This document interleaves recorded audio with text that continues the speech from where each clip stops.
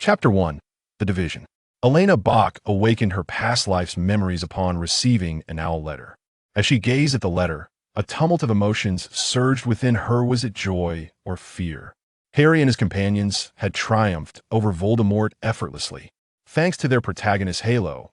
But what of the others? This was a war among wizards. And war, by its very nature, is a massacre. Countless souls would perish, and none would be spared. Elena pondered whether she should refrain from attending Hogwarts and consider transferring instead. After much contemplation, she silently regarded the letter. Ultimately, Elena picked up her quill and composed a response. Watching the owl soar into the distance, she resolved to herself, "I wish to reclaim those regrets." The bustling streets of Diagon Alley were alive with activity. A myriad of witches and wizards hurried by, some clad in various robes, others leisurely strolling, while some walked hand in hand, shoulder to shoulder.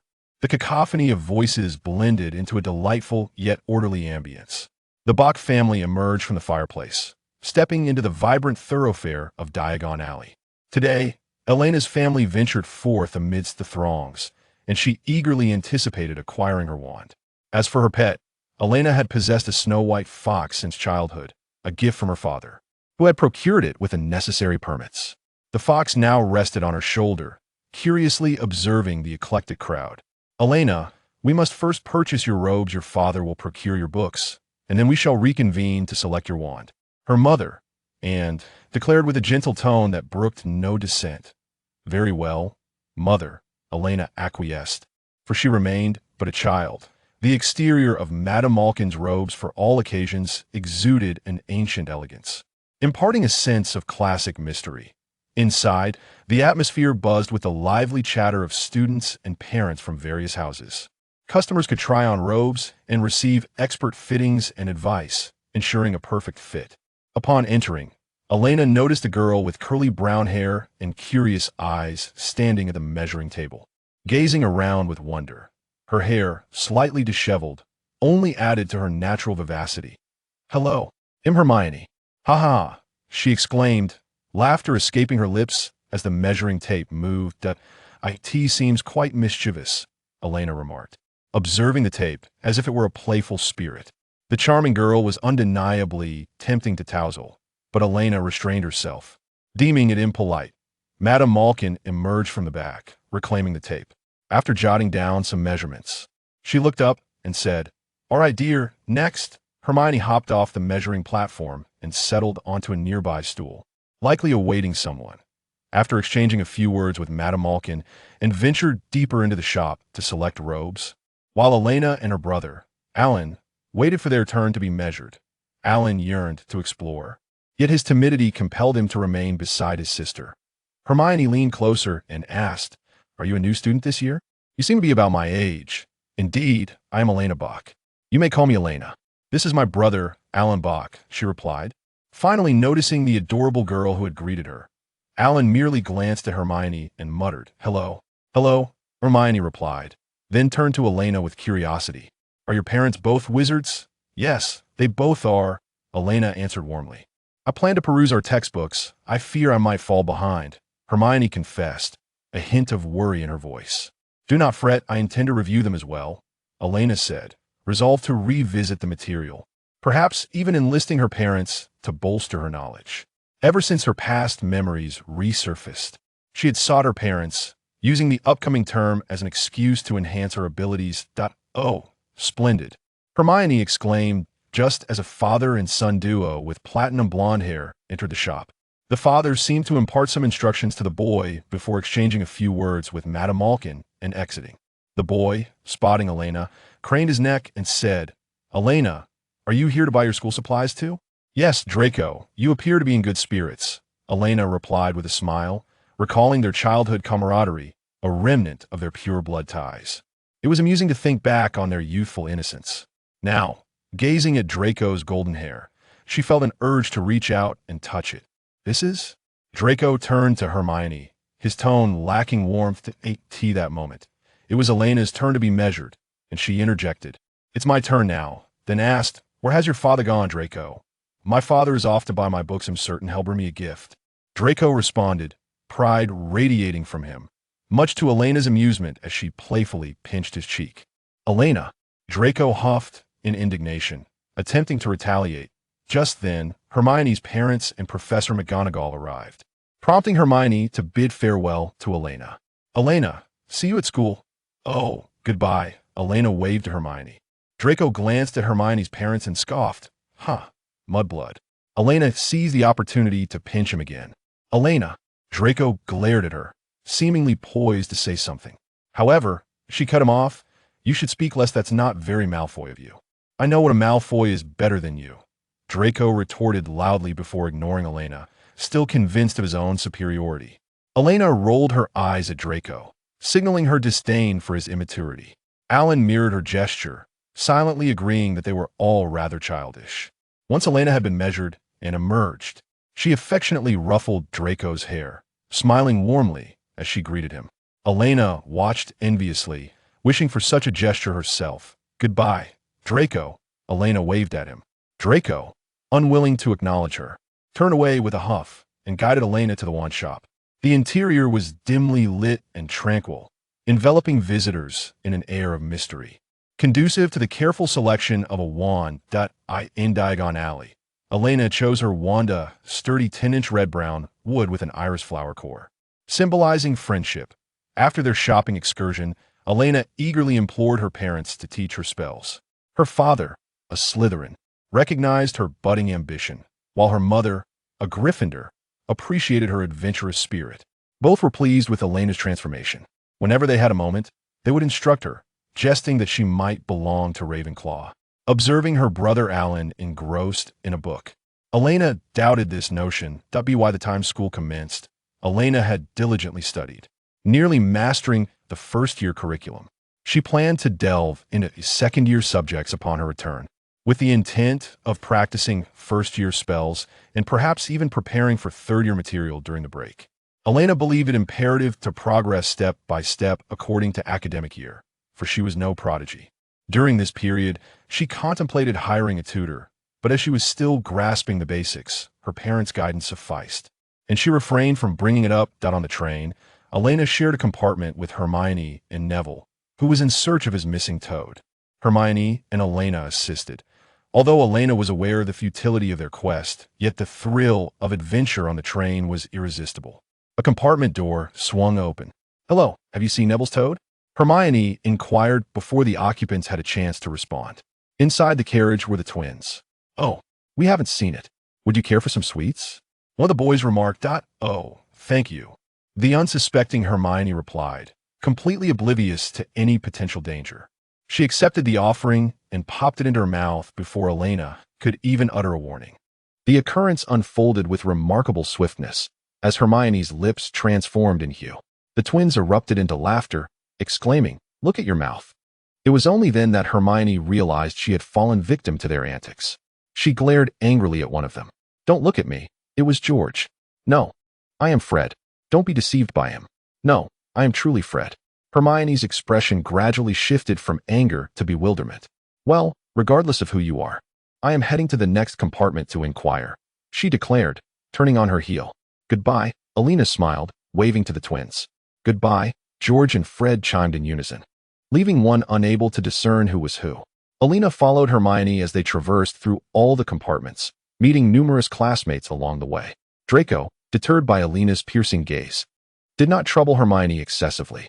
With only one compartment remaining, Elena spotted Harry and Ron, who were indulging in snacks. "Pardon me," Elena said with a smile. Hermione first glanced around the compartment before inquiring if anyone had seen a toad. "Neville lost one," she added. "No," Ron replied, just as Hermione noticed Ron preparing to cast a spell. Intrigued, she asked, "Are you going to use magic?" Ron, eager to showcase his newfound skills, aimed his wand at the rat scabbers and recited, "Sunshine, daisies, buttermellow, turn this stupid fat rat yellow." It appeared he had not succeeded. With a hint of pride, Hermione remarked, "I reviewed all our textbooks during the holiday and successfully experimented with several spells." With that, she pointed her wand at Harry's broken glasses and uttered the incantation. Reparo. Indeed, Harry's damaged glasses were restored, and he looked astonished as he took them off to inspect. "This is astonishing. All right, gentlemen, we are approaching our destination." I believe we should change into our robes, Elena observed, glancing at the time. Goodbye, Ron and Harry replied. Once they disembarked, the night had already descended. Hagrid, holding a lantern, led the first-year students across the lake in boats.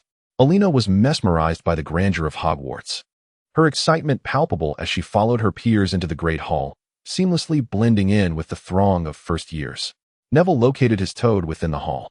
Professor McGonagall, holding the sorting hat in one hand and a list in the other, began calling the roll.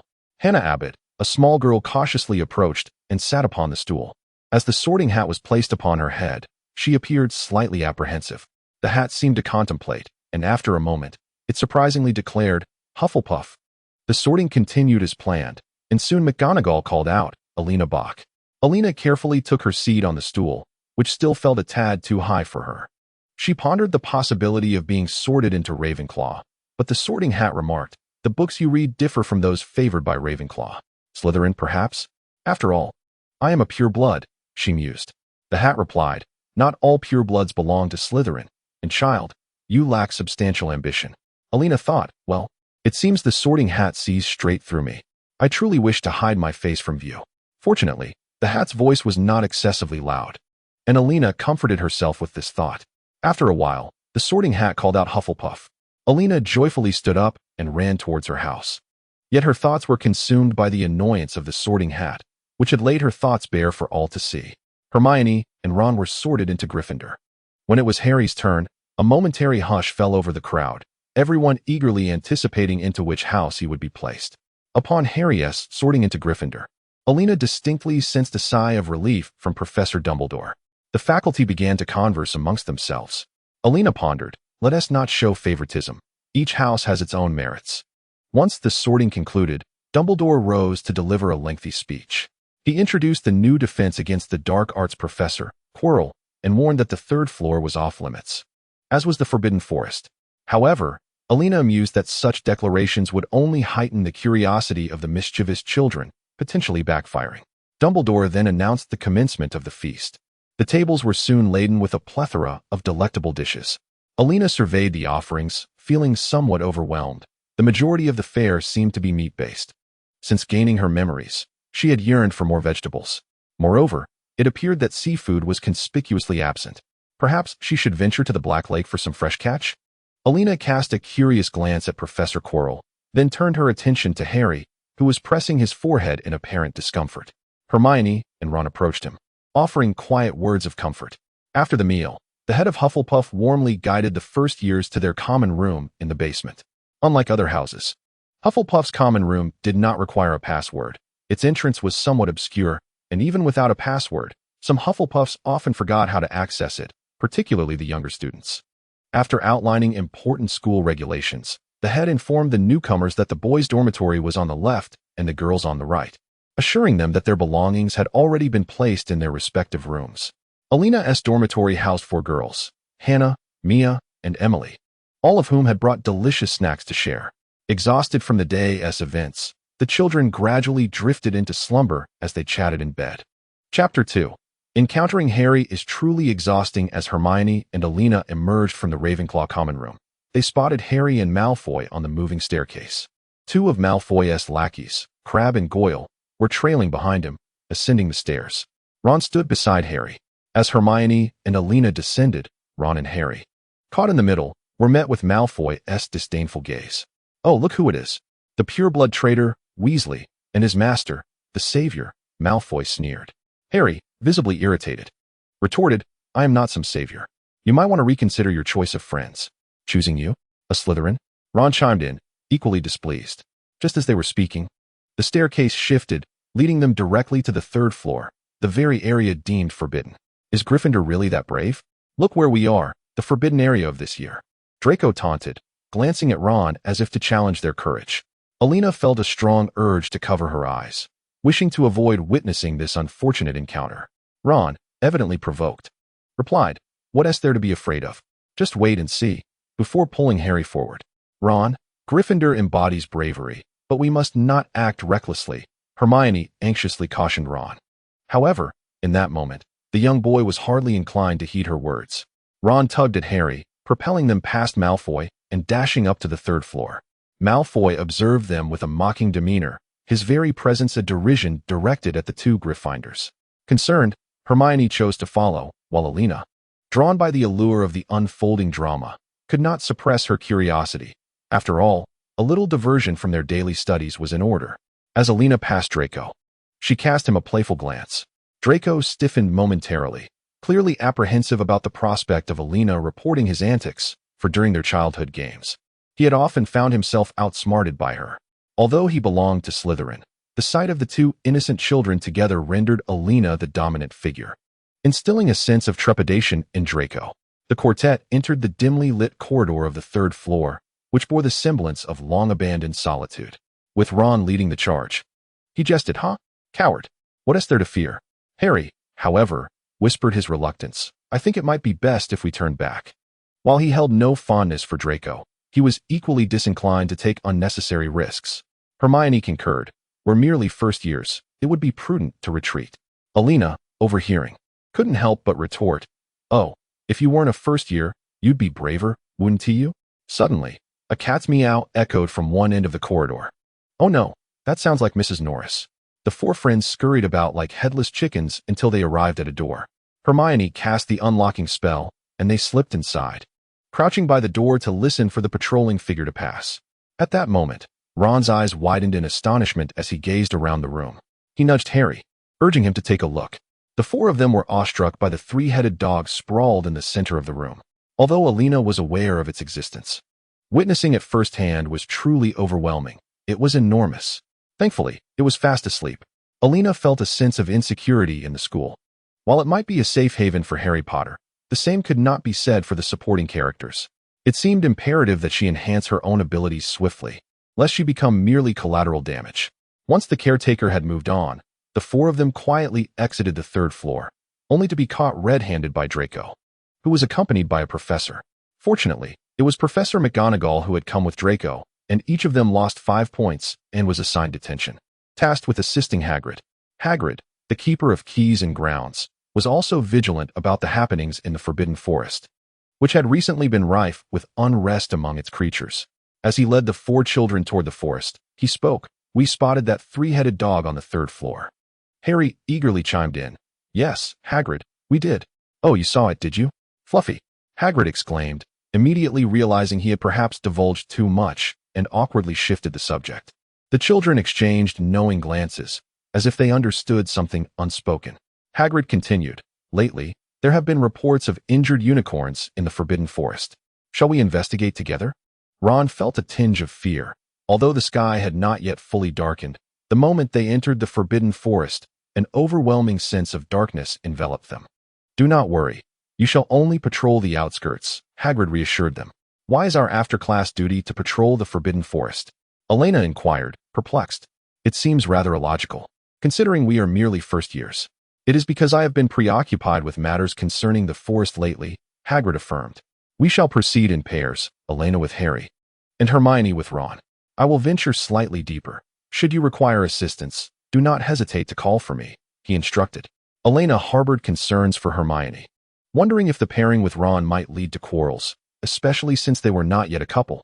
Once the groups were established, Harry and Elena strolled slowly, engaging in conversation. "Harry, are you afraid?" Elena asked. "Not afraid," he replied, "but I sense that the Forbidden Forest poses significant danger for first years." "Do not say such things. We are merely here to patrol," she countered. "Fine, but I am a tad frightened," Elena admitted, gripping Harry's arm tightly, for the surrounding darkness was palpable, occasionally interrupted by strange sounds echoing from the shadows. Harry's face flushed slightly, yet he maintained composure, determined to exhibit courage as they followed the designated path. Suddenly, they heard peculiar rustling ahead, reminiscent of an animal struggle. As they inched closer, Elena, unwilling to approach alone, clutched Harry's clothing tightly. Abruptly, Harry felt a sharp pain in his head, doubling over in discomfort. "Harry, what is the matter?" Elena asked with concern. "My head aches a bit," he managed to respond. Elena peered ahead, spotting a shadowy figure draped in a black cloak looming over a creature nestled among the underbrush. The cloaked figure turned alert upon hearing their voices. "Elena," she commanded, lowering her chin and raising her wand. "Come quickly. We have discovered a monster." In a distant tower, Dumbledore heard the commotion and glanced toward the forbidden forest through the window, but the thick foliage obscured his view. The cloaked figure hesitated for a moment before swiftly retreating into the depths of the forest. Elena's trepidation finally subsided, and Harry's headache gradually eased. Hagrid and the others soon arrived, inquiring about the recent happenings before approaching the creature. "This is a unicorn. Its blood has been drained," he informed the children. "We must notify Dumbledore." Elena knelt beside the unicorn, gazing at the once majestic creature, now lifeless and devoid of vitality. With a gaping wound marring its body and only a few drops of silvery blood remaining. Carefully, she extracted a small vial from her belongings, collecting the blood, hair, and other items she deemed useful, all while ensuring she was not detected. However, due to the clandestine nature of her actions, the quantity collected was minimal. After Hagrid completed his examination, he instructed the children to return to their dormitories while he set off to find Professor Dumbledore. As Harry and his companions belonged to Gryffindor, they parted ways upon reaching the first floor. Elena slowly made her way toward the basement, where the Hufflepuff dormitory was located. At that moment, the sound of footsteps echoed nearby, startling Elena. Around the corner, there was Professor Snape patrolling the area. She felt a wave of emotion, nearly on the verge of tears. Thinking, "I just want to return. Oh, look at this little troll." Professor Snape spotted Elena and swiftly approached her. Elena fought against the urge to flee, but her legs betrayed her, and she took several rapid steps backward. As Snape reached her side, he scrutinized her Hufflepuff attire and remarked, "How astonishing." Then he glanced at her face, his brow furrowing in displeasure. Elena felt a sharp retort bubbling within her. "Have you forgotten who I am? 10 points from Hufflepuff for your wandering in the corridors at night. Return to your dormitory." Without waiting for a response, he turned and walked away. Elena felt compelled to say something, but realized he had already distanced himself. "Professor, I wasn't wandering aimlessly. Aren't you going to escort me? What if I get caught again?" Fortunately, being caught again did not transpire, and Elena safely arrived at the dormitory. Upon her return, her roommates bombarded her with questions, but she answered with as much patience as she could muster. Observing Elena's fatigue, her dorm mates refrained from pressing further. Exhausted, Elena climbed into bed and soon drifted off to sleep, reflecting on how exhausting this world could be and how tiring it was to encounter Harry. Chapter 3. Home education. The following day in potions class, Elena felt a lingering trepidation. Her partner was Mia, and together they meticulously followed the steps outlined on the blackboard. Occasionally, Professor Snape would pass by, sending shivers down the spines of both Mia and Elena. However, it was evident that such anxiety did not aid in brewing the potion. In the end, Elena miscalculated the timing, and Mia added the wrong ingredients. Just as they were about to complete their potion, a sudden cloud of smoke enveloped the entire classroom. Professor Snape reacted swiftly, preventing a calamity among the students. Those affected by the smoke erupted into laughter, while Elena and Mia struggled to catch their breath. Professor Snape, visibly irate, declared, 5 points from Hufflepuff. "Look at what you've created, distracted and careless." He then escorted the affected students to the infirmary. Outside, a peculiar scene unfolded. The shadowy figure of the Slytherin head traversed the corridor, accompanied by a small group of laughing students, seemingly mocking him. Particularly, the Gryffindor students yearned to join in their merriment. Snape shot them a glare before silently slipping away. In the infirmary, the children were administered antidotes and soon recovered, though the potion's master was less than pleased to see them. He admonished Elena and Mia. "You are to write a 15-centimeter essay for this class. Submit it to me before the next potions lesson." With that, he strode away briskly. Typically, the requirement was only 8 centimeters, and this was a significant increase, leaving both girls feeling somewhat drained. Elena grumbled, "Professor, have you finally remembered my name?" The entrance to Ravenclaw felt like a current examination machine, as Elena and Hermione reveled in their studies. It wasn't just the two of them. Ravenclaw students were equally engaged, warmly welcoming Hermione and Elena to join in their academic pursuits. Thus, Elena led a group of eager learners from Hufflepuff to engage in problem-solving exercises. This resulted in the following scene: a line of Hufflepuff students standing in formation, each being questioned in turn. The first to falter or answer incorrectly would move to the back of the line, awaiting their next opportunity. Under Elena's guidance, the Hufflepuffs reveled in the activity. Which potions incorporate 31 grams of crushed daisy roots? Vomit potion. Correct, dear. What does the magical creature Niffler adore? I believe it's money. Incorrect, dear. The next respondent declared. All things that glimmer. Correct. How do you repot a young mandrake? I'm not sure. Neither am I. That seems beyond the syllabus. Firmly grasp the mandrake and gently extract it, then provide some soil for warmth. Wow. The surrounding students applauded in astonishment, while the student theatrically blew kisses in response. The atmosphere was delightful. Naturally, someone was tallying the scores, noting the number of correct answers each participant provided. Rewards were bestowed upon those who performed well, with Elena offering delectable ice cream as the prize. In pursuit of the rewards, even those less inclined to study joined in, making it a lively event for the newcomers. Hermione particularly cherished such activities, always making time to participate. Typically, Elena and Hermione would spend their hours in the library, studying and completing assignments. Their dormitory companions were also eager to join, as the presence of references made the tasks far more manageable. Upon finishing their homework, they would bid farewell to Elena, returning to their dorms, or Elena and Hermione would accompany their friends with books to camp and frolic by the Black Lake. Humbo curiously inquired of Elena, "Why do you have such a passion for reading and studying? Why weren't you sorted into Ravenclaw?" "I suppose I simply wish to remain calm when faced with challenges and not be frightened by the unknown," Elena replied. "Indeed, encountering things we do not understand can be quite terrifying," Mia added. "Elena, did you notice the door beneath Rowena?" Hermione suddenly asked, raising her head. For curious gazes turned toward her. Hermione felt a bit awkward. "I hadn't noticed. It doesn't matter. The headmaster will handle everything," Elena mused.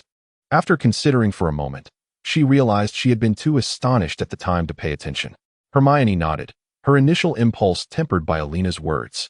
As evening approached, Elena and her friends returned to their dormitories. Upon entering the common room, Hermione spotted Ron and Harry practicing the levitation charm, with Ron complaining to Harry, "Look at Hermione. She just loves to show off. I don't think she has any friends." "Ron." Hermione glared at him, while Harry stood awkwardly by. "What's so great about it?" "I didn't say anything untrue," Ron muttered under his breath. Harry cautiously nudged Ron, prompting him to fall silent. "Well, you were mistaken," Hermione retorted as she ascended the stairs. Ron had certainly angered Hermione, and such a situation could not end amicably. In the library, Ron and Harry found themselves surrounded by 5 girls, fixated on writing essays without any references. Ron was on the verge of tears. These girls were simply terrifying. The timid Harry could only obediently comply. Hermione observed this scene with immense satisfaction. Elena chuckled at Hermione and suggested, "Why don't we become your tutors?" Ron was tempted to shake his head, yet felt hesitant with so many people surrounding him. Harry could only express his welcome. Mia looked at Ron with a touch of sympathy, feeling he was rather pitiful, and reached out to pat his head. Ron recoiled in distaste. Suddenly, Elena comprehended why the twins enjoyed teasing Ron so much. A child who reacts is indeed more amusing to provoke. Thus, the 5 girls chattered excitedly about Ron's homework. Some of their suggestions were incorrect, which Hermione promptly pointed out, leaving Ron and Harry utterly bewildered. Elena happily observed this delightful scene from the sidelines, having prepared a silencing charm to ensure the librarian would not notice them. The warm sunlight poured through the windows, bathing the children in a golden glow, instantly evoking the beauty of time. Such beauty must be cherished with great care. It was not until late that the 5 girls finally released Harry and his friends. The trio returned to the Gryffindor common room, utterly exhausted. Ron simply collapsed and had to be dragged back to their dormitory by Harry. This left them with no time for adventures. Upon returning to her dorm, Elena discovered an owl tapping at the window, her family's owl, named Dodo. She let it in and retrieved a snack to feed it, to which it haughtily raised its foot. Elena took the letter from its grasp and began to read. "Dear Elena, my darling, your father and I are aware that you are in search of a tutor. We have searched extensively but found few suitable candidates. Nevertheless, there are some potential options. Below is a list for you to consider. Please select one so we can formulate a plan." The list contained over 50 names, which I shall not enumerate here. Please make your selection and inform us. By Christmas, we can see if they are available for a meeting. Elena scanned the names, noting the subjects they excelled in. The first subject she crossed off was history of magic, and she examined the others more carefully. The primary subjects should relate to warfare, for one must first safeguard oneself before being able to protect others. Her top choices were defense against the dark arts, charms, and potions, followed by herbology and magical creatures. Among the names, Elena spotted Remus Lupin, reputed to be an excellent instructor of defense against the dark arts, known for his gentle demeanor, albeit with a slight furry issue. However, her family was not lacking in funds and could offer a wolfsbane potion as compensation. There was also Horace Slughorn, who seemed to have been a professor at Hogwarts before. Sufficient incentives would be necessary to engage him. For charms, Elena noted a stranger named Henry Johnson, about whom she had no recollection, having randomly selected from the list of charm teachers. After making her selections, Elena penned a response and inquired about her family's well-being, how her father was, how her mother was, and how her brother was doing, wishing them all the best. She tied the letter to Dodo's leg and opened the window, allowing it to soar into the sky. Chapter 4. The twins had only been at school for 2 years, yet they had already explored much of the premises. Nighttime escapades had become a regular occurrence. Perhaps it was not merely a nocturnal escapade, but rather an experiment conducted by the twins under the veil of night. The confines of their dormitory and the communal lounge proved unsuitable for their endeavors, prompting them to often spend the night away, clandestinely exploring the depths of Hogwarts to concoct new potions. The twins sought out Elena and Mia, inviting them to join their midnight adventures. "Elena, Mia, we've heard of your remarkable feats in potions class," Fred proclaimed. "We are eager to learn the recipe for the Haha potion. Would you care to join us for some late-night experimentation tonight?" Mia gasped. "Oh no, that sounds utterly terrifying." She shook her head vigorously. "What about you, Elena?" The twins turned their gaze in unison towards her. "Well, I must admit I am quite curious. If you could share some of your little skills with me." Elena replied with a mischievous smile. "How could I resist something fun, especially if it includes some useful trinkets? As long as it doesn't involve saving the world again, like last time when I was swept into the Trio's adventure." After a moment of contemplation, the twins exchanged glances and declared, "Only one can join us. Do we have a deal?" "Deal," Elena said, shaking hands with the two.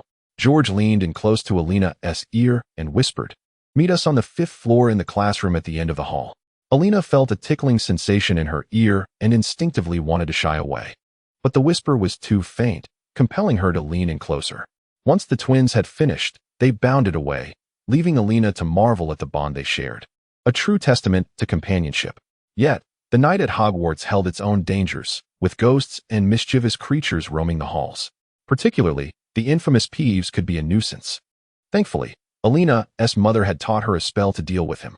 As Elena wandered the quiet corridors, boredom settled in. She carried a magical item that allowed her to see clearly in the dark, a gift from her mother when she left home. "Dear mother, you truly are wonderful." Like a hidden gem, Elena mused to herself. Suddenly, a shadow flitted before her, startling Elena into casting an ignoring charm and a silencing charm. Since the beginning of the term, she had practiced these spells, and now she could finally combine their effects, feeling quite the prodigy. With cautious steps, she approached to investigate the commotion. It appeared to be a ghost, sneaking about. Elena stealthily followed the apparition as it glided to a vase, slipping through its right side. Curious, Elena approached the vase, peering left and right. As she reached out to touch the wall beside it, an unexpected force pulled her in. When Elena finally emerged, much time had passed. The twins had been waiting in the empty classroom for what felt like an eternity, and still no sign of her. They needed potion ingredients for their project, and having gathered their supplies through trades, they were now anxious about Elena's whereabouts. "Brother, do you think we should go fetch her? She hasn't gotten lost, has she?" George inquired of Fred. "Perhaps, I suppose," Fred replied just as a noise echoed from the entrance. The twins crouched beneath a table, peering out to see what was amiss. Elena cautiously opened the door, peering inside and softly calling, "Is anyone there? Come here. We're over here," George exclaimed joyfully. Elena approached, and George proposed a game. "Guess who I am?" Elena, having little interaction with the twins, genuinely could not recognize them. Thus, she casually guessed, "You are George, and he is Fred." "Incorrect. I am Fred, and he is George." George cheerfully corrected her. "Really? You didn't tell me from the beginning, so I truly couldn't have guessed," Elena shrugged in response. "Is that so? Or is it a ruse?" Elena chuckled as she looked at them. "How could we possibly reveal that? If you guessed correctly all the time, it wouldn't be fun," they replied in unison. After some playful banter, the trio earnestly began their research. Elena sifted through her memories. Indeed, a wizard's recollection is superior to that of an ordinary person. Soon, she stumbled upon the time and the erroneous items she had encountered with Mia. They conducted several tests, and fortunately, The twins had implemented some safety measures. Otherwise, they might have faced a debacle akin to that in potions class. Elena was genuinely thrilled to explore these small matters, as they afforded her ample opportunity to learn. They toiled late into the night, and the twins offered to escort Elena back. Naturally, she agreed and inquired about the secret passage they had discovered. While on the third floor, they fortuitously encountered the caretaker. With the twins guiding her, Elena traversed the corridors of Hogwarts, evading the caretaker and his cat through the secret passage. Elena's stamina was notably lacking, and ultimately, she was nearly carried along by the twins, who were significantly taller than her. As they darted away, the twins supported her arms while maintaining their swift pace, leaving her feet barely grazing the ground. Once they finally eluded the caretaker, they exchanged glances and burst into laughter at their comical predicament. Once Elena became familiar with the passage, the twins escorted her to the entrance of the common room. "Goodbye, Elena, and thank you for your potion," Fred said. "Thank you for the escort. Goodbye," she replied, watching as the twins bounced away. Back in her dormitory, she gazed at the items gifted by the twins, delighting in their utility. From then on, every encounter with the twins was marked by greetings, and they often teased her about their escapade, laughing heartily. At times, they would require Elena's assistance, but more often than not, the twins preferred to conduct their research independently. The Forbidden Forest had remained quiet for a while, as Hagrid had already reported to Dumbledore. Within the classrooms of Hogwarts, the children attended their lessons in silence, oblivious to the tumult brewing in the shadows. On one occasion, while assisting the twins in their research in the third-floor corridor, Elena encountered a shadowy figure. It was Professor Quirrell, attempting to access the Chamber of Secrets, only to be thwarted by the presence of Peeves. It seemed he was experimenting with methods of entry. Several times, he was spotted by Professor Snape, but each time he failed to capture him, which only exacerbated Snape's foul temper, leading him to take it out on Harry by deducting points from Gryffindor. Harry had been enduring a rather unpleasant period lately, with constant point deductions making him contemplate skipping classes. It remained uncertain whether the penalties for truancy or those incurred during lessons were more severe. Chapter 5. The Giant Monster of Halloween. During the defense against the Dark Arts class, the first 3 rows were nearly vacant. Elena and her companions occupied the back, listening to Professor Quirrell's rather monotonous recitation, reminiscent of a history of magic instructor. The group resorted to self-study, and having previously learned some material, Elena assisted her friends in their endeavors. Hogwarts during Halloween was a spectacle to behold. Every corridor and hall had been enchanted by the professors, transforming the atmosphere into something whimsical yet eerie. Occasionally, bats and pumpkins floated by in the halls, and some young witches and wizards gleefully attempted to catch them. For upon capture, these peculiar creatures would turn into candy. It was an absolute delight, and several children had amassed quite a collection. Elena managed to catch 2 herself, one a milk candy, the other garlic-flavored, which reminded her of Professor Quirrell this year. She decided against pursuing another, pondering whether he would allow the giant monster to enter tonight. Hermione, it seemed, would no longer retreat to the restroom in tears. Her resilience had grown significantly compared to before. While the 7 of them were gathered in the library, Elena suddenly inquired about the peculiar garlic scent emanating from Quirrell. "He seems quite fond of garlic," Mia remarked, noting that his plate was always laden with the pungent bulb during meals. However, Ebo interjected, "It's rather strange. I've heard from others who know Quirrell that he wasn't tea like this before." Elena suggested, "Could he be using the scent to conceal something?" "Conceal what?" Hermione and Harry queried, intrigued.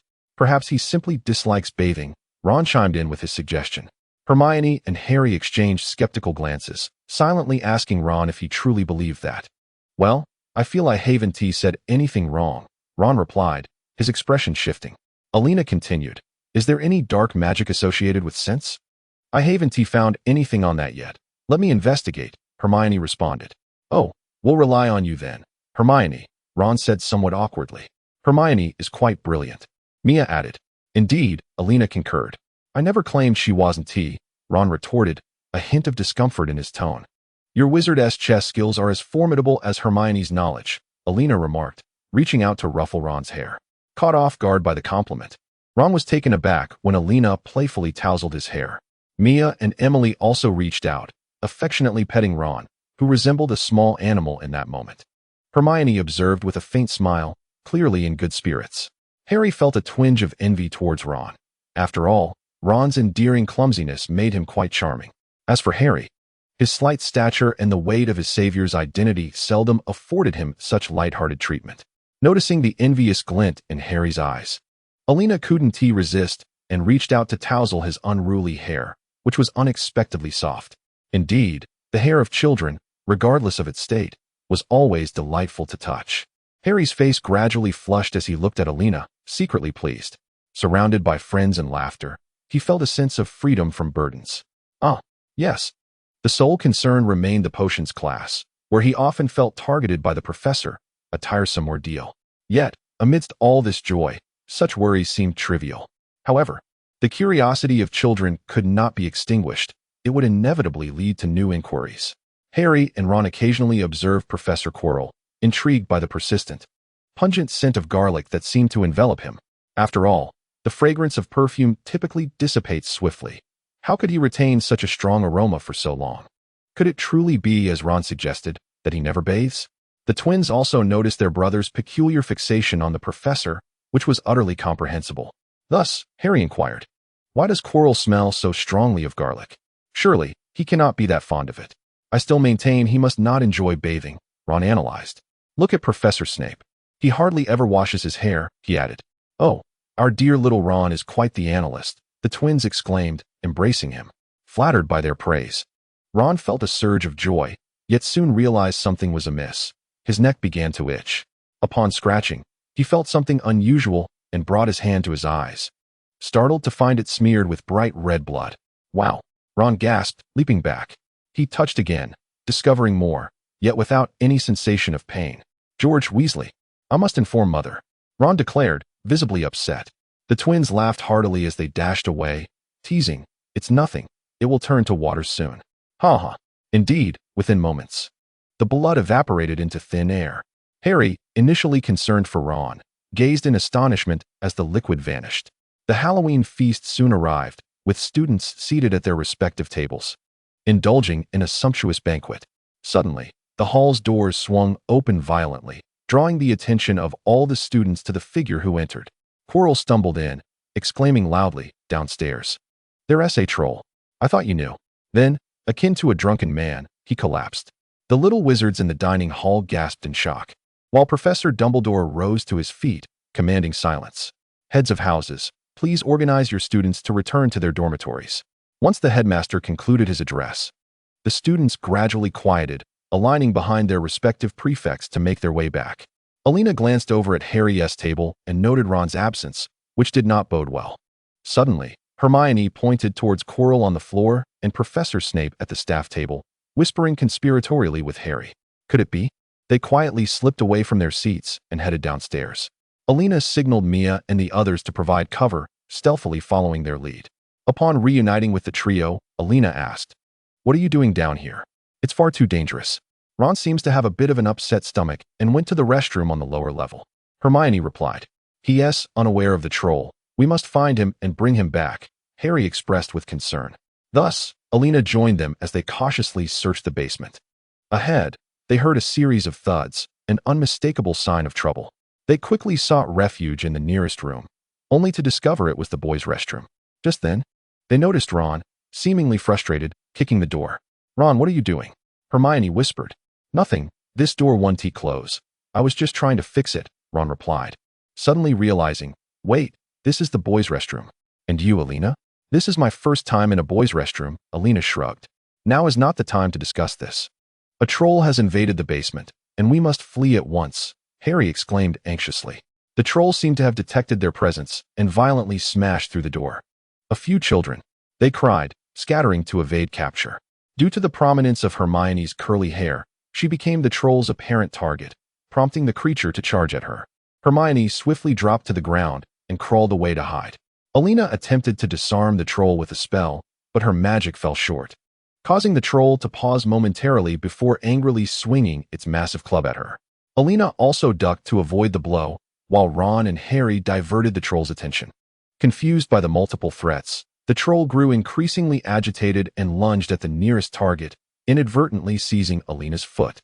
Terrified, Elena's wand slipped from her grasp as the troll shook her vigorously, rendering her slightly dizzy. Without a second thought, Harry picked up a hefty object from the ground and hurled it at the troll's head, momentarily stunning it. Seizing the opportunity, Elena aimed her wand at the troll's enormous spiked club, intending to cast a levitation spell. Both Hermione and Ron realized Elena's intent and, guided by Hermione's lead, simultaneously cast the levitation charm. Just then, the troll reacted, raising its club to strike at Harry. The club was halted at its apex by the levitation spell. Floating high above, the troll, perplexed, scratched its head, bewildered at the disappearance of its weapon. In this moment, the duo maneuvered the club above the troll's head, while Hermione counted down with her other hand. Together, they released the spell's grip, and the club crashed down onto the troll's skull, rendering it unconscious. Elena fell to the ground with a thud.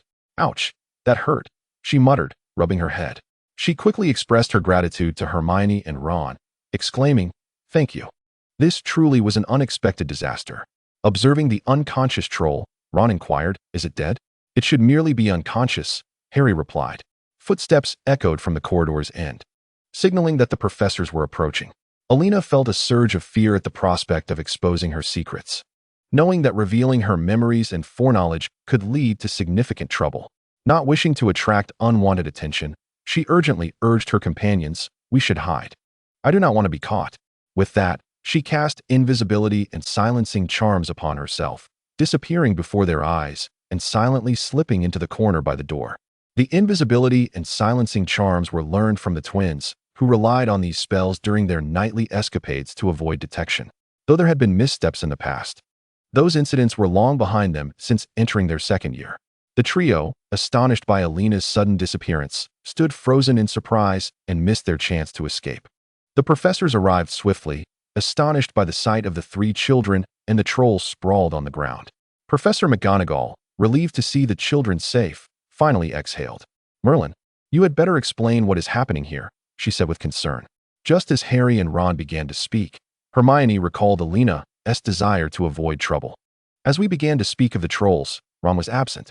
We sought him out to share the news of the trolls, only to unexpectedly encounter one at the restroom door. In a bid for self-preservation, we transformed into the forms you now observe. This entirely obscured Elena, and we told no falsehoods. Such conduct is undeniably foolish. McGonagall gazed at Hermione and Harry, remarking on their lack of discernment, thus deducting 5 points from each of them. However, she then turned to the trio and noted that it is quite rare for first-year students to bravely confront a troll and survive. After a brief pause, she awarded each of them 5 points. Nearby, Professor Snape, having overheard this, appeared distinctly displeased, casting a fierce glare at Harry. Harry, with an expression of indifference, glanced at Professor Snape and noticed his injured leg, prompting the professor to hastily conceal it with his cloak, shooting another scornful look at Harry. Elena, in her invisible state, found this interaction amusing. The professors escorted the 3 young ones away. Yet for some reason, Professor Snape seemed to remain still, quietly observing the restroom.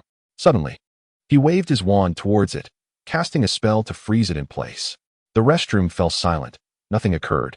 At that moment, Elena had already reached the doorway, thus remaining unaffected, but her spell had a time limit, being only a first-year student. Realizing this, she hurriedly slipped away, her movements causing a slight magical disturbance. Professor Snape quickly sensed this and cast another freezing spell in the corridor, yet found nothing amiss. By this time, Elena had long departed. Snape frowned at the empty corridor before turning to leave, limping slightly. His imposing presence had all but vanished. Later, Professor Flitwick dealt with the troll and restored the restroom to its former state. Harry and his companions returned to the common room. Harry remarked, "Did you see? Professor Snape is injured." "Yes, it looks quite serious," Hermione replied. "What could he have been up to?" Harry wondered. "It certainly can't be anything good," Ron commented. Chapter 6, Hagrid's Hut After Halloween. The Quidditch Cup was to be held. Due to his exceptional performance in flying lessons, Harry was chosen as the seeker for Gryffindor. Whenever he had a moment, Wood would whisk him away for training, leaving Ron to feel isolated. He could either linger beside Hermione or seek out others in the common room for a game of chess. However, as many knew of his chess prowess, players soon became scarce. During moments of boredom, Ron often found himself surrounded by a group of chattering girls. Ultimately, he opted to remain with Hermione to study, as it provided at least some tranquility. On the day of the Quidditch match between Slytherin and Gryffindor, Harry's broom was suddenly controlled. Hermione, noticing the issue, glanced towards the professor's box and saw Professor Snape incanting a spell. In a decisive move, Hermione ran beneath the professor's box and ignited Snape's robe, causing him to stand and obstruct Quirrell's line of sight, which allowed Harry's broom to regain its normal function. Following this, Harry successfully caught the golden snitch, leading Gryffindor to victory. In the stands, Gryffindors leaped joyfully, while the Slytherins left in a huff. The following day, Harry and Hermione confided in Elena regarding their concerns. Professor Snape was undoubtedly plotting something, Harry asserted. What could it possibly be? Elena inquired nonchalantly. He has been a professor for such an extended period. What could he not know about Hogwarts? There must be something distinct about this year, Hermione pondered. Suddenly, Harry recalled the new regulation regarding the third floor being off-limits. The very place where they had encountered the three-headed dog, Fluffy. Hermione recollected that Fluffy seemed to be guarding something. Professor Snape's injury on Halloween appeared as though it had been inflicted by claws. It must be something that Fluffy is protecting, something that Snape desires, Harry hastily remarked. But what is Fluffy guarding? Ron questioned. I remember Hagrid mentioning when he brought me to school that a certain Nicholas Flamel had asked Dumbledore to safeguard something. Harry replied. Nicholas Flamel? That name sounds familiar, Hermione responded. I recall him. He lived for a long time, over 600 years, and had many portraits made of himself. Emily chimed in. I heard from my family that he lived so long because he possessed the Philosopher's Stone, Hannah added. The Philosopher's Stone? Hermione and Ron exclaimed in astonishment. But what could Professor Snape want with the Philosopher's Stone? Elena questioned. Immortality? Ron suggested. It seems you weren't paying attention in class, Hermione remarked. Indeed, potions can also achieve a certain degree of longevity, Elena noted. Perhaps that is the potion's ingredient, Ron whispered, though the others paid no heed. Then he has no motive. Mia interjected. How could he have been injured that day? Harry asked. Perhaps he was trying to prevent someone from stealing it? Elena responded, albeit her answer lacked substantial evidence. Harry and Hermione contemplated the absence of a motive, and the possibility of him being thwarted in a theft seemed plausible. Why don't we ask Hagrid? Elena suggested. Consequently, the group made their way to Hagrid's hut at the edge of the Forbidden Forest. Welcome, welcome, Hagrid exclaimed joyfully upon seeing the children. He offered them his freshly baked rock cakes, which were evidently quite tough on the teeth. Setting down the food, Harry addressed Hagrid. We know about the Philosopher's Stone. Oh, how do you? Hagrid appeared somewhat anxious. Snape is trying to steal the Philosopher's Stone, Harry urgently informed him. Hagrid chuckled. No, that's impossible. He is one of the professors guarding the stone. Perhaps he is stealing it for himself? Ron suggested.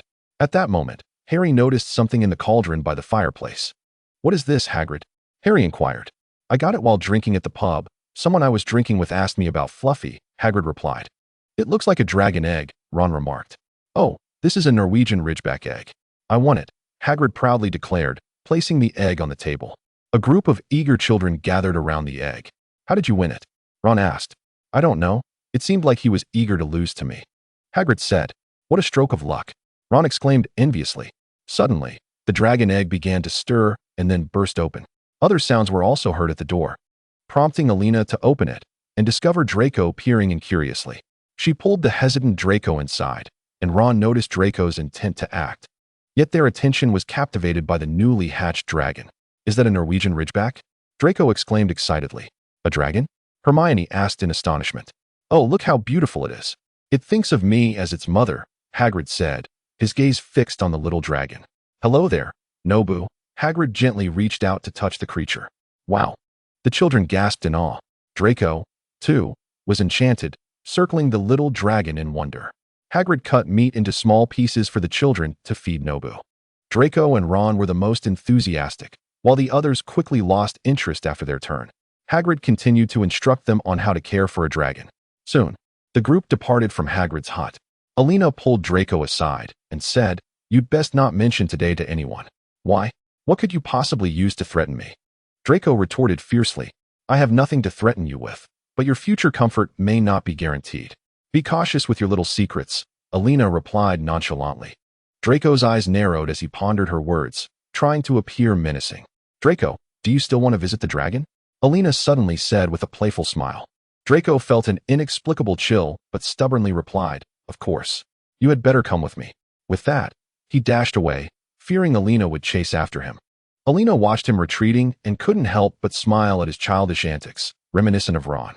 She then ran towards the group of children who had been waiting for her to finish speaking with Draco. "What did you just say to Draco?" Mia inquired curiously. "I told him to keep quiet, and he glared at me, but thankfully he agreed," Elena explained. "That's wonderful. Slytherins aren't so bad after all," Ivor remarked. No. Slytherins are all evil," Ron quickly denied. "I think they're all right," Emily chimed in. "Yes, I remember once getting lost, and a kind Slytherin upperclassman showed me the way," Mia said, her cheeks blushing slowly. "Oh, who is it?" Elena and Ivor asked with interest. "No way, I'm not telling you," Mia replied with a laugh. Thus, the group made their way back to the castle. Afterward, whenever Draco had free time, he would visit the little dragon Nobu, but he never went alone. He always insisted that Elena accompany him. Occasionally, they would encounter Potter, and the atmosphere between them was peculiar, neither entirely amicable nor hostile, but certainly not harmonious. Hermione and her friends still harbored some suspicion towards Professor Snape, while simultaneously observing Professor Quirrell, feeling that there was an inexplicable connection between the two. Chapter 7. Christmas. Before long, Christmas was approaching, and Elena's dormitory friends were all heading home for the holidays. Before departing, Elena bid farewell to each of her companions. "As I settled into the Hogwarts Express, cradling a book in my hands, I reveled in the serene beauty surrounding me. Upon disembarking, I was greeted by my father, mother, and younger brother, and I dashed towards them with the exuberance of a child, enveloping each of them in warm embraces. I truly missed my family. Although we wrote to each other, the intimacy of a letter pales in comparison to the warmth of face-to-face encounters. After a brief return through the fireplace, my parents expressed their concerns regarding Elena's life at school, her friends, and her studies. With great care, Elena recounted her experiences, though some matters remained unspoken. However, certain topics were imperative to share, such as Hermione, her dormitory companions, and the character analyses and preferences of Harry and Ron. Mother informed Elena that a tutor had been arranged for the holidays. Professor Lupin had agreed, but the potions master was still deliberating and had not given an immediate response. The instructor for charms had also consented to meet with Elena the day before school resumed. Elena was elated, for this meant she could enhance her abilities more swiftly. As Christmas approached, Elena contemplated her gifts for quite some time. Ultimately, she decided to present gifts not only to her close friends, but also to each of her professors, expressing her gratitude for their diligent instruction. For Headmaster Dumbledore, a whimsical gift was in order, befitting his playful nature, perhaps color-changing woolen socks or a wizard hat that switched between day and night. For her dearest friend Mia, she selected a cookbook featuring an array of culinary delights from around the globe. To Eber, she chose a lovely white gown, despite Eber's usual simplicity. She held an affection for clothing and accessories, which would look splendid beneath her robes, occasionally revealing a hint of white while walking. For Emily, a set of specially crafted painting supplies. For Hermione, a beautiful notebook adorned with a playful kitten on the cover. Since Harry was to receive a heart-patterned garment, she thought to gift him a pair of trousers to complete the ensemble.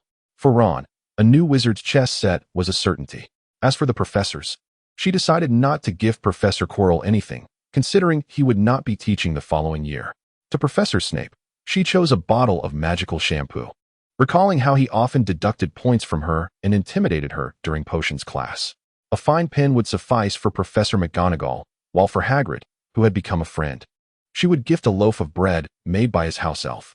Professor Flitwick would receive a book on Eastern magic, and Professor Sprout would be given some fruit seeds of Elena's favorite varieties, hoping she would cultivate them, as Elena eagerly anticipated their taste. Other professors would receive small tokens based on the insights gathered from the little jars. After distributing the gifts, Elena felt utterly exhausted. It was only her first year, and already she had an abundance of gifts to give.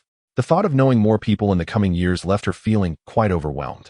On Harry's side, he received a significant Christmas gift, an invisibility cloak. With it, he discovered the mirror of Eriste and glimpsed his parents. Simultaneously, he overheard a conversation between Professor Snape and Quirrell in the corridor, deepening his curiosity about their enigmatic relationship. In the spirit of Christmas, many pureblood families hosted grand balls. Elena was taken to numerous gatherings by her family, the most splendid of which was undoubtedly the celebration at the Malfoy residence. Draco approached awkwardly, as Blaise and Goyle had gone off in search of delectable treats. "Why do you always stand by the so-called savior?" Although you are a Hufflepuff, it is rather unbecoming for you to display such bravery akin to a Gryffindor, Draco proclaimed with pride. Elena, finding amusement in Draco's demeanor, remarked, I have heard that you desire to befriend Harry. Not at all, Draco quickly refuted. It was no surprise, after all. He was the legendary figure who had vanquished the Dark Lord, and thus, curiosity about him was only natural. The notion of friendship seemed more appealing, yet Elena teased. Have you considered that you are a Slytherin? I am aware, Draco replied disheartened. Then why not attempt to enjoy a moment together while watching novel? Elena encouraged. That seems unlikely. Draco inwardly acknowledged the challenges between himself and Harry, yet he felt powerless to change the situation. Draco, can you dance? Elena suddenly inquired. Of course. I have been dancing since childhood, Draco replied with pride. Shall I invite you for a dance? Elena asked with a smile. Certainly, it would be my honor. Draco responded with a grin. Elena boldly took Draco's hand and led him to the dance floor. From a distance, and observed the two young souls gracefully dancing. She gently lifted her glass in a toast towards Narcissa, who reciprocated with a subtle nod. Meanwhile, Pansy Parkinson glared fiercely at Elena, her eyes seemingly ablaze. She approached Zabini and inquired, what is going on between Draco and that girl? Zabini glanced toward Draco and saw a charming young lady with golden hair dancing with him. Her eyes lighting up. I haven't seen her before. She's not a Slytherin, but rather delightful, Zabini replied, clearly provoking Pansy's ire. Delightful? Humph, Pansy scoffed, and Zabini, sensing Pansy's hostility, chuckled. Oh, Pansy, don't act like that. It only diminishes your charm. Ignoring Zabini, Pansy drifted away, determined to uncover the identity of the girl dancing with Draco. As the holiday drew to a close, Elena encountered Remus Lupin. Although Professor Lupin appeared tidy, his attire was quite worn. He assured Elena's parents that he would take great care in educating her. Meanwhile, Professor Horace Slughorn had requested someone else to cover his classes, and it seemed he had summoned Professor Snape, who appeared rather reluctant. Elena recalled the Christmas gift she had sent to the professor, her expression mirroring his discontent. What a dismal atmosphere, she thought. Additionally, there was the charms instructor, Henry Johnson, who exuded an air of sophistication. It was said he was a graduate of Durmstrang, excelling in both defense against the dark arts and charms. With the presence of these three instructors, Elena believed her combat skills would surely improve.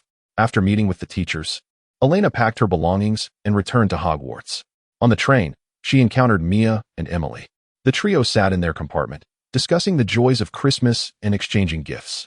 Mia had brought along her homemade snacks, and Elena finally indulged in long-missed Chinese cuisine. The group unanimously agreed it was delightful and encouraged Mia to prepare more in the future.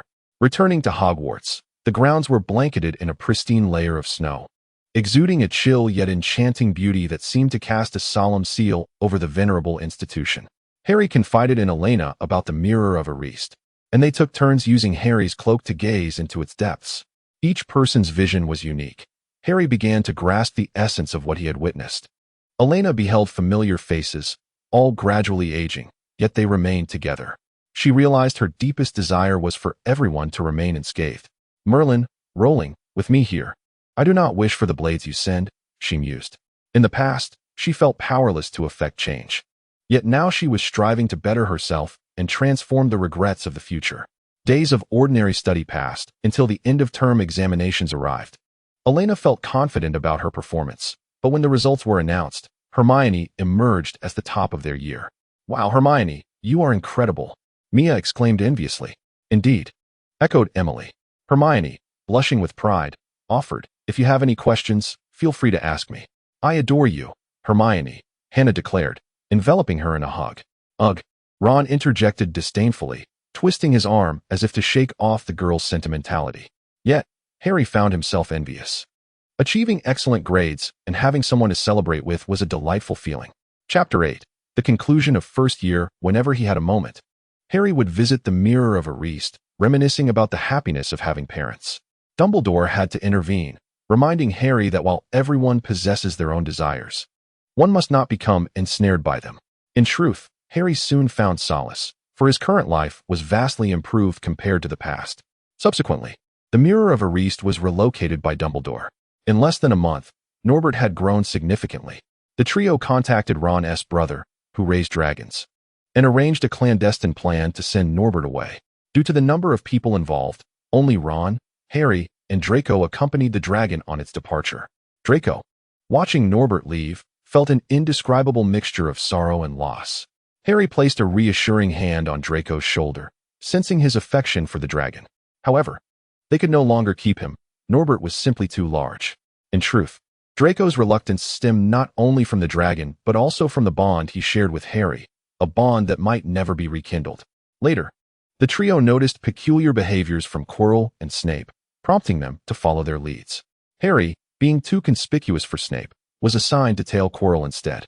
Yet Quirrell always seemed to elude him, as if he had eyes in the back of his head, compelling Harry to exercise greater caution and question his own tracking skills. Sure enough, within a few days, Harry discovered Quirrell entering the 3rd floor. He hurried to find Hermione and Ron, only to witness them being caught by Professor Snape. "I only wanted to ask you a question, Professor," Hermione stated, only to be met with a sharp retort before they were dismissed. Professor Snape appeared to be quite occupied. Upon seeing him leave, Harry swiftly urged his companions to follow him and share his discovery. "Let us first inform Elena and the others, and then we shall proceed," Hermione suggested. "No, there's no time. I saw him heading to the 3rd floor," Harry insisted as he hurriedly led Ron and Hermione onward. The trio anxiously ascended to the 3rd floor. Upon encountering Quirrell, they discovered him entranced by music. They narrowly navigated 2 challenges, with Ron remaining at the chessboard and Hermione at the potion riddle. Ultimately, only Harry was left to confront Quirrell. It was then that Harry learned the unsettling truth from Quirrell. The misdeeds had been orchestrated by him and Voldemort, who resided in the back of his head. In a moment of bravery, Harry lunged forward, allowing the power of love to banish Voldemort. However, the exertion of magic left Harry faint. Dumbledore and Professor Snape arrived just in time to rescue the 3 young Gryffindors, though it seemed Snape was once again irked, though the cause of his ire was unclear. Gradually, the trio awakened in the hospital wing, with Harry being the last to regain consciousness. Elena and their friends gathered around him, but due to the crowd, Madame Pomfrey kindly ushered them outside. Later that afternoon, Harry was also asked to leave and attended the end-of-term feast. The houses were seated at long tables in the Great Hall, joyfully feasting and conversing.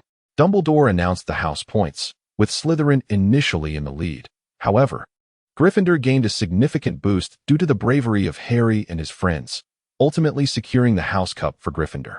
The house elves seemed indifferent to the points, as they consistently placed last. It was curious how, despite the lack of points awarded, the house elves rarely deducted points either. Was it possible that house points started from 0, without a baseline? Ravenclaw predominantly accrued points from class participation and final exam results. The fact that Gryffindor claimed first place in their first year was quite disheartening for Slytherin, who had suffered a double defeat, losing both the Quidditch match and the house points to Gryffindor. As the term concluded, everyone began to pack their belongings in preparation for their return home.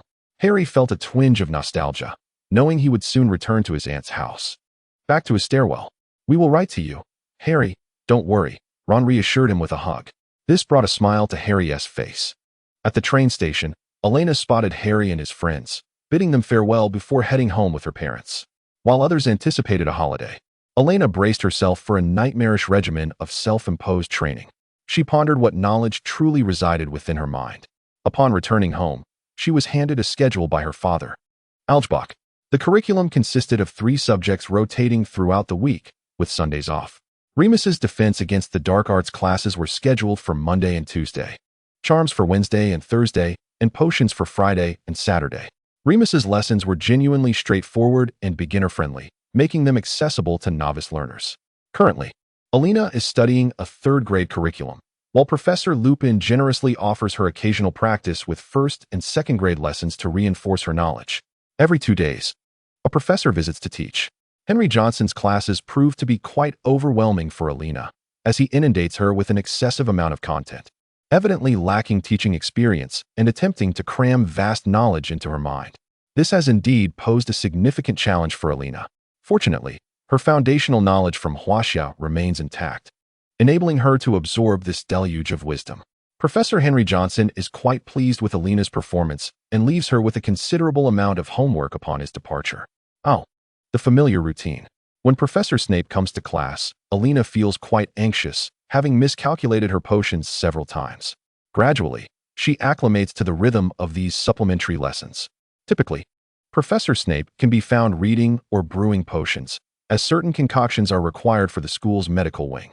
Elena aspires to learn practical battlefield potions such as blood replenishing and antidotes, yet the instruction primarily focuses on foundational potions, with occasional advanced ones that she diligently attempts to master. Thankfully, under the various formidable language arts attacks from her professors, she gradually becomes proficient. At the very least, she no longer faces significant issues when handling potions, and she begins to find her footing, although occasional mishaps still occur. Unbeknownst to her, Professor Snape's remarks become less aggressive over time, and Elena's confidence begins to grow. "Professor, could you be a bit gentler with Harry?" Elena musters the courage to say. "Brew your potions without letting your not-so-bright mind wander into nonsense." Professor Snape casts a glance at Elena.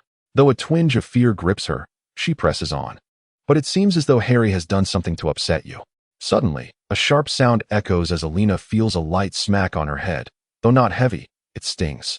Ouch! Elena rubs her head, looking rather pitiful. "In fact, Harry is quite unfortunate," she murmurs softly. After this, the professor remains silent, leaving Elena uncertain whether he has acquiesced or simply did not hear her. All she knows is that he does not appear angry. It is not until the class just before the full moon that Professor Lupin reveals to Elena that he is a werewolf. "Elena, I need to take a break," he kindly informs her. "Why?" Elena, having lost track of time, asks impulsively. "The full moon is approaching. I believe your parents should have informed you about my condition," Lupin states, looking at her. "Oh, yes, sorry professor, I completely forgot," Elena responds, finally realizing Lupin's true nature. "Elena, you are a kind child," he remarks, smiling at her delayed reaction. Elena contemplates. Perhaps it is true, for as a Hufflepuff, she holds steadfast to integrity and loyalty deep within her heart. She has her own principles, which may border on stubbornness. Who does not have their moments of obstinacy? On one occasion, Henry Johnson surprisingly suggested that Elena travel to Germany, to which she firmly declined. After all, she is merely 12 years old, too young to venture out on her own, and she is still hesitant to wander freely in England, let alone to another country. "No, thank you." Fear grips her at the thought, especially of Henry Johnson. Subsequent lessons became somewhat lackadaisical. However, Elena still delicately expressed that perhaps Henry Johnson would eventually attend. It was only then that he showed satisfaction and continued with the class. The entire holiday was consumed by tedious yet intense study. One could sense that her parents had an inkling of her ambitions, particularly given Harry's considerable renown. While everyone joyously welcomed him, some pureblood or astute wizards had already begun to take action. Chapter 9. The start of term during the holiday. Elena's younger brother received a letter from Hogwarts. The entire family once again set out to procure school supplies for Alan. A week before the holiday's end, Elena ceased all her courses, having essentially mastered the third-grade curriculum and made significant progress into the fourth. This year, she intended to review her previous lessons at school to solidify her foundational knowledge. Additionally, she aimed to experiment with crafting advanced blood-replenishing potions and antidotes. The dueling club would be held this year, and Elena needed to enhance her reflexes and physical stamina. Having lost touch with Harry for quite some time due to her holiday studies, Elena felt a twinge of neglect. Thus, she dispatched her family's owl, Dodo, to inquire about his situation. Indeed, the owl returned without a response. Consequently, Elena summoned her house elf, Chio. With a pop, the house elf appeared, ready to serve his young mistress. "Could you visit Harry Potter's home and ascertain if anything unusual is occurring? Please return and inform me discreetly, without alarming anyone else," Elena whispered. "Yes, young mistress, Chio understands." The elf replied with a bow before vanishing with a snap. Before long, Chio returned, informing Elena that Harry was surrounded by other house elves who had erected barriers preventing him from receiving messages. Elena then penned letters to Ron, Hermione, and their other friends, inquiring about Harry's circumstances, but all responded that they had not heard from him. Thus, Elena arranged to meet Hermione with the intention of visiting Harry's house. The two stealthily entered through Harry's window, startling him. Hermione had initially wanted to enter through the front door, but Elena had deterred her, knowing the Dursleys were not amiable. "Harry, why haven't you written to us?" Hermione asked as she settled onto Harry's small bed. "It's because you didn't write to me," Harry replied, appearing quite disheartened. "I thought you had forgotten about me." "Never, Harry," Elena said as she embraced him comfortingly. She then added, My house elf mentioned that another house elf is blocking your letters. Another house elf? Hermione inquired. Ah, I forgot that Hermione, the freedom fighter, would not be aware of such matters.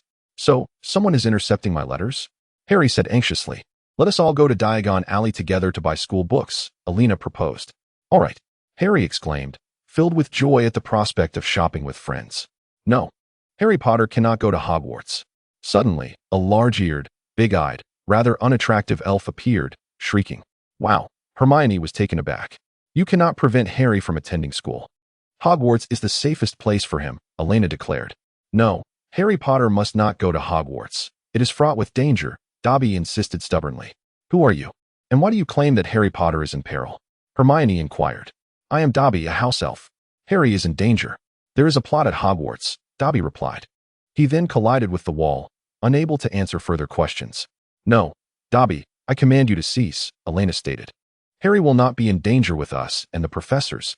He is quite safe. Moreover, you cannot intercept my letters, Harry said, slightly irritated. At that moment, loud shouts echoed from downstairs, indicating that Elena and the others had raised their voices a bit too much. Elena took out the door key and said to Harry, if Hermione touches this door key, we will arrive at Ron's home. Harry hurriedly packed his belongings, with Hermione assisting him in carrying his trunk while he managed the owl himself. During this time, Dobby attempted to intervene, and the impatience from downstairs grew. But Elena interrupted him. Once everything was ready, the group touched the door key and vanished in an instant, leaving Dobby bewildered as he wondered where Harry had gone, feeling disappointed as he departed. When Harry appeared at Ron's doorstep, he was warmly welcomed by Ron, his brothers, and their mother, Molly Weasley. It was Hermione's first visit to a wizard's home, and like Harry, she appeared somewhat anxious. Oh, don't be nervous, children. Look, I've prepared some delicious food. Come in and taste. Molly Weasley cheerfully beckoned them inside. Hello, Mrs. Weasley, Hermione, Elena, and Harry greeted with delight. Hello, welcome, she replied. The house was a bit messy yet orderly, with some knitting sweaters, finally explaining to Elena how Mrs. Weasley managed to create so many of them, while others were sweeping the floor. Quite practical indeed. The enchanted clock in the house displayed the whereabouts of each family member. Before long, Hermione and Elena bid farewell and headed home, agreeing to meet a few days later in Diagon Alley. Harry cherished the warm feeling of home and planned to stay comfortably until school began. Elena invited them to Diagon Alley, but due to a mispronunciation, Harry ended up in the wrong place, despite Elena's prior reminders. Today was Gilderoy Lockhart's signing event, and the bookstore was bustling with people as they maneuvered through the crowd, selecting their textbooks for the term.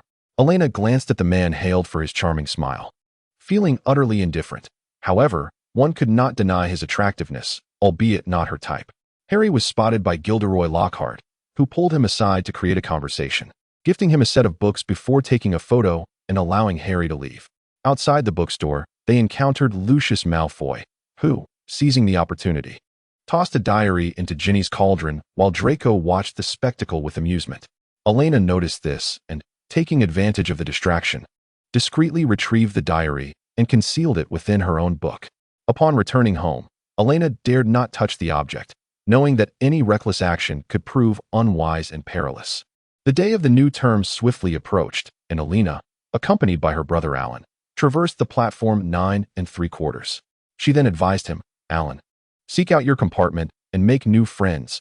I shall not accompany you. After Alan located his compartment, Elena assisted him in arranging his luggage with a levitation charm before departing to find Hermione and the others. Within the compartment, Hermione confided to Elena that she had been unable to find Ron and Harry on the train. Do not fret. We shall inform the professors upon our arrival at school. Perhaps they possess a solution, Elena reassured the anxious Hermione. Left with little choice, Hermione settled beside her, awaiting their arrival at school, while Mia, too, was present, having prepared an abundance of snacks for her companions. As they indulged in their treats, their thoughts were occupied with concern for Harry. Even Eber voiced his worry, speculating whether Harry had fallen ill or faced expulsion from Hogwarts, which only heightened Hermione's unease. Alan followed Hagrid through the first-year entrance, while Emily and her friends did not ride in the horse-drawn carriages.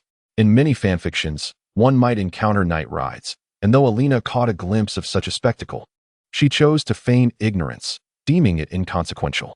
When the time came for house sorting, Alan was indeed placed into Ravenclaw, resulting in Elena's family of 4 now belonging to different houses. The new professor of defense against the dark arts was greeted with great enthusiasm by the female students. After the sorting ceremony concluded, before Hermione could relay information to the professor, news of Harry arrived. Harry and Ron had crashed Ron's father's enchanted car into the Whomping Willow, resulting in damage to Ron's wand, which necessitated a temporary repair with magical tape. It was later revealed that Harry had been unable to navigate through the station, forcing him and Ron into this desperate course of action, which led to Ron receiving a howler. Elena gazed at the notebook before her, often tempted to open it and inscribe something. She felt a peculiar compulsion. Should she craft a little tale? Deceive it? After all, it would ultimately be destroyed. Chapter 10. The diary. Elena pondered what story to weave. She wrote in the diary, "Today was dreadful. Fred and Hermione are together. In my presence, they are utter fools. Thankfully, I am clever. I cast a spell upon them. Wishing misfortune would be their companion." The diary remained unresponsive, indicating it was not inclined to reveal its true nature. Thus, Elena closed the notebook, resolving to try again the following day. During potions class, Elena felt somewhat unwell, as if she were being singled out by the professor. Although Professor Snape had instructed her during the holiday, Elena was no prodigy. She could only ensure that her concoctions were error-free. As for her grades, judging by the professor's gaze, she had evidently not met his expectations. When class concluded, Elena scurried out like a mouse, determined to join the Quidditch team. Elena sought out Cedric Diggory to inquire about the requirements for membership. "I believe you will need to take a test. Let us arrange a time." Cedric replied with a smile. "Very well," Elena cheerfully agreed. Cedric departed, as he had training to attend. Mia, seated nearby, inquired, "What position do you wish to select?" Elena contemplated for a moment and responded, "I aspire to be a beater. It possesses a certain brutality." Mia summarized, "Do you not feel that striking the ball is quite impressive?" Elena exclaimed with excitement, "Elena, are you considering joining the team?" Harry, passing by, remarked enthusiastically about Quidditch. "Yes, but I have exams to contend with." "I'm still uncertain," Elena replied. "Oh, splendid. Will you and Harry become rivals in the future?" Ron inquired. "Ha ha. I shall not show any mercy, Harry. Beware, I might send you flying." Elena playfully patted Harry on the shoulder. Harry sensed Elena's mischievous intent. "That is rather violent," Mia commented from the side. Elena successfully passed the selection for the Hufflepuff team, albeit as a reserve. With the Hufflepuff team being small, she was the only substitute.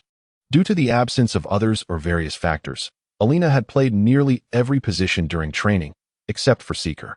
It was rather hectic, to the point that she almost forgot her diary. When Elena reopened the diary, the previous writings had vanished. Thus, she continued to concoct. "Ha ha, they have finally broken up. Do I have a chance now? Yet, I must teach them a lesson, ensuring they never reunite." At that moment, those words also disappeared, replaced by a greeting, "Hello." Elena feigned surprise, sketching an uneven line in the notebook. She then wrote, "Who are you?" "Hello, I am Tom Riddle. How are you in the diary? Are you trapped inside?" Elena scribbled, "Yes, I can assist you. What can you possibly do for me with just a diary?" She wrote back, "I can teach you some spells." To be honest, Elena felt a thrill at the prospect, though she suspected it might be a ruse. A voice inside urged her that learning could be harmless. Indeed, Elena was beguiled. She clutched the diary regardless of her actions. When her friends inquired about it, she deflected their questions, which disappointed her companions. Nevertheless, Elena learned a great deal from Tom that was absent from her classes, deepening her fascination. When the diary coaxed her to the restroom, Elena finally regained her composure. If this continued, the Chamber of Secrets would be opened by her own hand. She needed to devise a way to dispose of the diary, perhaps gift it to Professor Dumbledore? That seemed the only solution. Defeating the basilisk herself was not out of the question. In an effort to calm herself, Elena placed the diary in her dormitory and sought out her head of house for assistance in herbology. Professor Pomona Sprout observed the quietly assisting Elena and asked, "I have planted the seeds you sent me last Christmas. I believe they will bear fruit soon." Suddenly recalling Elena's Christmas gift, Professor Sprout inquired, "Oh, if they do bear fruit, do be sure to taste them. They are quite delicious." Elena perked up and said to the professor, "Oh, Professor, if they yield fruit, please do try them. They are delightful." "Elena, have you encountered any troubles?" Professor Sprout asked with a warm, gentle smile. "Yes, Professor, I feel I have been enchanted," Elena replied while tending to the soil. "Oh, is it a matter of the heart?" Professor Sprout inquired, her curiosity piqued. "Not quite, Professor. I believe it must be some sort of magical artifact, something rather troublesome. How do I rid myself of it?" Elena inquired. "Well, I think I have a solution. Here is a sprig of peppermint herb. It possesses a degree of resistance against certain enchantments. You might give it a try," Professor Sprout said, handing Elena a rather unassuming little plant from a nearby shelf. "Really?" Elena took the sprig of peppermint herb, gazing at it with curiosity. "Dear, you may try this," Professor Sprout encouraged with a smile. "Thank you ever so much, Professor," Elena exclaimed, wrapping her arms around the professor in a heartfelt embrace. Upon returning, Elena kept the diminutive plant close, as it was indeed quite small. It seemed to have a genuine effect.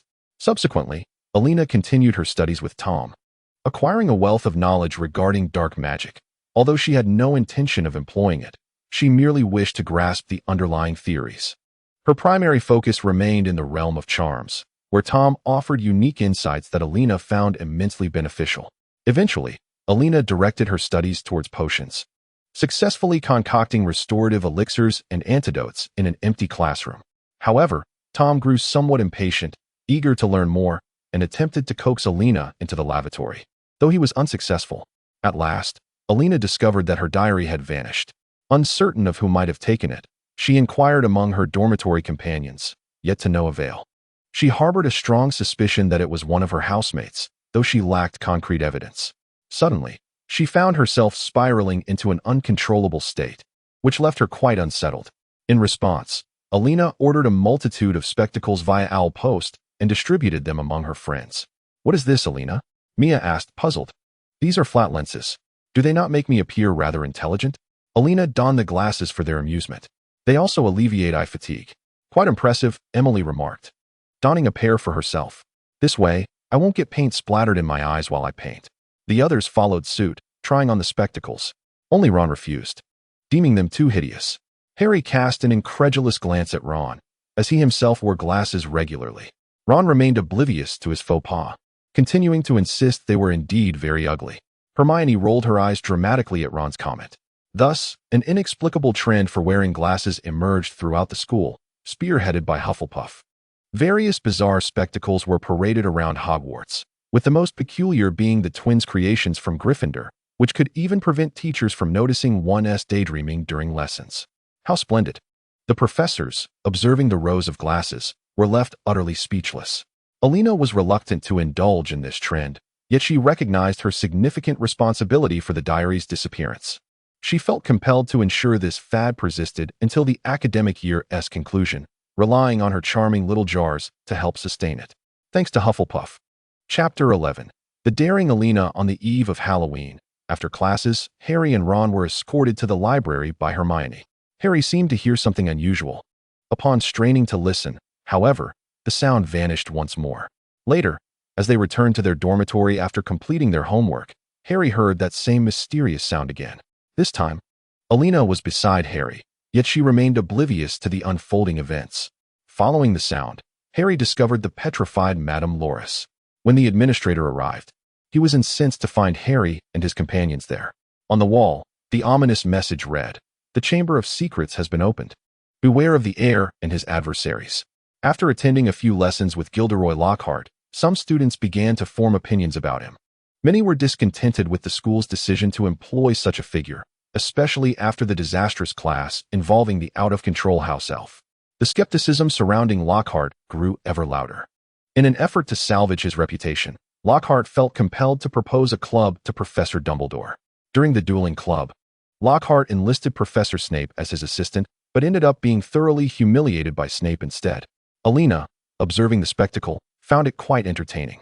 When Harry faced Draco Malfoy, Elena raised her hand, eager to participate, but was unceremoniously denied by the professor. Consequently, Harry's ability to speak Parseltongue was revealed, causing a wave of anxiety throughout the school, leading to his ostracization by Gryffindor.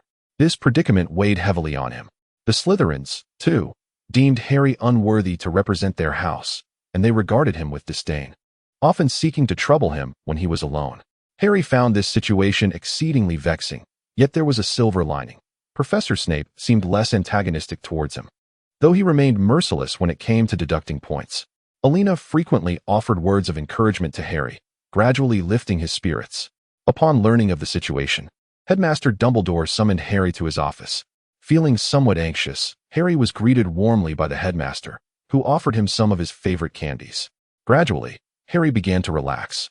Dumbledore inquired if Harry had any concerns, and although Harry recalled the peculiar voice he had been hearing, he hesitated to share this with the headmaster, simply responding that all was well. They then engaged in a delightful conversation that lifted Harry's mood before Dumbledore allowed him to leave. "What did the headmaster want with you?" Ron asked. "Nothing much. He just offered me some delicious sweets," Harry replied.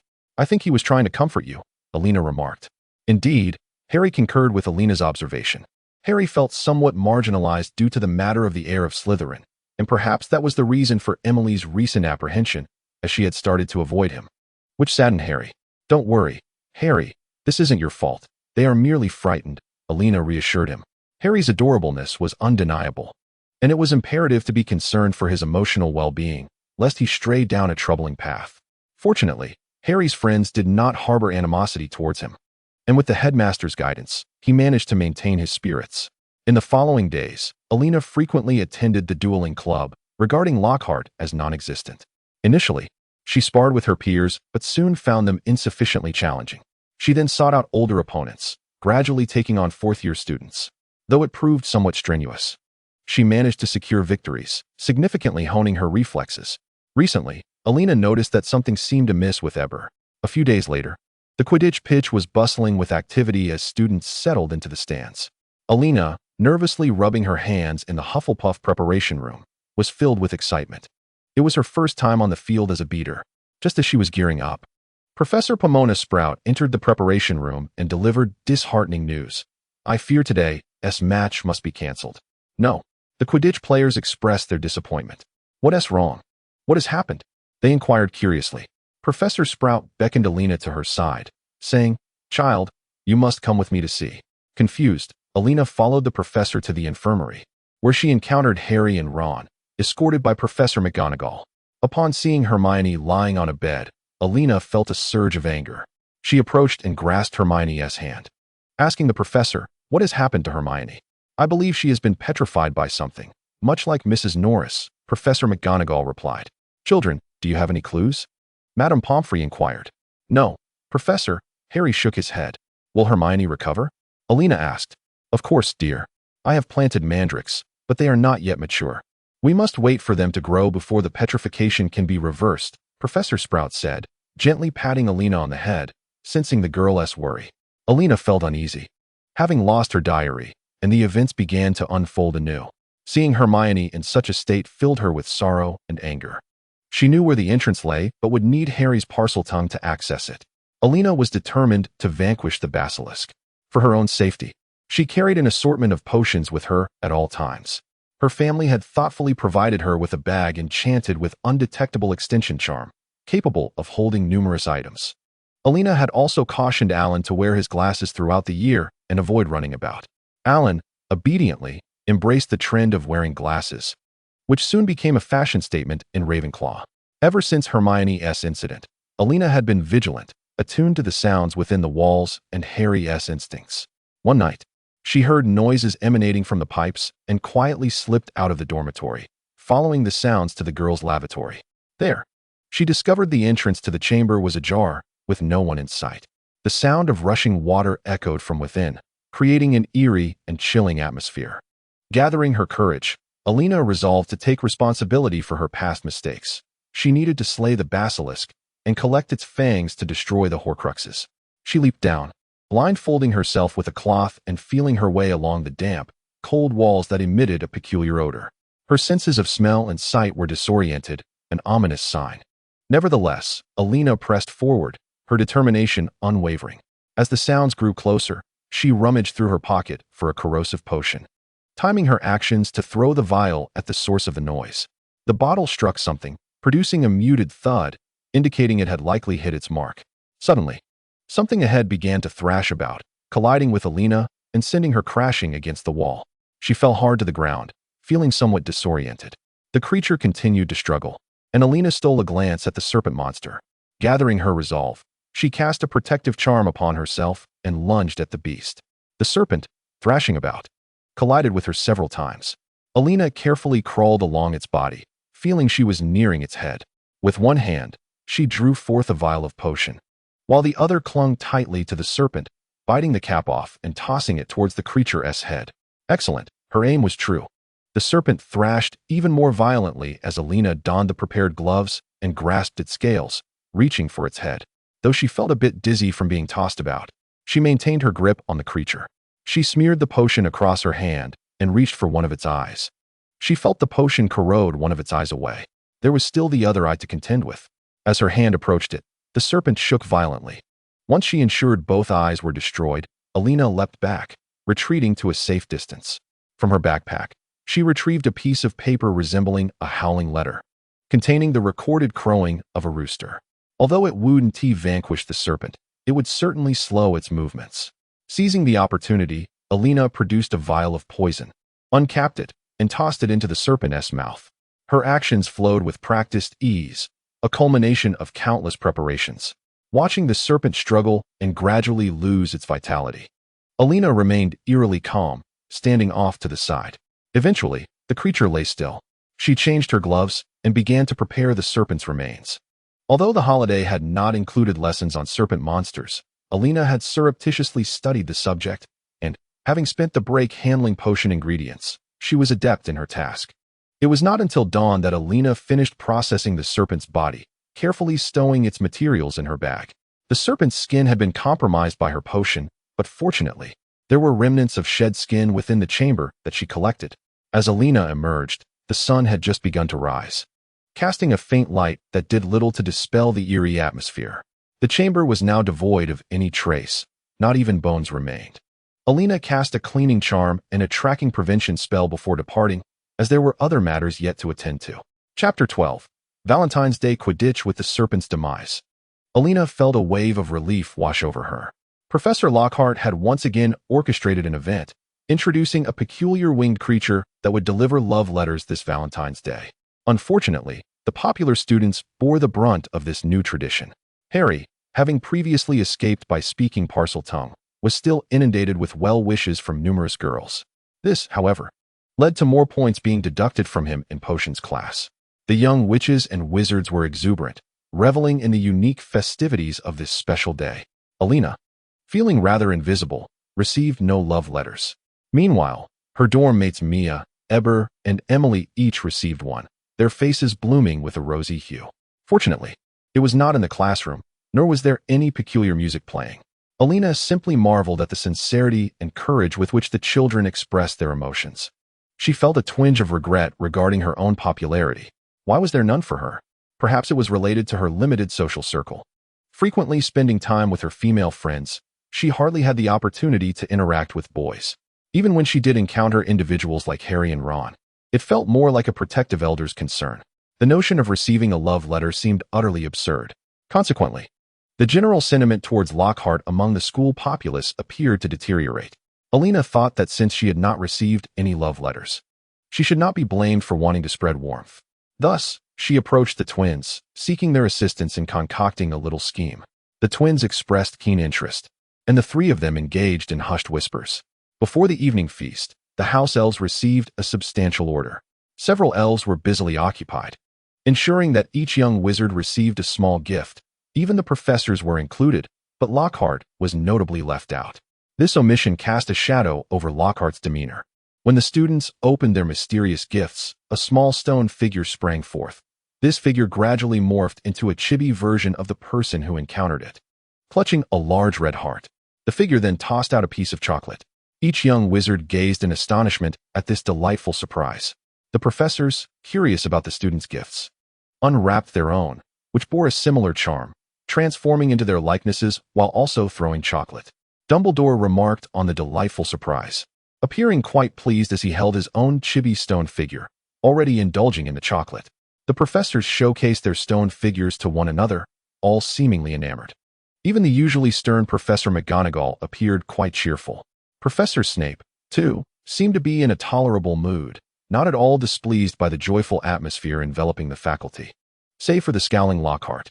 Below, the twins exchanged amused glances at Lockhart's sour visage. only to receive a fierce glare in return. Indeed, on Valentine's Day, everyone should revel in happiness, even in the absence of a beloved. Due to not receiving a gift, Lockhart promptly canceled the event the following day. Elena expressed her disdain, suggesting that if he couldn't handle it, he should refrain from participating. Draco Malfoy upgraded the entire Slytherin Quidditch team, leading them to test new flying brooms, coincidentally clashing with the Gryffindor team. Malfoy unleashed a torrent of mockery, proudly flaunting his team's new gear while simultaneously ridiculing Harry's broom. Harry, not one to back down, retorted that Draco could only afford to buy his way through. Nearby, Elena and Ron observed the escalating tension and contemplated intervening.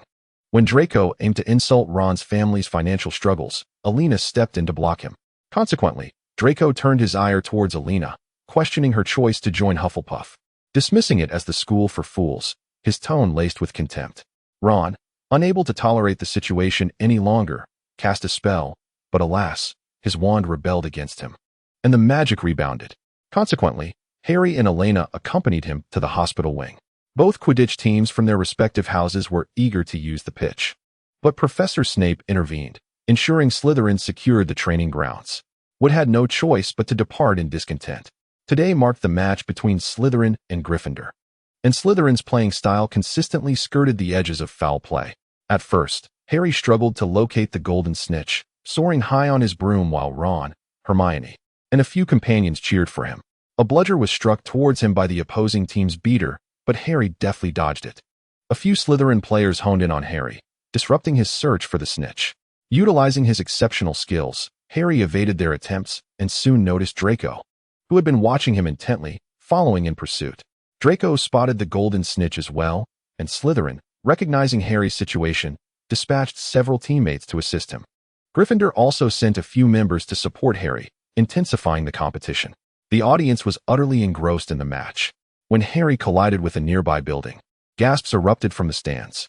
Fortunately, he managed to escape Slytherin's onslaught.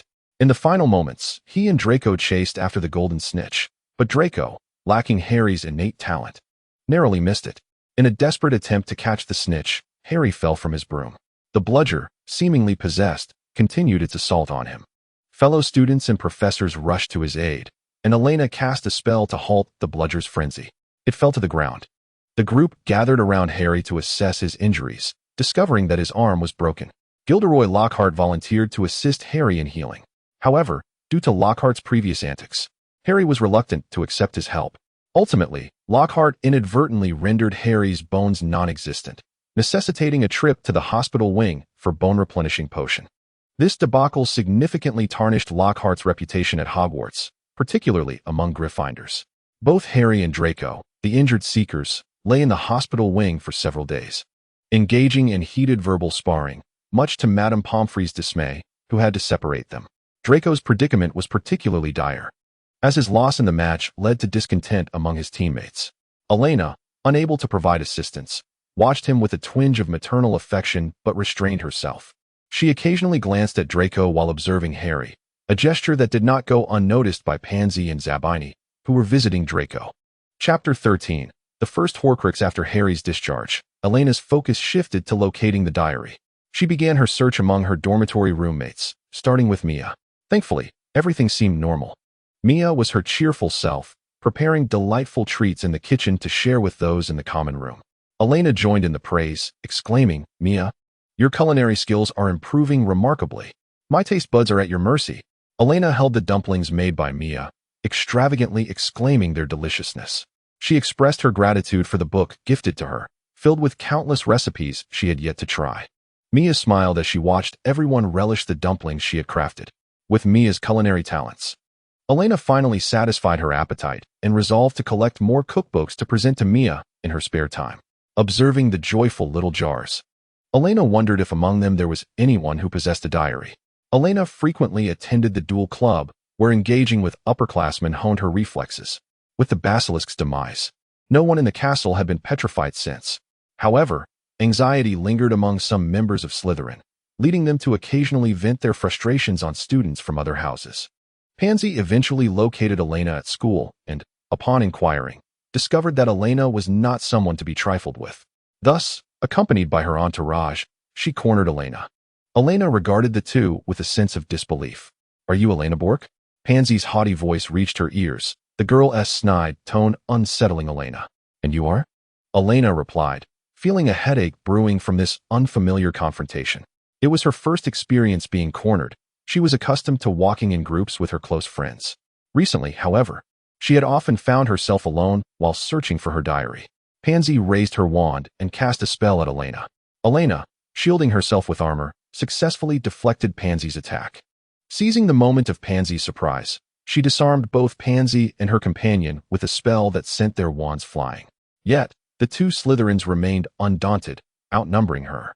An inexplicable melee ensued, and Elena, unwilling to yield, donned her armor again and relentlessly struck at Pansy. The commotion attracted the attention of several students, soon followed by teachers.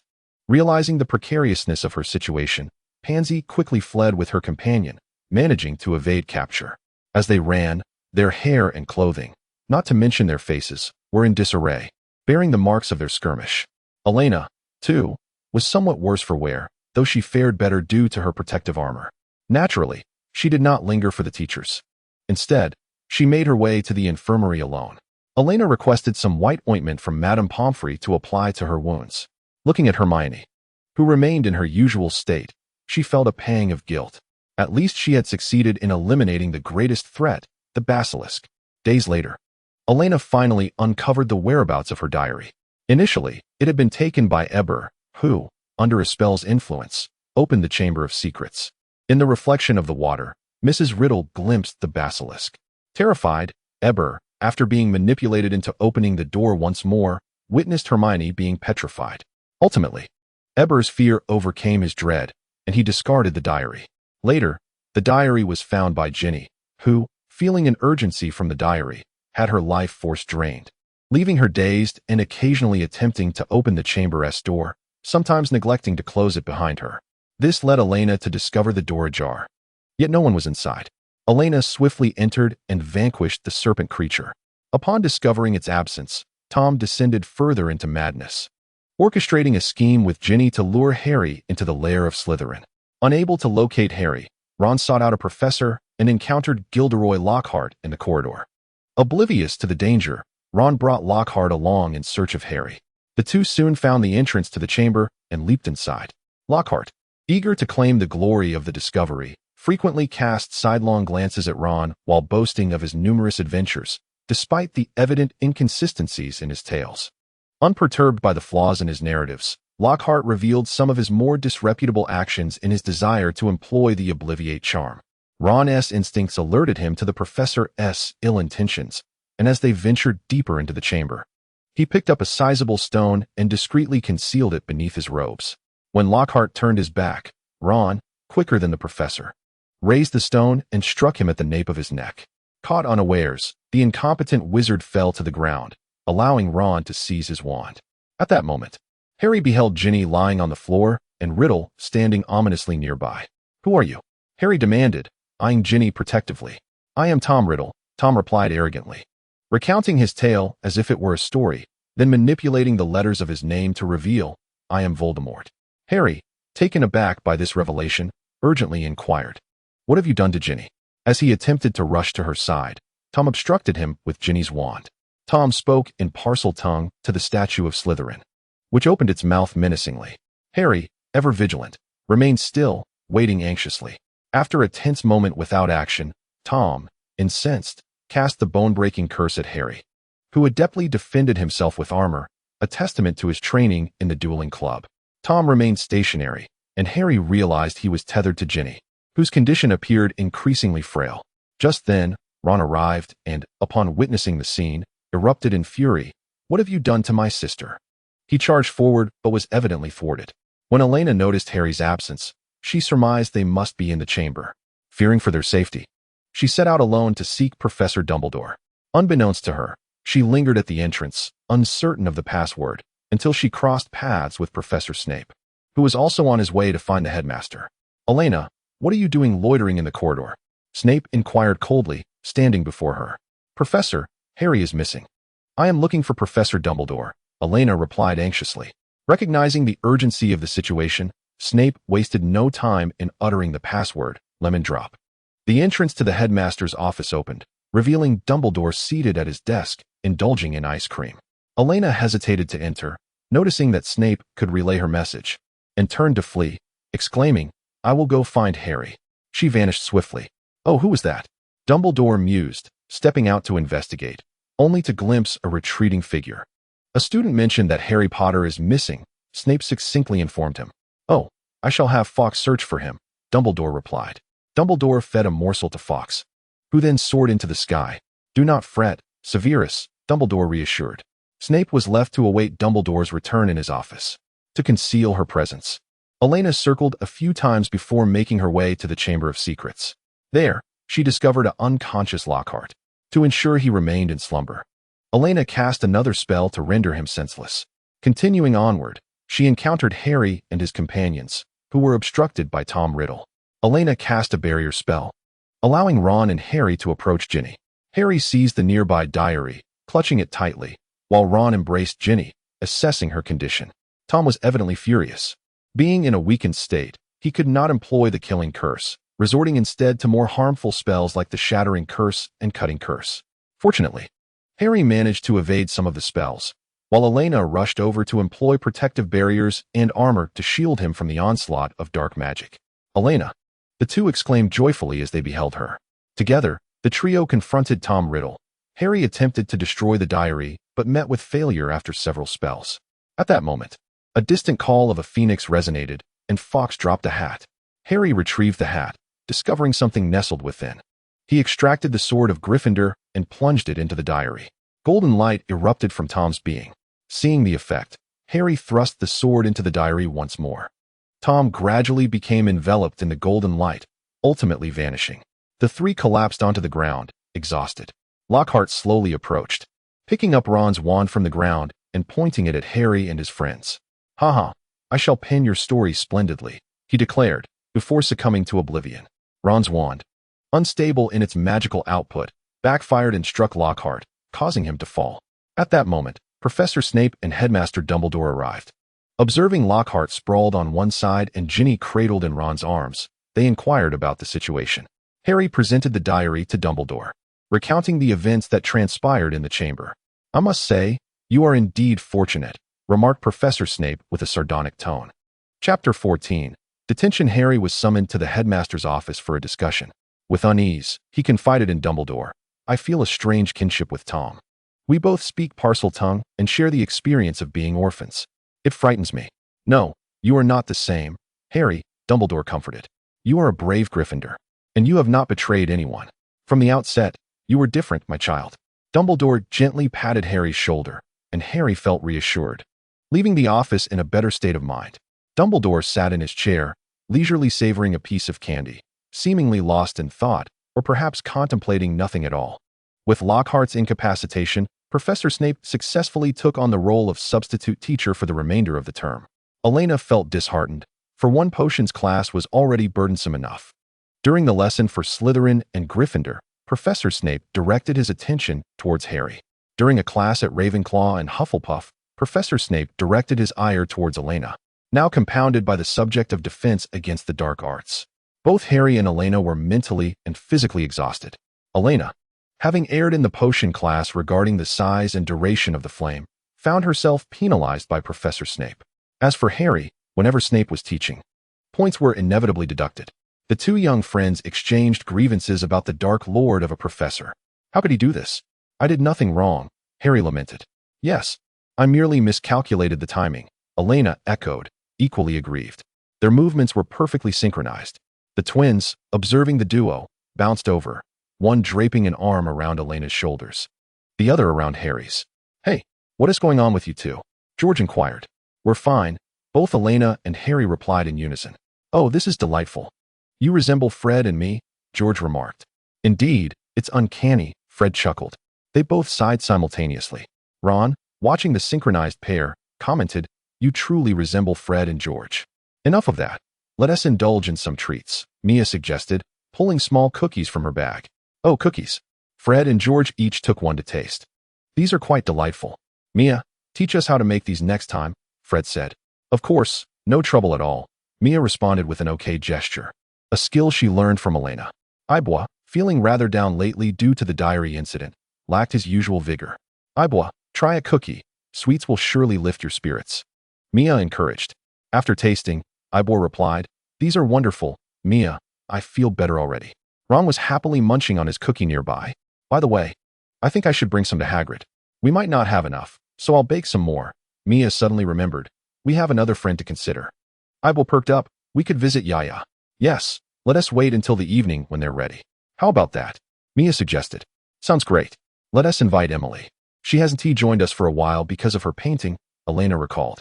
As evening approached, Mia had finally baked a large batch of cookies. Elena observed that Mia's cookies were as large as plates, obviously made for Hagrid. Hagrid adored the little wizards visiting him, and the group felt as if they were having a party in his hut, bringing food and drink. Harry, Elena, and Ibwa's spirits finally lifted. On their way back that evening, they nearly missed curfew. Elena had been feeling as though someone was watching her, and once, she had nearly caught a glimpse of the person. She suspected it was Pansy, the girl with whom she had clashed before. Uncertain of Pansy's intentions, Elena found herself cornered again at the end of the corridor by Pansy and her companions. "What is your relationship with Draco?" Pansy asked, cutting straight to the point. "There is no relationship," Elena replied, baffled.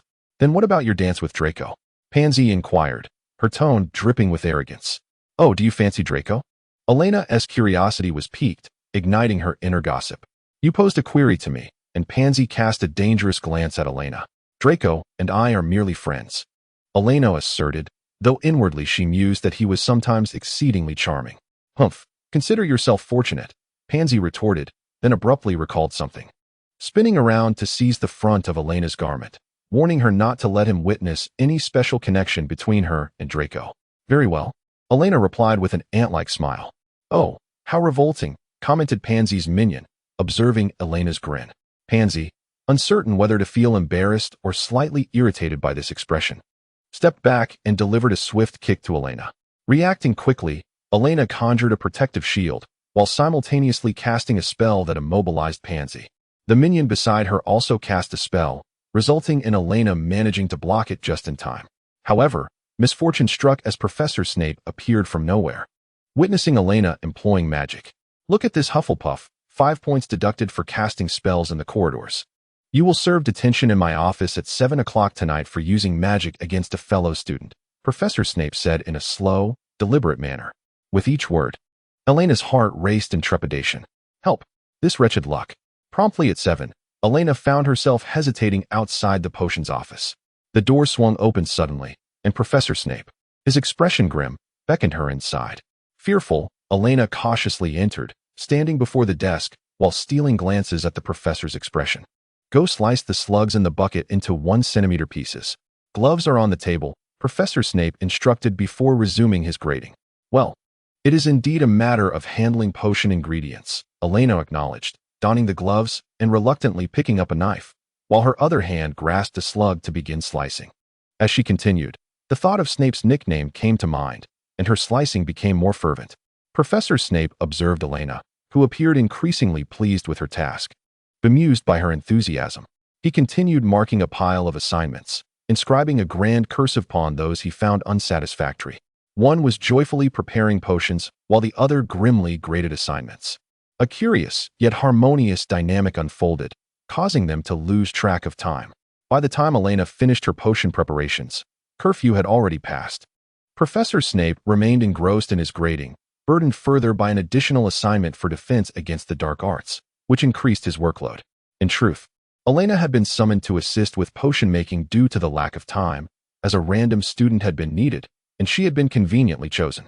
Watching Professor Snape, Elena quietly called upon a house elf.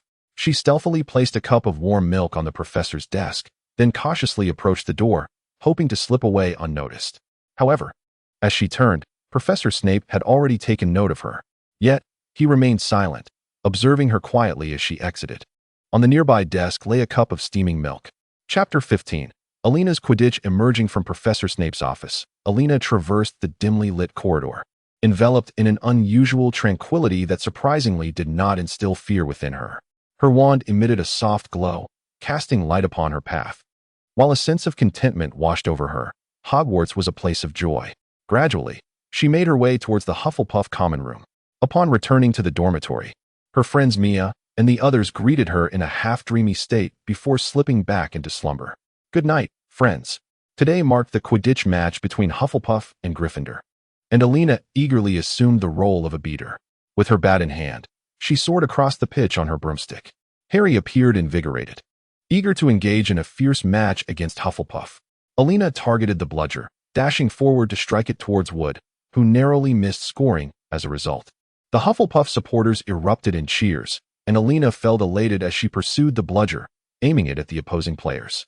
Harry barely evaded her swing, masterfully maneuvering her broomstick. Elena darted around the field, deftly avoiding the twin beaters, whose coordination was exceptional. There were several instances when she failed to notice their approach. As the scores escalated, Elena and her fellow beater conspired to simultaneously strike at Wood, creating distractions that hindered both him and Harry from scoring or locating the elusive snitch. The match devolved into a tug-of-war, with the scores perpetually tied, compelling Wood to take risks and enlist everyone in aiding Harry's search for the golden snitch. The snitch flitted about playfully, evading Harry's grasp as Elena spotted it and sent the bludger his way. Harry dodged just in time, but in doing so, he lost sight of the snitch and had to resume his search. Meanwhile, Cedric caught sight of the snitch and deftly maneuvered his broom towards it, prompting Harry to pursue as well. The two seekers engaged in a thrilling chase, vying for the snitch, which continued to elude them like a cat teasing a mouse. Elena and another Hufflepuff beater clashed with the Gryffindor twins, neither side yielding an inch as the bludger was passed back and forth amongst them, seemingly obedient to their commands. Time ticked away as the match progressed, with the audience below hurling various taunts, some bordering on the uncouth, at Hufflepuff, who proved to be a formidable opponent. Multiple scoring opportunities were thwarted, leaving Wood visibly anxious as Hufflepuff's lead expanded. As Harry and Cedric pursued the golden snitch, Cedric's skillful maneuvering culminated in his successful capture of it. Cheers erupted from the Hufflepuff stands, signaling the end of the match. Afterward, the players exchanged farewells on the pitch before retreating to the players' lounge.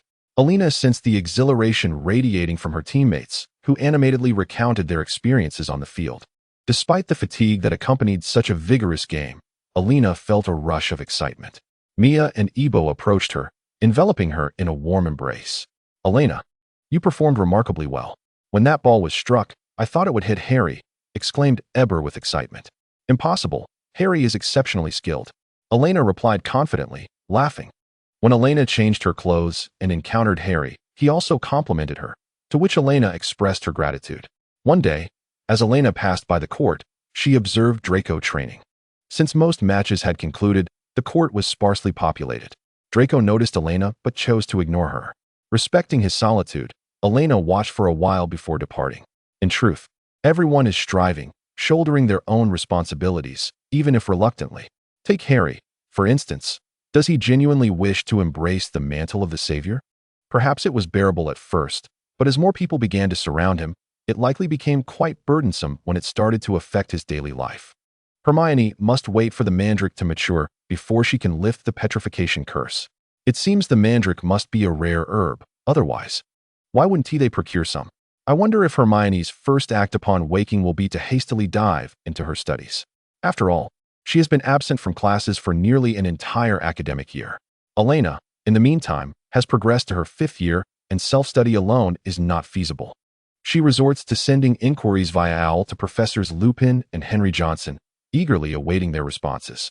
As for her potion-related queries, Elena must muster her courage to knock on the ominous door of the potions office. Self-learning is indeed possible, yet some questions cannot be answered by textbooks alone. Professor Snape responds to Elena's inquiries, but he disregards those he deems foolish. Occasionally, Elena takes the initiative to assist Professor Snape with potion ingredients. Given the extensive preparations required for 7 years of potions classes, with assistance, Snape's demeanor towards Elena has softened, albeit slightly. In the office, Elena has also gleaned insights into the undercurrents of Slytherin. Many Slytherin students report on one another. Some come with evidence, while others merely seek to create mischief. The head of Slytherin is disinterested in the petty disputes among these children. Recently, Elena has taken pleasure in aiding her teachers, frequently visiting Professor Sprout, her favorite destination, adorned with warm sunlight and a variety of plants. Eber shares her fondness for flora and often accompanies her. Elena and Eber possess a remarkable affinity for plants, gradually accumulating a wealth of herbal knowledge under Professor Sprout's guidance. Elena remains vigilant for the mandrake necessary to lift the petrification curse. Hagrid's hut has transformed into a venue for lively gatherings, where they revel with food and drink. Occasionally, when Hagrid is preoccupied, the group assists in caring for Fawn. At last, the mandrake has matured. Elena carries it to Professor Snape's office, where, under his guidance, she processes the mandrake and observes as he brews the potion to reverse the petrification. Once the potion was properly brewed, it was directed to be delivered to the medical wing. This included not only the antidote for petrification, but also some cold medicine, which had been concocted as part of the students' assignments. Those deemed satisfactory were sent forth. Elena levitated the potions to the medical wing, presenting them to Madame Pomfrey, who requested that Elena convey her regards to Professor Snape. Elena was reluctant to comply. Harry and Ron, lacking Hermione's assistance, struggled with their assignments. Harry fared somewhat better, while Ron's work was largely on the brink of failure. Chapter 16. The conclusion of the second year this semester had been eventful, as Harry once again thwarted Voldemort's schemes. Ultimately, Hermione was restored and successfully participated in this year's examinations, astonishingly achieving the top score. Ron could hardly believe it. "How did you manage that?" he asked enviously. "Oh, if you wish to match my success, you ought to read more. Perhaps it would help," Hermione replied with a touch of irony. "Don't say that, Hermione," Ron urged. "Well, I apologize. I had already read the textbooks before the term began, so the exams were not excessively challenging for me," Hermione explained. "Fine. It seems I am destined to never achieve that," Ron lamented. Dumbledore also uncovered the identity of the diary's owner, leading to Lucius Malfoy losing his position as a school governor. Harry noticed Dobby trailing behind Lucius, who intended to discard the diary. Stealthily, Harry placed a sock inside the diary before handing it to Dobby. Upon opening it, Dobby exclaimed in surprise, "Master has given Dobby a sock." This signified Dobby's freedom, and he was overjoyed. However, Lucius Malfoy did not share this sentiment and menacingly pressed his hand against Harry's shoulder, stating, "You have caused me to lose a house elf." Harry defiantly retorted, "You set him free yourself." Lucius realized that since he had already lost Dobby, further lamentation would be futile. Moreover, with Dumbledore backing Harry, it was wiser to avoid conflict. He cast a resentful glance at Harry before swiftly departing. The departure of Lucius Malfoy starkly contrasted with Dobby's elation. After the examinations, everyone relaxed, with the corridors and open spaces filled with young wizards at play. Even the common room was overtaken by games such as Wizard's Chess and Exploding Snap. The twins were always surrounded by admirers, as their inventive ideas captivated many. As several students boarded the Hogwarts Express for their return home, they felt a sense of unreality. Mia and a few Hufflepuffs occupied a nearby compartment, while Elena flitted between two compartments, first visiting Mia's to gather snacks for everyone, then bringing amusing items from Harry's group back to Mia's compartment, busy with her quirky endeavors. Yet, Elena was exceedingly happy. She had navigated this semester safely, bidding farewell to the basilisk. In Harry's compartment, he sighed softly, "Time flies. This academic year has come to an end." Hermione gently patted Harry on the shoulder and said softly, "Indeed, so much has transpired this year." Ron interjected with a teasing remark about Harry spending most of his time in bed. "Oh, your exam results must not be particularly splendid," Hermione remarked, casting a glance at Ron. Ron, covering his ears and resting his head on the table, shook his head and replied, "Don't mention it. I do not wish to recall those memories." In another compartment, Elena gazed through the window, observing the distant mountains standing like iron-gray behemoths on the horizon. The trees, fields, and lakes, illuminated by the setting sun, appeared even more exquisite, as if painted on a vibrant canvas. The Hogwarts Express shimmered with a golden glow in the twilight, its chimney releasing wisps of pale white smoke, reminiscent of a farewell signal to the entire magical world.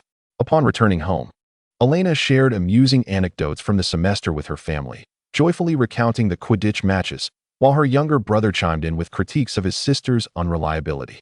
Suddenly, Elena softly said, "Father, Mother, it seems I have encountered some challenges. At times, it feels rather difficult to persevere." Her father looked at her with loving eyes and said, "My dear, you must believe in yourself and trust in your abilities. Elena, face these challenges with determination. Your mother will always be by your side, supporting you." Elena nestled against her mother, feeling the warmth of her embrace, and the care from her parents gradually dispelled some of her confusion. No matter what, we will face everything together, her mother gently reassured her. Sister, you are still too naive, Ellen remarked, teasing his sister from the side. Elena would not allow him to dominate her. She playfully grasped his cherubic face, soft and pliable, unable to resist her affection. Let go, Ellen. Elena mumbled through her playful torment, attempting to pry her hands away from him, but her strength proved too much for him. In this warm atmosphere, their parents smiled gently. Watching the sibling duo, the family of four reveled in the warmth of companionship and the intertwining of familial love. A gentle breeze wafted through the window, causing the curtains to flutter, revealing the twinkling stars in the night sky. As this academic year came to a close, Elena was on the brink of turning 13. In England, 13 marks the onset of adolescence, and she realized with a start that she might soon experience her first menstruation. Oh dear, thank goodness for the magical world. Surely there must be potions specifically for that time, Elena thought, hastily inquiring with her mother. Oh dear, do not fret. I have prepared something for you, her mother comforted, stroking Elena's head and imparting some fundamental knowledge about witchcraft. Oh, how marvelous. A potion that alleviates all negative emotions. This revelation only deepened Elena's fascination with potions, and she found herself increasingly intrigued by the prospect of making potions that would enhance flavors, which became her latest interest. Due to the arrangements made by Elena's family, these professors had never encountered one another. They typically stayed for just 2 days before departing, with only special holidays extending their visit, while Elena's father meticulously orchestrated their schedules. This resembled an elite form of education. As for the prohibition against young wizards using magic during holidays, Elena did not employ her own wand for her studies. Instead, she utilized an adult wizard's wand procured by her father from elsewhere. It left no trace, making it undetectable. Suddenly, Elena felt that a wand was akin to a wizard's firearm, with the first wand being the most suitable. However, other wands could still be wielded, albeit with less finesse. During the second-year holiday, Elena was to attend classes from both the 4th and 5th years. Gazing at the packed schedule, the young Elena expressed her desire for leisure. It was only upon seeing the Weasley family's travel plans in the Daily Prophet that she remembered her intention to learn the Patronus charm. Professor Lupin mused. What makes you wish to learn the Patronus charm? Because I wish to discover what my Patronus is, Elena inquired. Aren't you curious when you study? Indeed, Lupin agreed. Thus, under Lupin's guidance, Elena commenced her studies of the Patronus charm. This year, Lupin had somehow acquired a boggart, eager for Elena to give it a try. Last year, due to time constraints, he had been unable to procure one. Today, Professor Lupin had prepared a boggart for Elena's experimentation. Curious about what she feared, Elena approached. When confronted by a figure that mirrored her own, she was momentarily taken aback. This doppelganger, with a hollow gaze, appeared solitary and helpless, slowly advancing towards her. Startled, Elena stepped back and promptly uttered the incantation, causing a profusion of flowers to bloom upon the figure, which then scattered as petals.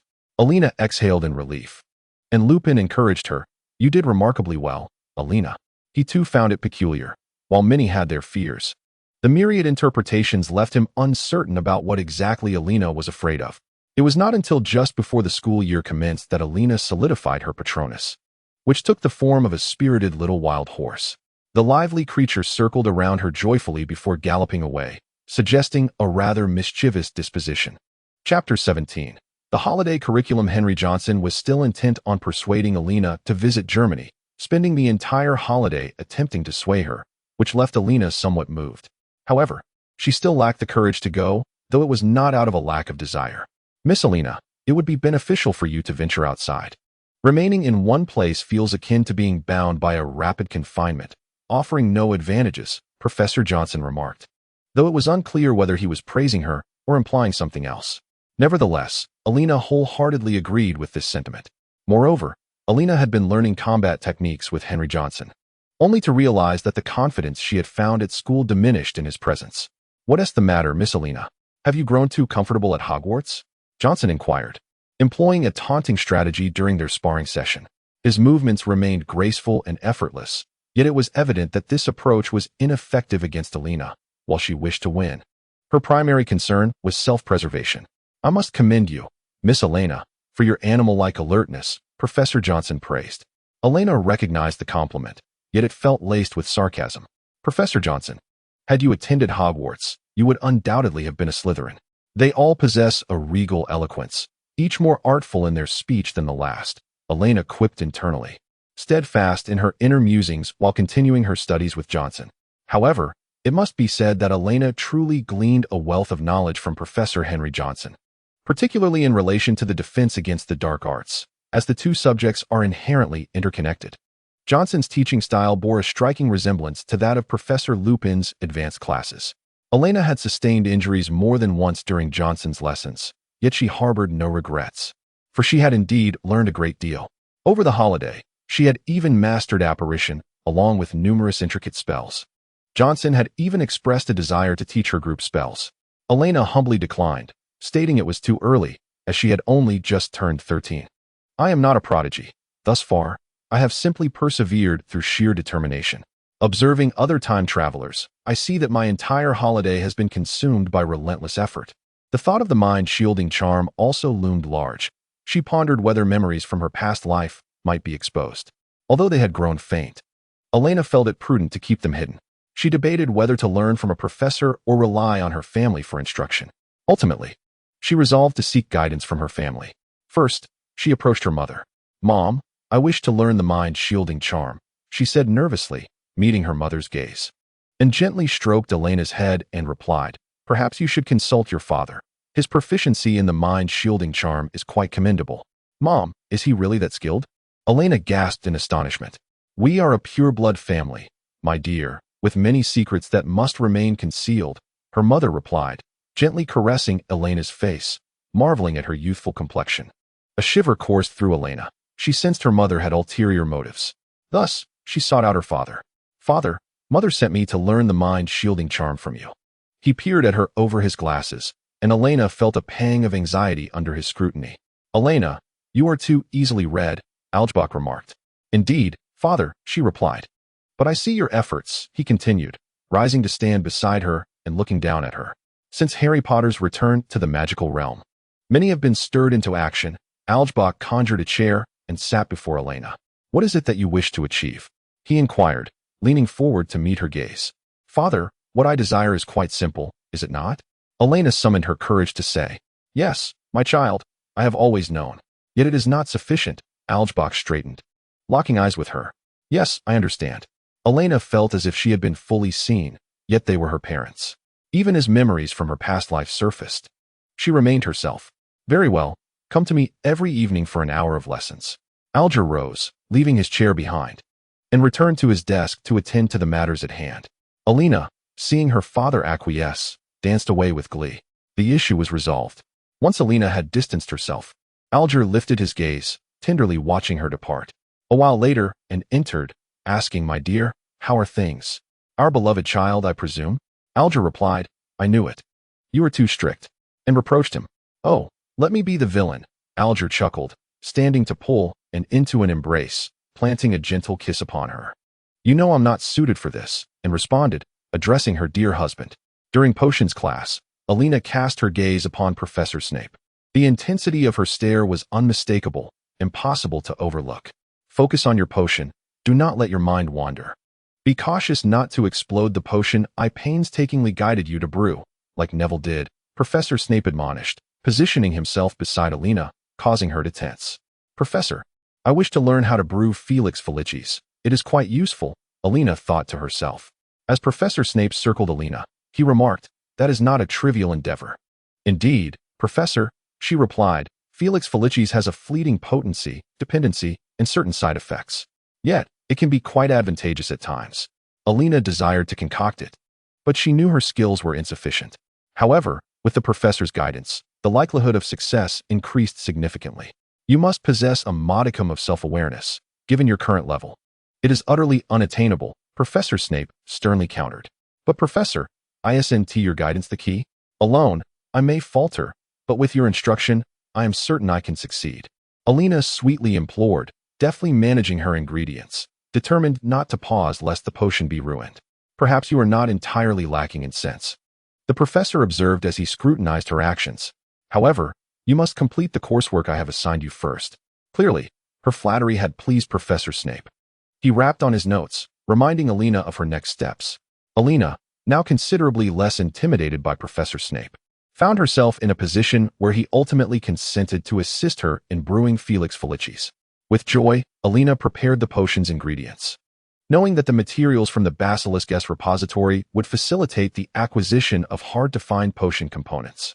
Otherwise, gathering the necessary supplies would prove challenging. Moreover, she realized that one set of materials would be insufficient. Given her current level of expertise, she needed to procure more.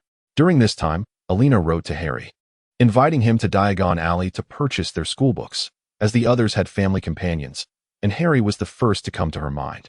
At that moment, Elena noticed that the Daily Prophet had reported on the news of Black's escape. Time had flown by unexpectedly. Chapter 18, Convergence. Harry, having been ridiculed by his aunt after an incident involving an explosion, stormed out of his home in anger. Walking alone down the street, he was uncertain of his destination. At that moment, a distant owl appeared, delivering a letter to Harry. It was from Elena, inquiring if he had time to join her for a trip to Diagon Alley to purchase their schoolbooks. After a series of misadventures, Harry finally arrived at the Leaky Cauldron. When Harry encountered Elena once more, he was struck by her remarkable transformation. Elena had grown an entire head taller during just one holiday.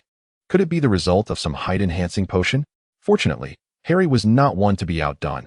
He had also entered the phase of voice change, which frequently brought laughter from Elena. To Harry's surprise, Elena spotted Hermione and the others at the Leaky Cauldron. "What are you all doing here?" Elena inquired as she settled beside Hermione. "Hi, what a perfect coincidence," Ron chimed in while greeting Elena. "How was your holiday?" Hermione leaned against Elena, eager to learn more. "It was fine," Elena replied, mindful not to reveal that she had progressed to fifth-year studies. The thought of Hermione discovering this would surely intimidate Elena. Given Hermione's notorious dedication to her studies, Elena soon realized that she had not purchased anything for herself, prompting everyone to accompany her on a shopping spree. Upon acquiring a book on magical creatures, the trio expressed their astonishment at its terrifying content. "Creature nearly got bitten by it," Hermione exclaimed. "Oh, it behaves like this," Elena remarked, gently stroking the book's spine, which promptly settled into silence. "Wow," Ron gasped in astonishment. "One of our upperclassmen loves magical creatures. She already owns this book." "I've seen her do that," Elena explained. "That's impressive. How did you think of that?" came Draco's mocking voice from upstairs. Despite attending several gatherings hosted by pureblood wizards over the holiday, Elena had distanced herself from Draco, primarily due to Pansy's influence. Was he angry or simply seeking trouble? Elena glanced at Harry, sensing that trouble was more likely. "Oh, Potter, haven't you been found by Black?" Draco's irritating tone ignited as he confronted Harry. "I hope the next time I see you, you won't be in St. Mungo's," he sneered.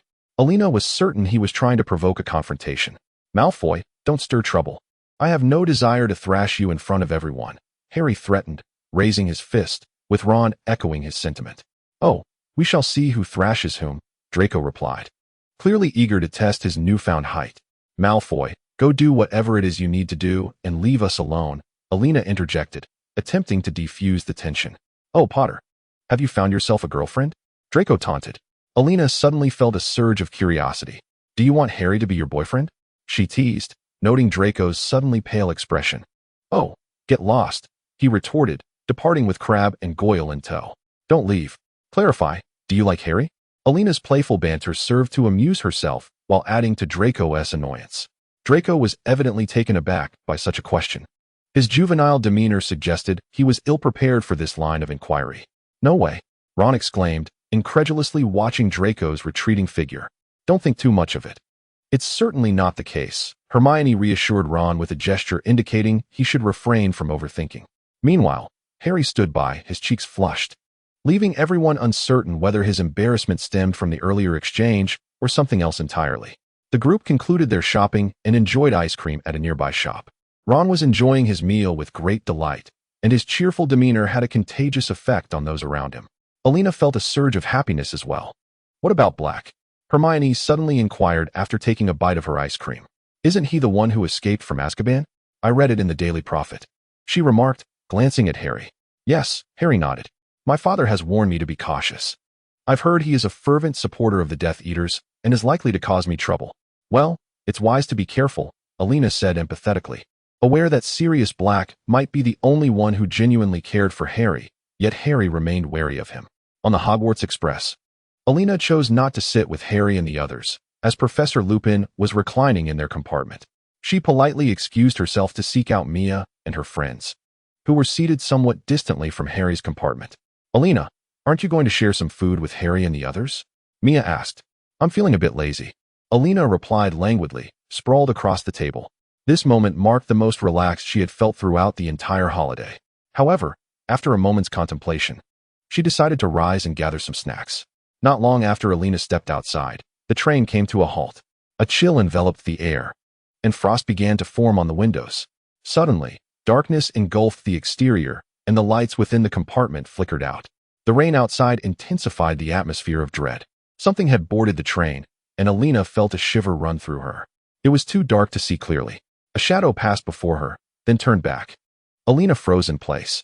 Suddenly, screams erupted from other compartments, jolting her back to reality. She swiftly drew her wand and uttered the incantation for the Patronus charm.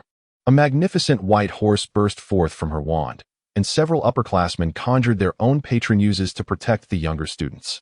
Gradually, the lights in the compartments flickered back to life, and the train began to stabilize. Elena hurried back to check on Mia and her friends. "Are you all okay?" "We're fine. They haven't entered our compartment," Mia reassured her. "You should check on Harry." Elena quickly dashed to Harry's compartment, where she found him looking unwell, with Professor Lupin nearby. "Are you all right?" Elena inquired anxiously, leaning against the door. Hermione mentioned that Harry isn't feeling well. She added, "Oh, it's nothing. I just had a bit of chocolate, and I feel much better now," Harry said, holding his head. "Oh, Professor Lupin." Elena greeted him with a smile. "You know each other?" Ron asked in astonishment. "Sort of. We're somewhat acquainted," Elena replied, clearly reluctant to disclose her studies at home. Harry appeared to be recovering. "What happened?"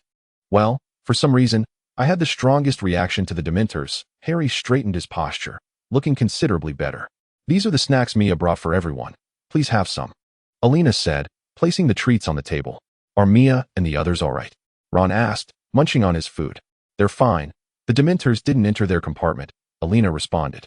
"Then if you're all okay, I'll head back now," she concluded. Upon the train's arrival, Harry encountered Luna, who was engrossed in a magazine. Raising her head, Luna greeted him with a smile. She proceeded to introduce the night bus. Harry and his companions were unaware of its significance, prompting Hermione to inquire whether it was automated. "No, it's the night bus that pulls the carriages," Luna clarified. "Ignore her. Many say she's a mad girl," Ron whispered to Harry. "Perhaps," Luna replied. To shift the topic, Hermione noticed Luna's necklace and complimented it. "Oh, this prevents nargles," Luna explained. Hermione, evidently unfamiliar with the term nargles, was eager to ask, but was silenced by Ron's gesture, indicating her head. Consequently, Hermione refrained from speaking further. The group then boarded the carriage of the night bus to attend the year's opening feast. As customary, Professor Dumbledore introduced the new defense against the dark arts instructor, Remus Lupin, and announced that Hagrid would be teaching the care of magical creatures class. The towering Hagrid stood, making the other professors appear diminutive. Lupin cast a glance at Harry before shifting his attention to Hufflepuff's Elena, who was preoccupied with her meal, discarding the unpalatable dishes. Such a barren menu. Such insipid food. Such dreary British cuisine. In Chapter 19, we continue. This year, there was a Hogsmeade Day, which Elena eagerly anticipated, looking forward to exploring the village with her friends. The courses this year were abundant, many requiring selection. Elena had filled most of her choices, avoiding those with scheduling conflicts to evade unnecessary complications. She was certainly not inclined to select divination or Muggle studies. In truth, she also had no desire to choose history of magic, but it appeared to be a requisite, compelling her to enroll. She opted for Hagrid's care of magical creatures class, along with Mia and others. She also selected all the mandatory subjects. In the corridors, Hermione could frequently be seen bustling about, yet Harry and the others seemed utterly oblivious. Elena remarked on Hermione's relentless dedication, noting her intensity surpassed even that of Ravenclaw students. During the afternoon when there were no classes, Elena sought out Professor Snape, presenting a plethora of potion ingredients before the esteemed potions master, who visibly brightened upon seeing the materials prepared by Miss Bork. Snape, captivated, held a vial of unrefined acromantula venom. "When shall we commence, Professor?" Elena inquired eagerly. No rush. Snape replied, momentarily shifting his gaze toward Elena. First, handle the rat in the bucket beside you. Separate the innards, eyes, bones, and blood, he instructed, returning his focus to the materials. While Professor Snape immersed himself in the potion ingredients, Elena made a gesture of protest, inwardly lamenting, "Professor, I did not come here for confinement." Nevertheless, she complied, tending to the enchanted rats, which made her feel like an executioner. The handling of living potions was not unprecedented. Elena engaged in a mental exercise, convincing herself to perceive the situation as akin to preparing fish or various ingredients, all of which necessitate the removal of innards. After all, even fish are gutted while still alive. With her psychological preparation complete, Elena donned her gloves and first rendered the mice unconscious before proceeding with their processing. The task of dealing with them one by one proved relatively manageable. After Professor Snape evaluated the potions, he glanced at Elena, finding nothing amiss, and began to organize the potion ingredients. Once Elena finished with the mice and carefully removed her gloves, she looked up to see that Professor Snape had already arranged all the potion materials, set up the cauldron, and neatly organized the necessary utensils. Approaching the potion station clearly designated for her use, she looked up at Professor Snape with sparkling eyes and asked, "Shall we begin now?" Her starry gaze was so enchanting that it made Professor Snape somewhat hesitant to meet her eyes. "Gather your focus. We are about to commence the potion making. You have your notes beside you, so follow my steps closely. Do not entertain any extraneous thoughts, as they may lead to failure," he instructed. "Now, Miss Ibwa, are you prepared?" It appeared that Professor Snape, wary of Elena wasting materials, intended to participate in the potion making alongside her. This particular potion, requiring prolonged brewing, was indeed taxing. He recalled how this year, Headmaster Dumbledore had assigned him the unpleasant task of concocting a werewolf potion for the insufferable Lupin, feeling as though his workload had inexplicably increased. However, he had long wished to attempt the Felix Felicis potion, and this Hufflepuff girl had unexpectedly provided him with an opportunity. After concluding the potion, Elena assisted Professor Snape in tidying up his office before departing. Observing the organized office, Professor Snape felt a sense of satisfaction. Elena, not in a hurry to return to her dormitory, made her way directly to the room of requirement on the 8th floor. After wandering about for a while, a door appeared in the wall. Upon entering, she discovered the interior in disarray, indicating that locating the diadem would be a time-consuming endeavor.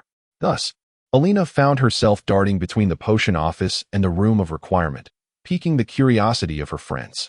One day, Mia could no longer contain her curiosity and inquired of Elena, "What have you been up to lately?" Elena was momentarily puzzled by Mia's question. "It's just that I can never seem to find you," Mia replied. "I saw you in the potion office. Were you in detention with Professor Snape?" Harry asked. "That would be dreadful," Ron lamented. "No, I was brewing potions, and Professor Snape was overseeing my work." "It's not what you think," Elena explained, awkwardly producing a piece of candy. "Professor Snape has such kindness?" Ron retorted, expressing his disbelief. Fortunately, under Elena's tutelage over the years, Harry and the others harbored no particularly negative views of Professor Snape, though they certainly did not regard him as a benevolent figure. Elena herself did not consider Professor Snape to be a good person, yet she felt there was no need to constantly target him. "Not too bad, I suppose. I am not as afraid of him anymore," Elena replied. "I feel he primarily harbors disdain for you Gryffindors. He seems more lenient towards other houses, particularly Slytherin. However, he particularly detests Harry and Neville." Ron interjected, "I've seen Neville reduced to tears by Professor Snape on several occasions, especially when he botches his potion." Elena remarked, "Back in my ordinary school days, teachers often held biases against students who struggled academically. Occasionally, they would call such students out, and if one lacks a strong constitution, psychological issues can indeed arise. The teaching itself is sound. It's merely the teacher's conduct that leaves much to be desired, especially considering he is the head of Slytherin." Mia lamented, "Indeed, our head is remarkably kind to us." Elena reflected, "Professor Sprout is exceedingly generous to her own students. By the way, I received some delightful fruits from last year. They were truly exquisite, a testament to the prowess of a master herbologist. Everything she cultivates is flawless." "Speaking of which, Harry, I heard Draco was injured in the care of magical creatures class?" Elena inquired, as the news had spread throughout Hogwarts, largely due to Draco's own proclamations. "Oh, he was injured by Buckbeak, The hippogriff. After mocking the creature, Harry recalled, frustration rising within him. Malfoy has always been like that. Ron added, the entirety of Slytherin is the same. They lack creativity. How do they maintain such a consistent facade? Elena sighed as the group reclined on the grass, basking in the warmth of the sun, exchanging idle chatter about school life. Professor Lupin's defense against the dark arts class was quite popular among the students. Occasionally, Elena, having mastered the subject, was called upon to demonstrate, evoking a similar feeling to when she was in potions class with Professor Snape, where she was often the first student he turned to when issues arose. Today, as they concluded brewing the Felix Felicis, Professor Snape instructed Elena to deliver a vial of potion to Professor Lupin. It seemed he preferred not to be in the presence of Lupin too often. From then on, whenever Elena was around, Snape would assign her this task. As Elena held the peculiar-smelling potion, her thoughts wandered to the possibility that it had been tampered with. She felt a twinge of concern for Professor Lupin. Knock, knock. Come in, Professor Lupin called. The door opened on its own, as if inviting the visitor inside. Elena stepped in and spotted Harry, placing the potion on the desk. Professor, your potion. Remember to take it. Elena, what brings you here? Harry asked, curiosity evident in his voice. I came to deliver the potion to Professor Lupin.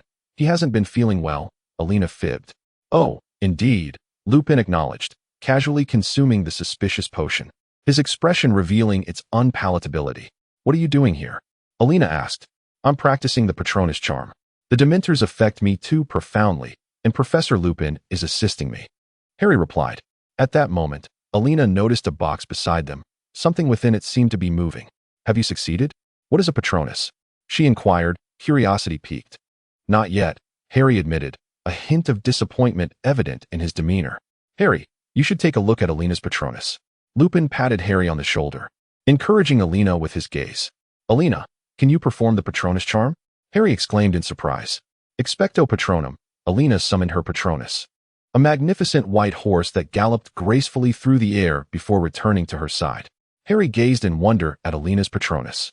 Think of something joyful. Remember the times we spent together. How about when you caught the golden snitch? Elena suggested.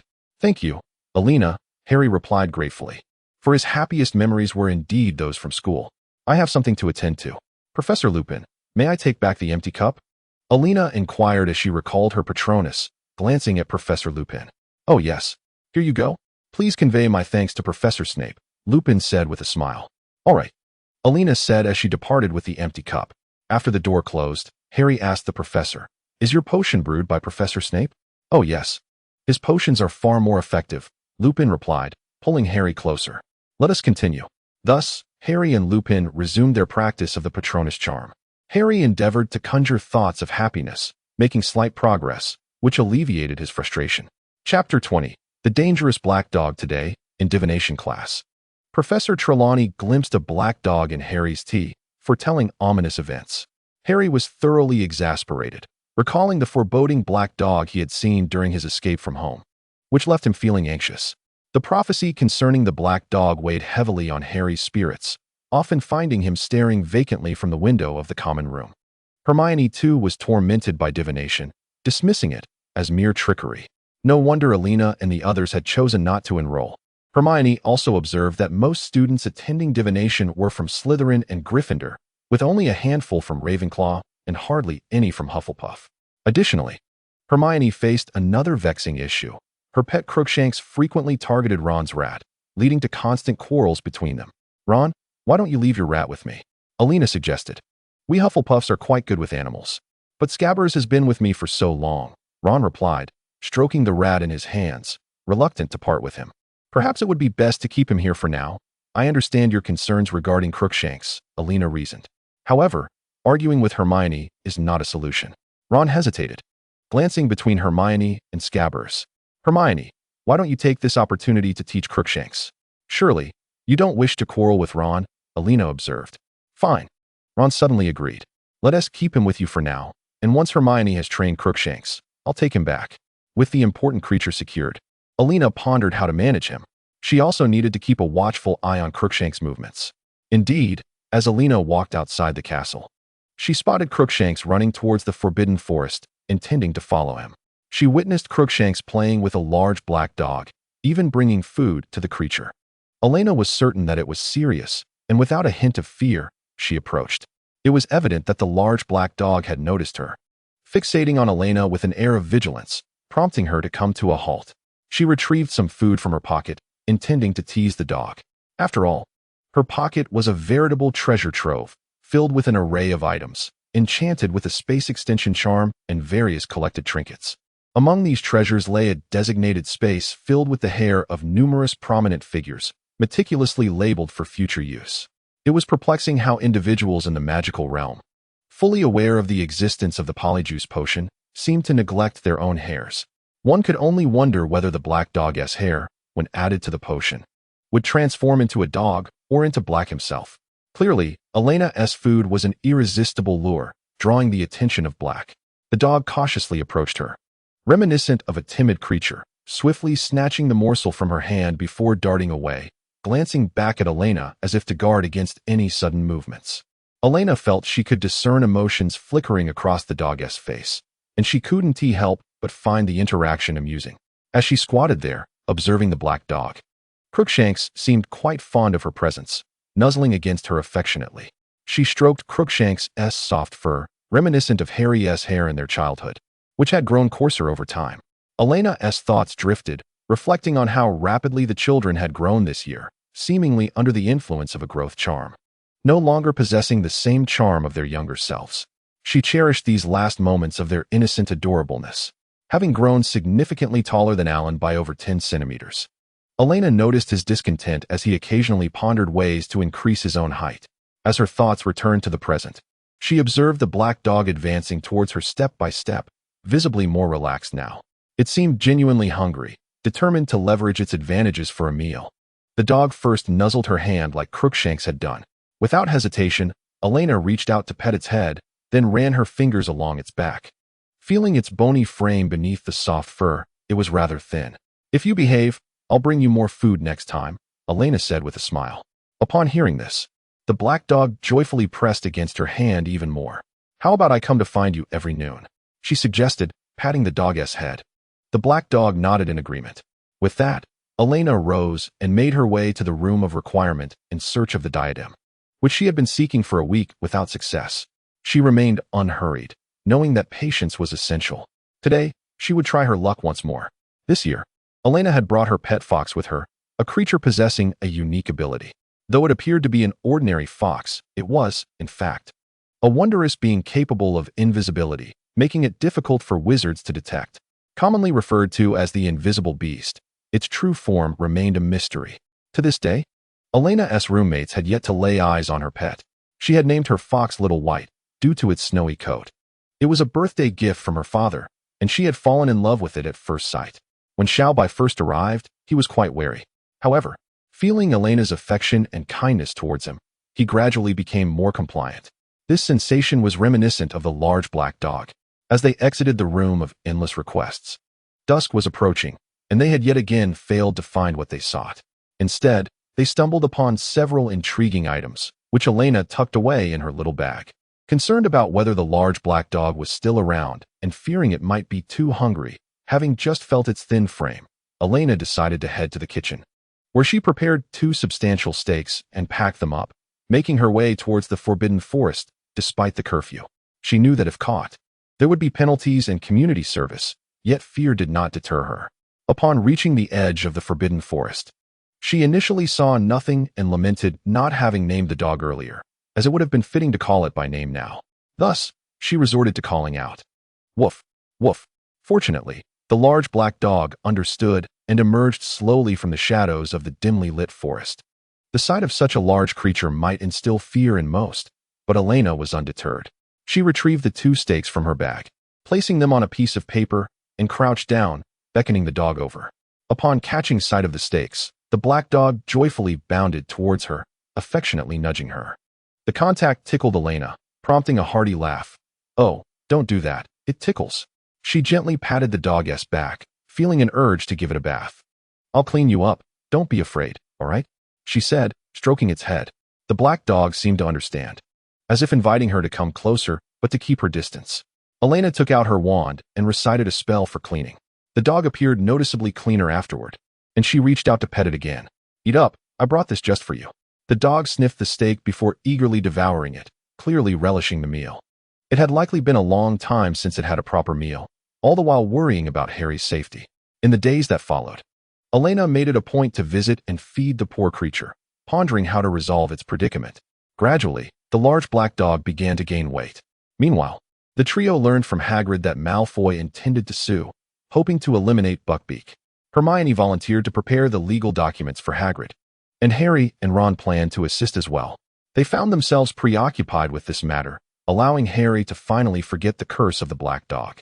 Chapter 21. The daily life of Hufflepuff. As a member of Hufflepuff, Elena enjoyed her days filled with joy. Were it not for the looming threat of a dreadful battle ahead, she would not have exerted herself so diligently otherwise, for the magical world offered ample opportunities for idleness. With food and household chores managed by house elves, life could be quite lucrative through collaboration with muggles, especially since Elena had a grasp of future economic trends. However, she was reluctant to pursue such paths. Reclining in the Hufflepuff common room, basking in sunlight, she savored the shared snacks from the table while engrossed in a storybook. Such blissful days epitomized the life Elena had longed for. Mia would occasionally prepare snacks, while Emily busied herself with her artistic endeavors. Ivor relished spending time with her pets, often taking a moment to feed the owls. The entire Hufflepuff house is engaged in their cherished pursuits, and Elena feels utterly enamored with this place. When she thinks of Slytherin, she envisions their members as petty and vengeful, reminiscent of courtly ladies who wield their cunning to ascend the ranks. Yet, one cannot deny that their ambition can indeed lead them to success. Gryffindors often carry themselves with the air of knights, yet many are arrogant and dismissive of counsel, akin to the obstinate heroines in tragic tales who refuse to heed warnings. Was not Harry's isolation rooted in such dynamics? Despite his many explanations, they remained obstinately deaf to his words. As for Ravenclaw, their diligence is truly remarkable. One often encounters their students stationed at the library entrance, dedicating entire days to their studies. While some are kind enough to assist with problems, their explanations can be convoluted and filled with ambiguities, leaving one perplexed. Gazing at the cozy common room, it becomes clear that Hufflepuff is indeed the most suitable haven for Elena. Occasionally, Hufflepuffs will join forces to assist in the headmaster's garden, tending to the plants that are amicable towards them, though the same cannot be said for other houses. Plants possess an acute sensitivity to human emotions, as do animals, which is perhaps why both flora and fauna are drawn to Hufflepuff. Dear one, do not be distracted. Professor Sprout keeps a watchful eye on the children to ensure they are not harmed by mischievous plants, such as the infamous Whomping Willow, known for its indiscriminate attacks. Furthermore, Hufflepuff maintains an excellent rapport with the Hogwarts house elves, who provide a plethora of services for Hufflepuff students. This results in their common room being perpetually stocked with food and refreshing beverages. Were it not for the wretched Dark Lord, would not such days be delightful? Abundant provisions and engaging activities abound. For Hufflepuff, indulging in one's passions is akin to play. Some revel in art, others in animals, plants, or culinary delights. Each individual is immersed in their own joy.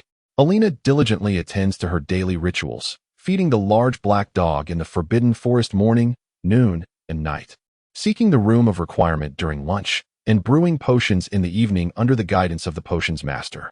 Each month, she delivers remedies to Professor Lupin. Once before the full moon and again afterward. When time permits, she gathers a few friends to assist Professor Sprout, and sometimes they find themselves napping in a fluffy plant, experiencing the sweetest slumber. In the library, she collaborates with Harry and Hermione on assignments while also tutoring her peers. Elena's gentle demeanor often leads Ron to seek her help rather than Hermione's. During their free time, they often invite additional friends to Hagrid's hut for grand gatherings, with Neville, the Weasley twins, and many others contributing to the lively atmosphere. Gradually, the twins entice students from all four houses to join in. A few Hufflepuffs take on the responsibility of preparing food, while others bring their own snacks.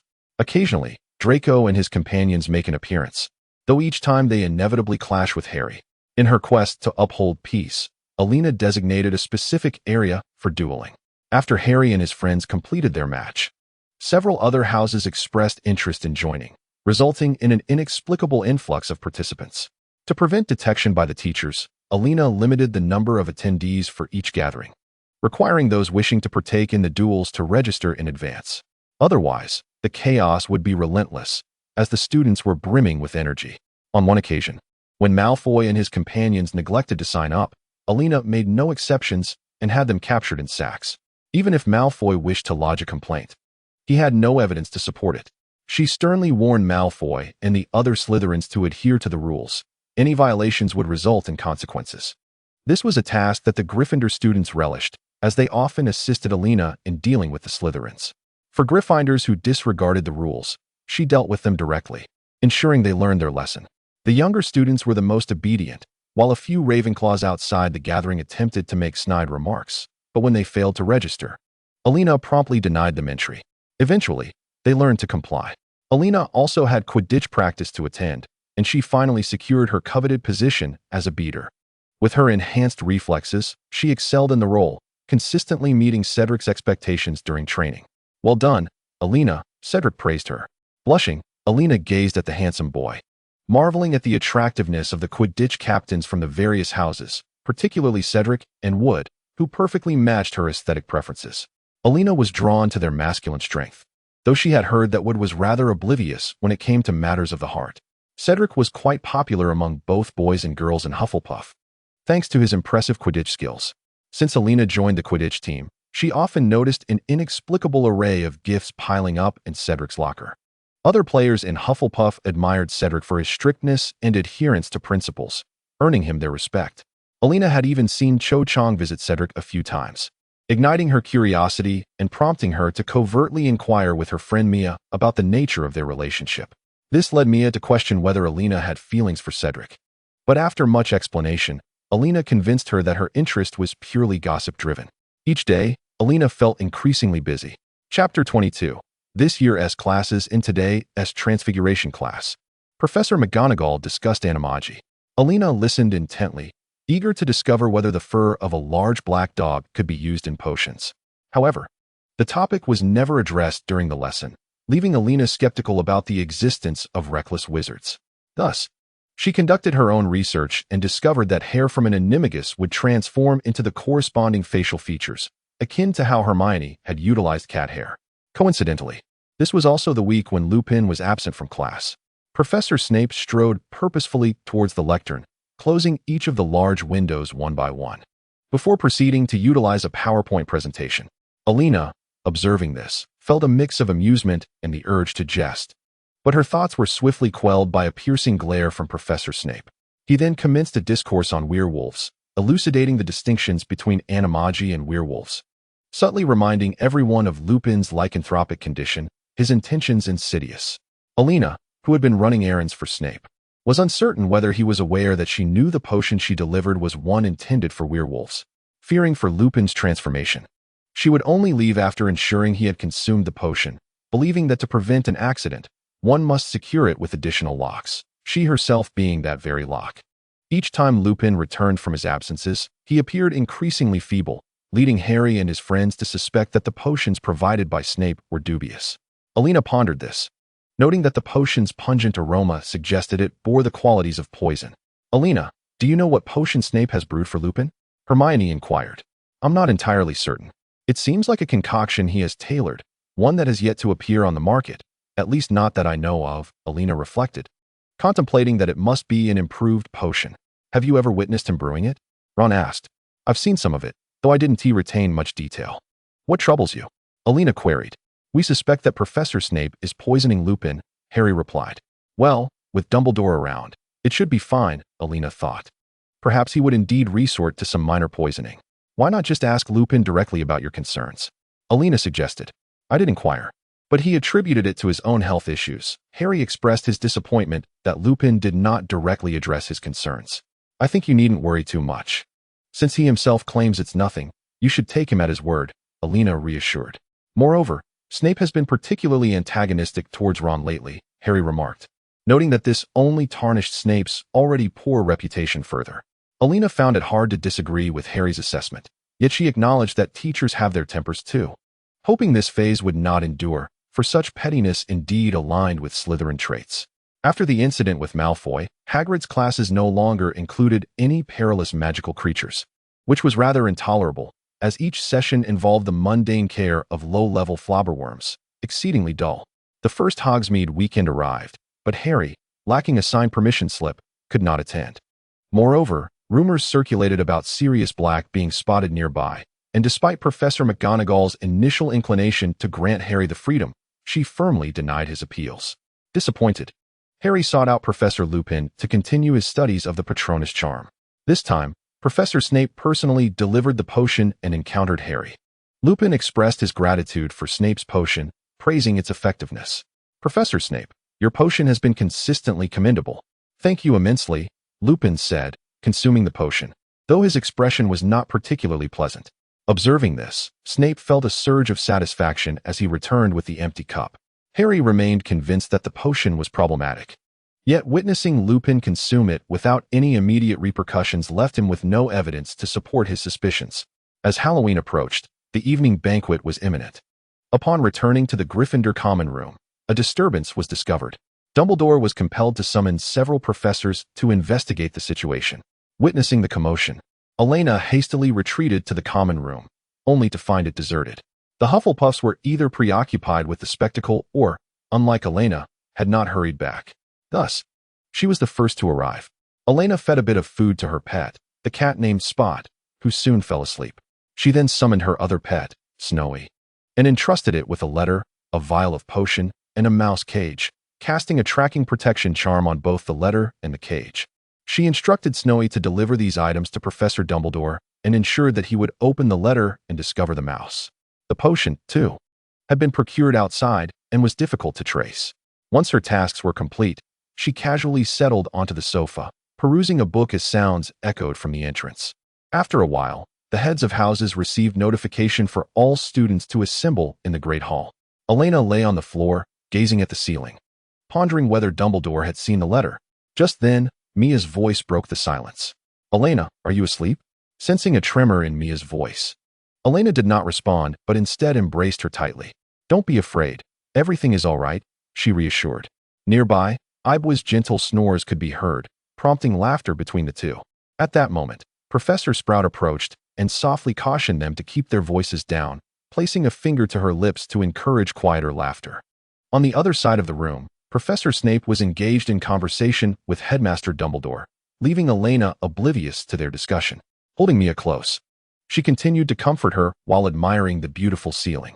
Earlier that day, while delivering food to the black dog, Elena had spotted Ron and contemplated how to broach the subject of the mouse with him. Should she buy him another one? "Ron," she called out, finally catching his attention. "What are you doing here?" he asked, surprised. Ron, I owe you an apology. I forgot to put your mouse, Spot, back in its cage after I fed it yesterday. By the time I returned, it had vanished. I'm truly sorry. My Spot," Ron exclaimed, disappointment etched across his face. "I trusted you." He pushed Elena away and stormed off in anger. "Ron," she pleaded, grasping his arm. "I really am sorry." He shrugged off her hand and hurried away, leaving Elena to lower her hand, which had instinctively reached out to stop him. At that moment, Draco appeared seemingly out of nowhere, curious about the scene. He approached Elena. Noticing her forlorn expression, "Ah, breakup scene?" he quipped, clearly misinterpreting the situation. "Draco, where did you come from?" Elena replied, feeling no anger despite his sarcastic demeanor. "Buckbeak is about to be executed. My father will see to it," Draco declared ominously, showing no interest in the earlier incident. "Oh, so you only concern yourself with a creature?" Elena retorted with a hint of irony. "Have you not been abandoned by your pureblood traitors?" Draco mocked. "Draco, have you forgotten how I dealt with you?" Elena replied, lifting her gaze to meet Draco's with a smile. A sudden thought seemed to brighten her expression even more. "Just wait. I will have my father cause you trouble," Draco threatened. "Always resorting to daddy. Draco, you should mature. This is rather childish," Elena said, gripping Draco's collar and whispering in his ear. For reasons unknown, Draco felt a chill of fear seep from his core. Elena released him and smoothed out the wrinkles in her clothing before turning away. Draco remained unsettled, still trembling from the recent threat. Chapter 23. This year as Quidditch, Elena fed the black dog, her mood evidently sour. She stroked the dog vigorously to alleviate her own rising agitation. Thus far, there was no lead on the crown, coupled with an argument with Ron and Draco's incessant pestering, which only added to her frustration. At that moment, Elena sensed the invisible presence of Xiaobai by her side. Suddenly, a large stone fell, indicating that Dumbledore had received the letter and the news of Scabbers. Yet, she was uncertain how Dumbledore would respond. Meanwhile, Dumbledore gazed at the unexpectedly arrived rat, the letter, and a vial of potion, feeling both astonished and intrigued. Upon examining it and finding no issues, he opened the envelope to read the letter. After finishing, he glanced at Scabbers beside him. He instructed Fawkes to summon Snape to his office. When Professor Snape arrived, Dumbledore handed him the vial. "Severus, see what this is," Dumbledore requested. Snape took the potion, scrutinizing it before stating, "This is a potion to reverse animagus transformations." "Who gave this to you?" Snape inquired. "Can you ascertain the origin of this potion?" Dumbledore continued. "There are many potion makers of this caliber on the market," Snape remarked, furrowing his brow. The vial's material seemed quite ordinary, and the multitude of channels and suppliers made it difficult to trace. Dumbledore lifted the rat cage for closer inspection. "Severus, could you kindly summon Professor Lupin?" Dumbledore asked. "I told you he had issues. You actually hired a werewolf as a professor," Snape retorted. "I appreciate your assistance," Dumbledore replied. Snape said nothing further and turned to leave the headmaster's office to find Lupin. When Lupin arrived, Dumbledore presented the rat to him. "What is this, headmaster?" Lupin began, but the words faltered on his lips. Dumbledore took the unconscious rat from the cage and placed it on the floor, signaling Professor Snape to administer the potion. Snape complied, pouring the potion over the rat. Before their eyes, the creature gradually transformed into a human. Snape appeared astonished, looking to Dumbledore for clarification, but Dumbledore turned to Lupin, saying, "I believe we all recognize this individual, do we not?" It seemed the effects of the potion had yet to wear off, as Peter Pettigrew remained unresponsive. In the past, there were hidden circumstances surrounding Professor Dumbledore. Professor Lupin gazed up at Dumbledore and said, "It appears so. I have summoned Fudge and brought along several Aurors." Dumbledore replied, "I believe we must reconvene the hearing." In Hogsmeade, a dilapidated house stood ominously, clearly abandoned for many years. Inside, Sirius Black exhibited a notable restlessness. The rat was still missing, causing a stir at Hogwarts. However, hunger was no longer a concern, as a young Hufflepuff girl brought him food daily. Black contemplated using the girl to locate the rat, but wondered how he could maneuver without engaging in manual labor.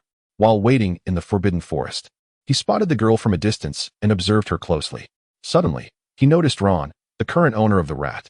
The two appeared to be arguing, and Ron shouted, "I trusted you," before storming off. Sirius then witnessed the Hufflepuff girl threatening a Slytherin, causing the boy to flee in fright. It seemed prudent to set aside his plans to manipulate the girl for the time being. In the Quidditch stadium, the Gryffindors were practicing. They were all aware that this would be Wood's final Quidditch match, as he was set to graduate this year. The Gryffindor players had entered a grueling training phase, and Harry found himself under Wood's intense scrutiny. Originally scheduled to face Slytherin, their opponent had changed to Hufflepuff for various reasons. Elena and several other players were somewhat bewildered before the match. As she mounted her broom and beheld the gloomy weather, Elena's mood soured. The match commenced, with the audience brimming with enthusiasm and vigor. Spectators donned their school uniforms, either standing in the stands or seated, fervently cheering and shouting to support their respective teams.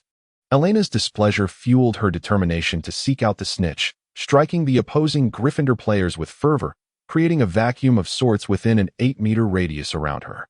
Sometimes, the distinction between friend and foe blurred. Due to the weather, visibility was compromised, and the entire match relied on the commentary of Lee Jordan. Nevertheless, the excitement and anticipation in the stands remained undiminished. The Gryffindor players exuded an air of passionate fervor, each eager to contribute to their captain's success. Elena's venting style of play eventually waned as her stamina began to falter. Glancing at the match situation, she noticed that Hufflepuff had surprisingly not fallen too far behind. From a distance in the stands, she spotted Sirius, just as Harry passed by her. With no Quaffle in her vicinity, she couldn't assist Harry directly. Thus, she followed him, seeking an opportunity to pass the Quaffle while also keeping an eye on Harry's pursuit of the snitch. As Harry soared higher on his broom, the air suddenly turned frigid, and a Dementor swiftly glided towards him. Elena quickly drew her wand and shouted Expecto Patronum, successfully repelling the Dementor. Harry staggered over to express his gratitude. Yet another Dementor swooped towards him, and Elena attempted to conjure a Patronus but was a moment too late. Under the Dementor's influence, Harry lost his grip on the broom and plummeted from a considerable height. Elena dashed forward, catching him just in time to prevent his fall. At that moment, a multitude of Dementors surged towards Elena, prompting her to devise a way to fly Harry toward the professor's podium. Harry had completely lost consciousness, and his weight posed a challenge for Elena. The staff had evidently noticed the commotion. Professor Dumbledore rose and cast the Patronus charm, banishing the unwelcome Dementors. Upon regaining consciousness, Harry learned from Ron that his broom had been damaged by the Whomping Willow, resulting in their loss in the match. Wood sat beside the hospital bed, looking despondent. Elena stood next to her captain, observing Harry. Cedric laboriously rose from the adjacent bed and approached Wood. "Wood, we can compete again," Cedric said, patting Wood on the shoulder. "No need, Cedric. You won, despite the mishaps. There are far too many unforeseen events in the field. It's impossible to redo them all," Wood replied with unwavering resolve. Cedric chose not to respond further and turned to walk back, supported by his Hufflepuff teammates to ease his stride. During the banquet, Elena was pleading with Mia to prepare more delectable dishes, as the offerings on the table were unappetizing to her palate. At that moment, an owl soared from afar, heading towards Harry, appearing to carry a flying broomstick. When the recipients at that end opened the package, exclamations of surprise filled the air. Chapter 24. Hogsmeade. Upon hearing about Harry's firebolt, Hermione grew concerned and informed Professor McGonagall. Consequently, Professor McGonagall confiscated Harry's broom, which incited some resentment in him towards Hermione. "Don't be like that. Hermione is looking out for you," Elena interjected. "Yes, for your own good," Ron added, casting a sidelong glance at Elena, his insinuation unmistakable. "Ron, I've already apologized," Elena retorted, irritation creeping into her tone. It seemed petty for the boys to dwell on such matters. "Indeed, none of you are at fault," Harry declared. Storming off, Elena hurried after him. "Harry, please don't be upset. This Hogsmeade Day, let's go out together and clear our minds," Elena suggested. "But I haven't signed up. How can I go?" Harry responded, a mixture of anger and frustration in his voice. "I think we could ask the twins. After all, they know plenty of secret passages," Elena proposed. Harry was genuinely interested in going, so the two set off to find the twins. Upon hearing their intention, the Weasley twins cheerfully handed the Marauder's map to Harry. Elena gazed in astonishment at this legendary map, though the writing was quite small, requiring her to scrutinize it several times to decipher the text. The twins explained how to use the map, enabling Harry to locate the route to Hogsmeade. Generously, the Weasley twins gifted the map to Harry, as they had already memorized all the secret passages and would no longer need it. As a few individuals arrived in Hogsmeade, they indulged in butterbeer and visited the joke shop and Honeydukes. Harry noticed that his spirits were gradually lifting, and Ron's irritation seemed to wane as well. Suddenly, Ron halted, gripping Harry, as he spotted Professor McGonagall ahead. Instinctively, Harry concealed himself under his invisibility cloak, recalling that he had sneaked out. To their astonishment, they discovered that Fudge was accompanying Professor McGonagall.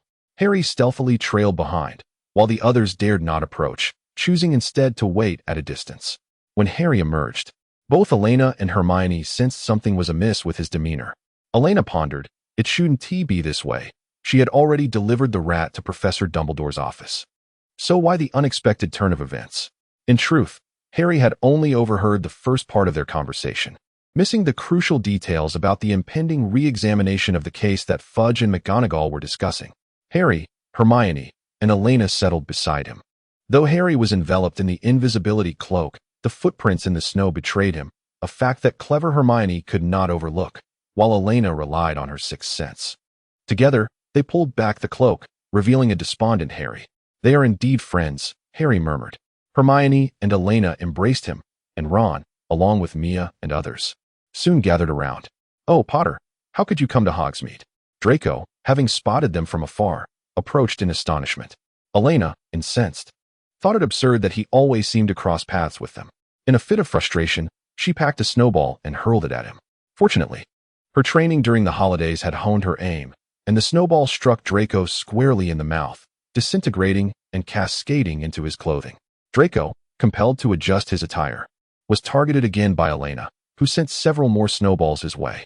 Harry, initially stunned, quickly gathered his wits and crafted his own snowball, discovering it to be quite enjoyable, and followed Elena's lead by making several more. Draco's companions soon retaliated, but they lacked Elena's precision. Ultimately, they retreated, overwhelmed.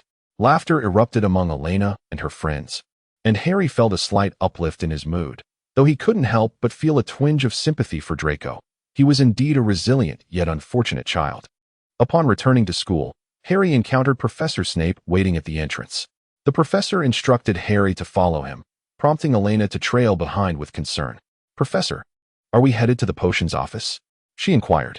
Snape led Harry to a secluded corridor where few others were present. He halted, gazing sternly at Harry. "You are aware that one cannot visit Hogsmeade without a signed permission slip." Harry knew this was undoubtedly Draco's doing. "No, Professor," he told himself not to concede. "Lies." Snape's anger intensified, deducting 10 points from Gryffindor for Harry's insolence.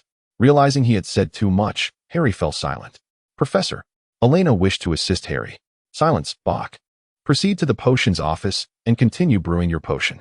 Snape appeared somewhat impatient. "Professor, please do not be too harsh on Harry," Elena implored, feeling a twinge of injustice.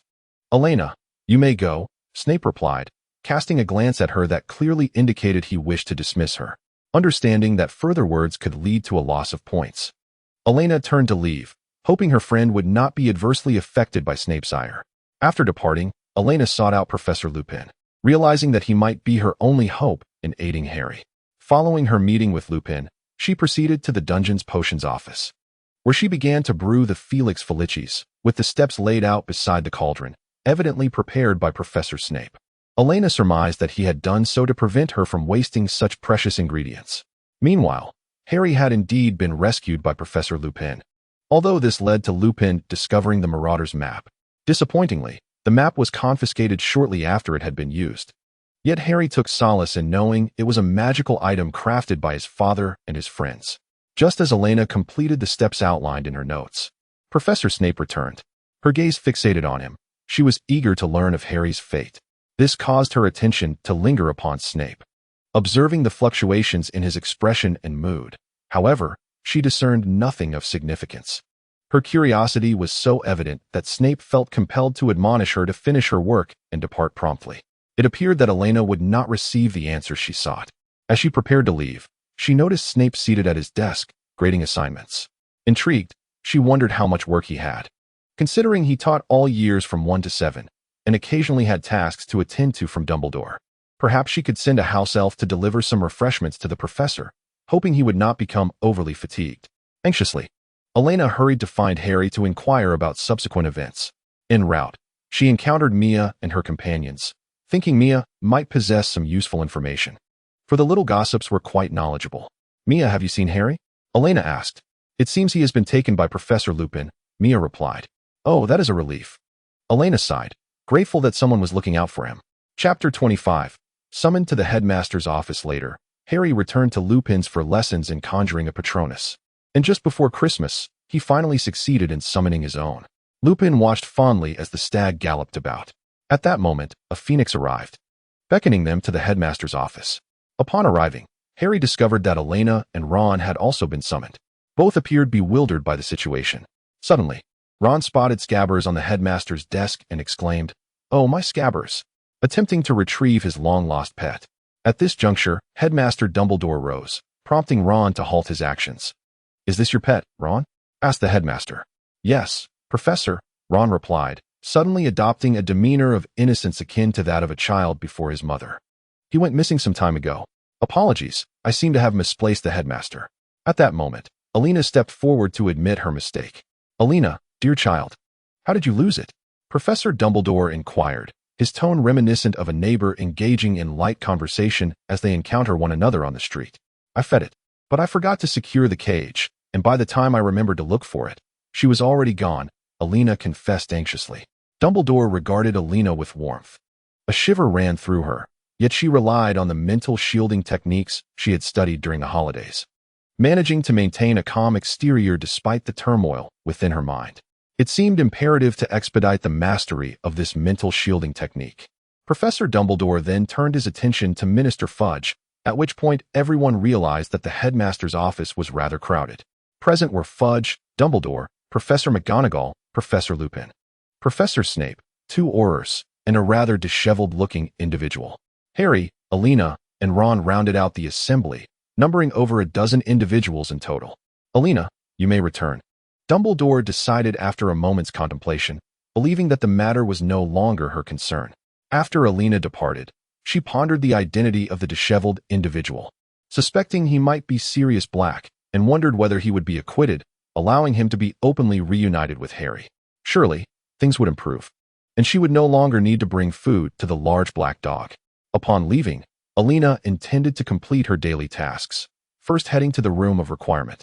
After pacing back and forth, she entered, and indeed, she discovered what she sought. The diadem rested atop a statue's head. Just as she approached to retrieve it, a voice echoed in her mind. Don it, and you shall uncover many truths you seek. Elena immediately recognized this as an attempt at manipulation. Having nearly succumbed to a similar allure with the diary, she had developed a degree of wariness, and as the diadem began to exert its influence, she was quick to respond. With urgency, Elena produced a vial containing basilisk venom she had collected. She dripped a few drops onto the diadem, which began to emit dark tendrils of smoke. Elena was perplexed by the effectiveness of the basilisk venom, even against the Dark Lord in a spectral state. What if a person were to encounter it? She shuddered at the thought and hastily secured the vial, ensuring not a drop was spilled. Carefully, she removed the now-defunct diadem and tucked it away in her pocket. Next, she intended to visit the potions office, though it seemed the professor was in the headmaster's office. After a moment's indecision, she resolved to proceed. Upon arriving at the potions office, the door opened automatically, indicating that the professor had likely set some enchantment. Elena noticed notes beside the potion ingredients and followed them step by step in her brewing endeavor. She prayed fervently not to make any mistakes. After completing the potion, she noticed some herbs in need of attention at the entrance and took the opportunity to tend to them, as she had a fondness for herbology. Once finished, and with the professor still absent, Elena decided to take her leave. As they approached the entrance, Elena gently touched the small snake coiled around the doorknob, which seemed to recognize her and appeared quite pleased. After borrowing a book from the library, Elena returned to the cozy dormitory of Hufflepuff to read, only to eventually drift off into slumber. In her dreams, she envisioned a triumphant victory over the villains, with everyone safe and alive, celebrating together in joyous camaraderie. The following morning at breakfast, Elena noticed the Daily Prophet announcing a re-examination of the case involving Sirius Black. The students of Hogwarts were fervently discussing the events that had transpired. Curious about the ministry's decision to reopen the case, Elena glanced at Harry, who looked elated. Elena, you seem quite happy, remarked Ibwa. Is it that obvious? Elena chuckled, touching her face with her hand. Not too obvious, but you certainly seem joyful, Ibwa replied. It's wonderful to see you more relaxed this term. You've seemed so tense until now. Ibwa's intuition was spot on, causing Elena to break into a nervous sweat. Perhaps it's due to having lost Ron's rat, she joked, and Ibwa refrained from probing further. As the group gathered, Harry excitedly shared with his friends. Sirius Black is my godfather. Isn't he a Death Eater? Mia inquired. No, the real traitor was Peter Pettigrew, Harry clarified. He betrayed my parents. Oh, the rat. I even let it sleep on my bed. Ron grimaced at the thought. The rat? Mia echoed, puzzled. Yes, my pet, which is actually an animagus, Ron explained. That's quite unsettling, Mia remarked. Indeed, he was the one who betrayed my parents. My godfather discovered Peter's whereabouts through reports about the Weasley family and feared for my safety, which is why he came to find me, Harry said with excitement. Has the verdict been reached? Elena, curious, noted that she had given the rat to Professor Dumbledore quite some time ago, and now the court was only just beginning its review. Given the ministry's reluctance to overturn its previous decisions, it would likely take a considerable amount of time, as intricate testimonies were necessary. Not yet, Harry replied, somewhat disheartened, as Sirius remained busy without a resolution. Later, Hufflepuff faced Slytherin in another Quidditch match. Elena observed Draco's arrogant demeanor and resolved to teach him a lesson, effectively preventing him from flying in a straight line. Other Slytherins, witnessing Elena's tactics, sent players to disrupt her, hoping to allow Draco to focus on catching the golden snitch. However, Elena skillfully maneuvered, descending and weaving around the distractions to locate the quaffle and launch it, again thwarting Draco's flight path. Draco glared at Elena and, flying alongside her, demanded, "Why are you always targeting me?" He nudged her as he spoke. "Because you're so childish. It's entertaining," Elena retorted, playfully bumping him back. Draco's irritation only grew, reminding Elena of Ron's antics. Just a little teasing would set him off. Thanks to Elena's interference, Hufflepuff emerged victorious. In the locker room, Captain Cedric patted Elena on the shoulder, praising her. During the Quidditch match between Ravenclaw and Gryffindor, Elena noticed a delightful surprise. Harry was constantly gazing at Cho Chang. A few days later, Christmas arrived, and Elena packed her bags to return home for the holiday, reflecting on how swiftly time passes. Harry, too, was taking the train to his godfather's for Christmas. Appearing exceedingly excited, Elena and her friends could sense Harry's joy. Observing the children, Elena felt a heartwarming sense of wonder as they grew up so beautifully. Chapter 26. A thrilling Christmas holiday. Elena spent her holiday at home organizing gifts for her friends and professors, planning to send them out by Christmas. This year, she would accompany her parents to various gatherings among the aristocracy, as they wished for her to meet more people. The ball she attended was predominantly filled with Slytherins, with few students from other houses present. At the event, Elena unexpectedly encountered Professor Snape. Intrigued, she wondered if the professor would dance and if he had a partner. Elena also met Mia, and the two of them tucked away in a small corner, enjoying some food. Who is hosting this banquet? Elena inquired. My father mentioned that it seems to be organized by several pure-blood families of Slytherin, Mia replied. I have a feeling this isn't a good sign. Elena agreed, expressing concern about their inability to change the situation. Mia sighed, as she too belonged to a pure-blood family, albeit one that was more marginalized. She had narrowly escaped being drawn into the Death Eaters' ranks. Elena worried for her parents, hoping they would not join the Death Eaters this time. Although the Death Eaters currently lacked a leader, they were still active, indicating that connections remained among them. Elena's father, despite being a Slytherin, did not appear to fervently uphold pure-blood beliefs, as their family had several half-blood relatives with whom they interacted frequently. She had never witnessed her father express disdain toward them, perhaps indicating he concealed his true sentiments. Two Hufflepuffs kept their distance from the Slytherin head of house, yet Elena felt as though he was casting glances in her direction. Was it her gifts this year that displeased him? Surely not. It was unicorn blood, albeit just a small vial. Peering again, Elena felt reassured as the Slytherin head had turned his attention to speak with Lucius beside him. Elena resolved to inquire with Draco, despite their frequent quarrels. Yet, the immature boy had his own merits. When it came to gathering information, he was likely to divulge 80% of what he knew. Hello, Draco. He was surrounded by Slytherins, making Elena's sudden approach all the more conspicuous. Ah, Hufflepuff, Pansy, who had previously clashed with Elena, sneered dangerously. Elena, returning the smile, quipped. Even the vanquished can find humor. Draco addressed Pansy. What are you doing here? You should be hiding with your good friends, like a mouse. His companions echoed his sentiment, erupting into laughter. You're also among the vanquished. What is there to be proud of? Elena retorted. Draco was poised to retort, but Elena denied him the opportunity, declaring the party to be utterly disappointing, with questionable refreshments and an unclear host. She then cast a glance at the drink in Draco's hand, taunting him with a tone that echoed the annoyance he often provoked. This gathering is not suited for someone of your lowly Hufflepuff status. You should leave at once. Pansy shrieked, suggesting her connection to the event's organizers. Was Pansy's family among the Death Eaters?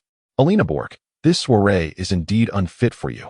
It is a private Slytherin affair, intended to fortify our bonds and enhance our strength, Draco stated with unrestrained candor, revealing the gathering's true purpose.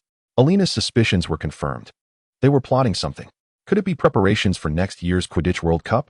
Though Elena retained some memories of this world, they were not exhaustive. Only fervent enthusiasts would grasp the intricate details, and she was merely aware of fragments. As Elena contemplated her exit, she teased Draco once more. Is she your girlfriend? You are certainly defending her vigorously. She noticed Pansy's cheeks flushing crimson. Do not speak nonsense, Draco and I. Pansy's voice dwindled, her embarrassment palpable. Draco positioned himself protectively in front of Pansy and inquired, What, do you fancy me? His playful demeanor struck Elena as rather endearing. This scenario felt oddly familiar. Was it not reminiscent of the time Draco mocked Harry in the bookstore? Oh, how delightful, came Lucius's voice, having caught wind of the unfolding drama. He approached, overhearing the children's tangled interactions, accompanied by several parents and the head of Slytherin House. Elena felt as though she were experiencing social demise, seeking to salvage her dignity. Elena looked at Draco and gently remarked, It is no wonder.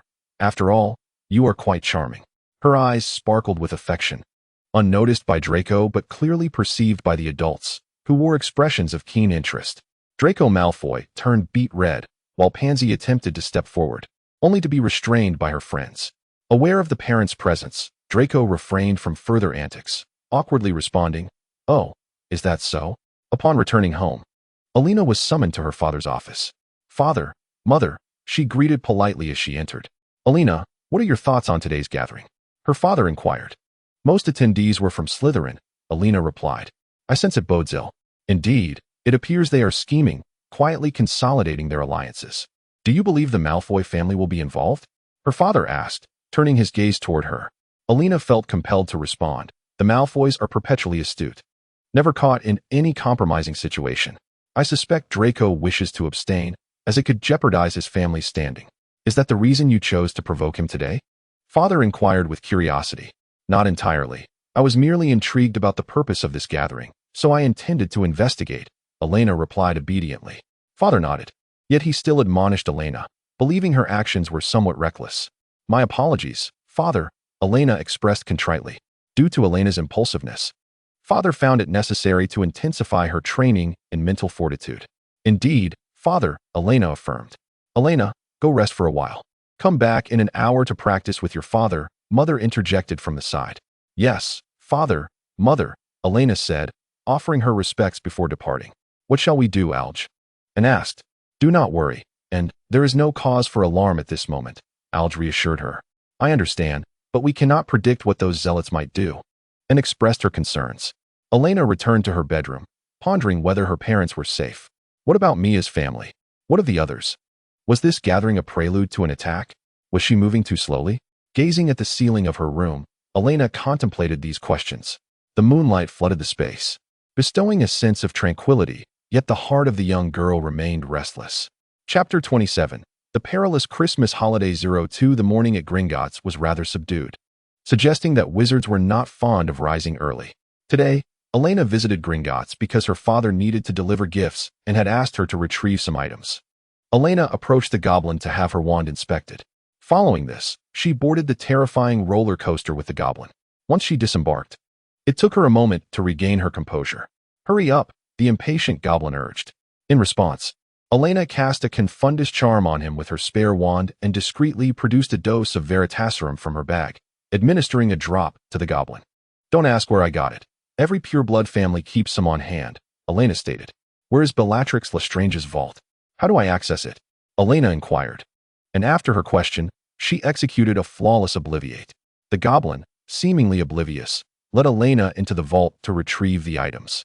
Having secured what she needed, Elena departed unnoticed. Later, under the pretense of shopping in Diagon Alley, she ventured out alone. After consuming an aging potion, Elena now appeared as a young adult in her early teens. But for precautionary measures, she cast a confundus charm on her face. Her first stop was the Borgin and Burke shop. "Do you have any hidden trinkets?" Elena queried. Borgin observed Elena, sensing an opportunity for profit, particularly since she appeared rather vulnerable. "What about this? It can perfectly conceal your presence," he suggested. Elena examined the item, tried it on, and then requested the shopkeeper to test it as well. "Don't try to pull a fast one on me," she asserted, tapping her wand on the countertop, her demeanor hinting at a subtle threat.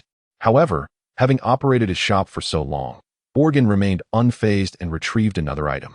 Elena attempted once more, yet to no avail. Without waiting for Bach to utter a word, she impatiently brandished her wand and cast a precise cutting charm at the cunning shopkeeper.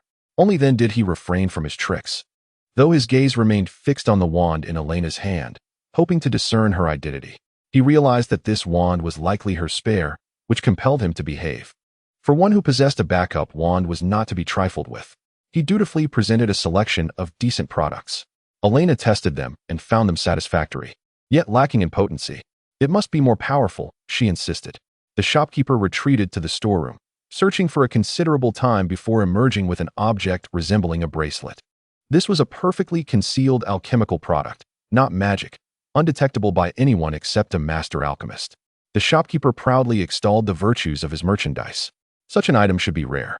Yet its convenience had evidently kept it unsold for a reason. "What are the side effects?" Elena inquired directly. The shopkeeper's expression shifted, and with a smile, he replied that it posed no significant issues, save for its need to consume something to function, such as blood.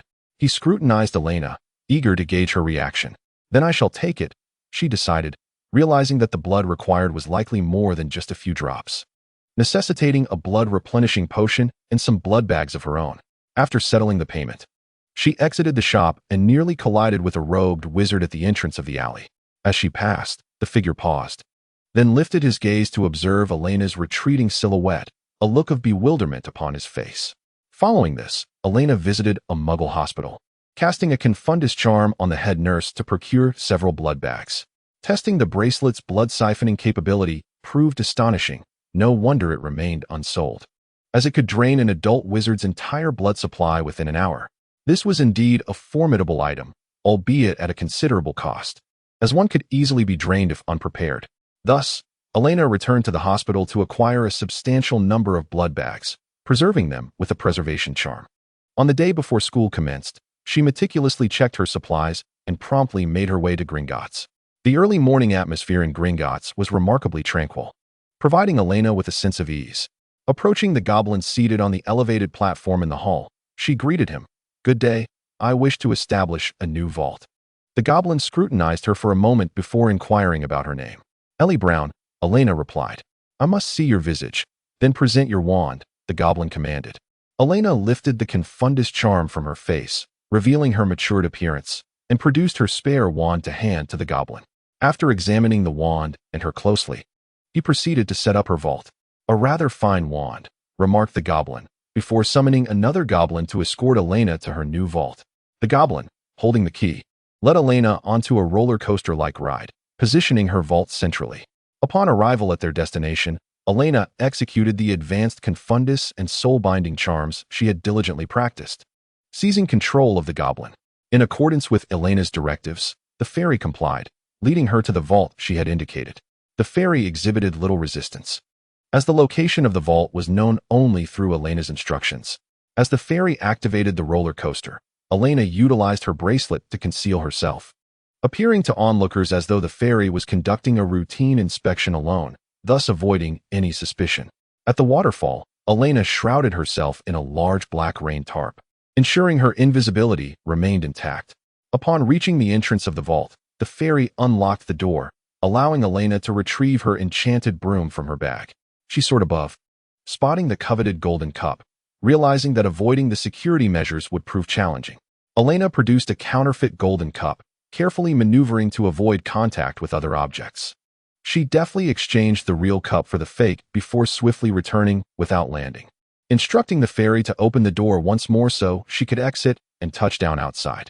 After ensuring their departure, Elena caught a glimpse of the dragon, which lay on the ground and regarded her momentarily. She felt its gaze upon her, yet it remained still. Upon arriving at the entrance of her new vault, Elena cast a spell to erase her presence and subsequently dispelled her invisibility, securing her belongings and consuming a health potion. Her complexion appeared pale, a reflection of her insufficient blood supply, prompting her to use some of her own. The fairy, mirroring their earlier encounter, inquired about Elena's pallor, suggesting she might have experienced discomfort during their journey. "It's nothing to worry about," Elena replied, expressing gratitude for the fairy's concern. The fairy remained unperturbed by her weakened appearance, guiding her to vault number 245. As she opened a modest door, just wide enough for a single individual to pass through, Elena assessed the space, approximately 15 square meters, and deemed it sufficient for her needs. "I wish to store some items. Please wait for me at the door," she instructed. "Of course, miss," the fairy responded. Once the door was closed, Elena exhaled in relief. The thrill of the endeavor had begun to overwhelm her. Thoughts of her less prominent friends and family flooded her mind, compelling her to take action. She could only hope that the dark wizard would perish and that the magical world would attain peace, though she recognized the naivety of such a belief. Nonetheless, she felt the need to contribute in some way to find solace within herself. Elena deposited a modest sum of galleons into the vault, cautious not to overcommit, as her future use of this vault remained uncertain. After exiting, she instructed the fairy to escort her away. Upon departing from the entrance of Gringotts, she encountered the hooded wizard once again, who cast a fleeting glance in her direction. Elena noted this, but was intent on hastening her departure to find a suitable place to destroy the golden cup. Chapter 28. a blossoming campus after returning from Christmas break. Harry joyfully recounted his experiences at the Black family home with Sirius, including the not-so-welcoming house elf. "So, will you be visiting your godfather during future holidays?" Ron inquired. Harry, with a hint of disappointment, replied, "No, I can't. Dumbledore said it's not allowed." Harry pointed to his scar. "I must reside at my aunt's house." "It is a form of magic," Hermione remarked. "Indeed, Professor Dumbledore stated that it is a magic born of love. It serves as a powerful protective charm," Harry elucidated. "However, as long as I remain with my uncle until the time is right, I shall be able to leave. You are all welcome to visit then." Harry's eyes sparkled with anticipation as he gazed at his friends. Furthermore, to Harry's delight, his Hogsmeade permission slip had finally been signed by someone. Although the trial had yet to conclude, Sirius was already considered a half-free man. Upon returning for Christmas, Elena went to the potions office to brew her elixirs. "I hope the holiday hasn't drained your intellect, Miss Elena. Do you know what comes next?" Upon entering, she was met with Professor Snape's venomous glare. "Yes, Professor," Elena replied meekly, understanding the importance of compliance, as Harry's previous experience served as a cautionary tale. Noticing a change in Professor Snape's demeanor, she listened attentively as he explained the tasks ahead. Elena diligently followed his instructions, recognizing the necessity of obedience in potion-making. With an abundance of time on her hands, Elena inquired, "Professor, do you require assistance?" Professor Snape glanced at her before instructing, "Take these to Madame Pomfrey." Observing the collection of potions before her, Elena realized they appeared to be an assortment of standard potions brewed by students, who claimed that Professor Snape would provide potions for the infirmary. Surely, students could manage such elementary concoctions. Only special potions, like the Wolfsbane potion, would necessitate the professor's expertise. As Elena contemplated using the levitation charm, Professor Snape promptly forbade it. Though she remained skeptical, having successfully employed it the previous year, she obediently hefted the large box of potions and slowly made her way out. Once outside, she levitated the box. When Professor Snape opened the door, he was met with the sight of Elena floating the potions. "Elena!" She heard him call out as she attempted to flee, only to be caught by the collar. "No spells in the corridor. 5 points from Hufflepuff," Professor Snape admonished. "My apologies, Professor," Elena murmured as she trudged toward the infirmary, regretting her decision to offer assistance. Unbeknownst to her, Professor Snape was keenly observing her gait. One morning during breakfast, Elena noticed Harry surreptitiously watching Ravenclaw's Cho-Chom. When Cho glanced his way, Harry hastily turned his head, returning to his meal. Ron continued to eat heartily, seemingly oblivious. Emily, too, appeared somewhat peculiar. Elena noted her friend blushing while consuming her food. Was Emily unwell? Nearby, Albus teased Emily and Mia, who were engaged in a whispered conversation. Elena leaned in to listen. "Emily has been frequently visiting the Black Lake alone," Mia remarked. "Not alone. I saw a Gryffindor upperclassman with her the other day. They seemed quite happy," Albus interjected. "Really? Who was it?" Mia inquired. "I believe his name is Chad," Albus replied. "Oh, I know him. He seems rather pleasant and well-mannered." Accompanying Emily is indeed delightful. One who cherishes painting and the other, genteel in demeanor, Mia mused. She then gently nudged Emily, whose cheeks flushed an even deeper crimson. "Emily, is your rosy complexion indicative of some romantic development?" Mia inquired. At once, Ibwa and Elena fixed their attentive gazes upon Emily. "Why, yes, perhaps a little," Emily stammered, her voice barely audible, such that it might have gone unnoticed had one not possessed keen hearing. Observing Emily's embarrassment, the group refrained from further teasing her. Suddenly, Ibwa shifted the topic, asking Mia, "What about you? Do you have someone you fancy?" Perhaps. Mia's response was evidently evasive. Elena marveled at Ibwa's perceptiveness. "What do you mean, perhaps?" A playful exchange ensued between Ibwa and Mia, while Elena watched the banter unfold. Yet, Mia felt compelled to divert Ibwa's attention. The playful skirmish soon enveloped Elena as well, who joyfully joined the fray. Nearby, the prefect cleared his throat, subtly reminding the group to exercise decorum, prompting them to pause their antics and return to their meal. Elena felt that the culmination of their third year had cast a spell of love over Hogwarts, with an ambience suffused with pink bubbles. Mia had begun to occasionally vanish, leading to an increase in Elena and Ibwa's time together. "From now on, it will just be the two of us," Elena declared while embracing Ibwa, who feigned distaste and pushed her away. Furthermore, due to Mia's absences, Elena found herself without anyone to prepare her snacks, forcing her to rely on her own memory to concoct treats. This circumstance led to frequent interactions with the house elves. Elena also noted Hermione's growing interest in house elf studies. Recently, Elena had the unsettling sensation of being watched, reminiscent of the troubles she had with Pansy. She braced herself for a confrontation, yet no one seemed to pursue her. This left her perplexed, as she observed her surroundings and found nothing amiss. Elena confided in Ibwa about her feelings, seeking to validate her intuition. Could it be the gaze of love? Ibwa suggested. Do you truly believe that? Ibwa and Elena went to assist Professor Sprout in harvesting the mature herbs. Elena asked the professor, "How do you manage these herbs?" "My dear, a portion is gifted to my beloved friends, while the remainder is sold," Professor Sprout replied. "If there is anything you fancy, feel free to take some." "Could I possibly acquire some seeds?" Elena inquired. "Of course, my dear," Professor Sprout responded, her delight evident. "Choose whatever you desire." Elena selected a few items, including some invigorating herbs and a few seeds of a more aggressive variety. Those should be handled with care," Professor Sprout cautioned. "Best keep them in my possession." "Understood, Professor," Elena agreed. To express her gratitude, she presented the professor with her homemade treats, nougat. Since Professor Sprout was wearing gloves, Elena personally fed them to her. "Thank you, my dear," Professor Sprout said appreciatively. Professor Sprout appeared to be quite fond of Elena, even nodding at her in acknowledgement. Elena promptly retrieved a generous handful of sweets from her pocket, depositing them upon a table cluttered with plants. She then shared some with Eber, while the remaining attendees received none. Ever since Elena had gifted everyone small tokens on Valentine's Day, many young couples sought the twins to customize similar gifts, from which the twins would allocate a portion of the profit to Elena. Consequently, Elena claimed a double share, especially since she was no longer involved in the production. Recently, the transactions had been increasing. This romantic campus atmosphere left Elena feeling slightly out of place. Chapter 29. The year's conclusion. The potion was nearing completion, prompting Elena's visits to the potions office to multiply as she prepared for the final stages. Professor Snape observed her every move, his demeanor suggesting he feared she might err, which struck Elena as amusing. Following the steps taught by her professor, she meticulously completed the process. As the potion was about to be finished, both Elena and the professor felt a surge of anticipation. With careful hands, Elena bottled the successfully brewed Felix Felicis, perfectly executed. In her excitement, she grasped Professor Snape's hand. "I did it, Professor!" Elena exclaimed, her astonishment evident as she examined her vial of Felix Felicis. "I actually succeeded. Could it be that I possess a talent for potion making?"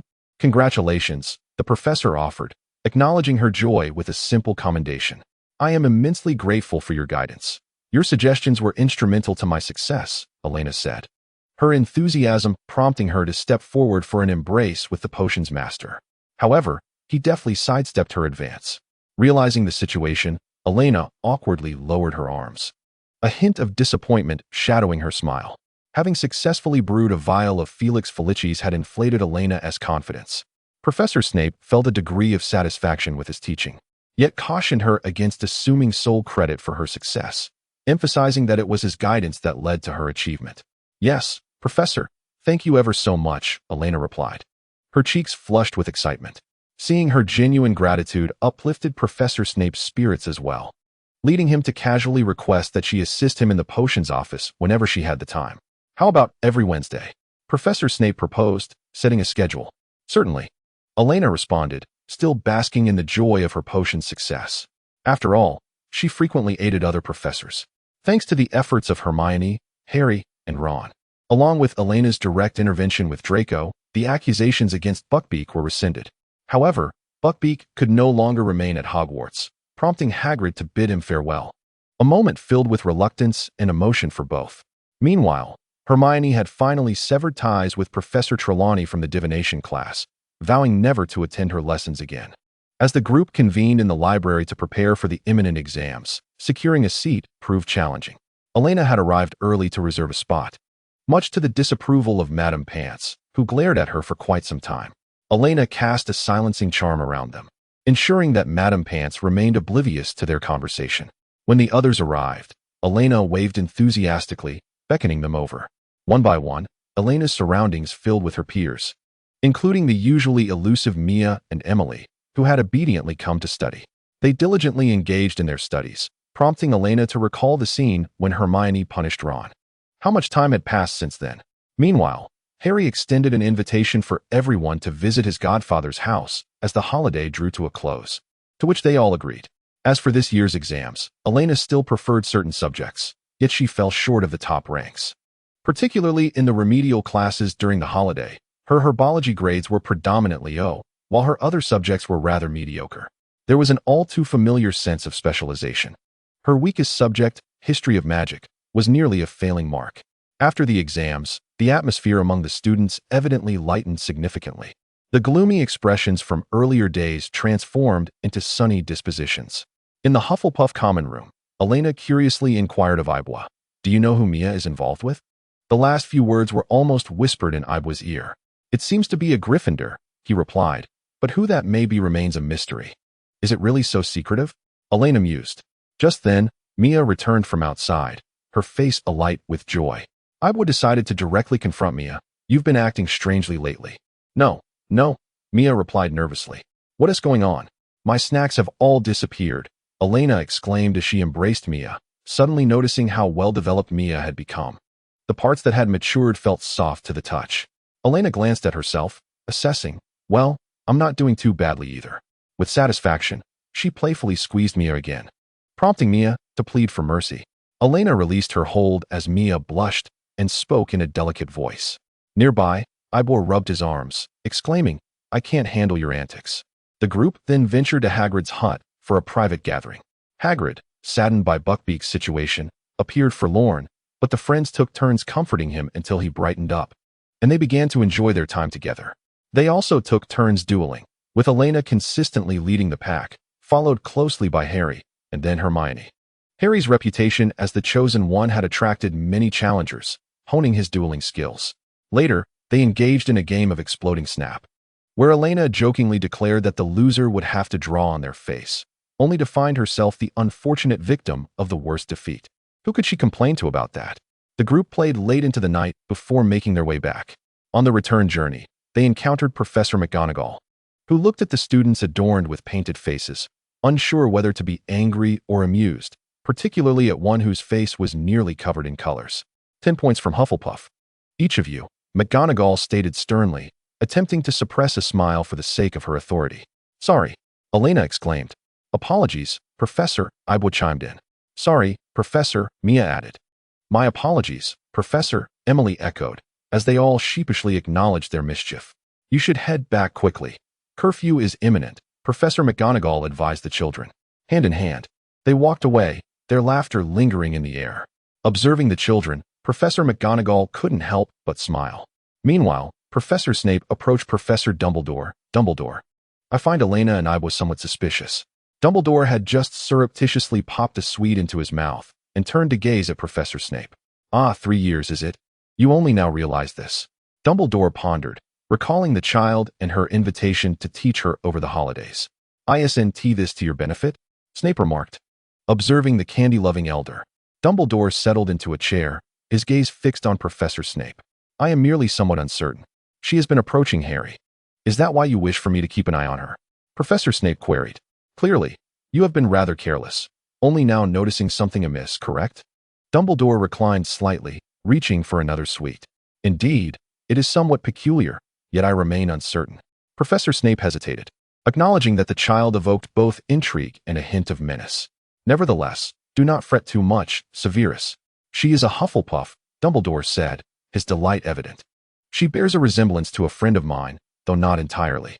Thus, I merely wish for you to observe her, rather than surveil her." He indulged in yet another candy. Professor Snape watched Dumbledore consume the confection with a hint of discomfort. "Severus, fret not. She is a good child," Dumbledore chuckled. "I am aware of this better than you, having interacted with her for quite some time. Yet, she remains rather strange. Have you developed an interest in her?" Dumbledore inquired, his demeanor brightening, leaning forward. Snape rolled his eyes, merely finding her behavior odd. Without waiting for Dumbledore to respond, he turned and exited the headmaster's office. Dumbledore, taking another sweet, gazed at the closed door, lost in thought. A few days later, the students had packed their belongings and were departing Hogwarts for the holiday. The atmosphere was replete with joy, further enlivened by the twins' performances. Dumbledore observed the students leaving from his office. It happens every year. What is there to behold? A Slytherin headmaster complained. This year is different. Each year is unique, Dumbledore replied. Chapter 30. A 3-year holiday. Professor Remus Lupin entered Dumbledore's office. Ah, Remus. Dumbledore joyfully stood to welcome him. I must inform you that I will not be able to teach defense against the dark arts next year. Lupin stood before Dumbledore, contemplating his words. Oh, why is that? Dumbledore paused to inquire. Many students have already deduced that I am a werewolf. I do not wish to escalate the matter. Lupin explained. Indeed, several children have approached me with inquiries. Yet, they are all good-hearted, are they not? Dumbledore responded gently. Yes, they are all good children. Lupin replied with a smile. They genuinely wish for you to remain. Remus, Dumbledore urged. I know, but my situation will inevitably be discovered. This outcome is for the best. Lupin replied, patting his suitcase. I have received many gifts from the children. This has been the finest year I have experienced in recent times. Very well. If you are resolute, Dumbledore said with a sense of regret. Professor Lupin picked up the box and said to Headmaster Dumbledore, Please send my regards to Severus. After bidding farewell, he turned and departed. Upon disembarking from the train, Elena spotted her parents and younger brother waiting for her. She hurriedly pushed her cart towards them, and they embraced warmly. How did your school year go, Elena? And inquired. It was quite splendid. Under the guidance of my professor, I successfully brewed the wolfsbane potion. Elena shared her accomplishment. Wow, really? Sister, exclaimed Alan, astonished. Of course, but it was only possible with my professor's guidance, Elena humbly replied. That is still quite impressive. And encouraged. As they strolled and chatted, Harry observed the family with a tinge of envy but couldn't help but smile at the thought that he too had a godfather now. What are you grinning at? His uncle Fenwick teased. Hurry up and get in the car. Harry was compelled to quicken his pace to keep up. When Professor Lupin disembarked, the station was nearly deserted. He lamented to himself, wishing he had awakened earlier to see Harry. This holiday, the 3 professors continued to take turns teaching. Indeed, this year Elena was still diligently studying. It was the final holiday. She would need to work hard, as the classes taught by these 3 teachers were essentially advanced courses. Curious, Elena asked Professor Lupin, will you not continue teaching us next year? Oh, how did you know? Lupin replied, surprised, for he had shared this information with no one except a few sensitive students. After all, the defense against the dark arts position often changes hands. I have yet to see anyone remain for more than a year, Elena remarked. That is correct.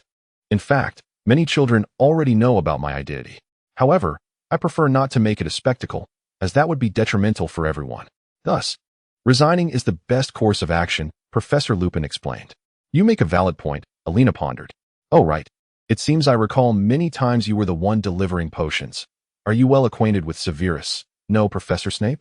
Lupin inquired. At that moment, Elena realized that these professors had essentially never met due to her father's arrangements. Oh yes, Professor Snape is also my tutor, Elena replied. That is astonishing, Lupin exclaimed. He can tutor as well? Is he in need of money? If Professor Lupin had not worn a look of mere curiosity, perhaps Elena's question would have captivated him more. I am not entirely sure, Elena contemplated, as she was not fully aware of the complexities involved.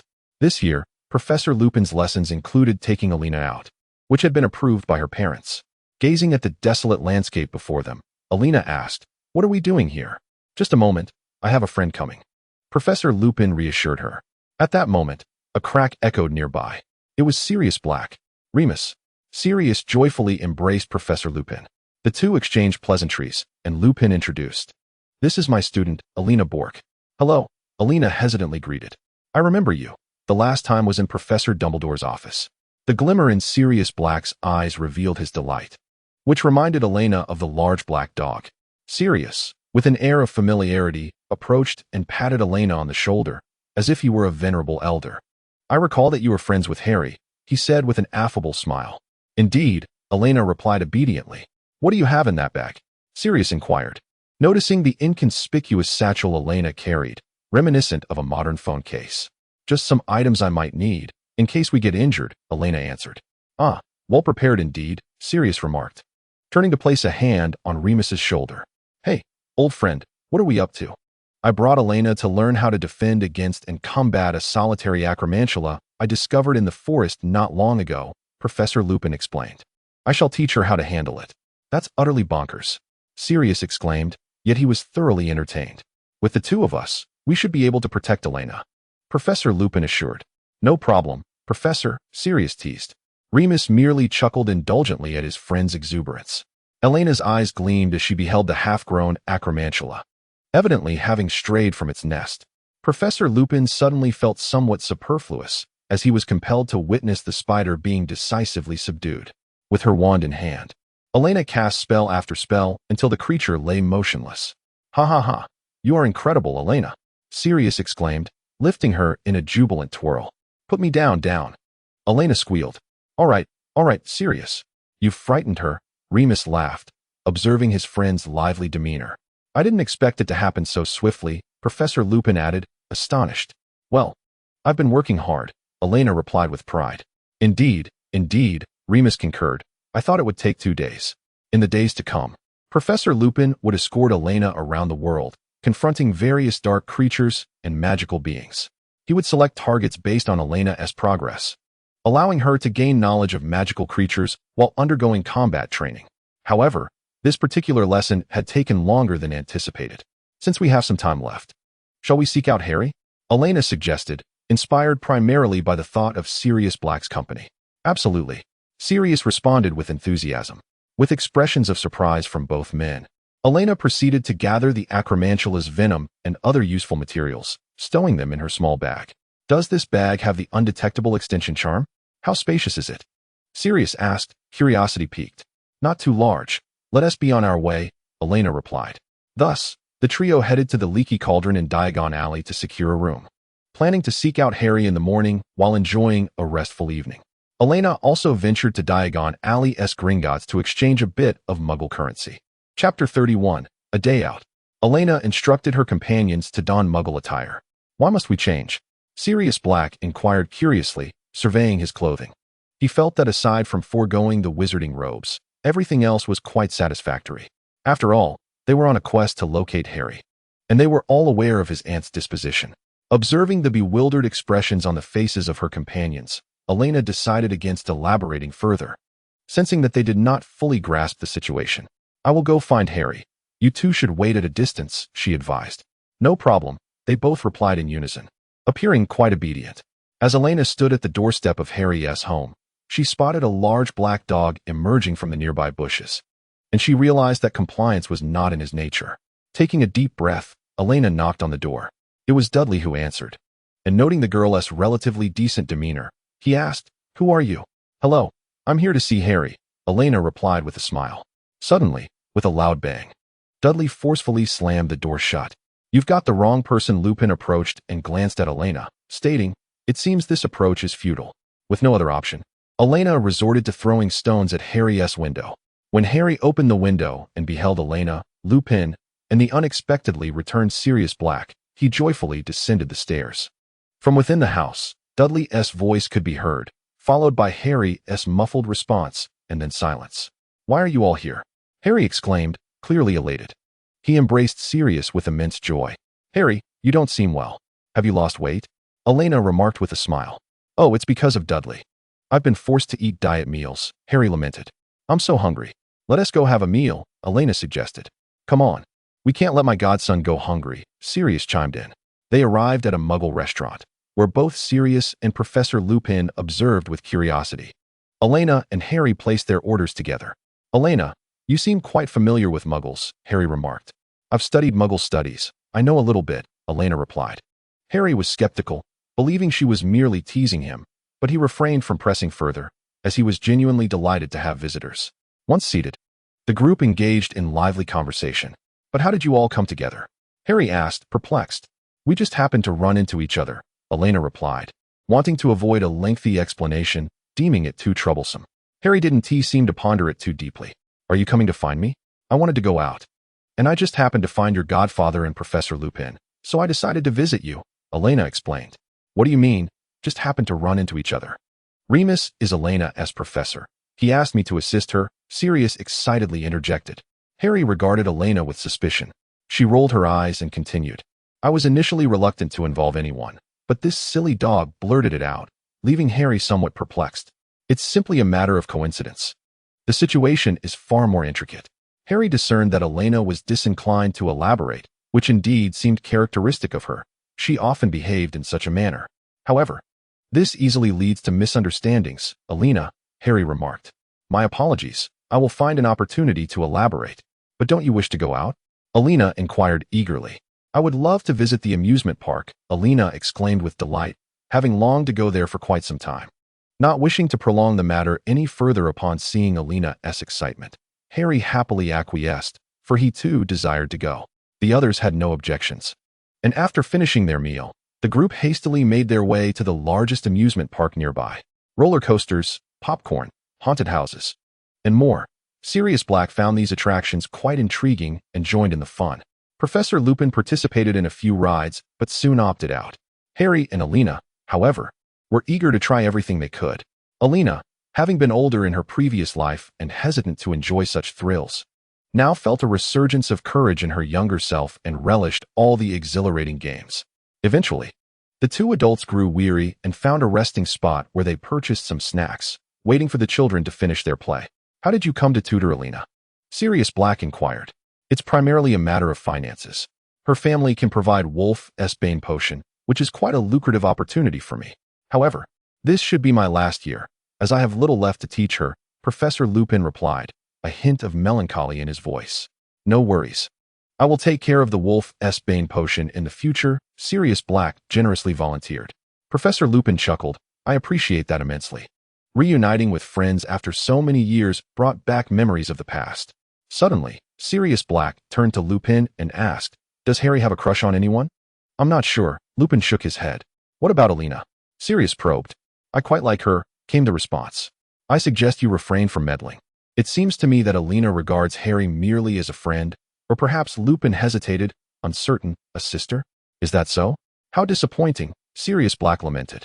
Meanwhile, the two children remained blissfully unaware of the adults' conversation, focused instead on their desire to enjoy the rides once more.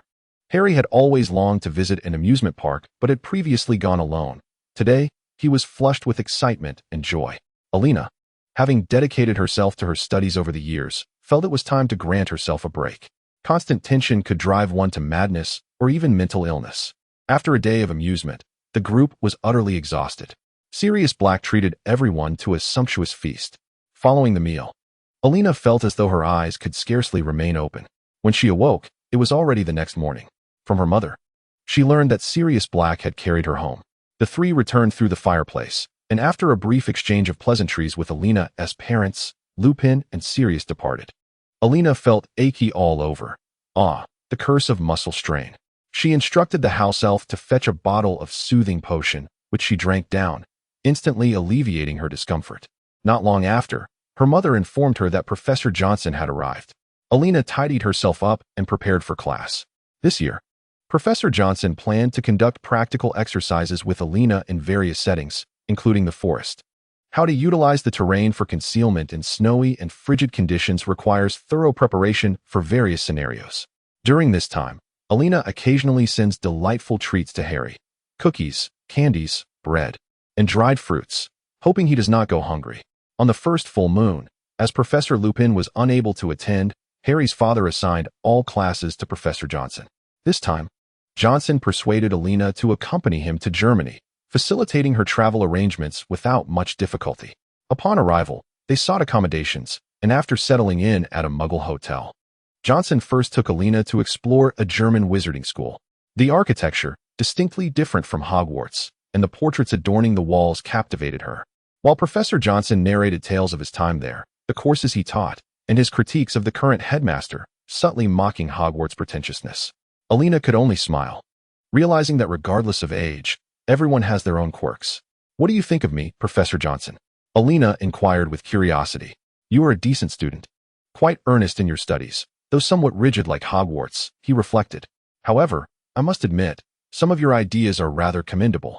Elena inwardly scoffed at his average teaching abilities, relieved to be a diligent student. Later, he took her to a marketplace reminiscent of Diagon Alley, where they found numerous items. Elena brought back gifts for her family and friends, even purchasing several sets of local books unavailable back home for Hermione, Alan, and herself. The following day, Professor Johnson led Elena to an underground dueling arena. Witnessing the bloody contests nearly made her vomit. The participants engaged in duels primarily for money and fame, surrounded by a cacophony of cheers and commentary. Elena learned from Professor Johnson that there were also cooperative duels, where pairs or groups battled in arenas magically expanded to resemble forests or canyons. These fights were more intricate, yet less damaging, thanks to teamwork. Additionally, there were challenge duels, where the prize increased with the number of levels cleared, albeit the difficulty escalated as well. You certainly know how to have fun, Elena remarked. Chapter 32. The journey to Germany. Unexpected events often occur without warning. Amidst the excitement and uproar, the sound of apparition crackled nearby, and several sharply dressed wizards appeared, indiscriminately attacking other wizards. Their laughter echoed, and one wizard shouted, "Saints!" Chaos erupted, with individuals pushing against one another. In the confusion, Elena became separated from Professor Johnson due to her unfamiliarity with the locale. Rounding a corner, she unexpectedly confronted a saint, who cast a silent spell at her. Unaware of its nature, Elena could only summon her armor for protection. They exchanged spells, and Elena was compelled to seek cover for concealment. During the escape, a spell struck Elena's leg, eliciting a sharp scream from her as blood gushed forth, accompanied by relentless pain. At that moment, several phantoms materialized in the arena, appearing to be aurors, who were well-trained and promptly engaged the saints in combat. Before long, the saints were subdued. In a bid for self-preservation, Elena approached one of the aurors, hoping to draw attention to the pursuing saint. The saint, clearly aware of Elena's intentions, increased the speed of his spellcasting, intent on dispatching her swiftly. Fortunately, Elena's reflexes were commendable. She either evaded the attacks or shielded herself with reinforced armor spells. Observing Elena's plight, the auror rushed to her aid, prompting the saint to retreat hastily. Only then did Elena allow herself to relax, sitting on the ground to assess her wound. She cast several healing spells upon herself, which yielded some effect. At least the pain subsided, but the wound remained unhealed. Gradually, the chaos around her began to settle. A female auror approached Elena, examining her injury. "This is a wound inflicted by dark magic," she stated, identifying herself as Caroline. After inspecting Elena's leg, she taught her a spell that ultimately healed her. "Thank you," Elena said gratefully. "Just call me Caroline." "What brings you to such a perilous place?" Caroline inquired. "I came here with my teacher," Elena replied candidly. "How irresponsibly." Another auror lamented nearby. At that moment, Professor Johnson spotted Elena from a distance and hurried over. "Elena, are you all right?" he asked anxiously, inspecting her injury.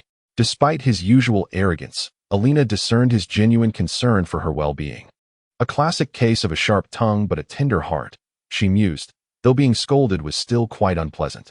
Seeing the professor's concern for Elena, the expressions of the nearby aurors softened somewhat. "Sir, how could you bring a child to such a dangerous place?" Caroline reproached. "It was my failure to keep an eye on Elena," Professor Johnson retorted brusquely, eager to defend himself after the scare. The aurors nearby, unable to tolerate his response, were about to confront him when Caroline intervened. "Take care of your student. Ensure she remains safe," she admonished before departing. Professor Johnson appeared ready to engage in further discourse, but Elena restrained him. "Professor, let us return to the hotel," she implored, her gaze pleading. Once back at the hotel, Professor Johnson advised, "You should rest well." "Yes. Thank you, Professor," Elena replied.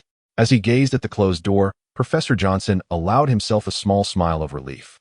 That day, in an effort to soothe Elena's fright, he refrained from taking her to any strange locations. Elena expressed a desire to stroll through the streets, and believing that the Muggle areas posed no threat, he allowed her the freedom to explore independently. Elena arrived at the electronic market, where she encountered mobile phones of the present day, including the once revered Nokia. These were but tears of a bygone era. As she meandered through the mall, she pondered the future of the magical world. If conflicts were to persist within this realm, progress would remain elusive. War only enriches a select few. Much like Murphy's Law suggests that misfortune tends to cluster. Upon entering a shop, Elena was unexpectedly ambushed and lost consciousness. When she regained her senses, she found herself in a dimly lit room, devoid of fear. Merely astonished that she had awakened at all. Observing her surroundings, she discerned that this was not a favorable place. At that moment, a door-like structure slowly creaked open, and an elderly man entered, prompting Elena's curiosity. She noted the numerous wrinkles etched upon his face. "Are you Elena Bork?" He inquired gently. Who are you? Elena responded. This is Guard, he said, regarding her with a teasing glance. Elena began to piece together the identity of this man. It appears you are already aware, Grindelwald remarked, observing her keenly. Indeed, the figure before her was the legendary Grindelwald. What do you seek from me? Elena asked, perplexed. I have witnessed a shift in my prophecy, child. Grindelwald replied, his gaze warm. What does that have to do with me? Elena questioned, doubting her capacity to alter any prophecy, particularly one concerning Harry Potter. I have merely glimpsed a fragment, revealing some intriguing insights, Grindelwald continued, his scrutiny unwavering. I seek but one more opportunity for myself. He sighed, reflecting on the time he had squandered. Gazing upon her youthful visage, he seemed lost in thought. What exactly do you want from me? Elena pressed. I shall provide you with a group of individuals to assist you in your endeavors. Nothing more, Grindelwald stated, pausing before adding. Whether you choose to retain them is entirely up to you. With that, he exited the room. This was indeed fortuitous news for Elena. Shortly thereafter, the door opened once more, revealing Professor Johnson. Elena felt a sense of familiarity rather than surprise. It seems you have become aware, Professor Johnson remarked with a smile. More so aware of the oddities, though uncertain, Elena replied, regarding her teacher of 3 years. Now, her suspicions were confirmed. Grindelwald had long foretold your arrival and sent me to observe your situation, Professor Johnson explained. He then introduced the 5 individuals lent to Elena by Grindelwald, each possessing their own unique talents. As for Professor Johnson, Elena had yet to discern his particular skills. Their abilities appeared to be quite balanced. Perhaps the reason they were chosen to engage with her. Faced with these 5 individuals, Elena felt somewhat bewildered, as she harbored no grand plans of her own. Do any of you have grievances? Elena asked helplessly. None, they replied in unison. Very well, Elena said with disappointment. You simply need to follow my instructions. After confirming the means of communication, she dismissed several individuals. Aren't you going to have them do something? Professor Johnson inquired. I do not know them well enough yet. Elena replied. You are being excessively cautious, Professor Johnson remarked. I have a strong aversion to surprises, Elena stated emphatically, a profound dislike. Surprises, to her, predominantly signified unfavorable occurrences. Observing her demeanor, Johnson felt Elena's image crystallizing in his mind. Chapter 33, Potions Class. Upon her return, Elena chose not to disclose the events of the past 2 days to her parents. During Potions Class, she appeared somewhat lethargic. Professor Snape, seated beside her, scrutinized her with a furrowed brow, yet his gaze failed to invigorate her. He resorted to tapping the desk, the sound resonating rather loudly. Elena, Snape's voice penetrated her thoughts, compelling her to focus. Once her potion reached a suitable stage, she rummaged through her bag and consumed a vial of invigorating elixir. Snape's frown deepened as he continued to observe her intently. Elena offered an awkward smile in response. Remove that foolish expression, Snape admonished, moving closer to examine her potion and the neatly arranged ingredients beside her. Everything appeared tranquil, yet Snape sensed an underlying disturbance surrounding Elena. Oblivious to his proximity, she stared blankly at the potion before her, lost in thought. When she sensed someone nearing, she instinctively drew her wand, prompting Snape to reflexively step back. Elena, I must commend your reaction time. However, remain vigilant and refrain from foolish actions, he said, his rare praise tinged with irony. Elena, feeling embarrassed, smiled sheepishly. My apologies, Professor. As she sheathed her wand, Elena had already conversed with Henry, acquiring a basic understanding of the individuals involved. Some hailed from pureblood families, while others were orphans or half-bloods. Grindelwald's allure indeed attracted a diverse array of people, as he considered the welfare of wizards, albeit through extreme measures that Elena deemed objectionable. She was reluctant to utilize the individuals Grindelwald had provided, as this would equate to allowing them to infiltrate her homeland. Ideally, if they were obedient, she would utilize them and subsequently return them. Elena, she snapped back to attention, instinctively recognizing the next steps in her potion making, seamlessly resuming her task. Potions are no trivial matter. If you are disinterested in learning, I can certainly refrain from teaching, Snape remarked sarcastically. I apologize, Professor. It was my oversight. Elena acknowledged her mistake decisively. Snape experienced an unfamiliar sensation of frustration dissipating, for she had admitted her fault with commendable demeanor, yet discomfort lingered within him. Resolutely, he assigned Elena a considerable amount of homework, instructing her to brew the improved Wolf's Bane potion taught in class. "There are other advanced potions, Professor. This is overwhelming," Elena exclaimed. "I do not feel the same, Elena Bach.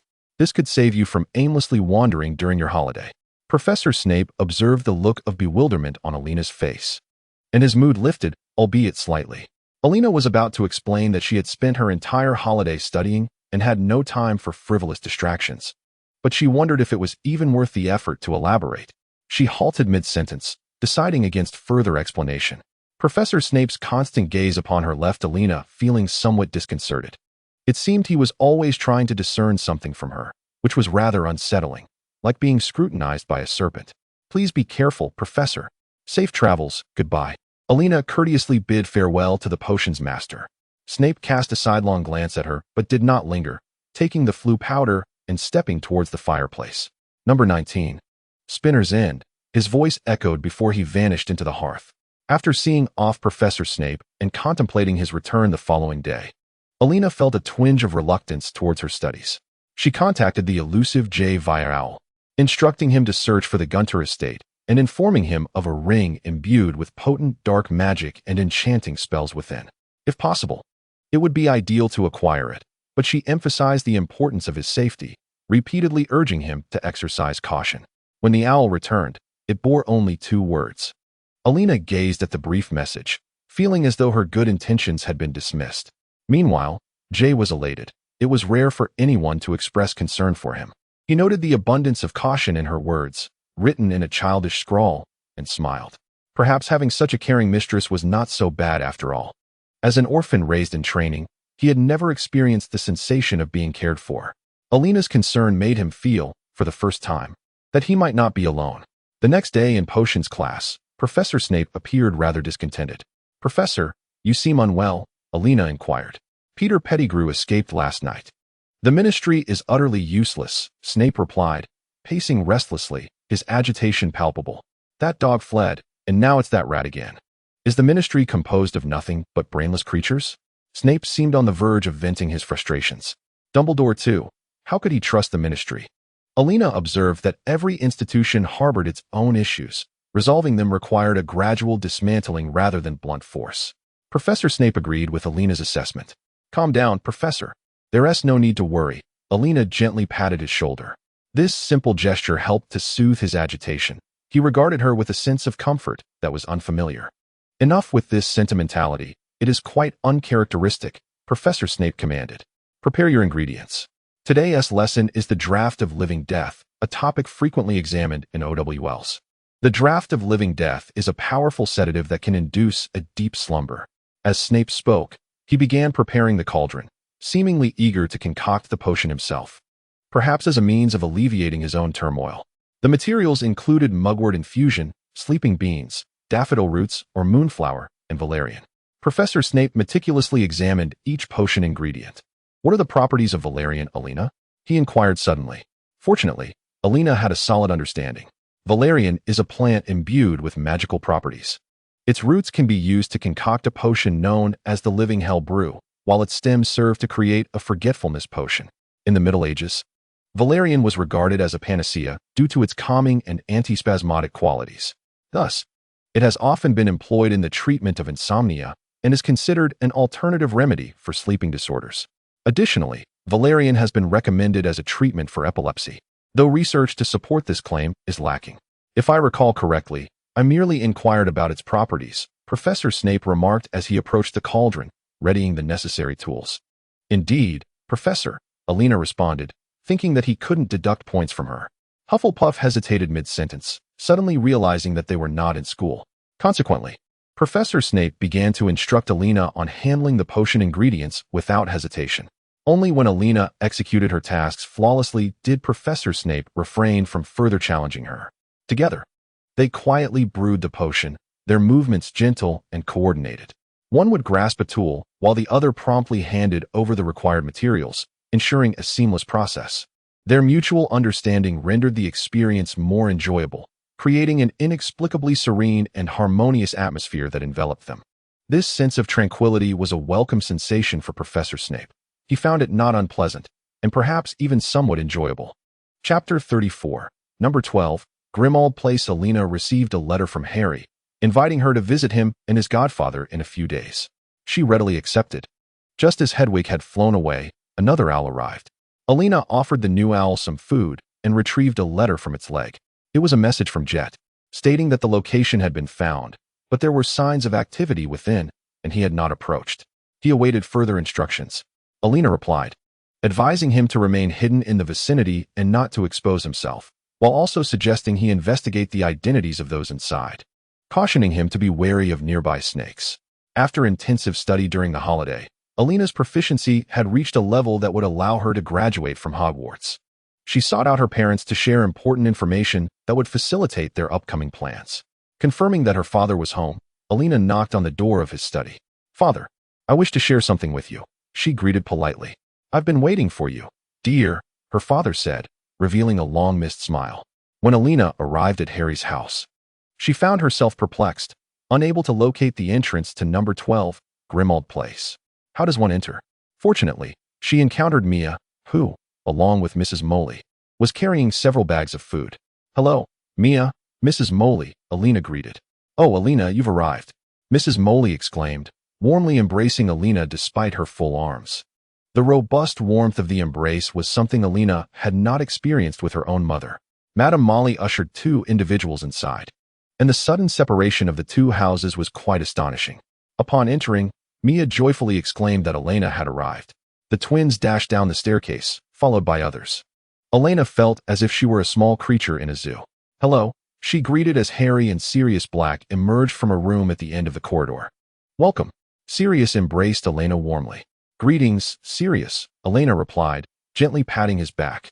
This gesture reminded Sirius of how Elena would pet him when he transformed into a dog, prompting him to release her hastily, unsure whether it was shyness or something else.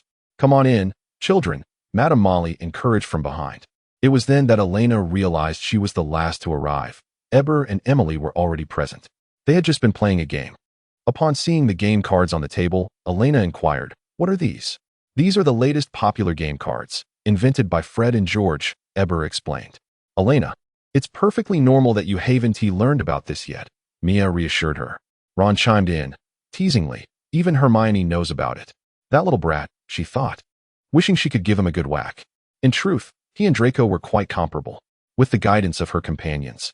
Elena quickly grasped the intricacies of the game and, alongside the others, decided to teach Ron a lesson. "I can't handle you alone. Let us team up." Watching Ron's various expressions of exasperation brought everyone great amusement, though they knew to keep it within reasonable bounds. "Why did you all arrive so early?" Elena asked. "Our family arrived long ago and has been helping them tidy up. It's quite a mess here," Ginny replied from nearby. Only then did Elena notice the adorable girl. Though she was merely a year younger, she appeared utterly charming. "Dinner is ready, children," Madame Molly announced, calling them over. As they walked, she praised Mia, saying, "Thank goodness Mia helped me in the kitchen. Otherwise, managing such a large gathering would have been quite overwhelming. I truly wish she were my daughter-in-law. Who knows? It might happen," Eber remarked. The group made their way to the dining room, which was impressively spacious, accommodating so many people. Ron eagerly sought a seat closest to the meat. The group enjoyed their meal together, the atmosphere lively and boisterous, which reminded Elena of her previous life, where her own family, a large one, would gather in similar noisy harmony. The once blurred memories began to sharpen. Elena reveled in this feeling, observing her little companions gossiping while the adults discussed topics they assumed the children could not comprehend. Although they were aware that Peter Pettigrew had escaped and the trial had been suspended, it did not cast a shadow over their spirits. Elena pondered, why do those people dislike peace? Is profit truly so paramount? Even after 2 lifetimes, she remained perplexed. Had she been too well protected, or were her expectations simply too low? As long as she had food to eat and a place to stay, she was content. In the magical realm, this was indeed quite easy. As conversations flowed, the topic of romance eventually surfaced. This made Elena feel somewhat akin to being pressured into marriage. Although they were quite open about it, and did not subscribe to notions of being too young or engaging in early romances. Nevertheless, Elena still believed it was premature. The most astonishing revelation came from Mia, whose enigmatic lover turned out to be George. Elena's greatest curiosity lay in how they discerned one another. "You just get to know it over time," Mia replied, her cheeks tinged with crimson. "George, Why didn't you tell me? Fred exclaimed, utterly shocked. How could I possibly divulge everything to you? George retorted. Aren't we each other's angels? Fred queried, wrapping his arms around George. Oh, indeed, my angel Fred. George responded, embracing Fred in return, which elicited hearty laughter from everyone. What initially brought you two together? Elena inquired of Mia, her curiosity piqued. It all began when they needed my assistance in crafting some delectable prank candies, and as we spent more time together, Mia's voice trailed off, her face now a deeper shade of red. Do not be shy, Mia, George interjected, clearly less bashful than Mia, as he sidled up beside her, resting his hands on her shoulders and whispering in her ear, which only intensified Mia's blush. Madame Molly was absolutely delighted, for Mia was indeed a charming girl. Fred, look at how stiff little Mia has become, all thanks to you, he chided. It was then that the group noticed Mia appeared genuinely rigid. Sensing something was amiss, Madame Molly called out, George, have you played a prank on Mia? Not me, I swear, George denied. It was me, not George, Mia finally spoke up to clarify. Still shy from George's earlier boldness. Laughter erupted among the group, and Harry suggested they all stay over for a night of revelry. Cheers echoed in response. However, Madame Molly insisted on the importance of a good night's sleep. Let the children enjoy themselves, Sirius Black, nearby, counseled. You have no idea of the mischief these children can conjure, Sirius, Madame Molly retorted, still trying to reason with the oblivious godfather. Let the children play to their heart's content. Yet, Sirius paid no heed to her. Sirius, Madame Molly's voice was drowned out by the jubilant cheers of the children. Chapter 35. Retrieving the pendant, the children remained raucous until late into the night before finally succumbing to slumber, sprawled on the floor in various positions. Madame Molly shook her head in exasperation, particularly at the sight of the unreliable adult, Sirius Black. She felt a surge of irritation at seeing the chaos they had created. Look at the state of things, she muttered, giving him a kick. Elena was the first to awaken, reflecting on the joys of youth. She retrieved a revitalizing potion from her bag, equal in number to the sleeping children, and drank one herself. I feel considerably better now. She left the others prominently displayed on the table with a note, reminding them to partake. As Elena descended the stairs, she encountered the house elf Creature, busy tidying up. Hello. Are you Creature? Elena asked, crouching down. However, it was clear that Creature was disinclined to acknowledge her, muttering about his mistress and young master. Are you referring to Regulus? The young master? Elena inquired. Creature paused momentarily, casting a dubious glance at Elena.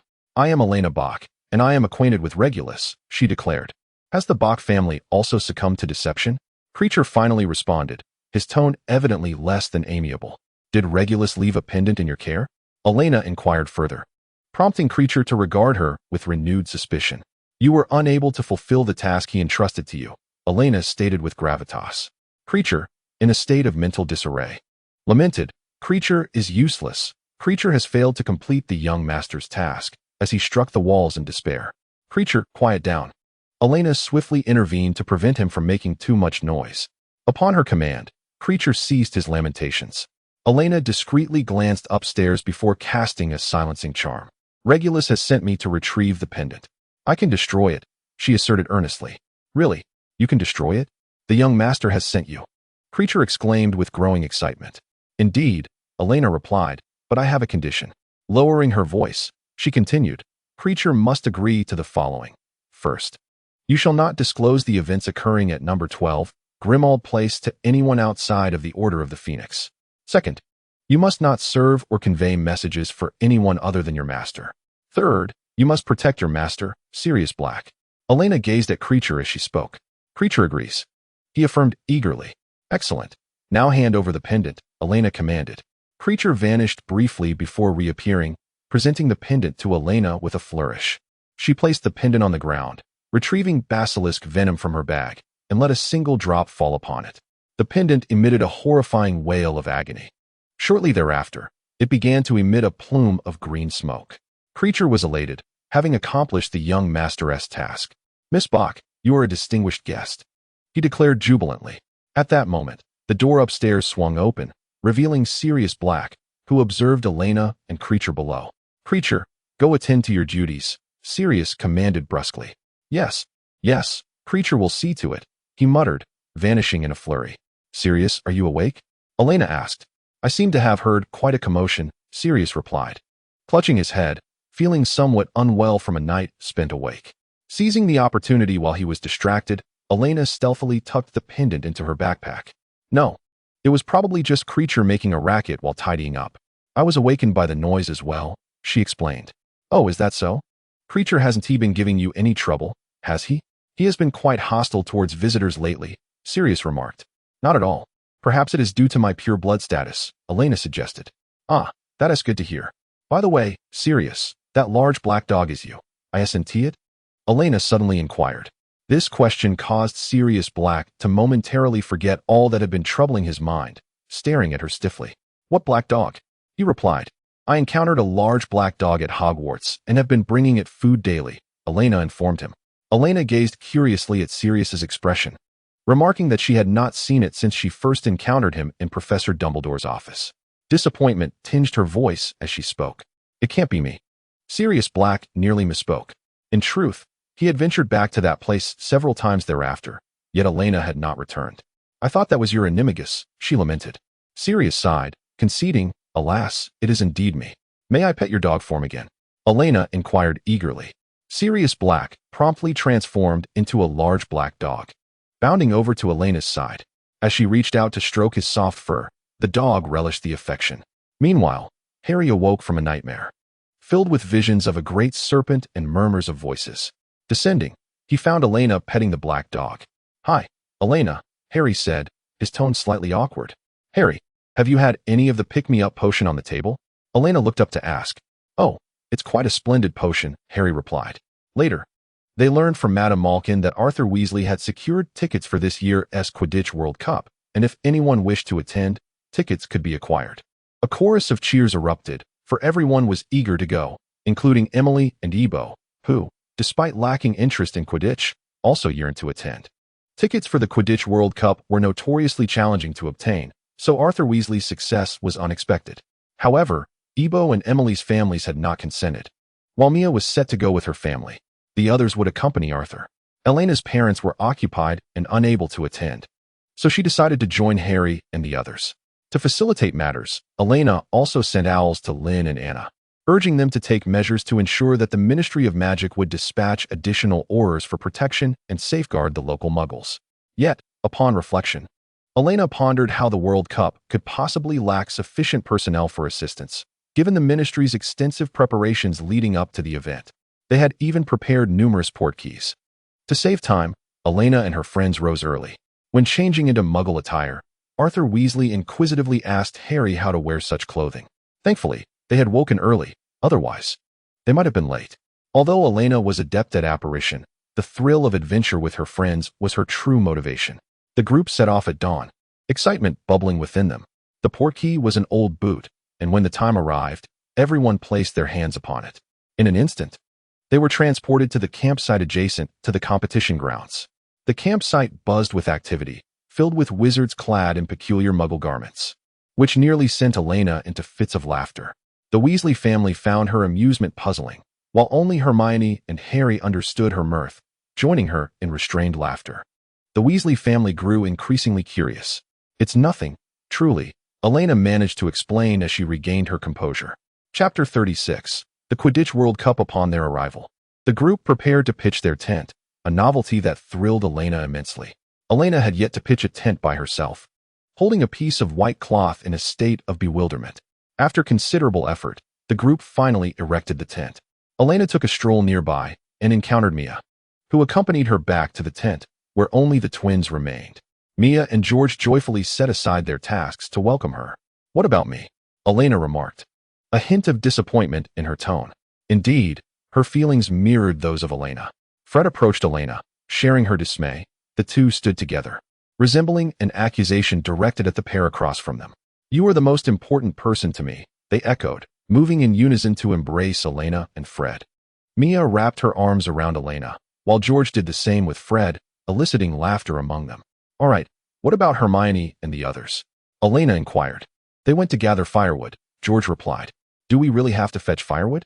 How primitive! Elena exclaimed in astonishment. Isn't that what Muggles do?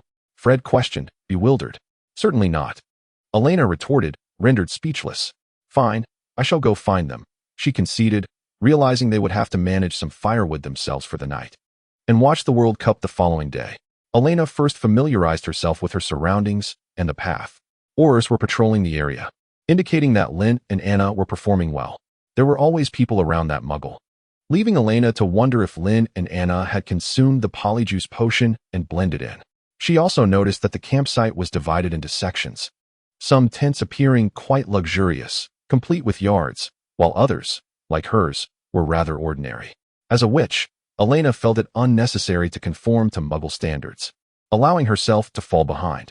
Each year, new spells were invented. Why not broaden one's horizons? With the advent of cameras, would wizards' actions become even more restricted? Or would they collaborate with muggles? To Elena, the latter seemed preferable, integrating magic with technology. Ultimately, wizards must safeguard their own existence and ensure they do not lag behind muggles. Action was imperative. Lost in such musings, Elena spotted Hermione and the others approaching, arms laden with firewood. Harry was happily chatting with Sirius. Upon noticing Elena, Sirius cheerfully called out, "Elena, where have you been?" "I just want to find Mia. She brought some food for you all." Elena replied as she rushed over to assist them. They shared some of the provisions with her, and the group began their journey back. Along the way, Sirius Black purchased a telescope for them. Ron felt slightly embarrassed to accept it, given its hefty price of 8 galleons. "It's perfectly fine, Ron. It's a gift from an elder, and thanks to your family, we can enjoy a splendid box seat," Elena reassured him. Ron finally felt his spirits lift. The following day, as they entered the venue, Arthur Weasley and Lucius Malfoy nearly came to blows upon encountering one another. Narcissa regarded Sirius Black with a complex expression. As Lucius Malfoy departed, he leaned towards Elena and whispered, "Which side is your family on?" casting a penetrating gaze at her, intending to instill a sense of intimidation. Arthur Weasley stepped forward to shield Elena from Lucius Malfoy's probing gaze. Lucius, sensing the resistance, chose not to persist further and departed with Draco and Narcissa. As they left, Narcissa cast a gentle glance at Elena, who responded with a respectful bow. The group settled into their box, awaiting the commencement of the match. Prior to the start, the mascots of both teams entertained the crowd, and the leprechaun's gold sent the spectators into a frenzy. The later charms affected the Weasley boys, with Ginny clutching Ron and Hermione grasping Harry, while Elena held onto the twins. The rest were restrained by Arthur Weasley. Sirius Black observed from the side, exclaiming, "Ah, this is youth." Elena, in jest, urged, "Come help us." The twins were the first to react, followed by Harry, and ultimately Ron. "What just happened?" Fred inquired. "That was terrifying," George added. "Mia mustn't see this." "I believe she already has," Elena retorted.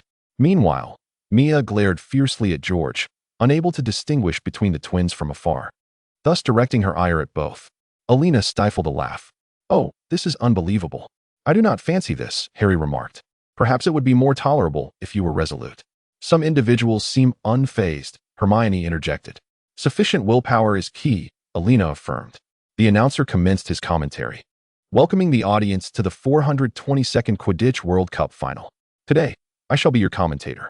This match features the Irish national team facing off against the Bulgarian national team." As both teams entered the arena, the crowd erupted in applause, filling the atmosphere with fervor. Elena joined in the cheers. The Irish team, having triumphed in the previous match, had invested heavily in 7 rocket brooms to secure victory. Clearly, they were determined to win. With the sound of the whistle, the quaffle soared into the air, and the players sprang into action, both teams adhering to traditional formations. As the commentary unfolded, cheers and shouts echoed throughout the venue. Elena marveled at the stark difference from school matches. The players' skills and speeds often left her momentarily bewildered. While she could compete in terms of speed, she acknowledged her lack of finesse compared to these athletes. In another box, Lucius Malfoy conversed with Professor Severus Snape about the peculiarities surrounding Box family. "What on earth is happening with the Box?" Lucius lamented. "Maintain your composure, Lucius," Narcissa reminded him. "I apologize, my dear, but they have engaged in many oddities of late. Bach has always opposed me since our school days, and now this," Lucius expressed. "He has not only opposed you, Lucius," Severus interjected. "Indeed, many purebloods have faced his wrath. I never anticipated he possessed such cunning. What could his intentions be?" Lucius pondered, his gaze drifting to the match while his mind wandered to business matters. "Lucius, do pay attention to the match," Narcissa insisted. "Oh, Very well, he replied. Lucius had no choice but to concentrate on the match at hand. At that moment, Severus Snape glanced towards Arthur's box, which was abuzz with excitement, far more crowded than their own. And there was that detestable Sirius Black. It would have been better had he remained imprisoned in Azkaban. Was that Elena beside him? How does she manage to befriend everyone? The competition on the field grew increasingly fierce, with the score reaching 170-10. Even if Krum seized the golden snitch, victory seemed impossible. Ultimately, Krum showcased his skill and caught the golden snitch. As the glimmer of gold erupted in his grasp, the crowd erupted in even greater cheers. Alas, they did not win the match. The stadium resounded with Krum's name, with many shouting for him as if he were a hero. Harry and the others looked on with delight at the one who held the golden snitch. Ron felt a twinge of envy, wishing he possessed such prowess. Chapter 37. I do not wish to confront Death Eaters. Upon returning to the campsite, the group continued to discuss the Quidditch match. It was then that Elena learned about the twins' bet.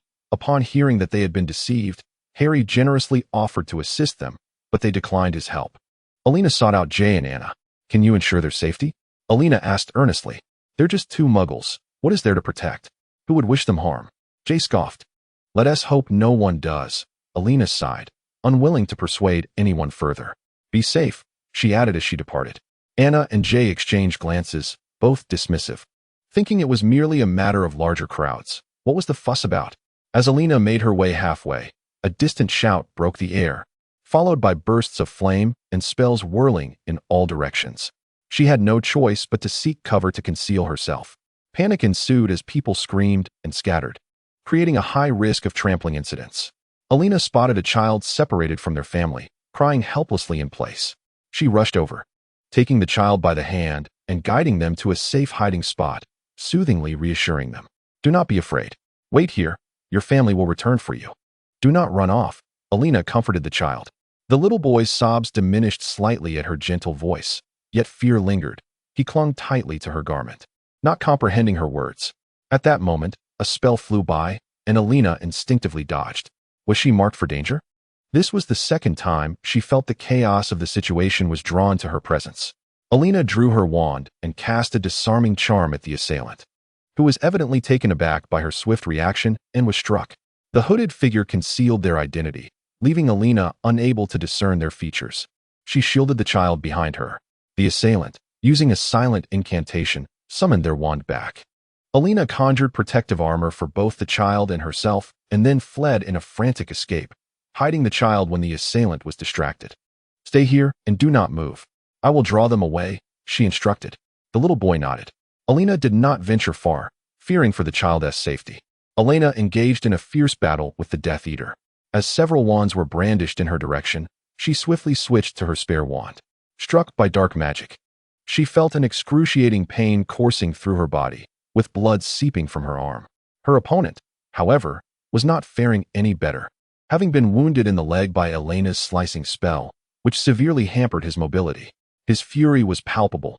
Previously, he had refrained from lethal force, recognizing Elena as a pure-blood witch, but now his restraint had vanished.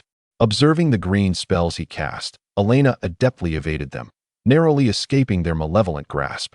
In retaliation, she resorted to the dark magic she had learned from Riddle, inflicting greater harm upon her adversary. Enraged and losing his composure, he unleashed a barrage of unforgivable curses upon her.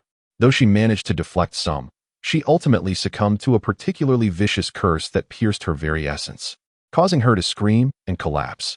The man approached her slowly, laughing maniacally. As Elena writhed on the ground, grappling with the agony of the curse for the first time, darkness enveloped her vision. In the midst of her turmoil, she cast the spell she most dreaded, Avada Kedavra. Perhaps caught off guard, the man was struck and fell. Elena, unaware of his fate, succumbed to unconsciousness. Upon awakening, she found herself in eerie silence. Supporting herself with her arm, she approached the fallen man, who still breathed. It appeared her Avada had not succeeded. Yet, she could not allow him to survive. With a slicing spell, she severed his throat, watching as he gasped for breath. Feeling an icy chill envelop her, her body grew colder, as if her very blood had frozen. Overwhelmed by a wave of nausea, she staggered to a nearby tree to vomit, taking a moment to compose herself. Elena then wobbled toward the hidden boy, who remained curled up, oblivious to her plight and still gripped by fear. However, he obediently followed her as they approached the area where he had lost his way, discovering a search party. Releasing her hand, the boy joyfully ran to a figure, exclaiming, "Father!" His father's grateful gaze fell upon Elena, who reassured them, "Do not worry, you should still hide. It seems the danger is not yet over." She glanced towards the distant flames. While this area had been subdued by the Aurors, chaos still reigned elsewhere. The boy's father embraced him tightly, expressing his gratitude once more, and inquired if Elena wished to join them in hiding. She declined, stating that she needed to search for her companions. The man urged her to stay safe before they departed. Finding a secluded spot to rest, Elena tended to her wounds, utilizing the potions she had meticulously prepared, including a calming draught. Once revitalized, she rose to seek out Harry and the others. Initially, she felt weak as she stood, but as the potions took effect, her strength gradually returned. With increasing speed, she made her way back, only to encounter a sight she had dreaded. The Muggle family had been captured by the Death Eaters. Fortunately, Elena arrived just in time and cast a petrification spell on the Death Eater, who was caught off guard and immobilized. Naturally, he was not alone. His two companions swiftly unleashed spells toward Elena. She evaded one, but the other struck her leg, causing it to bleed profusely. As the two men drew ever closer, Elena summoned a protective fire, a flicker of blue flames encircling her, albeit modestly, for her magical power was limited. The azure flames enveloped her entirely. Undeterred, the two men charged forward to seize her. Upon contact with the flames, one of them had his arm incinerated, screaming in agony. The other, witnessing his companion's plight, fled in terror. Elena, gradually rising despite the pain, approached the remaining foe, who recoiled in fear. Her fire shield had dissipated. After all, her magical reserves were depleted. The man begged for mercy. Elena raised her wand and cast her Obliviate, rendering him unconscious. Lacking precision in her spell, she was indifferent to what he would become afterward. The few Muggles who had been caught were already in a stupor, and those affected by the petrification spell had not seen Elena at all. Only the one who had fled remained. Yet, Elena was exceedingly weak. The extensive use of her magic left her feeling utterly drained. She was unwilling to risk pursuing an adult wizard in her current state. With great effort, she dragged herself toward Harry and the others. Upon reaching a tent, she collapsed onto the ground, exhausted. Struggling to rummage through her bag for any potions to alleviate her condition, she found none that replenished her magical energy. Though she did possess a blood-replenishing potion, she drank a small amount of it. Unfortunately, she had no healing potions. It seemed she would need to brew some or purchase them for future use. Some areas had settled, while others remained chaotic. The vicinity Elena occupied had calmed, and it appeared that the three Death Eaters had no nearby reinforcements. The surrounding crowd had also vanished without a trace. Chapter 38. The new academic year. In the fourth year after resting for a while, Elena stood up. At that moment, a large skull appeared in the sky, with a serpent slowly slithering out of its mouth, the mark of the Death Eaters. The distant sounds gradually faded away as Elena made her way toward the tent. Suddenly, a Death Eater came sprinting in her direction. It was the one who had previously escaped. He paused upon seeing Elena. Noticing her weakened state and glancing at the ominous symbol above, he perceived her as vulnerable and mustered the courage to attack her. Elena felt an urge to scoff at the absurdity of it all. Just as she prepared to confront him, a towering figure emerged, standing protectively in front of her. A spell was cast, and the Death Eater fell to the ground. Elena gazed at the familiar silhouette before her, at a loss for words. "Professor, thank you." Elena finally managed to say. "Do you believe this is an amusement park? This is not a place for you to frolic at will," Professor Snape remarked, turning to glare at Elena. "You are woefully overestimating your capabilities." With that, he grasped Elena and led her towards her tent. Lacking the strength to resist, she was unceremoniously towed along, feeling a touch of discomfort. She harbored a desire to cast a Obliviate on the Death Eater sprawled on the ground. It seemed Professor Snape had a sudden thought, as he turned back and cast another spell at the prostrate figure. Elena surmised it was a silent Obliviate. When Elena arrived at the tent, she found it empty, with little damage evident. At least the tent itself remained intact. Professor Snape, with a sardonic glance at the vacant space, commented, "It appears you are not the only one running amok. A bunch of foolish little wretches. Thank you, Professor, for bringing me here. Could you assist in locating Harry and the others?" Elena inquired as she was seated. Snape regarded her for a moment before turning to leave. "I will go find them," he stated and departed. Elena needed rest. Otherwise, Snape might have taken her to seek out Harry and the others. Unbeknownst to her, she dozed off in the chair. Upon waking, she heard a commotion outside, the unmistakable sounds of many voices. It seemed Harry and his companions had returned. As they entered the tent and spotted Elena, Snape lingered at the entrance, clearly reluctant to step inside. "Elena, you are truly here. Just moments ago, the loathsome creature claimed you were in the tent, and I scarcely believed it," Sirius Black exclaimed joyfully upon seeing her. "It is such a relief to see you safe. Sirius and I searched for you, but found no trace," Professor Lupin added. "Do not speak ill of Professor Snape. He is the one who found and assisted me," Elena replied, standing up, her strength restored from her earlier rest.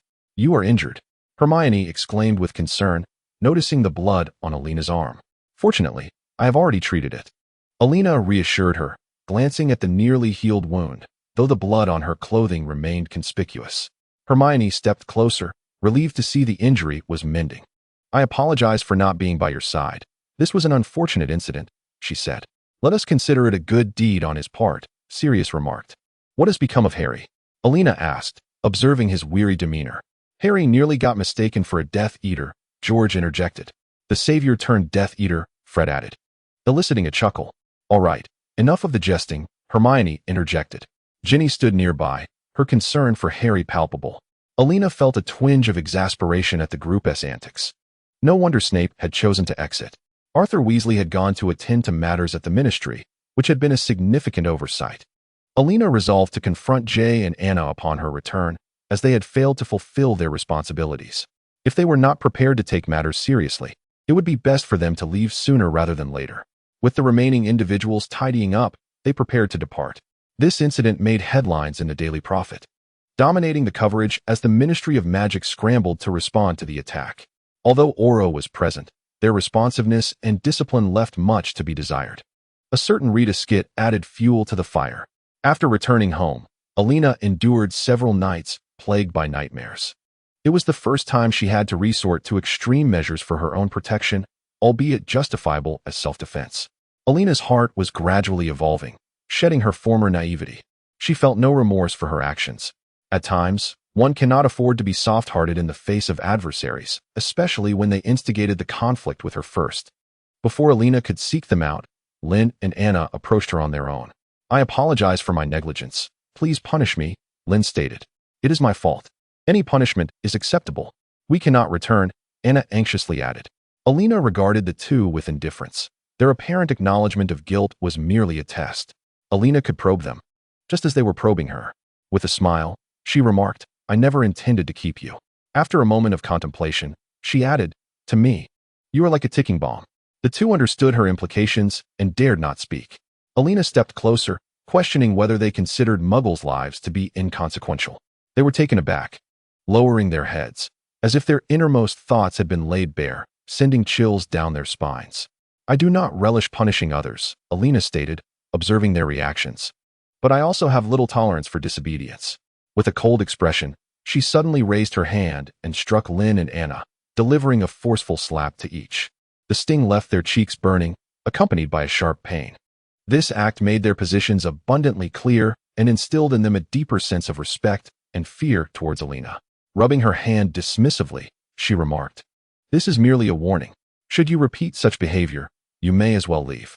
Her calm demeanor instilled dread in the two. They were uncertain of what awaited them should they return, particularly in the face of Grindelwald. "Yes," they replied softly, recognizing that retreat was no longer an option. After they departed, Elena sat in her chair, contemplating for a long while whether to deal with the two. Although her father had assigned her some personnel, she was reluctant to utilize them just yet. Her heart was growing increasingly hardened, yet she hoped to realize her initial dreams. The Hogwarts Express arrived at the school, and Elena joyfully disembarked with her companions. This time, she spotted the Knight Riders, clad in black. "What are you looking at?" Ivor inquired. "Nothing. Let us board," Elena replied. Nearby, a commotion erupted as Peeves hurled water balloons at passing students. Everyone dodged except for Ron, who was unfortunate enough to be hit. "Oh, why me?" Ron complained. Professor McGonagall did not appear pleased either, as Elena observed their awaiting professor. Well, Ron thought, feeling slightly reassured. Chapter 39. Professor Moody after singing the school song, led by the Sorting Hat. The headmaster introduced this year's defense against the dark arts teacher, Mad-Eye Moody. "That eye is truly terrifying," whispered Ibwa. "I heard he is also a Hufflepuff," Mia remarked. Gasps echoed around them. "Is that true?" "Half of the prisoners in Azkaban were apprehended by him," another Hufflepuff interjected. "Impressive," exclaimed Guan Guan in astonishment. Elena recalled that the badges of the Hufflepuffs somewhat resembled a small badger devouring a snake. At that moment, Mad-Eye Moody at the teacher's table took a sip of his drink. "Is that alcohol?" several small badgers inquired. Uncertain, several shook their heads. Somewhat endearing. Headmaster Dumbledore further announced that the Triwizard Tournament would be held this year, meaning there would be no Quidditch Cup. The students expressed their disappointment. Hogwarts was the host institution. Previous tournaments had often met with mishaps, making this the first time in many years that it was being revived. Officials from the Ministry of Magic provided a detailed explanation of the Triwizard Tournament. "Wow, that sounds amazing," the Badgers exclaimed. Other houses engaged in enthusiastic discussions about the tournament. Opinions on the new teacher Moody's classes were mixed. The Badgers expressed fear of not comprehending the lessons. How can someone who graduated from Hufflepuff be so fierce? They questioned. The 3 unforgivable curses were even demonstrated directly in class, which unsettled many Hufflepuffs. After class, discussions ensued, with some believing such spells should not be cast in front of students, while others argued it aloud for a more tangible understanding of the curses. Each had their own perspective. Elena remembered that this Moody was not the real one. Nonetheless, his lessons imparted considerable knowledge to the students, though it remained uncertain whether that was beneficial or detrimental. During class, Elena observed Moody's fluctuating demeanor, shifting from menacing to gentle, leaving her with mixed feelings. Would this person be different had he not joined the Death Eaters? But there were no what-ifs. Everything had already become inevitable. Suddenly, Elena felt a sense of confusion regarding her future. Could she truly alter any of it? "You must not waver, Elena. You cannot," she encouraged herself. Perseverance is indeed victory. This was no mere platitude. Images of her friends earnestly attending classes and living joyfully filled her mind, further solidifying her resolve. Elena summoned her pet, Little White, this time entrusting it with the destroyed Horcruxes, a dagger smeared with basilisk venom, and a letter stating that this dagger could destroy Horcruxes. Elena refrained from writing much in the letter, and she pinned it with her left hand, resulting in an utterly unsightly script. She then erased all traces of her identity from the envelope before giving it to Little White for delivery to Headmaster Dumbledore. Elena believed that Dumbledore would discern the significance of these items. As for the ring, Elena felt her abilities could not withstand such potent dark magic, so it was best entrusted to the esteemed headmaster. A timely warning to remain vigilant should prevent any encroachment by dark forces. After all, he was the greatest wizard. Every Wednesday, Elena assisted Professor Snape with some of his tasks, whether it be potion-related or helping to review first-year assignments. Elena truly wished for him to bring over a few unfortunate souls to deal with the disgusting potions. Soon, her wish was granted as the adorable Neville was punished by Professor Snape, tasked with handling a large barrel of longhorn toads. While he worked, he complained about how revolting it was. Elena, observing from the side, was reluctant to lend a hand. However, she assisted him in cleaning up once he was finished. "Next time, try not to get caught by Professor Snape," Elena wished him well. "That's impossible. He always targets me and Harry," Neville replied, disappointment evident in his voice. With a sigh, Elena bid Neville farewell. Elena suggested to Snape that he should cease making things difficult for Neville, especially since he would not choose to join his advanced class in the future. Snape ignored her, remarking that she had a penchant for meddling. Elena rolled her eyes, which earned her a glare from the professor. The truth was, Elena's motivation for helping was her keen interest in the effects and healing properties of potions, as well as the rarity of having a potions professor to guide her. For instance, consider medical students. Upon graduation, securing a position under their own professors is not guaranteed. Understanding this made her appreciate her current situation all the more. Fortunately, her rapport with the professors was quite favorable. Her head of house ranked first, followed closely by Professor Snape. Last year, in Professor Sprout's class, they encountered aggressive creatures such as biting cabbages, venomous tentacles, and the purple flowering cousin. These were also notable ingredients in potion making. Because Elena frequently assisted Professor Snape, he had become less inclined to target her during potions class, often inviting her to answer questions. Harry, noticing Elena's transformation in class, felt envious. Previously, they had both been reprimanded by Snape. Now, only Harry remained in the professor's crosshairs. Eager to learn Elena's secret to evading reprimands, he leaned in and asked, "Elena, how did you manage that?" Elena glanced at Harry, particularly his eyes and disheveled hair, and hesitantly suggested, "Perhaps if you dyed your hair red?" "What is the reasoning behind that?" Hermione inquired, perplexed. "Red hair with green eyes might be quite lovely. It could even charm the professor," Elena shrugged. "Don't make fun of me. Potions class is truly infuriating," Harry lamented. Elena mused that the idea might actually work, though she kept that thought to herself. "I suppose it's because I frequently assist the professor, and mainly because I'm obedient," she concluded. "I feel I am quite obedient, yet he still seeks me out for trouble," Harry said, glancing at his extended assignment. "Ultimately, it's because you are a Gryffindor," Elena remarked with a sigh. Hermione nodded in agreement. "Professor Snape treats all Gryffindors differently, and you certainly haven't been shy about standing up to Professor Snape." Ron chimed in with a cheeky remark.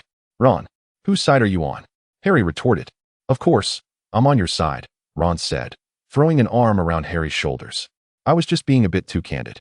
At that moment, Ibwa approached Elena and called out, "Elena, would you like to join me in Professor Sprout's greenhouse?" "All right," Elena replied. After bidding farewell to Harry, Elena departed with Ibwa. "I felt as though she had abandoned me." Harry gazed at Elena as she walked away. "Don't overthink it." "Harry," Hermione comforted. Elena and Ibwa were diligently tending to the plants, with Elena particularly attentive to her own specimens. "Oh, my dear Elena, this is simply marvelous.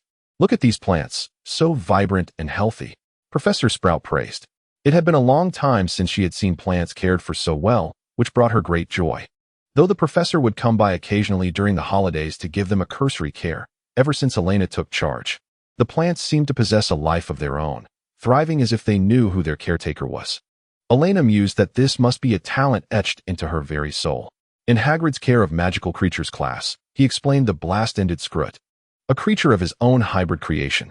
It emitted a foul odor reminiscent of spoiled fish and shrimp, with a tail that could shoot propelling sparks, a creature that was both odorous and potentially aggressive. Hagrid insisted that no one was to look after this little darling, which left some students quite displeased. In Professor Trelawney's divination class, only Harry and Ron remained, primarily aiming to earn a credit. It was a subject where one could achieve high marks as long as they spun a good tale. In Dumbledore's office, the headmaster examined a few items that had mysteriously appeared during his absence. "Did you not see who was responsible?" Dumbledore inquired of the portraits, who all shook their heads in response. "This is quite astonishing. How did she manage it?" Dumbledore exclaimed, before falling into contemplation upon reading a letter. If this were true, how many Horcruxes might Voldemort possess? Meanwhile, Hermione established the Society for the Promotion of House Elf Rights. Looking at the badge on the table, Ron remarked, "Is that for the House Elves? That's revolting." "This is the Society for the Promotion of House Elf Rights," Hermione clarified. "I've never heard of it," Ron replied, puzzled. "Are you joining?" "I created it," Hermione stated. "I'm in," Elena said, happily picking up a badge to wear. "I'm delighted you could join," Hermione exclaimed with joy. Ron and Harry reluctantly agreed to join as well. "Wonderful. Now we have 4 members," Elena said. "What about Mia and the others?" Hermione asked. "Mia and Emily are with their boyfriends, and Ibwa went to feed the owl," Elena replied, languidly resting her head on the table. "Elena, sit up straight," Hermione admonished sternly. "I want tea," Elena replied, flopping down like a boneless creature. "You're like a cat," Harry chuckled. "Harry, you look so handsome when you smile," Elena teased. Gazing at him, Harry's cheeks flushed. Hermione sighed in exasperation, while Ron remained bewildered. Chapter 40. Who is really immature? In the corridor, Harry encountered Malfoy, and before they could exchange more than a few words, Moody, citing Malfoy's Slytherin heritage and future as a dark wizard, cast a transfiguration spell on him. Malfoy recoiled in fright, stumbling back and falling. His lackeys quickly scurried away. Elena happened to be present and stepped in front of Malfoy, using a shield charm to deflect the spell. Professor Moody's magical eye fixed intently on Elena. Elena harbored a fervent desire to remove that eye, regretting her previous pity for the individual. Professor McGonagall, discerning the nature of the spell at a glance, hurried over to confront Moody. "We never employ the transfiguration spell as a means of punishing students. You are utterly incompetent," she scolded, her demeanor akin to a mother fiercely protecting her child. It was unfathomable to her how Headmaster Dumbledore could have appointed such a person to educate students. Malfoy, clearly startled and still processing the situation, angrily pointed at Moody. Struggling to articulate his thoughts, Elena turned to face him, frowning as she remarked, "Malfoy, have you been corrupted by the decadence of your aristocratic life? You hail from a wizarding family. Such an attack should be within your capacity to handle. You are a Slytherin.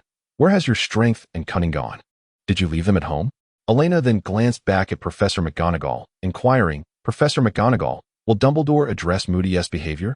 I feel this is utterly excessive." "Indeed it is.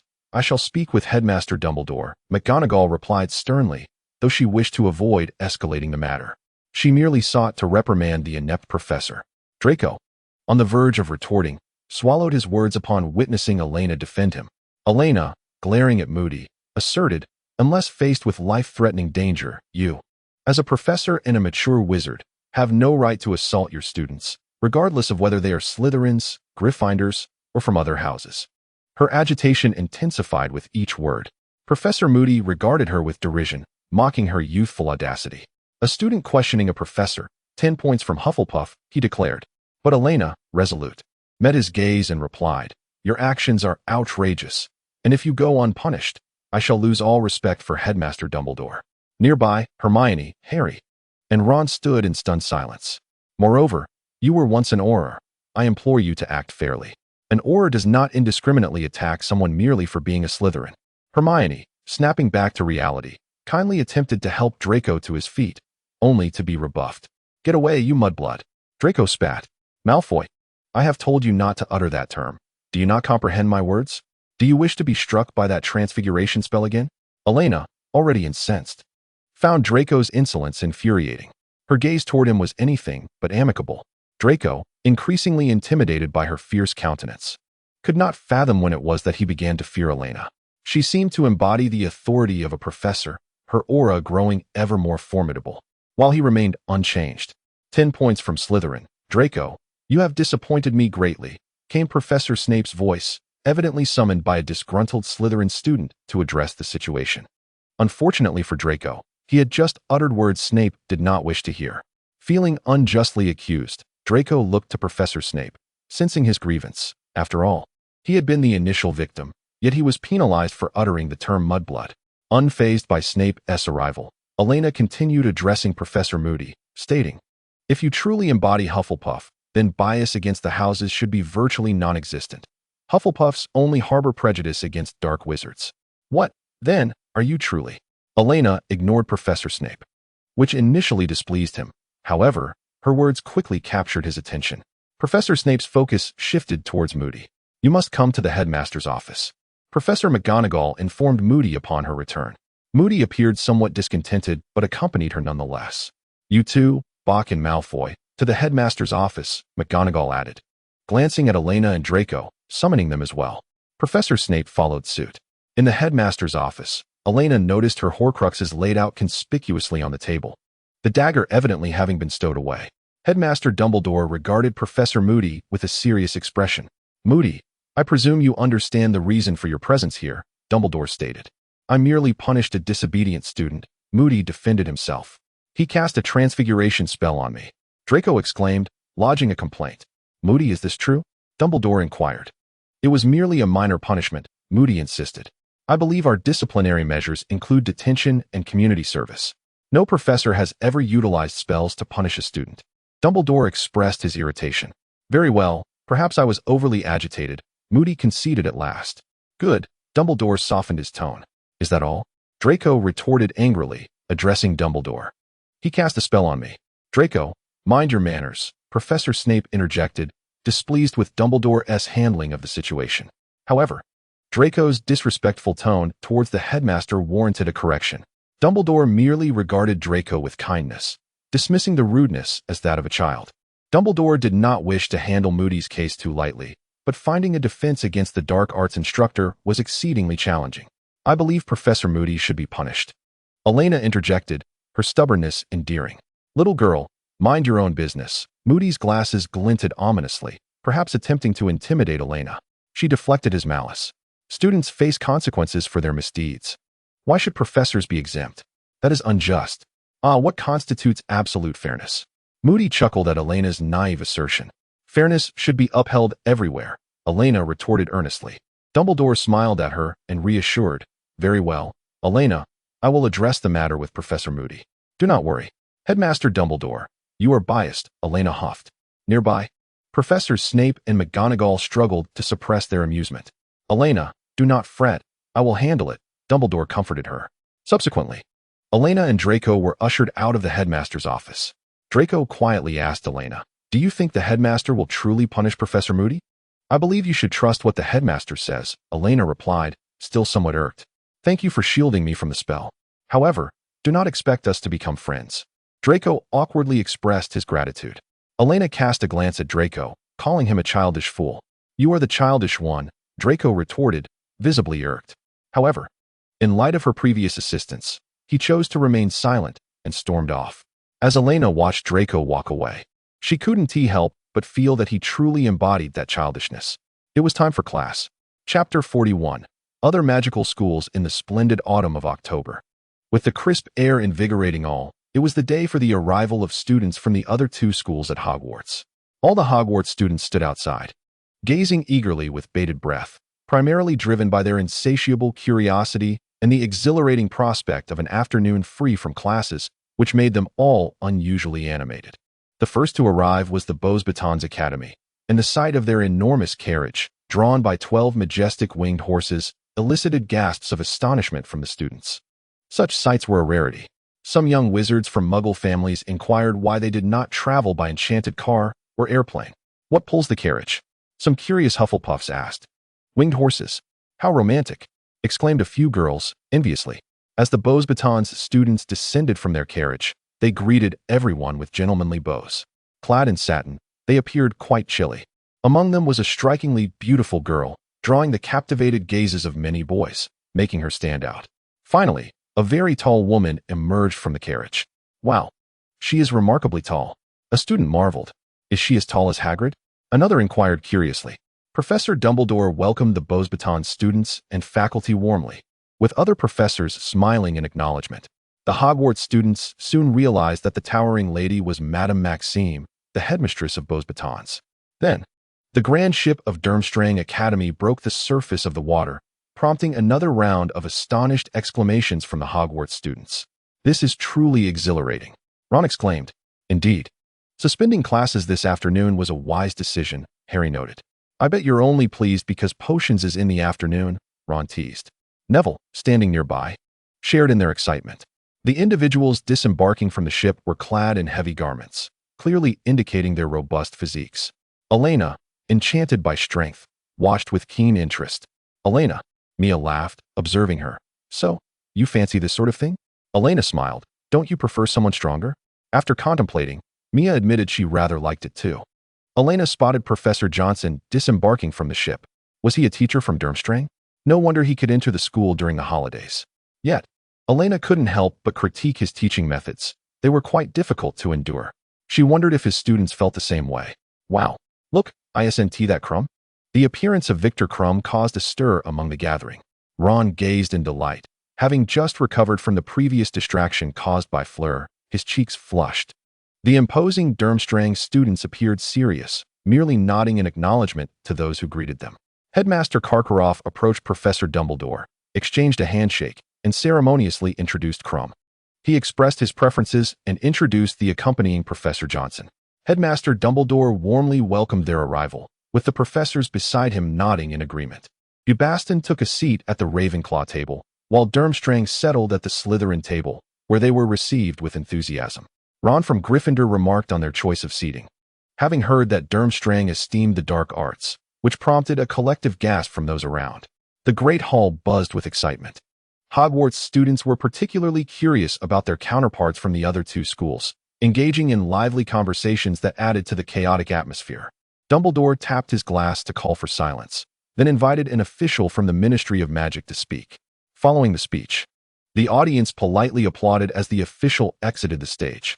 Standing upon the dais, Dumbledore introduced the Goblet of Fire, explaining that placing one's name within its flames would complete the registration process, cautioning that those under 17 were ineligible to participate. He elaborated on the rules and warned the students to approach the registration with caution, as it was a perilous competition. The flames within the goblet flickered steadily, drawing the curious gaze of all present. Harry stole a glance at Cho Chang, while Hermione seemed to notice something, casting a look in Harry's direction. From a distance, Victor Krum spotted Hermione. Their eyes met, and he offered a slight smile, to which Hermione responded with a polite nod.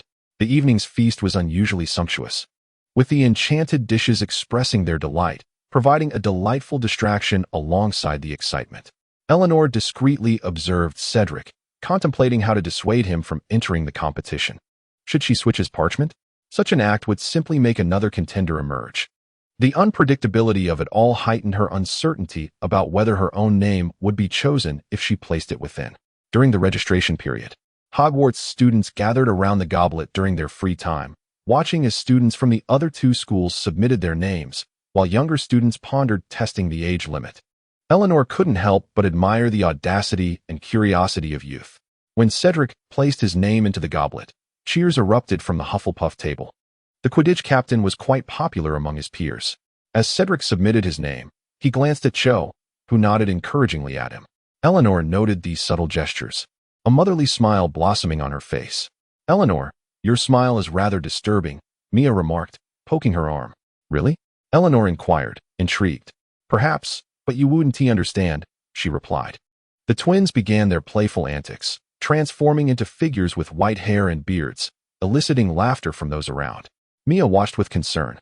"Mia, are you afraid they won't turn back?" Eleanor teased. "They'll definitely revert," Mia asserted confidently, though she blushed as she observed the twins playfully grappling, adding, "But they do look quite adorable now." Eleanor expressed her inability to comprehend the nature of love-struck individuals. Dumbledore approached and remarked on the scene, "Your beards look splendid."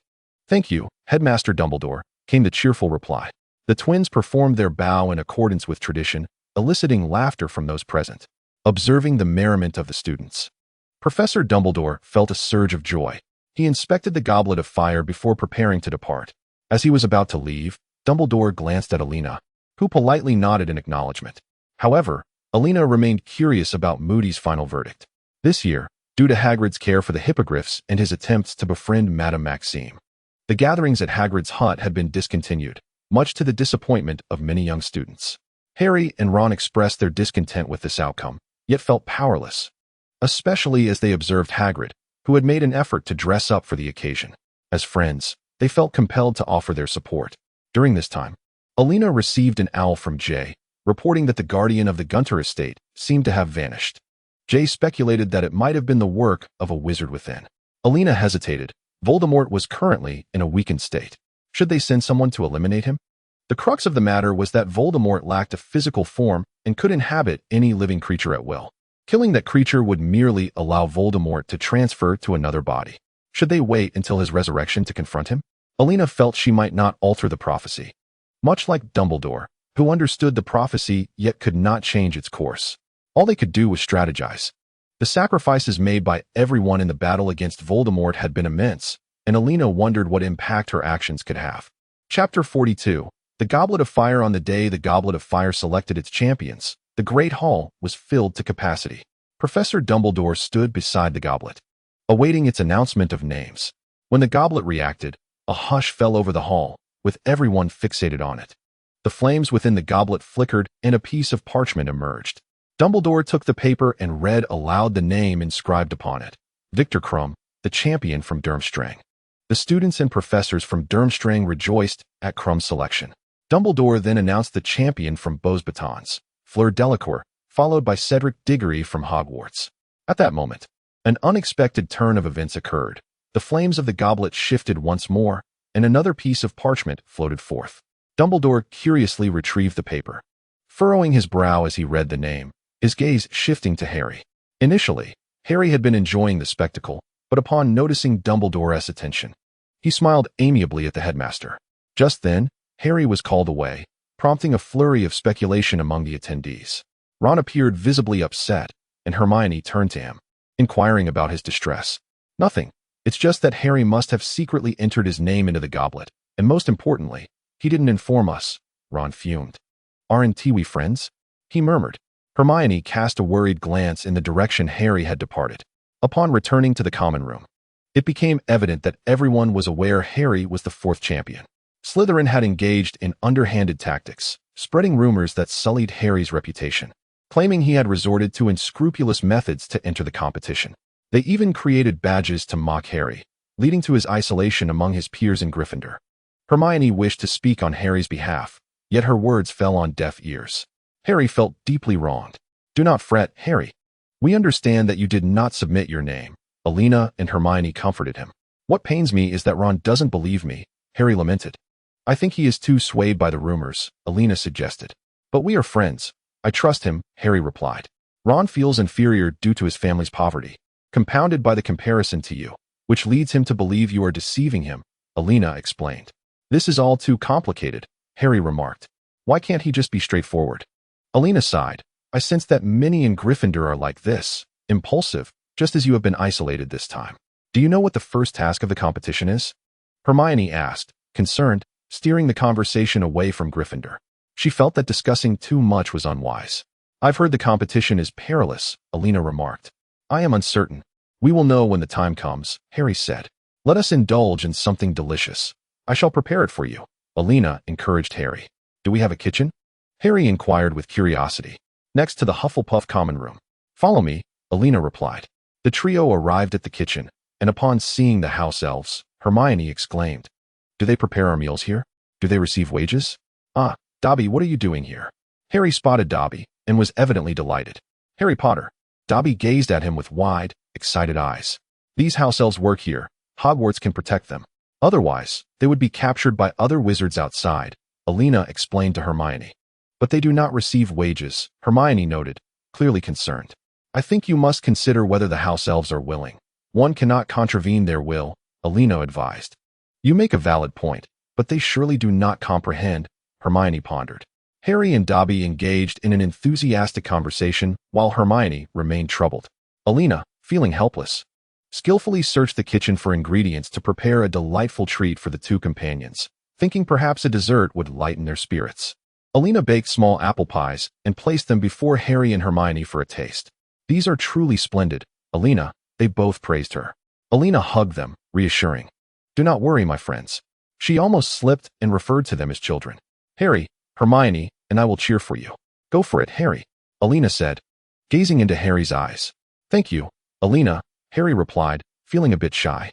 "Hermione, you too. The house elf rights advocacy is making gradual strides. Change cannot happen overnight. It is not transfiguration, dear," Elena gently addressed Hermione. Both Hermione and Harry felt that Elena exuded a maternal warmth, and they simultaneously shook their heads, hoping to dispel the odd notion. After all, they were classmates. Elena approached Professor Snape's office, observing him as he graded assignments. She set up her cauldron and retrieved potion ingredients from her bag, preparing to practice for her OWL potions examination. "Professor," Harry truly did not submit his name. Elena was tidying up the already graded assignments on the desk. It appeared there were quite a few that warranted a failing mark. When Professor Snape graded the assignments, did he consider the identity of the author before assigning scores? "Miss Elena, how do you know Potter did not participate? He may well be a little trickster." Professor Snape furrowed his brow at Elena. "Professor, your reasoning in making things difficult for Harry is utterly nonsensical, and your demeanor is quite crude," Elena retorted unhappily. "He is the great savior, the arrogant Gryffindor," Professor Snape mocked Elena. "The savior did not choose that title for himself.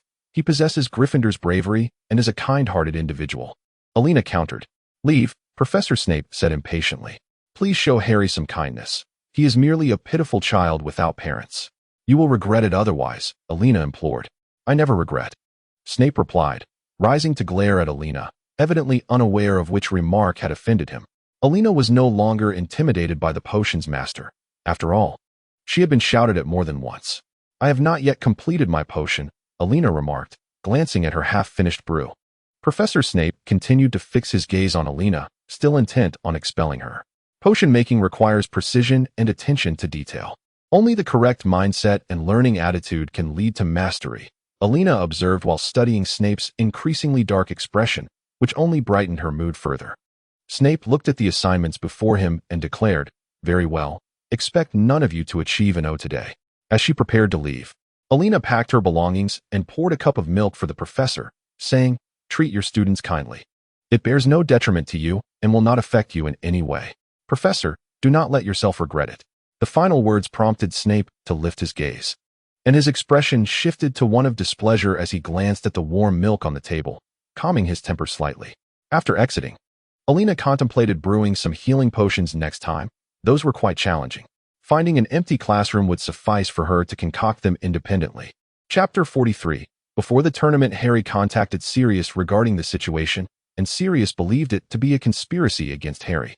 Recalling that many had perished in the past during the Triwizard Tournament, likely orchestrated by Death Eaters, he expressed his intent to visit the school, but Harry persuaded him otherwise, noting that he had not seen any brave warriors' parents attending the school, which would make Harry quite uncomfortable. Yet, was Sirius the type to obey? Certainly not. Thus, Harry soon encountered Sirius Black, transformed into a dog. Sirius warned Harry about Karkaroff, revealing he had once been a Death Eater and might be involved in the mischief. Elena was delighted to see the large dog, often wandering around the campus with him. Many young witches and wizards would inquire about the origin of the dog, to which she would reply, "I don't know, perhaps it's wild." Many assumed it might be Elena's pet. The little first years were more than willing to feed the large dog, and in just a week, Sirius appeared noticeably rounder. Hermione was deeply concerned that Sirius might be discovered by the esteemed headmaster, living in a constant state of anxiety. Professor Snape had also noticed the large black dog and summoned Elena to his office for a discussion, stating that such a large pet was not permitted at the school. "Professor, do you not know who he is?" Elena asked, astonished. "Should I?" replied Snape, upon realizing the identity of the great black dog. He hurried to seek out Professor Dumbledore, who merely chuckled and showed little intent to intervene. Nevertheless, he called Harry, Elena, and the large black dog to his office to issue a stern warning against attacking students before allowing them to leave. "Severus, this is merely a parent's worry. As long as it remains undiscovered," Dumbledore said with a smile. Infuriated, Professor Snape slammed the door behind him. His displeasure led him to impose even greater difficulties upon Harry, inadvertently affecting Elena as well. The large black dog would often linger behind Professor Snape, making Elena feel as though it might bite him. She advised Sirius Black to restrain himself, warning that if he truly cared for Harry, it would be wise to refrain from reckless behavior. This managed to quell the dog, at least temporarily, for the sake of Harry. However, its mouth could not be restrained. According to Harry, Sirius Black had never spoken a kind word about Professor Snape. Feeling dejected during an evening stroll, Harry encountered Hagrid. Cloaked in invisibility, Harry followed Hagrid and Madame Maxime, discovering the details of the competition. Realizing that Madame Maxime must be privy to the nature of the contest, he surmised that she would relay this information to his own school's champion. On his return, he stumbled upon the sneaky Karkaroff. "Are they expecting us to defeat a dragon?" Harry exclaimed in disbelief. "That's impossible," Elena remarked. "You're only 14. Even adults would find it exceedingly challenging." Nevertheless, Harry speculated that the competition must indeed involve dragons, and he surmised that the other schools must be aware of this as well. "What can we use to combat a dragon?" Harry pondered, suddenly recalling that Cedric was still unaware. He sought out Cedric, sharing his findings. Cedric graciously thanked Harry and offered him words of comfort. "Isn't Cedric incredibly kind?" Elena interjected. "Indeed," Harry nodded in agreement. "Huh, Elena, do you fancy Cedric?" Draco's mocking voice interrupted, drawing Elena's attention. Harry and Elena turned to face Draco. "Draco, I can't help but notice your keen interest in whom I admire," Elena inquired curiously. Blushing, Draco retorted, "I'm not. I simply find your infatuation hard to bear."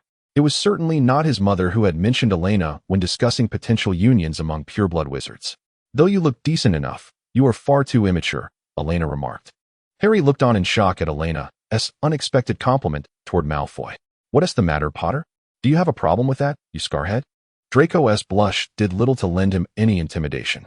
"Malfoy, be careful lest you be struck by a transfiguration spell and turned into a small creature," Harry taunted. "Scarhead, what did you say?" Draco retorted angrily. "Enough, you two, stop fooling around," Elena asserted, pressing down on their heads. Both winced in discomfort, exclaiming in unison. Subsequently, Harry sought Hermione's assistance once more, knowing her reliability, though she proposed some peculiar solutions. Nevertheless, Hermione proved to be resourceful. deducing that the item might have been acquired from the dragon. Later, Harry encountered Professor Moody, who escorted him to his office and imparted an advanced version of the levitation charm. Harry practiced diligently for an extended period. Elena also observed that Hermione and Krum occasionally interacted, secretly wishing for their budding romance. It was not that Ron was undesirable. Rather, his reckless bravado could prove burdensome for Hermione. Furthermore, due to Harry's status as the fourth champion, he found himself the subject of Rita Skeeter's report, naively coerced into an interview, which distorted the truth and worsened his predicament, causing the previously mending relationship between Harry and Ron to regress. They continued to ignore each other. As the competition commenced, a large crowd gathered to witness the event. The challenge involved retrieving information for the next task from a dragoness egg, cleverly disguised to resemble the real thing, showcasing the organizers' ingenuity. The contestants drew lots to determine their order and which dragon they would face. Cedric was the first to go. Harry, don't worry, just stick to the plan, Elena encouraged, hoping to ease his tension. Yet, Harry remained exceedingly anxious. Suddenly, a large black dog lunged at him, causing him to lose his balance and tumble to the ground. Thank you, Sirius. I will prevail, Harry declared, embracing the dog tightly. Bolstered by the encouragement of his friends, he summoned the courage to approach the competition arena. Soon, cheers erupted from the crowd. Ultimately, Harry emerged victorious, earning high scores, despite receiving a low mark from Karkaroff, which did little to dampen his spirits. Ron, who had been distant, rushed over upon witnessing the perilous competition. He felt a wave of agitation, yet concern for his friend overshadowed it. Upon seeing Karkaroff's low score, Ron became irate, muttering disparaging remarks about him throughout. As Harry relaxed, the two reconciled. Thanks to Harry's remarkable performance, his circumstances began to improve, leading to a grand celebration within Gryffindor. Elena cheerfully descended to the cellar to brew complex healing potions, antidotes, and coagulants.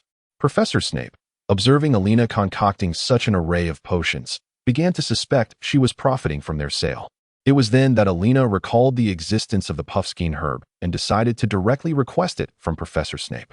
If he refused, she could always barter with her collection of plants. Professor Snape, do you happen to have any puffskein herb?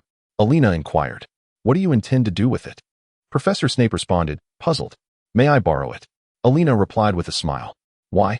Snape leaned against the desk, scrutinizing Elena's potions. Now is not the time to barter, Elena remarked with a smile. Professor Snape studied her eyes for a moment, furrowing his brow. Elena's eyes, a vivid shade of green, always rendered him momentarily paralyzed. Moreover, her habitual defense of Potter continually dredged up memories from the past, often casting a shadow over his mood. Professor? Elena inquired, observing Snape's distracted demeanor. What do you wish to exchange? Snape snapped back to attention. How about leaves from a venomous tentacula? Elena proposed after a brief pause. How many do you possess? Snape inquired, intrigued, for the Ministry of Magic imposed certain restrictions on such items, making acquisition rather troublesome. 10. Elena suggested tentatively. Snape raised an eyebrow, questioning whether that would suffice. Elena, uncertain of the appropriate quantity, feared being taken advantage of. 15. No more, she reluctantly settled, and Snape agreed with remarkable alacrity. A pang of doubt nagged at Elena. Had she been swindled? She proceeded to bottle the potion she had brewed, methodically organizing the vials into her bag. Just as she prepared to leave, Snape's voice called from behind her, Do deal with the bubotuber pus in the bucket. Elena complied without protest. Knowing Snape could be quite unreasonable, she was aware that when she made excessive demands, she would unconditionally acquiesce, which inexplicably lifted Snape's previously sour mood.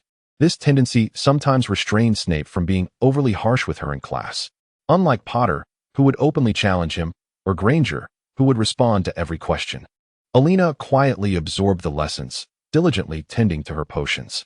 Though she was not a prodigy, she managed quite well. Initially, Snape had no particular impression of Elena. She was merely an ordinary Hufflepuff. 2 days later, Elena presented the bag containing the venomous tentacula leaves to Snape, who inspected them before departing to procure the bubotuber. He wondered what purpose the girl had for it. Meanwhile, Hagrid, during care of magical creatures class, mourned over the few remaining blast-ended scruts, as the others had turned on one another. His thoughts were elsewhere, and just then, Rita Skeeter reappeared, interviewing Harry. Though he remembered her previous interview with reluctance, he answered her politely, wary of the potential backlash. Chapter 44. Can the twins' partners be disclosed? As Harry's situation improved, Sirius Black was summoned by Professor Dumbledore. Elena sensed that Dumbledore was genuinely concerned for Harry's well-being. After using the black dog, Sirius was hastily ushered out. Snape's mood brightened considerably until he spotted the large black dog once again in Elena's company. Indeed, the dog had entered through the secret passage. Reluctantly, Snape found himself compelled to seek out Dumbledore once more. The large black dog was once again summoned outside. Elena found herself somewhat speechless. Do not allow him to enter. Elena, Professor Snape cautioned. Elena wished to explain that it was merely a chance encounter, as Sirius Black had not yet had the opportunity to seek out Harry. Yes, Professor, Elena replied, though she believed it prudent to comply. Professor Snape nodded in satisfaction and then turned on his heel, striding away with his robes billowing behind him. Oh, a classic scene, Elena remarked wryly. Moreover, the journalist Rita Skeeter published an article portraying both Elena and Hermione as social butterflies, particularly emphasizing Hermione's background as a non-magical family member, which led to even greater scrutiny of her. Elena could not bear to see her dear friend subjected to such indignities. After all, who among them could claim to be of pure blood? Elena promptly wrote to her family, requesting their assistance. Thus, the following day, the freshly published article was retracted, and many criticized the newspaper's irresponsibility. Fortunately, the repercussions for Hermione and Elena were not overly severe. However, public opinion regarding Rita Skeeter's reporting had notably soured. Eventually, Harry began to be accepted by his classmates, with the exception of Slytherin. The most exuberant among them was young Malfoy, who, after receiving a warning from Elena, settled down somewhat. If you wish to avoid being ensnared by Gryffindor, it would be wise to behave, Elena admonished Malfoy. You are quite meddlesome, he retorted defiantly, yet he turned away and ceased his antics. Harry struggled to open the golden egg, pondering how to unlock it. Just then, Cedric approached Harry and suggested, you might try submerging the egg in water while bathing. Harry glanced at Cedric and politely responded, oh, thank you. I aspire to compete fairly. Cedric smiled shyly in response. Elena noticed Cho Chang waiting for him in the distance, a reminder of their youthful innocence. Harry had previously opened the egg in the air, only to be startled by the jarring sound emanating from within, prompting him to quickly shut it again. Recently, the twins had been conspicuously absent, and Mia was nowhere to be found, likely trailing after them. Emily was also elusive, presumably painting in some vacant classroom with her boyfriend. Even Ebo had become hard to spot, and Hermione was sometimes missing, likely having been summoned elsewhere. Mia, George, and Fred had been acting strangely of late. Mia sat on George's lap, watching as Fred chuckled foolishly. You seem rather off lately, mate, George remarked, patting Fred on the head. How did you and Mia end up together? Fred inquired. Oh, do you fancy someone? George exclaimed, his curiosity piqued. Perhaps, Fred replied, his gaze drifting. Do tell us more. George pressed on, intrigued. You never mentioned anything while you were with Mia. I shan't divulge that, Fred retorted stubbornly. Does the person you like reciprocate your feelings? George asked eagerly. I haven't confessed yet, Fred shrugged. Brother, go on. Only by speaking will you find resolution. He then leaned in and kissed Mia before Fred. Hey, Fred said, exasperated. Then, turning around with the intention to confess, she pondered why George, despite having a girlfriend, had the audacity to keep his feelings hidden. George and Mia stealthily followed Fred from behind. Wow, it's her, George exclaimed with delight. Who? Elena inquired, noticing the two sneaking towards her, crouching together. Angelina Johnson, Mia replied, the captain of the Gryffindor Quidditch team. Wow, it seems Fred has succeeded, Elena observed from a distance. Wow, wow, wow, the three exclaimed in astonishment as they embraced. At that moment, Fred caught sight of the trio. The three stood up awkwardly. Hello, Fred. George greeted him casually. Is she your girlfriend? Elena asked curiously. Angelina's cheeks flushed. We just confirmed, but it's not definite yet. It depends on his behavior. Of course, I've always performed admirably, Fred said, wrapping his arm around Angelina's shoulder, adopting a playful demeanor. Wow, this means we can all go on a double date, George said joyfully, draping himself over Mia. Get off. You're too heavy, Mia retorted disdainfully. No, I'm a lovable boy with a girlfriend, George insisted, holding on tighter. Elena quipped, is this how you twins behave in romance? You're acting like a spoiled child with your girlfriend. Consequently, these four would frequently shower Elena with an abundance of affection. Not only did they indulge in sweet gestures, but the twins' girlfriends also enabled their mischievous antics, leading to an excess of pranks and playful antics. One day, while on the way to the library, Harry, distracted by Cho Chang, collided with the wall ahead. Elena offered a gentle push. "Hey mate, the wall is solid," Ron remarked, looking at Harry with a puzzled expression, as if assessing his intelligence. Elena genuinely wished to understand the simplicity of Ron's thoughts. "Harry, do you like her?" Elena asked. "Who?" Ron responded in surprise. "Cho Chang, the Ravenclaw beauty," Elena clarified. "Harry, are you all right?" Only Hermione, the little angel, showed concern for Harry, checking the spot where he had bumped his head. Harry rubbed his head. His cheeks flushed as he quietly admitted his feelings. He was evidently responding to Elena. "Oh, she has a boyfriend," Elena remarked, glancing at the point where Cho had disappeared. "What?" Harry exclaimed in disbelief, looking at Elena. "How do you know?" "All the Hufflepuffs know. Cedric and Cho are a couple," Elena reassured Harry. "Then I have no chance," Harry replied dejectedly, feeling a sense of aversion towards Cedric. Harry confided this minor dilemma to Sirius Black, who consequently began sending Harry letters daily, urging him to win Cho away from Cedric. In his letters, he emphasized the greatness of Harry's father, attempting to influence Harry's thoughts. Fortunately, Harry retained his rationality. Despite Cedric and Cho's relationship, he refrained from making unfounded assumptions or taking action. Elena felt compelled to praise Harry, thinking how remarkable it was that such reliable children could emerge from these unreliable adults. "Harry, you truly are wonderful," Elena suddenly exclaimed, leaving Harry momentarily speechless. "What did you say?" Harry asked, his face turning crimson. "I perceive you to be quite remarkable," Elena remarked earnestly as she gazed at Harry. This made Harry feel somewhat uneasy. In the distance, a figure in a black cloak flitted past, while others had praised Harry before. Hearing such words from a friend brought him genuine delight. Observing Harry's bashful smile, Hermione felt a surge of happiness and regarded Elena with an encouraging gaze. Elena sensed that Hermione might have misunderstood something. Ever since discovering the location of the house elves in the kitchen, Hermione had taken to delivering speeches there. And Elena had even recommended some books on slavery to her, including a history of slavery and on liberty. Hermione was astonished that Elena possessed such knowledge. Elena advised Hermione, "You must help them understand the essence of freedom and selfhood." However, Hermione's speeches only piqued Dobby's interest, while the other elves were engulfed in fear and panic. Elena subsequently ventured into the cellar to brew advanced antidotes alongside other sophisticated healing potions and a potent pain-relieving elixir. She also brought Professor Snape some leaves of the venomous tentacula. Although Professor Snape was unsure of Elena's intentions with them, he handed her some shrivel fig. Elena sensed that Professor Snape oscillated between joy and displeasure, receiving peculiar emotional signals from him. Chapter 45. Before the ball during a transfiguration class. Professor McGonagall informed the students about the forthcoming Christmas ball, stating that each champion would require a partner. Students in their 4th year and below were not permitted to attend.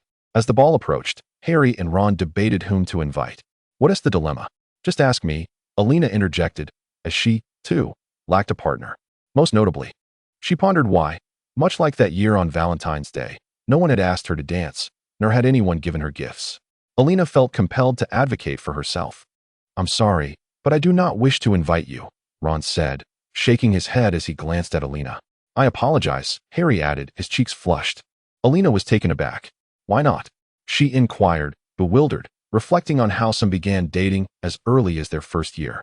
Hermione, observing the exchange, stifled a laugh. "Hermione, do you have a partner?"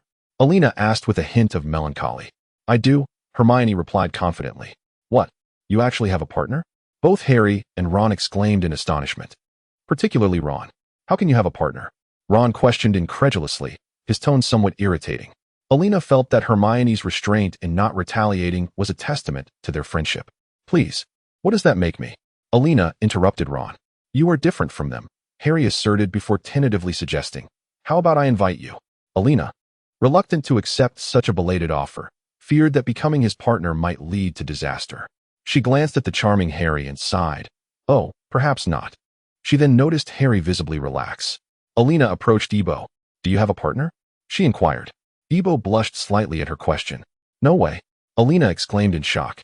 "Have you abandoned me?" Elena embraced Iboa, playfully inquiring, "Where are you touching, Iboa?" Unable to resist, Elena inadvertently caressed Ibwa's plump form, inciting his ire. Ibwa thrust Elena away, and she gazed at him with a hint of melancholy. He's a senior from Slytherin. I often encounter him at the Ollery, and then he invited me to the ball. Ibwa confessed, his cheeks flushed.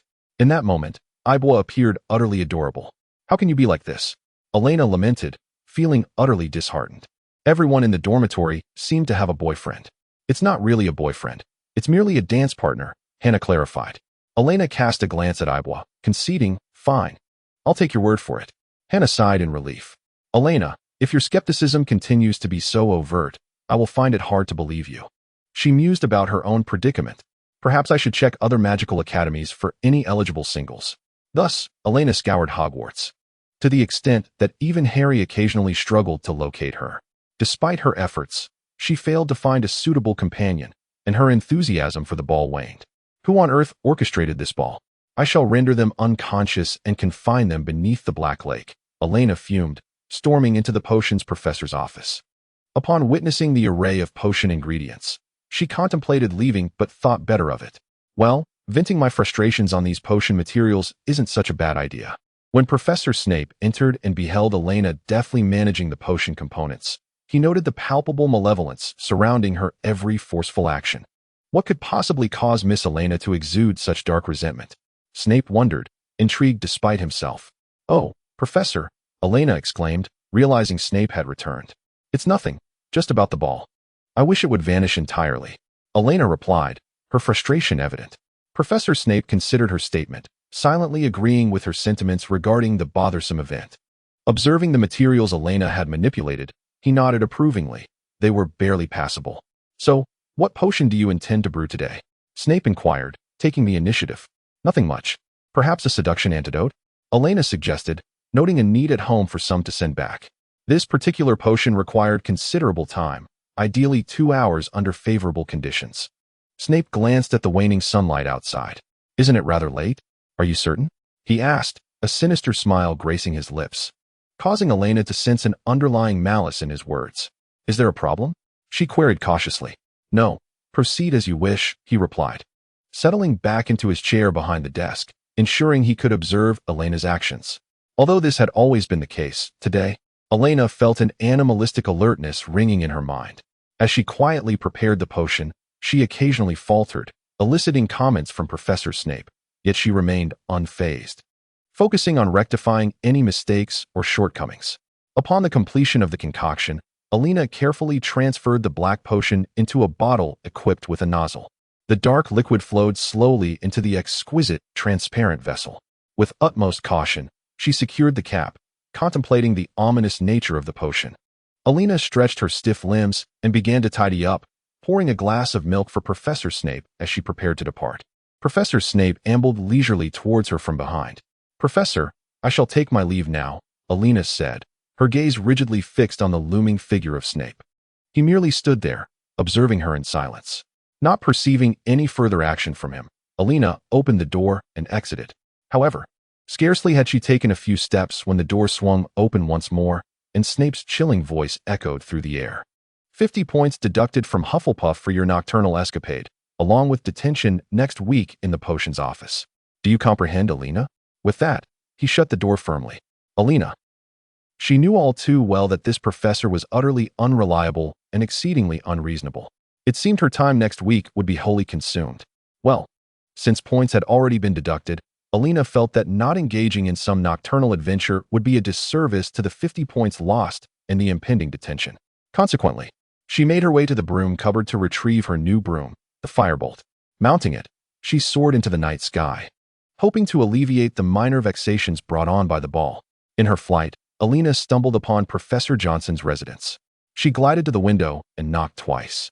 Professor Johnson opened the window, exhaling a resigned sigh. What on earth are you doing out at this hour? He inquired, leaning against the frame. Professor, how did you know I was here? Elena asked, lowering herself slightly to perch on the sill. Just came to join the fray, what else? Professor Johnson replied, sipping his tea with a gentle demeanor. Are you not busy? Elena queried. Professor Johnson regarded her thoughtfully. Not particularly. Perhaps you could assist me with something? Elena chuckled. I'm not inclined to engage in anything dull. Surely it won't be tedious, he reassured her. After a brief deliberation, Elena mounted her broom and took her leave. Elena then arrived at the window of Harry's dormitory. Harry sat on the ledge, stroking his owl, seemingly wide awake. Upon spotting Elena, he opened the window. "Elena, out for a midnight adventure, are we?" Harry's excitement was palpable. "Care to join?" Elena proposed. "Absolutely," Harry exclaimed, and soon, two figures danced through the night sky, racing and performing aerial tricks. "Why are you still awake?" Elena inquired.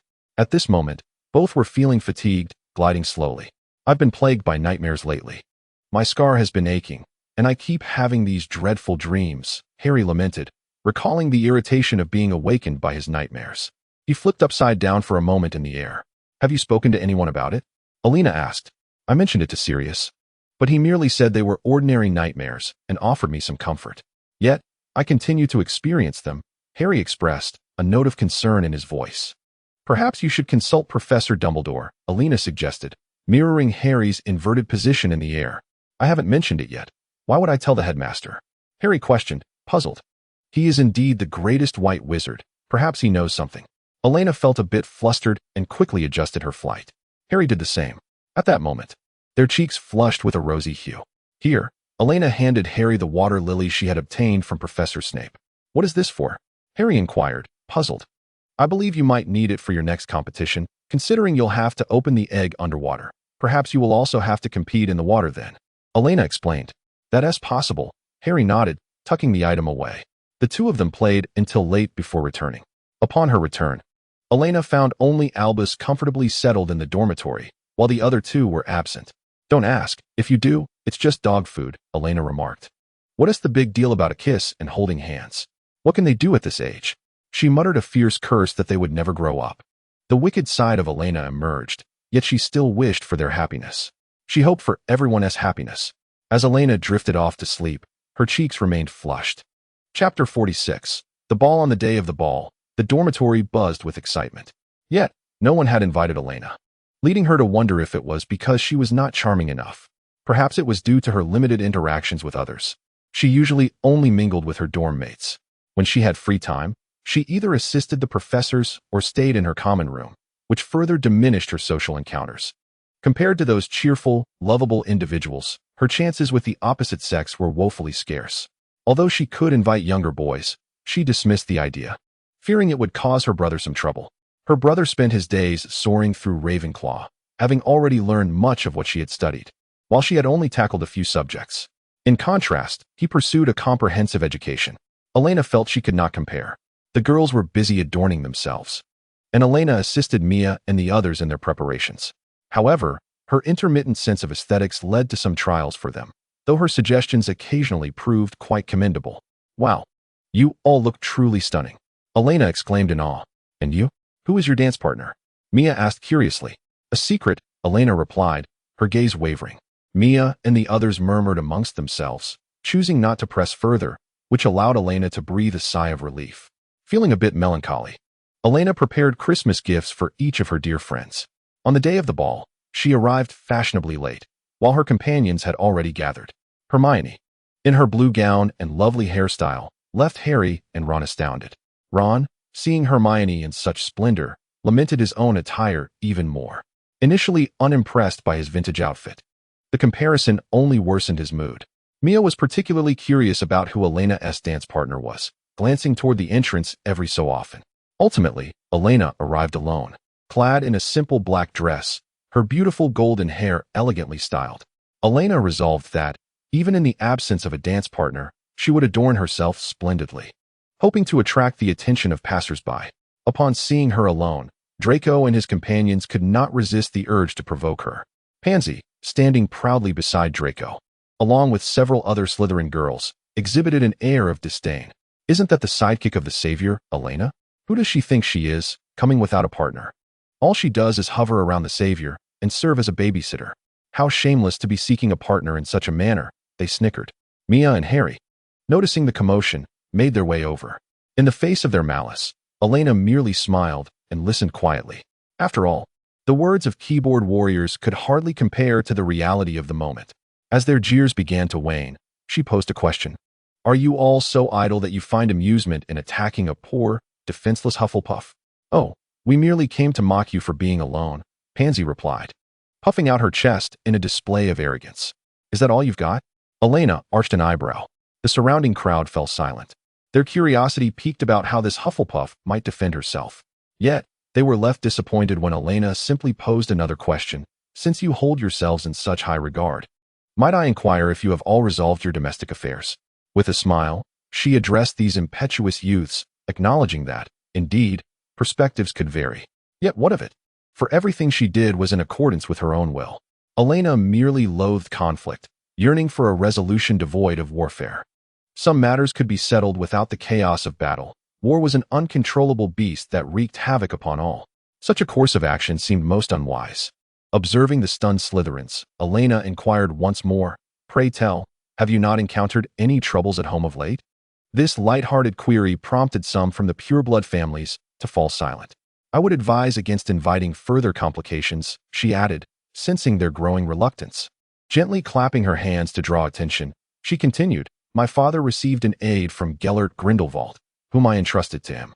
My father, far more formidable than I, managed to tame that individual within a month, orchestrating matters with such finesse that those pure-blood aristocrats found themselves in quite a predicament, particularly the Malfoys, who have long been rivals of my father, as my mother recounted. Their covert rivalry has now intensified with the arrival of my father's new assistant." Gradually, the Slytherins began to retreat. From a distance, Professor Snape raised an inquisitive eyebrow, curious about how this Hufflepuff girl managed to dissuade the exuberant Slytherins. By the time Elena's friends arrived, they found Draco and his lot dispersing, while the others drifted away as well. "Elena, you would do well to inform your father not to overstep his bounds. Sooner or later, our family will take care of yours," Draco warned menacingly. "Draco, instead of wasting time threatening me, why not employ your intellect in a more productive manner?" Elena retorted. Before Draco could respond, Harry intervened. "What do you think you're doing, Malfoy?" Harry defended. "Leave now. Retreat back to your dungeon. Potter, don't get too smug. Be cautious not to meet your end in the competition," Draco shot back before departing with Pansy. "Are you all right?" Mia inquired. Clearly, they did not grasp the implications of Elena's final remarks. The twins approached, making faces at the departing Draco. "I'm fine. Just a bunch of fools," Elena replied. "Indeed, a group of fools," the twins echoed in unison. "It's merely a minor incident. Soon the champions will take the stage." Elena chose not to dance, merely observing from a distance, contemplating whether spending Christmas at home this year might be preferable. Professor Snape had been summoned by Karkaroff. Elena was actually curious to witness Snape's reprimands. Stealthily, she trailed behind, unsure if anyone else shared her curiosity, but she certainly did. Elena employed the disillusionment charm and the silencing charm, both of which she had mastered and was unlikely to be detected, provided she avoided the stunning spell. She watched with delight as Professor Snape apprehended those young couples hiding in corners, deducting points. Just then, Elena noticed Harry slipping behind a pillar, likely unsettled by the opening dance and his encounter with Cho Chang, seeking solace alone. At that moment, Karkaroff showed Snape something, remarking that it was becoming increasingly evident. "Do you know what this signifies?" "What could it signify?" Snape continued to pursue the wayward couples, deriving a modicum of satisfaction from it. After exchanging a few more words, the two departed. Elena observed Harry leaving, then joyfully followed after Professor Snape. Meanwhile, Harry was left in a state of confusion. Sirius Black had informed him that Karkaroff was a Death Eater. Had Karkaroff just shown Snape the Dark Mark? Did that imply Professor Snape was also a Death Eater? How could a Death Eater possibly teach at Hogwarts? Harry departed, burdened with a multitude of questions. Chapter 47. The underwater tournament and doubts during the latter half of the ball. Everyone was thoroughly enjoying themselves. The dance floor transformed into a lively scene, fueled by the quirky sisters' rhythmic music. Elena stood mesmerized. As a relatively reserved student, she found herself unaccustomed to such an atmosphere. However, pulled along by her friends, she joined in the revelry and found joy in it. The ball was indeed enjoyable, Elena concluded. Although Harry harbored discontent towards Cedric due to Cho, he nonetheless heeded Elena's advice and ventured to the prefect's restroom. He was astonished by its opulence and attempted to open the golden egg underwater. Having discerned the clue for the next challenge, Harry remained perplexed about who his most important person might be. As the competition commenced, Harry gazed at the missing Hermione. Suspecting her involvement, he clutched the disgusting-looking gillyweed given to him by Elena, feeling conflicted. Hermione had already informed Harry about its nature and purpose, though he was uncertain about how she acquired such knowledge. Due to his high score, he was the first to enter the water. Harry consumed the gillyweed and, once its effects took hold, leaped into the Black Lake. Professor Snape, observing from a distance, frowned at Harry, evidently aware of what he had ingested. He then spotted Elena, who was anxiously watching Harry, her brow furrowing deeper with concern. As the first to dive in, Harry initially struggled to comprehend the situation, searching for a long while until he encountered the mermaid, who pointed him in the right direction. Whether this constituted cheating remained ambiguous. It seemed to be a unique advantage for the students of the school. The other champions sequentially plunged into the water. Harry soon found Sirius Black and hurried to free him from his restraints. Subsequently, he noticed Hermione, followed by Cho Chang and Fleur Delacour. Overflowing with compassion, Harry resolved to save them all, but the mermaids forbade him from doing so, lacking the nonverbal spells or other means to deal with the mermaids underwater. He could only observe the situations of the other champions before deciding how to proceed. Harry discovered a sharp stone and first severed Sirius's bindings. He then witnessed Crumb using a bubblehead charm as he rescued Hermione. Cedric followed, nodding at Harry before rescuing Cho. Harry still harbored a slight grudge against him, but offered a brief acknowledgement in return. However, Fleur was nowhere to be seen as time slipped away. Growing increasingly anxious, Harry argued with the mermaids and, disregarding their objections, forcibly rescued Fleur's sister. When Harry emerged from the water, Elena noticed the rather unattractive mermaids trailing behind him, seemingly scolding him. Dumbledore then calmed them, and they returned to the depths of the Black Lake. In light of Harry's performance, the judges decided to award him additional points, propelling him far ahead in the rankings. Elena had been waiting on the shore with blankets, and as Hermione surfaced, Crumb attempted to express concern, but Hermione's demeanor suggested she rebuffed him. Observing Crumb's sadness, Elena felt a pang of sympathy for him. As Harry and Sirius emerged, Elena and Hermione each offered them warming blankets. Elena then cast a drying charm on both. "Thank you, Elena," Sirius Black remarked.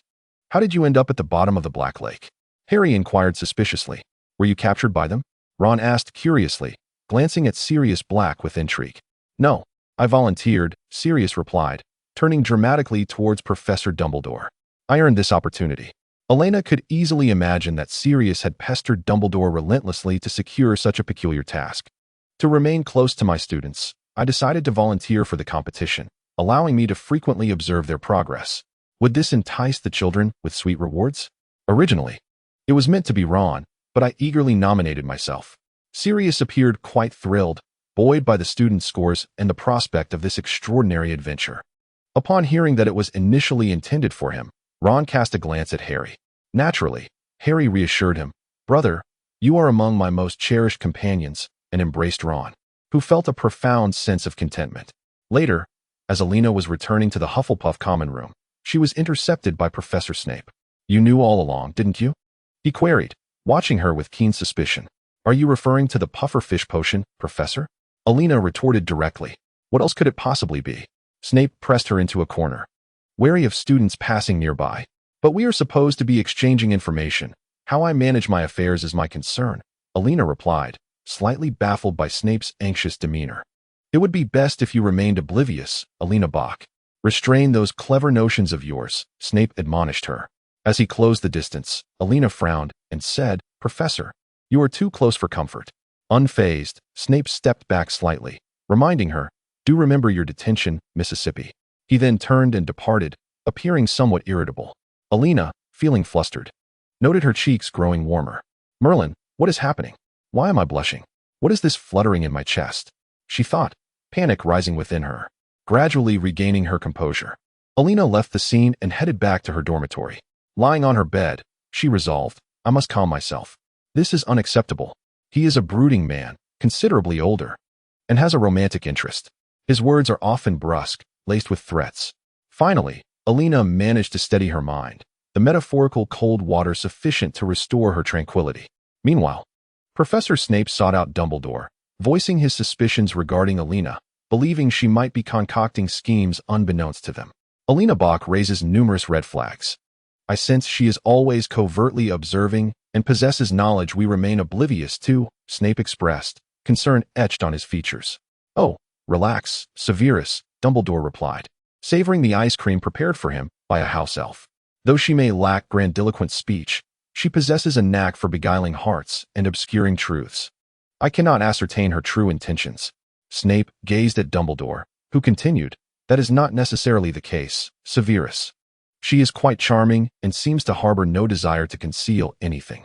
Dumbledore took another spoonful of ice cream before adding, what do you make of these? He produced an assortment of objects from beneath the table. Looking at the tarnished crown and pendant box, remnants of former Horcruxes, Snape remarked, what a collection of junk. A little darling sent them to me. Who do you suppose it might be? Dumbledore inquired with a smile. As Professor Snape furrowed his brow while examining the items before him, he sensed that they had once been formidable, dark, magical artifacts. He picked one up for a closer inspection. Many of the markings had been erased, yet it was still evident that it had belonged to the realm of dark magic. However, Professor Snape could not discern its original purpose. Severus, do not be anxious. Everything is perfectly fine, remarked Professor Dumbledore, who was indulging in ice cream. It tastes delightful. Severus, would you care to try some? I have no interest in sweets, Snape replied, observing Dumbledore, whose beard was smeared with ice cream. Did you know this ice cream was made by Elena for the house elves? Dumbledore continued, taking another bite. What does that signify?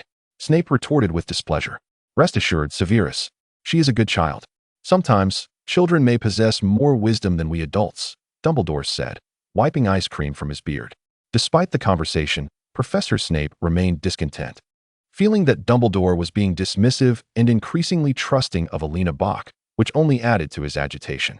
Chapter 48. The final contest. Elena and Mia attended a gathering within Gryffindor to celebrate Harry's victory. They secretly enjoyed some butterbeer, procured by the twins. Elena felt that the beverage was merely a clever ruse disguised as beer. As they prepared to leave, Elena was reluctantly made to take a bite of dog food. Dear, I shall miss you, George said, holding Mia's hand with an expression of reluctance. Oh, you're starting with the sweet talk again, darling, Mia replied. Next time, I'll take you on my broom, soaring through the skies, George declared, pulling Mia into his embrace. That sounds exhilarating, but I fear I might fall, Mia responded. Fear not. I shall protect you, my dear, George assured her.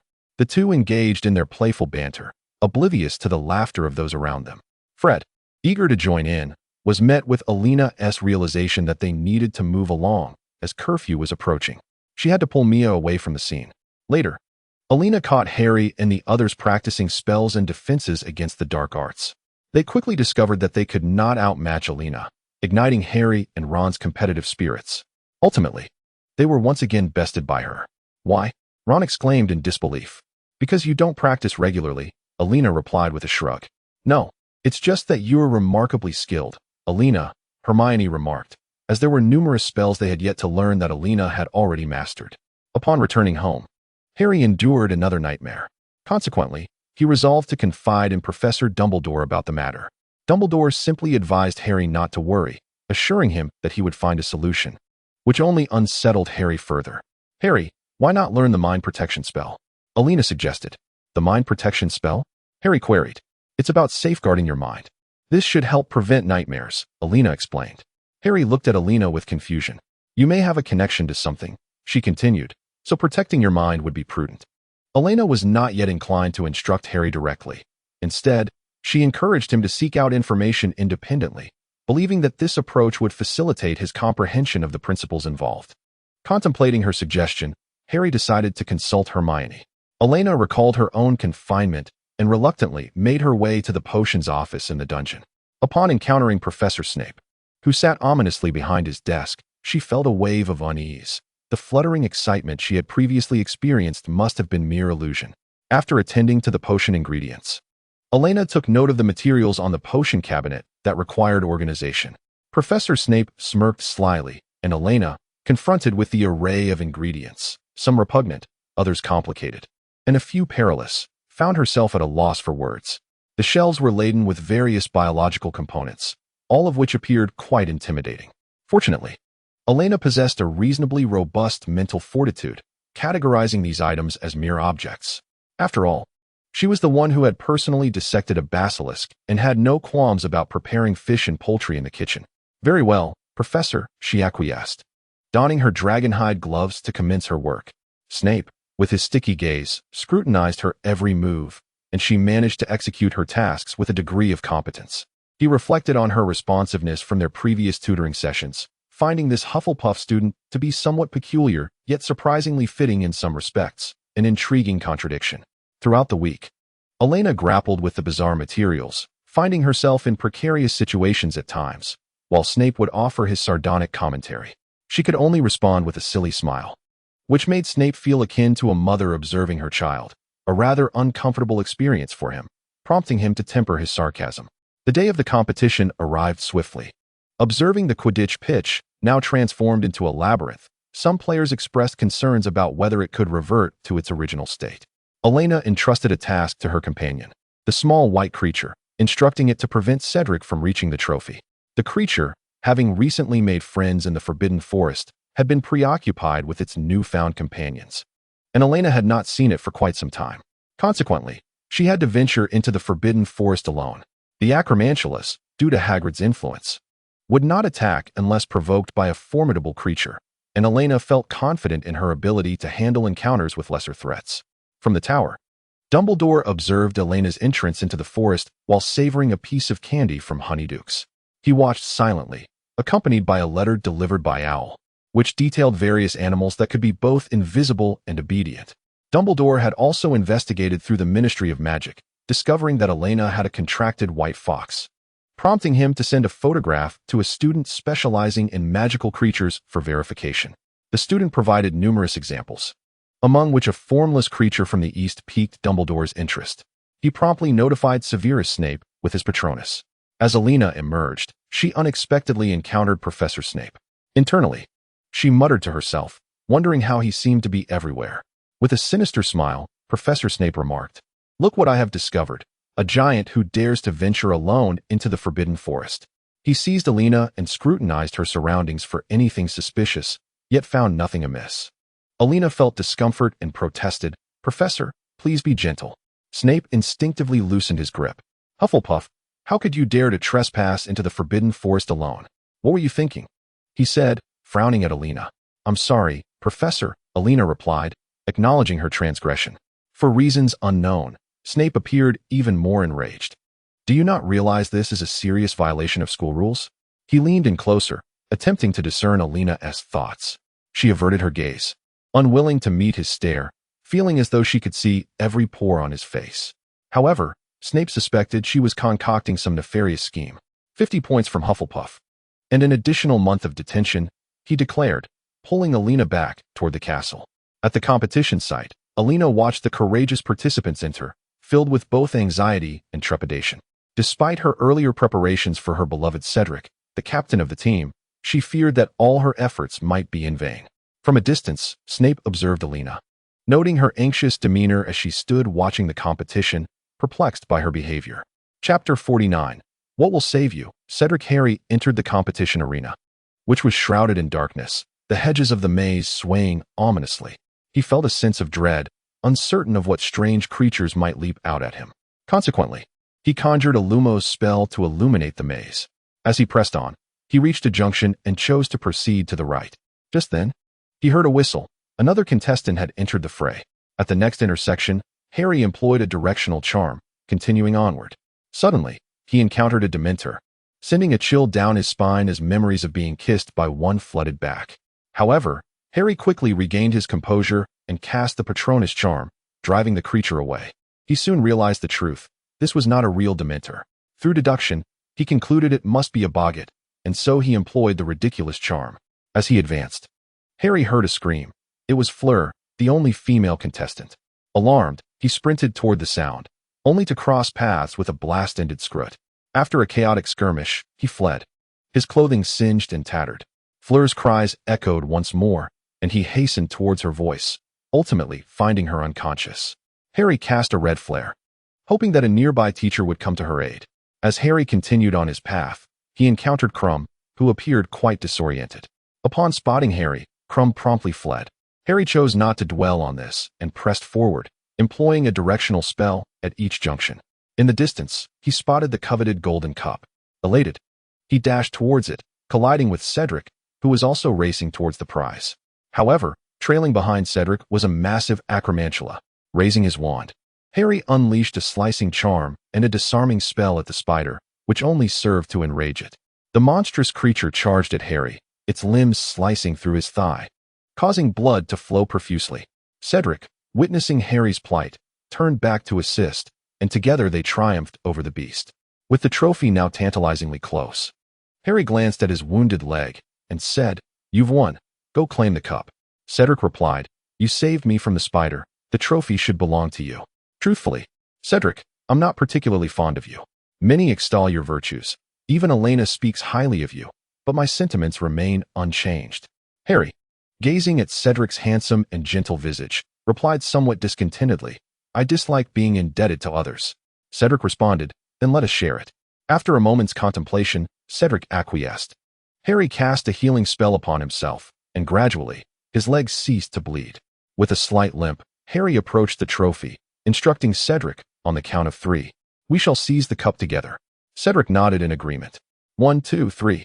As they grasped the trophy, Harry noticed Cedric being forcefully pushed back by an unseen force.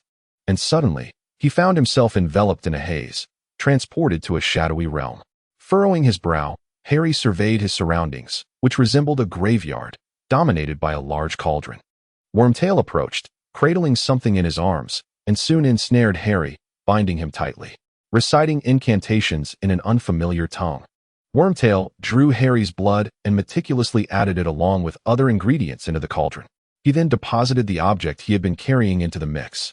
At this moment, Harry felt no fear, but when a figure emerged from the cauldron, he comprehended the dire truth. It was Lord Voldemort. With reverence, Wormtail presented Voldemort with a wand. In turn, Voldemort rewarded Wormtail by mending his hand. Shifting his focus to Harry, Voldemort exuded a palpable menace. Mockingly, he gazed at Harry and then cast a curse that pierced to the very core of Harry's being. For the first time, Harry was struck by this spell and curled in agony. Voldemort laughed heartily, taunting, "Behold, our savior." Approaching Harry, he lifted his chin, looking down upon him. "What do you say I offer you the Avada Kedavra now?" Voldemort sneered. He then cast the Cruciatus Curse, and for a fleeting moment, Harry lost all sense of self, but quickly regained his composure, managing to deflect Voldemort's spell. Voldemort, with a twisted sense of praise, acknowledged Harry's resilience. Yet, Harry felt an overwhelming threat to his very existence. After regaining his composure, Harry began to struggle violently. Voldemort observed Harry with amusement, slowly recounting the reasons for Harry's presence. He deemed Harry merely a child, ridiculing the notion that people regarded him as a hero. Yet, he continued to overlook Harry's bravery. Harry crawled on the ground, attempting to retrieve his wand. Voldemort, misinterpreting this as mere thrashing, continued to boast about summoning his followers to witness how the great savior, Harry Potter, would be vanquished by him. A serpent slithered closer, curling around Voldemort, its gaze fixed warily on Harry. Harry focused on the snake as it moved towards his wand, which fortunately had not been thrown too far. He seized his wand and swiftly turned to cast a disarming charm at Voldemort, who was caught off guard and sent reeling. Spotting the distant trophy, Harry dashed towards it. Voldemort silently summoned his wand back and attempted to cast a petrifying spell to restrain Harry. In response, Harry enchanted himself with protective armor. Thankful for the recent practice sessions with his friends, which had kept him composed, the two engaged in a fierce duel, countering one another's spells. However, due to the connection between their wands, Harry felt an unsettling pull as their magic clashed. Voldemort, growing increasingly impatient at the audacity of this audacious boy to challenge him, prepared to cast the killing curse. Yet, it was too late. Harry had reached the golden cup and returned to the arena. The curse struck the ground instead, prompting Voldemort to vent his frustration on Wormtail before summoning his followers. As soon as Harry appeared, he was surrounded. Cedric, noticing Harry's absence, immediately sent out a signal. The professors rushed to the scene, and Cedric informed them of the unfolding events, which included judges and ministry officials. Just as everyone anxiously awaited news, Harry emerged holding the cup, urgently relaying everything to Professor Dumbledore. From a distance, Professor Snape sensed the Dark Lord's summons and, disregarding Elena's concerns, hastily departed. Karkaroff, upon hearing Harry's claim of Voldemort's resurrection, abandoned his students, fleeing in panic. The Dark Lord surveyed the sparse gathering of Death Eaters, cloaked figures hidden in shadows. Gradually, the numbers swelled, lifting Voldemort's spirits as he elegantly paced, anticipating his followers' return. Chapter 50. The Best Way to Destroy the Dark Lord. Death Eaters, welcome back to my side. Your unwavering loyalty is the finest support for my resurrection. You are my devoted followers, and I am acutely aware of the efforts and sacrifices you have made in your allegiance to me. Voldemort's voice, not particularly melodic, sought to reassure the anxious Death Eaters. Your great leader has returned. Let us ruthlessly obliterate all who stand in our way. I shall bestow upon each of you supreme honor, wealth, and status, causing the entire magical world to tremble and establishing ourselves as the true masters of the wizarding realm. Voldemort proclaimed his return, and upon finishing his declaration, the Death Eaters erupted in fervent cheers for their magnificent Dark Lord. He quelled their exuberance, observing that some had yet to respond to his summons. With a haughty gaze, Voldemort scanned his subordinates, each face revealing their allegiance. Lucius stepped forward, reporting, "My lord, the illustrious Dark Lord, some have been imprisoned in Azkaban. My loyal servant, Lucius. How is it you stand before me?" Voldemort inquired, his crimson eyes fixating on the golden-haired man. "To welcome you, my master," Lucius replied. However, Voldemort disregarded his feeble defense, delivering a searing curse that brought Lucius to his knees, his golden locks gradually drenched in sweat. Satisfied, Voldemort remarked that it was merely a trivial punishment. "Do not fret," he added, before addressing those gathered. "You are the servants of the great Voldemort, destined to tread the righteous path, while the insignificant crawl beneath us." Once more, he calmed the Death Eaters, but then questioned, "Why have you not sought me?" Upon uttering this, Voldemort scrutinized their expressions. He continued, "I am magnanimous and shall not cast blame upon you. This is Peter Pettigrew, who shall join our noble cause." With that, he seized Pettigrew, lifting his arm to bestow the dark mark. The diminutive figure bowed his head to the ground, showering praise upon his great master with fervent gratitude. Voldemort halted as he spotted Severus Snape, the potions master of Hogwarts, addressing him as "my dear spy." He then inquired about certain matters, expressing dissatisfaction with previous actions, and unleashed a searing curse upon Snape. Delving into his mind, Voldemort extracted the desired information before commanding him to promptly brew the potion for stabilizing souls. Snape, bowing deeply, obeyed, retreating slowly, barely able to stand upright. Voldemort resumed his address, noting that some Death Eaters were still in hiding, while others, like Malfoy, had absolved themselves of past misdeeds. Once a figure of authority, Malfoy's punishment served as a lesson for the others. "Excellent," Voldemort declared. "Now let us welcome my other loyal friends." Suddenly, the sound of a flash interrupted him, and several figures apparated into the scene. "Who dares?" Voldemort seethed, angered by the interruption. These intruders struck unexpectedly, uttering no words, casting spells with alarming speed, and nearly half of the assembly was subdued. The Death Eaters were scattered, forming a protective circle around Voldemort. Spells whirled through the air, akin to a hail of bullets, with the imminent threat of being struck by unseen curses. The untrained Death Eaters dwindled in number as they struggled to engage in battle. Voldemort's protective circle shrank, as Severus and Lucius, who had initially stood beside him, were separated by an assailant's attack, failing to keep pace with the retreating throng. Voldemort and several Death Eaters successfully escaped from the inexplicable ambush, relying on their own abilities. Enraged, Voldemort pondered whether there had been a betrayal. However, he had scrutinized each individual present and sensed no magical fluctuations or locating devices. The location he had chosen was also arbitrary. The only plausible explanation was that someone had informed on them, though the method remained unclear. At that moment, Voldemort felt a looming threat as a flash of green light whizzed past his ear. The group remained vigilant, scanning their surroundings but detecting nothing amiss.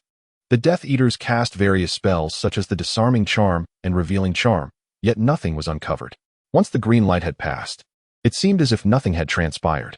In the distance, Professor Johnson observed the fleeing figures with disdain. Missing the Dark Lord was somewhat disappointing for him. Yet a further assault would expose his own position, rendering escape exceedingly difficult, a risk he was unwilling to take. As he noted their cautious glances around, he apparated away. The captured Death Eaters soon realized that they were being pursued by Aurors. When had Fudge become so adept as to detect their whereabouts? One by one, the Death Eaters were led to the Ministry of Magic. Elena arrived at the potion office in the cellar. recalling that Professor Snape had mentioned he would confine her starting today. However, it seemed he would be unavailable for some time, having been summoned by the Dark Lord. Elena sensed that Professor Snape had recently begun to harbor suspicions about her, though it was of little consequence. This mission involved her father's influence over a faction within the Ministry. After all, the Ministry was not monolithic, and there were rivalries among its members. Although Fudge was the minister, his subordinates were not entirely without resistance to his authority. The captured Death Eaters would be secretly detained in a location unknown to the public, rather than the notoriously secure Azkaban, as there were indeed other lesser prisons available. Elena had also instructed Johnson to track Voldemort, hoping that if the opportunity arose, he might eliminate him. Yet, Elena was aware that this task would not be simple. So she merely suggested Johnson attempt it to ascertain whether Voldemort was truly as formidable as rumored. Johnson believed that if he could slay the Dark Lord of Britain, it would bestow upon him a measure of honor and serve to irritate those hypocritical individuals in England. Thus he readily agreed.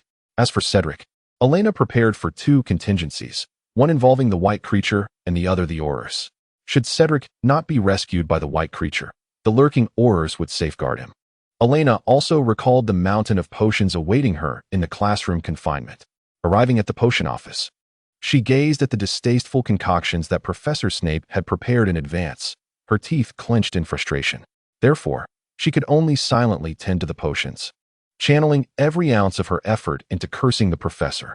At that moment, Elena heard the familiar sound of the fireplace and turned to see Professor Snape stumbling out from the hearth. Both were momentarily taken aback. It was evident that both Elena and Professor Snape were taken aback by the unexpected presence of the other in the potions office. However, the professor's injuries and disheveled appearance were too glaring to ignore, rendering Elena unable to feign ignorance. "Are you all right, Professor?" Elena inquired dryly. "Leave," came Snape's curt reply, immediately followed by his collapse to the floor, clearly lacking the strength to support himself any longer. As he lay on the ground, he amended his request. "Help me to the bedroom." The lack of authority in his voice was striking.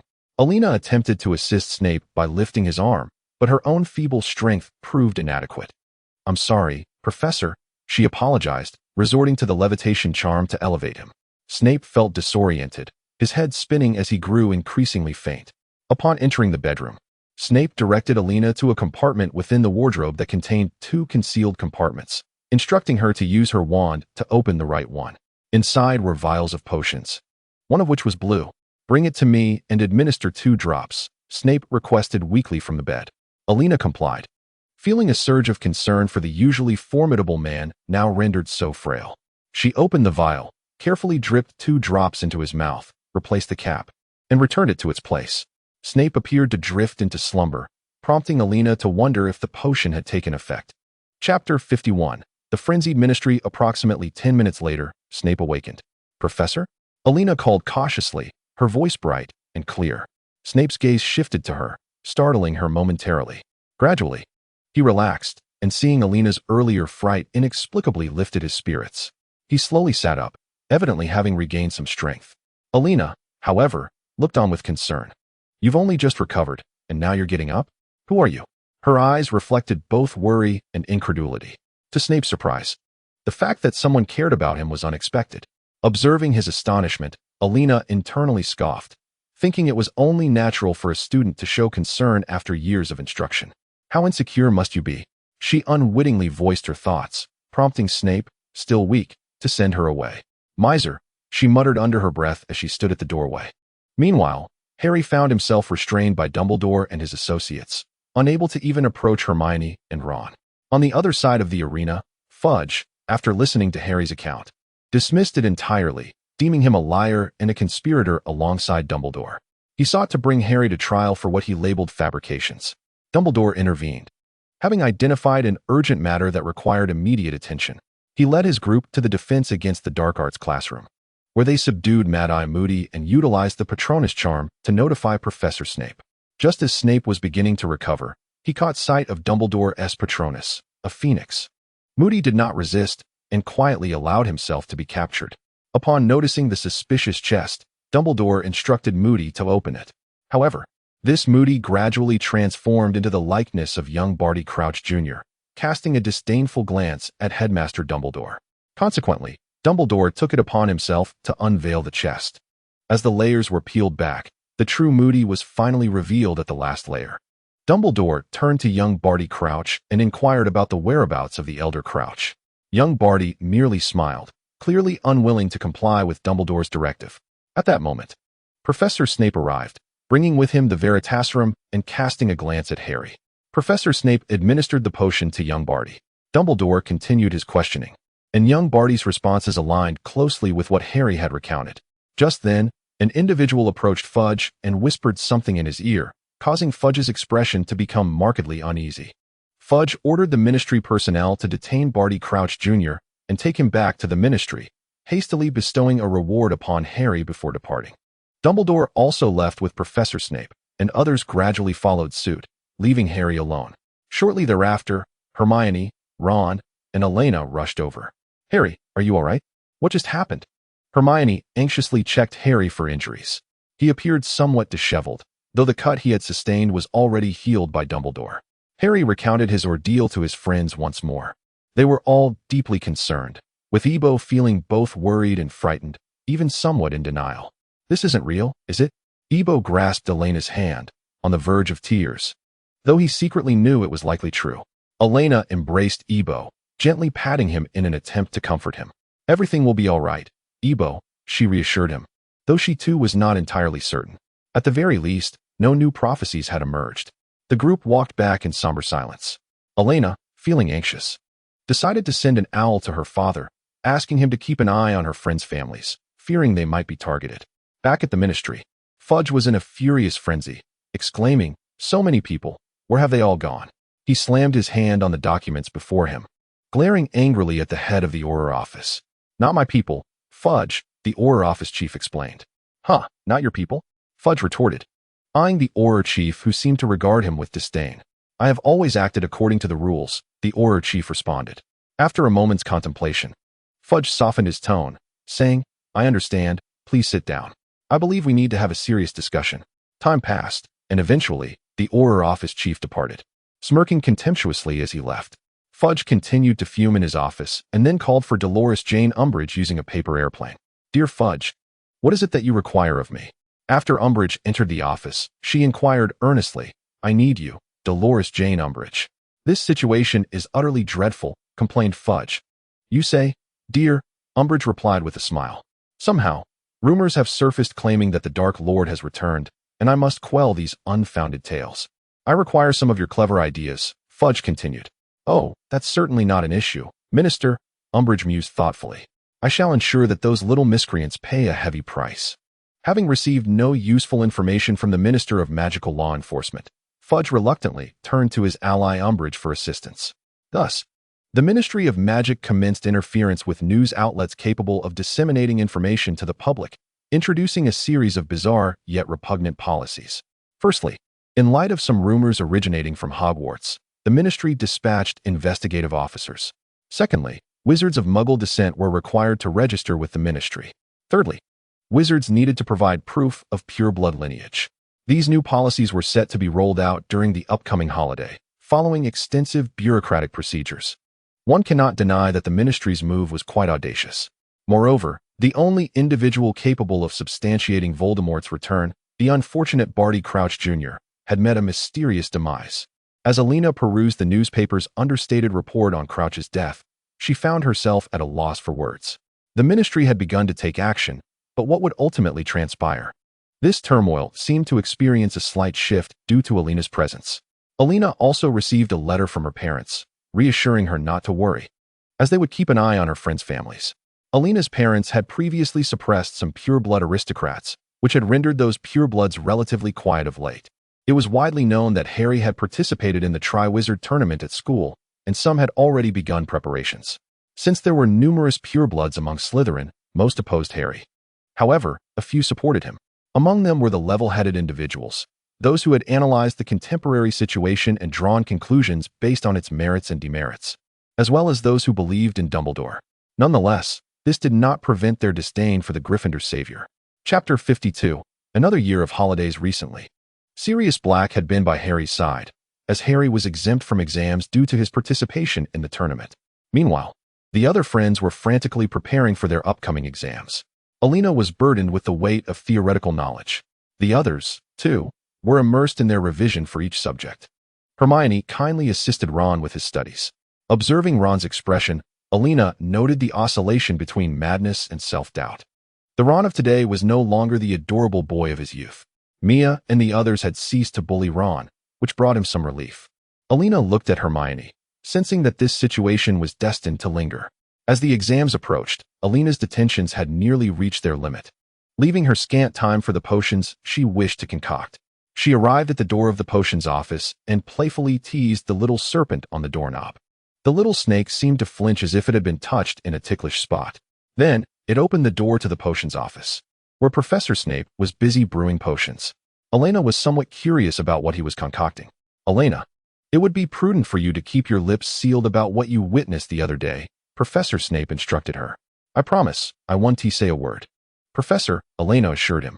"Very well, please clean up the potions in the corner," Professor Snape commanded. "Yes, Professor," Elena responded, as she examined the potion ingredients before her. Elena surmised that Professor Snape might have assigned her the task of dealing with his most distasteful concoctions. Surely, there were potion materials required for end-of-term examinations from other years. Occasionally, Professor Snape glanced at Elena to ensure she was not mishandling his precious potions. Nevertheless, Elena was quite diligent. Once satisfied with her methodical approach, he returned to quietly brewing his own potions. This inexplicably serene period continued until the end of the semester, and Professor Snape was nearly accustomed to Elena's presence. Following the final examinations, it was time for the students to revel in their freedom, especially since this year they had the opportunity to visit Hogsmeade.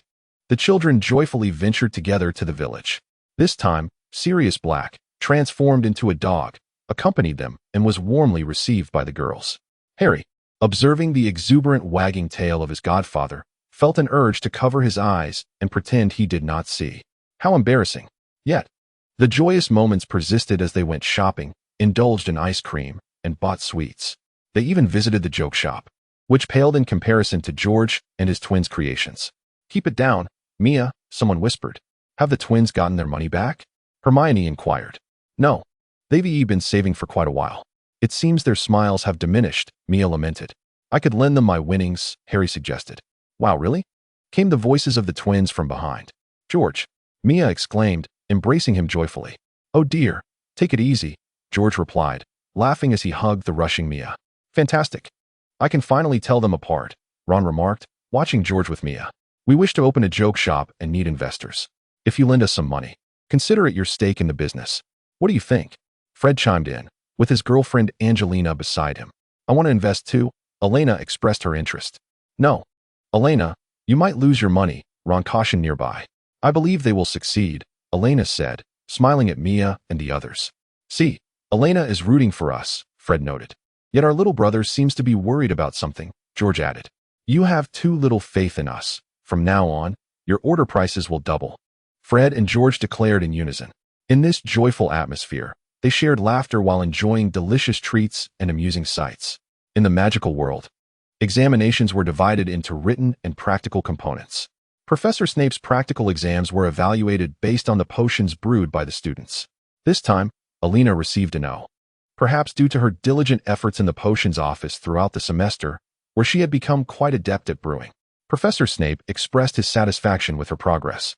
After the exams, when Elena returned to the potions office, she found Professor Snape grading the students' final papers. "Elena, stir the potion clockwise 2.5 times. Then reduce the heat," Professor Snape instructed with an air of authority. "Of course, Professor," Elena replied, following his directives.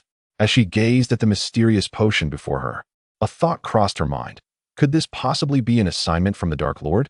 With the end of the school year approaching, the headmaster stood by the window, watching the students depart joyfully. The portraits on the walls continued to jest about Headmaster Dumbledore's dullness. The train ride home was lively. Harry's compartment was already full, while Elena was in the same carriage as Mia and the others. As the train departed, she indulged in the delicious treats she had prepared in the kitchen, watching the scenery blur into the distance. Each year, leaving school brought a mix of emotions. This year, Elena realized that several professors would no longer be instructing her, leading her to believe that this holiday might be her most relaxing yet. How mistaken she was. With her brother Alan having grown up and their parents preoccupied, she had become the principal guide for Alan's practical training. Elena had mastered apparition and took Alan on excursions across England. While they had yet to explore high-risk areas, it was essential to train Alan in lower-risk zones. Elena felt that the Dark Lord would inevitably cause unrest, making self-defense capabilities crucial. After completing their travels in England, they ventured to Germany, where she invited Professor Johnson to accompany them. Once again, she learned numerous new defensive techniques from him, indicating that there was still much to enhance from their schooling. Alan appeared to greatly admire Professor Johnson, persistently seeking his guidance, while Elena offered her playful critiques. During their time in Germany, Elena received an owl from Jay, who had spotted an elderly man with a white beard, likely a follower of Dumbledore, investigating the old Grimmauld place. Elena wished to investigate herself, but the distance was too great, so she asked Jay to keep an eye out and ensure Dumbledore did not come across the ring. Dumbledore could be easily swayed, so Elena sent 2 vials of a potion she had concocted with invigorating herbs, intended to keep Jay alert and remind Dumbledore to be cautious. While its effects might not be significant from afar, it should prove useful nonetheless. As for the potion's success, Elena had no way of knowing. She and Professor Johnson were set to return to England, but Alan wished to stay longer. Thus, Elena entrusted him to Professor Johnson and departed alone. Chapter 53. Collaboration with the Order of the Phoenix? Jay remained quietly on guard, observing as 2 suspicious figures approached the entrance of Grimmauld Place. Stealthily, he followed them, witnessing the pair being thwarted by the protective enchantments of the old house. After a brief discussion, the 2 began to argue. Jia had no prior acquaintance with these 2 individuals and could only draw closer to discern the content of their heated discussion. The duo, perceptive as they were, sensed his approach and cast a few probing spells, which fortunately missed him. They resumed their argument, debating their means of entry. "This is a powerful protective enchantment guarding the estate," one remarked. "Surely you can unravel it?" The other retorted. "It is far too ancient. How could I possibly do that?" "You are utterly useless," the first shot back, and soon they were hurling spells at each other in mutual blame. Inadvertently, Jia was struck by a stray spell, revealing his position. He attempted to disapparate away but was thwarted by a stasis charm, rendering his escape futile. Consequently, he was compelled to engage in combat with the 2 adversaries. Although Jia had undergone some training, he was still outnumbered. While the battle was evenly matched at present, the tide could soon turn against him. Wounded, Jia gradually found himself at a disadvantage. Seizing a moment of opportunity, he successfully disapparated, narrowly escaping his pursuers.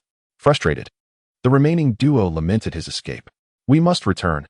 Our plan is likely compromised," one declared, and they both vanished into thin air. Elena arrived directly outside the Granger estate, yet found no trace of Jia. She consumed a vial of her self-crafted invigorating potion and then cast an invisibility charm coupled with a silencing spell as she approached the old mansion. The atmosphere was eerily quiet, and Elena, albeit tense, proceeded with caution. To her astonishment, she spotted Professor Dumbledore, who had dismantled the protective enchantments surrounding the Granger estate and entered within. Elena carefully followed, yet still no sign of Jia. Perhaps he was adept at concealing himself. After a brief search, Dumbledore discovered a hidden compartment. Opening it revealed a small box, seemingly designed to hold a ring. Upon further inspection, Dumbledore uncovered the ring within. It emitted an ominous aura, yet Dumbledore instinctively recognized it as the Resurrection Stone, a legendary artifact said to have the power to revive the dead. Unbeknownst to him, he reached for the ring. At that moment, Elena rushed forward and grasped Dumbledore's hand. "Professor Dumbledore, be cautious," she implored. However, he remained entranced, his gaze fixated upon the stone. "Do not let it ensnare you. It is adept at beguiling the heart," she warned, producing her specially prepared invigorating potion, aiming to administer it to Dumbledore. Yet, her stature proved insufficient, and she resorted to splashing it across his face. To her relief, Dumbledore, perhaps for the first time, had been doused with a potion. He jolted back to clarity. "Oh, Elena, what brings you here?" he inquired gently, seemingly unperturbed by the incident as he employed a silencing charm to clean himself. Elena closed the box containing the ring and nudged it towards Dumbledore. "I am quite concerned. Professor Dumbledore," she said, her gaze fixed on the ring's box. "Is this a small gift you brought me?" Dumbledore inquired, bending down to regard Elena. "Indeed, Professor Dumbledore," she affirmed. Elena acknowledged that, after all, She believed that Professor Dumbledore must have already discovered her presence. Therefore, there was no need for concealment. Good child. Shall we collaborate from this point onward? Professor Dumbledore inquired. Indeed, Professor, Elena nodded in affirmation. With the dagger gifted by Elena, Professor Dumbledore obliterated the Horcrux ring. Come, child. I shall lead you to meet someone, he said, taking hold of Elena's hand and performing a disapparation. Upon seeing the sign at the end of Spider Alley, Elena surmised the location. Professor Dumbledore was indeed audacious. When Professor Severus Snape opened the door to find the two standing before him, he was taken aback. After allowing them entry, he cautiously surveyed the surroundings, ensuring no suspicious individuals were present before closing the door. I assume you haven't come merely to gawk at your poor potions, Professor, have you? Professor Snape remarked with a sarcastic tone, bewildered at the unlikely pairing. Severus, you ought to extend a warm welcome to us, Professor Dumbledore chuckled, observing Snape's demeanor. And pray tell, what hour do you think this is, that I should welcome you? Snape retorted, glaring at the seemingly frivolous headmaster. He also noted the presence of a student who had been gallivanting about during the holidays, finding them both rather similar. Professor, perhaps the situation is not as dire as you imagine, Elena interjected, concerned that Professor Snape might frighten himself with his own thoughts. You have no inkling of the current circumstances, child, Snape replied with a hint of severity. Do not frighten the child, Severus, Dumbledore interjected. And you? How could you bring her here? She is but a child. Snape directed his ire back at Dumbledore. Oh, dear Severus, do not be alarmed. I merely bring you a small collaborator, Dumbledore explained. Collaborator? Surely you jest, Snape said, regarding Elena with a furrowed brow. Elena is quite dependable. You know this better than I, Dumbledore insisted. While the two conversed, Elena examined the modestly furnished house, deeming it suitable for habitation.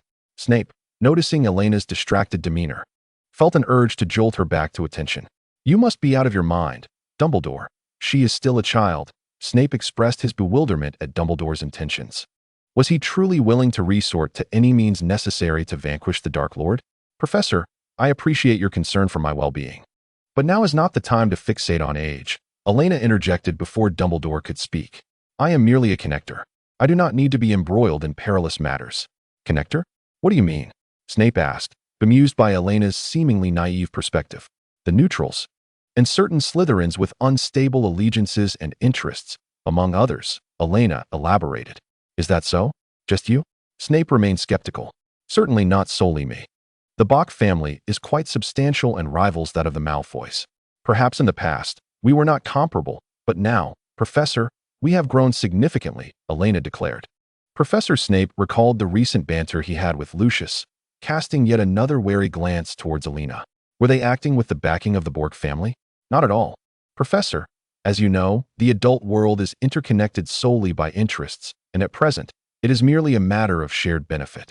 You are well aware that once such interests crumble, the connection becomes precarious. I trust my family will provide the necessary stability during this time. Well, Severus, our little assistant is quite commendable, is she not?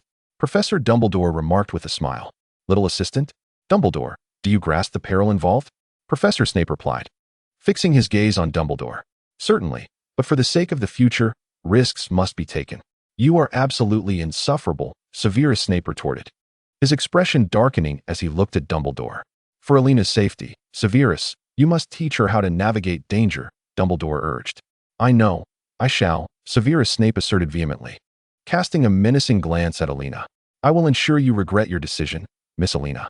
He approached her, lowering himself to meet her gaze, his words laced with threat. Very well, my delightful holiday has come to an end, Elena lamented. Chapter 54. Left with the Professor by Dumbledore. Goodbye, Professor, I will come to visit you. Elena cheerfully bid farewell to the glum-faced Professor Snape as she departed. Farewell, Severus, Dumbledore echoed, mimicking Elena's cheerful gesture with a wave. Dumbledore accompanied Elena and used apparition to transport her near her home. Elena, you may return on your own, Dumbledore instructed. Thank you, Professor Dumbledore. And thank you for trusting me, Elena expressed her gratitude. With that, Dumbledore took his leave. Elena lingered for a moment, feeling a twinge of worry for Jay. Not seeing him outside the Gunter estate raised her concerns. Was Jay still there? She decided to return home and inform Johnson, asking him to let her brother stay with him for a couple of days. Then, Elena apparat once more to the vicinity of the Gunter estate. Determined to search for clues, she discovered signs of a struggle and cast a tracking spell, releasing the prepared golden powder. The scene of Jay engaged in combat with two individuals materialized before her, revealing that he had been injured. Elena followed the traces meticulously, eventually discovering that Jay had managed to escape. A sigh of relief escaped her lips as she planned to return. Suddenly, she heard a noise nearby. Approaching cautiously, she was surprised to find Jay. Both were taken aback by the other's presence. "You're hurt, Jay." Elena observed the injury on his arm. "It's nothing. I've already attended to it," Jay replied, a hint of embarrassment in his voice. Elena rummaged through her bag and handed him a potion to treat his wound. Jay's injury required a special potion to heal, likely connected to a spell. "Oh, thank you. How did you come back? My mission is not yet complete." "Oh, it's fine. Everything has been resolved. My apologies." "No worries. First, tend to your wounds, and later I shall have other matters for you to assist with." "Thank you." Elena blushed. After bidding farewell to Jay, Elena returned home, contemplating another journey to Germany in search of Gellert. Curiosity gnawed at her regarding what he had truly witnessed. She refrained from inquiring at the time due to a flicker of fear that had gripped her. However, now she felt a newfound courage swelling within her. Upon arriving at the Ministry of Magic's bustling atrium, Elena observed a throng of individuals, each seemingly engrossed in their own affairs. Amidst them, she spotted Umbridge, clad in pink, appearing to be engaged in an interview. With a jubilant demeanor, she introduced several newly issued decrees from the ministry, her haughty air eliciting an unsettling sensation in those who beheld her. Once Elena completed her business, she took her leave. Elena sought out Professor Johnson, hoping he would accompany her to find Grindelwald, but he declined. "Grindelwald's interest in you has waned," he stated. "He has seen the outcome and harbors no further concerns." Nevertheless, he handed her a note intended for Professor Dumbledore. As Elena attempted to open it, she realized it was secured with a restrictive charm. "Well, I suppose I am now an owl," she remarked with resignation. On her return, Elena took Alan along to purchase some newly released books before heading back to England. After bringing Alan home, she left him to his own devices, as he was quite content to delve into the books he had brought back, along with the knowledge acquired from Professor Johnson. To her astonishment, he had even obtained a two-way mirror from the professor. Recently, Alan had developed a keen interest in finance, prompting Elena to procure numerous books on the subject, encompassing both the magical and muggle realms. Upon returning, Elena noticed Alan had not seen much of his older sister. Elena arrived at the end of Spinner's End and knocked on the door, awaiting a response. Professor Snape opened the door, observing Elena before directing a stern glare at the young men lurking nearby. "Come in," came his somber voice. Elena stepped inside. "Next time, you may use the fireplace," Professor Snape remarked. "Very well, Professor. What have you been up to these past few days?" he inquired. "Visiting my brother," Elena replied. "Do not try to be clever with me," Professor Snape admonished, fixing his gaze upon her. "Yes, Professor." Subsequently, Elena was ushered into the potions classroom to assist in brewing potions. "Is something amiss, Elena?" she queried. "Professor, are you not supposed to teach me something? Finish these first," he instructed. "All right then." It seemed that even during breaks, Professor Snape was quite occupied. "Professor, what is this?" Elena asked with curiosity. "A soul stabilizer," he replied, as Elena gazed at the peculiar green potion, lost in contemplation. Professor Snape cast a curious glance in her direction. Afterward, Elena frequently visited him, to the point where he occasionally felt her visits were becoming too frequent. Gradually, she adorned the cold room with an array of vibrant flowers, casting preservation charms upon them. Although Professor Snape had previously opposed this, his objections proved futile. Observing the increasingly tranquil household, Professor Snape found himself somewhat disconcerted. Furthermore, the delectable dishes prepared by Elena compelled him to commend her culinary skills. Each day, he found himself unwittingly anticipating her presence. On certain mornings, he would awaken to find Elena crafting breakfast in the kitchen, which bestowed upon him the illusion that she had always resided there. This time, Elena arrived at the end of Spinner's End, where the living room was shrouded in darkness, creating a haunting silence. "Professor?" she inquired softly. Upon discovering Professor Snape collapsed in the bathroom, the tub filled with water that had long since grown cold, she noted that the majority of his clothing was soaked. Elena gently tapped his face. "Professor?" Yet, he did not awaken. Curiosity piqued, she wondered if he had been attacked. She could only manage to move him to his pitch-black bed and then cast drying and warming spells. As she touched his hand, she felt his temperature gradually rise. Professor Snape slowly regained consciousness, only to find Elena anxiously watching over him at the bedside. "Elena," he rasped. "How are you feeling, Professor?" she asked. "I am well enough," he replied, attributing his recovery to her warmth spell. Noting his state, Elena couldn't resist a playful jab in her letter, wondering if he was akin to Lin Daiyu. Having encountered such circumstances twice now. "What transpired, Professor?" Elena asked, concern lacing her voice. Despite her teasing, her worry was genuine. "It was nothing. I encountered a fugitive Death Eater while out," he explained. "Did they take issue with you?"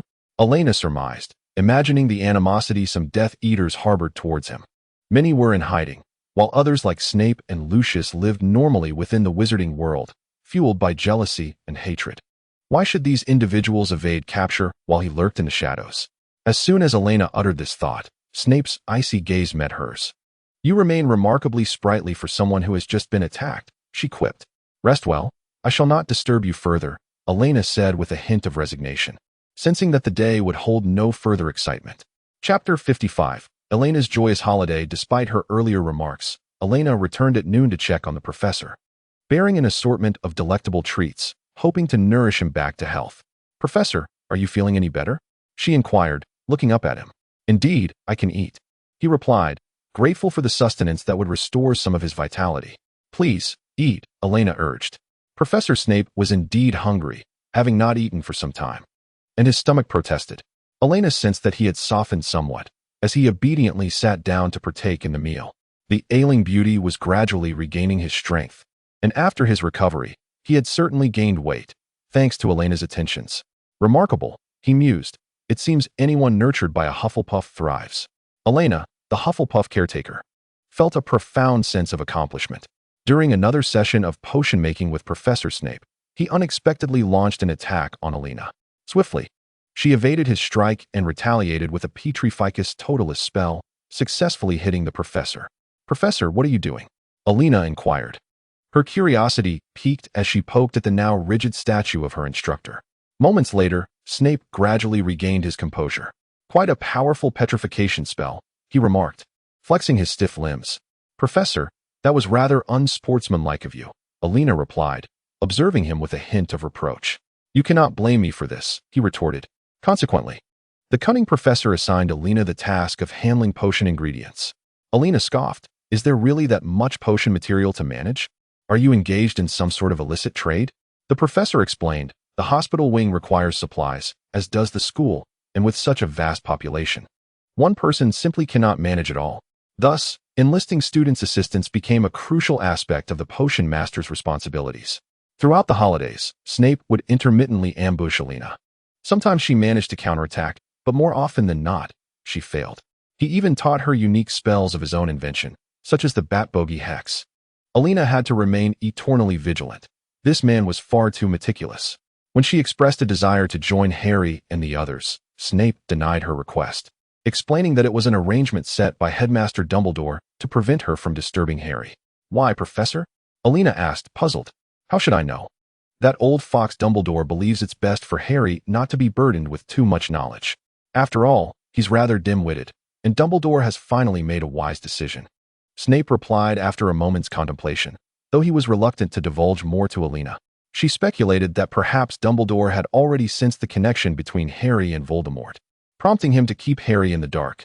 Harry's mind was still quite open, and she wondered if he practiced any mental shielding at home. Furthermore, Dumbledore had instructed Snape to teach her the technique of mental occlusion. Snape suddenly regarded Elena with an ominous gaze, as if he were intent on delving into her thoughts. "Professor, could you not wear your intentions so plainly?" Elena remarked, exasperated. Before commencing, Snape delivered an extensive preamble, but Elena tuned out, as her father had already imparted this knowledge to her. She considered her mental shielding skills to be intermediate at best. "Very well. Now I shall demonstrate to you," Snape began, but before he could finish, he cast the legilimency spell upon her. Initially, Elena was caught off guard, inadvertently revealing some thoughts to him. Thus, she forcefully expelled him from her mind. "You truly adhere to this unsportsmanlike conduct, don't you?" Snape observed her with a complex expression, having witnessed Elena speak kindly of herself in Harry's presence during the legitimacy encounter. "What on earth are you thinking?" he inquired, frowning at her, utterly baffled by her thought process. That was merely a fabrication on my part. It wasn't genuine," Elena explained. Then Professor Snape looked at Elena with a gaze that suggested he considered her a fool. "Really, do you dare to challenge me once more?" Elena encouraged. Without hesitation, Professor Snape cast the Dementor's spell again, only to be swiftly repelled by Elena. "Well done, Elena," he admitted begrudgingly. "Of course," she replied with pride. However, she could not escape the inevitable reprimand from Professor Snape, which caused her some distress. There were times when the professor suffered setbacks at her hands, and he would seize every opportunity to reclaim his dignity. "Such a prideful professor," Elena quipped. Occasionally, Professor Snape would vanish for days, possibly attending to the Death Eaters. During the recent holidays, he had been preoccupied with brewing potions, presumably for their use. Elena had contemplated the notion of the professor diluting the potion's potency, but ultimately deemed it too conspicuous. Perhaps she was simply too naive. In the magical realm, various newspapers were labeling Harry a fraud, thrusting him into the spotlight. Doubts began to arise regarding the authenticity of the so-called savior, and even questions about Professor Dumbledore's integrity emerged. This turmoil led to minor shifts in Dumbledore's position. To ensure the smooth execution of her mandates, Umbridge from the Ministry dispatched 2 Dementors to attack Harry, all conducted in secrecy. During the holidays, Harry found himself at the Dursleys, contemplating the possibility that Voldemort's resurrection might incite an attack on the Muggle world. Yet, as the holiday progressed, nothing transpired. Moreover, Harry sensed that Hermione and Ron had not reached out to him in quite some time, while Elena seemed perpetually occupied, only sending him a birthday gift each year. Harry paid little mind to these matters. Seated on a swing, Harry pondered these chaotic thoughts. Recently, he had begun experiencing nightmares, envisioning dark corridors. He suspected these dreams were akin to prophetic visions following Voldemort's return. Spotting Dudley nearby, Harry felt a surge of irritation and decided to provoke him, seeking revenge for his past bullying. As Dudley made his way home alone, Harry taunted him, observing his awkward gait due to his considerable bulk. "Hey, Dudley, you waddle like a pig on 2 legs. You're just a coward who has nightmares every night," Dudley retorted. At that moment, the sky darkened, and a chill enveloped the air. Both Harry and Dudley were suddenly attacked by Dementors, drawing upon memories of joyful times with his friends. Harry summoned all his strength to cast the Patronus charm, banishing the Dementors. Mrs. Fig, pulling a cart, spotted Harry, who then dragged Dudley back home. Upon their return, Harry handed Dudley over to the Dursleys, who scolded him fiercely for the incident. Mid-reprimand, Harry received a howler from the Ministry of Magic, instructing him to remain in place as officials would arrive to break his wand and expel him. Vernon Dursley looked on with a sense of smug satisfaction. Hastily, Harry ascended the stairs to pack his belongings, eager to seek out Sirius. Soon after, additional letters arrived, demanding that Harry remain where he was, leaving him with no choice but to comply. When Elena finally reunited with Harry, she had at last freed herself from the watchful eye of the petty professor. Internally, she rejoiced. Farewell to the dreary professor. Farewell to the unorthodox professor. How delightful. Chapter 56, The Godfather's Home. Elena arrived at the residence of Sirius Black alongside Professor Snape. As Elena entered, the children descended the stairs to greet her, only to behold the imposing figure of Professor Snape behind her. Almost all the children froze in place, and Elena sensed their bodies stiffening involuntarily. Upon entering, Professor Snape observed the gleaming eyes of the children. His gaze fell upon Elena as he remarked, "It seems your companions are all gathered here. How splendid, is it not?" Elena retorted, and just then, Mrs. Molly Weasley rushed in, exclaiming, "Welcome, welcome. Come, Severus. The meeting awaits." Upon seeing Elena, Molly embraced her warmly, a gesture that brought immense comfort. As Snape departed, he left with a curt remark, hoping their gathering would not be a disaster, before closing the door with finality. "How rude," Elena quipped. The children were taken aback, with the twins pulling Elena aside to inquire, "How did you arrive with him?" They whispered, glancing at the closed door. "It's a long story," Elena explained. "Do tell us," George urged, clearly intrigued, and even Harry, who had been in a foul mood lately, approached with curiosity. "Did I not mention? Professor Snape is my tutor," Elena replied. "In fact, we are rather well acquainted." "Wow," the others gasped. "Is he particularly fearsome when teaching you?" Harry asked, curiosity piqued. Reflecting on the arduous experiences of the past holiday, Elena nodded emphatically. He was not merely fearsome but harbored a strong sense of vengeance, which garnered her a chorus of sympathetic glances. Elena noticed an odd tension among Harry, Hermione, and Ron, especially when she first entered. "You all appear somewhat off," she observed hesitantly. "It's nothing," Hermione replied. The twins, attempting to eavesdrop on the Order's meeting with their extendable ears, were thwarted by Crookshanks. "Why are they keeping secrets from us?" Harry complained. "Because, to them, we are still children, and with the Dark Lord's return, it will be war, a matter from which we children should be excluded," Elena stated, gazing at the closed door. George turned to Elena and asked, "Do you know why Mia isn't here?" "Mia's family wishes to avoid this turmoil. Thus she has been kept under strict watch this holiday." Elena recalled Mia's letters to her. "Yes, she mentioned it to me, but I still worry about her," George lamented. His concern was genuine. He sought reassurance of her safety from others to find peace of mind. Elena was aware that some locations had experienced minor attacks during the holiday. Fortunately, some Aurors reacted swiftly, resulting in injuries but no fatalities. Naturally, the Ministry of Magic suppressed these incidents, framing them as mere disputes between wizards, dismissing them as inconsequential. Thankfully, the Ministry had apprehended some Death Eaters. Otherwise, the attacks would have escalated further. The Ministry would continue to downplay reports of these assaults. Otherwise, it would only serve to exacerbate the anxiety among the people. Elena could well imagine the chaos that would ensue. Harry would undoubtedly feel an even greater burden than he did now. She also noticed many members of the Order of the Phoenix, all introduced by Mrs. Weasley. The genuine Mad-Eye Moody exuded a sense of composure, devoid of any radical fervor. There were also Nymphadora Tonks and several others. Mrs. Weasley, accompanied by a few, embarked on yet another thorough cleaning of the Black family home. Elena recalled a similar endeavor last year, yet it appeared to be just as disheveled. She had brought along half a bottle of her own concocted essence of murtlap spray, a remnant from her household, which proved to be immensely helpful. Creature, upon witnessing the influx of people, was decidedly displeased, but upon seeing Elena, he dutifully fell silent. Fred remarked on Elena's prowess, noting that their presence had silenced the incessant grumbling. George chimed in, confirming that the noise had significantly abated.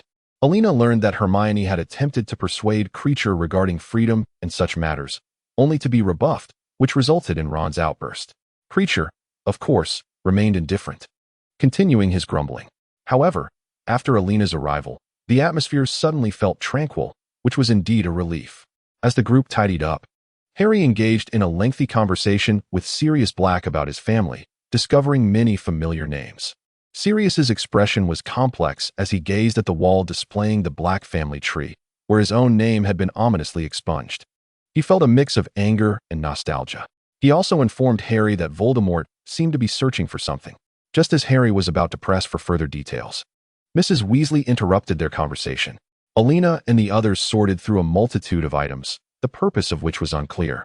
Elena suggested they either sell them or give them away, as it seemed a shame to simply discard them. Some items were given to the twins, while the remainder was inexplicably handed to Elena for selling. Truly, it seemed that those who proposed ideas were the ones who ended up doing the work. Harry received notification of an impending trial, causing great concern for Hermione and Ron, who were unable to attend. Elena did her best to reassure them. Even Sirius was worried about Harry. He had intended to accompany him to the trial, but was thwarted by Professor Dumbledore, who believed his presence would only complicate matters and thus forbade him from attending.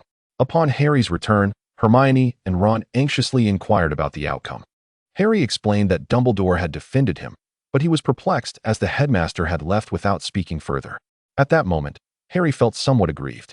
To divert Harry's attention, Moody produced photographs of the original members of the Order, introducing Harry and the other children to these former comrades.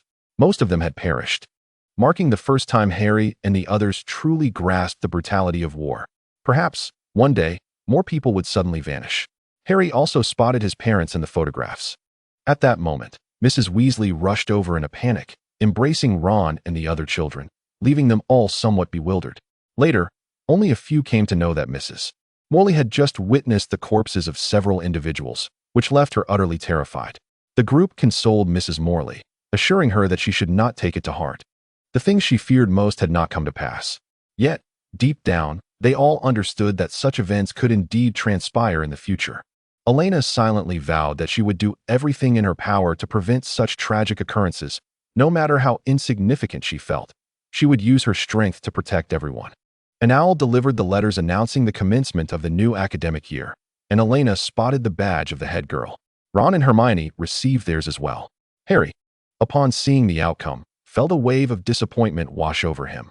Despite his arduous efforts in combating the Dark Lord and his belief in his own capabilities, why had he not been appointed head boy? "Oh, this is splendid. Our whole family are head students," exclaimed Morley, full of joy. "Then who are we?" chimed in George and Fred. "Just the neighbors," George shrugged. The two were playfully chased by Mrs. Morley for their mischief. Harry remained disheartened, but after a moment's reflection, he considered Ron his friend and questioned whether his feelings were justified. Thus, he sincerely congratulated Ron. Later, upon learning that his father had also not been appointed head boy, he felt a sense of relief. Chapter 57. A new semester, new professors. As the school term commenced, Harry found himself obliged to sit with Mia and her companions on the train, while Elena, Hermione, and Ron made their way to the head student's compartment. Upon boarding the train, Elena sensed a palpable atmosphere of oppression among her classmates. Many were engaged in discussions regarding the new decrees issued by the Ministry of Magic, particularly concerning the half-blood and muggle-born wizards, which heightened the tensions among various factions. Observing the head students from the different houses, Elena and Ernie Macmillan, another head of Hufflepuff, felt somewhat out of place.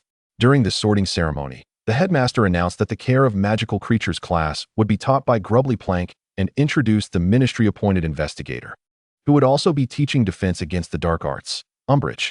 Her vibrant pink attire was truly striking. In the past, Elena had been fond of the color pink, but somehow, on Umbridge, it had become distasteful. She rambled on extensively, but Elena skillfully let her words filter through one ear and out the other, a talent honed under Professor Snape's tutelage. Following the sorting, Elena and Ernie guided the new Hufflepuff students to familiarize themselves with their new surroundings. Due to their gentle demeanor, the new Hufflepuffs gradually calmed down from the initial shock of the feast. They slowly began to relax, chattering animatedly in the common room, where house elves had prepared delightful treats specifically for the Hufflepuff students. Thus, the Hufflepuffs enjoyed a modest meal. In the defense against the dark arts class, Umbridge insisted that every student adhere strictly to the textbook material, merely reading aloud and forbidding any rapid reading. Hermione, having already read the texts, found herself ridiculed by her. She struggled to comprehend Umbridge's reasoning. Harry boldly retorted, asserting that if they only studied theory, what would happen during practical exams? Umbridge, however, countered with a dismissive, "Who would ever attack you?" Harry hesitated, suggesting that it might be Voldemort. Umbridge angrily emphasized that Harry was a fraud, claiming he concocted the story merely to attract attention. It was rumored that Dumbledore, in his ambition to become Minister of Magic, spread tales of a savior. The Slytherins eagerly supported Umbridge, forming her sycophantic entourage. The Ravenclaws remained indifferent, finding ample knowledge in their books and refraining from involvement. The Hufflepuffs, meanwhile, were quiet. Elena often took the time to explain theories to her younger peers. Umbridge could hardly catch them, for the Hufflepuffs scattered like startled rabbits at the slightest hint of danger, which fostered an unusual unity among them. Only Gryffindor continued to resist, resulting in their scores plummeting. In truth, many young wizards were acutely aware of the tense atmosphere, with some Slytherins observing, particularly a few who were surprisingly focused on Elena. Students from other houses watched enviously as the Hufflepuffs, led by Elena, remained elusive from capture. The twins, especially, were curious about how they managed it. Elena responded, "As long as you are sufficiently timid." The twins shrugged, deeming it impossible. George felt a twinge of discontent, lamenting that Mia had been scarce in seeking him out lately. He could only confide in Elena. "I will speak with her." "Do not worry," Elena assured him. Watching Fred and Angelina chatter animatedly in the common room, George expressed his longing. "I truly envy them." "Oh, brother. This is what they call a long-distance relationship," Fred teased, clearly in better spirits than George. Afterward, Elena had a conversation with Mia. "Elena, I am scared, truly. Her family is part of the Order of the Phoenix, and they urge me to keep my distance. But I love George so much. I always want to seek him out," Mia confessed, tears welling in her eyes. Elena understood her feelings. The world was chaotic. "Mia, do not leave yourself with regrets. I will ensure that the fears you harbor do not materialize," Elena encouraged. Even if you are afraid, you may regret not acting. You are still young. What harm is there in striving for a brighter future? Mia embraced Elena tightly, realizing that if she did not seize the moment in her youth, she might never forgive herself. The future was uncertain, and she had committed no wrongdoing. George was truly wonderful. Thus, Mia returned to her old habit of seeking out George. Elena found herself inundated with the saccharine display of their affection. Mia spoiled George. Whenever he desired to undertake something, she was always there, cheering him on and assisting him with his creations. George's charming demeanor left Mia utterly defenseless against his whims. The most stable couple appeared to be Emily and Abe, who even envied their bond. Elena too felt a pang of envy, longing for a steady romance. However, the oppressive atmosphere pervading the school, exacerbated by Umbridge's relentless decrees, weighed heavily on everyone. Elena endeavored to soothe the frightened little ones around her. Some younger students had their points deducted severely and were left in tears. The Hufflepuffs, regardless of their age, comforted her until she gradually regained her composure. Every time Elena glanced at Umbridge, her expression conveyed a sense of annoyance. Yet when Umbridge turned her gaze upon her, Elena exhibited a demeanor of fear. Professor Snape observed this interaction and, once Umbridge had departed, approached Elena from behind and remarked, "I was entirely unaware of Miss Elena's remarkable acting skills. Professor, your acting is hardly inferior to mine, is it not? I merely exhibited a child's ability to change expressions." Elena replied with a hint of exasperation. The fact that Elena dared to retort to the professor was quite unexpected, Snape noted in surprise. "I wonder who taught you that?" Elena quipped, recalling the intensive training she had undergone at Professor Snape's residence over the holiday, almost absorbing his acerbic wit. It was utterly disastrous. Then, to her astonishment, Elena witnessed a rare smile flicker across Professor Snape's face. Although he had previously been known for his laughter, it often bore a mocking tone. This moment felt distinctly more pleasant. In the distance, Harry approached, and not wishing to encounter this Gryffindor, the professor turned and walked away. Concerned, Harry asked Elena, "Professor Snape, didn't he deduct points from you, did he?" "No, we merely engaged in a friendly exchange," Elena replied. Harry's expression spoke volumes. Disbelief was etched across his face. During a defense against the dark arts class, Harry challenged Umbridge, resulting in his punishment of detention.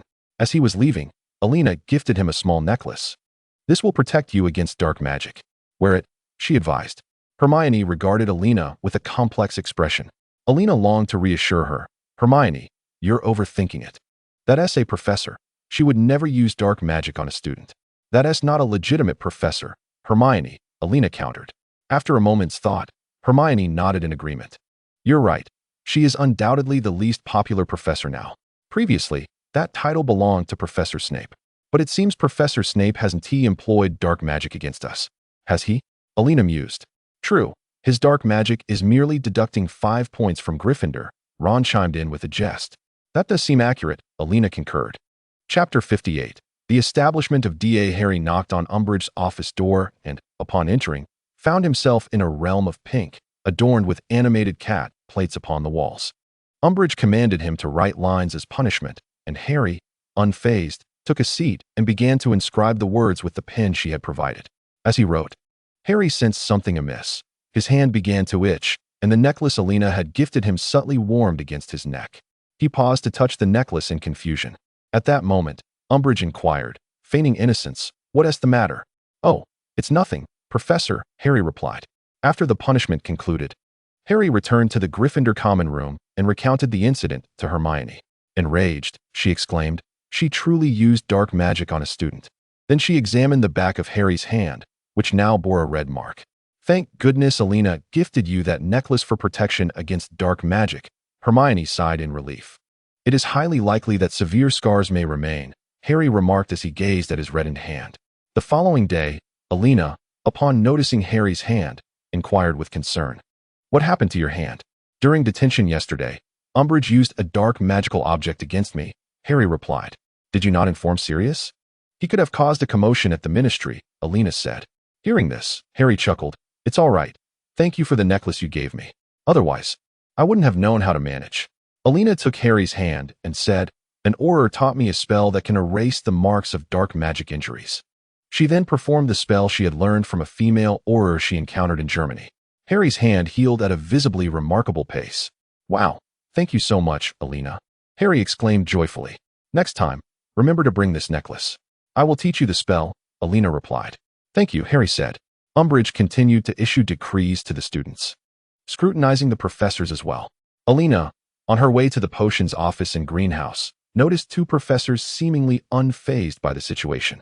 She felt that among them, they were perhaps the most composed.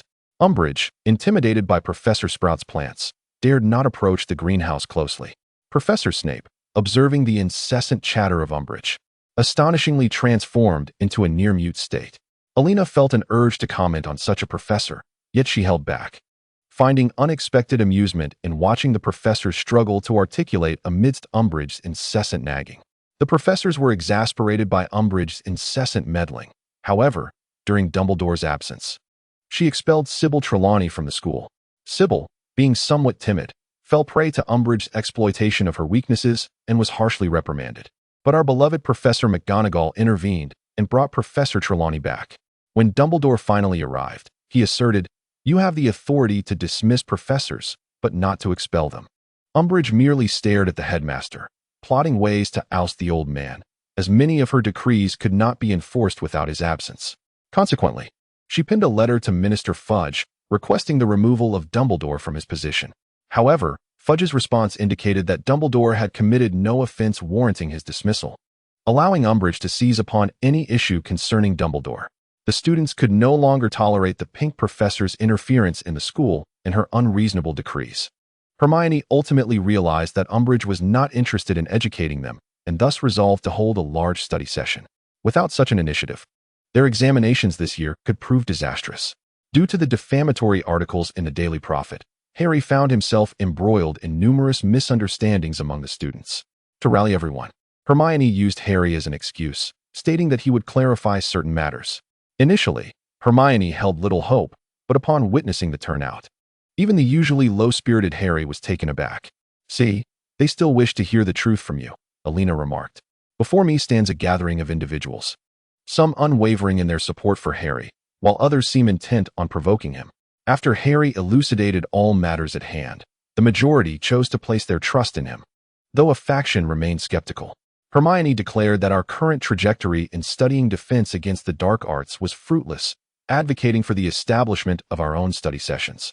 At this juncture, someone inquired about who would instruct us. Harry and Elena were thrust into the limelight, both capable of successfully conjuring a Patronus. The students found their confidence bolstered. Elena took the time to converse with the younger students, reassuring them that participation was optional if they felt apprehensive. Self-preservation should be paramount, especially for the younger years. She also urged the older students to remain vigilant regarding the well-being of their peers. Ultimately, only those who needed to prepare for exams attended. The venue was designated as the Room of Requirement. The professors were cognizant of the unusual gatherings, yet chose to turn a blind eye, recognizing the necessity for the students to alleviate the stifling atmosphere. The addition of Cedric and Cho caused a pang of jealousy in Harry, who still harbored feelings for Cho. Uncertain of when he might move on, Ginny observed quietly from the sidelines, her demeanor reflecting her somber mood. Nevertheless, the group remained earnest in their studies, beginning with the Patronus charm. While Elena contributed as a supplementary instructor, Harry remained the primary teacher, as Elena's explanations were not always sufficiently clear. To facilitate communication, Hermione designed badges, which she also explained to the group, and she named our organization, abbreviated as D.A. Everyone was asked to sign a magical consent form, ensuring their commitment. Thus, these students waged a guerrilla campaign against Umbridge, a strategy with which Elena was quite familiar. Umbridge, preoccupied with undermining Professor Dumbledore, remained oblivious to Elena and her companions. However, Draco and Filch began to sense something amiss, though Elena swiftly countered their suspicions. To mitigate the risk of Veritaserum, Elena tasked Hermione and the twins with developing a notification feature for the D.A. badges, observing the brazen demeanor of the Slytherins. Elena felt a mix of sympathy and concern. Due to her family's influence, some families had distanced themselves from the Malfoy clan. It was evident that Slytherin had divided into two factions, which displeased Draco, as he was accustomed to the unwavering support of the entire house, now reduced to a mere fraction. Previously, Blaise Zabini had nearly aligned himself with Draco but had recently begun to withdraw. Draco found himself unable to grasp any incriminating evidence against Harry and his friends, yet he could not allow them to operate unchecked, leading him to report them to Umbridge. Yet, whether due to Harry's cunning or Umbridge's ineptitude, they consistently eluded capture. Elena watched with pride as her classmates mastered their skills. Even if some could only manage a sputter, it was an admirable achievement nonetheless. Every guardian joyfully frolicked within the classroom, each individual lost in delightful thoughts. Subsequently, the students engaged in extensive study and practice sparring. Elena, due to her differing skill level, took on the responsibility of safeguarding these children. As she patrolled among them, she would don armor upon any child in peril, ensuring their safety. Nevertheless, accidents could still occur during practice, prompting Elena to prepare numerous potions and healing spells. This led her to frequent the potion office more than ever. Professor Snape silently observed Elena's bustling activity. Chapter 59. The study of mind closure. After several failed attempts to apprehend the elusive culprit, Umbridge began to grow increasingly irritable.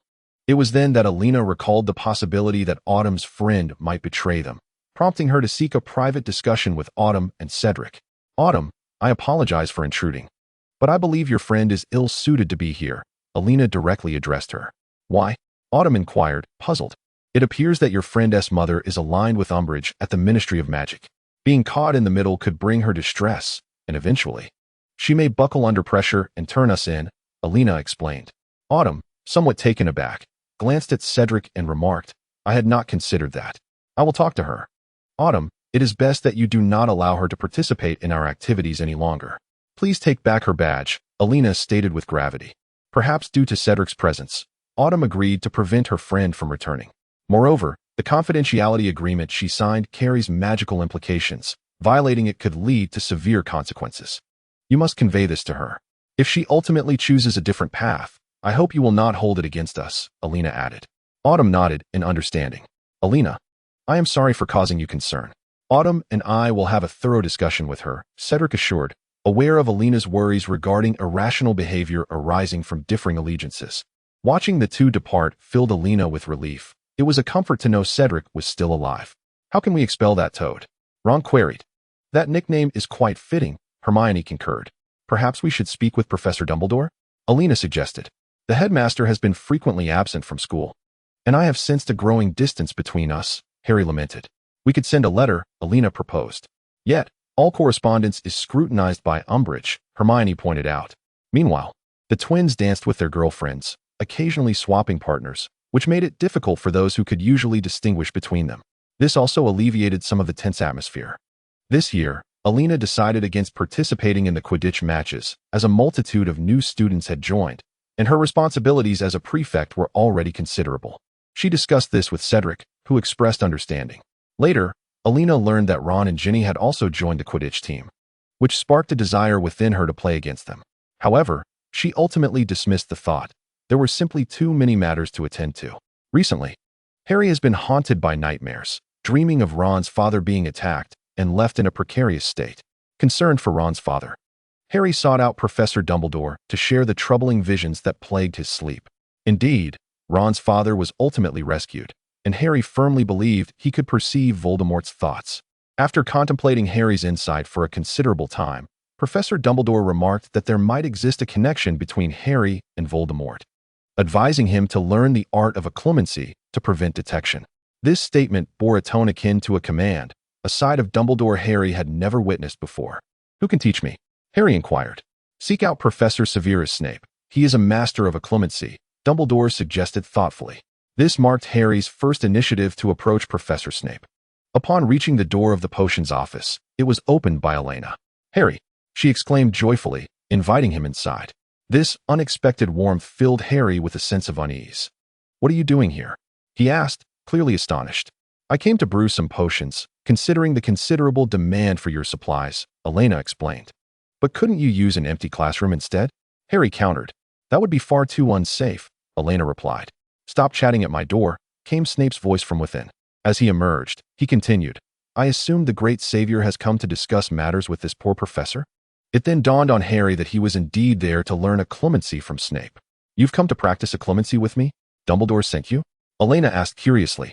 As she couldn't recall Harry ever expressing a desire to learn occlumency, It was quite unusual for him to seek out Snape. I suppose so otherwise. Why would the Savior willingly venture into my gloomy potions office? Snape said, slowly approaching Harry and Elena, casting a discerning gaze upon the two. Perhaps due to Elena's presence. Snape pulled Harry aside and asked in a low voice, "Do you understand what a clemency entails?" "I believe it means preventing others from seeing my mind." Harry replied after a moment of thought. "Its significance seems lost on you. Given your intellect," Snape asserted, his gaze fixed intently on Harry, clearly dissatisfied with the response. "No. I've researched it before. I know what a clemency is. It allows one to conceal their thoughts and memories from being perceived or stolen by others," Harry retorted defensively. Snape raised an eyebrow, acknowledging that Harry had indeed done some preliminary reading, yet it was insufficiently comprehensive. A clemency is typically employed to safeguard vital information or to prevent others from acquiring one's secrets. "Potter, you are incapable of keeping secrets," he concluded with a sardonic edge. Frustrated by Snape's insinuation, Harry thought that it was the cunning Slytherin who truly lacked the ability to maintain secrecy. "Very well," Snape responded, ignited by Harry's challenge. It seemed Harry's lessons would not be gentle. Soon, cries of distress and sounds of a struggle echoed from within the office.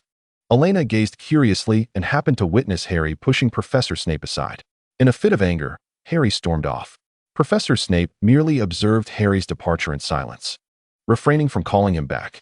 "Professor, have you been too harsh on Harry?" Elena's voice broke the stillness behind Snape.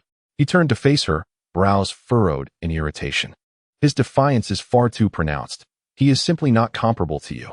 He is as foolish as his father," Snape remarked. Elena looked at him in disbelief. "You seem to be taking advantage of the opportunity to teach him while also harboring a petty grudge, along with a complex frustration over his disobedience. I cannot be blamed. He has no desire to learn," Snape added. "Then perhaps I should teach him next time? At the very least, I would be gentler," Elena suggested. "No. Progress would be far too slow," the professor decisively rejected. "But if he continues to resist, he won't learn any faster," Elena retorted. Consequently, she found herself standing at the door of the potions office, staring eye to eye with the small serpent on the doorknob, only to be shooed away once more. Petty-minded. Chapter 60. The OWL examination. The twins could no longer endure Umbridge's oppressive teaching style, and with Harry's OWL examinations looming, they found themselves overwhelmed with daily studies. The monotony was unbearable, so they prepared a display of fireworks to set off during the feast. Elena recalled the magical fireworks she had seen during the Quidditch World Cup, and it had been ages since she had witnessed such enchantment. Laughter and merriment filled the hall as everyone played. Upon hearing the commotion, Umbridge hurried over, her fury palpable as she beheld the chaotic scene of fireworks. The twins ignited a massive firework shaped like a dragon aimed directly at her, causing her to flee in disarray. Yet, when she sought to discover the culprits, no one would confess. In retaliation, Umbridge issued yet another educational decree. Gazing at the walls plastered with these decrees, Elena could not help but scoff. Who could possibly remember all of this? Next time, let the twins blow them up. Later, Hagrid returned, and the group gathered in his quaint hut, where they discovered he had brought back a giant. Hagrid introduced him as his brother. Though he was bound in chains, he is far too unruly. I must keep him restrained to prevent him from harming you, Hagrid explained. Hermione attempted to communicate with the giant, but it was evident that there was a significant barrier to understanding. "Oh, I am trying to teach him to speak," Hagrid said. Elena's mind wandered, recalling her first-year lessons on the distinctions between giants and trolls, her thoughts drifting towards the impending exams. Harry animatedly recounted recent events at school to Hagrid, inquiring, "Where have you been?" "Dumbledore has instructed me not to disclose that. I can only say I returned to my hometown," Hagrid replied cautiously. "Why won't anyone tell me?" Harry lamented. "How is your study of the mental occlusion techniques progressing?" Elena inquired. "I haven't returned since that last time," Harry admitted. That night, Harry once again found himself ensnared in a nightmare, this time haunted by the figure of Lucius Malfoy. It seemed that Voldemort had sent him on a quest for something, an object believed to be hidden within the Department of Mysteries. Harry felt a sense of satisfaction at the prospect, for it offered him a clandestine glimpse into Voldemort's thoughts. However, upon sharing this with Elena the following day, she advised him to consider learning the art of a clemency. "I don't want to go to the cellar," Harry replied, a trace of displeasure evident in his voice. "I can teach you," Elena offered. "Elena? You can do that too?" Harry asked, astonished. After all, I am from a pure-blood family. I know a thing or two, she replied, adding, and I promise I won't be as harsh as Professor Snape. That's splendid, Harry exclaimed eagerly, nodding fervently. Anything was preferable to seeking out that brooding professor. Consequently, the pair often vanished into secrecy. Ron and Hermione voiced their concerns about Harry and Elena's mysterious behavior. What are they up to? Ron grumbled. I don't know. Harry hasn't mentioned it to me. But I've heard it's something to do with learning, Hermione replied without lifting her gaze from her book. How are your Quidditch practices going? Hermione inquired, finally looking up at Ron. Quite well, actually, Ron boasted, to which Ginny rolled her eyes at his arrogance. This year's Quidditch matches had been nearly disastrous for Ron, who had almost cost the team several points with his poor mindset, only to be saved by Harry's skillful capture of the golden snitch. Under Elena's guidance, Harry made some progress in his acclimacy, at least to the extent that he could now eject Elena from his mind. Very good, Harry, Elena praised. Your teaching is exceptional. Harry replied gratefully. Yet my legitimacy remains far too gentle. To confront stronger forces, one must rely on Professor Snape's methods, Elena remarked. Is his approach really strong? It seems rather biased to me, Harry complained. Elena found it difficult to disagree. Given Snape's character, it seemed he would be uncomfortable without causing mischief. Nevertheless, Harry felt compelled to seek out Professor Snape for further instruction, and Elena accompanied him. Upon their arrival, Professor Snape was visibly displeased to see Harry and Elena together, as it implied he would have to temper his teaching methods for fear of Elena's intervention on Harry's behalf, potentially complicating matters for himself. Come in, Snape commanded. The two obediently entered. After stating their purpose, Snape intended to commence with legitimacy immediately, but Elena interjected. Professor, I believe you should place certain memories that Harry should not see into the pensieve, Elena suggested. Snape cast a wary glance at Elena, questioning what she knew. After all, Harry is a student. Everyone has things they wish to keep private. Moreover, I believe Harry's acclimacy skills have improved significantly, Elena stated confidently. Snape scrutinized Elena, sensing her awareness of many things. He wondered if Dumbledore had divulged information to her, though he doubted the headmaster was so careless with his words. Where could she have possibly gleaned such insights? Snape pondered deeply, yet time was pressing, and he reluctantly retrieved the pensieve to deposit certain memories. To be honest, Harry's curiosity was piqued. He longed to see what lay within. Harry, don't be so curious, Elena cautioned. Elena discerned the expression on Harry's face. Harry conveyed his understanding, indicating his efforts to comply. Thus, he successfully shielded his mind for a moment. Is this what you refer to as progress? Professor Snape turned to gaze at Elena. She retorted, clearly, when he was with me, Harry performed quite admirably. It seems your teaching methods leave much to be desired. You appear quite confident in your pedagogical abilities, she countered. Harry, standing nearby, was astonished at the exchange between them. Shortly thereafter, Elena was asked to step outside, meeting the gaze of the small serpent. With a playful jest, she teased the little snake.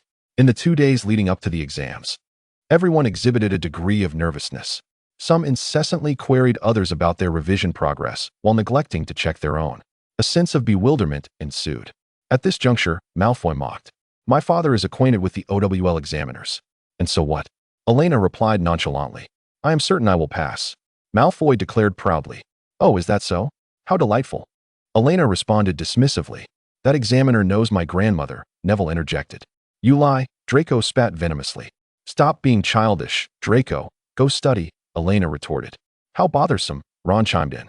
Draco, intent on drawing his wand, caught sight of a professor approaching from afar and shot a fierce glare at Harry. Harry, perplexed, wondered if Draco was suffering from some affliction. At that moment, Professor McGonagall approached Harry. Ah, there you are. What is the matter? Oh, I was just inquiring about your future plans, she asked. I think becoming an Auror would be quite splendid, Harry replied. Then you must put in the effort for the exam. Becoming an Auror requires certain certifications, Professor McGonagall advised, detailing the necessary qualifications before taking her leave. Hermione inquired, what prompted her to ask you that? I have no idea. Perhaps it just crossed her mind, Harry speculated. By the way, Hermione, have you considered what you want to do in the future? Elena asked curiously. I feel that the magical world system is rather antiquated. I aim to reform it, Hermione stated. The Minister of Magic? Elena queried. A commendable choice, Hermione contemplated in agreement. Fudge. Ah, there's someone genuinely seeking to usurp power. Let us not fixate on the centenarian Dumbledore, shall we? On the day of the exams, students oscillated between sanity and madness once more. Some had even resorted to unconventional methods, such as consuming books or tapping their foreheads. Elena held a particular admiration for those who could eat books. Considering that wizarding texts were crafted from parchment, it must be quite a choking hazard. The examinations comprised theoretical and practical components, with theory in the morning and practice in the afternoon. The first day tested the subject of charms. Elena felt no pressure, confidently believing she could achieve an after having studied the material twice. Subjects included transfiguration, herbology, defense against the dark arts, potions, care of magical creatures, astronomy, muggle studies, and astronomy practical. Indeed, Elena opted out of divination, fearing that her fate might be revealed. It was best to keep her distance. The exams concluded splendidly, and Elena breathed a sigh of relief. Chapter 61. Prison Break. The entire Hogwarts was enveloped in a jubilant atmosphere, save for Umbridge, who appeared distinctly out of place. Her office had been ransacked, leaving its contents in utter disarray.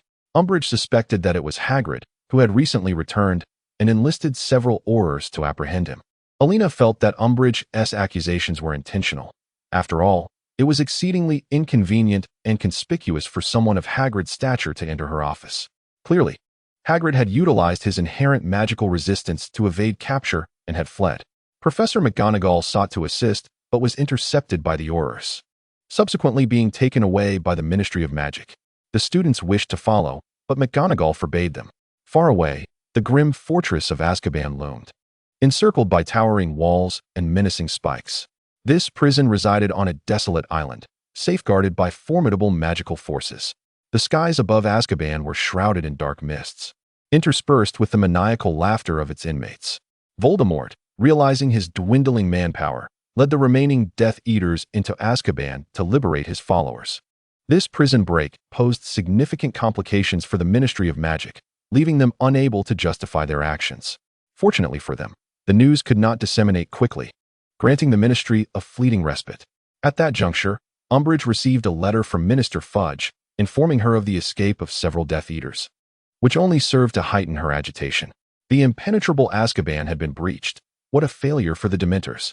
Umbridge violently swept the documents from her desk, shrieking in frustration. Harry, once again plagued by nightmares, found himself in a haze, only aware that Sirius had been captured and was being tortured by Voldemort with the Cruciatus Curse. He confided in Hermione, suggesting that the location in his dream was likely the Department of Mysteries, which Voldemort had previously sought. I sense a trap, Harry, Hermione remarked, noting the myriad of inconsistencies. The group resolved to seek out Professor Dumbledore. However, they discovered he was absent. They then turned to Professor McGonagall. Though Elena suspected she too might be unaware of the situation, she proposed they consult Professor Snape instead. The young Gryffindors all displayed reluctance on their faces. Yet, Harry contemplated that Snape might not concern himself with Sirius Black, as it seemed the two had a contentious relationship. Let us split up, Harry suggested. You go find Professor McGonagall, and I will seek out Professor Snape. We can regroup afterwards.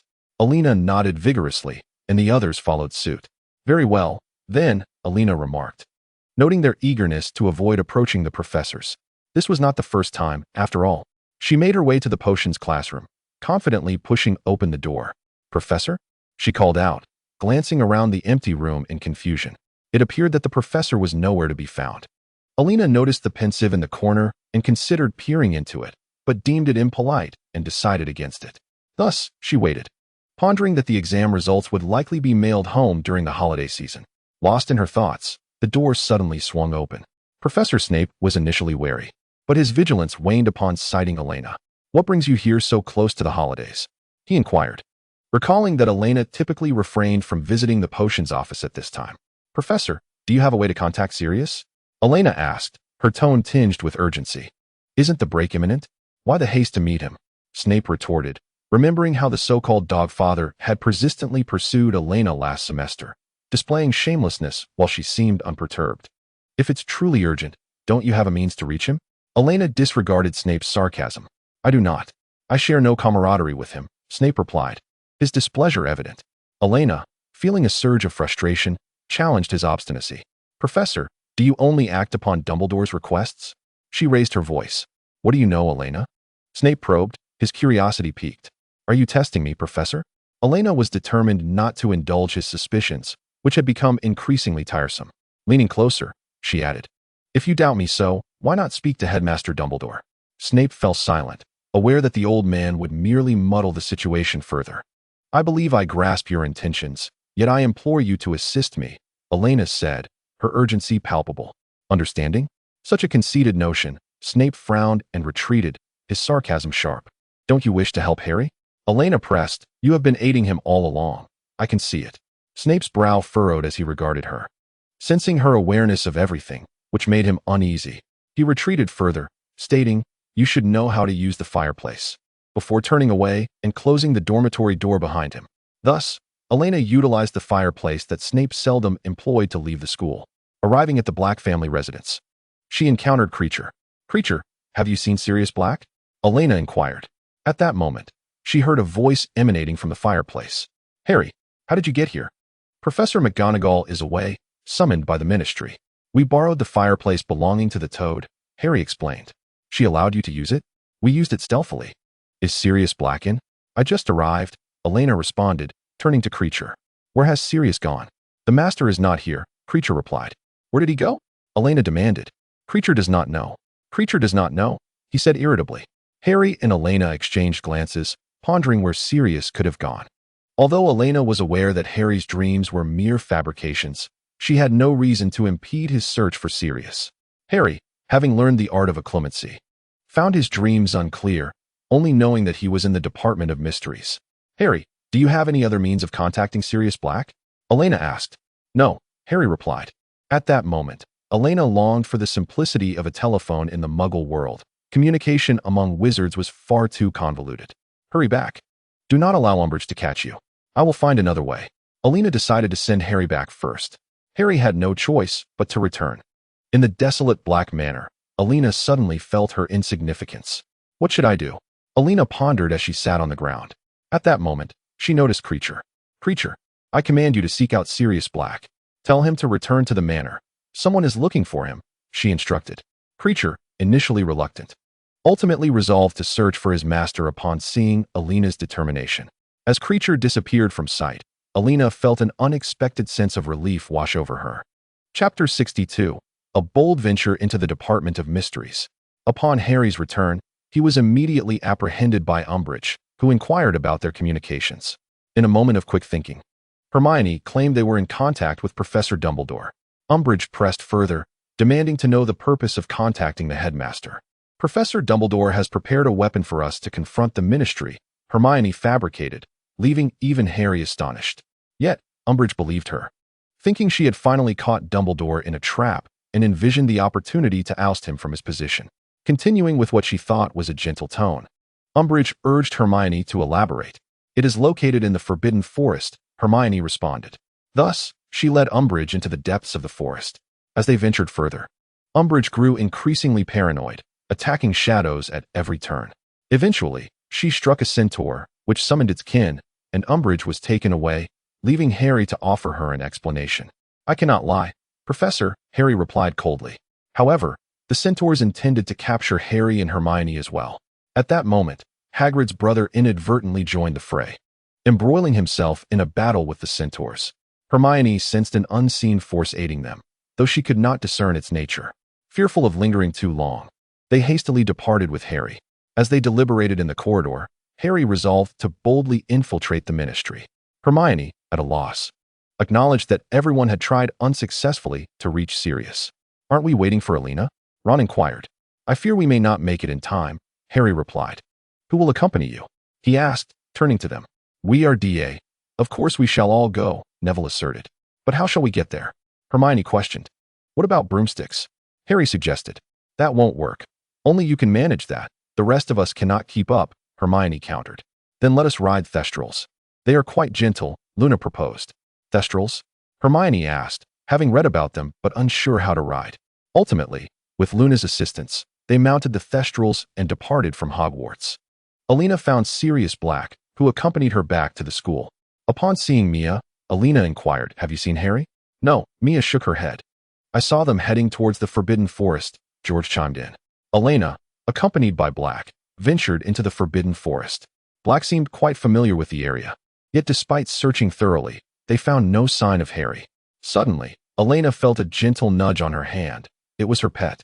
Then, the small white creature appeared, guiding Elena to the side of the Night Riders. Observing the group of Night Riders, Elena realized the message the little creature was conveying. Harry and his companions had already departed on the Night Riders, leaving the school behind. Next, Elena made her way to the Ollery, where she sent a letter to Anna and Jay, urging them to hasten to the Ministry of Magic in hopes of capturing Bellatrix and restraining her. Sirius Black, under the impression that Elena was there to seek Harry, decided to accompany her in her search. However, Elena felt compelled to find Professor Snape once again. Professor Snape regarded Elena and the large black dog with evident reluctance, clearly disinclined to allow their entry into the potions office. Consequently, Elena opted not to bring the black dog inside, instead addressing the professor at the door. "Professor, could you contact Headmaster Dumbledore? We require assistance." Snape studied Elena, perplexed as to how she had acquired such information. As a Death Eater, he was unaware of Voldemort's current plans. The Dark Lord had only tasked him with brewing potions, not involving him in this particular endeavor. How had Elena deduced this? Could it be that she was truly a genius? Snape found it hard to believe. "Wait a moment," he replied before closing the door. Elena anxiously waited in the corridor, pondering how impulsive Harry was, leading his classmates into danger without a second thought. "If only he had waited for me," she mused. After a while, the door opened, revealing Dumbledore, who was en route. Elena felt time slipping away and cast a glance at Sirius, unwilling to let him go. She turned to leave, realizing she needed to devise her own plan. "Elena, stop!" Snape called after her. She turned to face him. "If you have any sense, it would be wise to remain within the safety of the school rather than wandering about recklessly," he admonished. After a moment of contemplation, Elena nodded. "Very well, Professor." Then addressed Sirius. "You are to accompany me." Initially, Snape was pleased with Elena's response, but when she insisted that the foolish dog join her, he found it laughable. The large black dog, concerned for his godson, could not possibly remain behind. He had expected to catch a glimpse of his godson, but upon realizing he had already left, his anxiety surged. "There's no way I can wait here at school," Sirius declared, turning to run off. Reluctantly, Elena felt compelled to follow, needing to keep a watchful eye on him. "Elena, I believe Mr. Black is an adult and does not require a guardian," Snape remarked, observing Sirius's departure with indifference. However, Elena's determination to leave prompted him to intervene. She glanced back at Snape, slowly retreating. "I apologize, Professor," before turning to catch up with Sirius Black. For reasons unknown, Snape was particularly enraged. This was the first time he had exhibited such anger towards Elena.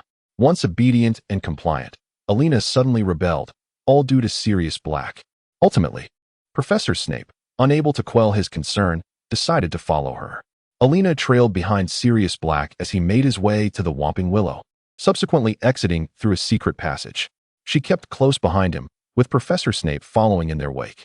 Upon reaching the Shrieking Shack, Sirius Black transformed back from his animagus form and turned to Elena, instructing her to grasp his hand as he prepared to disapparate. Without a second thought, Elena took hold of Sirius's hand, and they vanished together. Snape, witnessing their abrupt disappearance, erupted in a fit of rage, berating their foolishness and smashing a rickety wooden stool in frustration. Although he was aware of their intended destination, he found himself unable to pursue them, as it required a considerable distance to traverse. Sirius Black, having executed several consecutive disapparitions, finally arrived at the Ministry of Magic. The night cloaked the ministry in emptiness, as many personnel were out due to the recent escape incident, leaving the office staff unable to assist and merely adhering to their scheduled shifts. As Elena and Sirius navigated the desolate corridors, a sense of trepidation enveloped Elena. "Sirius, do you know which floor the Department of Mysteries is on?" she inquired. Sirius Black abruptly halted, clearly uncertain of the way. Elena thought to herself, "This is a disaster." The two wandered aimlessly through the ministry, eventually arriving in a circular hall adorned with numerous doors, which spun intermittently, creating a disorienting maze. Why does the ministry resemble a labyrinth? They pondered. After haphazardly entering one door, they found themselves in a chamber filled with brains. Continuing their search, they soon encountered a Death Eater. Sirius Black instinctively shielded Elena, stepping back as he engaged in combat with the foe. Spells and dark magic flew through the air. Elena cast an armor charm around herself, hoping not to become a burden. Before long, Sirius Black gained the upper hand, and together they subdued the Death Eater. "Where are Harry and the others?" Sirius demanded. Initially, the man refused to divulge any information.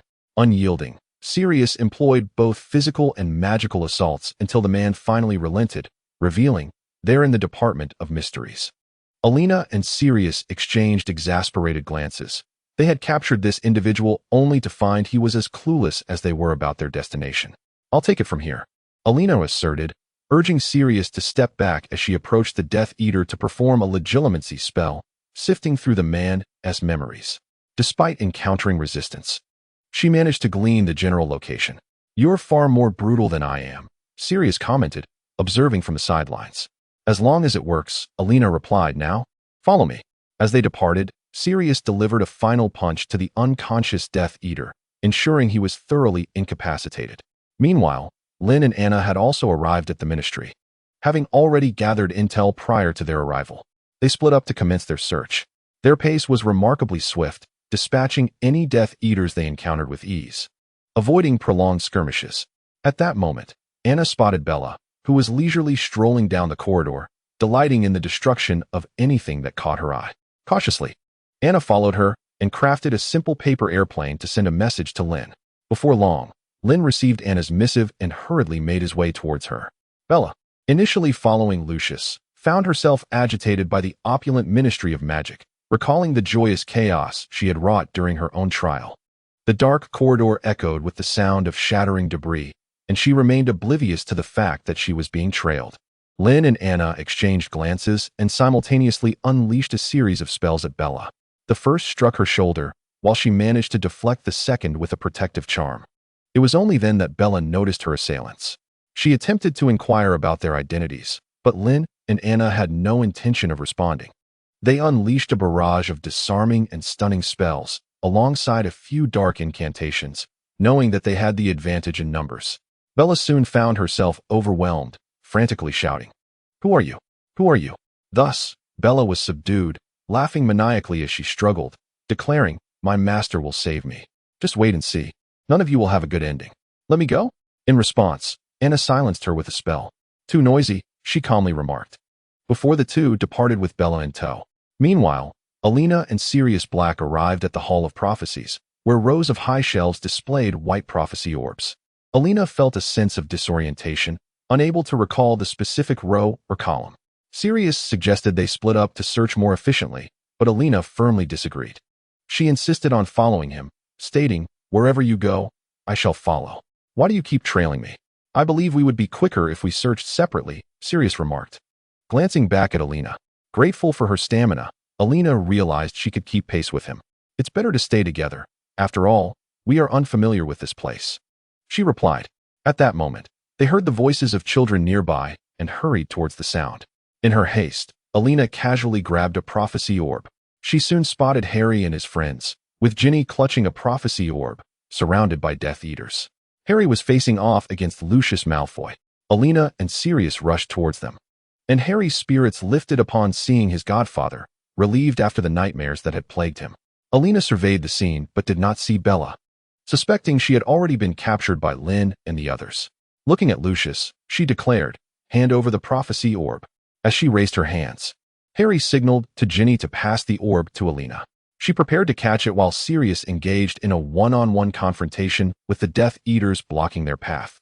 At that moment, Harry commanded, "Everyone, let us shatter the prophecy orb together." Thus, Harry and his companions commenced their assault on the prophecy orbs upon the shelf. Elena successfully seized one of the prophecy orbs. "Is this what you desire?"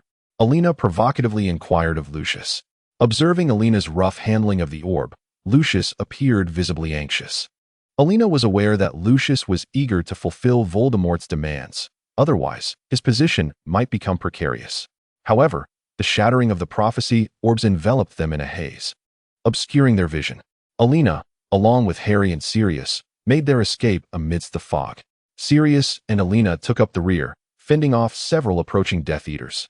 The duo worked well together, incapacitating a few of the adversaries. They retreated to a circular hall, where the doors began to rotate. They hastily chose a room and entered. Upon seeing the black drapery within, a chill coursed from Elena's feet throughout her entire being. They rushed up the staircase as the pursuing Death Eaters drew near, with Elena and Sirius guarding the entrance, incapacitating one after another. Harry and the others assisted from the side. Yet, 3 of them proved insufficient, as the Death Eaters soon realized they were guarding the door and blasted it open with magic, forcing Elena and her companions to retreat. Elena regarded the Death Eaters before her, having already diminished their numbers by half. The remaining few were not many. With a newfound confidence, they braced themselves. However, being mere children, Elena and Sirius could only muster limited strength, and soon they found themselves overwhelmed. Elena raised the prophecy orb and shouted, "Stop!" Gradually, the Death Eaters lowered their wands. "Isn't this what you want?" Elena tossed the orb back and forth, her grip surprisingly steady. Yet Lucius, facing her, appeared nearly frantic with fear. "What do you want it for?" Elena feigned ignorance. "What do you seek?" Lucius managed to calm himself and asked. "What I desire is quite simple," Elena replied. "I wish for a more peaceful magical world, free from the absurdity of incessant bickering. It is nothing short of ridiculous, even tragic." Lucius scoffed at Elena, remarking, "You are truly naive." "Oh, whether I am naive or not, I simply do not enjoy conflict," Elena retorted. "What is wrong with a world devoid of war?" she queried. "It would be wonderful, but it is unattainable, my dear," Dolohov interjected, his voice carrying an eerie resonance that sent shivers down Elena's spine. She regarded the Death Eater who had spoken, feeling as though she did not recognize him. Yet it was evident he was growing impatient. "Lucius Malfoy, I believe you must have foreseen your own fate. Is this truly what you desire? What benefits have you gained?" Elena scrutinized Lucius Malfoy, sensing his wavering resolve.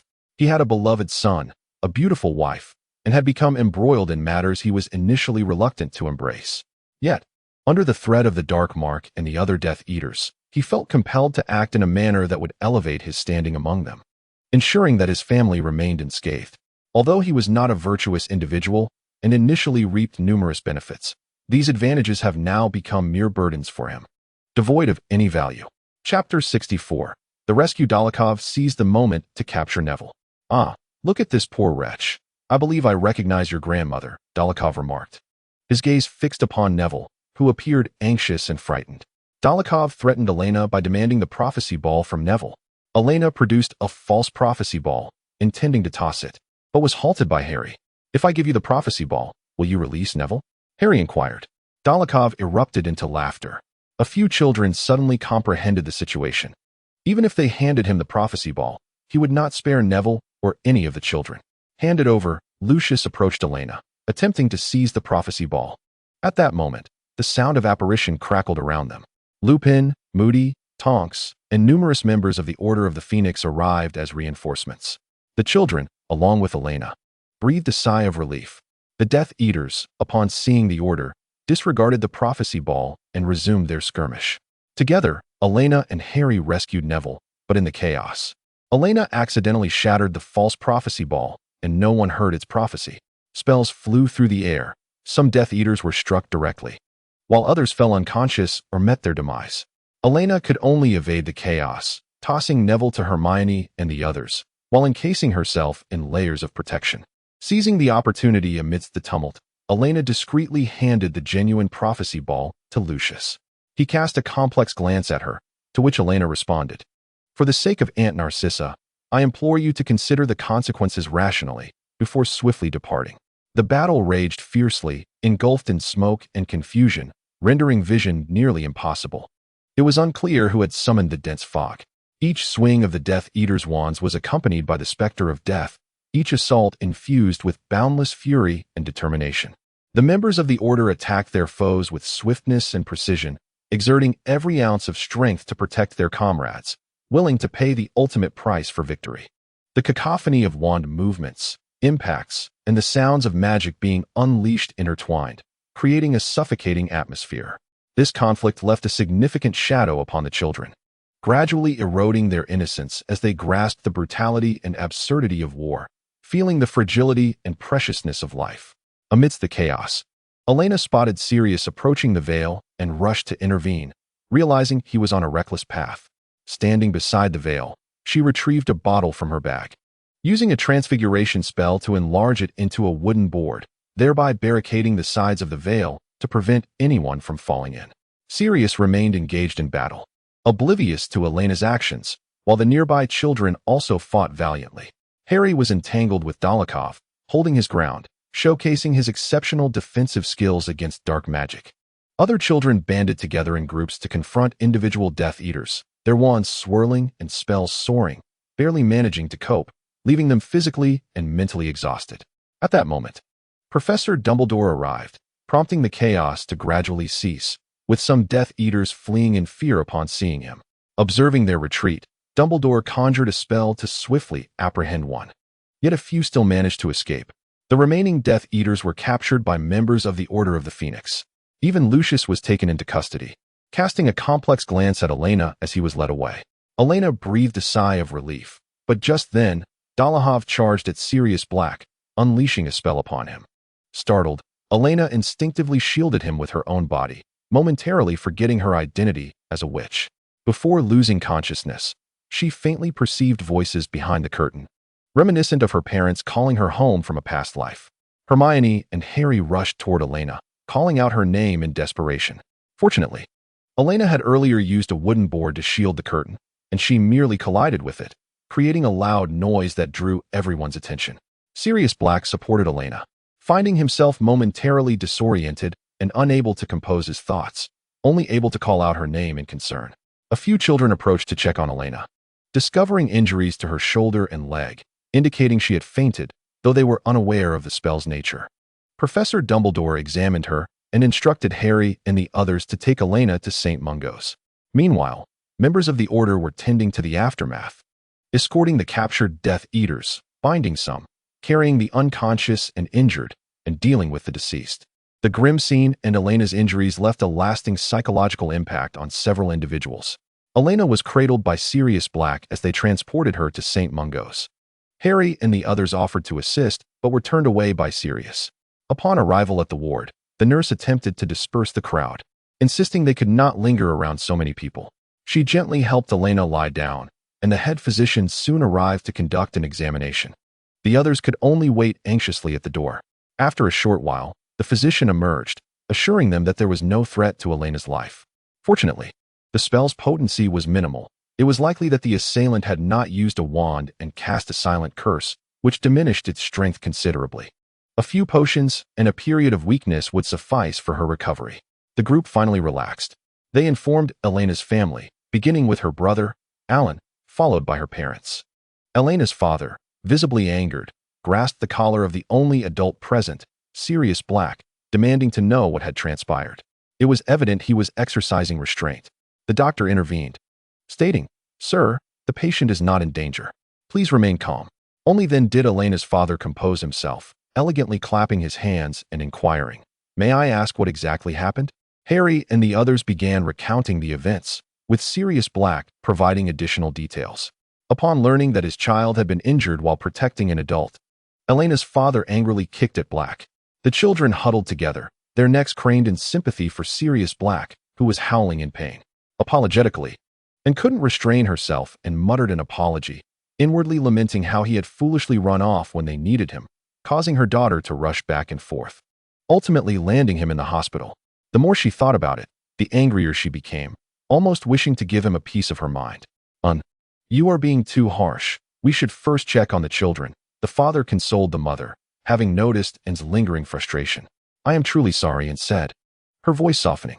The children observed that Anne's demeanor in apologizing mirrored that of Elena, obedient yet strangely unsettling, a familiar dissonance of feelings. The family entered the hospital room to assess Elena's condition. The classmates wished to follow but were halted by the physician, who cautioned against too many visitors at once. The group could only wait outside. After the recent turmoil, their taut nerves finally relaxed as they watched the bustling crowd within the hospital, realizing how close life and death truly were. Chapter 65. A visit to the sick. At this moment, Professor Dumbledore returned to Hogwarts, ensuring the students' safety and dismissing Umbridge. He had also brought Hagrid back.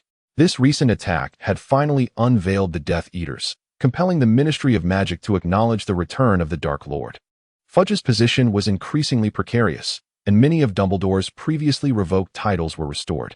The apprehended Death Eaters were once again imprisoned in Azkaban. However, doubts arose regarding Azkaban's security, given its history of breakouts. The Ministry assured the public that the fortress was currently well-guarded and engaged in extensive public relations efforts. To assert his return, Voldemort commanded the Death Eaters to launch assaults on the wizarding community, abducting several individuals, including Ollivander, which further plunged the magical realm into chaos. Yet, the Death Eaters sensed a burgeoning resistance. Each time they attacked, someone would intervene. Initially, they assumed these were Aurors, as indeed some were. However, they soon discovered that others were involved, indicating that their adversaries had multiplied. Consequently, the Death Eaters began to investigate this new force, discovering its apparent ties to the Ministry of Magic. They began to harass the Ministry intermittently, exacerbating the turmoil, with destruction wrought by Death Eaters rampant throughout. The various departments of the Ministry were overwhelmed with activity. Harry cleared his name of the accusations of deceit, and Dumbledore regained his position, seemingly steering events toward a favorable outcome. Yet, the rampant destruction by the Death Eaters left the magical world in a precarious state. St. Mungo's hospital was teeming with people, all hurrying with anxious expressions. Medical staff navigated the crowded wards, attending to various emergencies. An atmosphere of urgency permeated the entire hospital. On the 5th floor of the Magical Injuries Department, a door separated the tumult of the corridor from the room, where faint sunlight filtered through sheer curtains, casting soft light in the corners. Elena slowly opened her eyes, gazing at the pristine white ceiling, realizing she was in a hospital bed. Turning her head, she beheld her mother, and, upon noticing Elena had awakened, rushed over in a state of anxiety to check on her. Subsequently, she summoned Elena's attending physician to inquire about the situation.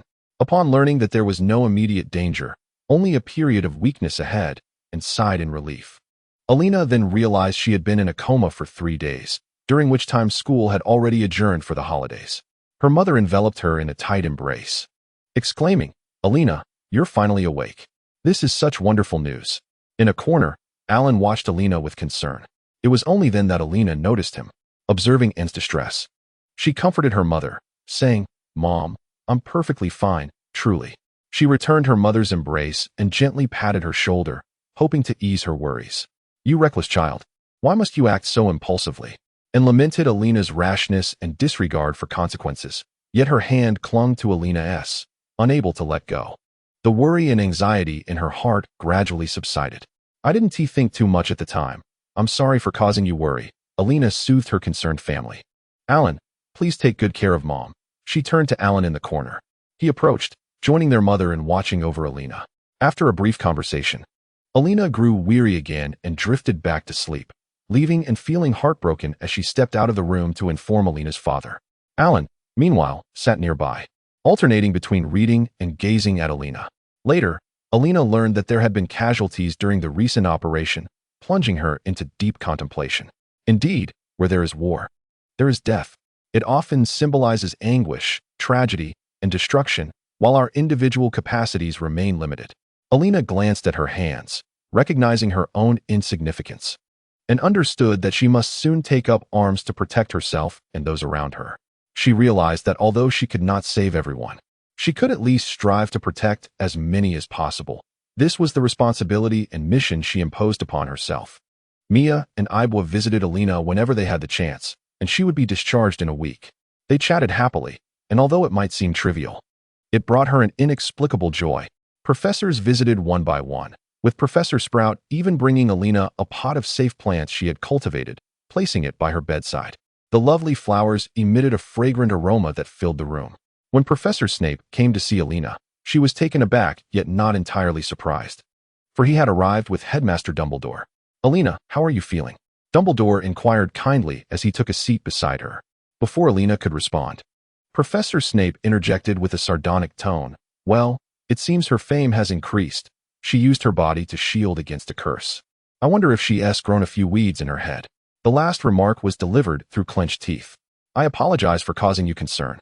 I truly didn't think too much of it.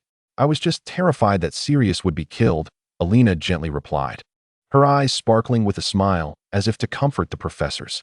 "Sirius Black is an adult. He does not require your diminutive protection," Professor Snape retorted, his irritation still evident. "Indeed, Professor, I shall take heed," Elena reassured the professor before her. She felt a surge of joy in her heart, relieved that Sirius was unharmed. Professor Snape was on the verge of delivering a scornful remark, but was interrupted by Headmaster Dumbledore. "Severus, I believe Elena did not act with malice," Dumbledore stated. Observing the two, Severus Snape felt a desire to chastise them both, fully aware of the peril they had faced. "Elena, thank you for safeguarding everyone. Your timely notification was invaluable." Dumbledore expressed his gratitude.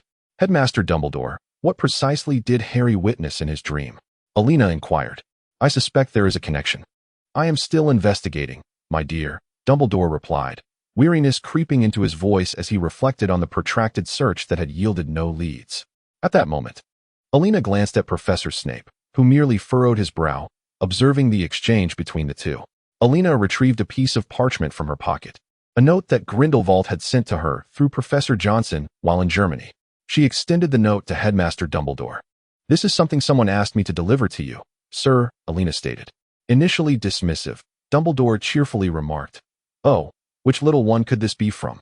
However, upon taking the note, he sensed a shift. The smile on his face gradually faded. "Who provided this to you, Elena?" Dumbledore asked earnestly. "I believe you are already aware." "Sir, I am merely the intermediary owl and am unaware of its contents," Elena replied, a hint of curiosity in her tone. "Ah, very well, Dumbledore murmured, momentarily lost in thought as he examined the note. "Elena, you should rest for now. I must take my leave," Dumbledore announced as he rose, preparing to delve into the note's contents. He turned to Professor Snape, saying, "Severus, spend some more time conversing with Elena. I believe she would relish the opportunity." "Where do you discern her eagerness to converse with me?" Snape retorted sarcastically, yet Dumbledore departed the infirmary, seemingly oblivious to the remark. Chapter 66. A visit to the sick. Professor Snape could only look on helplessly at the frail Elena lying upon the hospital bed. His earlier irritation dissipated as he observed her weakened state. It appears that St. Mungo's potion-making skills leave much to be desired. "You have yet to recover after all this time," Snape remarked, taking a seat in the spot Dumbledore had just vacated. "Indeed, Professor, when it comes to potion-making, your prowess is unparalleled," Elena responded with a hint of mirth.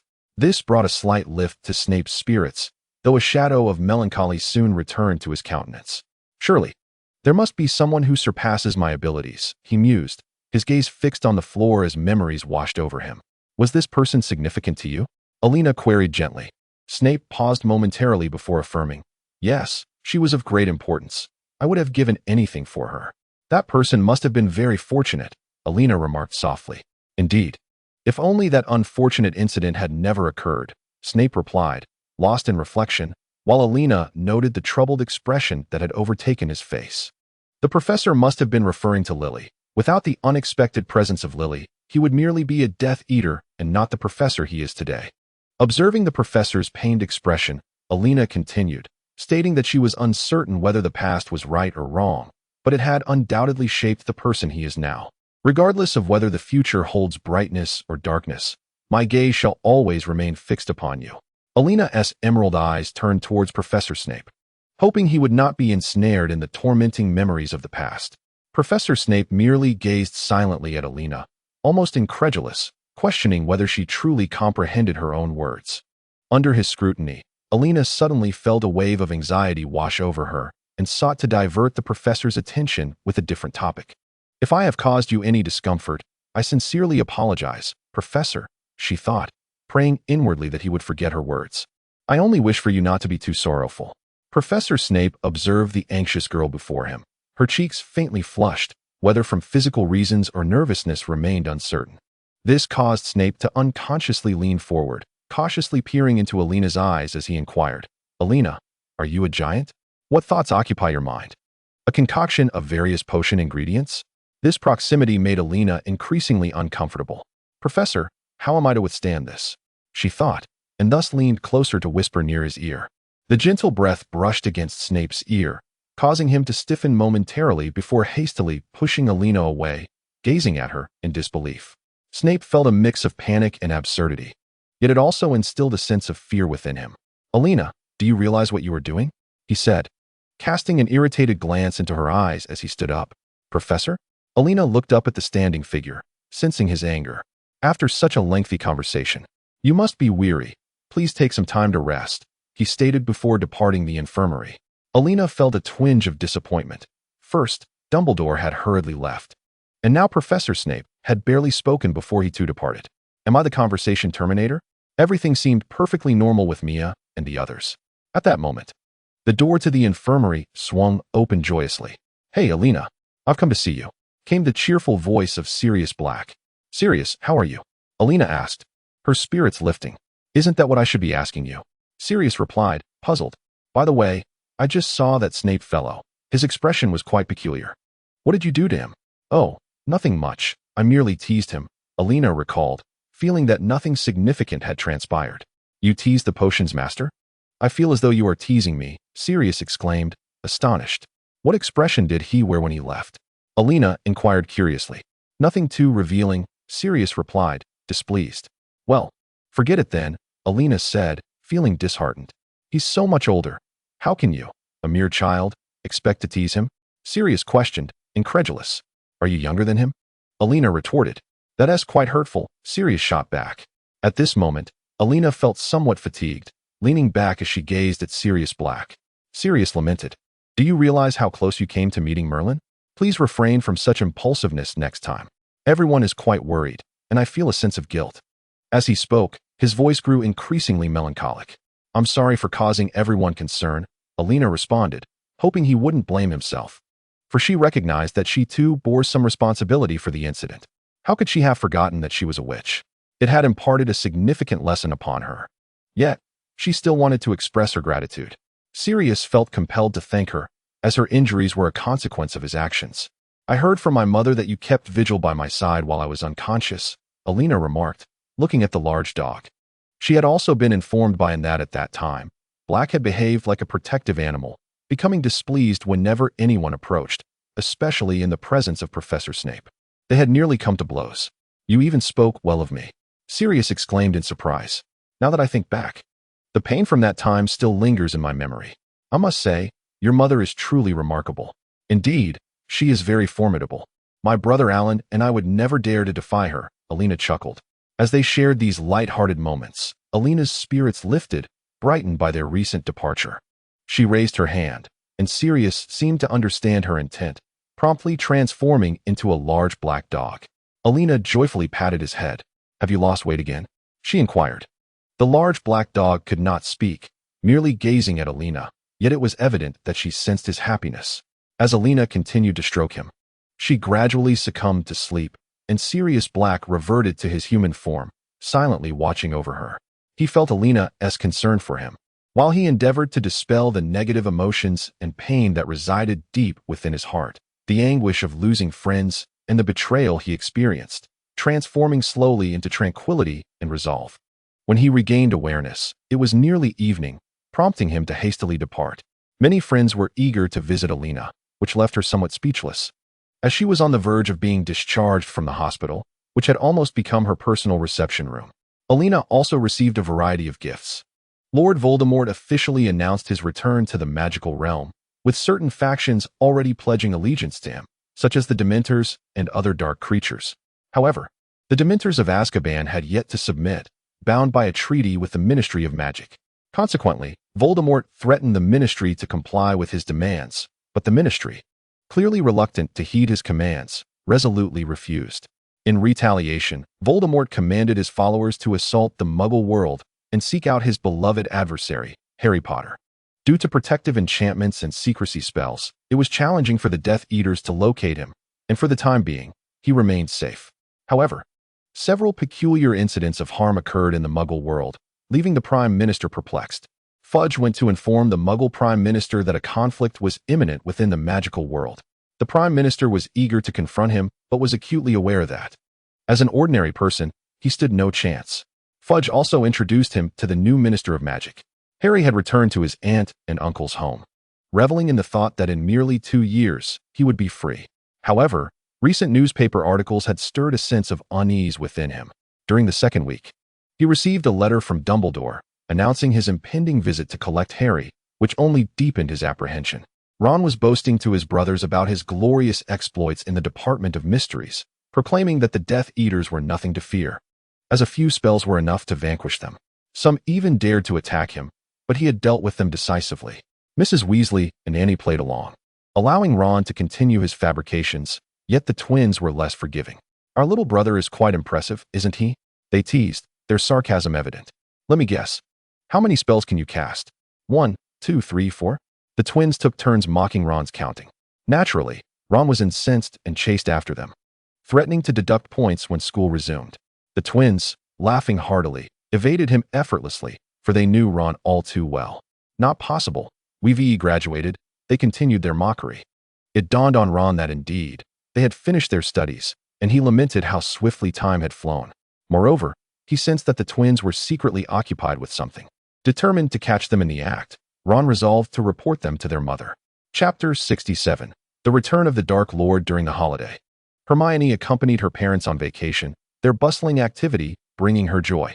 In this moment, she recalled the fierce exchange of spells in the Department of Mysteries. The stark contrast between those memories and her current surroundings made her question the reality before her. She longed for a bright future, yet was acutely aware of the encroaching darkness. Hermione understood the cruelty and absurdity of war, as well as the fragility and preciousness of life. While appreciating the beauty surrounding her, she silently contemplated the struggles and conflicts within the wizarding world. Gradually, she began to untangle the complex thoughts swirling in her mind. Aware of her impending actions and the challenges ahead, as well as the future she aspired to create. Gazing at her parents, she resolved to cast aside her worries and savor this moment of tranquility. After Elena's discharge from the hospital, she received letters from Jay and Anna, informing her that Anna had successfully infiltrated the Death Eaters under the guise of Bellatrix. Anna demonstrated a profound understanding of the pride held by pureblood wizards and their reverence for certain individuals. Her impersonation of Bellatrix was nothing short of flawless. The duo had managed to control the werewolf Fenrir through the pretense of Bellatrix, summoning him to fight when necessary, given his formidable magical and physical defenses. At other times, they had Lynn masquerade as him among the Death Eaters. After perusing the letter, Elena contemplated her next commands and dispatched them via owl. In a desolate room, the walls bore peeling paint, and the floor was littered with shards of glass and disheveled papers. Dim light filtered through the shattered window, illuminating the solitary figure at the center of the room. There sat a dilapidated chair, to which a person was bound, their hands and feet tightly secured with ropes, rendering them immobile. The individual wore an expression of rage and madness. The two individuals had employed the soul-extracting technique on the person seated in the chair multiple times, seeking to acquire further information. The seated individual, overwhelmed and unable to withstand the torment, erupted into a tirade, cursing them as beasts and demanding release. "I shall make you pay for this. Do not let me discover your identities." Anna, finding the outburst intolerable, turned to Bella and remarked, "You had better follow through on that threat. I would welcome it."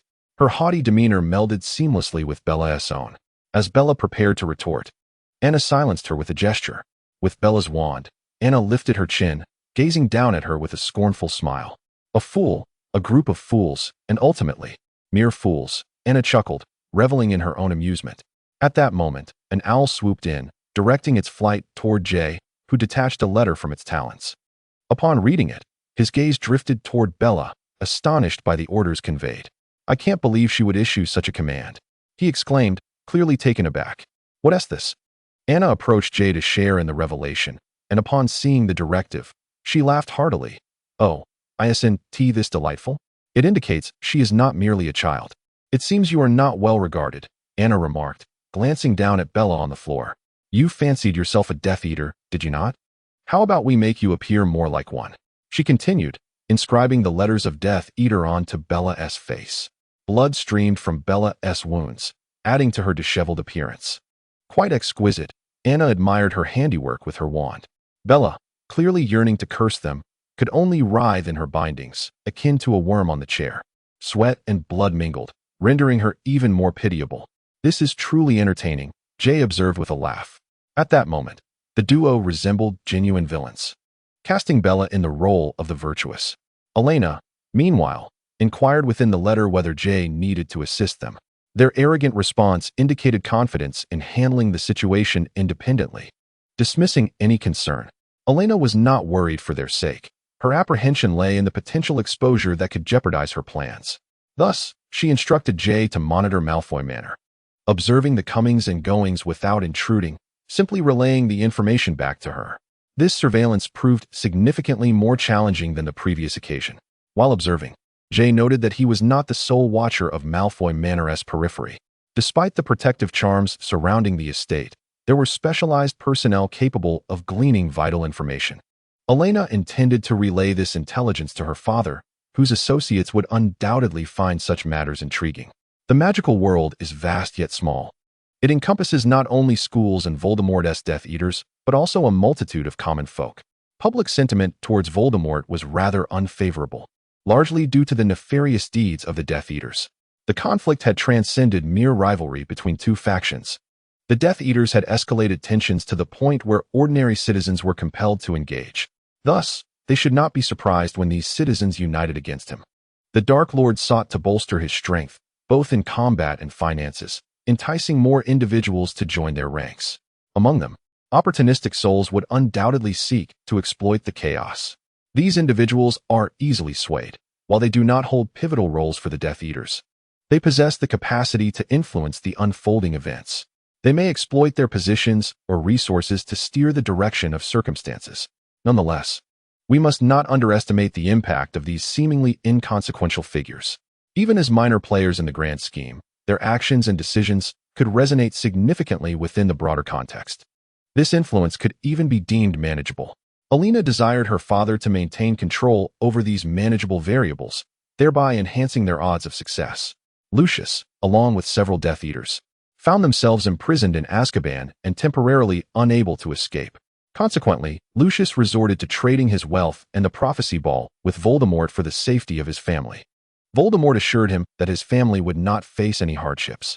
Subsequently, Voldemort led a multitude of Death Eaters into Malfoy Manor, commandeering it as their operational base. The manor had lost its former luster. The once lush gardens were now overrun with weeds, and the flowers in the beds had long since wilted.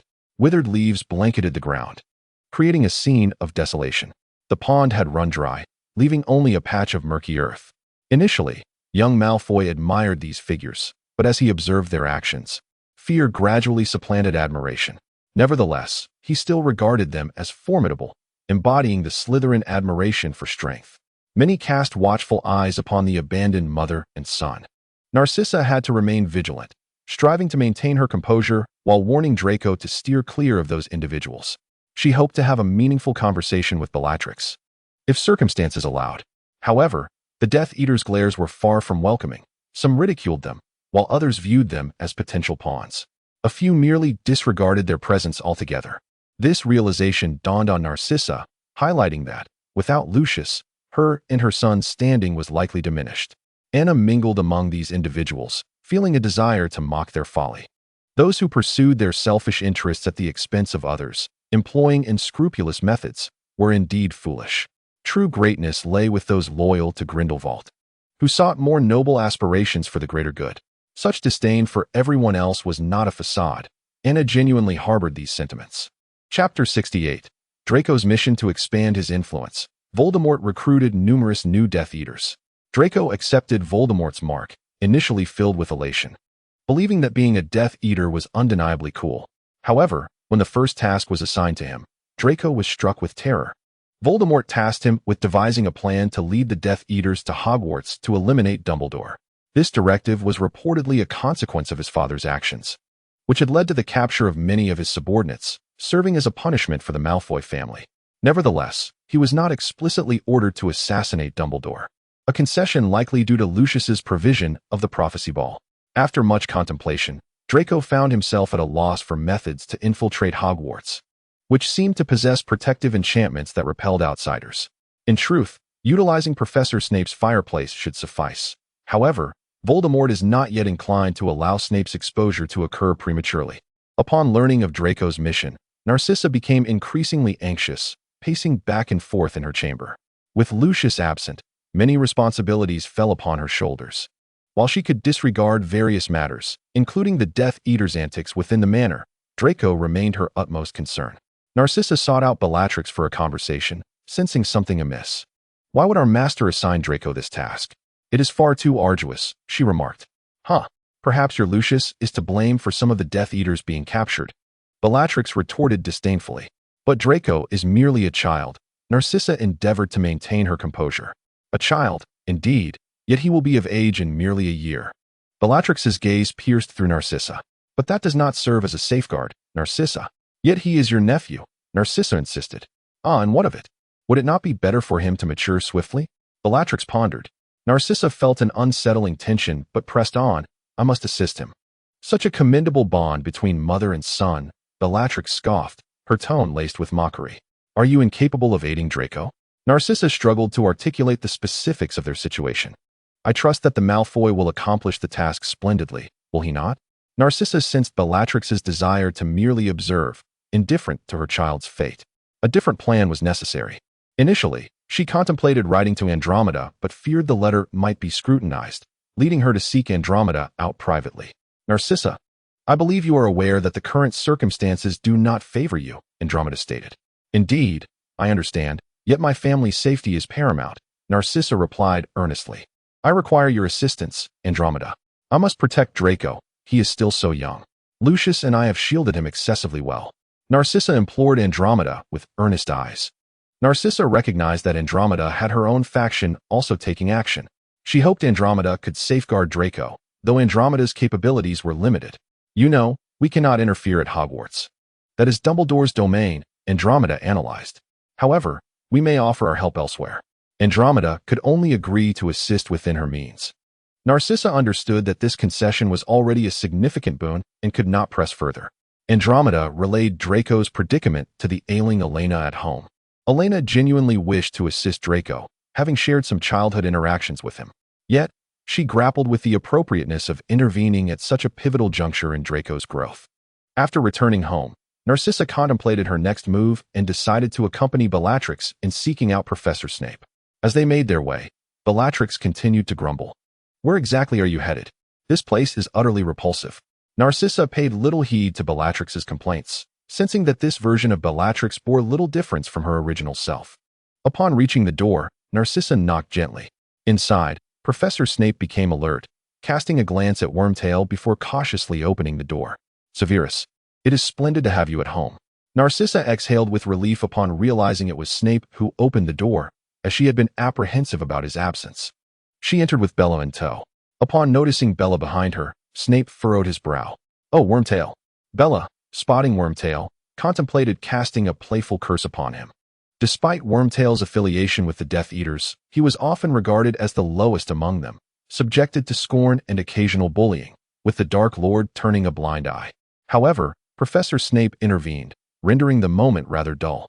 He then ushered the group into the sitting room, promptly dismissing Wormtail from the premises. Once inside, Bella began to question Professor Snape, who responded to her inquiries with measured patience. After their exchange, Narcissa elucidated her purpose for visiting, imploring Snape to assist Draco while at school. Her plea was almost a desperate one, and Snape, moved by Narcissa's earnestness, was on the verge of acquiescence when a knock echoed through the room. This time, it was Wormtail who answered the door, and upon seeing Elena outside, he immediately recognized her, the young witch who had been inadvertently lost after joining Hufflepuff. Elena, upon seeing who had opened the door, also recognized him and politely inquired, "Is Professor Snape in?"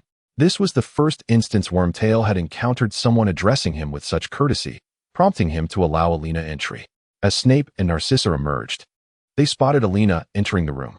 Elena was taken aback to see Aunt Narcissa, and even more so upon noticing Anna, masquerading as Bella.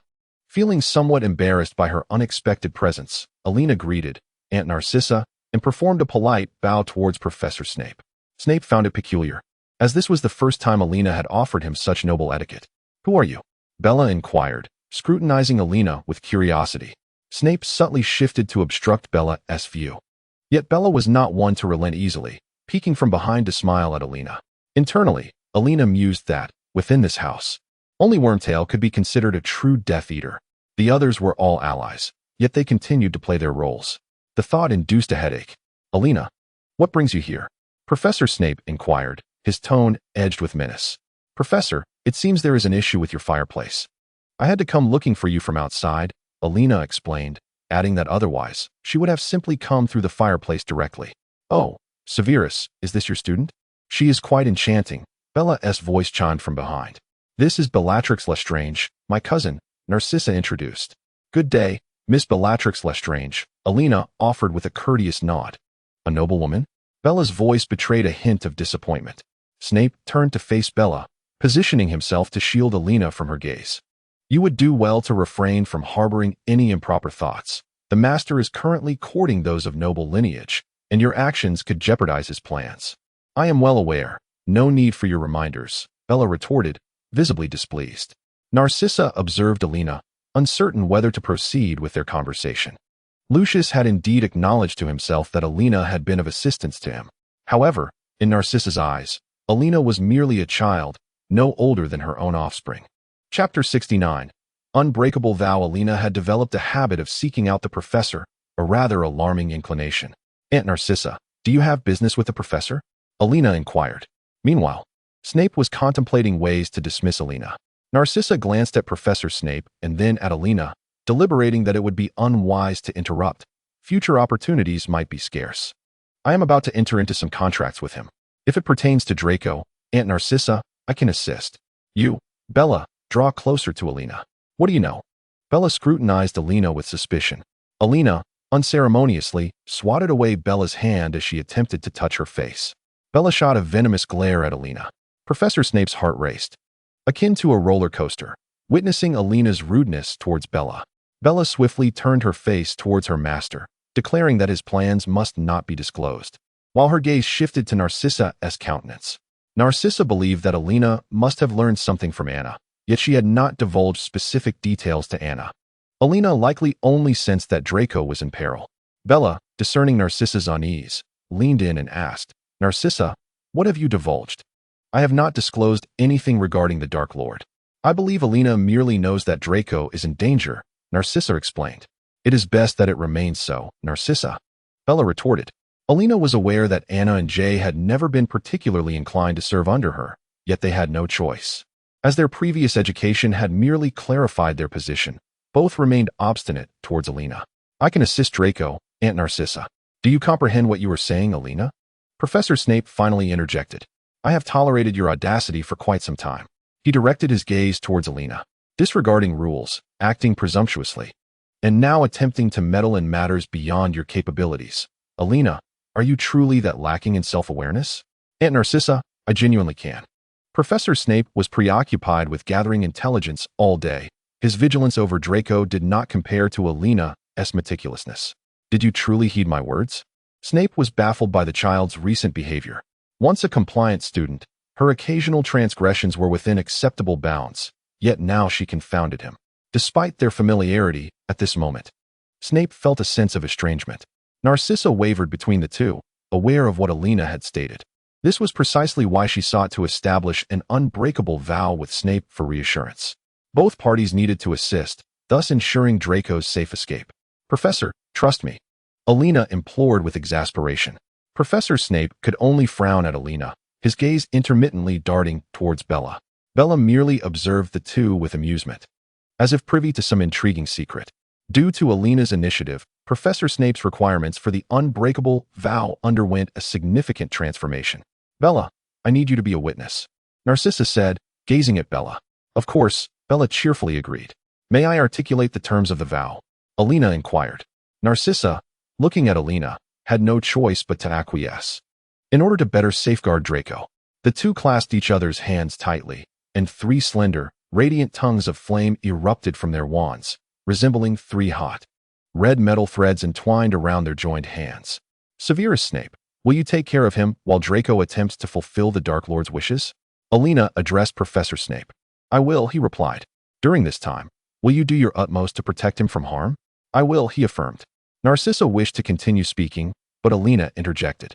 "Aunt Narcissa, I believe this is sufficient." Narcissa held her tongue and ultimately completed the incantation. 3 red lines branded both of their arms. Bella observed curiously. Glancing between the three, Narcissa turned to Elena and expressed her hope for her success, then departed with Bella. "Do you comprehend the potential consequences of your actions?" Professor Snape, after the two had left, angrily grasped Elena's arm. "Professor, Please do not be so irate. You must control yourself. Look at what you are saying. My irritation stems from the fact that you consistently engage in actions that provoke me. Professor, I have told you. You can try to believe in me. I can manage this. You have no idea of my circumstances. Snape's tone unconsciously softened as he murmured in Elena's ear. Though protective enchantments are in place, I am unaware. Yet I wish to assist. Elena gazed steadfastly at Professor Snape. You will only bring me trouble. Go back and do not seek me again. Professor Snape dismissed Elena. Hearing the sound of the door closing behind her, Elena felt somewhat disheartened. She turned to see Wormtail peering in through the window, and she awkwardly smiled before departing. It seemed she could not approach the professor for a while. For the majority of the first half of the holiday, Elena was required by and to rest at home. Elena practiced spells, taught Alan, and engaged in duels with him. Though Alan preferred reading, he felt compelled to exert himself upon witnessing the attacks reported in the news. He could not afford to lag behind. Thanks to Elena's considerable experience, Alan's spellcasting skills were rapidly improving, and observed the two children with satisfaction. Mia sent Elena a letter, inviting her to the Weasley's joke shop. Elena internally scoffed, considering the dire situation. She wondered whether the twins were audacious or simply fearless. Truly, they were children of Gryffindor. Throughout the holiday, Elena continuously honed her abilities, joining her father's team to combat some Death Eaters and participating in battles to further her training. Numerous perilous encounters rendered Elena more mature and composed. She learned to adapt to pressure and fatigue, to collaborate with a team, to observe and analyze, and to practice perseverance and restraint. Additionally, she kept abreast of the messages sent by Anna and Len. The Dark Lord seeks to expand his dominion, endeavoring to persuade other nobles to align with him. His father has also been approached, but for now, he has managed to deflect the matter. The influence of his father is gradually growing, posing an imminent threat to the Death Eaters. A confrontation is inevitable. Elena entrusted her father with certain items for analysis, as her own abilities are limited, and she struggles to comprehend the intricacies involved. Her sole desire is to protect her friends, letting go of other concerns. During the holidays, Elena sought out Ibwa, only to discover that Ibwa is the daughter of the proprietor of the Pig's Head Tavern. Although Elena had heard of Ibwa's background, she had never experienced it firsthand. Ibwa's family was recently attacked. At that time, Elena and her father's associates came to their aid. While Ibwa's parents suffered injuries, they were not life-threatening. Ibwa must care for her parents. Thus Elena did not linger. In his quest to dominate the wizarding world and further his agenda, Voldemort summoned his followers for a general assembly to investigate the recent events. Today, we gather here with the hope of igniting the passion and motivation within you. As we strive together for a brighter future, we inhabit a realm rife with opportunities and challenges. Each individual yearns for success and achievement. Yet attaining these aspirations is no simple feat. We must confront hardships and adversities, overcoming ourselves. Our interests extend beyond the individual. They can also serve as a bond of unity and a driving force for collective advancement. We exist within a community, intertwined with one another. Let us join forces and labor towards the realization of our shared interests. There are still some who have not yet pledged allegiance to me. I urge you to devise more effective means to draw them into our noble cause. Offer your subordinates material rewards, power, fame, or other incentives to bolster the ranks of the Death Eaters. Anna, disguised as Bella, infiltrated their midst, observing the Death Eaters with a mixture of disdain and fervor directed towards the Dark Lord. Chapter 70. The desolation of Diagon Alley. The shops lining the streets of Diagon Alley were sparsely populated, enveloped in an aura of desolation. Some establishments had shuttered their doors due to the attacks by Death Eaters, and even those that remained open were eerily devoid of customers. The sole exception to this bleakness was the twins' joke shop, where the miniature figures at the entrance greeted every passerby cheerily. Elena regrouped with Harry and their friends here, and to her delight, Emily had also arrived with her boyfriend. Gazing at the twins' creations, Elena couldn't help but marvel at their ingenuity. She noticed that some products were exclusively for adults, demonstrating their thorough consideration of various demographics. She covertly glanced at Mia and Angelina, who had become quite familiar with one another, engaged in discussions about the twins' merchandise. Could this shop truly sustain itself for the long haul? Elena had no recollection of such a prospect. Elena, welcome. You receive a 20% discount, and everything in this shop is free, George and Fred announced. Oh, these are simply delightful, Elena exclaimed in admiration. Elena picked up a telescope, just about to look through it when she was unexpectedly struck by a fist within the lens. Oh, how perilous. She feigned nonchalance and set it aside. Harry, how did you come here with Hagrid? Elena inquired, observing the out-of-place Hagrid, who was also gazing at the intriguing trinkets. He is my bodyguard appointed by Professor Dumbledore. After all, they are all searching for me, you know? Harry whispered to Elena. Elena glanced at the street outside. Indeed, who could tell when a Death Eater might spring forth? Harry's situation was becoming increasingly precarious. He then recounted how Dumbledore had come to fetch him to persuade Professor Slughorn to teach at Hogwarts. What does he teach? Elena asked curiously. It seems to be potions. Harry replied. Oh, will Professor Snape be out of a job? Ron asked gleefully, his joy palpable. I'm not certain, Harry answered. At that moment, they spotted Malfoy passing by outside, and Harry and the others stealthily followed. Elena noticed Malfoy rummaging through the items at Borgin and Burke's, likely intending to procure something for his plans. She observed the vanishing cabinet, a piece of furniture that had been quite fashionable among wizards long ago. It appeared Draco had entered Hogwarts through it. They quickly departed before Draco could discover them. What is he up to? Ron inquired. The group was uncertain about the wares sold at Borgin and Burke's, rendering them speechless. Harry seemed lost in thought. During the holidays, with ample time on her hands, Elena had cultivated a small herb garden at her family estate. Watching the plants grow gradually brought her a sense of tranquility. When Elena was away, she entrusted her house elf, Kiki, to care for the garden. She even asked Kiki if she desired freedom or a wage. The bewildered elf had no comprehension of what her mistress was suggesting. Thus, Elena occasionally regaled Kiki with tales of Dobby, explaining the concepts of freedom and wages. By the time school commenced, Kiki finally agreed to accept a small salary, and Elena provided her with 2 sickles as monthly remuneration. Elena also received her OWL results. Charms O, Transfiguration E, Herbology O, Defense against the Dark Arts O, Potions O, Care of Magical Creatures E, Astronomy A, Muggle Studies A, History of Magic P, Arithmancy A, Ancient Runes P, totaling 11 subjects, with 9 qualifying for certification. Not too shabby. Elena sat in the prefect's carriage alongside the heads of the houses. Noticing Draco's agitated demeanor, she silently lit a candle for him, her mind wandering to the nature of Draco's current mission. Would it mirror the original narrative and culminate in the demise of Dumbledore? She had indeed handed the prophecy orb to Lucius, so it seemed improbable that Draco would be assigned an insurmountable task. How did you all spend your holidays?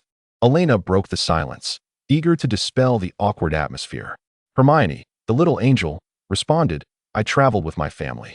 Ron, intrigued, asked, I heard Muggles travel by car or airplane. A soft chuckle from Draco echoed nearby before he departed the compartment alone. After a moment, Elena bid farewell to everyone and stealthily followed in Draco's wake. Upon noticing Elena, Draco taunted, What's wrong? Not following the savior anymore. Just a little shadow. Elena retorted, Malfoy, you remain as insufferable as ever, yet she closely trailed behind him. What of it? You lot caused my father to be imprisoned in Azkaban. Draco questioned Elena angrily, the incident having wrought significant upheaval at home, leaving him deeply unsettled. The presence of the Dark Lord at Malfoy Manor had obliterated the estate's previous tranquility. Brandishing his wand, Draco threatened Elena, This is all your fault. What do you intend to do? Unfazed by Draco's menace, Elena perceived him as nothing more than a petulant child. Draco, hasn't the Dark Lord recruited you as a Death Eater yet? This provoked Draco. What of being a Death Eater? Do you think you embody righteousness? Elena raised her voice. No one can claim to be entirely just Draco. Draco furrowed his brow, scrutinizing Elena. What exactly are you implying? I'm merely saying, don't burden yourself excessively, Draco. You have no idea what I plan. Stay away from me. Draco, evidently exasperated, noticed even Pansy, the Slytherin prefect, distancing herself, apprehensive due to his father's incarceration. Draco, Elena called, there's a vanishing cabinet in the room of requirement. Draco turned back, casting a complex glance at Elena before continuing on his way. Elena recalled Lucius's gaze. The resemblance between father and son was striking. In truth, Elena was probing Draco about his mission. Was it to eliminate Dumbledore or something else? Seeing Draco visibly relax, Elena surmised that the Dark Lord had not commanded Draco to kill Dumbledore, indicating that his task was achievable, albeit not straightforward. If Dumbledore's demise was the goal, then Death Eaters must infiltrate Hogwarts. The Dark Lord had not dispatched Professor Snape for this task. as he was still occupied with his potion duties and monitoring Dumbledore. Thus, the remaining objective was to facilitate the Death Eater's entrance into Hogwarts to fulfill the assassination of Dumbledore. Elena needed to consult Bellatrix and the others to confirm her deductions. As Draco walked away, she refrained from pursuing him. Upon returning to the prefect's carriage, Elena inquired if Malfoy had not returned. "I haven't seen him," Ron shrugged. "Maybe he fell into the toilet," only to be promptly chastised by Hermione, leading Ron to exclaim about the pain. Chapter 71. The new term. When the train arrived at the station, the group failed to notice Harry until Tonks did. Consequently, Harry arrived late and was met with Snape's scorn, resulting in lost points and detention. During the start-of-term feast, Professor Dumbledore spoke kindly, assuring everyone that there was no cause for concern. Hogwarts was secure, protected by its own magical defenses against intruders. This year, the professors were introduced: Professor Horace Slughorn for potions and Professor Severus Snape for defense against the dark arts. Elena, observing the seemingly cheerful professor, couldn't help but internally question whether he was aware of the curse associated with this position. Headmaster Dumbledore's speech gradually eased the tension among the students, who were anxious due to the recent holiday. Elena, alongside Ernie Macmillan, guided the first-year students back to the cellar, leading them with care. The course selection this year proved challenging, and Elena chose all the subjects for which she had received certificates. Once the first years were settled, Elena sought out Dumbledore. She wasted no time and spoke directly. "Headmaster Dumbledore, I believe you are aware of what Voldemort is seeking." Dumbledore replied, "My dear, what are you referring to?" Elena explained, "There are numerous items that Voldemort has been after lately." Unconsciously, she glanced at Dumbledore's hand, noting the absence of dark magic from the Resurrection Stone ring. While Dumbledore appeared healthy, there was an unmistakable weariness about him. "Headmaster, you seem unwell. Is it because of the note I gave you that day?" Elena inquired curiously.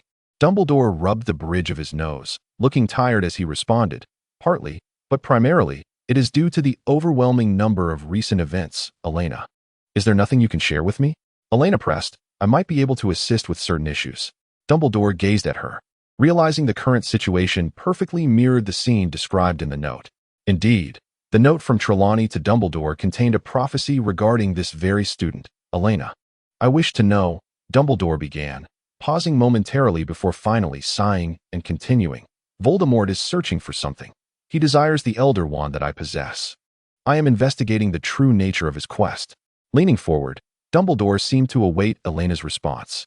After Elena departed from the headmaster's office, Dumbledore leaned back in his chair, allowing himself to relax. Everything had come to fruition, the entirety of the prophecy. He had intended to sever ties with him. Sitting alone, Dumbledore appeared lost in thought. Time passed without him moving, drawing the attention of the portraits. Some expressed concern. "Is something amiss, Dumbledore?" No, he replied, seemingly resolute. "Fawkes, I require your assistance." Fawkes responded with a soft call. Elena traversed the dark corridors of the cellar, surprised by the length of her conversation with Dumbledore. Hearing footsteps, she recognized the sound all too well and chose not to hide, watching as a shadow approached. To her astonishment, the one wandering the halls on the very first night was none other than her. Professor Snape frowned at her. 10 points from Hufflepuff. "Professor, congratulations on finally becoming the Defense Against the Dark Arts instructor," Elena remarked, unperturbed by his deduction of points, smiling as she congratulated him. She was the first to extend her congratulations. This rendered him both elated and somewhat melancholic. Typically, the students of Hufflepuff held a certain apprehension towards him. Elena, too, had initially harbored fear, yet as time passed, her courage inexplicably grew, contemplating whether to impart a lesson upon her, to ensure she comprehended the professor's formidable nature. Snape gradually approached Elena. At that moment, she was meandering through the corridor. "What are you doing?" Professor Snape inquired, seeking to uncover any potential trouble. "I have just come from the headmaster's office," Elena replied. "Did you speak with Dumbledore? What did you discuss?" Snape asked, his expression one of intrigue as he scrutinized Elena's face, attempting to discern something hidden within her countenance.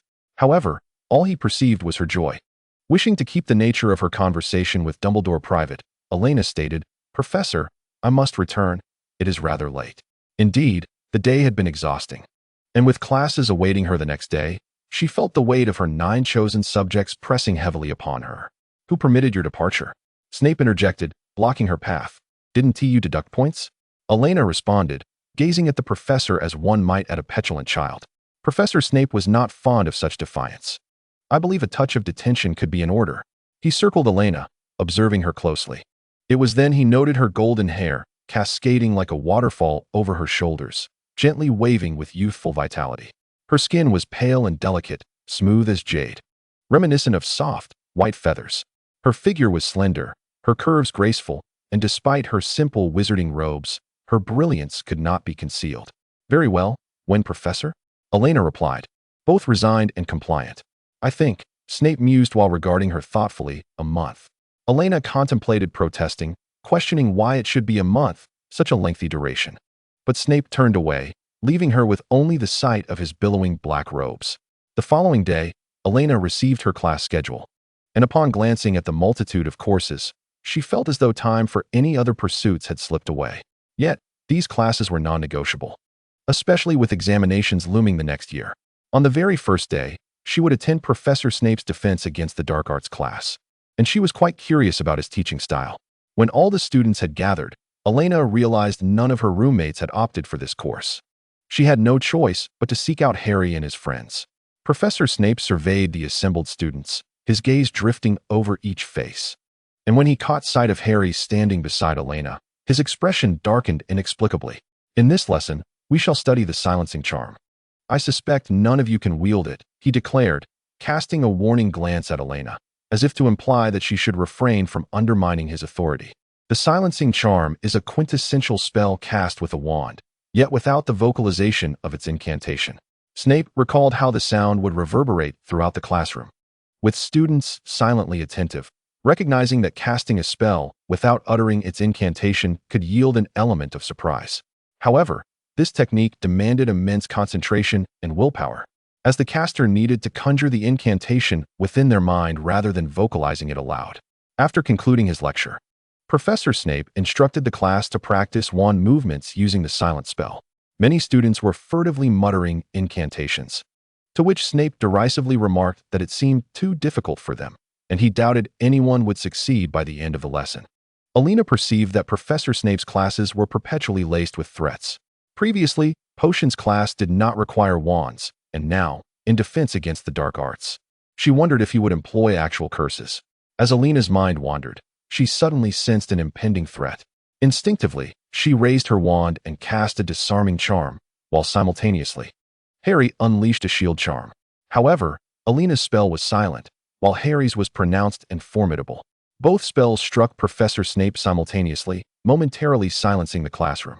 Snape, taken aback, found that the curse intended for Harry ricocheted back at him, compounded by Elena's spell, causing him to stagger backward. Perplexed, Elena pondered the source of her foreboding feeling. She glanced at Harry, realizing they had been standing rather close together. "Professor, are you all right?" Elena inquired with concern as she hurried to his side. Though he appeared unscathed, it was evident that he was in considerable discomfort. Snape, witnessing Elena's approach, felt a mix of anger and unexpected pleasure in the knowledge that someone cared. However, he quickly regained his composure and enacted his notorious deduction spell.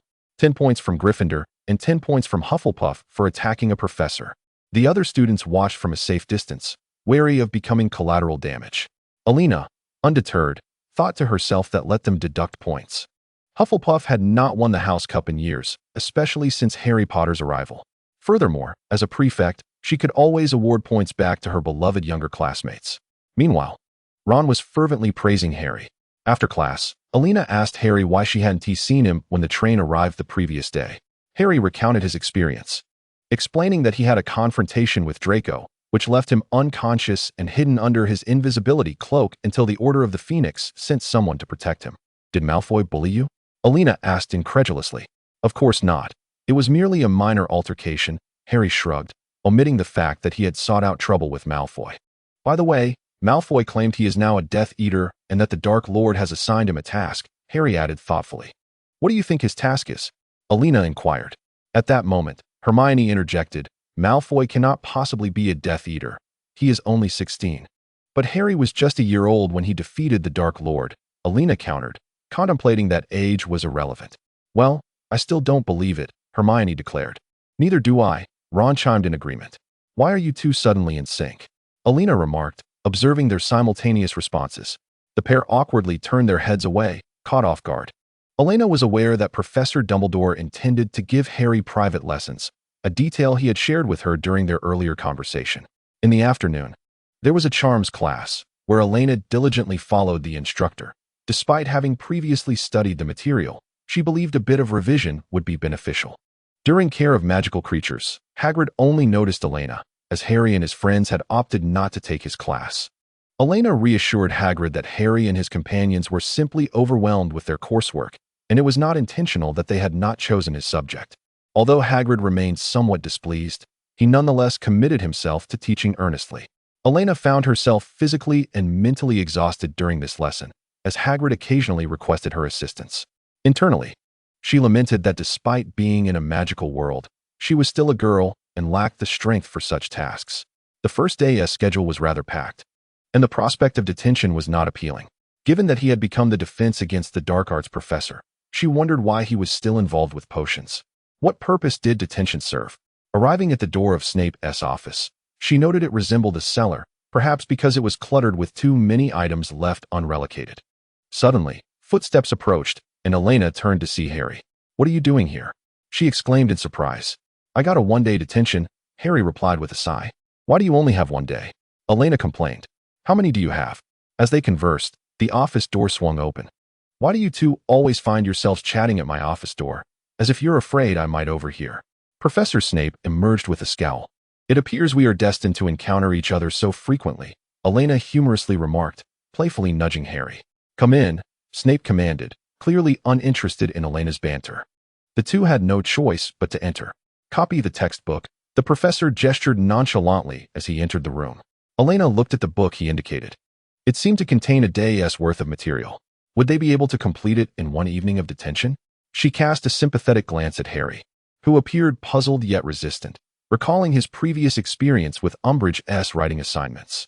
However, seeing Elena settle into a position and obediently begin writing, Harry felt compelled to sit beside her and do the same.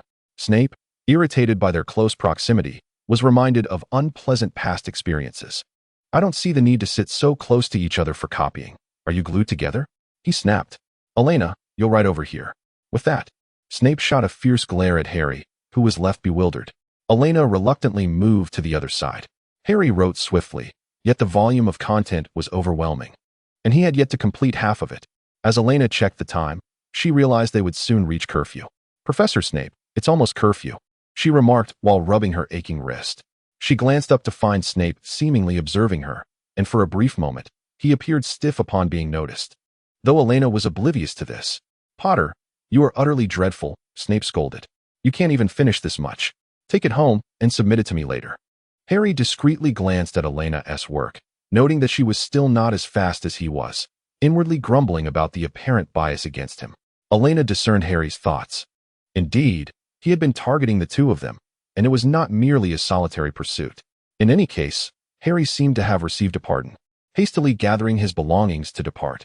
Watching him leave, Elena felt a twinge of envy, longing for her own return. "Elena, continue writing," Professor Snape remarked, observing the envious glimmer in her eyes. "I can return to writing as well, Professor," Elena responded. Snape approached her, scrutinizing her transcription. The elegant script was all too familiar. "Continue tomorrow," he instructed before departing. Elena, realizing she had been granted leniency, left in high spirits. The following day in potions class, Professor Horace Slughorn was indeed amiable, elucidating 4 different potions that piqued the students' interest, accompanied by a reward system involving Felix Felicis. Harry successfully acquired the Half-Blood Prince's book. Elena cast a glance, internally critiquing. The handwriting is truly atrocious. As the class collectively brewed potions, Elena was well acquainted with the concoction, the Living Death Potion. Under Professor Snape's guidance, the process was rather effortless. There was no rush, and she simmered it meticulously, nearly completing it simultaneously with Harry. Both were summoned to the front by Slughorn, who commended them. However, with only one vial of Felix Felicis, he found himself in a quandary. Elena suggested, "Why don't we play a game? Whoever wins takes the potion." Harry agreed. As fate would have it, Harry emerged victorious, and Elena gazed at her fist, acknowledging her lack of talent in games of chance. It was truly not his fault. A group gathered around Harry, admiring the vial of Felix Felicis in his hand. This was Harry's first commendable achievement in potions, and he appeared exceedingly pleased. Yet Hermione, standing nearby, was aware that Harry had brewed the potion using notes from an old book, which dampened her spirits somewhat. Before the class concluded, Professor Slughorn extended an invitation to join the Slug Club, to which everyone consented. On the way back, Elena noticed Draco descending from the upper floors. He glanced at her before departing. It seemed he had located the vanishing cabinet. As long as he remained diligent in its repair, there should be no significant troubles. When Harry spotted Draco, he began to educate his companions, asserting that Draco was certainly concealing something, as he no longer sought trouble with Harry as he once did. Isn't it preferable not to stir up trouble? You can enjoy a bit of peace, Elena inquired curiously. Chapter 73. The Trials of Adolescence During Class. Elena also observed the subtle interactions between Hermione and Ron. Their dynamic was exceedingly cryptic, yet palpably evident. Watching Harry sandwiched between them during herbology, Elena couldn't help but chuckle. Harry seemed hesitant to approach, feeling it would be too conspicuous to act. Elena, Ebo, and Mia exchanged amused glances, discussing when the pair might finally go public with their feelings. Why are they so awkward when it's so obvious? Ebo wondered. George and I didn't have such complications, Mia lamented. Oh, how I miss him. What about you, Elena? Do you not have someone you fancy? Ebo inquired. I am uncertain whether this is affection, Elena remarked. It is something that arises from a foundation of knowledge and familiarity. In truth, I am not entirely sure of my own feelings. So, does that mean you have a goal? Both Ebo and Mia inquired curiously. Elena's cheeks gradually flushed. Please, stop teasing. The two were intent on pressing her for more details, but fortunately, Professor Sprout noticed and approached, asking, Is there a problem, children? No, nothing at all, Professor. They replied obediently. Oh, if there is any issue, do let me know. These plants can be quite dangerous, Professor Sprout said kindly. Elena, are you planning to take some of your plants home to care for? She asked. Yes, Professor. I have set up a greenhouse at home and wish to nurture them there. Do you have any plans for the future, my dear? Professor Sprout inquired, intrigued, as she held a fondness for Elena's affinity with plants. I believe I quite enjoy being a horticulturist, Elena mused. Oh, that sounds splendid. Thus, Professor Sprout began to elaborate on the requirements of a horticulturist. Elena thought to herself, I do not wish to work for others. I desire to cultivate my own garden, complete with a greenhouse, where I can grow valuable and beautiful plants. I yearn to travel to various places, both perilous and safe. Elena was indeed curious about many things and wished to experience firsthand all that she had read about in books. In the past, she felt powerless, but now she believed she could manage. It would be best to have someone accompany her, otherwise, it might become rather dull. However, she first needed to address a significant dilemma. Elena had already reached out to Anna, who was gradually infiltrating her father's circle, although they were currently on the fringes. Even those at the margins could influence certain outcomes. Presently, the Dark Lord seemed to place considerable trust in those servants who had previously been imprisoned in Azkaban.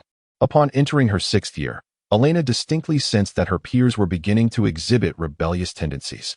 The atmosphere felt charged, while only the Hufflepuffs remained relatively well-behaved. Students from other houses appeared to be igniting their inner angst, particularly those from Gryffindor. Harry's growing renown at school had led to a surge of interest in Gryffindor's Quidditch tryouts, resulting in a crowded turnout. Why are there so many? Have they suddenly developed an interest in Quidditch? Harry pondered, now the captain of the Gryffindor team. The number of applicants was quite overwhelming. Isn't it simply because your fame has increased? Ron remarked, a hint of envy in his tone. The captain of the Hufflepuff Quidditch team was the cheerful boy who had joined alongside Elena, and she found him rather pleasant. However, in comparison to Gryffindor, the influx of new talent for Hufflepuff was rather lackluster. After a brief assessment, Hufflepuff accepted all the newcomers. The captain, undeterred, sought Harry for practice matches. Elena silently wished the new captain good luck and hoped they would not fare too poorly. Perhaps by teasing Ron a bit, they might stand a chance of winning. In a friendly match, Elena played with exuberance against Ron, while Harry had to frequently encourage Ron to keep his spirits high. The sight was exhausting for Elena. After the game, Ron was reluctant to even acknowledge Elena. How could someone play like that, targeting the goalkeeper instead of the chaser? Had it not been for Harry's intervention, Ron might have charged at her in a fit of anger. On her way back after the Quidditch match, Elena spotted a couple entwined in an embrace. She heard that Cedric had proposed to Cho, and they planned to marry after her graduation. Elena envied the enduring love that flourished on campus. However, the Abbott family had recently suffered another attack from Death Eaters, this time more viciously. Elena's father had sustained serious injuries, and so had Abbott's father, while his mother had minor wounds. Abbott was compelled to take a leave of absence to care for his family. Elena was so furious that she felt an urge to confront the Death Eaters immediately. Yet, she quickly realized that such rage was uncharacteristic of her. The youthful atmosphere around her had undoubtedly influenced her mood. That evening, she decided to visit the professor's office to brew a calming potion. Upon entering the office, Snape found Elena already prepared with her cauldron, diligently concocting her potion. "I recall you were supposed to be in detention, Elena," Snape remarked. "Professor, don't be so rigid," Elena retorted. Snape frowned and admonished. "Once you finish, remember to copy the textbook." He then took his place and began brewing potions as well. Professor Snape did not brew potions one by one. He worked with several cauldrons simultaneously, each containing different potions and employing various stirring rods. Elena was dazzled, as her previous lessons had always focused on one potion at a time. This was her first experience witnessing such a multitude being brewed at once. "Whose potions are those?" Elena inquired curiously. "Those are for the gluttons who consume potions as if they were water, on both sides," Snape complained. Elena seemed to grasp the situation. Both sides required potions in substantial quantities for their conflicts. Basic potions could be purchased externally, but the more complex ones necessitated the professor's expertise. Snape observed Elena as she completed her brewing and began to transcribe notes. Reluctantly, she started copying, muttering, "Now you're the professor. Just wait until I graduate." Outside, the atmosphere was tumultuous, while within the campus, tranquility reigned. This was hardly the case, as certain extremists from Slytherin created an unsettling environment. Draco's status was no longer as illustrious as before, and he had taken to quietly repairing his vanishing cabinet in the Room of Requirement. Slytherin was experiencing a division, with the Kinder faction discreetly forging relationships with Elena. Younger students sought out her brother, Alan, while older ones approached Elena herself. She sensed they were eager to glean insights about the current state of affairs, but how could she provide that information when she was uncertain herself? Additionally, numerous boys were vying for Elena's attention, making her acutely aware of her newfound popularity. This attention made her feel as though she were under constant scrutiny. And despite her efforts, she could never seem to locate anyone when she sought them out. Elena and Mia engaged in a conversation about the flavor of the love potion, as Mia was quite curious about whom Elena truly favored. However, they could not draw any conclusions. By the end of the month, Ibel was sent back to school, as his parents believed that the school environment was safer, and Elena's parents had nearly recovered. In the hallway, Elena encountered Pansy, who regarded her with haughty disdain before departing with her entourage. Elena was left bewildered by the encounter. Is adolescence truly so perplexing? Chapter 74. For a better life with the graduation of the Geminis, Elena returned to the joyous moments filled with delightful snacks. All of Mia's culinary creations were bestowed upon Elena, who was utterly elated. She eagerly inquired about any ingredients Mia could not procure, offering to fetch them herself. Elena yearned for hot pot, barbecued meat, and a variety of stir-fried dishes. While she occasionally cooked for herself, sharing a meal with friends was far more enjoyable. After discussing it with Mia, who consented, Elena happily set out to prepare the necessary ingredients. As Elena approached the banks of the Black Lake, she gazed upon its tranquil waters, her mind swirling with thoughts of steamed fish, stir-fried clams, braised fish, and sweet and sour fish. She had heard tales of squid and grilled squid. Her mouth watered at the thought, longing to dive in and see if there were any edible aquatic treasures. In the distance, onlookers beheld a serene golden-haired maiden standing by the lake, the gentle breeze caressing her flowing locks, which shimmered like sunlight upon gold. She stood quietly at the water's edge, seemingly listening to the soft lapping of the waves, perhaps contemplating something profound, or simply savoring the tranquility and beauty bestowed by the picturesque landscape. Her silhouette harmonized with the lake and the surrounding woodlands, creating a breathtaking tableau. Then, as if resolved to make a decision, she consumed something and leaped into the water. Gasps erupted from her classmates, who anxiously gathered at the lakeside, concerned for her safety. Some had already rushed off in search of professors. Meanwhile, Elena swam freely, catching fish with practiced ease, her silent incantations flowing effortlessly. Do not inquire how Elena discerned which fish were edible. She had diligently studied and acquired a book on edible fish. She would occasionally glance at her notes, contemplating which fish she might braise or boil, seeking to satisfy her culinary cravings. With a magically enhanced bag that allowed her to stretch and equipped with a waterproof charm, Elena stowed away the edible catches she managed to grasp. She was in high spirits. Although she refrained from venturing into the depths of the lake where she spotted a large squid, designed to prevent Hogwarts students from drowning. It lay quietly among the aquatic plants, observing Elena, aware that she was a student who had jumped in without requiring its assistance. Elena even greeted the creature, for her knowledge of magical creatures was commendable. Suddenly, a group of small beings approached, and sensing danger, Elena swiftly swam back to shore as the creatures drew closer. Upon closer inspection, she realized they were a swarm of Grindylows. Not wishing to confront them, she hastily made her way toward the safety of the bank. As Elena emerged from the water, she was met with a gathering of anxious professors and students awaiting her return. "Elena, do you have any idea how perilous your actions were?" Professor McGonagall exclaimed in distress. Elena felt remorseful, as her sole thought had been the anticipation of delectable treats, prompting her to retrieve a water plant from her bag and dive in, oblivious to the onlookers. "I apologize, Professor, it was my fault. You will lose 30 points for Hufflepuff," Professor McGonagall declared sternly. Professor Snape approached slowly, casting a drying spell upon Elena. It was then that she remembered her clothes were still drenched. "Thank you, Professor Snape. It seems Miss Bork's intellect is rather lacking. Are you planning to borrow more water from the Black Lake?" Professor Snape was utterly perplexed by Elena's actions, torn between anger and concern. He questioned why Hufflepuffs were typically so timid. "Are you not aware of the dangerous magical creatures that inhabit the Black Lake?" "I'm sorry, Professor. I truly didn't think it through," Elena replied, genuinely remorseful. Mia and Ebo attempted to approach, but upon witnessing Professor Snape's presence beside Elena, they felt intimidated. Slowly inching closer, while hoping to remain unnoticed, Elena nearly laughed at the sight, covering her mouth to stifle the sound. Yet, Professor Snape caught the hint of her amusement. "It appears Miss Bork has not learned her lesson. How about a week's detention?" "Indeed, Elena, your recklessness is unacceptable," Professor McGonagall concurred. "You will serve detention with Hagrid." But she was abruptly interrupted by Professor Snape, who interjected, "You shall report to my office for detention." Professor McGonagall pondered for a moment. Anywhere for detention would suffice, and she refrained from further comment. "Let everyone disperse. She is unharmed," she announced, and the professors and students began to leave. Professor Snape warned Elena, "You would do well to evaporate the water from your brain and refrain from such foolishness in the future." Elena merely smiled foolishly at the professor, her expression unmistakably indicating that she would dare to do it again. Frustrated, the professor turned away, questioning why she was so disobedient. Was she entering a rebellious phase? As the other students gradually dispersed, whispers circulated among them. "Is she out of her mind? Why would she leap into the Black Lake?" One remarked, "Perhaps she is akin to Luna, simply a lunatic."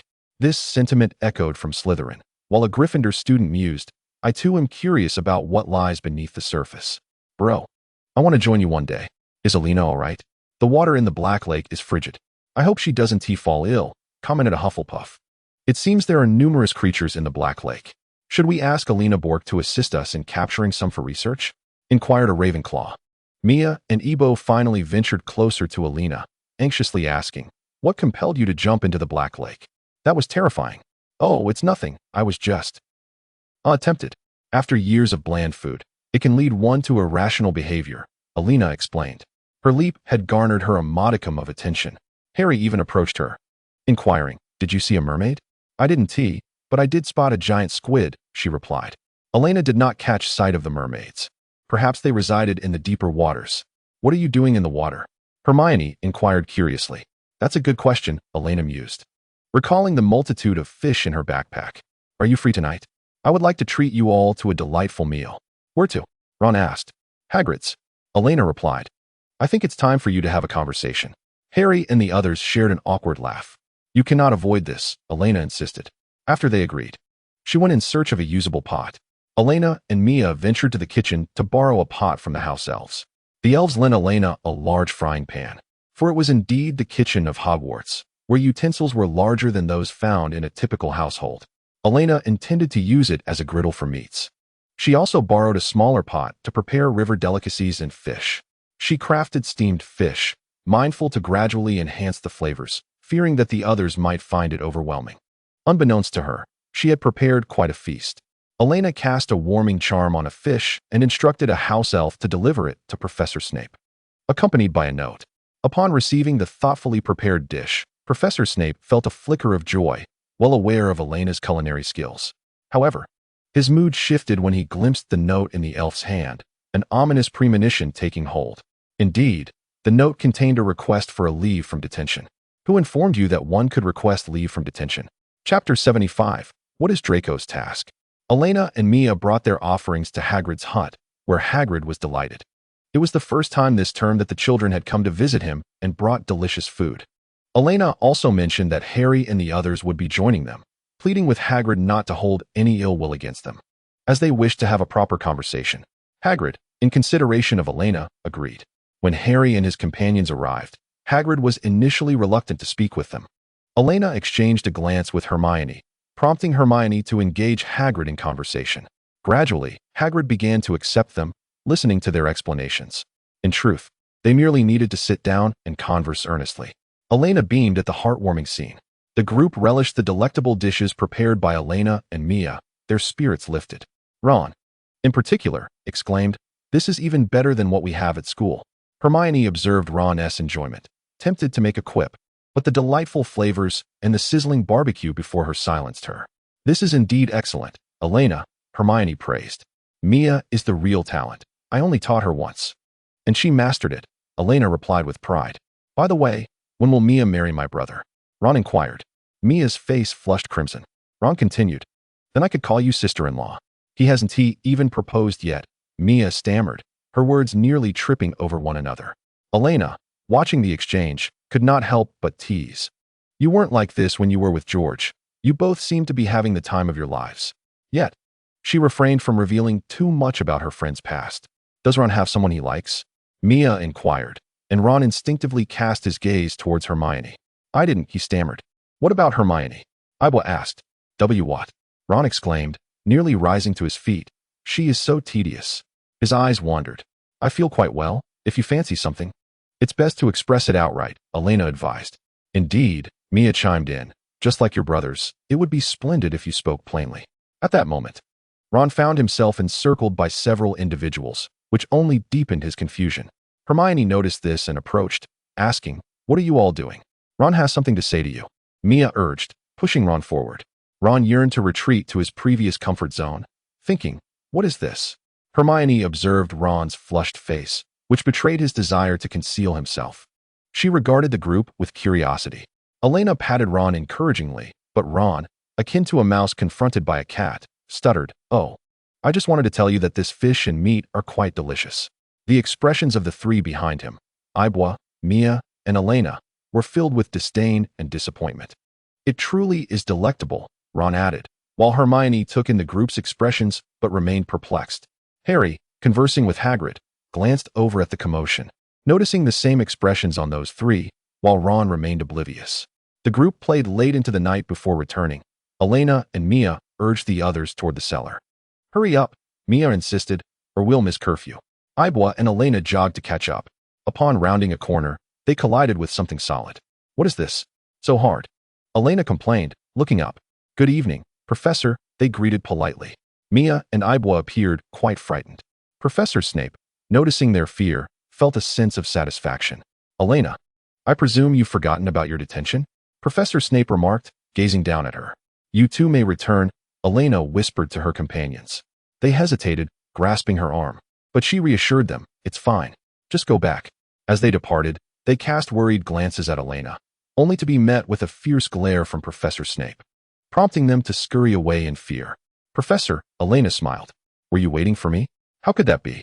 Have you forgotten my unbreakable vow?" Professor Snape would never admit to such a thing. Elena speculated if he was there to confront Draco. "What is Draco's task?" she inquired. "I believe we should first address your detention issue," Professor Snape replied in a low voice. Elena's cheeks flushed again. The professor appeared quite pleased with the scene before him. "Your detention lasts too long. I believe I also require my own time," she said, her face reddening, leaving much to the imagination. Snape furrowed his brow. Just then, a voice was heard, and Elena spotted Draco. Professor Snape instructed Elena to hide, saying, "You'd best not let him see you." She nodded and cast a disillusionment charm upon herself. Professor Snape dashed toward Draco, forcefully pressing him against the wall. Elena stealthily approached, observing the confrontation between the two. Her thoughts lingered on the unfolding drama, curious to discern the nature of his task. However, the posture of the two sparked a flurry of imaginative thoughts. "What have you been secretly up to?" Severus Snape pressed intently. "What concern is it of yours? Are you envious that the Dark Lord has assigned me a task?" Draco retorted, struggling against the imposing figure of a full-grown wizard, resorting only to verbal jabs. "Are you aware that your assignment is perilous?" Professor Snape continued to probe. "Perilous? What danger could there be?" "The greatest threat to me is you," Draco persisted defiantly. In the room of requirement, Professor Snape, having closely observed Draco's recent activities, was aware that Draco had been frequenting this enigmatic space, yet he remained uncertain of its purpose.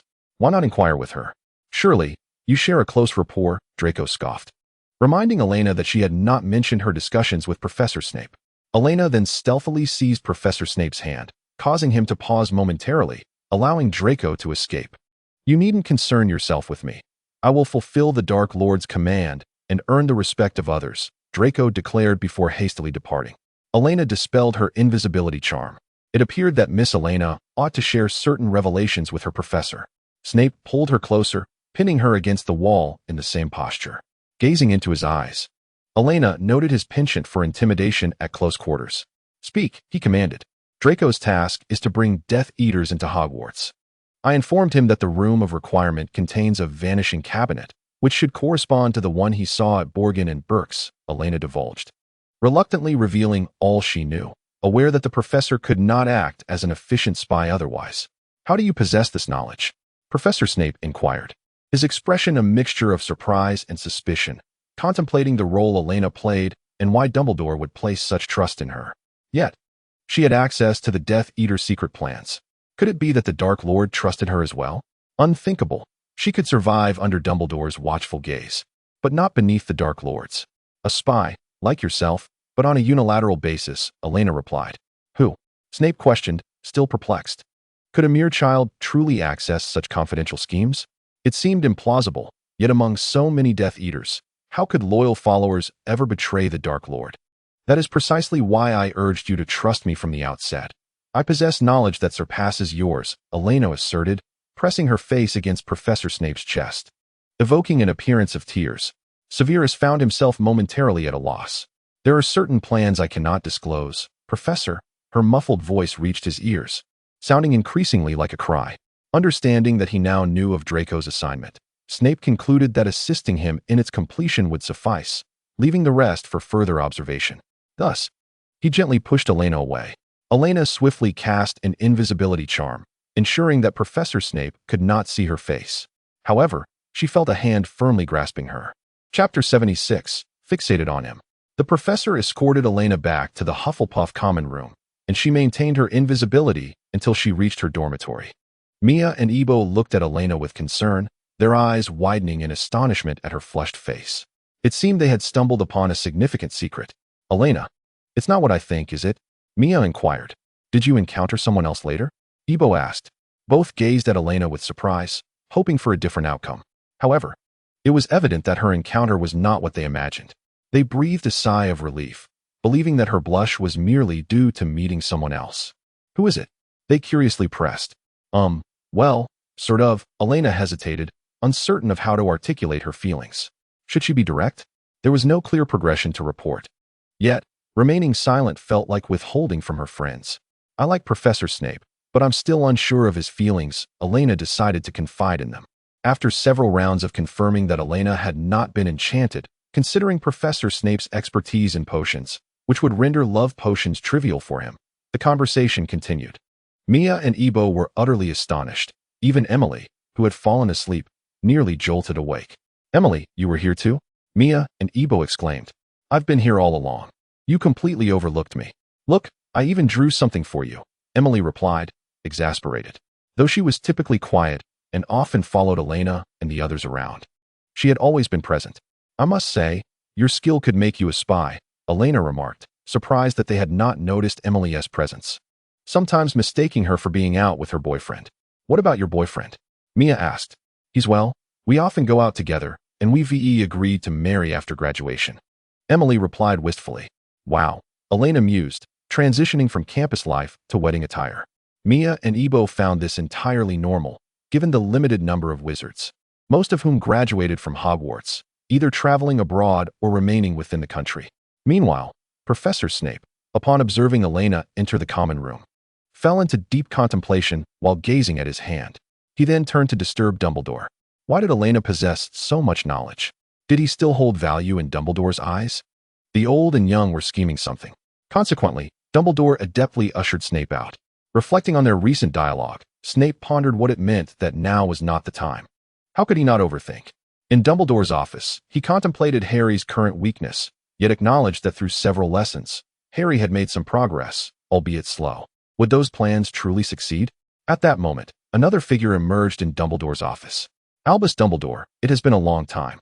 Gellert Grindelwald, clad in a tailored suit, emerged slowly from the shadows. Though aged, remnants of his former formidable presence lingered within the elderly man. Elena, meanwhile, instructed those who sought to curry favor with her to keep a watchful eye on Draco, hoping he would refrain from any reckless actions. Currently, Draco was eager to make a mark, seeking to elevate his family's status in the eyes of the Dark Lord. One could only wonder if he might resort to nefarious deeds. Elena noticed Pansy passing by and called out to her. Pansy, Elena exclaimed. I believe Miss Ibois.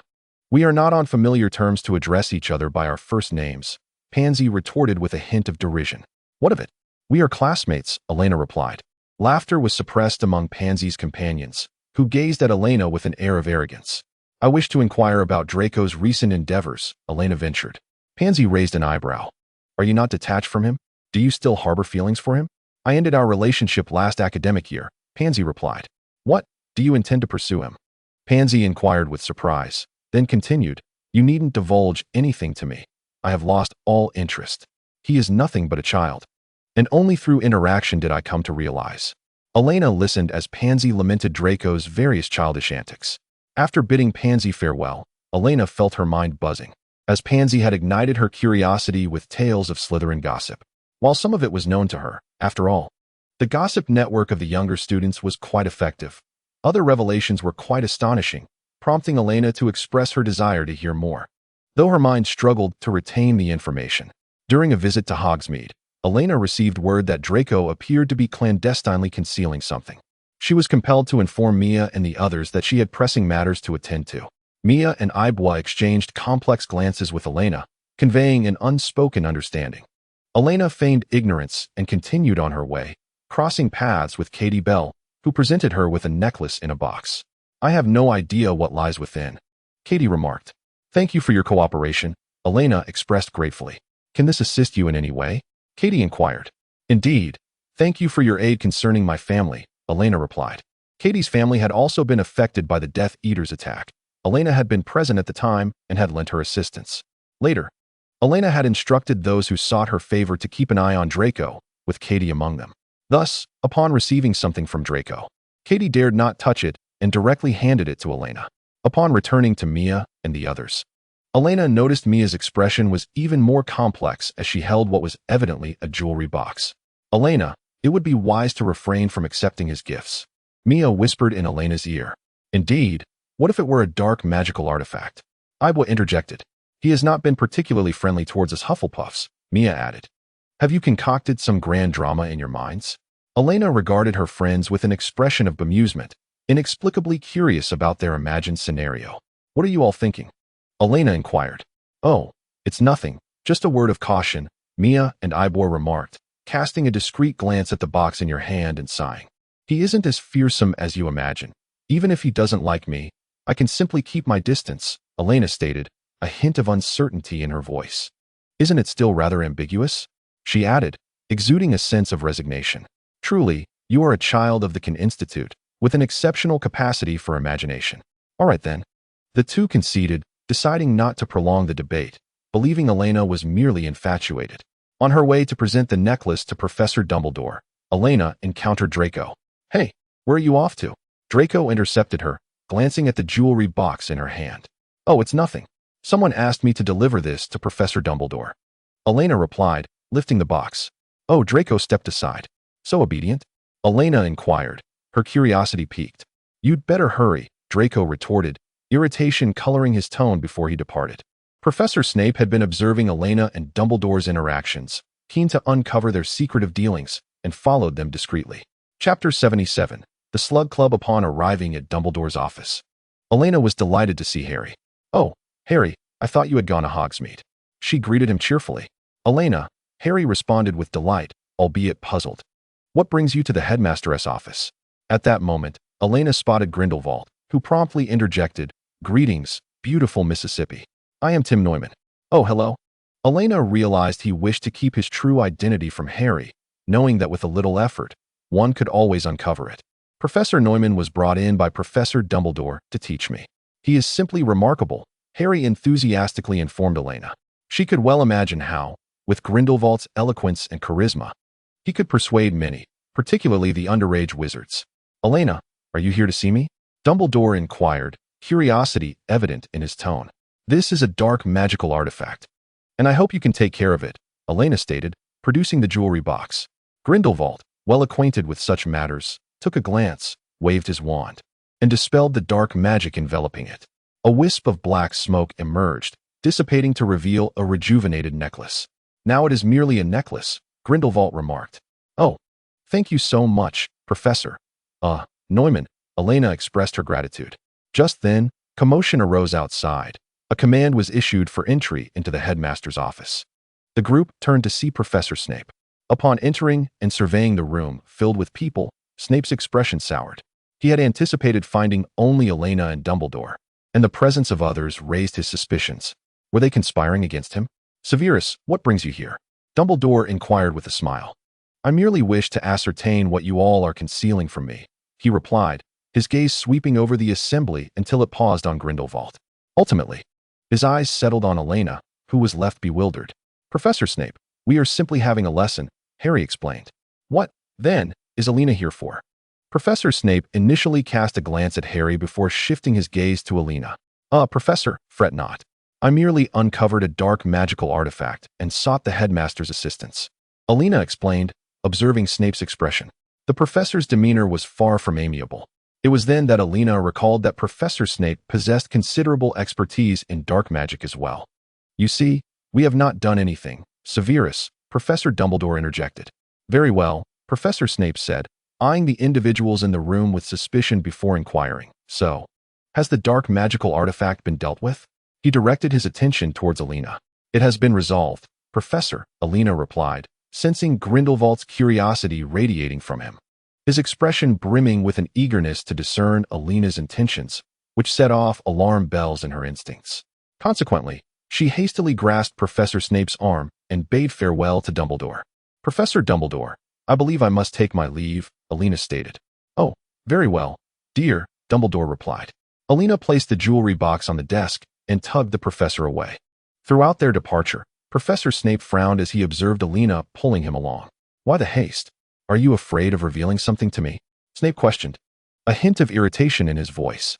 Professor, I believe it would be prudent for us to depart early. Harry is currently engaged in a lesson. The headmaster is quite busy, and it would be difficult for him to find time to teach Harry. We ought not to disturb him, Elena elucidated. Professor Snape understood that he could not press further, as it would only heighten her wariness of him. He simply extricated himself from Elena's grasp and departed. In the distance, Malfoy witnessed this scene and noted that Elena no longer held the jewelry box, prompting him to turn away. Elena seemed to sense something amiss and glanced in that direction, catching only a glimpse of Draco's cloak. Thus, she remained unaware of the identity of the individual who had been watching her. During potions class, Professor Slughorn once again extended an invitation to everyone to join his slug club. Elena found herself unable to decline any further, just as she was about to acquiesce. Harry preemptively accepted the invitation. Harry had received a task from Dumbledore, which was to approach the current potions master, Professor Slughorn, and glean information regarding Voldemort's past. Dumbledore sought insights into the dialogue between Slughorn and Voldemort, necessitating Harry's engagement with Slughorn to extract information. At the Slug Club, Elena beheld photographs of Slughorn's former students. many of whom were celebrities, some of whom she recognized. Slughorn proudly showcased his former pupils and his personal collection. Elena, your potion-making skills are quite impressive. Yet I cannot shake the feeling that you resemble someone, Slughorn remarked as he approached her with a small goblet in hand. Professor Snape? Elena replied with a smile. Indeed. It is he. He was your potions professor in the past, Slughorn seemed to recall with a hint of nostalgia. I learned quite a bit from him. Though I wouldn't classify him as a particularly good professor, Elena stated.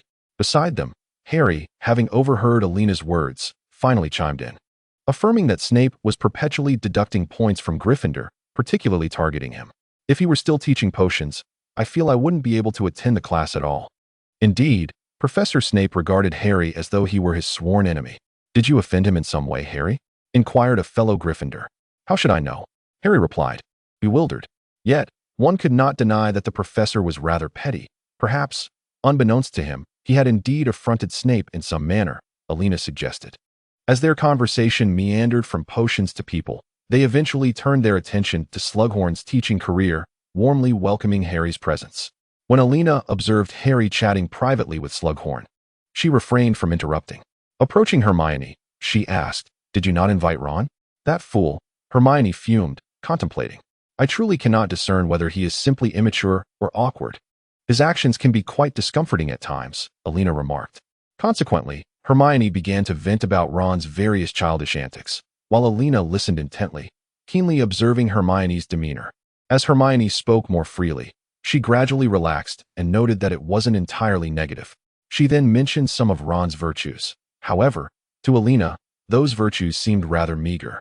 She regarded Hermione with an expression that silently questioned her sincerity. Suddenly, Elena began to empathize with Mia and Iba's sentiments. Was it not the same feeling they experienced when they looked at themselves? A sense of enlightenment washed over her. In Chapter 78, Please Be Yourself, Harry, relying on the eloquence he honed during his studies with Grindelwald, alongside his own capabilities, finally elicited a response from Slughorn. Upon receiving the news, Elena proceeded to Dumbledore's office, where she remained for quite some time before emerging. Professor Snape, with a darkened expression, fixed his gaze upon Elena. Professor, I believe we require your assistance. She greeted him at the door. Elena sensed a likeness to Dumbledore within herself. She observed the professor entering the headmaster's office, yet chose not to follow, silently departing instead. In a secluded corner, Elena encountered Draco, who was grappling with complications arising from the repair of the vanishing cabinet. His plans regarding the necklace had also fallen through, leaving him in a foul mood. Draco, Elena called to him as he sat lost in thought. Get lost, Draco snapped impatiently. What do you want, Draco? Elena inquired. Draco glared at her with disdain, prompting Elena to reminisce about the time when their relationship was somewhat amicable. Back then, he had merely been a proud child. Are you still mingling with those half-breeds and mudbloods? Such useless beings will soon be eradicated, Draco hissed at Elena. Draco, what we need to protect is the magical world. Not engage in a civil war, Elena countered. Anyone who isn't pureblood is not a true wizard. They are thieves, Draco retorted, growing increasingly impatient as he raised his wand. Do you truly believe you can best me? Elena remarked, amused by Draco's bravado, which only served to exacerbate his irritation as he hurled a spell in her direction. Elena effortlessly resolved the situation. She then restrained Draco's hands and feet, rendering him immobile, forced to lie on the ground. Do not engage in perilous activities. Aunt Narcissa would be heartbroken. As Elena observed Draco's futile struggles, she continued, especially not if it endangers yourself. Gradually, Draco ceased his efforts, and tears began to flow silently down his cheeks. Why must I endure this? Is it because I am pureblood, or because I am a Death Eater? With his father imprisoned in Azkaban, he felt the weight of the world upon him, compelled to remain steadfast in upholding the Malfoy honor and to protect his mother. Elena released her hold on him. Simply fulfill the tasks assigned to you by the Dark Lord. Refrain from unnecessary actions. Observing his calming demeanor, she spoke again. Draco chuckled softly, a derisive laugh at his own helplessness, then turned to Elena and asked, Do we have a future? I do not know, Draco, Elena replied. Draco stared blankly at her. I understand. Let us tidy up and return. With a gentle tone, Elena remarked upon Draco's disheveled state. You should clean yourself up. Elena, I truly despise you. How can a Hufflepuff remain so composed in the face of all this? We are the same age, yet you are a Hufflepuff. Draco commented while organizing his belongings, emphasizing the point about her house. Perhaps it's for the best that some dislike me, Elena responded. I do not harbor any ill feelings towards you. Draco paused in his actions, gazing at her. Are you joking? I bear no animosity towards anyone, Elena asserted. Oh, the peculiar tolerance of Hufflepuffs, Draco acknowledged, albeit reluctantly, before turning to leave after finishing his task. In her heart, Elena silently reflected, but if someone harms my friends, those I care for, I cannot predict what I might do, reminiscent of her second-year encounter with the basilisk. Dobby, a soft voice called. With a sharp pop, Dobby appeared. Dobby is here to serve you. Dobby, did Harry ask you to keep an eye on Malfoy? Elena crouched down to meet Dobby's gaze. Yes, Harry Potter instructed Dobby to watch him, Dobby replied. Then please do not divulge what just transpired to Harry, all right? Dobby hesitated. Please do not speak of it, Elena commanded. Very well, Dobby acquiesced, vanishing with a snap, seemingly eager to escape any further requests from her.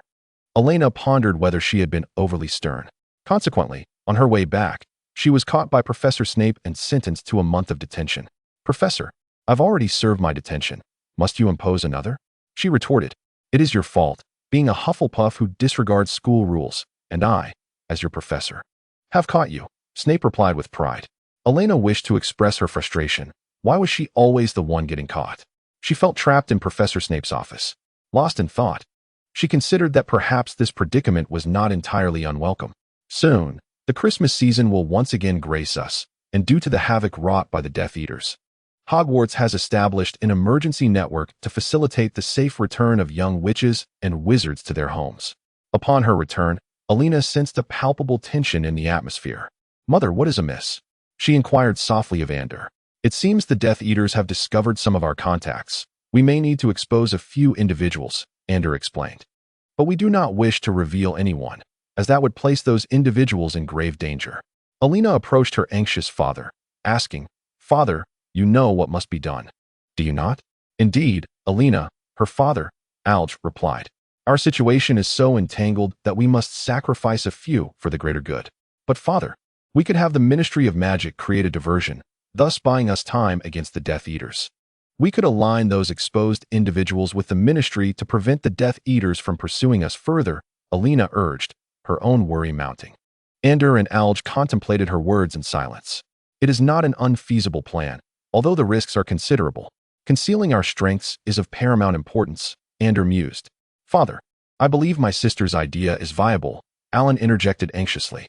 If we can keep some of our visible allies engaged, they will be unable to wreak havoc. And we do have informants within the Death Eaters who could help us manage their inquiries. You clever children, And said fondly, gazing at his offspring. Alge appeared to release a heavy burden as he embraced both Elena and Alan. Once this dilemma had been resolved, the family enjoyed a relatively pleasant Christmas. Despite the ongoing tension outside, their mutual support and understanding fortified their resolve to confront the challenges ahead. Family, indeed, served as Elena's most formidable shield. This year, she had prepared Christmas gifts for each of her friends and professors. Watching her owl flit back and forth, she marveled at her growing circle of friends and discreetly replenished her owl's supply of feed. We mustn't let you grow thin, she thought. Yet, she too found herself receiving an increasing number of gifts. Among them, Elena discovered a green necklace that mirrored the hue of her own eyes. She recognized the sender immediately, and her heart swelled with joy. Her parents playfully teased her, causing her cheeks to flush. Internally, she mused, if only you knew who it was. I believe you would react as wildly as my friends do. Chapter 79. A perilous Christmas. In previous years, the Malfoy family hosted grand festivities for Christmas. This year, although the gathering still took place at Malfoy Manor, most attendees were Death Eaters and individuals whom the Dark Lord sought to recruit. It was a chaotic affair, and Elena's father, being among those courted, had received an invitation. Elena and her father attended the banquet, while her mother and younger brother remained at home. Elena spotted Professor Snape and joyfully approached him, wishing, Professor, Merry Christmas. Merry Christmas, he replied, appearing only to offer a polite greeting before hastily departing. Puzzled by his sudden exit, Elena wondered, why did he leave? At that moment, Bellatrix sauntered over and discreetly slipped a small note to Elena while others were distracted. Finding a secluded corner, Elena unfolded the note. Observing the note in her hand, Elena raised an eyebrow. Professor Snape's position among the Death Eaters was rather precarious. He had already faced punishment from the Dark Lord due to his inaction. Yet his proficiency in potions and his status as a Hogwarts professor compelled the Dark Lord to retain him, albeit with a lack of trust. Consequently, those around him were at risk of scrutiny. Could trust be bolstered? It was not entirely out of the question. The Dark Lord's gatherings were not easily attended. Those who did were required to pay a price. To ensure temporary safety, Elena's father had to concede certain benefits to families that had already pledged allegiance to the Death Eaters. When Elena laid eyes upon the Dark Lord, he graciously welcomed her father's arrival and emphasized his acceptance into the ranks of the Death Eaters. Her father lavished compliments upon the Dark Lord, asserting that his followers were all exceptionally valiant, while he humbly considered himself merely a merchant with little capability. However, he promised to assist if the Dark Lord required it. Initially, the Dark Lord appeared displeased, but upon hearing her father's flattery and support for the Death Eaters, he chose to remain silent, having never heard of her father's prowess or other commendable attributes. During the banquet, the Dark Lord announced a mission, requesting assistance in locating Harry's residence. He cast a deliberate glance at Elena and the Slytherin students present, including those whose loyalties remained ambiguous. The Slytherin students, particularly those who had previously sought to ingratiate themselves with Elena, observed intently, opting for a tacit approach to self-preservation. Among them were a few eagerly gazing at the Dark Lord, suggesting that a powerful future lay ahead for their ranks. The Dark Lord, pleased by these glances, raised his goblet to signal everyone to do the same, showcasing his might and expressing dissatisfaction towards certain individuals. In a display of intimidation, the Dark Lord instructed Fenrir Greyback to escort the young wizards on a tour of their dungeons. The parents of these children grew anxious at this arrangement. Perceiving it as an implicit threat, delighted to serve the great Dark Lord, Fenrir exclaimed, seemingly elated as if he had received an honor. "Come along, my darlings." The young wizards expressed trepidation. Some looked back at their parents while others followed him hesitantly. A sparse gathering of children trailed behind. Snape watched Elena follow with concern, uncertain of the Dark Lord's intentions. His heart raced, but he could not venture after them. He downed his drink in one gulp, his gaze fixated on the departing children. Like the anxious parents, he blended into the crowd unnoticed. In the dungeon, Fenrir introduced the surroundings while threatening the children, remarking on how delightful they smelled. The children remained silent, merely following him as they observed the pitiful figures within the cages. Regrettably, he lamented, he had yet to receive any assignment. He sniffed the air around the children, exclaiming how fragrant they were. Perhaps the children, being either bold or Slytherin, followed quietly and cautiously, although some appeared unperturbed and excited, understanding that they must refrain from shouting or, rather, did not dare to do so. As the children emerged safely, their parents sighed in relief. Elena effortlessly returned to her father's side, engaging in a light conversation with him, to which she reassured him that everything was fine. At the gathering, she discreetly comforted the children who had allied with her father's family, for after all, they were all students of Hogwarts, and it was only natural for them to convene and discuss matters. She even encountered Professor Snape, to whom she casually offered a greeting. "Be careful," he warned through gritted teeth as he passed by. "Thank you for your concern, Professor," Elena replied with a cheerful smile. Professor Snape's irritation deepened. Did she not realize the peril she was in? It was always the same expression. What could Elena do but face him with ease, assuring him not to worry? Harry spent his Christmas at Grimmauld Place with Sirius Black, experiencing for the first time a holiday surrounded by so many who felt like family. "Hey, Harry, why isn't Elena here?" Sirius inquired. "She has her own home to return to," Harry shrugged. "But didn't Hermione come as well?" Sirius remarked. "Hermione's family is Muggle, and Muggle flu powder doesn't work, so she only wrote a letter to her family and joined us here at Grimmauld for Christmas," Harry explained further. "Oh, that's quite dull," Sirius said with a hint of boredom, glancing at Lupin, who was followed by Tonks, then at Hermione and Ron, who were engrossed in conversation. Turning back to Harry, he noticed Harry stealing glances at Ginny. Even the twins and other Weasley family members seemed to be paired off. Looking at himself, Sirius felt a pressing need to find a fellow singleton to endure the overwhelmingly romantic atmosphere. The first person who came to mind was Elena. After all, she had no dance partner during the Triwizard Tournament, which meant she must be single.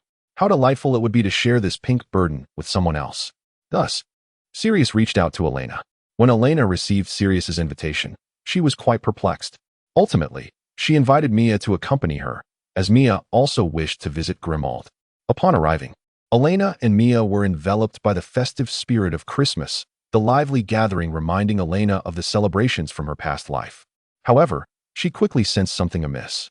There seemed to be an underlying ambiguity in the relationships among the guests, whether direct or indirect. With a complex expression, Elena regarded Sirius, sensing his mischief. "Hey, Elena, how do you feel?"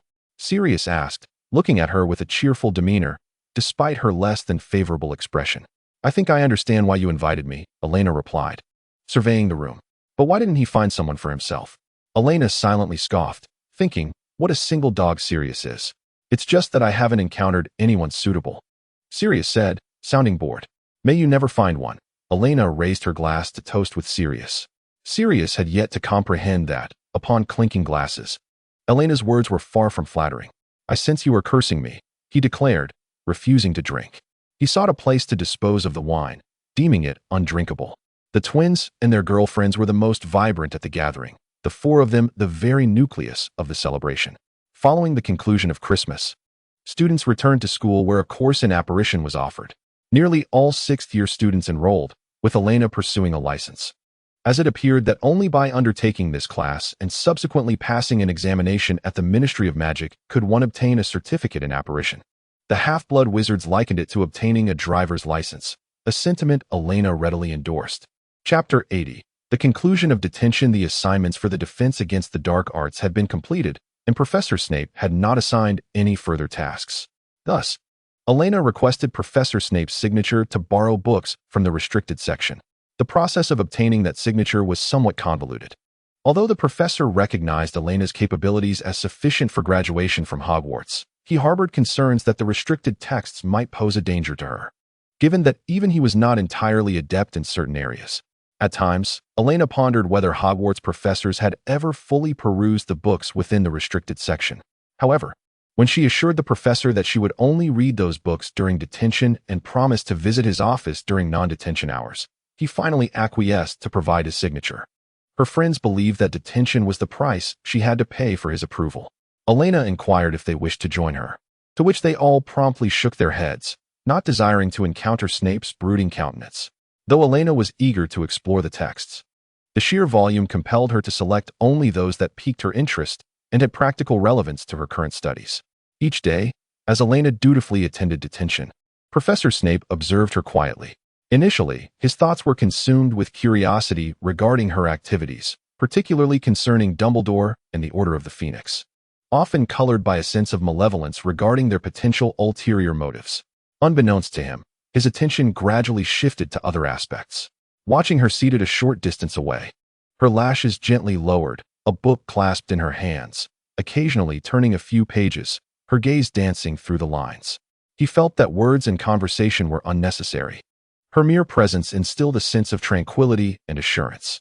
His recent agitation inexplicably began to dissipate. This unaccountable feeling was not unwelcome to Professor Snape.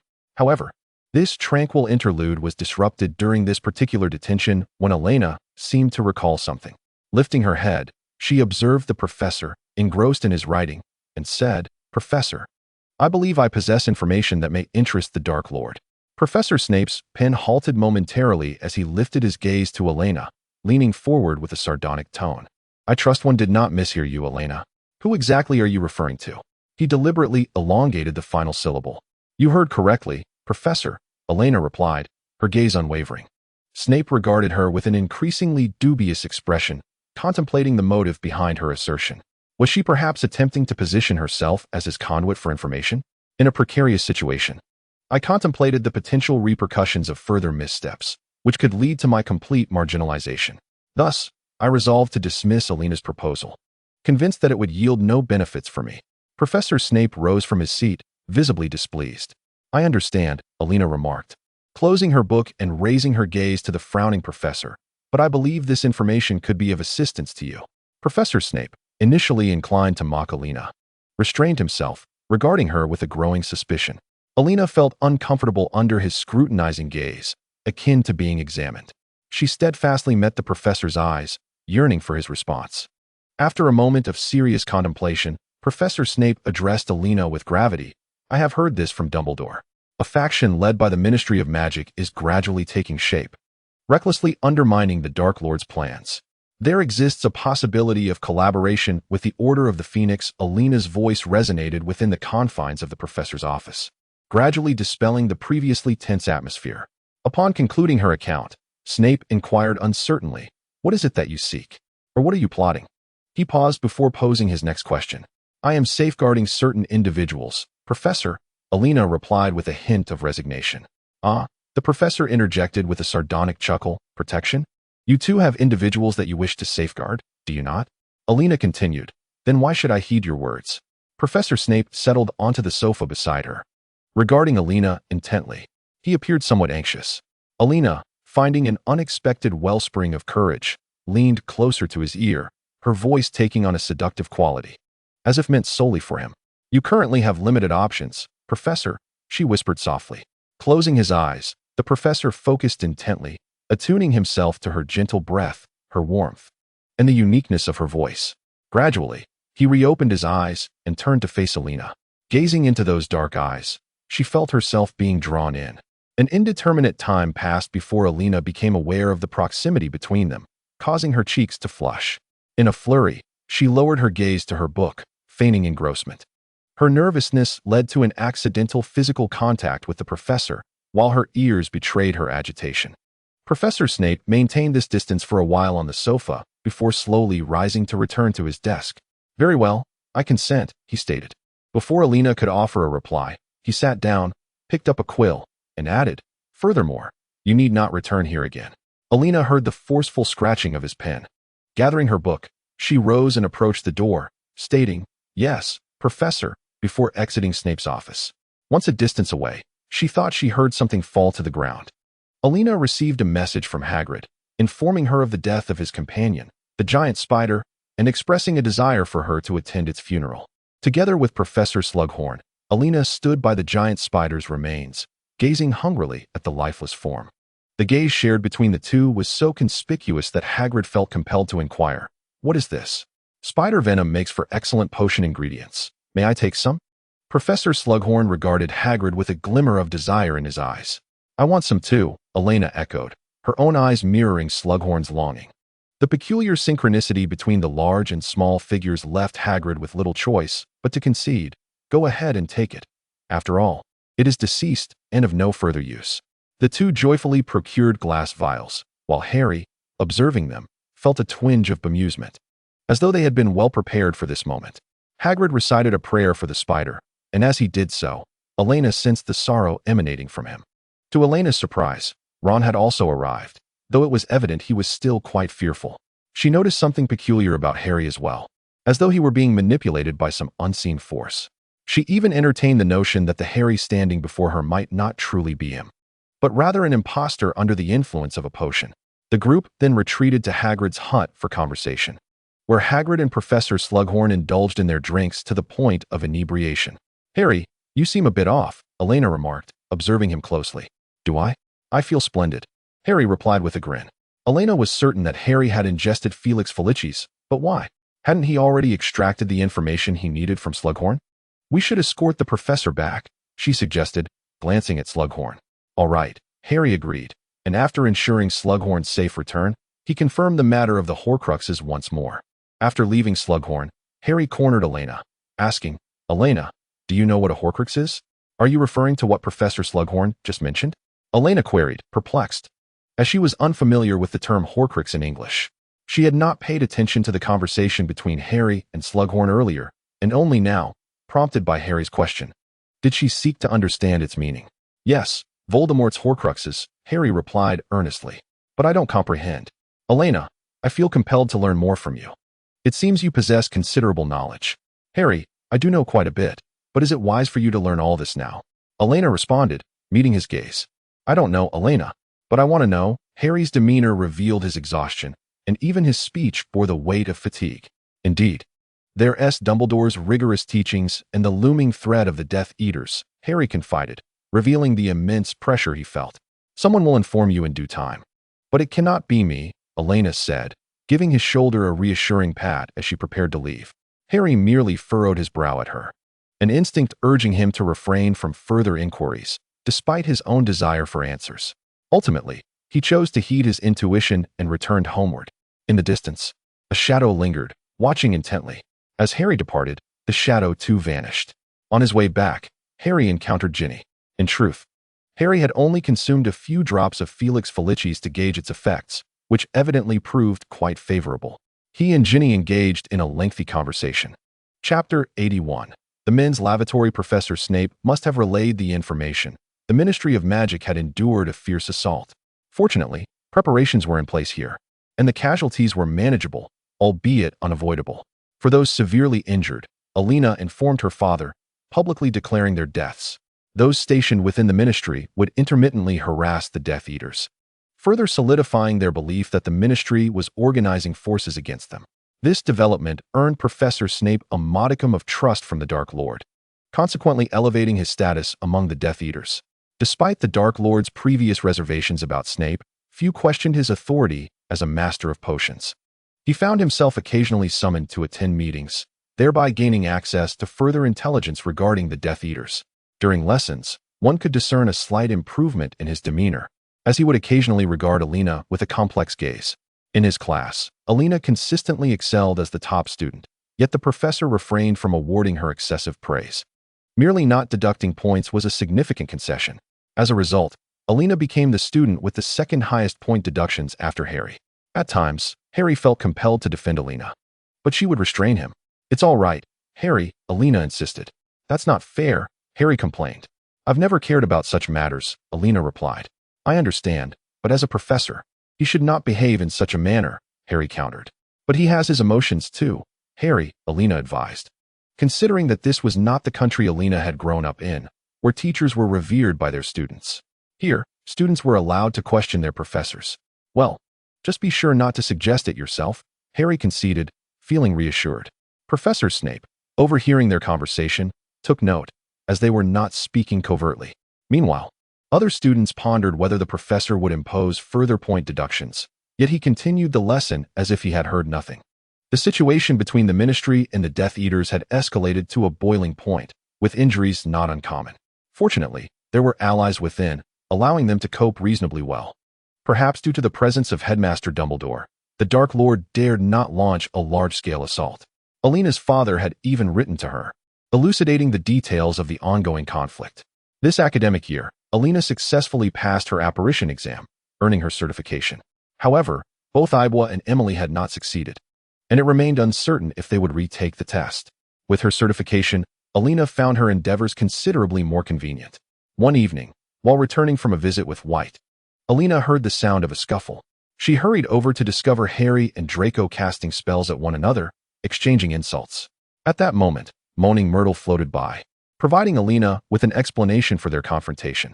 It turned out that Draco, frustrated by his lack of progress, had come here to vent his emotions. Upon being discovered by Harry, Draco redirected his frustrations onto him, igniting their altercation. Harry intended to use the stunning spell, but Elena intervened with a countercharm. "Harry," Elena admonished seriously. However, it was evident that Draco was unwilling to concede, shoving Elena aside to resume his duel with Harry, both hurling barbed insults at one another. Harry once again employed the killing curse, and Elena, determined to ensure Draco faced some consequence, was reluctant to allow him to be harmed by such dark magic. After all, she had promised Aunt Narcissa to keep a watchful eye over Draco. Resignedly, Elena intervened to shield Draco from Harry's malevolent spell. "Do you even realize what you've cast?" she inquired. "Elena, which side are you truly on?" Harry's irritation was palpable at her apparent favoritism towards Draco. "I believe I stand apart from both factions," Elena replied. At that moment, Draco found himself in a precarious situation. Harry, with his commendable defense against dark arts, fared slightly better. However, Draco was clearly at a disadvantage. Both were engaged in a taxing duel, knowing that remaining stationary would render them mere targets. "Look, Harry, your friend does not side with you," Draco taunted, his expression revealing his inherent arrogance. "Silence," Elena cast a silencing charm, rendering Draco unable to speak. Unable to counter her spell, Draco glared at Elena, his discontent evident in his body language. "Harry, do you recognize that spell as dark magic?" Elena asked with a grave demeanor. "Aye," Harry stammered, clearly uncertain. Professor Dumbledore should have warned you against such dark arts, Elena remarked. I apologize. Harry finally grasped the reason for Elena's ire and slowly lowered his wand. Harry, you are not like him, Elena said, smiling at Harry's contrite demeanor. Elena, do you realize who you are referring to? Harry queried, perplexed, as he had heard similar words from Professor Dumbledore. Indeed, it is that very person, Elena affirmed. I sense you and Professor Dumbledore are concealing something from me, Harry stated, displeasure evident in his gaze. There are indeed matters we cannot disclose to you. Harry, we merely hope you will make decisions based on your own volition, Elena explained, lamenting their shared sensitivity. Harry, clearly unsettled, retorted, this facade of concern for my well-being does not sit well with me. It is not that simple. We cannot predict the future, which is why we cannot divulge everything, Elena replied. I truly do not understand why you all cannot be forthright, Harry complained. Like a prophecy, it requires your own analysis, Elena clarified. This makes me feel as though you do not trust me, Harry asserted, still struggling to comprehend. It is precisely because we trust you that we wish for you to flourish, Elena responded with a hint of exasperation. Meanwhile, Draco, having somehow broken free from the silencing charm, retaliated against Harry with a spell of his own. Harry, quick to react, deflected it back, causing Draco to be hurled against the wall, rendering him unconscious. Elena gazed at Draco in disbelief, pondering his stubbornness. She urged Harry to leave, but he hesitated, wanting to say more, yet ultimately chose to depart. Elena tended to Draco with a basic healing spell, for the situation was not dire. Slowly regaining consciousness, Draco sat up and muttered, Could you refrain from intervening? It's quite bothersome. After all, I had promised Aunt Narcissa, and there was little I could do about it. Elena said with resignation. I returned, and Draco brushed off the dirt from his clothes, transforming himself back into a clean and handsome figure. He departed with an air of arrogance. Elena felt a sudden urge to touzle his golden hair, reminiscent of the mischievous boy he once was. Chapter 82. An uncertain future. The following day, Harry resolved to seek out Elena, eager to continue their conversation. Harry, you needn't agonize over this matter. We trust you. Elena reassured him. I understand that, but I still do not comprehend why I cannot be informed, Harry confessed, struggling to grasp the situation. As he had always been straightforward and devoid of ulterior motives. He had pondered over this all night, yet clarity eluded him, prompting him to engage Elena in earnest dialogue. Sighing, Elena lamented, I cannot explain to you that there exists a connection between you and Voldemort, nor can I disclose further details. Your skills in mental occlusion are still lacking. Even Draco surpasses you in that regard. Do not deceive me. I do not believe you, Harry replied, clearly skeptical. I assure you, I am not lying, Elena stated firmly. Sometimes, Elena, your fabrications can be quite convincing, Harry mused. Elena did not deny this. She recalled instances from the days of her diary. However, your abilities in mental occlusion truly leave much to be desired, she said earnestly. At that moment, Mia and Eber approached Elena, and they spotted Ron and Hermione walking together. Mia cheerfully remarked to Harry, Oh, how splendid. You are finally free from being caught in the middle. Indeed, Harry replied, casting a furtive glance at Elena, choosing not to pursue the previous topic. Draco's vanishing cabinet finally showed signs of progress. He sensed its gradual restoration and planned to conduct an experiment once it was fully repaired. As Elena brushed past Draco, she could sense his uplifted mood. Reports from various sources monitoring Draco indicated that the time was drawing near. Elena reached out to Bella and learned that the Dark Lord intended to eliminate Dumbledore unexpectedly. However, given Dumbledore's formidable strength, a strategy was required to weaken him before any action could be taken. The Dark Lord had become aware of Dumbledore's search for his Horcruxes and intended to exploit this to injure or incapacitate the headmaster. Harry gleaned more about Voldemort's formative experiences from Dumbledore, feeling the weight of Voldemort's mastery over humanity. He grew increasingly concerned about his own predicament, yet felt compelled to step forward and protect everyone. Draco had finally repaired the vanishing cabinet and informed Bella of his success. Elena received Bella's message and relayed it to Dumbledore, who summoned Professor Severus Snape. The professor felt a sense of unease, yet dared not question Dumbledore's arrangements. Upon leaving the headmaster's office, Snape immediately sought out Elena, pulling her towards his cellar, garnering sympathetic glances from students of various houses along the way. Professor, I believe you may release your grip. I can manage on my own. Elena was at a loss for words. The professor appeared exceedingly irate. I doubt that if I let go, you would obediently follow. The desire to flee intensified the pressure upon Elena. I believe I might, she retorted. Though her response lacked conviction, she was still being dragged by Professor Snape into the cellar. Outside, the students murmured, "May Merlin protect Elena." Professor Snape unceremoniously deposited Elena upon the sofa where she had been seated. Elena lazily rose, settling down again. "Professor, is it amusing to toy with us?" she inquired. Snape stood before her, visibly incensed, his voice trembling slightly. "I apologize." Elena wished to say no more, though she understood it was for the greater good. Could she articulate that? She grasped the wisdom in saying less rather than more. "When did you learn about Harry?" Snape felt as though he had struck a blow against cotton, his emotions lacking an outlet. "Perhaps earlier than you might imagine," Elena replied languidly, starkly contrasting with the agitated man before her. What will ultimately become of him? Will he perish alongside that individual? Snape seemed deflated, slowly steadying himself against the table to prevent collapse under the weight of his emotions. "I am attempting to avert such a fate, though I cannot guarantee it." Elena too felt a profound sadness. Despite her many changes, she remained uncertain whether they would persist in accordance with her expectations. The variables were beyond her control. How absurd. "Is he merely a toy you have nurtured?" Snape mocked, though it was unclear whether he mocked himself or others. "He is who he is," Elena replied. Observing Snape in such distress, she refrained from offering comfort, knowing that words would be but pale shadows against the depth of pain. She resolved to simply remain by his side in silence. After a while, the professor emerged, noticing Elena's concerned gaze. "What? Am I the source of your amusement?" he queried. "Professor, do you truly view me in such a light?" Elena replied helplessly, then handed him the prepared honeyed milk. Snape gazed at the milk, lost in reminiscence. Elena had always prepared a cup for him upon her return to the cellar during her childhood. He had grown accustomed to sipping one each night to alleviate his anxiety before sleep. "What else do you know?" Snape asked, looking at the milk. "Perhaps quite a bit," Elena answered. "Yet some details elude my memory. I only recall a few significant events, and I am not a devoted fan or the like." "How then did you come to know?"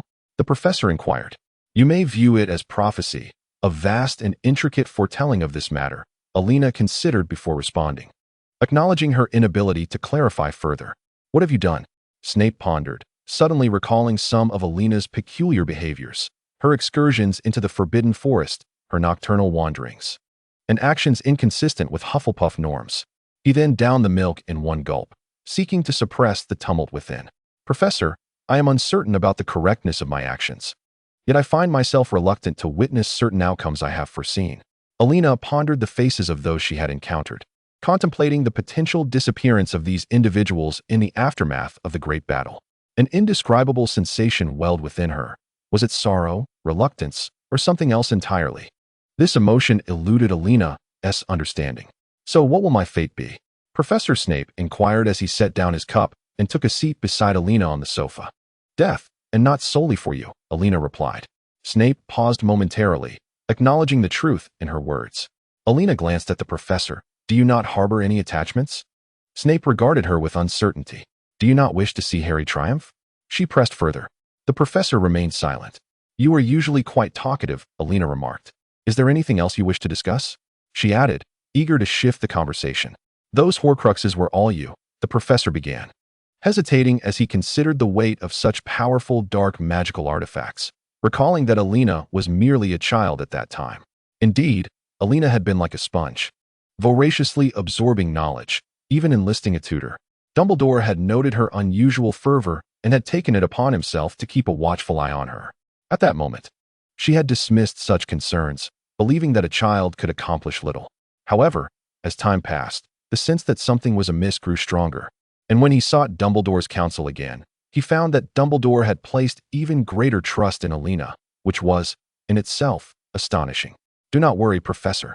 Those threats to Harry are no longer significant," Elena reassured him.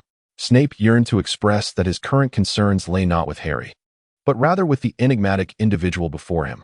Hufflepuffs were not typically so secretive. Yet, it appeared she had never concealed anything. It was merely that no one had inquired, and she had resolved her issues independently. "If you have no further questions, I shall take my leave," Elena said, rising from her seat as the professor watched her with a contemplative gaze. As she opened the door to depart, he caught sight of the person they had discussed, Harry Potter, the savior of the wizarding world. With the door's closure, a strange blend of absurdity and resignation washed over him. Elena, are you all right?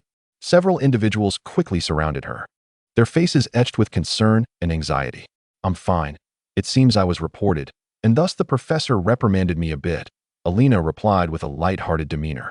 He truly was angry. He wouldn't let you go, Mia remarked. Did you lose points? Ron inquired curiously. What did you do?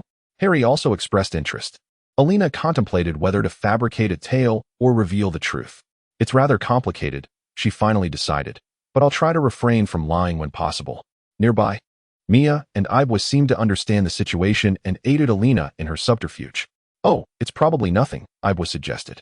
Yes, perhaps it was just copying homework. Mia chimed in, considering the collaborative nature of their assignments. Given the increasing difficulty of their homework, only Hermione and Elena seemed to navigate it with ease.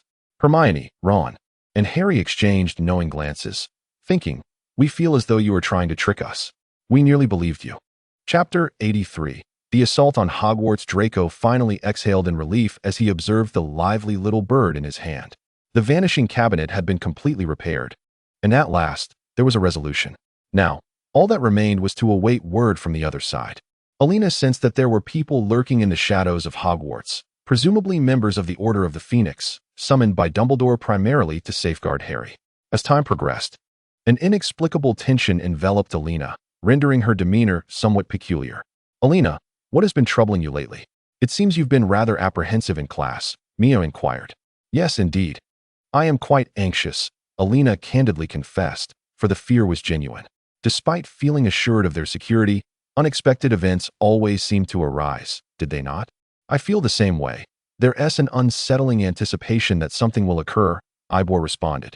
This recent unease had made Ibwa less focused during lessons, though Mia had not noticed her persistent state of distraction. Dumbledore summoned Harry to his office, where he elucidated the nature of Horcruxes and instructed Harry to accompany him to retrieve one of Voldemort's Horcruxes. Meanwhile, Draco paced anxiously beside the vanishing cabinet, his impatience palpable. As the sun began to set, the cabinet finally stirred to life.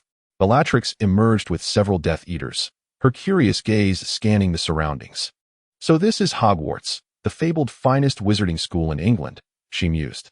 The room of requirement gradually filled with more people, all clad in the distinctive garb and masks of Death Eaters, casting an ominous atmosphere throughout the chamber.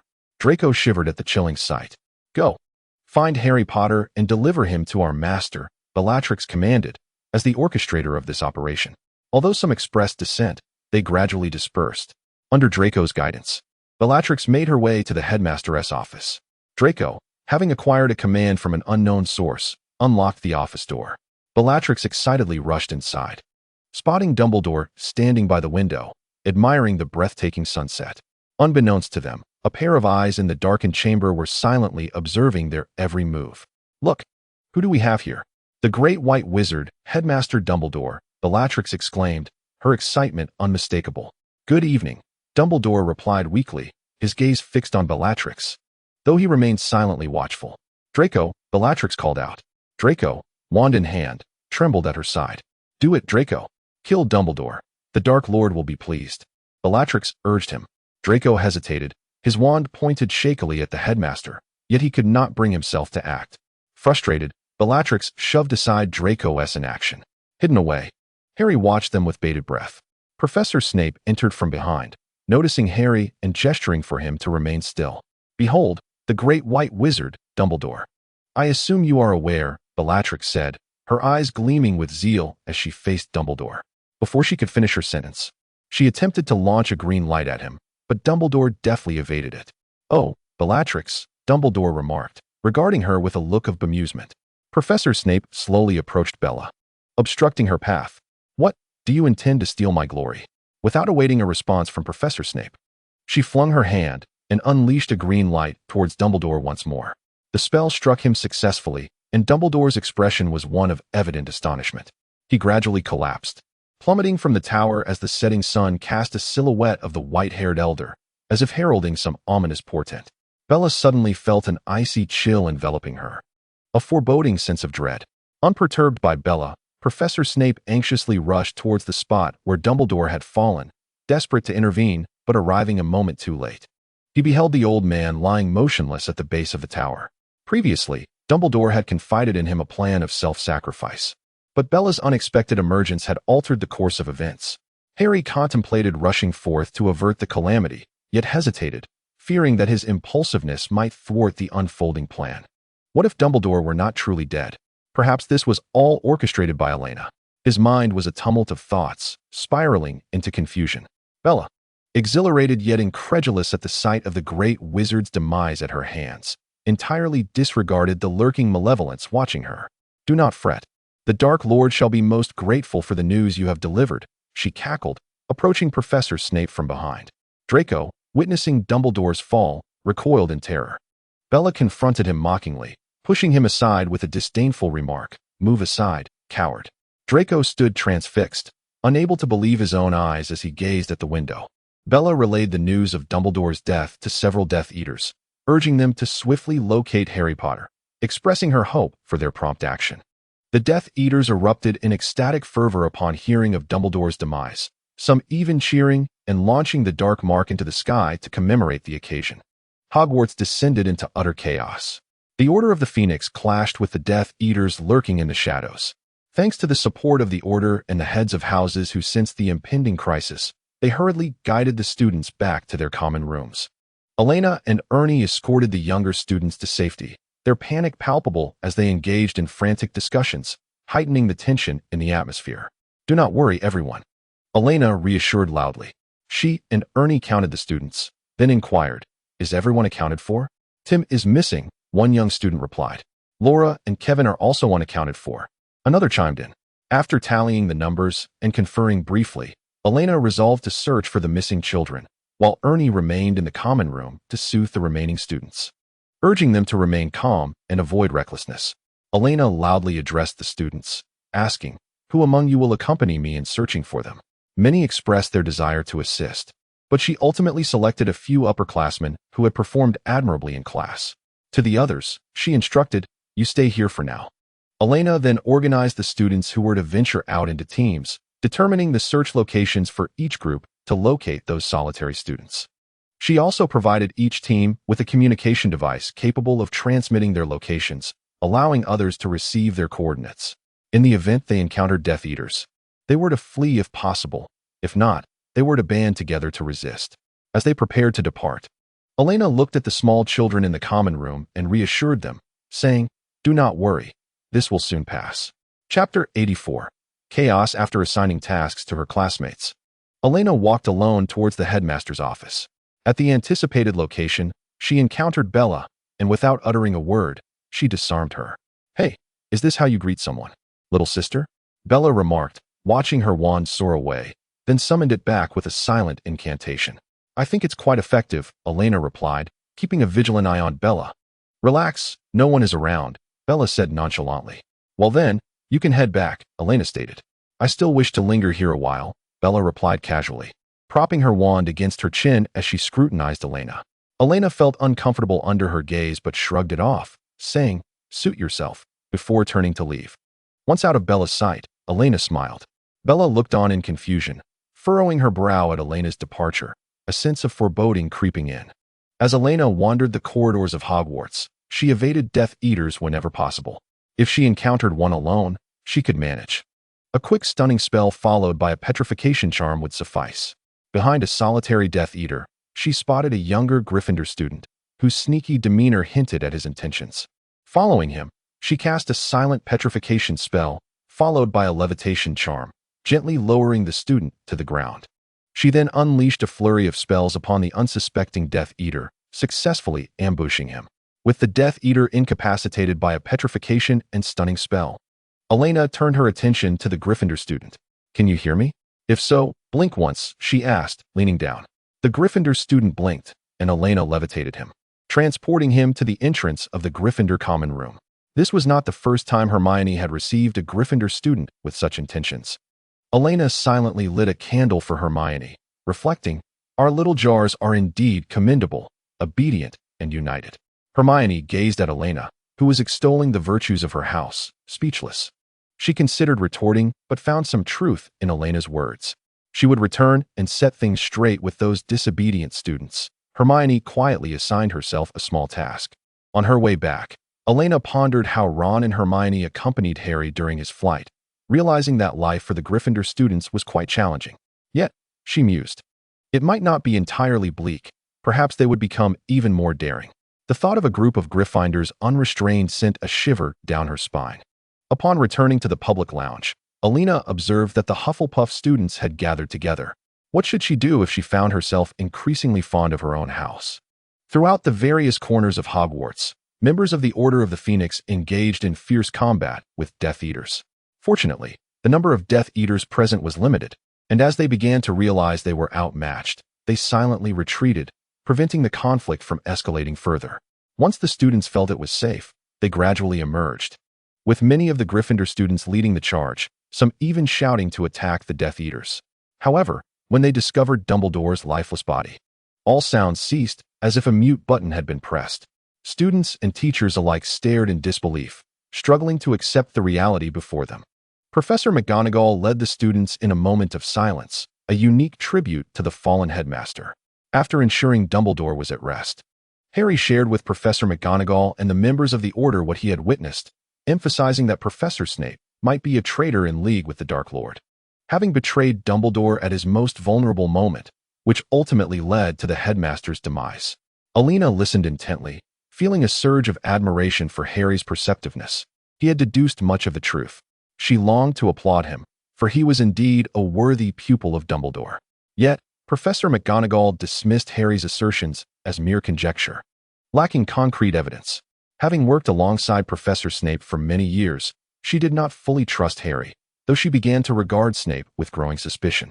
The following day, a solemn funeral was held for Headmaster Dumbledore, attended by everyone from the Minister of Magic to the Hogwarts House Elves and Caretaker Filch. All gathered to pay their respects as Dumbledore lay quietly in his coffin. Elena felt the collective sorrow enveloping the air, chilling it profoundly. She gazed at Dumbledore's still form, grateful that wizards did not favor cremation. In a distant corner, she also spotted Grindelwald. Meanwhile, upon receiving news of Dumbledore's death, the Dark Lord was elated and summoned his followers. Addressing the assembled Death Eaters, he proclaimed that this was now their era, and nothing could hinder their ascent. They would reap greater rewards, for they were the masters of the wizarding world. The Death Eaters erupted in jubilant cheers, their numbers creating an overwhelming sense of power. Seizing the moment, the Dark Lord ordered his followers to assault the Ministry of Magic. The Death Eaters charged into the Ministry, launching indiscriminate attacks. The Ministry personnel fought back, but the Death Eaters' might was formidable. Those who resisted fiercely faced brutal consequences. The Ministry had indeed received warnings, yet some remained complacent. A fierce battle raged within the Ministry, where some individuals organized evacuations for those less capable, while others selflessly took up arms at the front lines to buy time for their comrades. Such valor was evident everywhere. But ultimately, they began to succumb to defeat. The relentless pursuit of these desperate rogues proved futile. The Death Eaters thoroughly seized control of the Ministry of Magic, and the Daily Prophet fell under their dominion. Regrettably, the Dark Lord failed to locate the Minister of Magic. His next objective was to augment the ranks of his Death Eaters. Under immense pressure, Elena's father feigned allegiance, becoming a marginal figure among the Death Eaters. The Dark Lord refrained from marking these individuals as Death Eaters. He intended for them to compete, believing that only those who achieved results would earn his favor. This time, the Death Eaters successfully commandeered the Dementors of Azkaban, liberating their imprisoned comrades, while other prisoners were promised release upon joining their ranks. The number of Death Eaters swelled significantly. The Malfoy family was finally reunited, albeit with Lucius appearing somewhat disheveled, a state he had not experienced in years. Embracing his wife and child tightly, he gazed at Draco, whom he had not seen in a year, and patted his shoulder, exclaiming, "You have grown, Draco." "Father," Draco responded, enveloping his father in an embrace. "You should rest now." "We are all weary," suggested Narcissa gently, taking their hands. Draco seemed poised to speak, "Father, Elena," but Narcissa silenced him with a shushing gesture. The group surveyed their surroundings quietly before departing. Elena stared vacantly at the intelligence delivered by Bella. The Dark Lord was aware of the connection between his wand and Harry's, seeking a new wand while commandeering Lucius's. During a meeting of the Death Eaters, he had also murdered the Muggle Studies professor from Hogwarts. Upon reading this, Elena's temper flared, and she forcefully kicked the table, producing a loud thud. Enraged, Elena reflected on her amicable relationships with the professors at school. She cherished each of them. The thought of these callous individuals disregarding lives left her incensed. The notion that Professor Snape, too, was compelled to obey Voldemort troubled her, deepening her frown. Hearing the commotion, her mother knocked on the door, inquiring, "Elena, what has happened?" Snapped back to reality, Elena registered her mother's concern. "It's nothing, Mother. I just bumped into something," she reassured, and, "Elena, if anything is amiss, you will tell us, won't you?" and asked, her voice laced with worry. "Yes, Mother, I will," Elena replied. After a moment, she heard Anne's footsteps retreating. Settling back into her chair, Elena pondered her next steps. How could she prevent further sacrifices? Despite her efforts, unfortunate events seemed unavoidable. After all, her memories only recalled the fates of a few key figures, leaving her oblivious to the timing of others' misfortunes. Meanwhile, Harry faced the impending dissolution of magic at the Dursleys, prompting the Order of the Phoenix to visit and explain the situation. The Dursleys, trembling with trepidation, hastily packed their belongings. Hermione cast a memory charm on her family. Elena had initially intended to thwart this occurrence, yet after reflecting on the present circumstances and future implications, she concluded that this was indeed the most prudent resolution. The wedding of Autumn Zhang and Cedric was held, attended by many students from Hufflepuff, as Cedric was well-liked. Elena sought Cedric for a private conversation, expressing her desire for them to travel abroad after their marriage, citing potential unrest in England and suggesting they return once stability was restored. Cedric gazed at Elena with a complex expression. His family had also advised him to leave and had discussed the matter. Yet he felt compelled to remain and confront the Dark Lord. He appreciated Elena's good intentions, but wished to stay and take action alongside his friends, most of whom were still present. Elena smiled at Cedric, remarking that his response was quite in line with his character. Cedric raised an eyebrow and playfully asked if she was complimenting him or suggesting otherwise. Elena then handed him a key, saying, "This is for you." "What is this?" Cedric inquired. "A port key. If you decide, you are welcome to join us," Elena replied. Cedric regarded the key in his hand, contemplating the appealing choice it represented. Later, he spoke with Autumn Zhang, gesturing towards Elena, who waved and mouthed, "You are truly beautiful." This elicited a sweet smile from Autumn and a toast of gratitude. Upon returning home, Elena conversed with her father to understand his circumstances. "What about your people?" she asked. "I have instructed them to remain hidden," her father replied quietly.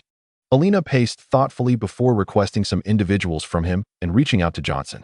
The Order of the Phoenix received a letter, with the sender stating that Dumbledore requested its delivery at a specific time. The members of the Order gathered around the letter, discussing it with skepticism and even ridicule. Ultimately, it was Sirius who decided to open it. Inside was a two-way mirror and a letter penned by Professor Dumbledore.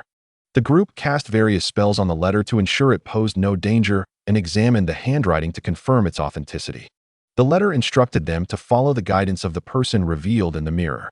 The members of the Order deliberated for quite some time, finding it difficult to reach a consensus. At that moment, the two-way mirror on the table began to vibrate. Some members stood, while others approached, gathering around the mirror. A hazy figure appeared, evidently altered. "Greetings, I am a temporary proxy.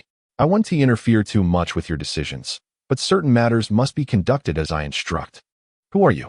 Sirius Black was the first to voice his impatience. "I am merely a temporary proxy. I believe you need not know my identity." "Then how are we to trust you?" Lupin inquired from the side. "If you trust Dumbledore, then you should have faith in his arrangements." The members of the Order silently regarded the mirror. While they trusted Dumbledore, the sudden appearance of this proxy made them uneasy. They received the proxy's task. Harry's current residence on Privet Drive was unsafe, and he needed to be relocated to Grimmauld Place. However, the Ministry of Magic has now fallen under the dominion of the Dark Lord, who has issued decrees within Harry's locality to prohibit the use of apparition and other means that might facilitate Harry's escape, thereby allowing Death Eaters to infiltrate and seek him out. In order to safeguard Harry, a relocation is imperative. We would have done the same even without your insistence. Wouldn't we? Sirius Black remarked with a hint of sarcasm. "Indeed, that is correct, but you are rather bothersome," Tonks interjected. Meanwhile, Professor Snape had also been assigned the task of an agent. Upon observing the sudden appearance of a two-way mirror, mistrust was the first sentiment that crossed his mind. However, the individual communicated the agreement he had with Professor Dumbledore, prompting Snape to acquiesce. Harry had just bid farewell to the Dursleys. Gazing upon the house in which he had resided for nearly 17 years, feeling a profound sense of nostalgia.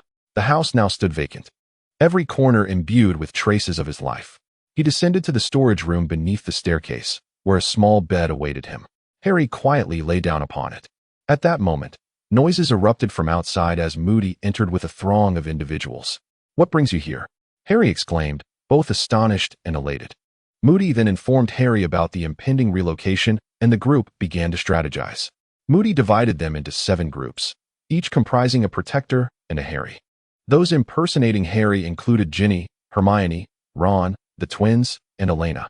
Hagrid and Harry, Tonks, and Elena.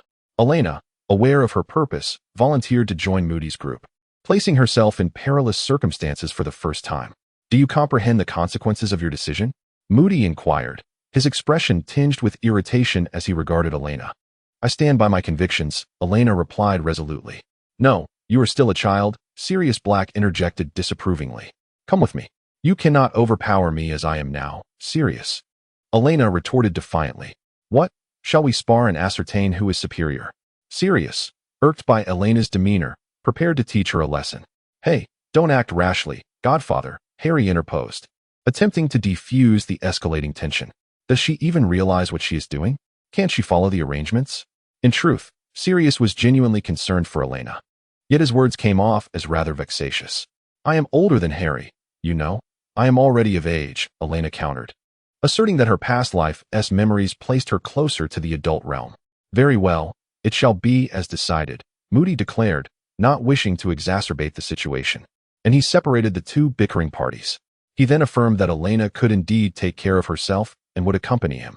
Sirius, evidently dissatisfied with this outcome, attempted to argue further but was silenced by Elena's spell. He could only glare at her in frustration, while she provocatively responded with a smirk. In retaliation, Sirius playfully tapped her on the back of the head, and this time Harry refrained from intervening. "You ought to discipline your godfather," Elena remarked, rubbing her head. Harry shrugged, indicating that he was unconcerned, as she was the one provoking him. The group ingested Harry's polyjuice potion, transforming into his likeness. "Are we certain we are to change in the hall?" Elena quipped. "Hasten, we are pressed for time. This is rather peculiar. Harry, wouldn't you feel embarrassed? Especially with Ginny beside you?" "Oh, spare me. I wish to be left in silence. The cacophony makes it impossible to discern who is who. This is truly amusing." Once everyone was prepared, they departed in groups. Initially, all went smoothly, but soon some began to pursue their counterparts and launch attacks. Elena's group was followed from the very start. Riding her broomstick, she closely trailed Moody. "We are being followed. Be cautious," Moody warned. "Understood." Elena scanned her surroundings, her broom adorned with a false headwig and luggage. 3 figures approached from behind, one of whom was the Dark Lord himself. Goodness, to confront the Dark Lord. Elena's heart raced, filled with both anxiety and fear. Her body stiffened. Spells flew from behind, all silent curses. Elena instinctively dodged each one, some whizzing past her ears, others brushing by her side. It was utterly terrifying.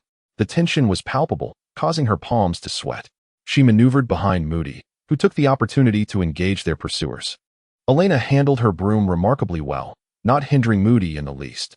Shielded by Moody, she seized the chance to cast several spells at their assailants: severing curses, petrifying jinxes, stunning spells, binding charms, blinding hexes, disintegration curses, immobilization spells, shattering spells, and fiery incantations. She even remembered to cast protective charms on herself, including the armored protection and ironclad spells. Suddenly, she noticed Voldemort directing a green light towards Moody. Instantly, she invoked a double ironclad charm for protection. Voldemort regarded her with his crimson eyes, making her feel as though a serpent had fixated upon her. Then, she fell victim to one of his spells. Elena felt a searing pain in her abdomen as blood began to flow profusely. Unaware of the dark magic at work, she sensed her life force ebbing away, her body growing cold, and she felt deflated, slowly descending. Moody rushed toward the spot where Elena fell. Voldemort laughed triumphantly, relentlessly pursuing them. As she plummeted, Elena regained her composure, realizing her descent and quickly stabilizing her broom for a sudden halt. She grasped Hedwig's cage, securing it onto her broom. Everything seemed to unfold with remarkable synchronicity, each action flowing seamlessly into the next. Raising her wand, she cast a spell at the approaching Voldemort, shattering him to pieces. Voldemort narrowly evaded her curse, and seizing the opportunity, Elena hurled another disintegration spell, striking his hand.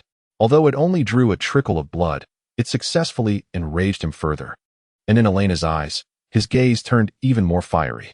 Terrified by Voldemort's wrath, she internally cried out, "Oh Merlin, save me, save me." Hastily, she accelerated her broom to escape. Meanwhile, Moody engaged in battle with Voldemort once more. Finally, Elena regained her composure, only to find two more Death Eaters closing in on her, launching their own assault. Elena, despite her injuries, managed to evade all attacks from the two Death Eaters through her keen intuition while inflicting considerable damage upon them, even causing one to succumb to a petrifying curse and fall. She felt a surge of triumph. At that moment, it seemed that the Dark Lord had received some intelligence, prompting him to abandon both Moody and Elena. As he departed, he cast a lethal curse at Moody, but Elena remained vigilant, casting 2 layers of protective ironclad charms around him. Voldemort cast a cold, malevolent glance at Elena before retreating with the remaining Death Eater. With no one left to pursue them, Elena and Moody sought refuge at the edge of a nearby forest, gradually descending to the ground to recuperate. Upon landing, Moody cautiously surveyed their surroundings, only relaxing once he deemed it safe. Elena, observing her bleeding abdomen and Moody's injured leg, felt a pang of sympathy. She retrieved a healing potion from her bag and offered it to him. "You were well prepared," Moody remarked, his magical eye turning toward her in appreciation. Elena drank a potion herself, preferring to remain silent. Confronting the Dark Lord had been utterly terrifying. The memory of his piercing red gaze was far from pleasant. She needed time to regain her composure, and even the praise she received could not lift her spirits. Due to the bleeding from her abdomen, she could only stand still, as sitting would be too painful. It dawned on her that her clothes were soaked with blood. After a brief respite, they mounted their broomsticks and departed, oblivious to the distant figure rushing toward them and the pool of blood left behind, a sight that evoked a sense of desolation. Chapter 86. The beginning of the escape. Upon arriving at the burrow, they discovered that everyone had returned. The two were soon bombarded with questions until it was confirmed that Elena was indeed back. "How did you return so quickly?" she asked, astonished at the sight of her friends. "Elena, it's such a relief that you're safe," Aunt Molly exclaimed, embracing her, while Hermione and Harry looked on anxiously, noting their disheveled appearance. Elena's lower body was stained crimson with blood, a sight that rendered her friends speechless. The twins even chuckled until Aunt Molly scolded them sharply. "Children, come in. Let me check you over," she insisted, guiding Elena to the sofa. "Thank you. I suspect it's due to dark magic," Elena replied wearily. "You see, my ear has been bleeding as well." They had attempted various remedies, but none had worked. George displayed the wound where his ear had been severed. Elena swiftly cast a powerful counter curse, and the bleeding ceased immediately. "Wow, this is remarkable." George marveled at his reflection. "If you can find your ear, you might be able to reattach it." "That was far too harrowing. I can't even fathom the thought of searching for it," he lamented. Mia watched, torn between sympathy and anger.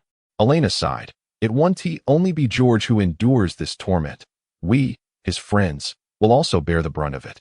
Hey, let us not mention it to her just yet." George immediately grasped the situation, issuing an urgent command. Now, everyone could distinguish between me and George. Fred joined the conversation from nearby. Madame Molly examined Elena's condition closely, undoubtedly aware of the pain she was enduring. Elena gazed at her bleeding wound, where the flesh was torn and raw, revealing the vivid red of exposed tissue and fat. It was quite a terrifying sight.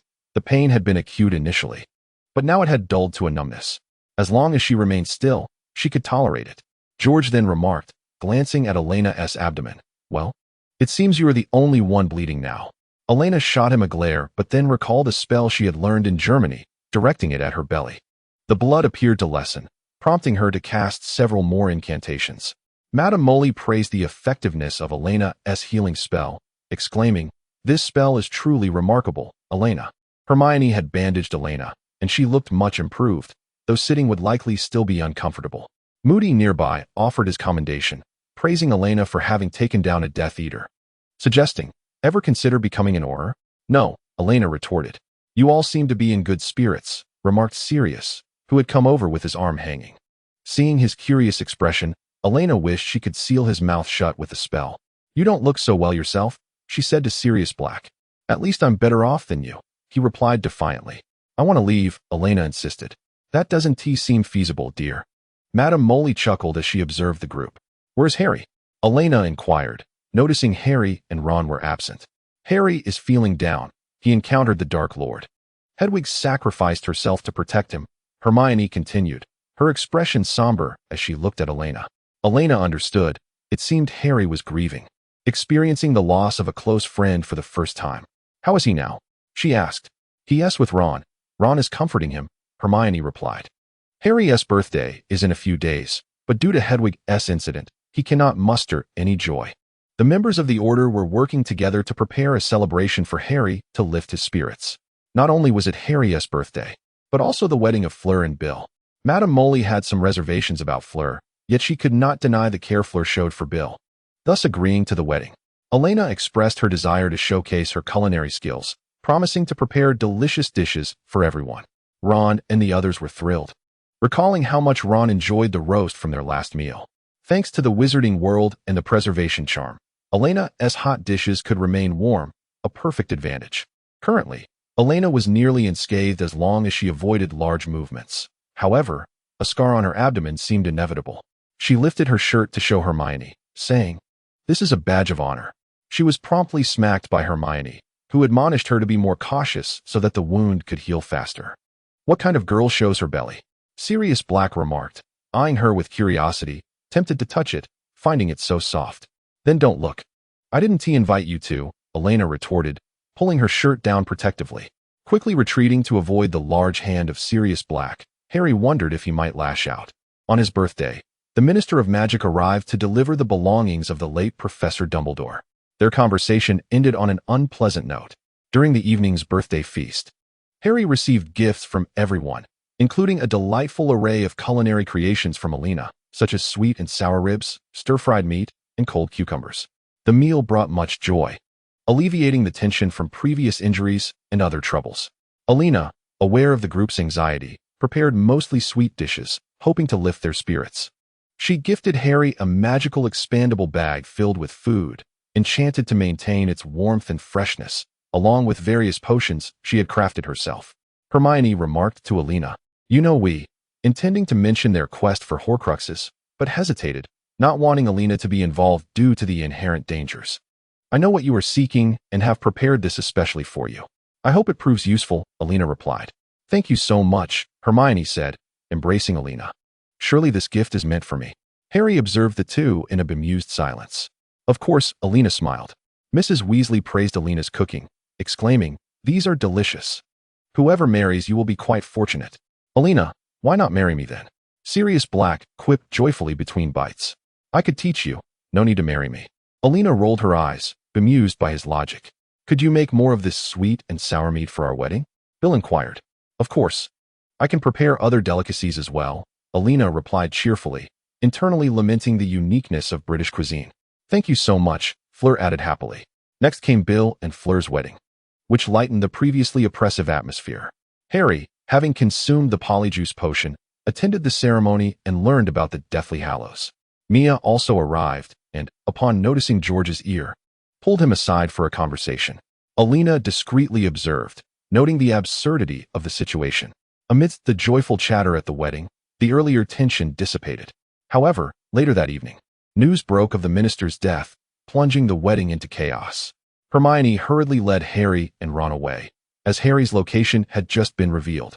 Elena, watching the frenzied crowd, felt an overwhelming sense of unreality. She often pondered what she brought to others and when stability might return, doubting herself, yet managing to soothe her own anxieties. She noticed Sirius Black anxiously searching for Harry, questioning every passerby to no avail. Elena rushed over and grasped his arm. "Do not worry, Sirius." "Sirius, thank heavens. Have you seen Harry?" he inquired anxiously. "Do not fret," Elena reassured him. Although Sirius felt a measure of comfort from her words, his concern lingered. "Have you found Harry?" he asked, looking at her. "I have not," she replied. "But we shall locate him first." With that, Elena transported them both to Grimmauld Place. Sirius looked around at the familiar surroundings and questioned, "Isn't this my home?" I assumed this would be their first thought. "You are correct. We shall wait for them here," Elena stated. Sirius pondered for a moment before agreeing with her assessment. Chapter 87. Am I afraid? No. The two entered the house and disabled the protective charms. Sirius Black proudly declared, "This is to guard against the Snatchers." "You truly are naive," Elena replied with a hint of exasperation. "This is merely a hollow display. Would Professor Snape be hindered by such antics?" Sirius, noticing the expression on Elena's face, immediately became displeased. "He is one of Voldemort's followers. He is evil." Elena felt a surge of anger at his words and kicked him, prompting a pained cry from him. "First and foremost, he is my teacher. Most importantly, he has saved my life." "Ouch! You are just like your mother," he groaned, clutching the spot where she had kicked him, evoking unpleasant memories. "Well, perhaps you should not provoke me." Elena shot him a sidelong glance. She then surveyed their surroundings and remarked, "It appears Harry and the others have not yet arrived." "Then let us search elsewhere," Sirius suggested, frowning. Elena glanced out the window and noticed suspicious figures lurking nearby. She pulled on Sirius's arm. "Look outside. It's Death Eaters." Sirius glanced out and said, "I will distract them." "I will join you," he quickly added. "Stay here and wait for Harry. I believe they will need you more." Elena insisted, blocking his path. Sirius hesitated, but Elena had already slipped outside. Through the window, he watched as she engaged the two wizards in combat, who soon pursued her into the distance. Sirius clenched his fists, watching intently. Before long, Harry and his companions arrived at Grimmauld Place. Upon entering, they spotted Sirius staring vacantly out the window. "Wonderful. Sirius, you are here," Harry exclaimed, rushing over to embrace him. Sirius finally came to his senses and returned the embrace. "Harry, what is our next move?" Ron inquired. "I must complete the task assigned to me by Dumbledore," Harry informed them. Meanwhile, Elena continued to grapple with the two Death Eaters. With Muggles nearby, she needed to cast a disillusionment charm on herself. It was prudent for wizards to remain concealed, otherwise, it would incite panic within the Muggle community and provide opportunities for those with nefarious intentions. Ultimately, the most terrifying aspect remained the nature of humanity itself. No one wishes to gamble with the depths of human nature. Elena guided several individuals deeper into the woods, those Death Eaters believing they had stumbled upon a clue and closely trailing her. Utilizing the cover of the trees, she swiftly incapacitated two of them, observing their unconscious forms. Elena, fearing they might regain consciousness, hastily cast another two stunning spells. She crouched down, contemplating the two Death Eaters before releasing her Patronus. Before long, two figures arrived to carry the fallen Death Eaters away. Just as Elena contemplated returning to Grimmauld Place, she noticed someone approaching slowly, prompting her to become alert. "Do not be alarmed. It is I." Johnson emerged from the shadows. Upon hearing his voice, Elena relaxed. "What brings you here?" she inquired, her curiosity piqued. "Did you not summon me for assistance?" Johnson replied, as if addressing a petulant child. "I am simply astonished at how you managed to find me," Elena remarked, intrigued. "Without any protective charms cast upon you, what was there to hinder me?" "It was merely a bit of a bother," Johnson explained. "Quite remarkable. It seems there is much you have yet to teach me." Elena raised her eyebrows in surprise. "Do you wish to learn? Hold on to me. We are leaving." Johnson gestured for her to grasp his arm. "Where to?" Elena began to question, but was interrupted as Johnson activated the port key, transporting them away. Elena was stunned upon seeing Professor Dumbledore. "Professor?" she exclaimed, her expression displaying a mix of astonishment and confusion. "Child, you have done exceedingly well," he praised. "And Harry and the others?" "Elena, you have already sensed it, have you not?" Looking at Dumbledore, she replied, "I had a feeling, but I dared not confirm it." Cautiously, she stepped forward, reaching out to touch Dumbledore, whispering, "This is real." Her expression shifted to one of both joy and sorrow. "I did it," Elena reassured herself. Tears, unbidden, welled in her eyes, gradually reddening them. Unconsciously, they began to spill over. "I truly did it." The fears that had burdened her suddenly transformed into courage in that moment. She lifted her gaze, filled with hope, looking at Dumbledore like a small creature seeking reassurance. Dumbledore looked upon Elena and gently ruffled her hair. Overwhelmed, she embraced him, tears streaming down her face, not in loud sobs, but in a quiet release of pent-up emotion. Suddenly, she was lifted off the ground, bewildered by her sudden elevation. "Stay back, you little imp," She heard a voice call out, and she turned to see Grindelwald nearby. A wave of embarrassment washed over her as she realized how ridiculous she must appear. Albus, why did you bring this one here? Grindelwald scoffed. Look at her. I sense she is of no use whatsoever. Elena let out a belch at an inopportune moment. Grindelwald disdainfully set her down and wiped his hands. Elena, indeed looking less than her best, felt a flush of embarrassment as she watched him. Professor Dumbledore, how did you deflect the killing curse? She asked, her curiosity overcoming her shyness. With a gentle smile, Dumbledore replied, the Dumbledore family, in times of need, is graced by the appearance of a phoenix. Elena was momentarily taken aback. Indeed, the phoenix, the last time it did not appear was due to Dumbledore's fatalistic mindset, but that should not be the case now. Thus, the phoenix came to Dumbledore's rescue. How utterly miraculous, Elena mused. What about the corpse in the tomb? That was a sophisticated transformation spell, Grindelwald remarked disdainfully. Elena was tempted to roll her eyes and retort that she had not inquired, yet she restrained herself. I summoned you because the ensuing matters require the assistance of your family's influence. Of course, that is no trouble at all, Elena replied. If you engage in combat, we shall provide the bricks. If you are injured, we shall supply the potions. However, Grindelwald then patted her shoulder, causing Elena to fall silent in trepidation. Professor Snape had been in a poor state since the attack on Potter. Although his warning had garnered greater trust from the Dark Lord, allowing him to glean more about the Death Eater's inner workings, he found himself gazing at the desolate end of Spinner's End, suddenly yearning for the delectable dishes crafted by Elena. Before him lay an array of potions. The Dark Lord had grown increasingly irritable, even compelling him to concoct a soul stabilizer. It seemed the side effects of creating Horcruxes were becoming more pronounced. Furthermore, it appeared that the Horcruxes Dumbledore had informed him about had been preemptively cleared away. Now, only Potter and a serpent named Nagini remained. During the Death Eater meetings, he would occasionally keep an eye on the serpent, necessitating the use of mental occlusion. Recalling the sight of blood strewn across the ground, his subordinates' movements gradually slowed. Chapter 88. The Dark Lord's Banquet. Meanwhile, Harry and his companions had learned the tale of Regulus and the locket from Kreacher. This revelation left Sirius in silence, no longer reproaching Kreacher. Throughout the entire narrative, he listened intently. When Kreacher expressed his guilt over failing to fulfill his young master's command by banging his head against the wall, he remained in a daze, appearing stiff and lost, akin to an unwanted child. It was not until the house elf Kreacher mentioned that he had entrusted the locket to Elena, who had destroyed it before his very eyes, that a mixture of relief and confusion washed over them. How did she know about the locket? Ron inquired, puzzled. Miss Elena claimed to be a friend of Master Regulus, Kreacher exclaimed excitedly, for he had always believed in Elena, who had helped him fulfill Regulus's final wishes. That is impossible, Sirius Black muttered. She is indeed a friend of Regulus, Kreacher countered defiantly. What did she say? Hermione asked at that moment.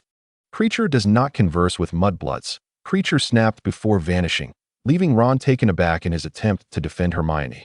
That fellow is remarkably quick, otherwise, I would have taught him a lesson. It's all right, Ron, Hermione consoled. Since Elena has already destroyed the locket, I will search for the next Horcrux, Harry continued. What is the next one? How shall we find clues? Ron asked.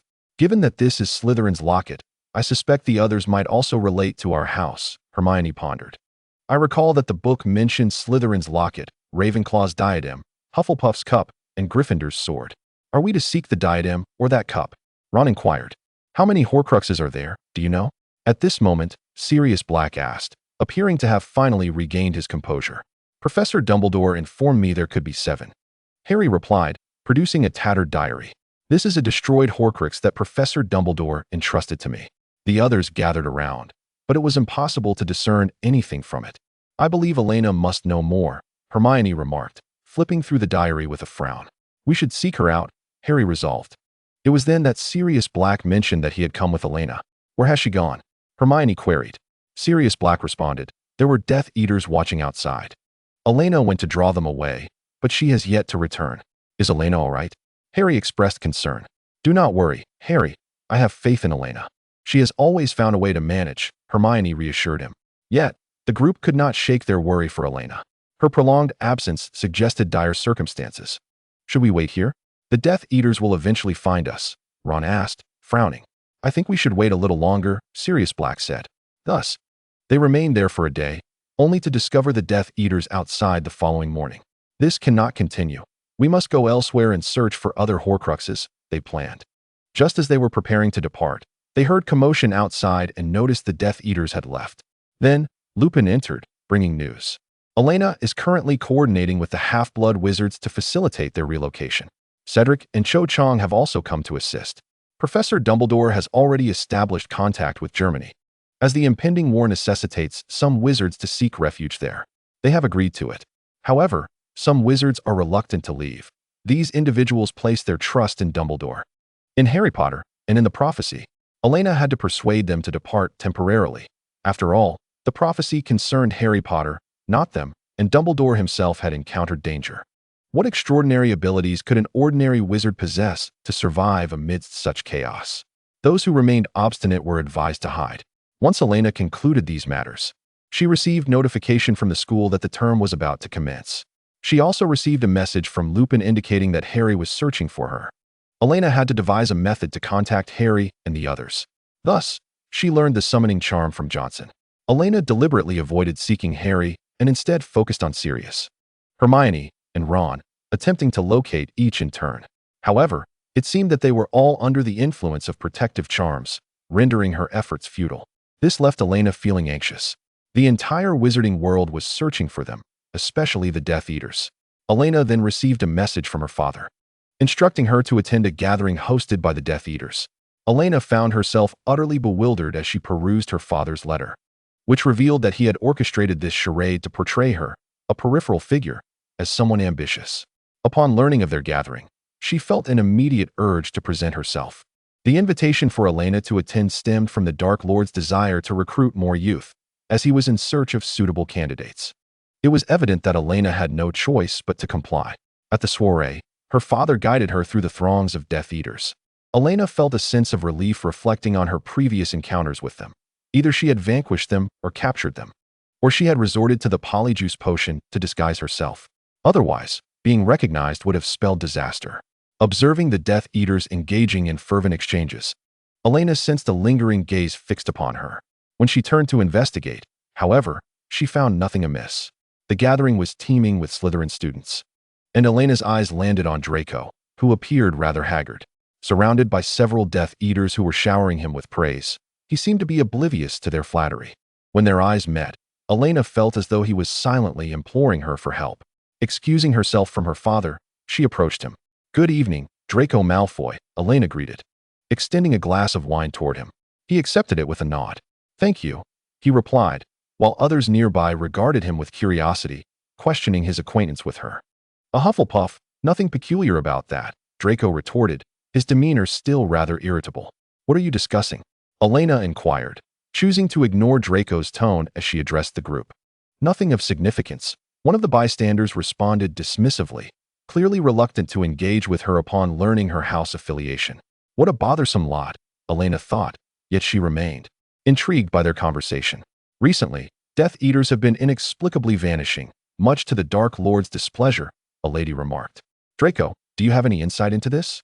"Uncertain, but it has certainly vexed the Dark Lord," he replied, his expression unchanged, suggesting he had grown weary of their incessant chatter. Elena pondered whether her own actions against the Death Eaters might expedite her father's allegiance to them. Perhaps not. Lost in thought, she inadvertently spilled her drink, splattering Draco in the process. "Apologies. I'm so sorry," she exclaimed, regaining her composure. Impatient murmurs echoed around them, confirming her Hufflepuff identity. Without hesitation, Elena took Draco by the arm and led him away. "Your approach leaves much to be desired," he remarked. "It was an accident," she retorted. From a distance, the Dark Lord observed Draco and Elena's departure, his crimson eyes glinting with contemplation. Chapter 89. At the soiree, although Elena had previously visited Malfoy Manor, her experiences were typically spent in the company of adults or under Draco's guidance at his Quidditch pitch.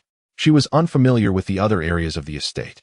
As they traversed the corridor, she noticed that some portraits had been covered while others had been removed, leaving only the outlines of their frames. Elena gazed inquisitively and remarked, "Draco, your home is truly vast.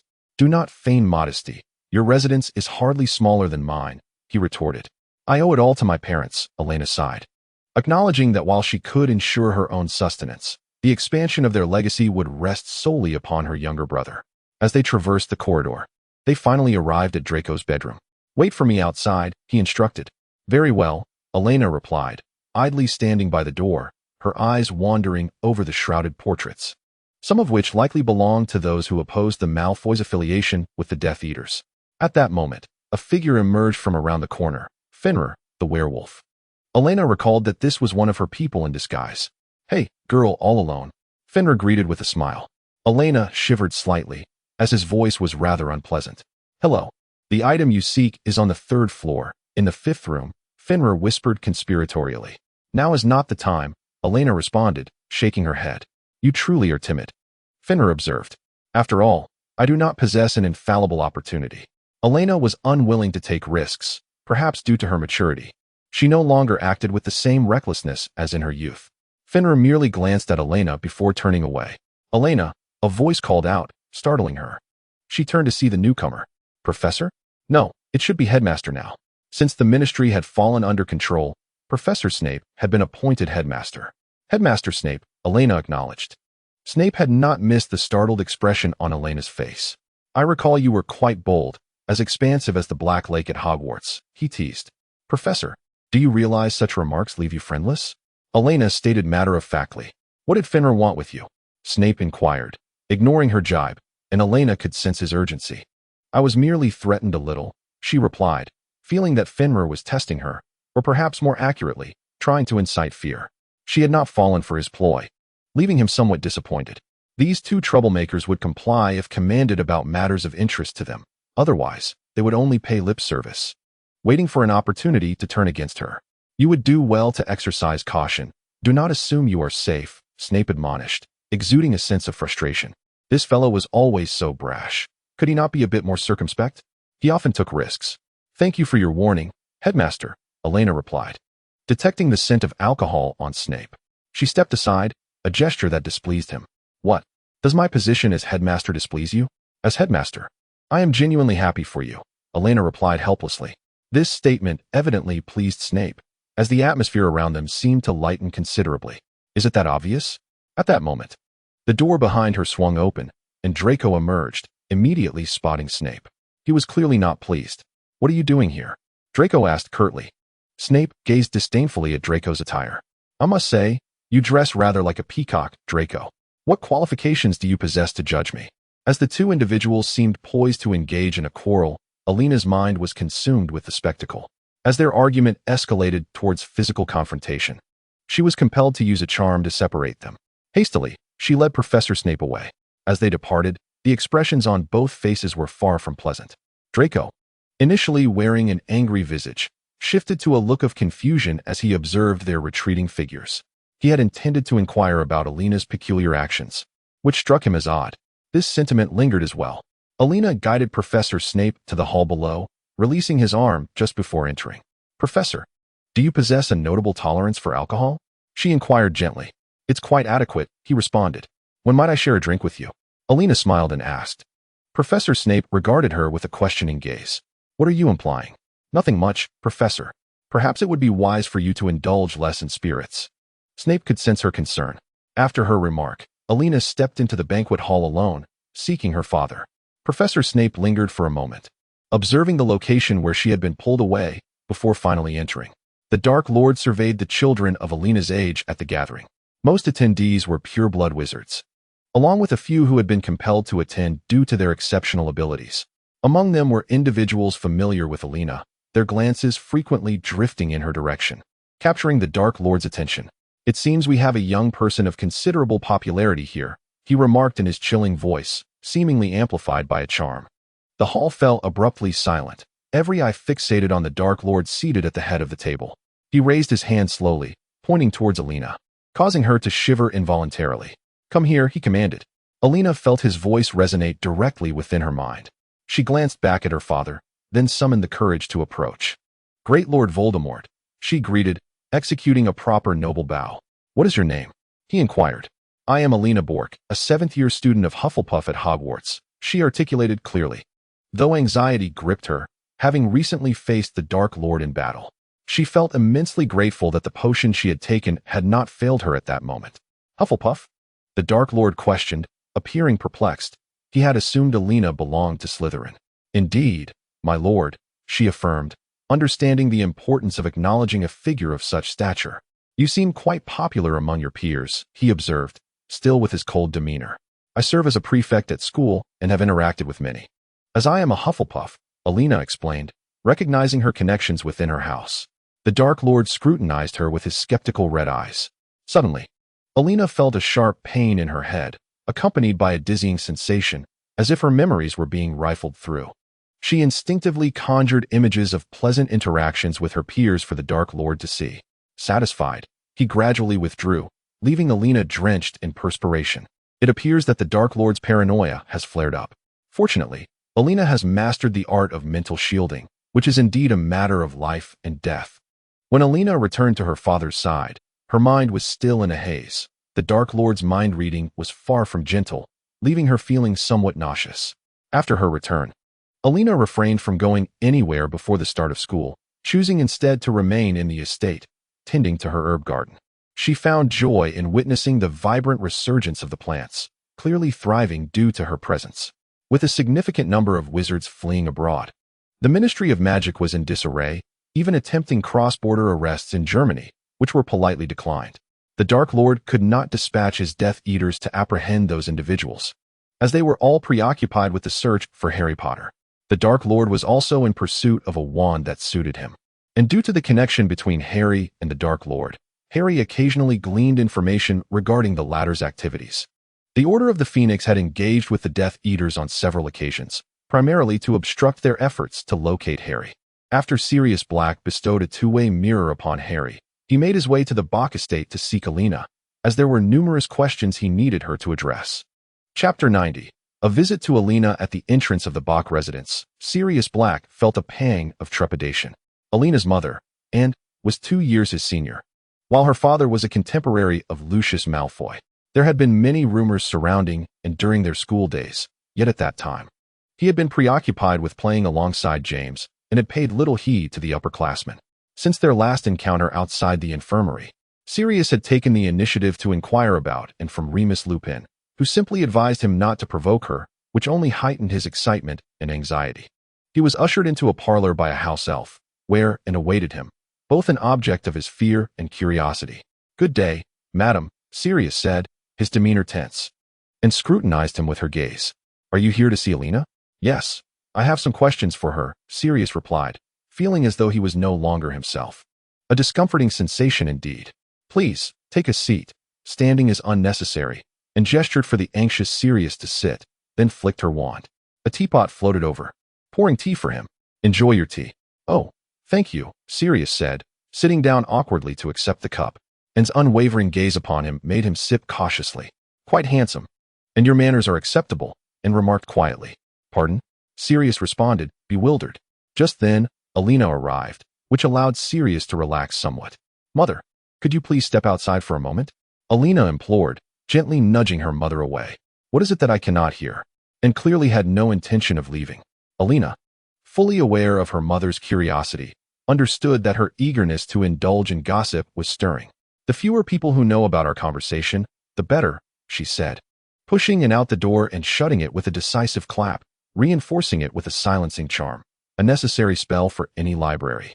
Elena settled onto the sofa, poured herself a cup of tea, and spoke.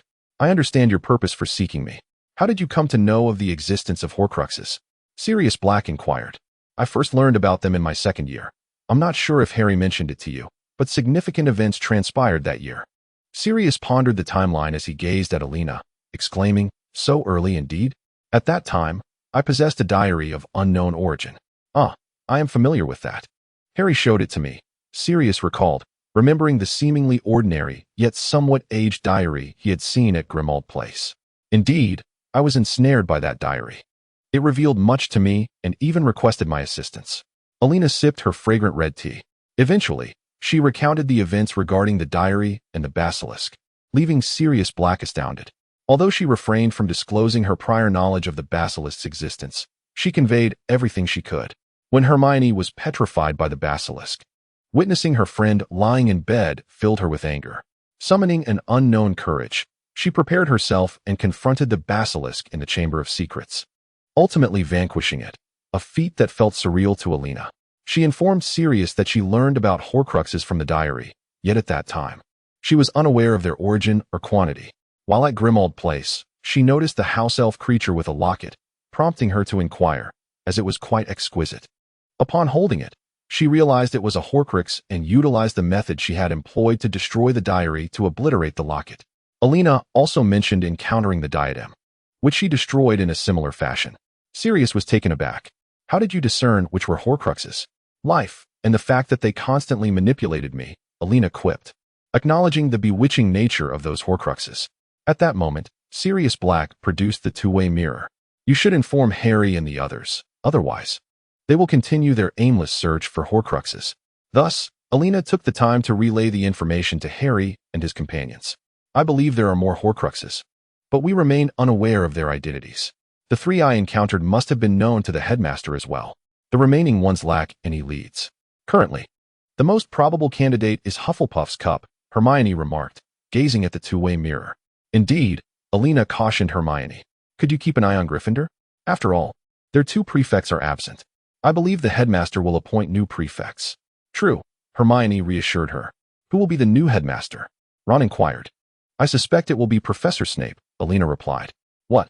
Sirius Black exclaimed from the side. It was mentioned in the back-to-school letter, Elena stated. None of them had received the letters yet, and thus were unaware of this development. That kind of person as headmaster? I am far superior to him. Sirius expressed his discontent. Now I am even more worried, came Hermione's voice from the mirror. Do not fret, I shall keep watch, Elena thought to herself, feeling as though she was inviting trouble. Subsequently, both parties ended their conversation through the mirror, and Elena prepared to escort Sirius on his departure.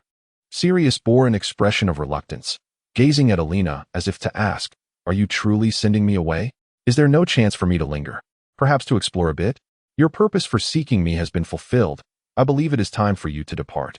Also, remind Harry and the others to exercise caution. The Death Eaters are hunting for them. They must not recklessly approach their stronghold. Why didn't you mention this earlier? Elena replied, I forgot. I was too anxious moments ago, fearful of inadvertently revealing something. After hastily closing the two-way mirror, she felt compelled to send Sirius away, wary of her ability to keep secrets. Thus, Sirius Black found himself inexplicably back at the manor's threshold. On the train to school, Elena encountered Mia and Ebo. Notably, the Hufflepuff students who were not purebloods had not returned to school. Some from other houses had also been persuaded by Elena and her friends to stay away. The remaining students were predominantly from Gryffindor, along with a few from Slytherin, lending an air of desolation to the train. At that moment, the compartment door swung open, startling the three inside. We are the new professors. Do any of you happen to be half-bloods? Two individuals entered, presumably the Caro siblings, speaking rather brusquely without so much as a greeting. No, Elena and the others replied. The Caro siblings scrutinized their uniforms, disdainfully inquiring about the mudbloods. No, none. Ebo timidly responded.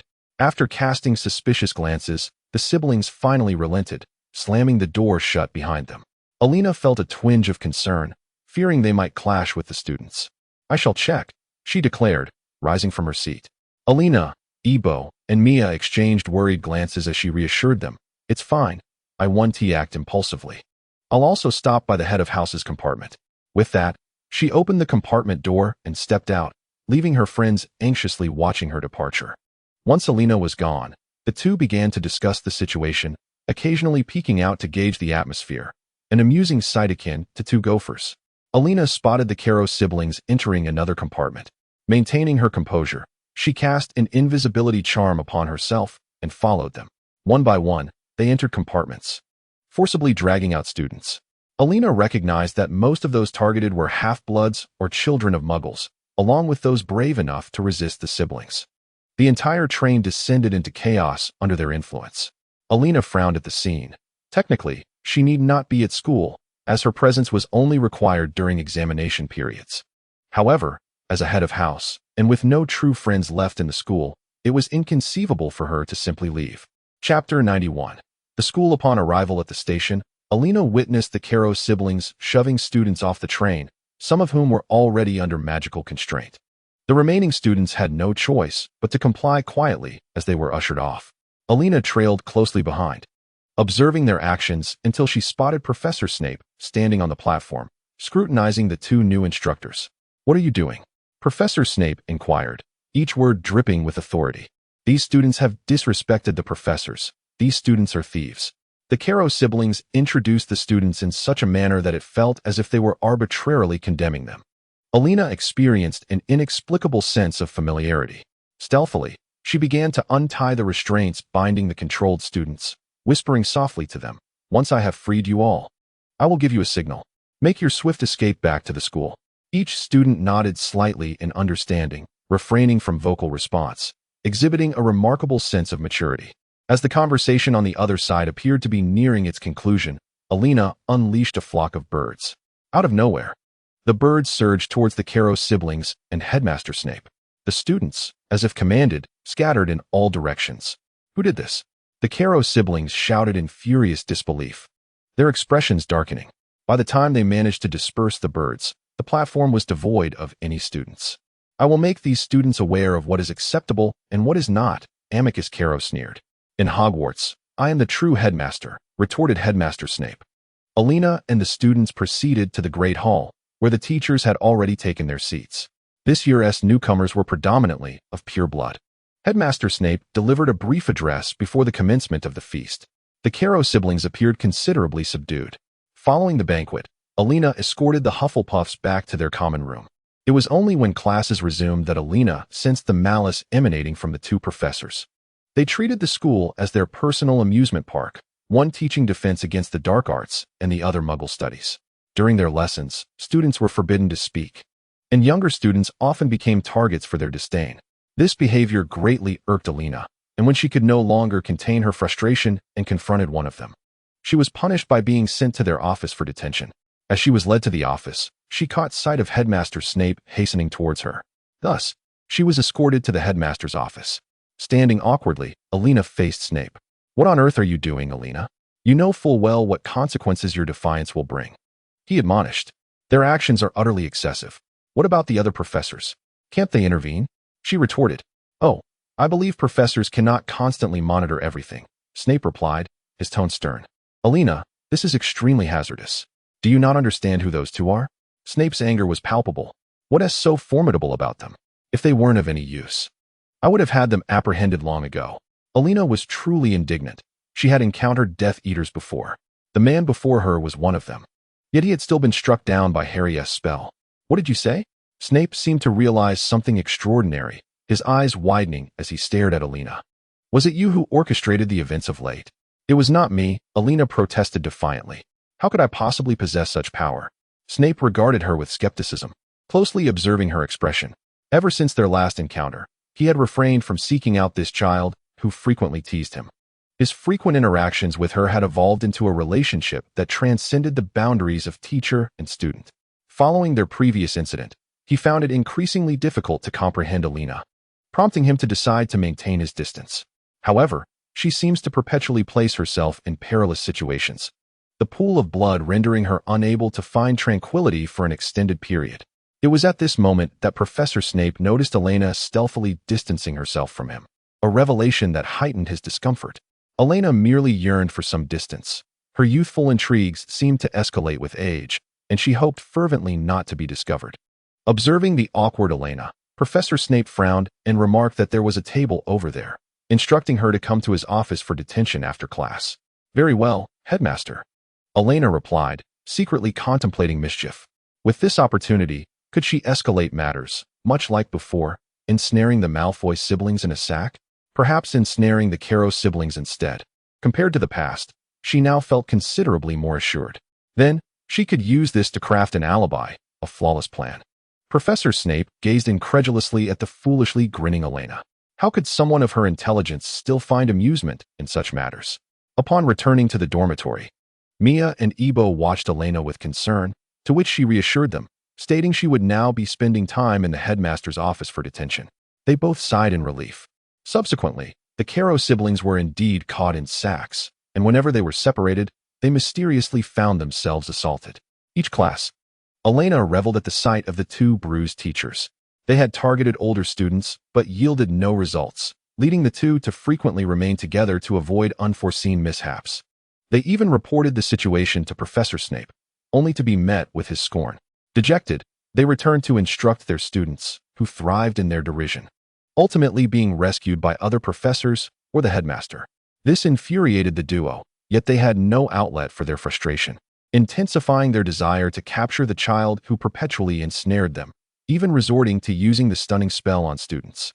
Elena also gleaned news of Harry and his friends from the newspapers, as their escapades had become quite notable. Gringotts had been robbed, and the dragon guarding it had been taken. Elena remarked, "Truly, that is Harry for you." The students of Gryffindor were abuzz with excitement. When Elena went to copy her books, her spirits soared as she recalled the foolish antics of her peers. Yet, she chuckled at the thought of Harry's dragon escapade. "I want that too," she mused. "I wonder what the Hufflepuffs think of this. A dragon, how magnificent." "Copy your book," she said. "Very well, headmaster." As she departed, she habitually left a honeyed milk for the headmaster. On her way back, Elena sensed someone trailing her, compelling her to tread cautiously. Could it be that the Caro siblings had discovered her? Gradually, she slowed her pace, gripping her wand tightly. The footsteps behind her grew increasingly distinct, quickening her heartbeat. In Chapter 92, titled "Everyone is Striving," Elena decided to take the initiative and turned to cast a disarming charm at her pursuer. Clearly, the spell was evaded, and she soon discerned that her follower was Draco. "What are you doing here?" Elena inquired, curiosity mingling with wariness. "Good, now come with me." After narrowly evading Elena's attack, Draco seized her arm and was swiftly led away. Elena found herself in an empty classroom. "What is the matter?" Draco inquired. "What?" Elena replied, puzzled. "Why did you insist I complete the task?" Draco pressed, recalling a conversation with his parents about the matter, who had simply advised him to remain discreet. Had he voiced his concerns as a child, everyone would have known. After enduring silence, he finally seized the opportunity to ask, "I believe, given your position, the best outcome would be such." "It is as simple as that," Draco mused, pacing before Elena, convinced that she could not merely think this way. He scrutinized her intently with his piercing gaze. Elena, exasperated, wondered why so many harbored doubts about her, especially with that accusatory look, and rolled her eyes in disbelief. Draco observed her reaction, interpreting it as disdain. "What do you mean?" He inched closer, pressing her for an answer. "Draco, it is not as you imagine. I truly am nothing more than a peripheral figure," Elena explained, adding that at times, she felt inferior to him. This revelation surprised Draco, causing him to lower his guard. "Do not twist my words. You still have not disclosed what I seek to know. What do you wish to know?" Elena queried, intrigued. "Do you or your associates have any plans?" Draco said, patting her shoulder in a manner that indicated a threat. "Is your father instructing you to ask this?" Elena cautiously stepped back, sensing Draco's lack of mercy. "Do not concern yourself with that," Draco snapped, his frustration mounting at Elena's impenetrable demeanor. He recalled her once innocent charm, when his mother had even considered a marriage alliance. Now, it was increasingly difficult to find her likable. Suddenly, Elena burst into laughter at Draco's expression. "What are you laughing at?" Draco retorted, still irritable. Once she composed herself, Elena leaned in and whispered, "Draco, the Malfoy family can only align with Potter now. Stop deluding yourself. Even if the Dark Lord prevails, the Malfoys will gain nothing.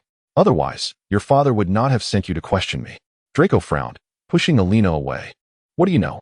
How much of this did you orchestrate?" "I know very little, really. I believe you should simply follow your own desires," she replied.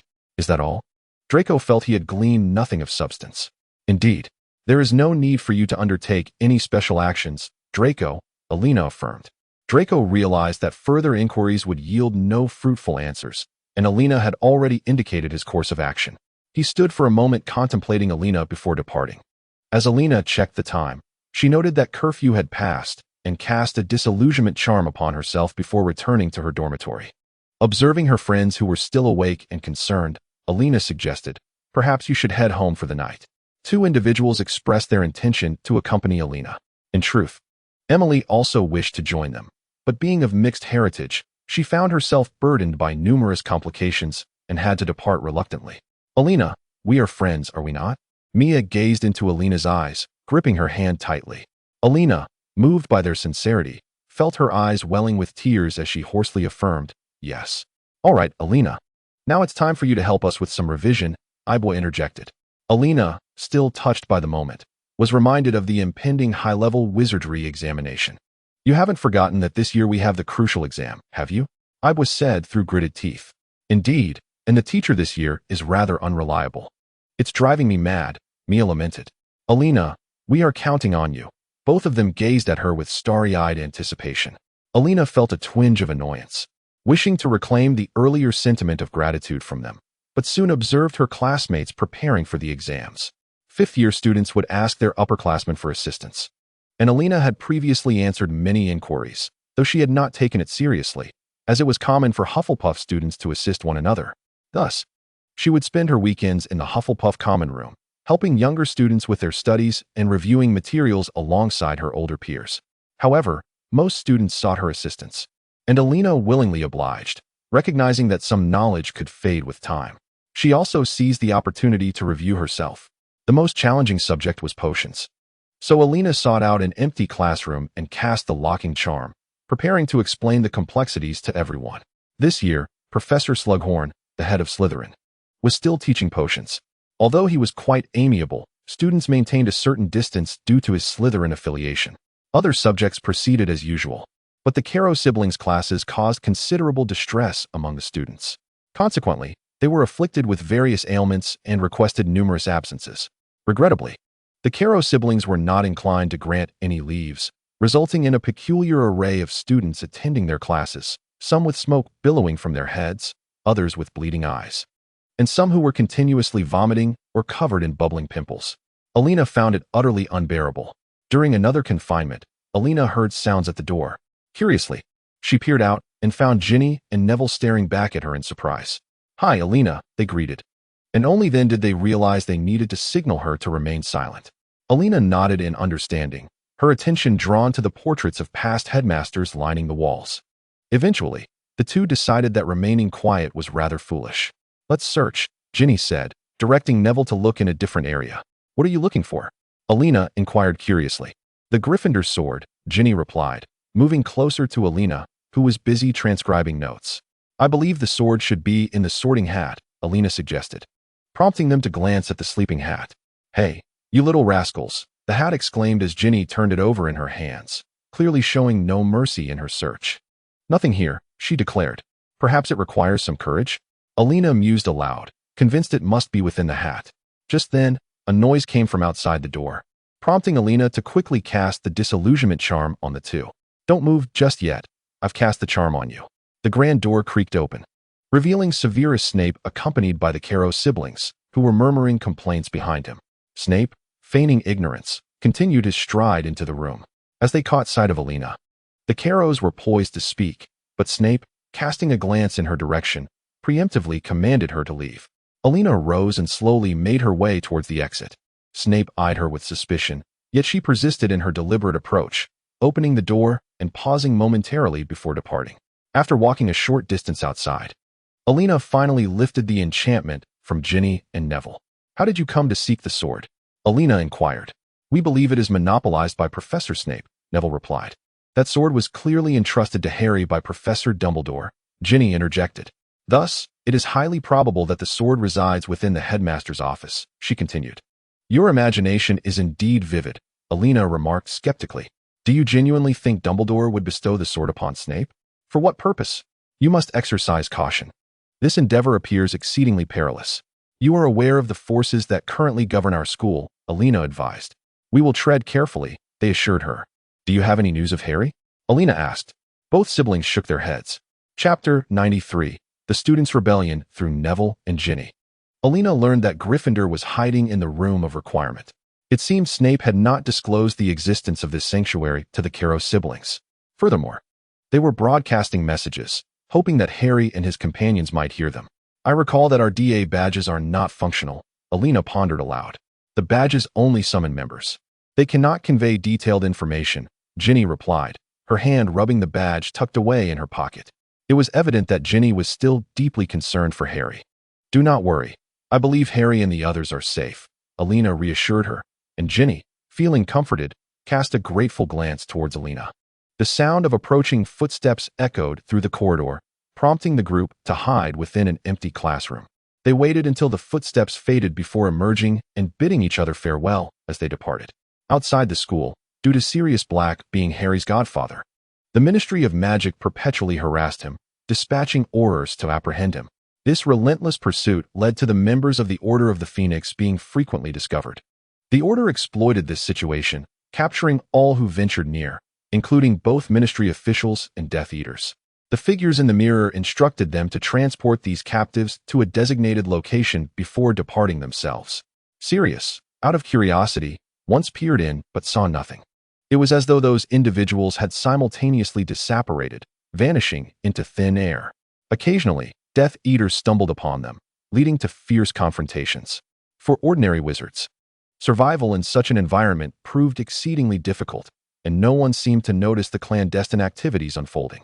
Meanwhile, Sirius maintained contact with Harry through the two-way mirror, consistently providing them with crucial intelligence. Harry, possessing one of the Horcruxes in the form of a diadem, would occasionally engage in communications with the Dark Lord. Harry had procured the stolen cup from Gringotts and discovered that the Dark Lord was infuriated by this incident, intending to examine his Horcruxes.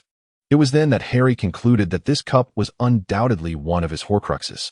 To dismantle it, Harry and his companions must venture to Hogwarts in search of Elena. Observing the message sent by Bella, Elena sighed, remarking on the relentless endeavors of these individuals.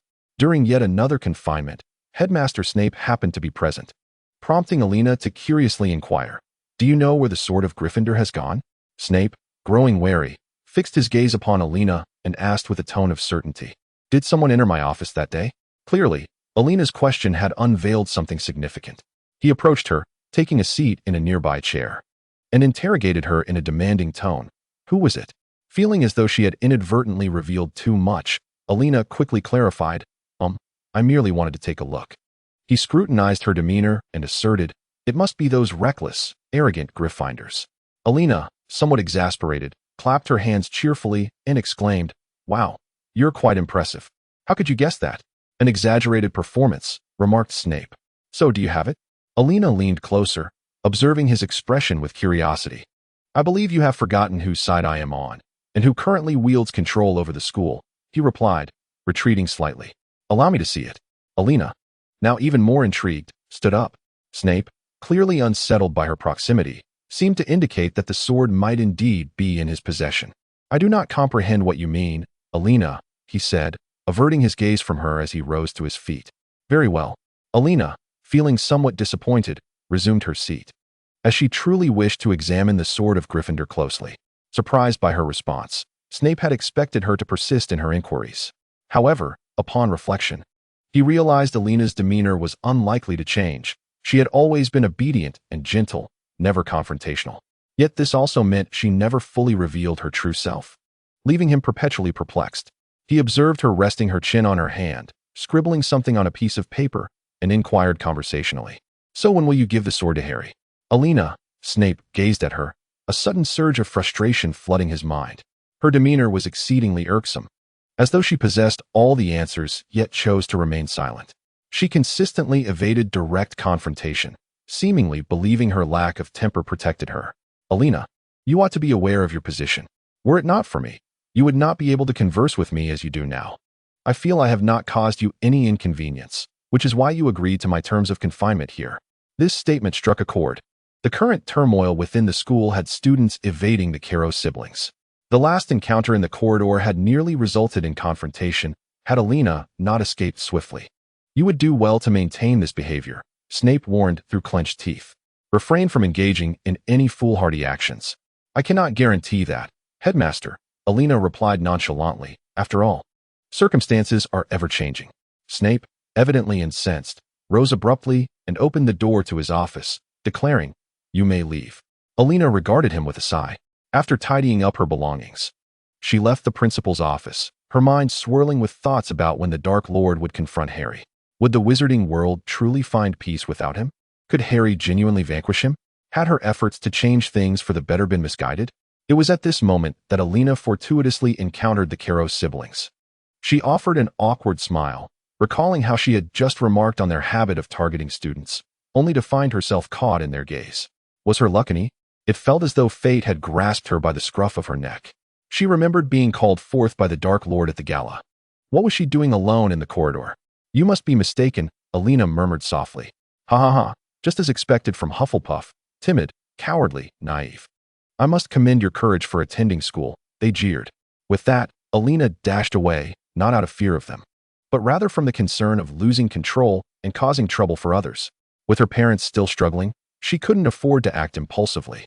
Later, she encountered Professor McGonagall, who kindly offered her comfort. Elena, along with Eber and Mia, rushed to Professor Sprout's greenhouse to lend a hand. As it seemed the Caro siblings were too intimidated to venture there. It appeared that many students had sought refuge in the greenhouse, predominantly Hufflepuffs, likely to evade the Caros. Gryffindors and Ravenclaws probably had their own hiding spots, and some students were actively resisting the Caros. Elena was certain she was not alone in her defiance, for the Gryffindors were the most fervent in their opposition. One evening, Harry encountered a Patronus that led him to Gryffindor's sword, which he then used to destroy the cup. Voldemort sensed this. His fury once again transmitted through the Horcrux to Harry's mind, revealing the location of another Horcrux. Occasionally, when visiting the principal's office, Elena would gaze out the window at the half of the campus visible from there. This year, the school was under the control of Death Eaters, with Dementors guarding the perimeter, leaving her to wonder about Harry and his friends. Outside, the number of visible students was scant. Elena pondered whether Dumbledore had ever gazed at this same view, lost in thought. At that moment, she caught sight of a white figure darting through the forbidden forest. A genuine smile broke across her face, missing her little pet, who had chosen not to accompany her home during the holidays. She wondered how happy it must be in the forest and if she should retrieve it. Walking along the familiar edge of the forbidden forest, Elena spotted Neville and Hagrid. Hello, Hagrid greeted, setting aside what he was doing. Hi, what are you two up to? Elena asked, looking at them. We're feeding the Thestrals, Neville replied, his face flushed. Ah, they're truly magnificent, Elena remarked, noticing the two Thestrals standing nearby. She slowly approached, gently stroking the creatures, and noticed a little one among them. Yes, the two famished creatures caught Hagrid's attention as he lamented, look at how thin they are. Hagrid, it has been quite some time since I last saw you.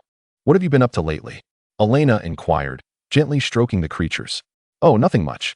I certainly haven't ventured to the Giants' tribe. I've merely been caring for my brother, Hagrid replied, his demeanor somewhat evasive. It seemed that matters at the Giants' tribe were not going smoothly. Well then, how is your brother faring? Oh, he has improved significantly. I mean, he can now recognize that I am his brother, Hagrid said, clearly delighted as he spoke of his sibling. That's wonderful. I hope he will eventually live alongside you. Elena congratulated him. Elena, what brings you to the Forbidden Forest? Asked Neville, who was nearby.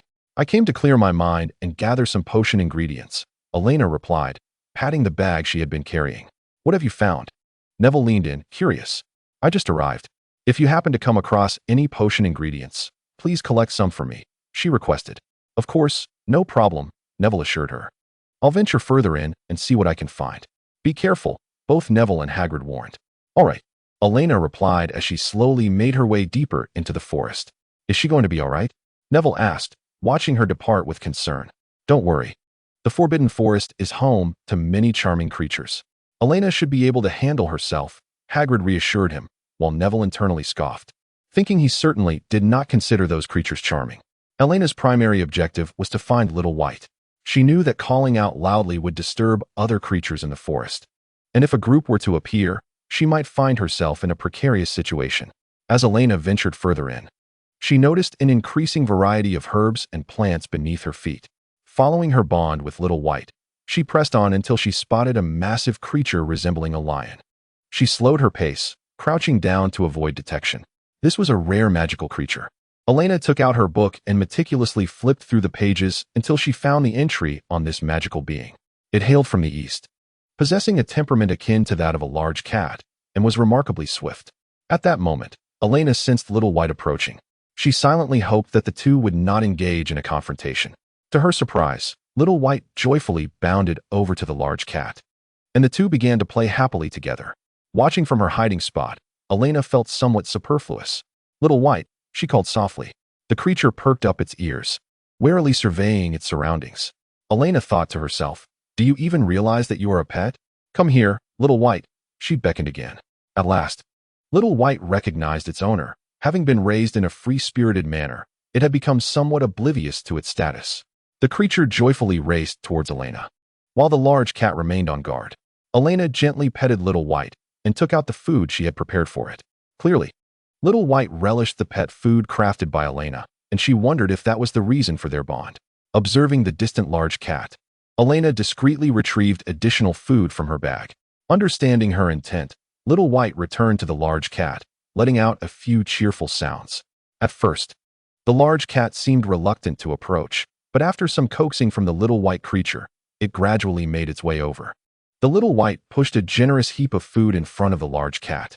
Initially, the cat cautiously sniffed the offering, glancing at the Little White before finally lowering its guard and tentatively sampling the food. After that, it became an uncontrollable delight, happily sharing the meal with the Little White. Observing the two enjoying their feast, Elena remarked to the Little White, "I will be graduating after this semester, and you may not come to the Forbidden Forest again." The Little White paused its eating, clearly understanding Elena's sentiment, casting a wistful look at the large cat. "Is this your friend?" Elena inquired. The Little White affectionately nuzzled against Elena, evidently affirming the bond. "If it wishes, it can come home with us. After all, my house is quite spacious," Elena added. The Little White hesitated, glancing at the joyfully munching large cat. It then bounded over to the large cat, seemingly engaged in a conversation.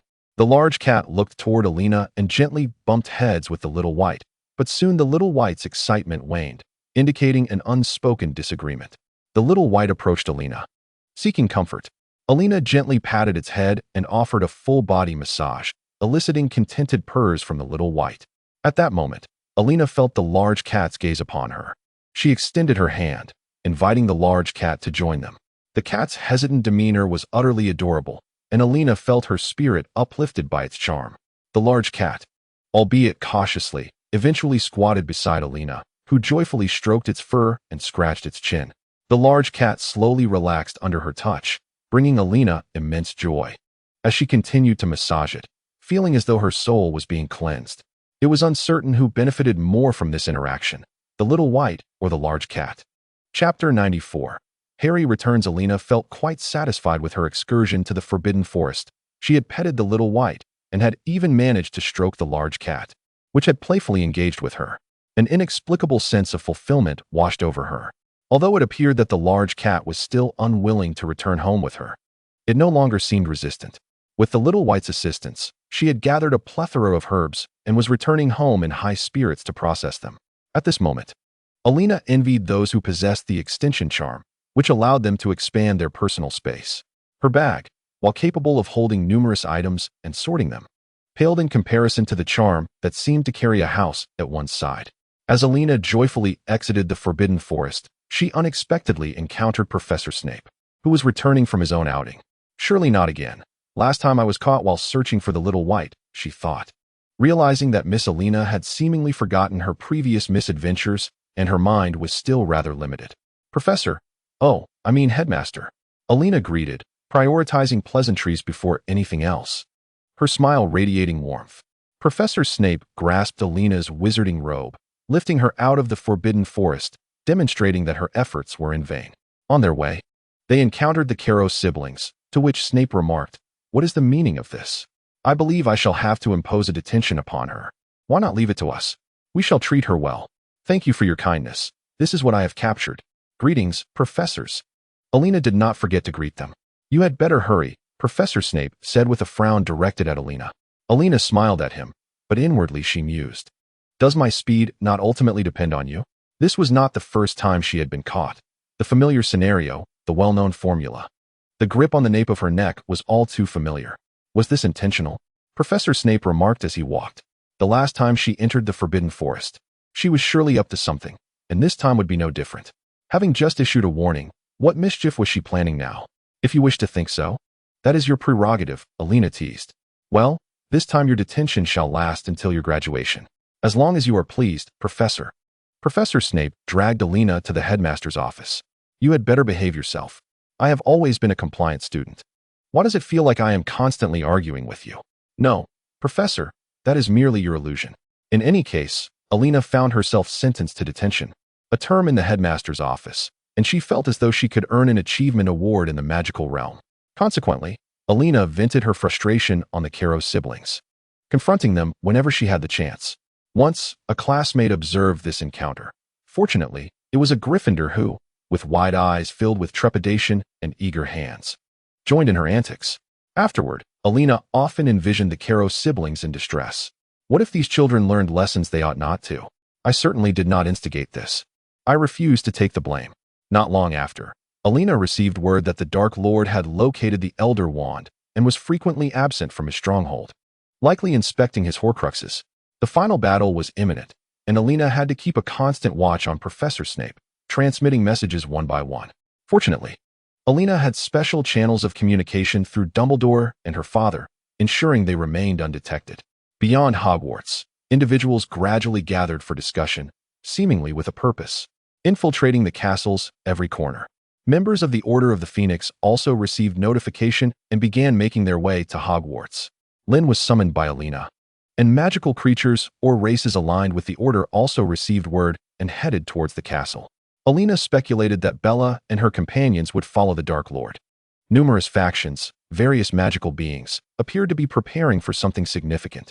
The atmosphere of tension spread across the campus, as professors seemed to be gearing up for an impending confrontation.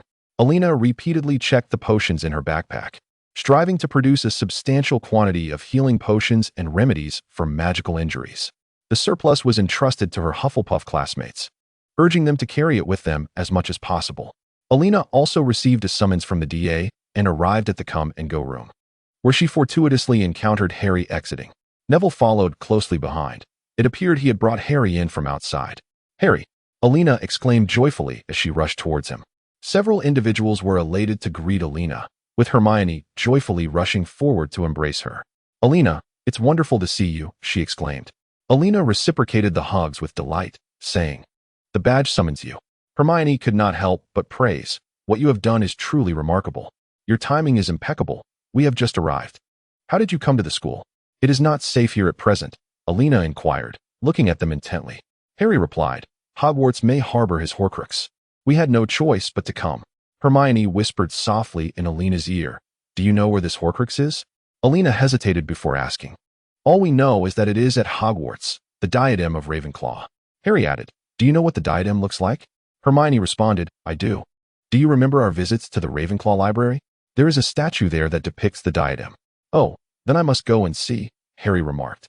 The group entered the room of requirement, where Elena spotted Cedric, a graduate, and Cho, along with many former members of Dumbledore's army. Nearly everyone had gathered.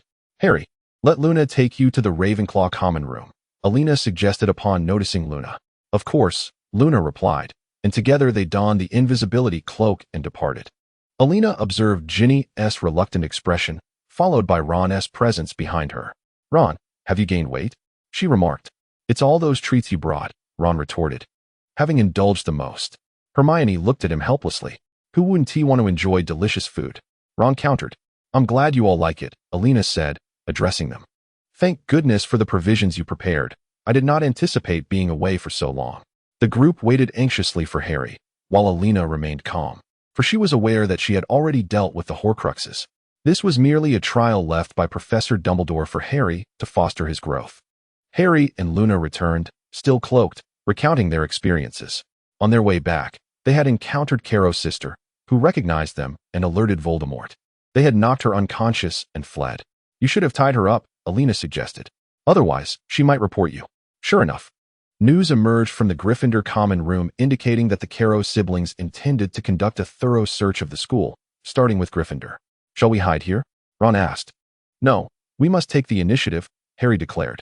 Upon arriving at the Gryffindor common room, the students informed them that the Caros had already departed, likely heading towards the Ravenclaw common room. "Follow me to the Hufflepuff common room and wait for them," Elena instructed. "Why?" Ron inquired. "Those students just mentioned they were going to Ravenclaw. I believe Hufflepuff will be next. It would be wise to set an ambush there." After considering, Hermione agreed with Elena's plan, and the group hastened towards the Hufflepuff common room. Upon reaching the Hufflepuff common room, Elena instructed the Hufflepuff students to remain hidden in their dormitories.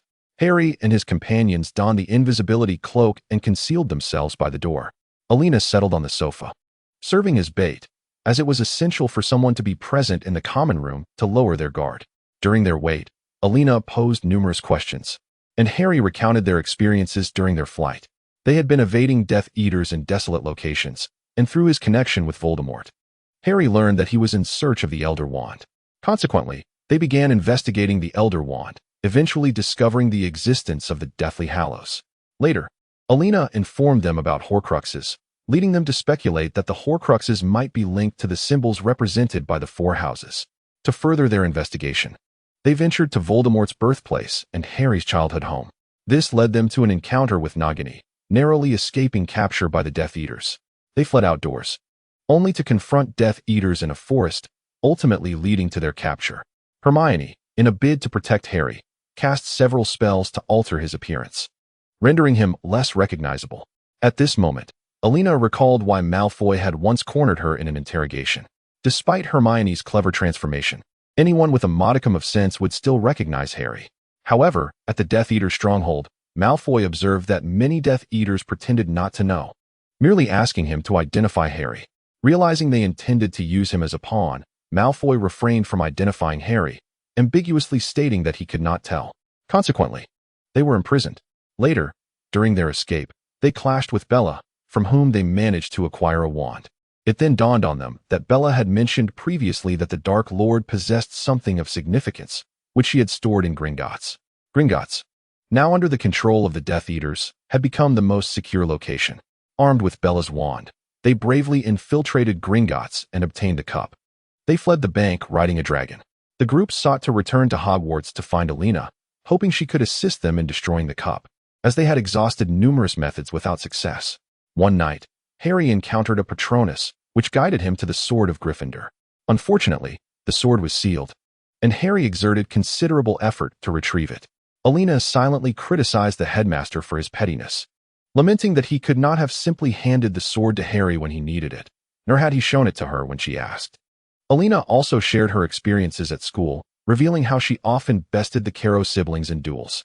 No wonder, she mused, when she encountered the Caro sister in the corridor. Her face bore bruises. Harry remarked, "That wasn't teamy. I suspect it was your Gryffindor lot." Many of them sought refuge in the Room of Requirement, and the Caro siblings were powerless against them. "What about you?" Harry inquired. "I have been confined to the headmaster's office by Professor Snape. I possess an alibi, and they cannot hold this against me. To do so would be to question the integrity of Professor Snape himself." Elena shrugged. "Oh, you were actually confined by Snape in his office." Ron and Harry expressed their disbelief. "He is a Death Eater. It is prudent to maintain a safe distance from him." That day, I mean the one when Dumbledore was attacked, he was present as well. Now he is executing the Dark Lord's commands to control the school. One can only speculate what he might do next. Harry voiced his concerns. Indeed, this year has been particularly challenging for the students, especially in the classes taught by those two professors, who insisted we cast dark curses on the younger students. If we refused, they would turn those curses upon us. Elena frowned. "However, it is fortunate he is the headmaster. I shudder to think how chaotic the school would be under a faction of Death Eaters." "Do not speak well of him, Elena. You must concede that he is not a good person," Harry countered. "True, given his position. He has little choice but to act as he does. However, Harry, I personally believe he treats you rather well," Elena remarked, feeling an inexplicable twinge of jealousy. "Those who are under protection often feel invincible." "No, Elena, he despises me above all others. And you too. Why do you defend him?" Harry replied, displaying an exasperated expression. Elena found his reaction amusing, as it revealed a rather childlike side to him. She smiled gently. "What are you laughing at?" Ron inquired, puzzled, as they were unable to grasp Elena's point. At that moment, a noise at the door silenced them instantly. The door creaked open, the sound echoing clearly in the stillness. The Caro siblings entered first, followed closely by Professor McGonagall, which took Elena by surprise. "Professors, what brings you to the Hufflepuff common room?" Elena asked, rising with curiosity, and casually moved closer to Professor McGonagall, eyeing the Caro siblings warily. The Caro siblings noticed nothing amiss. Many students preferred to stay near their former professors rather than face them alone. "Where is Harry Potter?" "Bring him out," they demanded imperiously. "I do not know, Professor," Elena replied, pulling McGonagall further away while discreetly retrieving her wand. Professor McGonagall noticed Elena's movement. Simultaneously, The Caro siblings recognized it as well, raising their wands to attack Elena. But McGonagall shielded her. At that moment, 2 spells were cast from the side, striking the Caro siblings, who were so fixated on Elena that they failed to notice anything else and were easily incapacitated. Harry and the others removed the invisibility cloak. Professor McGonagall spotted them. "Oh, Harry, how wonderful to see you unharmed." She paused before Ron. "You seem to have gained quite a bit of weight." "I feel stronger," Ron protested. Elena, feeling a sense of unease, cast a slumbering charm on the 2 individuals before calling for assistance to bind them securely. It was only then that several others, previously caught up in their joy at the sight of Professor McGonagall, snapped back to reality. The small cauldrons, having witnessed the commotion of the 2 collapsing, slowly emerged. Once the 2 were securely tied, Elena swiftly snapped their wands in 2, leaving the Hufflepuff cauldrons in astonished disbelief at the ferocity displayed by their head of house. "What shall we do next?" Ron inquired, glancing at the bound pair. "There may be other Death Eaters arriving soon. You must find a place to hide," Elena instructed Harry as she discarded the broken wand. "No, we refuse to cower any longer," Harry countered. "Professor McGonagall, Headmaster Dumbledore has sent me to retrieve certain items, and I hope you can help buy me some time." "Indeed, Sister Caro has already alerted the Death Eaters. They should arrive shortly," she affirmed. "Leave it to me. I'll notify the other professors," Professor McGonagall replied with gravity. "Let us proceed to the Great Hall." With that, she cast a spell on the bound Caro siblings, transforming them into a large net, which suspended them upside down. Elena sensed that they would remain unconscious for some time. The group followed Professor McGonagall as they departed the Hufflepuff common room. "I believe it would be prudent to exercise caution. After all, Snape is still the headmaster." Hermione expressed her concerns. "Indeed, you should don the invisibility cloak," Professor McGonagall advised. Thus, Harry and his companions cloaked themselves, recognizing that the fewer individuals who knew of their whereabouts, the better, especially with Slytherin students still roaming the school. One could not guarantee their silence. As they advanced, Professor McGonagall led the way and encountered Snape in the Great Hall. Noticing her and Elena, Snape furrowed his brow. "Where are you headed?" he inquired. "Professor Snape, was it your directive for the Caro siblings to search the school?" Elena boldly questioned. "I did not instruct them to do so," Snape replied, observing the 2 before continuing. "I was about to summon the students to the Great Hall." "For what purpose?" Professor McGonagall asked. "To demand the surrender of Harry Potter," Snape stated slowly, his gaze shifting to Elena. "What do you think, Elena?" Confused by the sudden scrutiny, Elena wondered if she had inadvertently provoked him. "Headmaster, I believe I am not privy to his whereabouts," she replied. "Is that so? And what of the Caro siblings?" Snape pressed further. "I suspect they are, resting in the Hufflepuff common room." Elena hesitated before responding. He scrutinized her intently, asking, "Then why are they not with you?" "I believe they intended to investigate while we were absent," Elena replied fluently. "Do not attempt to deceive me." "Elena," Snape's voice rose as he demanded, "where is Harry Potter?" He advanced menacingly, forcing Elena to retreat step by step. "Professor Snape," Professor McGonagall interjected, sensing the escalating tension as she shielded Elena behind her. "Minerva, I believe this does not concern you." Headmaster Snape retreated, yet his gaze remained fixed upon Elena, rendering her profoundly uncomfortable. One by one, the other professors arrived. Sensing the peculiar atmosphere surrounding the 3, observing the gathering of so many faculty members, Snape furrowed his brow. "Severus, you cannot treat students this way," Professor McGonagall admonished. "I believe I have done nothing wrong. It would be prudent for you to inform me of Harry Potter's whereabouts. Otherwise, the Dark Lord shall be most displeased." Harry, overhearing this, felt a surge of anger. His long-standing animosity towards Snape intensified with the mention of the Dark Lord. Abruptly shedding his invisibility cloak, he pointed an accusatory finger at Snape. "You are nothing but a coward." As Snape attempted to seize Harry, the boy deftly evaded him. "You stood idly by while Professor Dumbledore was attacked. He placed such trust in you, and when he needed your help, you faltered." Once more, Harry eluded Snape's grasp. "Are you prepared to hand me over to earn the Dark Lord's favor? Do you possess any convictions of your own, or was it all a charade?"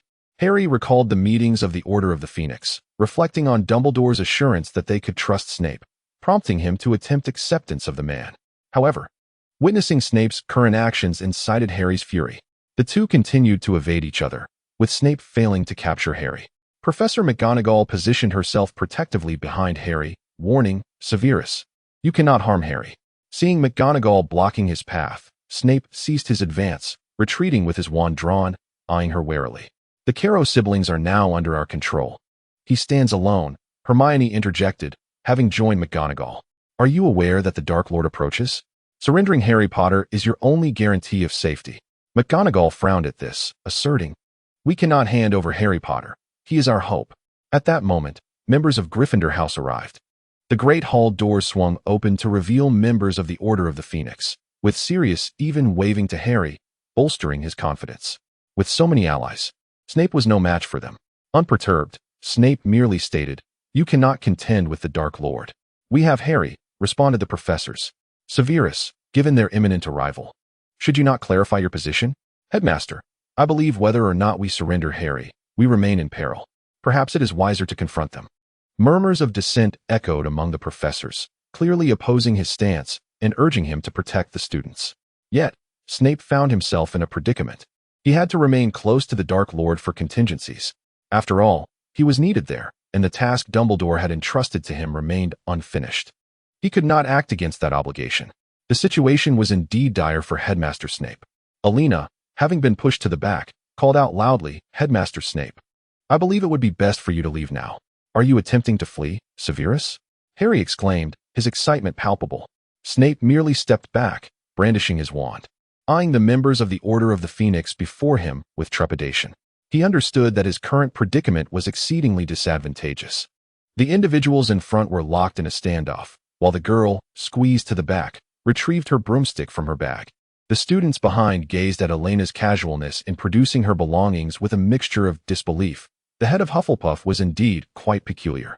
Elena took a moment to test her broom before mounting it, soaring directly towards Snape. She cast a levitation charm on him, pulling him onto her broom. Headmaster, we must depart. The onlookers were momentarily bewildered. What was happening? How could Headmaster Snape be taken away so effortlessly? Meanwhile, Snape's face was a tapestry of confusion, his wand still firmly gripped in his hand. Elena unleashed a blast charm upon the glass ahead, and together with Snape, they ascended into the air. Neville, standing aside, remarked to a classmate, look at her, she can explode things too. I doubt she is as formidable as I am. Chapter 96, The Eve Elena. Came Snape's furious roar from above. That little giant, I shall teach her a lesson. She ought not to be so audacious. Headmaster, please. Elena found herself inexplicably exhilarated. Perhaps due to witnessing a professor so flustered. It felt almost as if she were bullying him. Gently, she lowered Snape by the edge of the forbidden forest. Noting the pallor of his complexion, I apologize, Professor. Elena's cheeks flushed from the wind's chill. Elena Bork, you had better have sufficient justification. Professor, the Great Hall is filled with members of the Order. If you remain, they will detain you, or worse, capture you. I do not wish for you to engage with them, especially not with Professor McGonagall. I believe I can manage. They would never apprehend me. Professor, you cannot stay here. Then where do you suggest I go? Snape bellowed, wincing as pain shot through his arm, eyeing Elena warily. Is he calling for you? Elena inquired. Concern etched on her face. Mind your own business. With that, he hastily disapparated. He certainly appeared quite occupied, didn't he, little white? The creature slowly revealed itself, nuzzling against Elena. But we must also take our leave, Elena muttered to herself. Feeling the ticklish sensation from the nuzzle, she looked at little white on the ground, exasperated. Have you learned bad habits from your friend? You're behaving just like a cat. She lifted little white, nearly stumbling backward as the creature had grown heavy. Elena stowed her broomstick on the ground and raised her wand, sending a signal skyward. A red light shot into the air, exploding magnificently. Hidden figures surged forth, infiltrating Hogwarts. Shadows flitted through the castle, the grounds, and the forbidden forest. Members of the Order had breached Hogwarts, and her allies had already infiltrated, despite Snape sealing many secret passages. Through Professor Dumbledore, Elena still knew how to enter Hogwarts. Elena observed the barrier gradually rising outside Hogwarts Castle. It seemed she needed to hasten her pace. Shalby summoned her friend, the large cat. Elena addressed the cat, expressing her gratitude and offering it a morsel of food. The cat, after devouring the offering, signified its agreement. Elena then mounted its back, and they raced into the distance. The large cat's speed was remarkable, fortunately. Elena was not prone to motion sickness and had equipped herself with protective armor, shielding her from the gusts of wind. With the cat's assistance, Elena traversed the landscape with unparalleled swiftness, meeting with those who had recently arrived and assigning them their tasks. Her directives were not to confront the Dark Lord, but to safeguard the students and professors instead. Elena also encountered Lynn by the edge of the Black Lake. Lynn, have you decided to stay here or return to Germany? Lynn gazed at Elena, perched upon the large cat, and felt an inexplicable surge of her formidable aura. I wish to remain by your side, Elena. Elena raised an eyebrow, replying, I am merely an ordinary witch. I know, but you have shown me that I can lead a normal life, and that there are those who care for me. Indeed, I can facilitate a life of normalcy for you. Elena cast her gaze towards the far reaches of the Black Lake, contemplating her own aspirations in this pursuit.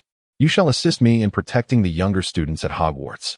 I believe they have already been escorted by professors, and I hope you can follow closely behind to ensure their safety. Certainly. When Lynn lifted her head again, Elena had already vanished. As she moved, they encountered a Dementor, but due to the cat's swift pace, they passed by in an instant, evading capture. Elena soon found her mother, and joyfully leaped down to embrace her. Mother, you've worked hard, my child. Come, let us find Harry. Elena urged, and to mount the large cat, and they made their way to the castle in search of Harry. After inquiring with several students, they located him at the entrance to the room of requirement. Harry gazed in astonishment at Elena, who was riding atop the large cat. Elena dismounted, brandishing her wand, and Harry performed a disarming spell on her mother, and followed Elena's lead and also dismounted. Why? Harry, having just recovered from his surprise, was now even more perplexed by Elena's request. You must be disarmed. You are the master of the Elder Wand. How do you know? Harry questioned, intrigued. Dumbledore transferred the ownership of the Elder Wand to me, which I then passed to my mother. Now, I must transfer it to you.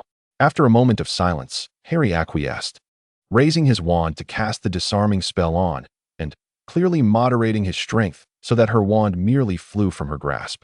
Elena rummaged through her bag and produced a transparent vial containing only 3 or 4 drops of liquid.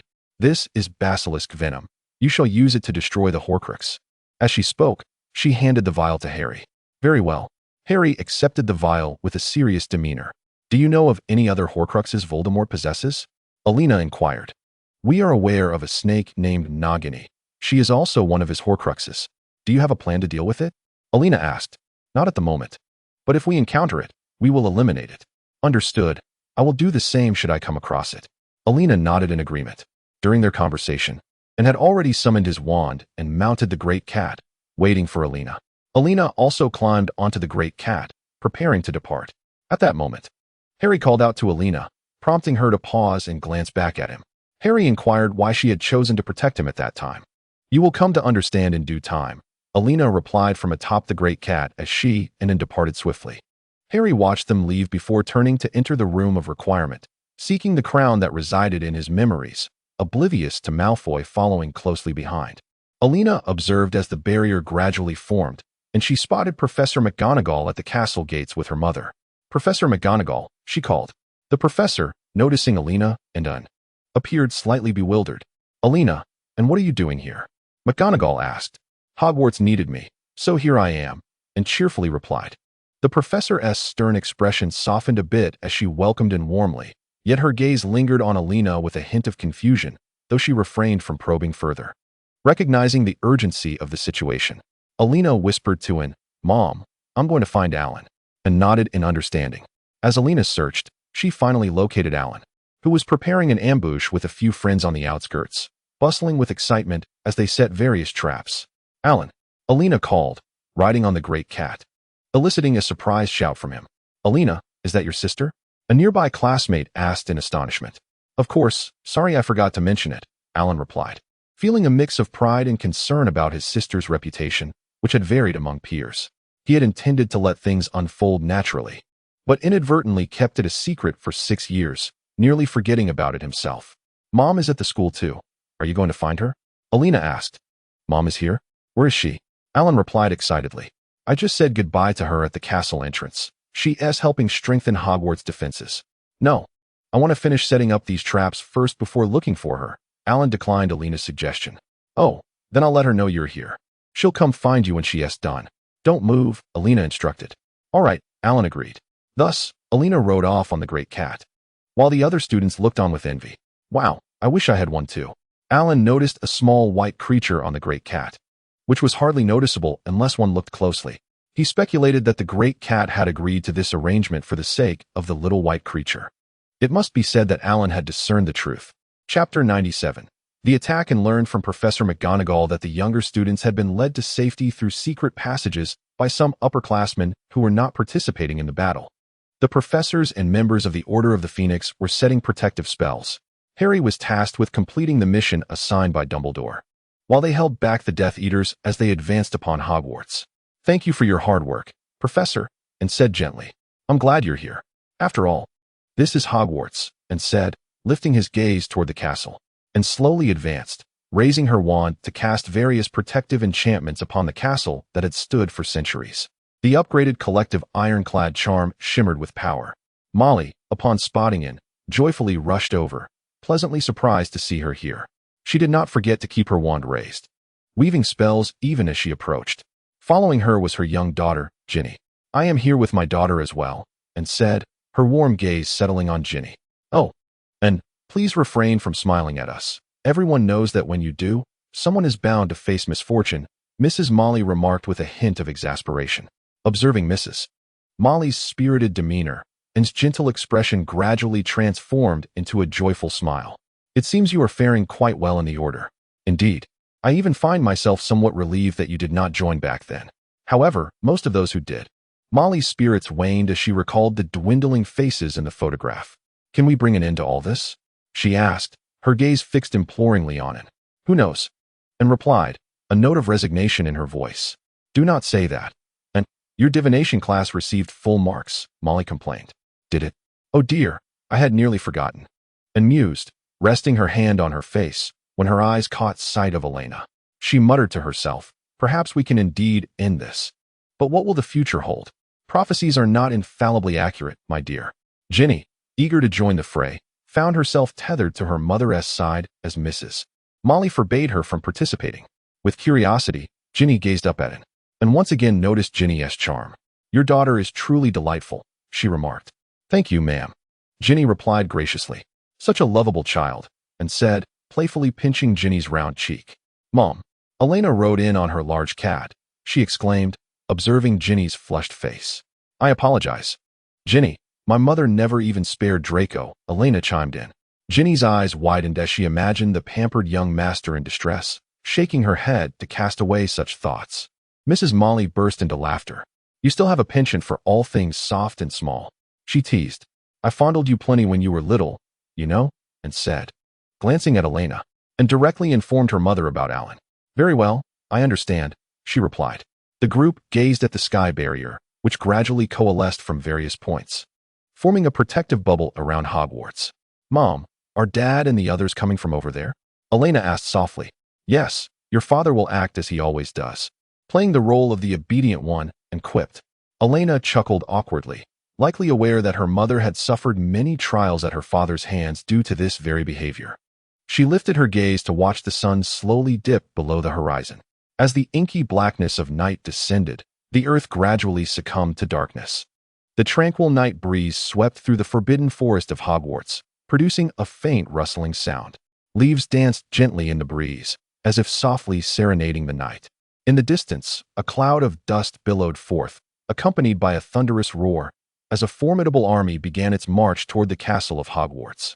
As the students and professors of Hogwarts gazed at the approaching array of magical creatures and the minions of the Dark Lord, they summoned their courage. Though some students trembled with fear, their resolute gazes were fixed ahead, hoping to contribute in some way. Those lurking in the shadows were already in position. With the advance of the dark forces, a hoarse and chilling voice echoed through the air, "Surrender, Harry Potter." At the forefront stood Voldemort, flanked by his Death Eaters, with werewolves, giants, and other subservient magical beings behind him. He resembled a Black Panther, patiently awaiting his prey's response. The two factions faced each other in tense silence. Elena quickly spotted her father at the rear of the line, alongside Bellatrix, the werewolf Fenrir, Lucius, and Snape, as well as several unfamiliar faces. Her attention shifted to Nagini, coiled beside the Dark Lord, who seemed to sense her gaze and turned his eyes towards her. Elena hastily diverted her gaze back to her father. Observing his serious demeanor, she suddenly felt a wave of courage wash over her, almost wanting to laugh. She recognized that most of the individuals present had been swayed by her father and Lucius. Previously, her father had sent her a letter shortly after Draco had confronted her. Of course, Elena had refrained from disclosing this to Bellatrix and Fenrir. When Voldemort received no response, he raised his hand and gestured lightly. The throng surged forward, some emitting piercing cries. The students braced themselves. Anxiety etched on their faces as they watched the advancing army. Elena turned to and whispered, "Mom, I'm going to find Harry," and nodded in agreement. Elena rode her large cat to the entrance of the room of requirement, where she encountered Harry and Malfoy, who had just emerged. Malfoy merely cast a dark glance at Elena before departing silently, appearing disheveled, as if he had just been in a scuffle with Harry. "Harry, are you all right?" Elena inquired. "I'm fine. I found the diadem," Harry replied, his voice brimming with excitement as he produced the venom Elena had given him, dripping it onto the diadem. "Next is Nagini," Hermione remarked, observing the darkening diadem. "I just saw Nagini. She has been by the Dark Lord's side, seemingly under his protection," Elena recalled, contemplating the scene she had witnessed moments before. Suddenly, the entire castle trembled, causing them to nearly lose their footing. Clearly, the enemy had breached the walls. "I'm going out to help," Elena declared, looking at her companions. "Harry, keep an eye on the Dark Lord. He was searching for you." Hermione and Ron insisted on joining as well, and together they proceeded toward the castle's exterior. On the second floor, they encountered the twins engaged in a fierce struggle with several Death Eaters. Elena frowned at the scene, while Mia and Angelina assisted nearby. "I'll help them," she resolved. The Death Eaters, noticing Harry's approach, pressed their dark mark to summon Voldemort. However, Elena's slicing spell severed several of their fingers, prompting a howl of pain. "Mia, take the twins and leave the castle. There are people waiting outside," Elena instructed Mia. Mia, alongside Elena, guided George as he led Fred and Angelina towards the castle's exit. Upon noticing a shadow following them, Elena felt an inexplicable sense of reassurance. Harry, who had also spotted the shadow, was about to speak when Elena preemptively instructed, "Harry, go find Nagini and see if there's a way to eliminate it." Harry had not gotten a clear view of the shadow and thus did not dwell on it, responding instead with uncertainty about Voldemort's whereabouts, whether he was attacking the school alongside those individuals or lurking somewhere else entirely. Elena urged, "Harry, hop on. The big cat runs swiftly. We must search." They climbed onto the large feline, feeling its discontent due to the added weight. With a sigh, Elena rummaged through her bag and offered the creature a treat, which finally calmed it. As they navigated through Hogwarts, they found nothing of note and continued their quest outside the castle.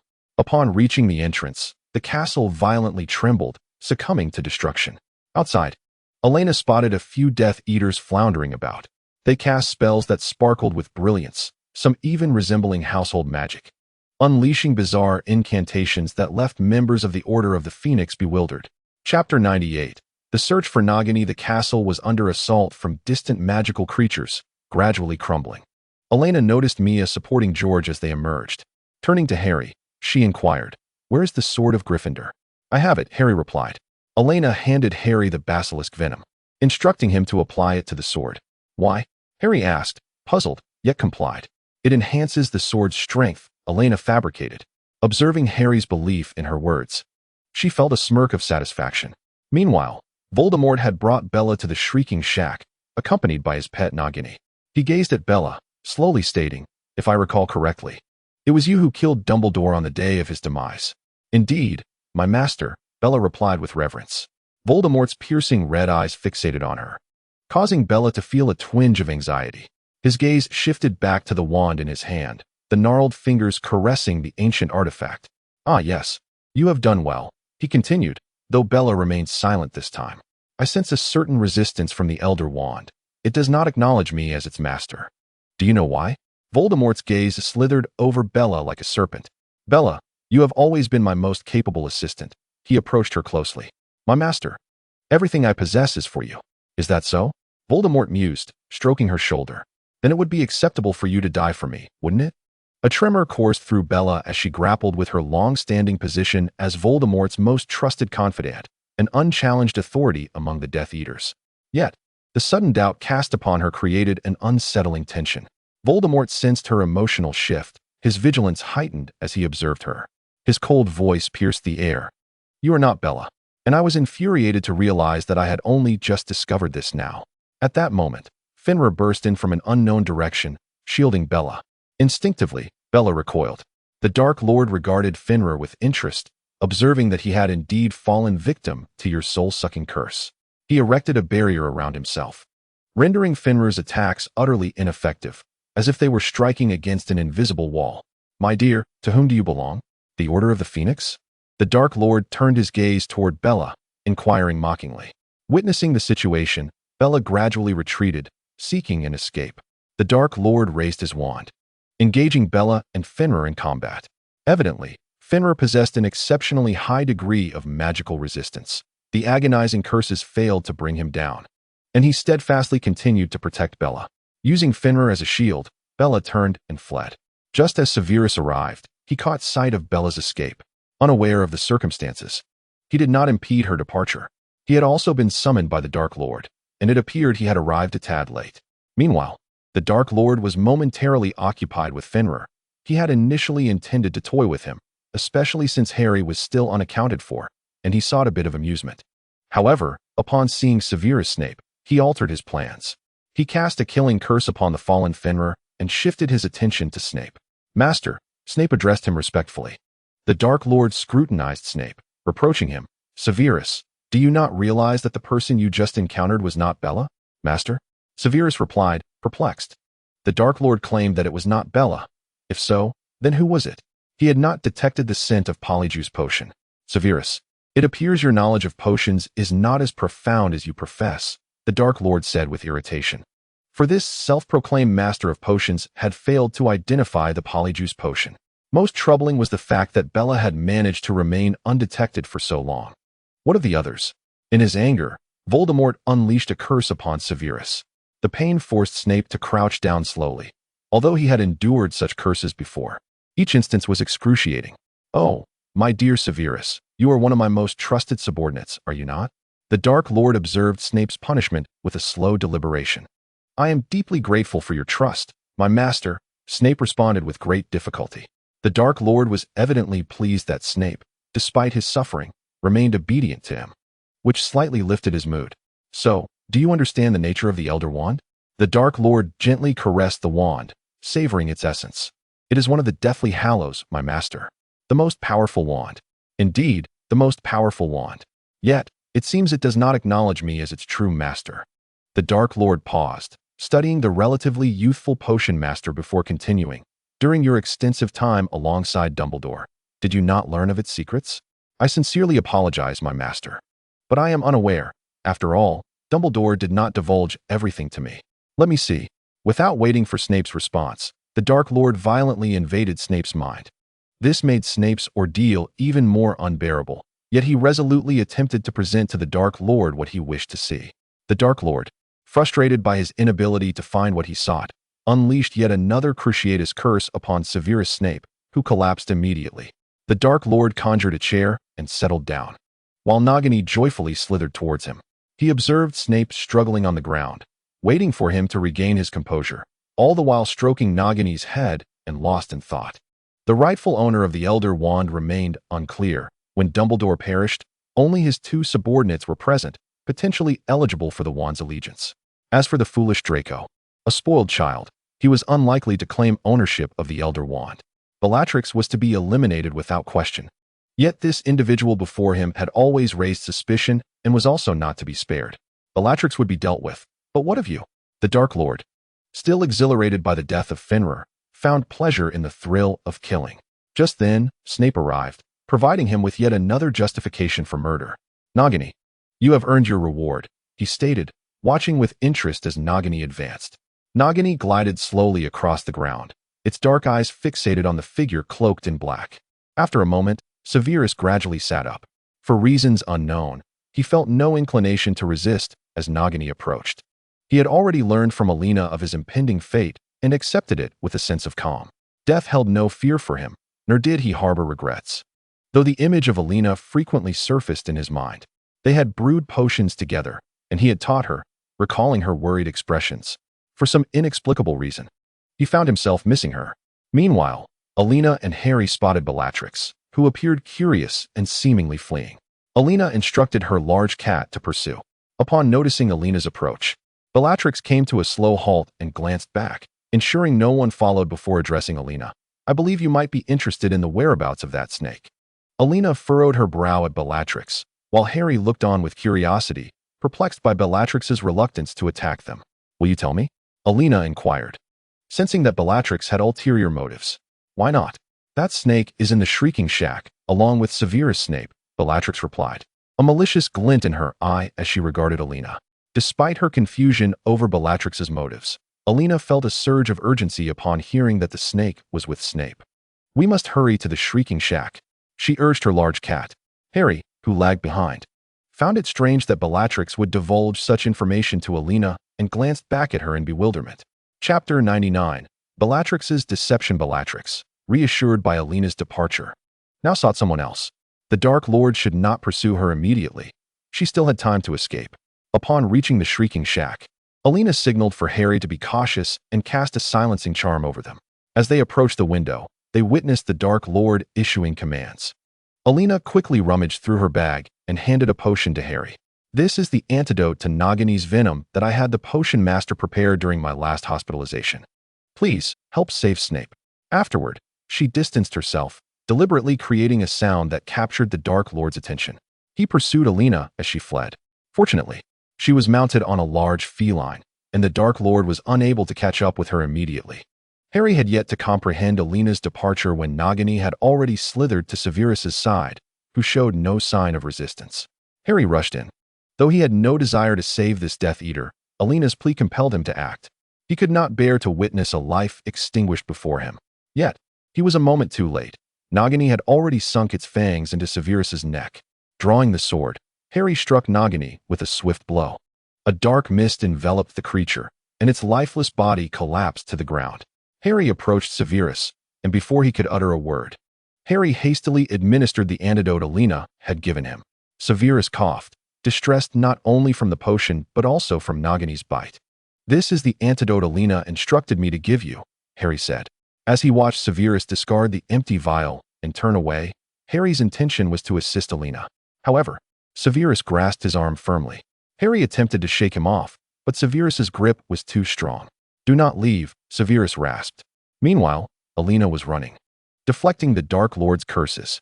Gripping the large feline with one hand, she retrieved an array of colorful potions from her bag, using her mouth to uncork the bottles and hurl them at the Dark Lord.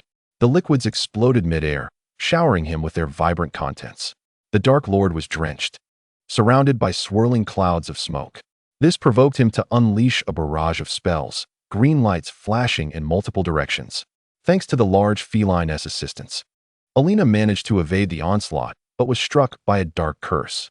Half of her face began to ooze blood, which was an unnatural black, and one eye was rendered nearly shut. Elena grabbed another vial from her bag and hurled it backward, but the Dark Lord anticipated her move and evaded it. Nevertheless, she continued her assault, launching 3 more potions that collided and erupted in a dazzling explosion. Seizing the opportunity, Elena commanded the feline to make a sharp turn and escape. As the smoke dissipated, she had already fled far away. The Dark Lord, evidently enraged by Elena's defiance, began casting spells at the surrounding objects, shouting, "Elena, Bork!" He was desperate to find something to alleviate his agitation. Just as he was about to pursue her, he suddenly halted, casting a furious glance in the direction she had departed before turning away, choosing not to follow. Upon witnessing the Dark Lord's retreat, Elena surmised that he must have sensed Nagini's demise, evidently realizing that Harry had slain the serpent. When the Dark Lord returned to the Shrieking Shack, he found only bloodstains and the lifeless body of his beloved Nagini. It seemed he was too late. In a fit of rage, he obliterated the Shrieking Shack. Harry, filled with anger, toward Dumbledore, toward Elena, and countless others, retrieved Severus's memories. Armed with this knowledge, he recognized the challenges that awaited him. Fear was not his overwhelming emotion, but rather a simmering anger. He was determined to find Elena and confront her. Upon receiving his memories, Severus Snape found himself surrounded by a group of individuals. "Who are you?" Harry inquired, bemused, for he sensed no malice emanating from them. Remaining relatively calm, one young man replied, We are wizards from the outside, here to assist. Our mission is to swiftly transport the injured to St. Mungo's to minimize fatalities. As Snape was taken away, he mused that these individuals must have been orchestrated by Elena. It was remarkable how she managed to assemble them. Watching Snape being led away, Harry expressed, "Professor, I hope you recover soon." Clearly, Professor Snape had no intention of acknowledging Harry. Yet, Harry sought no response. He was merely altered by the recent memories. Knowing what he must do, Harry resolutely departed. He raised a commotion at Hogwarts in search of the Dark Lord. Elena overheard him, indicating that Harry had discovered the truth. She sent her large cat to convey her concerns to Harry. The two encountered each other behind the castle.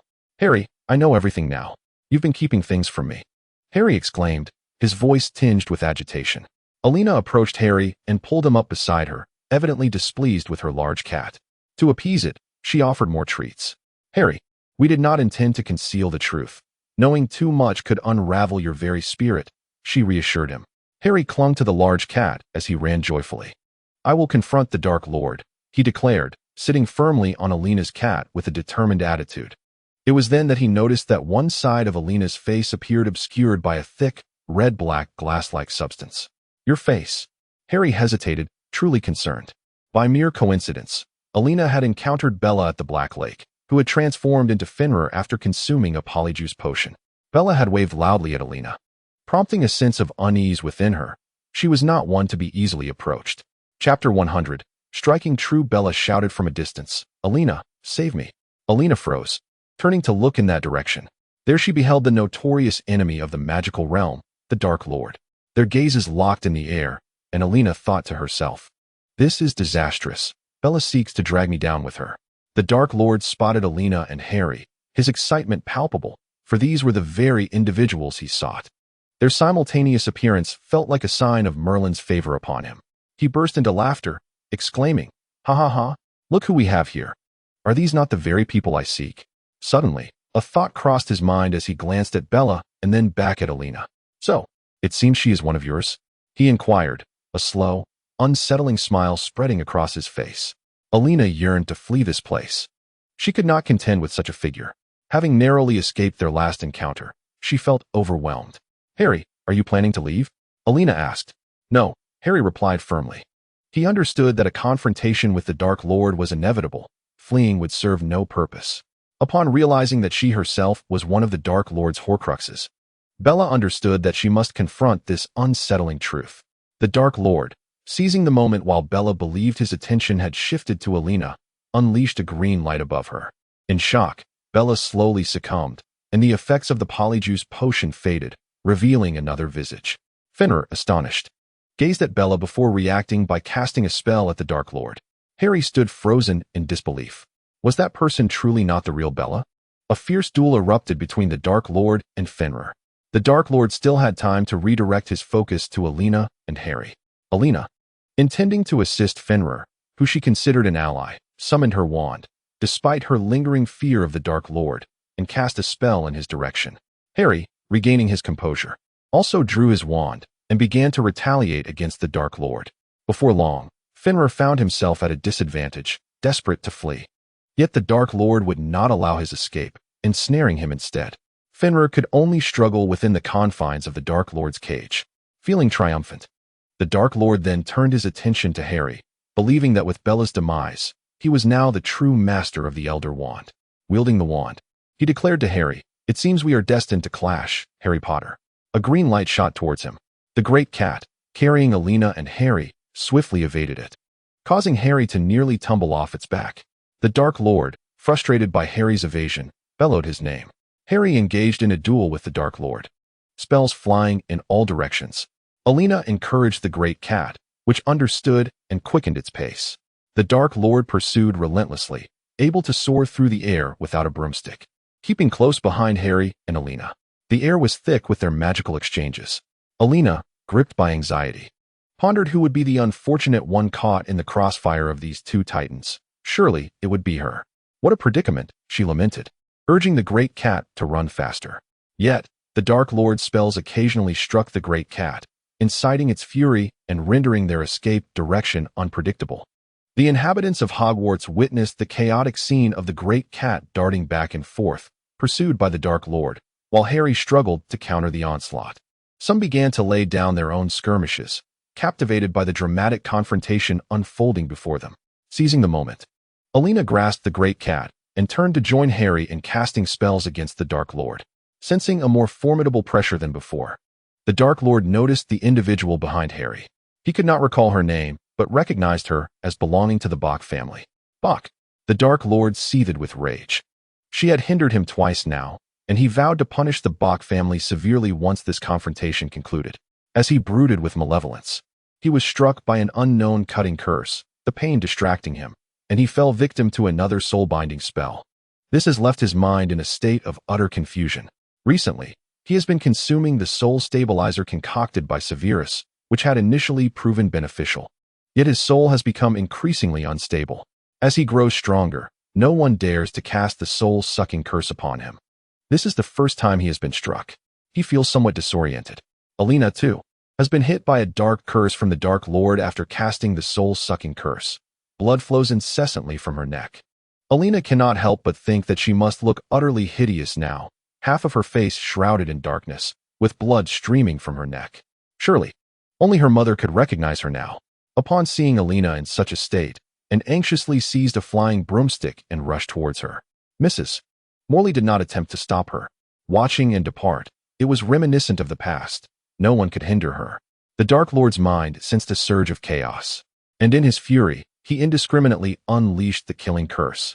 The large cat sensed danger and crouched low, just as the curse struck the lightning bolt on Harry's forehead. Harry collapsed, nearly tumbling off the large cat. Elena quickly caught the falling Harry. The sight of Harry's fall exhilarated Voldemort, who shouted triumphantly that Harry Potter was dead.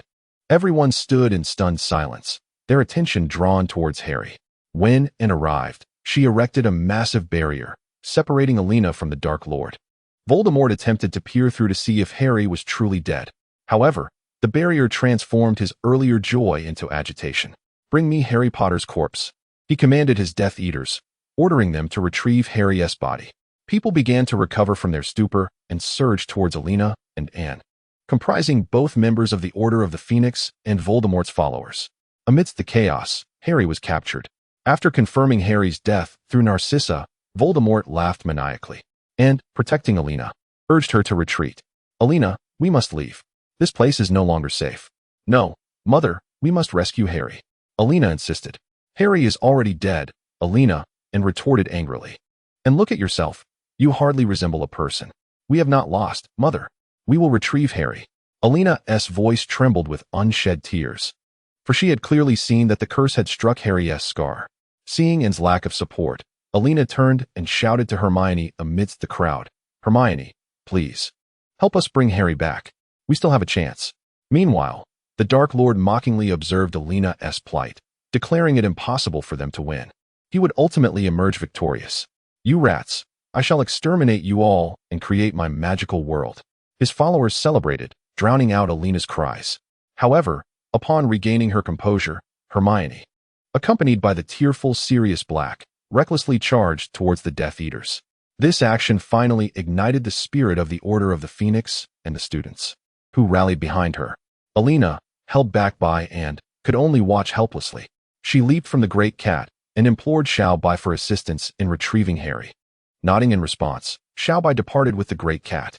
Chapter 101. The Rescue of Harry Amid the Chaos. Xiaobai and the great cat surged into the throng of Death Eaters. Xiaobai spotted Harry's lifeless body, shielded by Malfoy.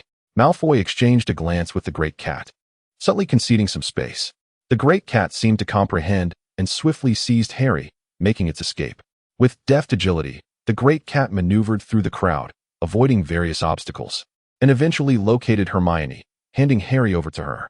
Subsequently, Xiaobai led the great cat away from the battlefield. They were merely pitiful and helpless little magical beings, unwilling to partake in the conflict. "Hurry, hurry," they urged. As for Harry's godfather, Sirius Black, he had become a target for the Death Eaters' onslaught, as many recognized him and harbored grievances against him. This left him overwhelmed. Fortunately, his reputation as a schoolyard bully had not faded, enabling him to manage the situation. However, even upon witnessing Harry being reclaimed, he could not rush to his side, which left him somewhat perturbed. inadvertently falling prey to several spells. Hermione discovered that Harry still breathed, covering her mouth in joy. Ron rushed over, embracing Hermione. Gradually, other students arrived, forming a protective barrier around Harry.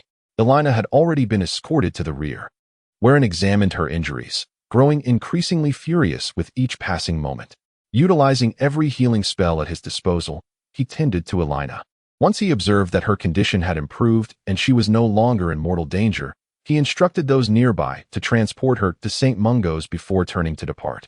As he walked away, and muttered, "Just wait until I get my hands on him," Elena quietly watched Anne's retreat, feeling utterly drained, unable to stop him.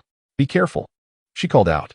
"Fear not, I shan't act rashly," and replied as he sprinted away. Elena felt an inexplicable sense of unease, unable to shake her worry. After all, when he became enraged, he could be impulsive without anyone to restrain him. Elena prevented those who wished to assist her from approaching, her gaze fixed upon the ongoing battle, unable to discern the details from such a distance. Yet, amidst the sea of chaos, she spotted him, and swiftly dispatched several Death Eaters. His speed so remarkable that they scarcely had time to react. Algy arrived and seized him, urging him to calm down. "Al, do not hinder me," and protested, pushing past his grasp, though his pace began to slow. "No, and you must not be reckless," Algy advised. "He is far too powerful." "But Elena, look at her injuries." Anne's voice quivered with emotion. "Yet she still lives. Our Elena is still alive," Algy reassured him. "No one shall harm Elena," and was evidently unyielding, lost in his own turmoil. "I will make him pay. I may not be strong enough, but I will not allow this to go unpunished." Just as he was about to confront the Dark Lord, Harry awoke, staggering to his feet. Hermione and Ron joyfully embraced him, while the other students valiantly resisted the advancing Death Eaters. The Dark Lord, upon witnessing Harry's unexpected survival, cast a fierce glare at Lucius, who instinctively recoiled a few steps. Turning to Harry, the Dark Lord seethed, "Why are you still alive?" and charged towards him. The surrounding crowd, seemingly acquiescent, silently parted to create a path for the two adversaries. And, disregarding the chaos, advanced and unleashed a powerful spell, shattering the Dark Lord's defenses and following it with a slicing curse. The spell struck true, leaving a gash across the Dark Lord's face, causing the Death Eaters to gasp in shock. Finally, the Dark Lord's attention shifted to one. "You insolent," he began, but before he could finish, Harry raised his wand and declared loudly, "Your opponent is here." The two locked eyes and simultaneously unleashed a barrage of spells against one another. The other Death Eaters, as if receiving a signal, fervently launched their attacks on the members of the Order of the Phoenix and the resisting crowd, plunging the surroundings into utter chaos. Mrs. Weasley, accompanied by Ginny, rushed to seize Anne's arm, saying, "Anne, we must first protect our children." This moment of clarity made Anne momentarily aware, and she glared at the Dark Lord, muttering her desire to eliminate him. "Anne, we cannot intervene," someone cautioned. "Who says?" and dismissed the notion of a sworn enemy. Frustrated, she engaged in combat with a nearby Death Eater, unleashing her pent-up fury. Those Death Eaters who recognized her, knowing she was Algy's wife, shouted at him, "Algy, control your wife." "Don't worry," Algy responded with a smile, yet he made no move to restrain her, instead providing her with protection, much to the chagrin of the Death Eaters. Lucius attempted to join the fray but was halted by Narcissa. "What are you doing getting involved?" she said. "If I don't perform well, and the Dark Lord prevails, my position will be precarious. Regardless, your circumstances remain dire. Our family's well-being is paramount." "I must at least put on a show," Lucius insisted, preparing to struggle against her hold. "Look at Algy," Narcissa replied helplessly. "Don't mention him. He's nothing but a fraud." Lucius's gaze shifted to Algy, who was shielding and retaliating against their attackers. Narcissa grasped Lucius's arm firmly, urging, "We must find Draco and leave this chaos." Lost in thought, Lucius turned away from the tumultuous battlefield, taking their son Draco with him, and, undeterred by the notion of sworn enemies, contemplated her next move but was unwilling to relent. She hurled several spells at the Dark Lord, though alas, they veered off course. Mrs. Weasley intervened, and, "You might harm Harry. My apologies," and replied, remorseful. At that moment, an unexpected silence fell over the area. Cheers erupted from the front, and the group stood in stunned disbelief, unable to comprehend what they were witnessing. Chapter 102. Beyond the center in the rear, Elena quietly observed the chaos ahead.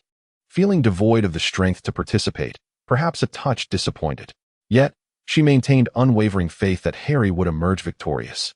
Elena heard footsteps and turned to see her brother. "Alan, what happened to you?" Alan asked bluntly. "I'm fine, just a bit sore, and my face seems to have lost all sensation." Elena began to complain upon seeing a familiar face. Alan listened quietly before delivering a sarcastic remark. "Serves you right." Elena chose to ignore his jibe. Sitting there, she looked up at Alan and inquired, "What about you?" As she scrutinized him. "I'm not the one causing chaos," Alan replied, spreading his arms for her inspection. He appeared completely unscathed. "Where's Dad? Have you seen him?" Elena asked, realizing she hadn't spotted their father. "Oh, him?" Alan nodded towards the front. Elena turned her gaze and saw her father restraining their mother, urging her not to act impulsively. Despite being an adult, her father was struggling to hold her back. Sighing, Elena reflected on how her mother, usually gentle like a noblewoman, could become quite formidable when angered, instilling fear in everyone at home. Just as it seemed her father might falter, Mrs. Morley intervened, finally managing to stop And. However, Elena noticed Anne's lips forming what appeared to be unflattering words. "Aren't you going to intervene?" Alan asked. Elena glanced at him and smiled. "It's not really my concern anymore. Besides, I truly cannot move." "You still find humor in this? Just wait until you face And's punishment. I hope you're prepared." Elena could clearly sense the schadenfreude in Alan's tone. "Why do you sound so much like Professor Snape?" "You weren't like this before," Elena thought, shaking off the apprehension of her impending fate while defiantly resisting her brother. Elena looked at her brother, now taller than her, and realized he would soon come of age. "We've all grown up, Elena," he remarked. "But I still prefer the way you were as a child, along with Harry, Hermione, Draco, Ron, and the rest, when they were young," she replied, relaxing and smiling. "You're quite peculiar," Alan said, rolling his eyes.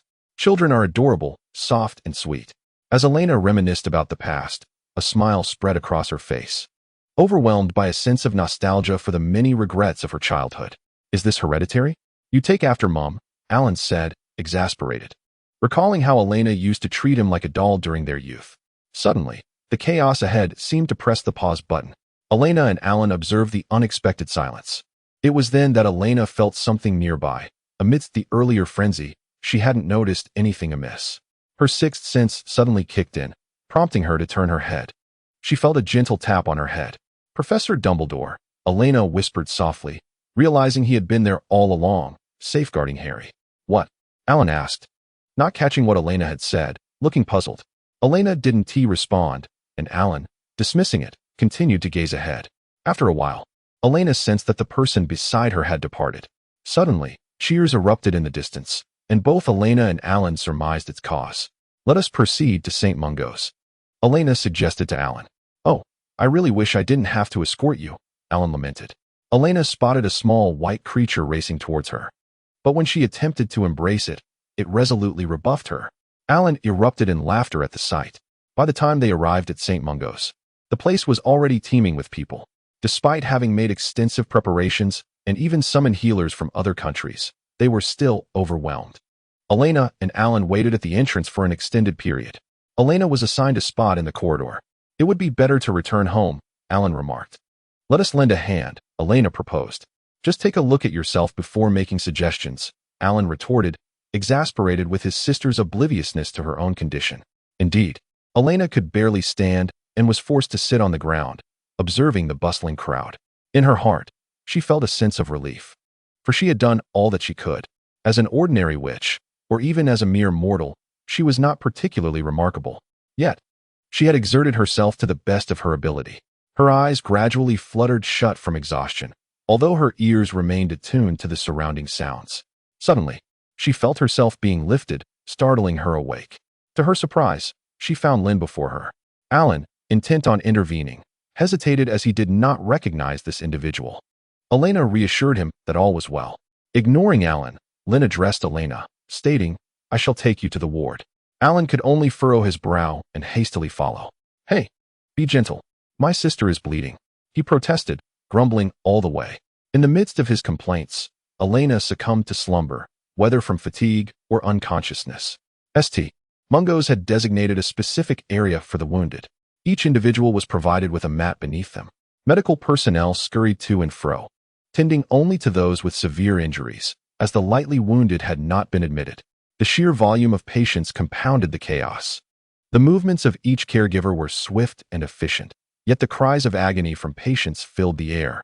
The medical staff maintained their composure, and Alan experienced firsthand the essence of indifference.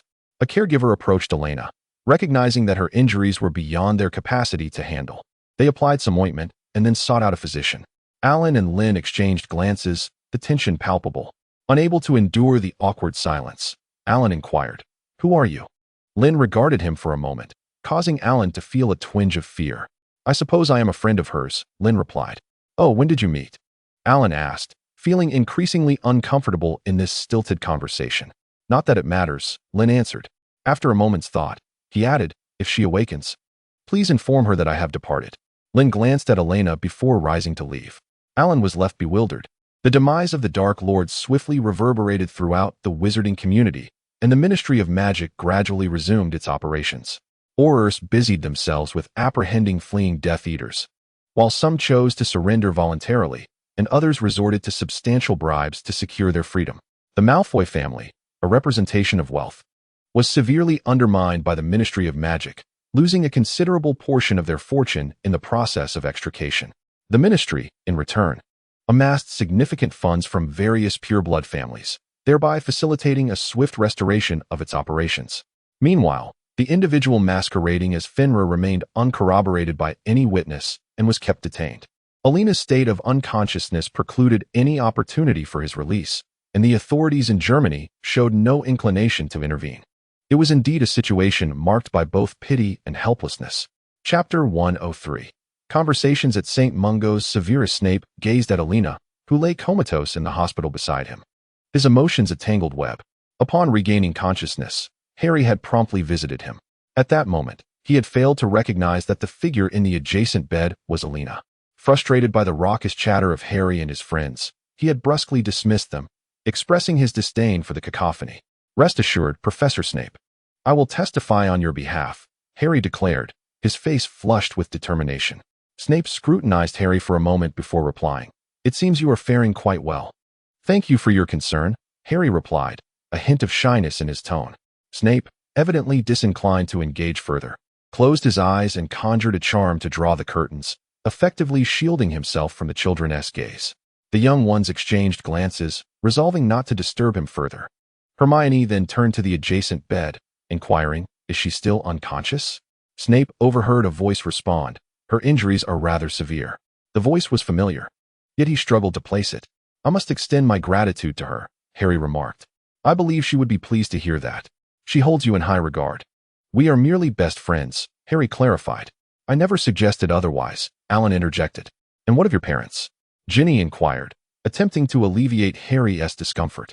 "They have matters to attend to that do not require such a crowd," Alan replied. Previously, Harry's parents had vigilantly stayed by Elena's side. After confirming that her life was not in jeopardy, they departed. After all, Father, Algie, needed to report his circumstances to the Ministry, while Mother, had to manage her carefully cultivated public persona. "How unfortunate. I hope she is all right," someone expressed. "Hey, aren't there a few too many of us here?" At that moment, the voices of two individuals echoed from the doorway. Those unmistakable tones belonged to the twins. "What brings you two here?" Ron asked, bemused. "Indeed, it feels rather crowded." Mia and Angelina followed closely behind the twins as they entered. On the other side of the curtain, Snape was further perplexed, pondering the identity of the occupant of the bed across from him. Agitated by the children's clamor, he cast a silencing charm, returning to his quiet repose. Time passed, though the duration was indeterminate, until the silencing charm waned. Faintly, he discerned the voice from the opposite bed. "Will you be returning to school?" Elena inquired. "I think not." The child, Dumbledore, replied. At the sound of this voice, Snape's body tensed. "And you?" "Child, I have many regrets in my life. I wish to bring closure to my own story." "Very well. I hope you will visit often and wish you the best." Then came the sound of the door closing. Snape drew back the curtain with a swift motion, revealing Elena seated alone upon the bed, though the pallor of her face still bore traces of darkness. It was a marked improvement from before. "Professor, you are awake? Who was that just now?" Snape inquired. "You already possess the answer, do you not, Professor?" Elena replied with a smile. Snape sensed a transformation within Elena, yet also a sense of constancy. She appeared relaxed, devoid of the tension that often plagued her in the past, embracing both the present and the future with ease. It seems you have always known, Snape ventured cautiously. Haha. Professor, you may simply ask. I only discovered it later.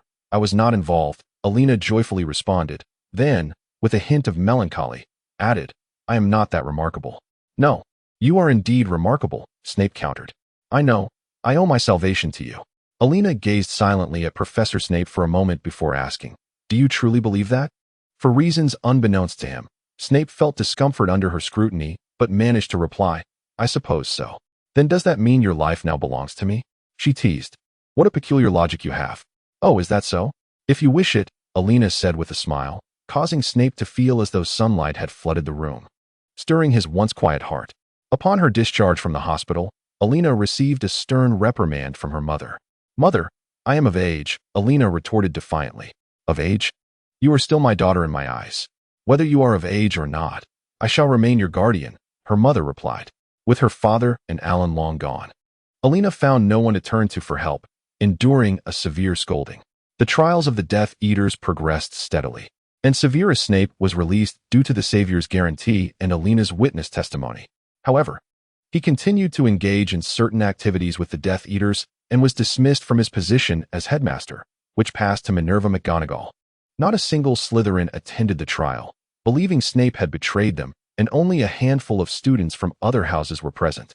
Elena was compelled to return to school shortly after her brief respite to take her examinations, uncertain if the students would perform poorly this time. During a conversation with Mia, Elena learned that Mia also planned to marry soon after graduation. Isn't that rather early? Elena exclaimed. Early? That is customary in the wizarding world, Mia replied. Will the twins hold a joint wedding? Elena asked curiously. Of course, but Angelina is still hesitant, as she wishes to join the national Quidditch team and is unsure if it would impact her career. That is indeed something to ponder, Elena nodded. Graduating and marrying. Transitioning from school to wedding attire is something many envy. But I truly wish to have my wedding soon, Mia confessed, her cheeks flushed. By the way, what about you? Have you confessed your feelings? Mia inquired. I think it would be better to wait until after graduation, Elena contemplated. Perhaps in a few years? Oh, do you not wish to be with him indefinitely? Mia asked, puzzled. Must love always lead to togetherness? Elena mused. Elena remarked, what else could we do? Mia curiously suggested. How about you invite him to the prom? Should I really try? Elena responded uncertainly. You could also consider others. Perhaps someone might invite you, Mia encouraged, as she truly did not wish for her friend to remain in such a predicament, believing him to be an unsuitable choice. Mia, you know there's no way anyone would invite me, Elena replied with resignation. How would you know if you don't give it a shot? Mia retorted, unable to believe that a girl like Elena could lack suitors. Chapter 104. An inescapable examination before graduation, Hogwarts hosted a grand examination, much to the dismay of the previously jubilant students. However, Headmistress McGonagall showed no leniency, as this was an essential assessment for the 5th and 7th year students on the verge of graduation. The wizarding examinations required certification. Without it, their future employment prospects would be dire. For the sake of the students' futures, as their principal, McGonagall had to ensure these spirited young witches and wizards were prepared for the examination. Fortunately, she granted them a month for preparation. Elena was among those in a hurry. Although she had studied previously, a lapse in revision had caused her to forget some of the more challenging and less frequently used material. To enhance her learning efficiency, she frequently visited Professor Snape's dungeon office, where he had truly become the professor of dark arts. His demeanor seemed relatively pleasant. If only the number of peculiar journalists seeking interviews would diminish. Elena sought his guidance on both potions and defense against the dark arts. Transfiguration classes, now under McGonagall's leadership as headmistress, had been handed over to a new professor for the lower years, a figure Elena recognized, Henry Johnson. Hailing from a German wizarding institution, Elena felt fortunate that he was not teaching her. He was responsible for the lower-level transfiguration classes, while McGonagall remained cautious about entrusting the advanced classes to him. Elena felt a pang of sympathy for the younger students, hoping their experiences would be more favorable. However, she occasionally sought him out for inquiries, knowing his knowledge was quite extensive. Often, he would inadvertently delve into a multitude of other subjects, piquing her curiosity. Elena mused about which house he would be sorted into if he donned the sorting hat.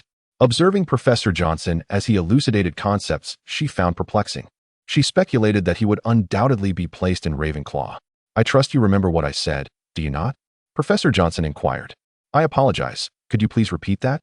"I still do not quite understand," Elena admitted, realizing she had drifted off and could only offer her apologies. Johnson straightened, arms crossed as he regarded her. "You remain as delightfully daft as ever, yet you do put in the effort." Elena was uncertain whether he was complimenting her or not. "Thank you for the praise, Professor.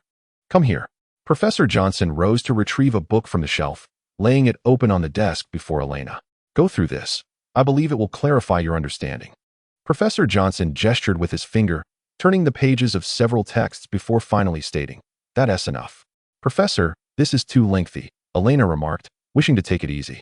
"There is no room for negotiation. Take it back and study it carefully." "I do not possess the luxury of time to accompany you," Johnson replied, his demeanor suggesting he might soon issue an eviction notice. Reluctantly, Elena took the book and exited. After all, their years of teacher-student rapport had taught her much about this man. If she persisted, it was likely she would be the one to suffer. Among the students at school, apart from the 2 grades with crucial examinations, the others seemed rather idle. It was not uncommon for them to see Elena visiting Professor Johnson, leading to unfounded rumors circulating about her. Elena felt somewhat helpless, wondering why no gossip accompanied her visits to Professor Snape's office. Perhaps it was due to Professor Johnson's appealing appearance. Many students seemed quite enamored with him, Mia observed, sighing as she watched Elena. "Then why aren't there rumors about my visits with Professor Snape?" Elena inquired. Mia and Hannah exchanged looks, as if questioning Elena's sanity. "You're fortunate he hasn't taken care of you yet. You want to invite rumors?" Hannah replied, exasperated. "Is that truly how you perceive my relationship with him?" Elena asked, her curiosity piqued. "Consider it for a moment. He often singles you and Harry out during class, deducting points from you regularly. You've even been caught by him several times, and each instance has seemed, well, how should I put it?" Mia pondered before continuing, like a chick being held aloft. "Indeed, it portrays you as rather pitiable. Some may even wonder why you continue to seek him out," said her 2 friends, exchanging banter. "What kind of rumors?" Elena inquired, intrigued. "You are M." Mia shot Elena a disapproving glance. Fortunately, for reasons unknown, this rumor was quelled before it could spread. "If both of you are aware, how can you claim it hasn't circulated?" Elena silently criticized her friends. Resigned, she leaned over her desk, perusing the book she had borrowed from Johnson. On another occasion, when Elena approached Professor Snape with a question, she distinctly sensed that his mood was less than pleasant. "Professor, is something troubling you lately?" she inquired. "I assure you, I am quite well, Miss Elena. Unlike you, I do not roam about aimlessly. I relish my peace," he replied. Elena confirmed that indeed, his mood seemed rather dismal. She sent a letter to the house elf at home, requesting some potion ingredients from her herb garden. However, she was oblivious to the joy that radiated from her house elf upon receiving her message.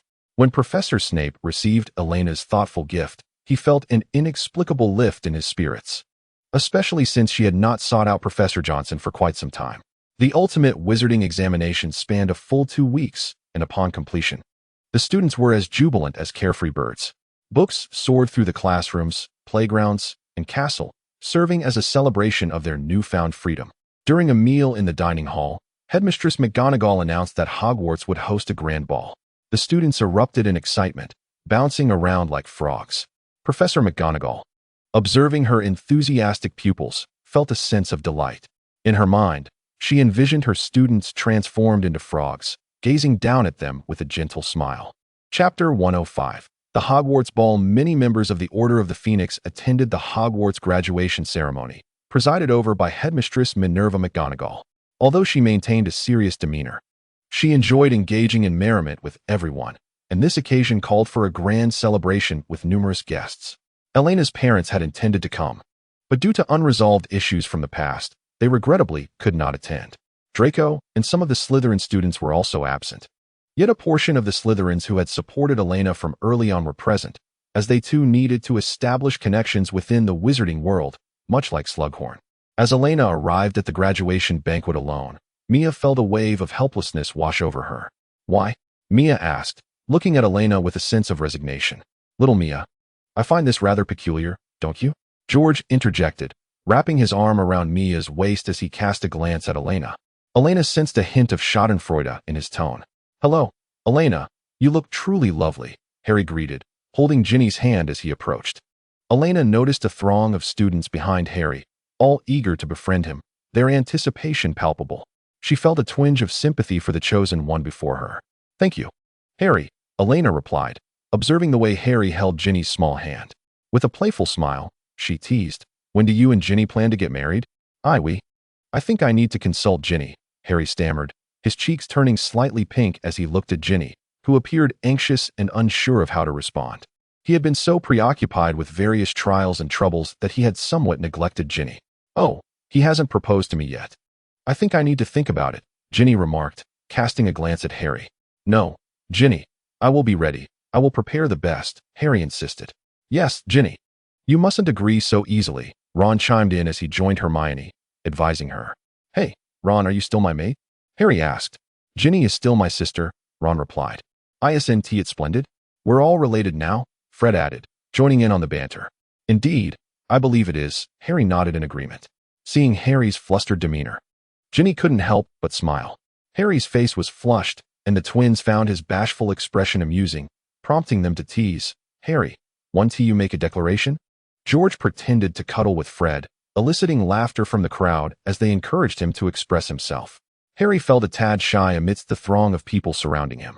However, Ginny, undeterred by his hesitance, took the initiative and leaned in to kiss him. Gasps of surprise echoed around them, and Elena joined in the applause, celebrating Ginny's boldness. "I think I should take my leave," Elena murmured. Harry, with a flushed face, stammered as he spoke. The others, not wanting to intrude, did not follow suit, and the two departed the hall. Elena then shifted her gaze to Mia and George. "Oh, Elena, don't even think about it," Mia firmly declined. "What's the harm?" Elena inquired, her curiosity directed at George. "My dear, I believe it's quite acceptable." "It's a splendid suggestion," George replied. Elena discreetly distanced herself from the pair, anticipating that things might become a tad inappropriate. Although she was not a child, it was only polite to afford them some privacy. As for whether they would be caught by a teacher, Elena dismissed the thought. The previous atmosphere had been quite charged, and a few teachers approached. Professor McGonagall, upon noticing, admonished, "This is a school, George." "Professor, don't be like that. I've graduated," he retorted. "Is that so? Yet it seems the young lady beside you has a month left until her graduation." "Off you go." George swiftly took Mia's hand, leading her away. Professor McGonagall did not deduct points, but merely smiled as they departed. "Minerva, you needn't be so stern," Professor Sprout remarked as she joined McGonagall. "Oh, I recall that student. They are from Hufflepuff." "Let us not be overly protective," McGonagall replied. "Seeing the children joyful and content is a delightful feeling, is it not?" Professor Sprout observed. "Indeed." McGonagall glanced toward the corner where Professor Snape stood. Snape had already shooed away several suitors, yet his gaze remained fixed on Elena. Though discreet, it did not escape McGonagall's notice. "Hey, Elena." Sirius Black emerged from the crowd, now a notable figure in his own right. With Harry as his godfather, a pure-blood lineage, and a member of the Order of the Phoenix, he embodied all that was commendable. He appeared quite well, his complexion markedly improved. "Hi, Black. You seem quite busy," Elena remarked as she noticed the many eyes upon them. "Those insufferable nobles always retreat like turtles when trouble arises," Black complained, offering Elena a glass of wine. She accepted it, inhaling the pleasant aroma of fine gin. "I suppose I am part of the nobility as well," she mused, gently clinking her glass against Sirius, the sound drawing his attention to her. "Elena, you look absolutely stunning," he complimented. "Thank you, but alas, I still lack a dance partner," she sighed, savoring the fragrant sip of her drink. Despite her aversion to alcohol, she appreciated its bouquet. "Elena, may I ask you for a dance?" Sirius cheerfully inquired. "To be honest, you look lovely today." "I'm not much of a dancer," Elena hesitated. "That's all right. I believe I dance quite well," Sirius proclaimed with pride. "Very well," Elena acquiesced, finding the prospect of dancing with company appealing. She set her drink aside, and the glass vanished from her hand. Sirius Black first greeted Elena, who reciprocated the gesture. "Elena," he exclaimed, but after only a couple of steps in their dance, she inadvertently stepped on his foot. "I'm terribly sorry. I truly lack the skill," Elena lamented. Well, just stay close to me and refrain from moving on your own." As they danced, Elena noticed Professor Snape while being twirled by Black. Their eyes met, and he momentarily averted his gaze. As the music concluded, Elena playfully remarked, "Sirius, we finished our dance, haven't we?" Sirius Black, captivated by the flush on Elena's cheeks and the clarity of her green eyes, was momentarily lost in thought, unaware that the song had ended. It was only upon Elena's gentle reminder that he snapped back to reality, naturally releasing her and chuckling. "Oh, don't be so serious. It's a shame to waste that lovely face of yours." Elena rolled her eyes. "You remain as smooth-tongued as ever." "You're not making it easy on yourself, Elena," Sirius complained. After observing him for a moment, Elena retorted, "I truly wonder what sort of person would suit you. I am, of course, a gentleman of taste, with many a beautiful lady vying for my attention. But you, dear lady, seem to be without a dance partner this year," Sirius countered, unwilling to back down. Elena swiftly downed a drink from a nearby glass, stepped on his foot once more, and shot him a fierce glare, thinking to herself how audacious he was. She then turned to leave. From a distance, Snape observed their intimate exchange after the dance and felt an inexplicable urge to distance himself from the scene. Questioning his presence at this gathering, he placed his empty glass down and turned to exit.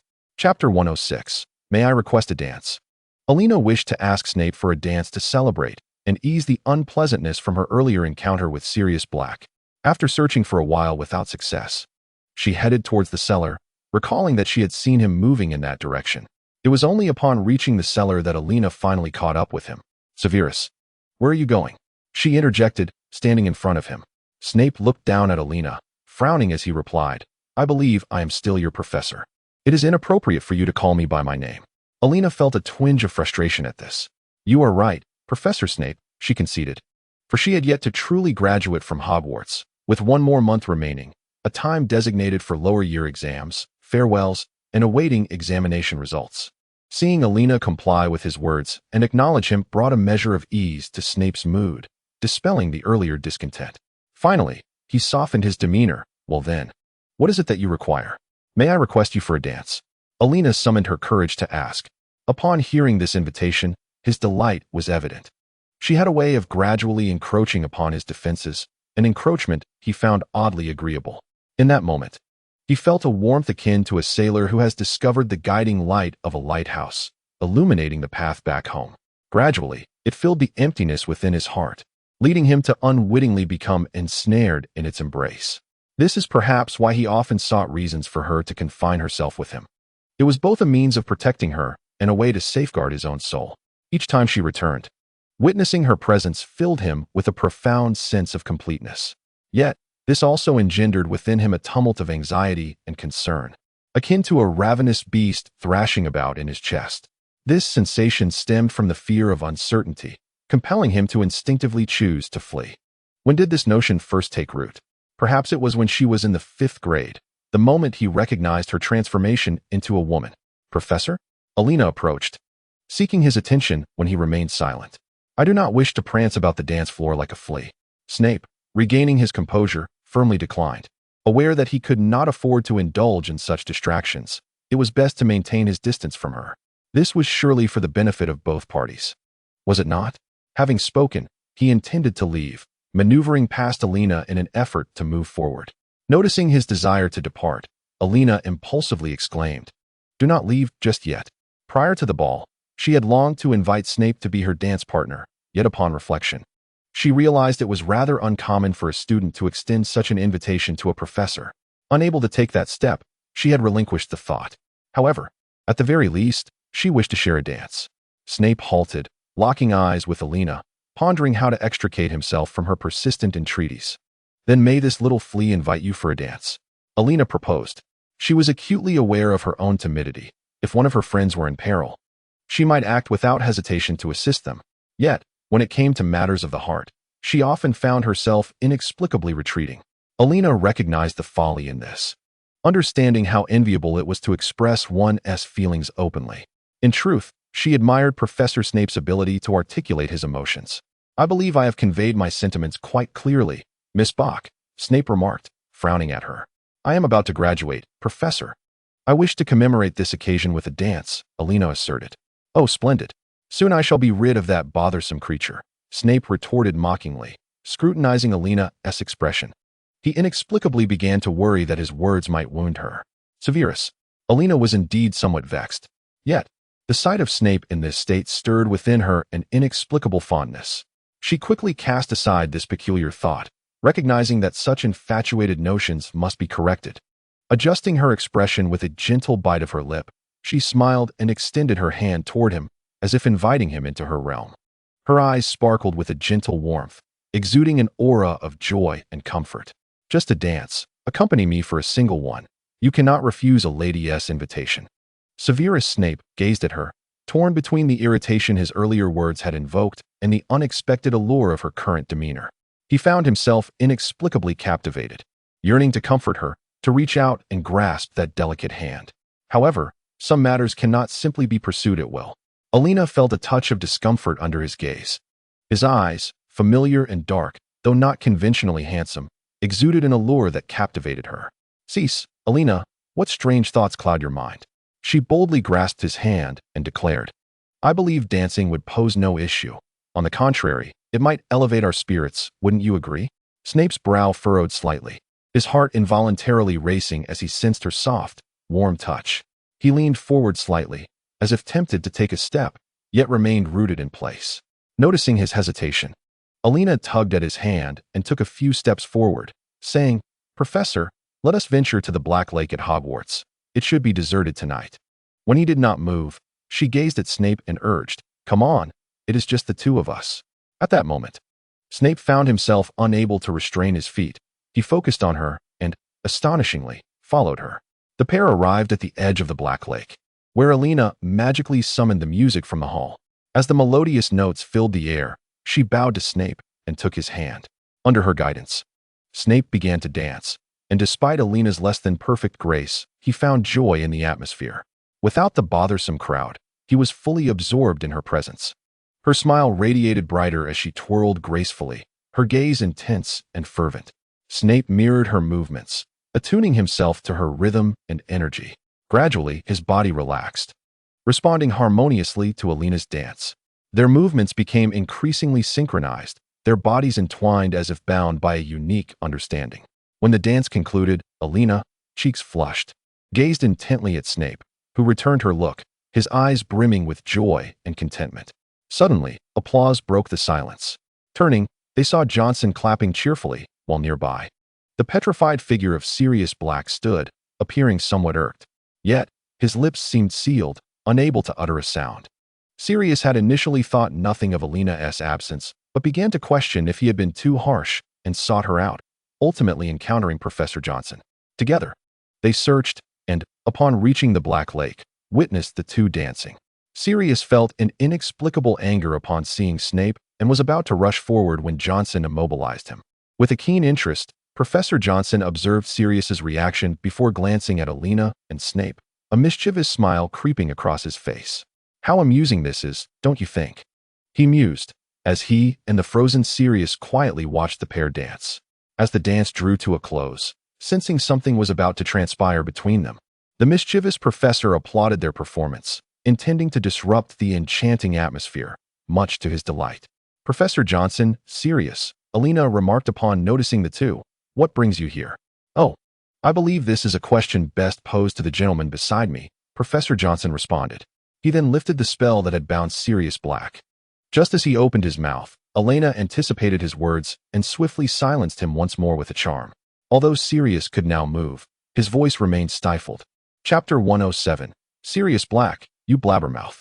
Sirius could only gesture, his expression one of palpable frustration. Severus, having extricated himself from his earlier emotions, approached Sirius to mock him. Humph. It was evident that Severus's taunts only served to further infuriate Sirius, who appeared ready to confront him. Elena, exasperated, cast a petrification spell that rendered Sirius quiet once more. Elena, your actions are rather inhumane, Professor Johnson teased from the sidelines. Professor, your own sense of humanity is questionable, is it not? Elena retorted, observing Johnson's eagerness to witness the commotion, which had evidently failed to meet his expectations. With a sigh, Elena supported the nearly toppled Sirius, casting a levitation charm to gently lay him down and even conjured a blanket for him. Elena, you are remarkably gentle, Professor Johnson remarked, observing her kindness. He is, at the very least, still my friend, Elena sighed, despite having just cast a spell upon him. Severus, seemingly reveling in the chaos, took Elena's hand and waved it mockingly in front of the immobile Sirius. The latter, now reduced to merely observing, was seething with frustration. This shameless blabberer. Sirius's expression and glare appeared to amuse Severus, who turned to Elena and suggested, Elena, I believe you might enjoy a drink with me. What do you say? Smiling at the childish professor, Elena agreed. Very well, Professor. Thus, the two departed from the scene. Professor Johnson squatted down to regard the petrified Sirius, chuckling, "Ah, they have left." He then playfully tapped Sirius's cheek, noting its rigidity. Are you not going to chase after them? Sirius shot him a fierce glare, clearly indicating, look at me.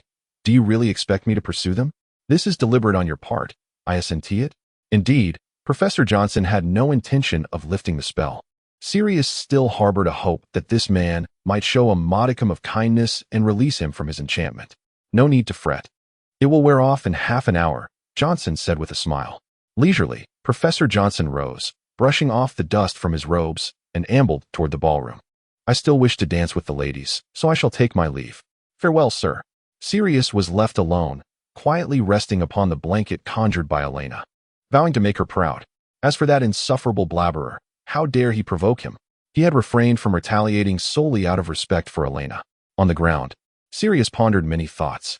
Elena followed Severus to his former office, choosing to remain in this space while the Defense Against the Dark Arts office was designated for Professor Slughorn. Elena settled into a familiar spot and summoned the small sprites.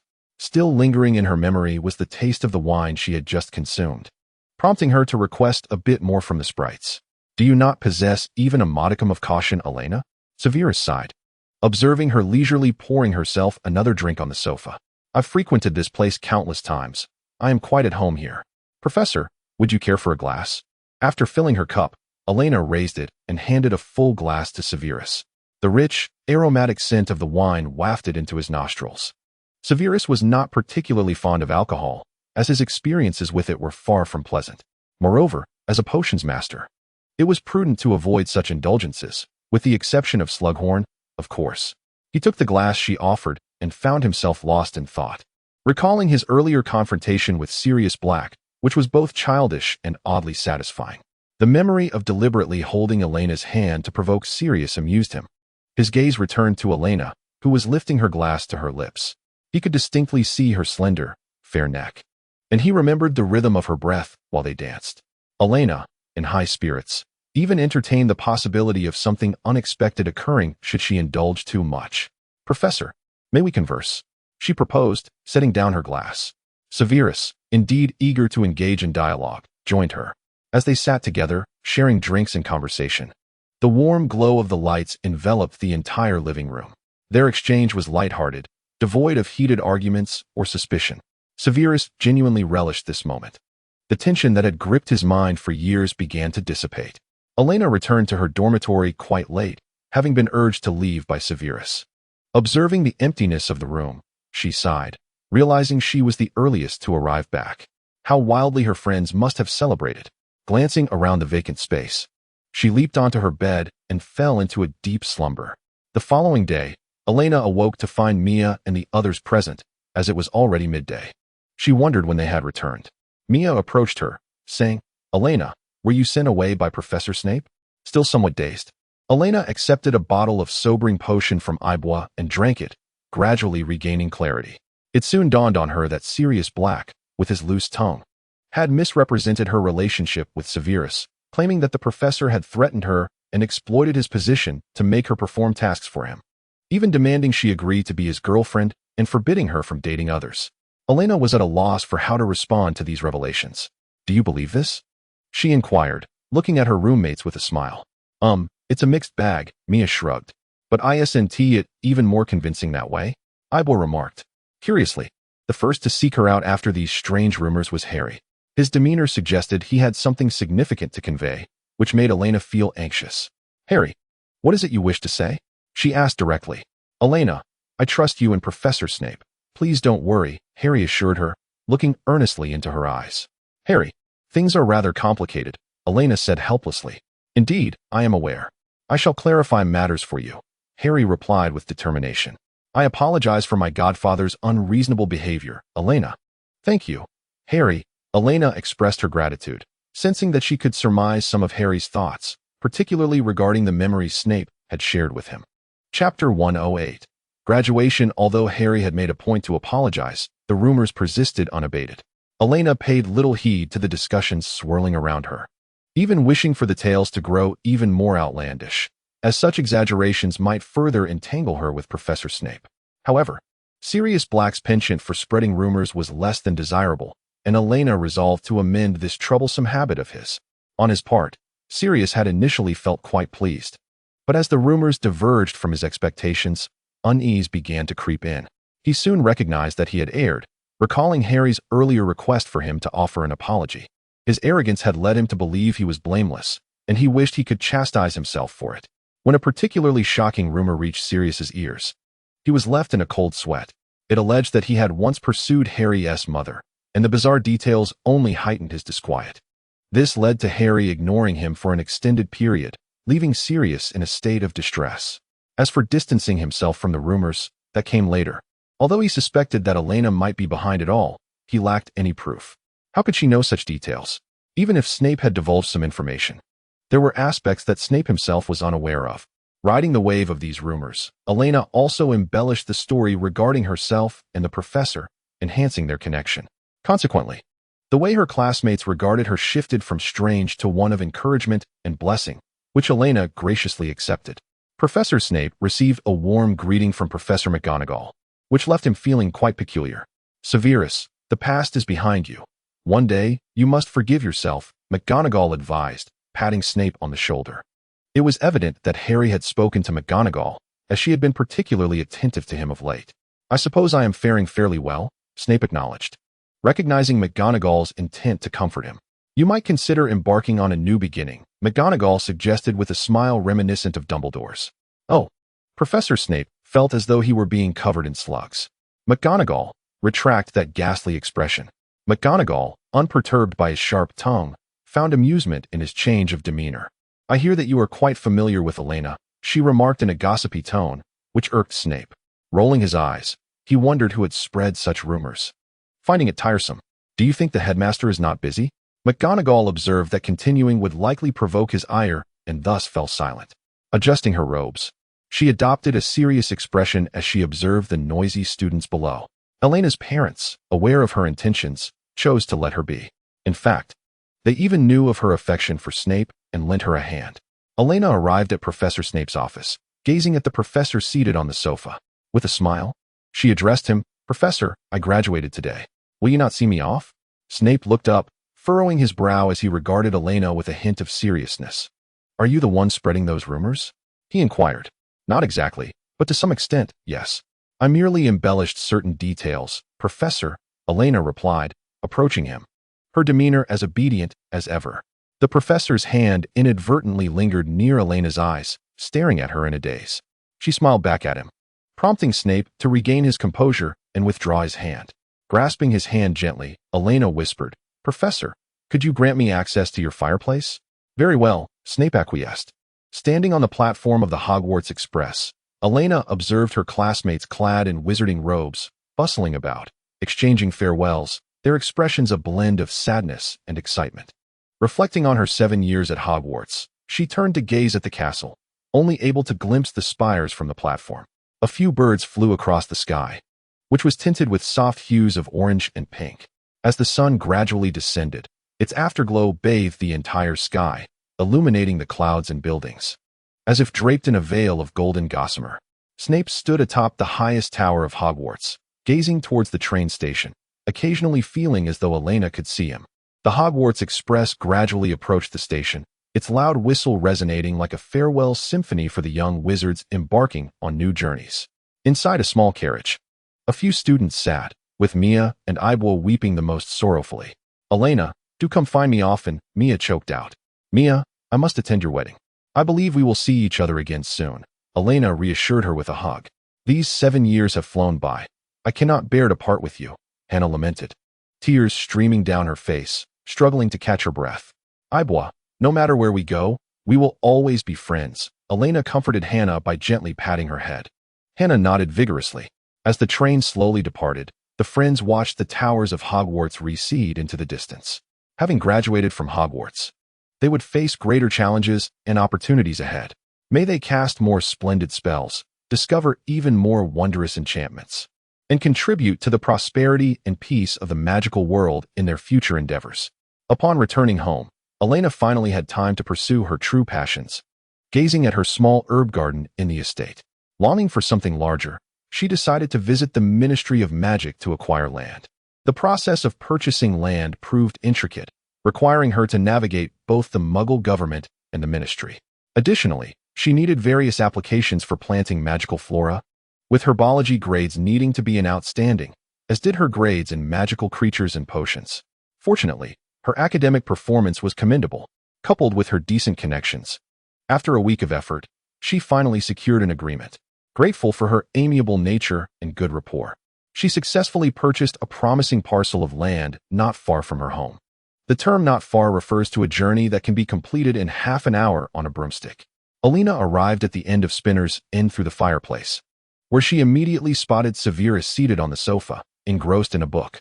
With joy, she rushed over to him, exclaiming, "Severus, I have my own cultivation base now," and proceeded to share her visions for the plantation. Severus merely glanced up at Elena, and she sensed the corners of his mouth twitching upwards. "What are you reading, Severus?" Elena inquired, leaning in with curiosity.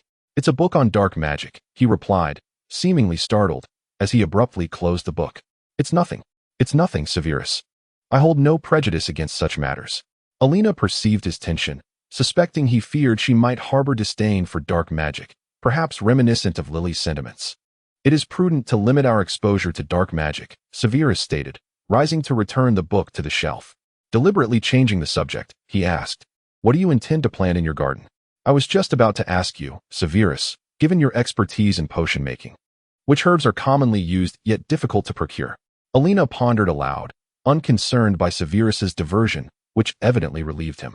"I believe wolfsbane and moonlight grass will be quite marketable in the near future," Severus remarked, approaching Elena. "Have you perfected your wolfsbane potion?" Elena asked in astonishment. Severus raised an eyebrow, proudly declaring, "Of course." Elena found his demeanor endearing, exclaiming, "You are truly remarkable, Professor. Would you like to see my notes?" "Yes, if you wouldn't mind." Elena was indeed intrigued by the potion. During Professor Lupin's tenure, she had assisted in brewing, though the results had not matched those achieved under Severus's guidance, which had evidently improved significantly since.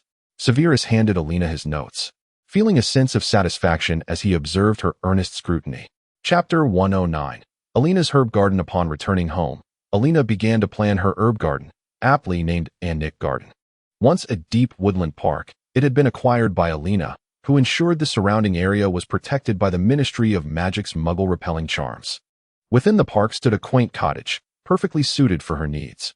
Elena first transplanted the plants from her family estate, intending to breed them, for the magical realm remained comparatively small, and the complexities of propagation necessitated her hands-on involvement, making mass production unfeasible. Occasionally, her parents would visit, with her father posing questions regarding herbs, as Elena sought to sell a portion of her produce through his channels. However, she was not particularly attuned to financial matters, relying on her father to oversee such transactions. In the midst of her endeavors, Elena lost track of time, and before she knew it, a month had nearly passed. It was only when Severus came to find her that she realized how long it had been since their last meeting. Observing Elena diligently working in her herb garden, Severus stood rigidly, lips pressed together, watching her intently. When Elena discovered him, she was unaware of how long he had been standing there. With an excited demeanor, she used her apparition to materialize beside him, eagerly sharing insights about her herb garden. "Severus, I am absolutely delighted that you could come." Elena's enthusiasm evoked memories in Snape of his own youth, during which he had brewed potions and delved into the dark arts. It was a sentiment reserved for his younger years, and suddenly, he felt a sense of release. "Well, they appear to be thriving," he commented, following her gaze towards the vibrant plants. Elena, looking at the colorful flora before her, felt an overwhelming sense of contentment. The surrounding forest remained untouched, as she had focused solely on organizing the central area. Upon arriving at the cottage, a cool breeze wafted through the window, providing a refreshing contrast to the heat that had enveloped Elena moments before. She made her way to the kitchen to brew a pot of tea for both herself and Snape, and they settled together at the table. "Apologies for being somewhat preoccupied lately," Elena said, recalling her recent busyness. "It seems you have finally taken notice, Elena," Snape replied, his tone laced with a familiar sarcasm, though Elena felt a hint of playfulness beneath it. "Could you not come and spend some time with me? I have prepared a room for you," she suggested, leaning back in her chair and inhaling the fragrant aroma of the tea. "I suppose a trip to China is in order to gather some tea and various plants. I wonder if the ministry requires any documentation for that. After all, foreign species must be registered."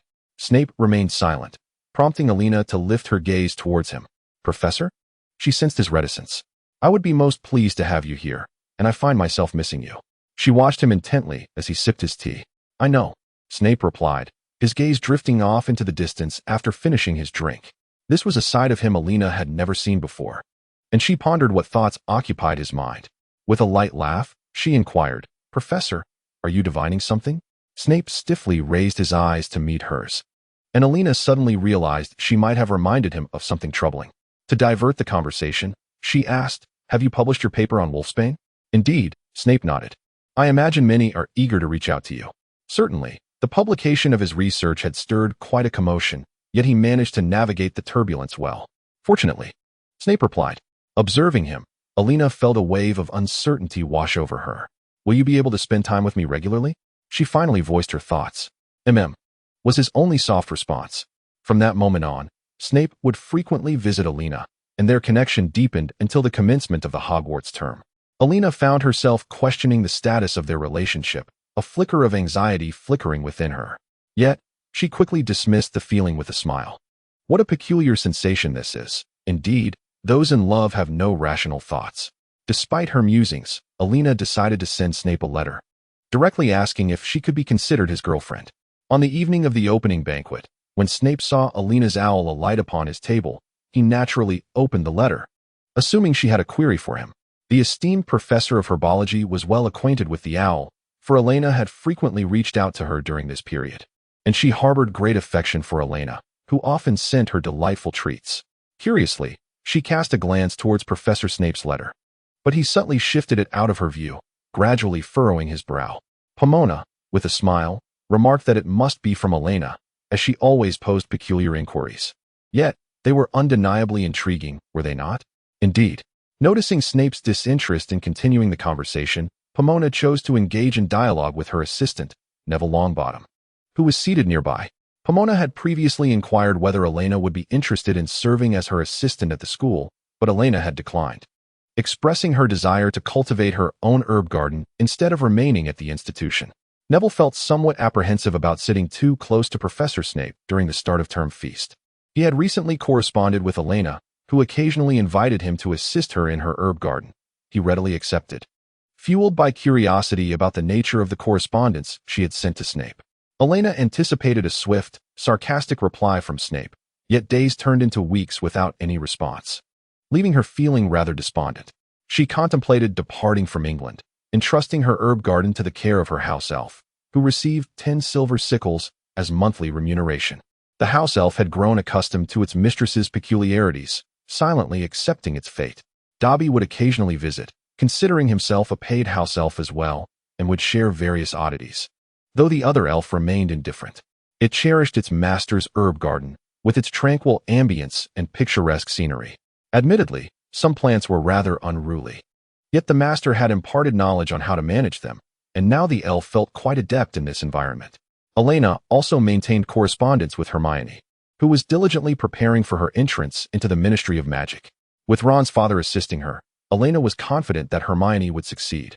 As for Hermione's unconventional ideas regarding the ministry, Elena hoped she would soon achieve reform, for the ministry remained dominated by traditionalists. Upon her arrival in China, the first purchases Elena made were books containing quotes from Chairman Mao and other related texts, which she promptly sent to Hermione in hopes of providing inspiration. Elena believed that her previous life was a distant memory, yet as she gazed upon the streets and the people around her, they appeared both familiar and foreign. Even her fluent Mandarin astonished many locals, who praised her eloquence. She indulged in a plethora of delectable dishes, thoroughly enjoying this enchanting journey. Elena also acquired some seeds, necessitating a visit to the elusive Chinese Ministry of Magic. It took her considerable time to locate it, as it resided on the third floor of an office building, resembling a mere corporate entity. There was nothing particularly remarkable about it, save for the enchantment of the disillusionment charm, which rendered the influx of visitors largely unnoticed. Observing the ministry, which had seamlessly integrated with modernity, Elena found herself more at ease in this environment. Indeed, the regulations here are far more stringent than those in the UK. Elena found herself disheartened as many of her seeds were prohibited from being taken, prompting her to contemplate purchasing land locally for cultivation. Even the ordinary seeds faced restrictions, with only half of those she had prepared being permitted for transport. Upon her return to the UK, Elena received letters from both Harry and Mia. Mia was to wed, while Harry and Ron were engaged. It seemed she had to prepare wedding gifts for them. Chapter 110. The wedding scene. Elena arrived early at the wedding venue to assist Mia and Harry in setting up the decorations. They planned to host a collective wedding, and many had come to lend a hand, yet the preparations were extensive. Mrs. Molly Weasley warmly welcomed Elena, exclaiming, "Dear, it's wonderful that you could come. We are nearly overwhelmed with tasks." Elena embraced Mrs. Weasley, expressing her delight in being able to help. She first introduced a selection of snacks she had brought from China. "What is this?" the soon-to-be groom, George, inquired, intrigued by the item in his hand. "It resembles a bird's foot," he remarked. Fred joined in. Both young men soon-to-be grooms themselves. "These are chicken feet, available in spicy, numbing, and garlic-flavored varieties," Elena explained, detailing each one. The twins, known for their adventurous palates, soon spotted the braised pig's trotters. "Is this also some sort of animal's paw?" Fred asked. "Indeed, it is a pig's trotter," Elena replied. "Do they enjoy eating animal paws over there?" George asked, curiously examining both the pig's trotters and the chicken feet. "I believe as long as it tastes good, they'll eat anything," Elena remarked, observing the lively discussion among the group as they examined the snacks she had brought. "You should all try some. I have plenty." "I wish to sample this pig's trotter. It appears quite meaty," Ron said. "Ron, you shouldn't eat anymore. Hermione will disapprove," George teased, eyeing Ron's already protruding belly. "Hermione wouldn't be like that. You're just jealous of me," Ron retorted, unfazed, as he eagerly eyed the snacks Elena had assured were delectable. In truth, Ron harbored a tinge of melancholy. He had hoped to marry alongside everyone, yet Hermione had been exceedingly busy with matters concerning the Ministry of Magic. They had agreed to postpone their plans for at least 2 years, since he could not bring her home as his bride in the immediate future. He resolved to take better care of himself, inadvertently leading to overindulgence. Recently, he had also been preparing to try out for the Quidditch team, reassuring himself that any extra calories would be burned off through sport. Meanwhile, the twins continued to munch and analyze the flavors and appearances of the snacks, brainstorming ideas for a new prank product or entertaining little treats. Mia, drawn by the enticing aromas, planned to assist them in their culinary enhancements. Elena felt a genuine joy as she observed their camaraderie. Harry approached Elena, asking, "What is going on between you and Snape? I've heard so many rumors that I'm quite confused. I even sought out my godfather, but he has been avoiding me lately." His expression grew somber as he continued. "I'm getting married, and I wonder if he will come." "Do not fret, Harry. I believe he will certainly attend," Elena reassured him. It seems that a thought struck her as she gently tapped Harry on the shoulder, saying, "Harry, I believe I require your assistance." Harry, roused from his reverie, turned his attention to Elena. "You are aware that Snape once harbored feelings for your mother." "Indeed, but I believe that belongs to the past. He felt guilt and despair over my mother's demise, which led him to decide to assist me. Yet, that chapter has closed, and I sense he has already done enough." Harry replied, "I hope he can lead a better life for himself." "Yes, I share that hope. However, you know he can sometimes be quite awkward regarding such matters." "Perhaps, but I believe he will come to terms with it," Harry stated. "All right, children, come and lend me a hand," Mrs. Weasley called out. "Mother, we are no longer children. You cannot address us as such," Ron grumbled. "Oh, come now. To me you will always be children," Mrs. Weasley responded. The humble abode was filled with the sounds of merriment, warm and vibrant. Harry felt a sense of fulfillment as he gazed upon his classmates and the soon-to-be family members surrounding him. The wedding day attracted a multitude of guests. Some students even took leave from school to attend. This occasion surpassed Bill's wedding in grandeur. The twins were marrying together. and it remained a mystery how Fred had persuaded Angelina. Alongside the engagements of Harry and Ron, the festivities reached a magnificent scale, and fortunately, the Weasley home was spacious enough to accommodate the throng. Elena felt that the number of attendees nearly overwhelmed the available space. Elena's culinary creations continued to be a crowd favorite. This time, she had prepared a hearty stew, a large pot of braised ribs, tender and fragrant, with aromas wafting through the air for a considerable distance. She spotted Snape, who seemed taken aback by the sheer volume of attendees. He had been rather unceremoniously dragged along by Harry Potter. From the second floor of the Weasley home, Elena observed him quietly, choosing not to descend due to the crowd. She watched as he engaged in conversation with a few individuals, evidently enjoying their company, as a hint of pride graced his features. The music filled the atmosphere, enveloping the surroundings in a joyous ambience. Elena remained in her corner, contemplating his thoughts. Suddenly, as if sensing her gaze, Snape turned abruptly, locking eyes with Elena. The unexpected connection rendered her momentarily speechless. Just then, Mia approached, prompting Elena to shift her focus. "Mia, what brings you here?" Elena inquired, admiring her friend who looked splendid in a white wedding gown, custom-made by Elena herself from the Muggle world. The Muggle sewing designs were indeed exquisite, accentuating Mia's enchanting figure. The petite Mia had now matured and was even married. "There are too many people. I came to take a breather," Mia said, following Elena's gaze downwards, spotting Professor Snape. She glanced back at Elena, asking, "How are things developing between you two?" "I'm not entirely certain," Elena admitted, clearly at a loss for how to respond. "At times, he leaves me feeling quite despondent, and at other moments, utterly helpless. Such is the nature of love," Mia mused. "Yet, amidst this turmoil, there exists a peculiar joy and an inexplicable fondness, does there not?" The two settled onto a sofa, and Mia continued, "Elena, it is indeed because of you that George and I found ourselves together." Suddenly intrigued, Elena inquired, "Pray do tell. Do you recall that potion you concocted, the laughter elixir?" "Of course. It was this very potion that prompted George to seek me out, although I initially rebuffed him. I later learned they had continued to pursue me." "Indeed. But as you frequently mingled with them, I gradually became familiar with them, sharing delectable treats in the process." Mia sank into reminiscence, recalling their enthusiastic praises for her culinary offerings, which led them to frequently seek her out. Among them, George was the most persistent. "At first, I could hardly distinguish between them, yet as time passed, I began to recognize their differences. While they were all quite vivacious, it was evident that George was particularly exuberant, whereas Fred was somewhat more reserved." As Elena listened, she fell into contemplation. Indeed, these circumstances are full of uncertainties. Had they not intersected, they may never have come together, each destined to tread their own path. Yet, here they are now, united and undeniably happy. "Mia, there you are," George exclaimed, his face lighting up as he rushed over to sit beside her, enveloping her in an embrace. "George, you're squeezing too tightly." Mia laughed, feeling as though her very form was being reshaped by his affection. Observing Mia's bliss, Elena felt a surge of happiness as well. "George, should you treat Mia poorly, I shall whisk her away," Elena teased, planting a kiss on Mia's cheek. George turned to Elena with a playful smirk, declaring, "Mia is mine. You shall not have her." With that, he boldly sealed his claim with a passionate kiss. Elena rolled her eyes at the display before them. Chapter 111. Shall we dance once more? Elena watched the pair depart, remaining in her seat, reluctant to move.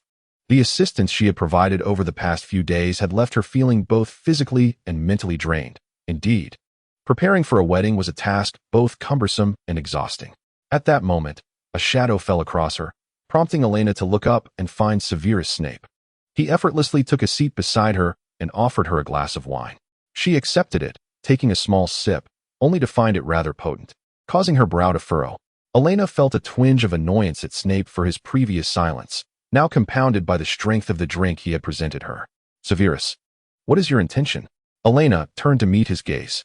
Snape observed her, taking delight in the way her expression had contorted due to the alcohol's strength. "You are quite beautiful, Elena," he remarked impulsively. Momentarily taken aback, Elena felt warmth suffuse her cheeks. To be praised by someone she admired brought her great joy. She bit her lip, attempting to decipher his expression, though he appeared entirely composed. "Thank you," she finally managed. "You are not so bad yourself. Will you accompany me for a dance once you've finished your drink?" Snape proposed. Elena nodded, raising her wine glass to clink with Snape's. Before taking a hearty sip and setting the glass down. "Let us go," she said. The two descended the stairs and exited, drawing the curious gazes of many onlookers. As melodious music filled the air, they found themselves drawn closer together, swaying gently in time with the rhythm. Harry observed them with intrigue, and Ginny, eager to catch a glimpse of their exchange, tugged Harry towards the dance floor, positioning themselves near Elena and Snape. As the music played, Elena and Snape moved in harmony, their bodies gradually encroaching upon one another, both attuned to the subtle cadence of each other's heartbeats and body warmth. Elena gazed intently at him, her eyes seemingly oblivious to the presence of others, a sight that brought Snape immense joy.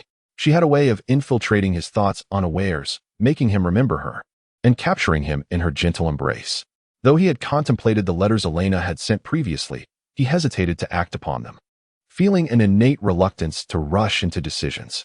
Days had passed, and if this were merely a fleeting whim of hers, she might soon forget it. Yet, it appeared that was not the case, which delighted him further. He had lost track of when he began to feel her proximity. It seemed from the very beginning. She harbored no animosity towards him, regardless of his suspicions and antagonism. She treated him with remarkable tenderness, which made him feel rather despicable, as he had once harbored resentment towards her, desperately seeking to uncover any selfish trait within her. Yet the more he tried to distance himself, the more entangled he became. In that moment, Snape resolved to keep Elena close, determined to shield her from anyone else's reach. As the music ceased and they parted, Snape's gaze remained fixed on Elena. She, feeling a bit lightheaded from the dancing and the potent drink, questioned her own trust in him. Had she truly been so naive as to drink without caution? What if she had been drugged by a stranger? Confused, she looked at Snape, who did not release her, but instead guided her to a secluded corner. Compliantly, she followed, noting the upward curve of his lips, indicative of his pleasant disposition. Ginny, having heard no gossip, felt a pang of disappointment and chose not to follow them. Just then, a voice called from the entrance. It was Sirius Black, and Harry rushed to greet him. "Godfather, you finally arrived. I'm so thrilled." "Harry, how could I not return for your engagement? My godson has grown up," Sirius replied. After exchanging pleasantries, Sirius's gaze fell upon the corner where Elena and Snape stood. An inexplicable surge of irritation bubbled within him at the sight of their closeness, prompting him to approach them directly. Onlookers began to murmur, their curiosity piqued by the unfolding scene. "Elena," Sirius's spirited voice rang out, pulling her and Snape from their reverie. Elena's expression soured at the sound, but she quickly composed herself to respond. As Sirius drew near, he complimented her with effortless charm. "Elena, you look truly stunning." "Thank you," Elena replied politely. "Elena, I wish to express my apologies. I was indeed provoked earlier, and my behavior was rather immature," Sirius Black remarked. "I accept your apology, but I do not intend to forgive you just yet," Elena replied. "Black, step back. I can already detect the scent of dog emanating from you," Snape interjected, positioning himself between Elena and Sirius without a hint of courtesy. "Snape, what business is it of yours? I am conversing with Elena." "It is you who should take your leave," Sirius retorted, displaying an inclination towards confrontation, only to be restrained by Harry beside him. Observing the two in their scuffle, Elena silently provided a voiceover for Harry's inner thoughts. "No, no, no, Godfather, not like this." She then burst into laughter, prompting curious glances from the others who failed to comprehend her amusement. "Sirius, your apology lacks sincerity," Elena asserted, adopting a serious demeanor. "This fellow is hardly a paragon of virtue." "Of course, I am no better," Sirius muttered to himself. "I need no reminder of my character, you foolish mutt." Snape countered defiantly. "Well then, it is now Elena who restrains Professor Snape," and both she and Harry exchanged awkward smiles, discreetly pulling the two apart. "Harry, you should not have pulled me away. I need to teach him a lesson." "Godfather, what has Snape done that warrants punishment?" Harry was utterly perplexed by his godfather's reasoning. How could he possibly dance with Elena? I see no issue. They are both adults." "Harry, you remain too naive. That fellow must be scheming something." Elena maintained her innocence, cautioning them not to be deceived. After all, he had been a spy for far too long to be underestimated.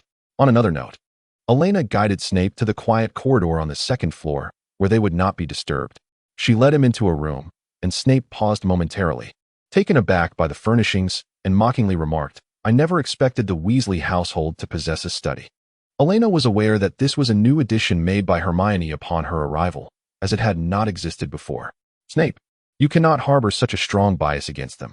Then I shall temper my prejudices, he conceded, moving toward a bookshelf and observing the titles, declaring, it is indeed unrealistic to expect them to read anything of value. Chapter 112. Who doesn't he love gossip?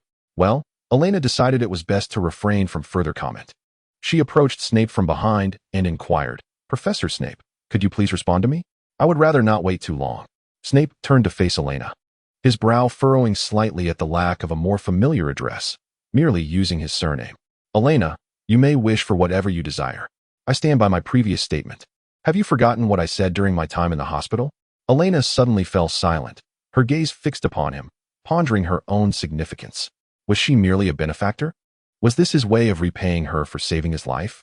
Her mind became a whirlwind of confusion, and she was suddenly enveloped by a profound exhaustion. If this is the case, what meaning does it hold? I apologize, Snape. I believe I am beginning to understand what to do. Elena responded with a sense of loss, expressing that this was not what she desired. Clinging to something with no resolution felt futile. It was akin to the despair and helplessness one experiences when they have lost something cherished and cannot reclaim it. With that thought, Elena turned to leave. Snape sensed her emotional turmoil and swiftly grasped her, pinning her against the bookshelf. Elena, where do you think you're going? He inquired, his voice laced with a hint of menace as he looked down at her. Elena lifted her gaze to meet his, and after recalibrating her emotions, she replied, I don't understand. Are you attempting to intimidate me? She pushed against him, but her strength was insufficient. As she reached for her wand, Snape held her hand firmly, fully enveloping her in his embrace. Leaning in closer, Snape startled Elena. She attempted to retreat, only to find herself backed against the bookshelf, unable to escape. Then, she felt his arms around her, a gesture that paradoxically made her feel cherished. Elena, do you not have feelings for me? His voice whispered in her ear, causing her previously rigid form to soften. With flushed cheeks, she stared at the ceiling, aware that while it was bearable to keep her feelings unspoken, articulating them would render the situation awkward. Yes, she managed to respond through clenched teeth, her face aflame. At that moment, a light chuckle reached her ears, prompting her to look up in surprise at its source. Then why not give it a try, Elena? I find myself quite curious about you. Snape's words flowed into her ears, overwhelming her senses. Give it a try? She echoed, pushing him away with newfound ease, her incredulity evident. This action revealed her flushed face to Snape, who regarded her with a newfound interest, which incited a flicker of irritation within her. Elena averted her gaze toward the table, taking a considerable time before she finally acquiesced. All right. Upon receiving her response, Snape gently caressed her cheek and leaned down to place a soft kiss upon it. Elena remained in a daze as she watched him walk away, feeling that this was rather excessive. When Ginny saw Snape exit Hermione's study, followed by Elena leaving the same room, her eyes sparkled with intrigue, igniting her penchant for gossip. She observed Elena's expression closely before hastening to share her findings with Harry. Upon returning to Hogwarts, Snape sought out Minerva, requesting her to establish a connection between Elena's fireplace and his own. Minerva regarded him with an inscrutable expression, torn between her desire for gossip and the apprehension of probing too deeply, especially considering his previous role as a double agent. Whatever he shared might not yield accurate answers. So she contemplated asking Hermione, who frequently corresponded with her and would likely be intrigued by such gossip. Minerva nonchalantly replied, Oh, dear Severus, do wait a moment while I finalize this semester's course schedule. Snape regarded McGonagall with a hint of skepticism. Initially, the courses at Hogwarts were determined by Dumbledore through a random selection process. Perhaps Headmistress McGonagall would exhibit a greater sense of responsibility? Well, let us hope for expediency. Severus turned and departed, as the two stone gargoyles slowly closed the door to the headmaster's office.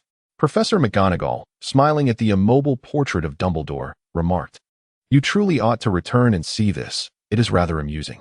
With that, she excitedly set aside the parchment detailing the class schedule and retrieved a fresh sheet, eagerly writing something to send off with an owl. When Elena received the letter from Hermione, she felt somewhat exasperated. How could Hermione, so busy as she was, still find time to concern herself with matters of the heart? Is this what they call being well-rounded? It seemed she had also confided in Mia and Eber, who then approached Elena to inquire about her own romantic developments. It appeared that everyone was rather fond of gossip.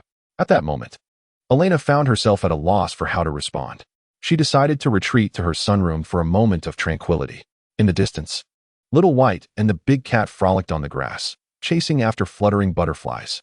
The big cat's tail swayed high, reminiscent of a joyous bloom. The two figures, one large and one small, rolled playfully across the lawn. Within the sunroom, Elena tended to her plants, providing them with nourishment. Some plants appeared to respond with gentle movements, an oddly delightful sight. Suddenly, an owl persistently collided with the exterior glass, producing a series of thuds. It bore a parcel that was slightly larger than its own body. Tied to its feet, Elena felt a pang of sympathy for the bewildered owl and was compelled to exit the sunroom. Upon seeing her, the owl dropped the parcel and fled as if in panic. The package landed squarely upon Elena's head. Fortunately, it was not too high, otherwise, it could have caused serious harm. Rubbing her head, she picked up the parcel and grumbled, "Whose package is this? Whose foolish owl is this?" In the distance, the big cat, noticing the owl's departure, attempted to give chase but was halted by Little White, prompting the two small creatures to redirect their attention. Elena placed the parcel on the table in her cottage and then moved to the sink to clean her hands of dirt and glove remnants. Upon opening the package, she discovered a letter from a shop that had previously sought to collaborate with her regarding the herbs she had sold. They had even included a magical plant as a gift, which explained the size of the parcel. Elena nearly pricked herself on the plant, which was currently in a defensive posture, transforming its leaves into sharp needles, resembling a hedgehog as it lay curled in its pot. Elena recognized this plant. It could be used in the preparation of cough syrup. She carefully arranged it before perusing the letter. The correspondents praised the quality of Elena's herbs and expressed a desire for her to provide a consistent supply of such high-quality materials, with prices open to negotiation. At that time, Elena had sold some plants impulsively due to financial constraints and her move. She had selected a shop at random and could scarcely recall it until the letter jogged her memory. After organizing her herb garden, her father had spoken with her, leading Elena to decide to collaborate with the family apothecary rather than selling externally. As Elena contemplated returning the gift, she began to pen a letter explaining her reasons. Just as she finished, her mother, And, approached her curiously and inquired, "What are you writing, Elena?" A pharmacy wants to collaborate with me, but I have already promised my father to work with him," Elena replied. "My dear, you must understand a fundamental principle. Do not place all your eggs in one basket." "But, mother, my herb garden is not very large, and I have already given my word to father," Elena responded with a resigned smile. "You can offer him less. It's not a problem. When it comes to business, take your time. Do not place too much trust in your father." It appeared that, and was well aware of her husband's nature, recognizing that even his own daughter could be a source of profit for him. Elena pondered Anne's words and realized that, indeed, one should not rush into large purchases for a new herbal garden. Her own garden should be manageable enough. "You are right. Mother, I must be cautious with father," Elena nodded in agreement. "That's my good daughter," and said, embracing her. Elena internally chuckled, thinking how amusing it was that her parents played such games, one seeking to profit from her while the other sought to undermine that effort. As they moved to the table to converse further and noticed the letters that Elena had yet to organize.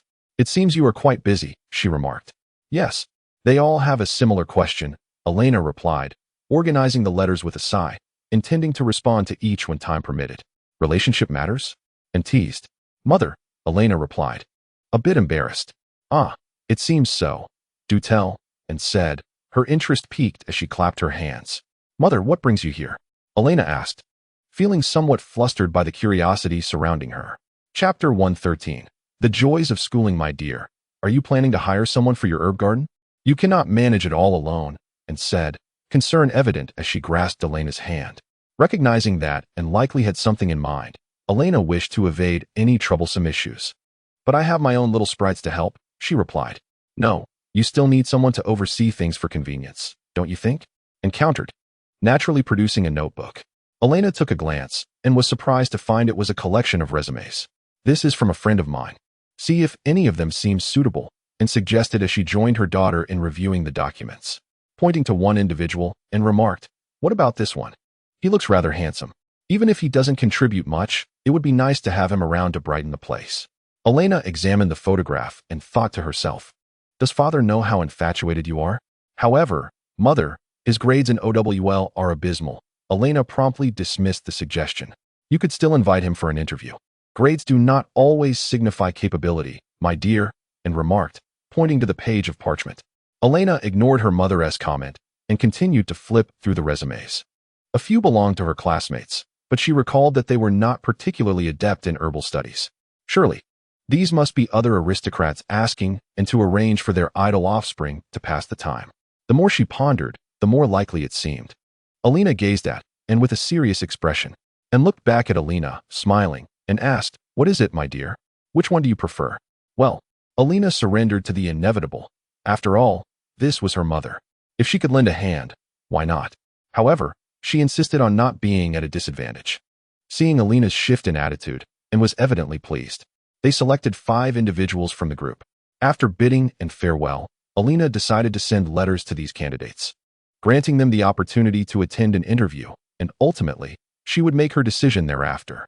Approaching the table, Elena burned the letter she had intended to reject from the herb shop and composed a new one. In it, she expressed her willingness to collaborate.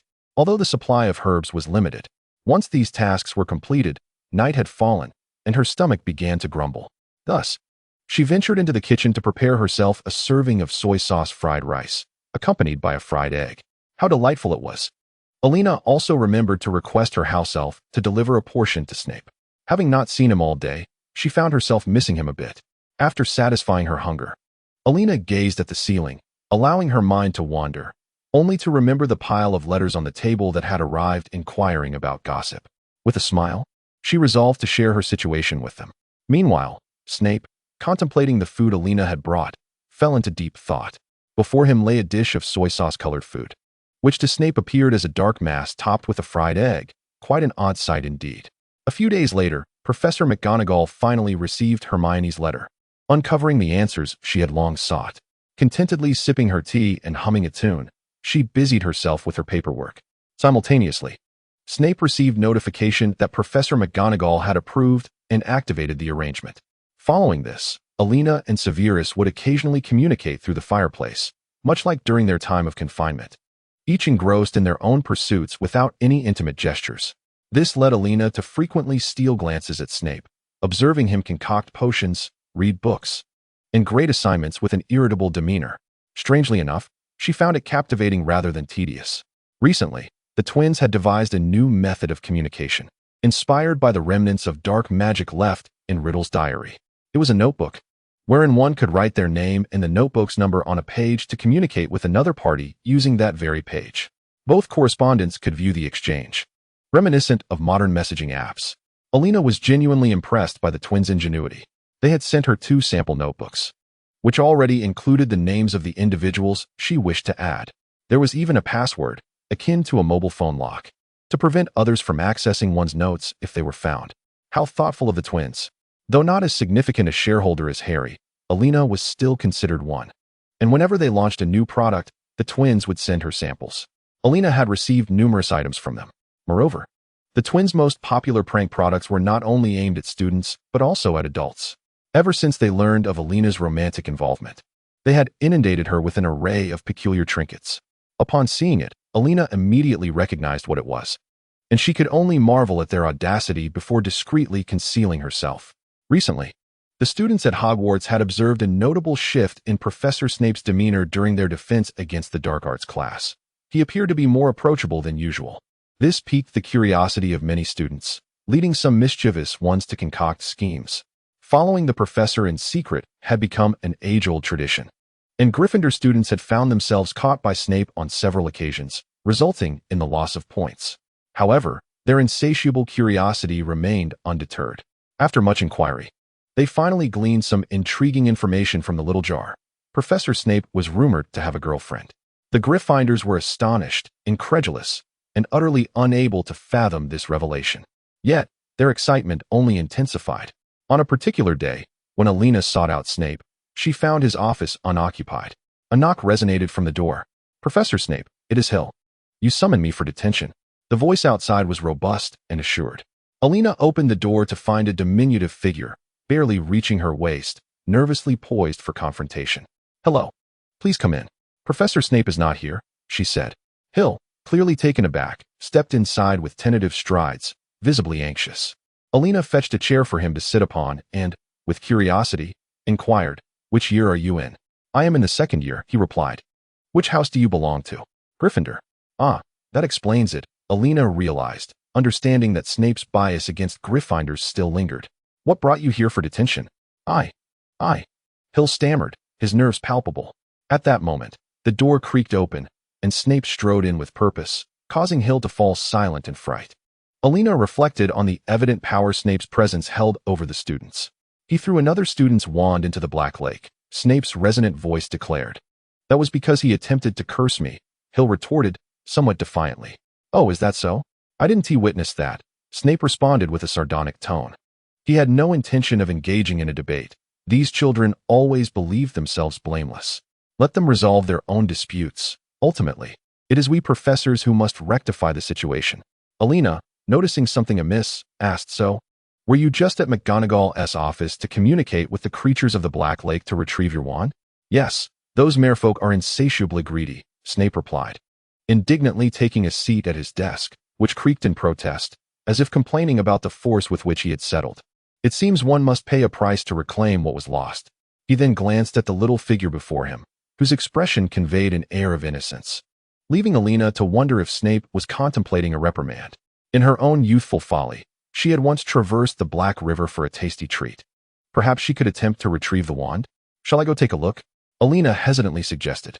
Snape turned his gaze to her, discerning her intentions. "Do not even think about it. This situation is not comparable to your past escapades." Hill's eyes sparkled with intrigue, as if he had just uncovered an exciting prospect, eager to know what would unfold next. Then he was glared at by Snape, who instructed him to transcribe the basics of the defensive spells. Hill understood that he would gain no advantage and reluctantly began to copy the text while standing. "Why not let him assist Hagrid?"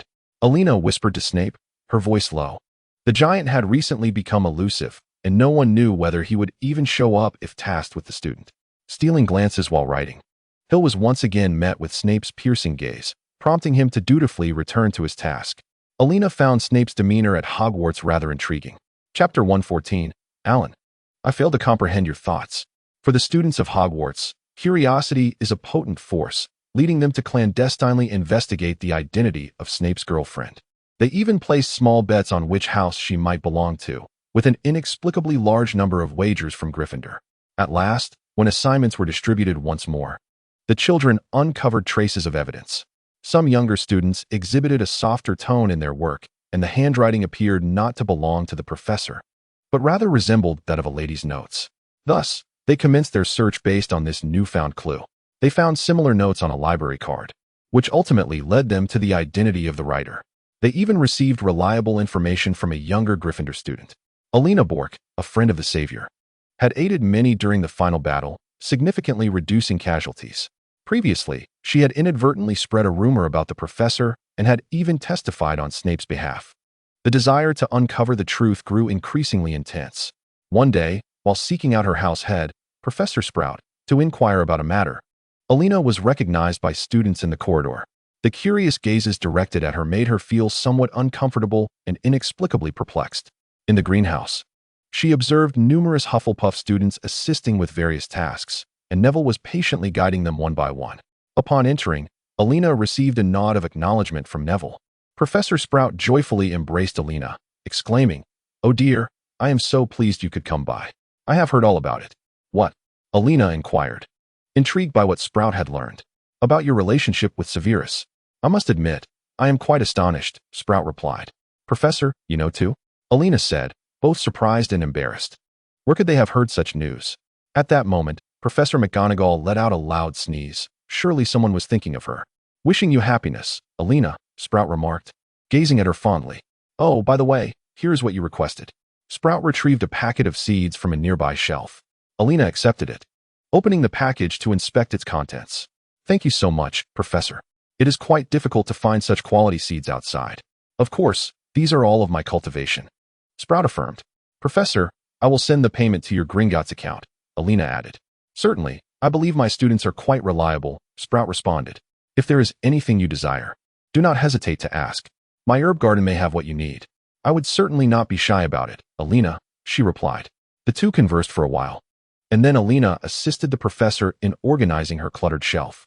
Sprout's shelf appeared considerably tidier than before, seemingly due to Neville's helpful presence. As they prepared to depart, Elena patted Neville on the shoulder, complimenting him. Neville, I truly believe you did an excellent job. Thank you, Neville replied, feeling somewhat inexplicably bashful at the praise. While walking back, Elena sensed that someone was following her.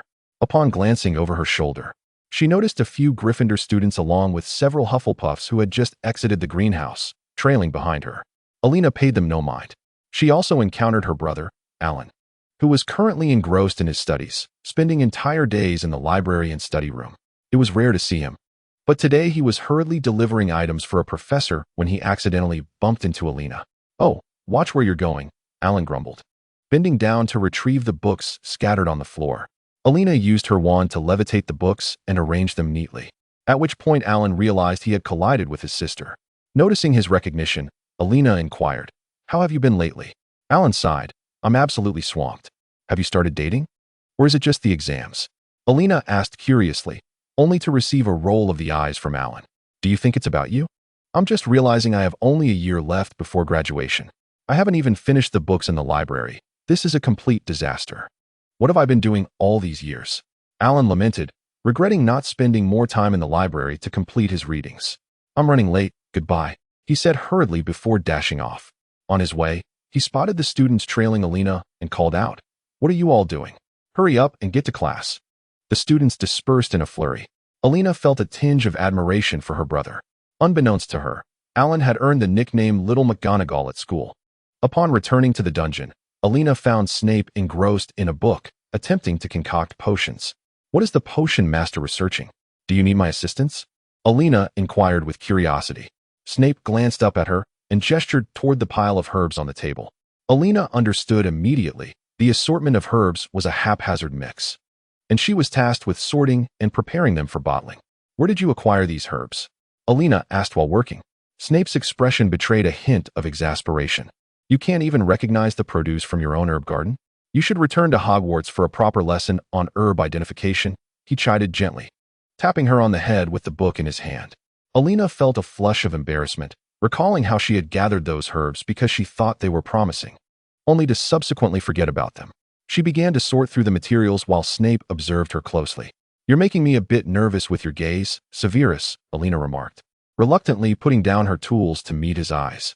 Snape raised an eyebrow and, with a half-smile, replied, I used to watch you work in the same manner. What has made you so timid now? Elena pondered whether her thoughts had shifted from a state of anxiety to an inexplicable recollection of inappropriate musings. Such thoughts were, of course, unsuitable for verbal expression. However, was there not a discernible difference now? Severus drew nearer to Elena, who, captivated by his proximity, impulsively cupped his face and bestowed a kiss upon him, reveling in the novelty of this experience. It was then that Elena received an unforgettable, passionate kiss, which only ceased when she found herself gasping for breath, prompting him to withdraw. Severus found amusement in her dazed demeanor, yet he maintained his sternness as he urged her to attend to her duties. It appeared that she would need to take the initiative. Oblivious, Elena proceeded to tend to the potion ingredients, banishing any errant thoughts from her mind. Chapter 115. Recruitment today marked the day of interviews, and 5 candidates had arrived, with an also taking a seat on a nearby chair, though it was unclear whether he had come out of curiosity or to oversee the proceedings. Elena observed that they seemed to have arranged themselves as if it were a conspiracy, rather than arriving together. The first to arrive was a witch named Shackle-Darlina, appearing to be in her 30s. She was quite exquisite, her wizarding robes impeccably clean and her movements graceful, though her demeanor carried a hint of arrogance. Elena took the initiative to greet her. Hello, might you introduce yourself? I am Shackle-Darlina, a proud graduate of Slytherin. Naturally, as a pure-blood witch, I am aware that such status is not particularly esteemed in the current climate, yet I remain proud of my lineage. My familiarity with botany is considerable, as I have tended to my family's extensive collection of rare magical herbs, rather than merely common plants. I am confident that I can excel here. You appear quite capable. Elena nodded. Could you elaborate on the harvesting and processing of nightshade and the cultivation of vervain? You underestimate me, Mississippi. This is exceedingly simple, shackled Darlena replied with pride. When handling nightshade, one must be cautious with its rhizomes, as that is the medicinal part we utilize. Vervain is even more straightforward. It is a common herb that thrives in ample sunlight. It requires well-drained, fertile, and deep soil. Prior to planting, it is advisable to loosen the soil, removing weeds and large clumps. Sowing should take place in spring or autumn. First, soak the seeds in water for 20 minutes, then scatter them on the soil surface, ensuring adequate spacing between seeds to allow for deep root growth. Maintaining moist soil is crucial. Upon concluding her explanation, shackled Darlena regarded Elena with satisfaction. Very impressive. Miss, or perhaps I should say madam? Elena inquired. I am not yet married, dear. You may call me Darlena. Elena noted the name's phonetic similarity to the Japanese term for deer, which could easily lead to mispronunciation. Very well, Darlena. I am pleased to hear of your extensive knowledge. My herb garden eagerly anticipates your arrival. I look forward to collaborating with you, dear. It was evident that Darlena was pleased, her tone growing markedly more affectionate. Elena attentively observed the subsequent candidates, feeling a sense of hesitation towards one in particular, who appeared rather earnest. However, the field of herbalism is not particularly promising. Perhaps if Darlena were to guide him, it might work out. Just as Elena was about to make a decision, a loud thud echoed from outside the door. Upon opening it, she was greeted by Lynn. What are you doing here? She inquired. Hi, Lynn awkwardly responded. Ever since Elena had testified on his behalf, he had believed he could reclaim his freedom and intended to return home, only to discover that his identity in Germany had been nullified, rendering his return impossible. He found himself limited in his endeavors here, struggling to understand why job opportunities eluded him. His discovery of Elena was thanks to a tip from one of his acquaintances, who informed him of her whereabouts. In truth, his inability to find work was orchestrated by Elena and her father. As he was well aware of the role Elena had played in the matter, she wished to prevent him from speaking indiscriminately, allowing everyone to believe that his situation was the result of his own efforts. Wouldn't that be preferable? In a few years, when memories faded, no one would believe him. Regardless of what he said, Elena decided to keep him around. You arrived just in time. I could use some assistance. Would you help me? Of course, Lynn replied, still somewhat brooding and domineering, a remnant of his role as Fenrir. You must pay me, he insisted. To secure his presence, Elena acquiesced to his demand. Who had been observing quietly, remained silent. Thus, Elena took Lynn to familiarize him with her herb garden. The garden boasted various greenhouses, each meticulously managed for temperature control. Elena assigned him the responsibility of overseeing the climate conditions of the greenhouses, which had expanded from 2 or 3 to several dozen. After a thorough tour, it became evident that the work was physically demanding. As for accommodations, he would have to settle for a storage room for the time being. The storage area, situated between the cottage and the greenhouse, had previously been filled with gardening supplies. Elena's own cottage was now fully occupied, with her bedroom, Snape's, and spaces for herb storage and potion brewing all overflowing into the main hall. There was also a small storage room for gardening tools and an attic for house elves. It seemed imperative to construct additional rooms. After all, if guests arrived or new recruits needed housing, provisions were necessary. Once the tasks were completed, and sought out Elena, hoping she would reconsider keeping a few of the newcomers. Mother, they are not suited for the herb garden, Elena replied with a hint of resignation. Elena, you do not understand. If you wish to expand your herb garden, you will need individuals to manage the mundane tasks. I do not want you overwhelmed. Furthermore, the people I have introduced you to have valuable connections that will facilitate future endeavors, impatiently explained. At last, Elena comprehended why Anne had urged her to find assistance. All right, Mother, I understand. Thank you, Elena said, embracing her. You are my child, Elena, and responded. After a brief conversation, and departed. Elena ultimately decided to retain the individual who had caused her such indecision. As for the salary, Elena could still afford it. The shop they had previously collaborated with had begun to provide a steady supply of herbs. Additionally, her father's apothecary was gradually making substantial purchases of materials here. Elena found herself keeping accounts, often working late into the night. Severus Snape was acutely aware of Elena's recent busyness and decided to seek her out through the wall. After all, the absence of a few days had left his mind preoccupied with thoughts of her. The mere sight of her presence brought him solace. A feeling akin to a habit, as if without her, something essential in the air was amiss. On this particular day, Snape approached Elena, presenting her with 2 vials of potion. Curiosity sparked within Elena as she beheld the purple liquid. "What is this, Severus?" she inquired. "It is a potion that enables us to connect with one another," he replied, his tone betraying a mix of pride and nervousness. "Is there truly such a thing?" Elena suddenly recalled having seen something similar while organizing materials for him not long ago. "Have you newly developed this?" she asked, admiring the vibrant color of the potion. Upon uncapping the vial, she inhaled the scent. "Is this for me to drink?" "Indeed," Snape affirmed. "But first, we must add a few ingredients." With that, he took one vial and added a drop of his own blood, while in the other, he added hers. Elena observed the blood from her fingertip, noting its resemblance to the polyjuice potion, yet her curiosity about its effects remained piqued. Snape consumed the vial containing Elena's blood, while she drank from the one containing his. He grasped her hand and began to recite an intricate incantation. His voice enveloped them, not merely a sound but a palpable presence, permeating the space and instilling an inexplicable sense of awe and exhilaration in each listener. Elena felt as though the sound could reach the depths of her soul, awakening buried emotions and memories. Each syllable bore a weighty significance, resonating both distantly and comfortingly. Chapter 116. The herb garden finally finds its rhythm. As the incantation reached its conclusion, a green light flashed around them, as if punctuating the spell. "What was that?" Elena exclaimed, noticing a peculiar symbol etched upon her hand. "You cannot escape now, Elena," Snape murmured, his grip tightening around her hand. The depth of his voice sent a shiver through her, evoking the sensation of being hunted. She gently caressed the mark, feeling warmth and a rhythm akin to a heartbeat. Elena looked up at Snape in astonishment. "Now, I shall know where you go, Elena," he said, also tracing the symbol on his own hand. Suddenly, Elena understood its significance. Her eyes brightening as she asked, "Is it what I think it is?" "This contains a trace of dark magic. I believe you can feel it," Snape replied, his thumb caressing her hand.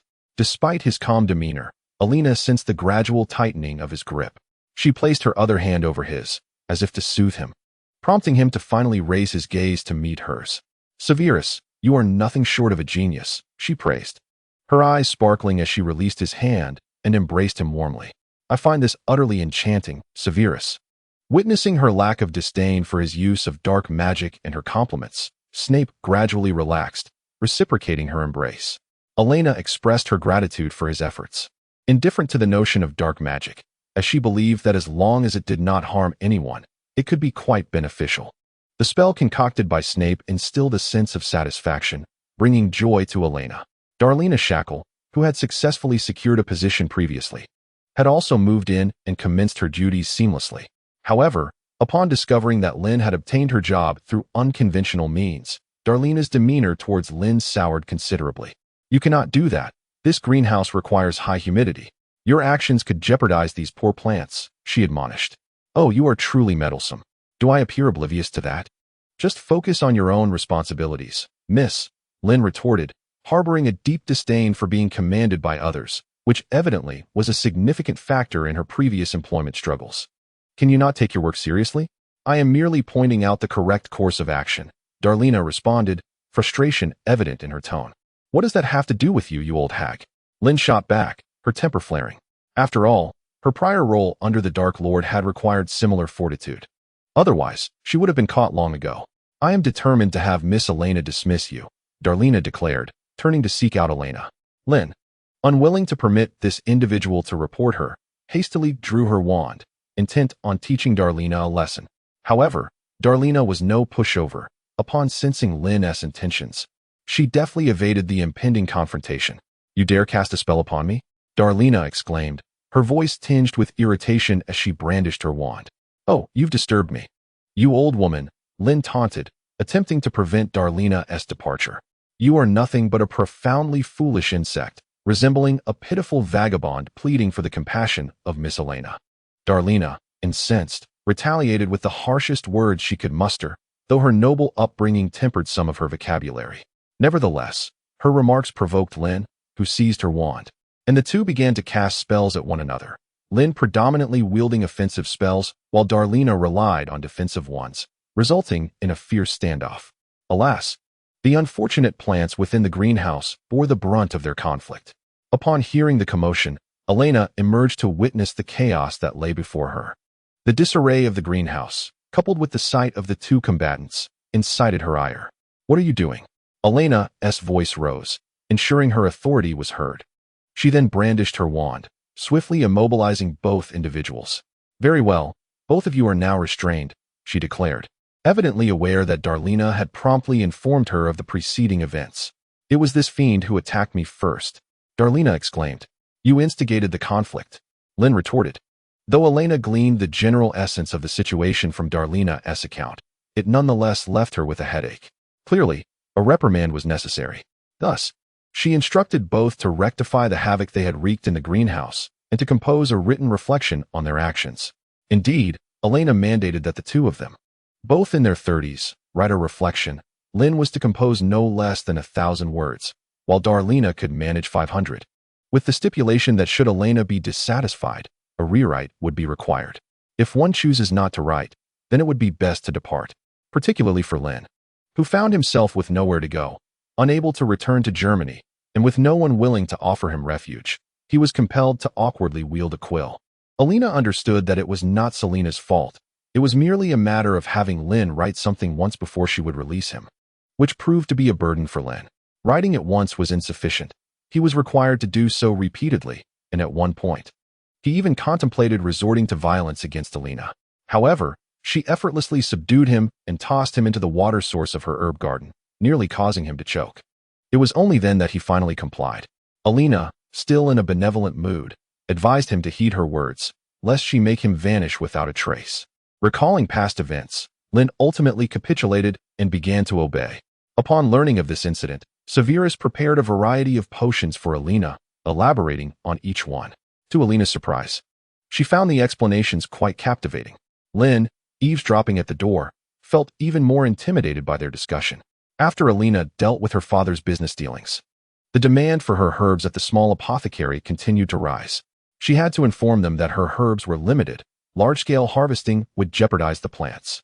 Thus, the apothecary could only procure a fixed quantity of materials from Elena. Naturally, true to a merchant's nature, he vehemently complained, though Elena did not indulge him, for her father's needs were also expanding. As for Selena, she proved to be a capable assistant, as her mother had intended, with relatives in St. Mungo's. Elena was now able to supply a selection of special herbs directly to them. Consequently, Elena made it clear that should he fail to comply, that supply would also be jeopardized, as she did not rely on him for that channel. After that, the disgruntled voices from the small apothecary ceased. Elena went to the Ministry of Magic to handle some paperwork and took the opportunity to visit Hermione, who had a photograph of her parents displayed on her desk. It was a magical photograph taken when her parents were curious about her enrollment. Elena engaged Hermione in conversation, asking, "Do you truly intend to remain in the magical world?" "I believe so, dear, as my friends and my beloved are here," she replied. "But what of your family, Hermione?" "I have grown up, Elena," she said, her tone tinged with sadness.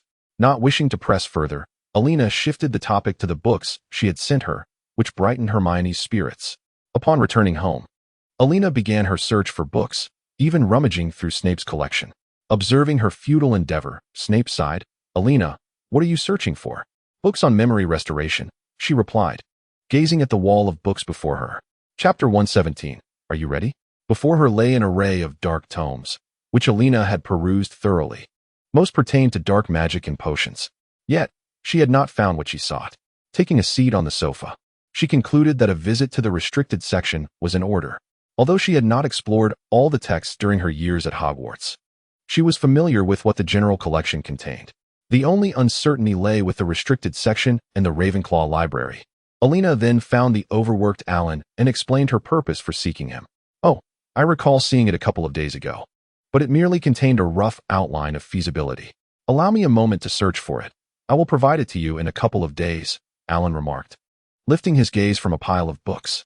Elena, seated opposite him, observed his diligent page-turning and mused, "With your study habits, you are sure to excel in the examinations." "Not necessarily," Alan replied, flipping another page. "No matter how many books I peruse, the exam content may not align with what I have committed to memory.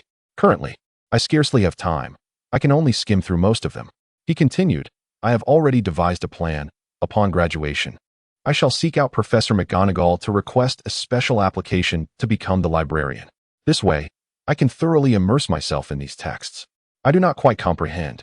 But I support your endeavor, Elena said with a hint of resignation. Do not forget the book I requested. The sooner, the better. Understood, Alan replied, barely lifting his head. Once the herb garden stabilized, Elena resolved to venture forth in search of the magical plants she had long desired. She had already acquired various plants native to England, and now sought to procure more from other locales. When Severus learned of her intentions, he nearly lost his temper, regretting his earlier ventures into dark magic. Do not worry, Severus, I will ensure my own safety, Elena reassured him. You really ought to cleanse your thoughts in the forbidden forest, Severus retorted, gritting his teeth as he ruffled Elena's golden hair, unexpectedly finding it rather pleasant to touch, before mischievously tousling it further. Elena, having to rearrange her disheveled hair, stated, I know you are concerned for me, but I am no longer a child. Is that the only reason for your anger? Severus teased, playfully rubbing Elena's cheek. Observing her slightly flushed countenance, he felt a small measure of comfort, just a tad. Very well, I acknowledge that I cannot accompany you. I am sorry, but I will bring you a gift. Please do not be upset, Elena said, once more adjusting her appearance. Severus found himself nearly devoid of irritation. Elena was truly unpredictable. Consequently, Elena hurried to the Ministry of Magic to secure various permits for her expedition, and she took the opportunity to visit Hermione. Hello, Hermione, how have you been? Elena inquired, gazing at Hermione, who was engrossed in her paperwork, momentarily at a loss for words given Hermione's apparent busyness. Hermione finally lifted her head from the mountain of documents and smiled. I am delighted that you remembered to visit me. She looked at Elena and remarked, You seem quite reminiscent of Severus. Upon hearing this, Hermione immediately denied it, exclaiming, Impossible. But then, she suddenly realized something and murmured, So that is how it is. Elena, puzzled, asked, What have you deduced? Hermione set aside her papers, magically poured 2 glasses of water for them, and transformed a chair into a sofa, inviting Elena to sit. I suddenly recalled why Ron and I have been at odds lately. I should have recognized it sooner. Have you perhaps been too busy to pay him attention? Elena inquired with curiosity. Quite so. It primarily stems from my demeanor. It seems I must carve out some time to enjoy a meal with him and perhaps take a leisurely stroll, Hermione concluded. Hermione sighed as she spoke of their conversation, expressing her frustration. Alas, I am far too occupied. I never anticipated that the Ministry of Magic has accomplished nothing over the years. There are numerous peculiar matters that remain unaddressed. Well, since they have lingered for so long, why not let them be for a while longer? Suggested Elena. No. If we delay any further, many leads will be lost. Perhaps you could enlist Harry's assistance? Hermione pondered. Yes, Harry. It's been quite a while since I last contacted him. He has been busy preparing for his oral examinations. Hermione reflected. Harry is indeed quite occupied with his studies. I initially thought that after graduation there would be less to handle, yet it seems I am busier than ever. Not long after, Elena learned that Hermione and Ron were finally set to become engaged, although the date had yet to be determined. Primarily, Hermione wished to keep it simple, inviting only a few close friends for a modest gathering. At that moment, Elena had just completed all her formalities. While packing her belongings, she discovered a notebook from the twins, filled with numerous messages from friends. She then shared her upcoming journey, inquiring if anyone had items they wished to send along. Consequently, she received an avalanche of requests. Seated nearby, Snape observed Elena with a mocking gaze. She felt his disdain, though she could not hear his words. This infernal sixth sense, she thought. The twins, aware of her impending departure, urged her to test a communication device, asking Elena to assess its range and temporal effects. To be prudent, she also left Snape a two-way mirror. Upon her arrival at the ministry, Elena found herself amidst a throng of individuals awaiting their turn, seemingly preparing for their own journeys. Laden with bags of varying sizes, one by one, they entered a phone booth, disappearing within. The queue flowed in an orderly fashion. Elena had brought a backpack, cleverly disguised as a school bag, enhanced with a space-expanding charm. Clad in attire suited for a rainforest expedition, she found herself the target of Snape's ridicule. Defiantly, she retorted that he simply did not understand. Such gear was quite practical and entirely normal in the Muggle world. This only earned her a stern reprimand from him. Elena recognized his frustration, but couldn't help but find him somewhat endearing. If Snape's students were aware of her thoughts, they would surely be taken aback. In the ministry's transfer plaza, many witches and wizards curiously regarded Elena's peculiar outfit, evidently unfamiliar with it, some even observing her covertly, contemplating acquiring their own similar ensemble. At last, it was Elena's turn. She entered the phone booth, picked up the receiver, and dialed her mobile number, promptly vanishing within. After traversing several port keys, she finally arrived at her destination, a forest of little renown in the Muggle world, yet it bore an aura of danger, mystery, and opportunity in the wizarding realm. This forest, known as the Hufflepuff Forest, is located in New Zealand. Towering, skyward-reaching kauri trees dominate the landscape, their heights exceeding 50 meters, rendering those who walk beneath them feel insignificantly small. At the entrance of the forest, Elena sat cross-legged upon the ground, taking the communication book from her backpack. Elena sent a message to Fred and George indicating her arrival. After a moment of silence with no response, she sprayed herself with mosquito-repellent potion. She double-checked the contents of her bag, then stood up, ready to venture into the forest. Chapter 118. A solo adventure. Towering and robust trees stood sentinel, their dense foliage blocking the sunlight from penetrating the ground. Only the mottled shadows of the trees retained a few flickers of light, dancing across the forest floor. Along the edges, wildflowers and low shrubs coexisted with the lofty trees, creating their own unique ecosystem. The air was thick with the mingled scents of fresh grass and decaying plant matter, which caused a slight discomfort in Elena's nostrils. As she treaded upon the thick carpet of vegetation, her footsteps produced a soft rustling sound. Small creatures and insects occasionally flitted through the underbrush of the deep woods. Her objective was to locate a particular plant known as the Pippi bean, which, upon being touched by animals, would spring to life and leap about. This plant was essential for any potion involving movement. In theory, it should be easy to find. However, it favored the dark corners of the forest, resembling insects, making it difficult to spot. Additionally, the forest was home to various fungi such as the red wine mushroom and memory mushroom, which released spores upon maturation, disorienting nearby magical creatures. The memory mushroom was a crucial ingredient for potions used to counteract memory-erasing spells. In the Muggle world, it was regarded as a toxic mushroom, causing those who consumed it to see magical beings that should remain unseen, thus being mistaken for a hallucinogenic poison. The plant known as calamus was also necessary. When processed, it could alleviate forgetfulness and invigorate the mind, making it a vital herb in her potion recipe. Though its name bore resemblance in the Muggle realm, it was indeed different. Muggle calamus was merely a variant of the magical kind. Navigating the magical realm's flora proved challenging, fraught with the risk of injury and potentially fatal consequences. Elena aspired to cultivate these plants extensively, but it would require time and experimentation, as these botanical specimens possessed their own temperaments. In the depths of the forest, various shadows moved stealthily. Elena cast an invisibility charm upon herself, pressing onward with the hope of avoiding any encounters with dark magical creatures, which would undoubtedly complicate matters. Ibo was increasingly anxious upon learning of Elena's foray into perilous territory. His mind was elsewhere at their shop, leading to several accounting errors. Concerned for her safety, his parents insisted she take a few days off. Ibo attempted to contact Elena through the communication book, but received no reply, likely due to the distance. The communication book was still experimental, available only to a select few. Thus, he turned to Mia for assistance. Knowing Elena was in pursuit of botanical knowledge, Ibo thought of Neville, frequently inquiring about the dangers associated with the locations Elena intended to explore. Neville, flustered by the attention of a girl communicating with him alone for the first time, found himself somewhat unprepared. In light of this, he diligently studied the characteristics of the plants within the Hufflepuff forest to provide Ibo with accurate information. Professor Sprout, perceptive as ever, noticed Neville's distracted demeanor and frequent silly smiles.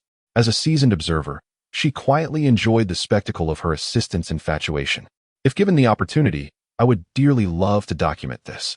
Mia has recently become pregnant, yet she has not confided in Elena, nor has she shared the news with her husband, George, as she wishes to surprise him. However, she harbors some concerns.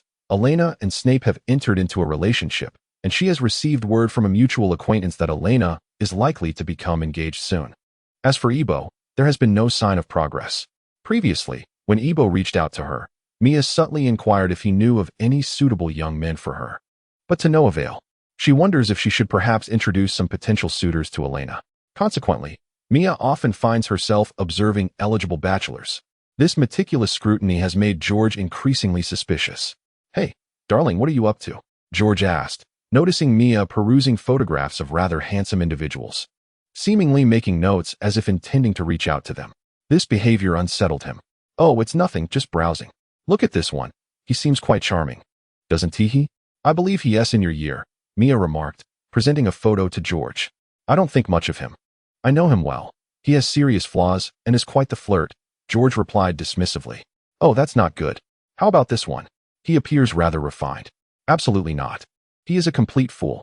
He may seem diligent, but he consistently fails to impress. Surely there must be someone decent here?" Mia sighed, contemplating a potential match. "I think this one is quite suitable," she said, pointing to a photograph, only to realize it depicted none other than George himself. "I don't think highly of him," he insisted. "No, he could bring you joy," George said earnestly, locking eyes with Mia. Mia gazed at George gently, causing him to feel a flutter of unease. "What's wrong? I feel you are not quite up to par. Surely there are better options than yourself?" Mia teased, tapping the photograph with a sigh. In a fit of anxiety, George embraced Mia, discarding the enchanted photograph. "Hey, darling, no one could possibly surpass me," he asserted, leaning closer to whisper in her ear. "You know this better than anyone, don't you?" Mia felt her cheeks flush. This man always had a penchant for risque thoughts. "You really ought to cleanse your mind." "Dear, I'm as pure as can be," George replied, pulling her closer and attempting to deepen their intimacy, but was gently rebuffed. "I think it's not the right time. Let us stick to looking at photos." This was the first time Mia had ever turned him down, prompting a dramatic internal monologue in George's mind. "You no longer love me, do you, darling?" "Of course not. You are still my little darling." "You're gazing at those unimpressive men," George pouted. Mia nearly faltered under the weight of his charm. Yet her mind was plagued with mischief regarding George's state of mind. Perhaps it was her pregnancy that had rendered her somewhat irrational, leading her to such wicked thoughts. She found herself enjoying the sight of George in a fluster. Eventually, Mia seized the moment to reveal her pregnancy. At first, George was taken aback. But upon grasping the revelation, he scooped her up and spun her around in excitement, prompting Mia to cry out for him to set her down. George jubilantly shared the news with his close friend Fred, which resulted in Fred pestering Angelina incessantly, driving her to the brink of exasperation. Initially, I failed to perceive Fred's clinginess. Hermione and Ron's relationship has softened. They frequently venture out on dates and shopping excursions, and at times, Ron even accompanies Hermione to the Muggle world. They would secretly visit Hermione's parents, who would invariably move her to tears. Ron would embrace her, reassuring her that she still has friends in the wizarding world, affirming that her decisions are indeed commendable, as the magical realm poses great dangers. This outcome is the best for her parents. Harry, preoccupied with his oral exams, had been exceedingly busy recently, but he has just completed his tests and is now awaiting the results. Thus, he is joyfully corresponding with Ginny, who is merely months away from her graduation. And Harry feels an inexplicable excitement, yearning to fly to her side and remain with her. Chapter 119. I shall not grant you an opportunity in the shadowy forest. An individual dashed swiftly, retrieving a broomstick from her backpack, a seemingly impossible feat, before mounting it and gradually ascending into the air. Hot on her heels was a colossal creature, startling a multitude of beings that shared her frantic pace through the woods. Only upon reaching a significant altitude did Elena discern the true nature of this behemoth. Uncertain how she had disturbed such a creature, she realized it was a horned serpent, fond of water and resembling a submarine in size. Typically, it would be slumbering beneath the surface.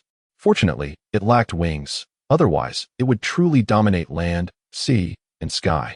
Elena had merely intended to gather some fresh water by the riverbank, unaware that her actions would trigger a chain reaction that startled the beast. With each step it took, the ground trembled beneath its immense weight. Suddenly, an idea struck Elena as she halted midair on her broom, her gaze fervently fixed on the irate horned serpent below. What a rare ingredient this would be. She retrieved her backpack, rummaging through it until she produced a vial of sleeping powder. This concoction, crafted by the twins, had been developed in collaboration with her, as the twins' potion-making skills left much to be desired. They sought her assistance for research, and with little else to occupy her time, either tending to Severus or her own herbs, she happily obliged. After a month of dedicated research, Elena had finally concocted a remedy that combined elements for treating insomnia. The vial she held was her concentrated version, a veritable potion of enchantment for the wizarding world.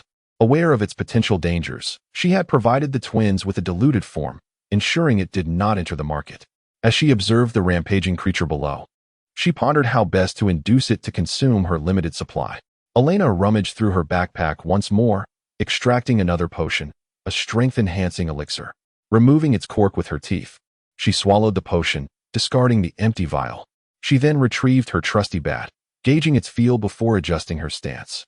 With determination, she surged forward on her broom, delivering a hefty blow to the horned serpent's head.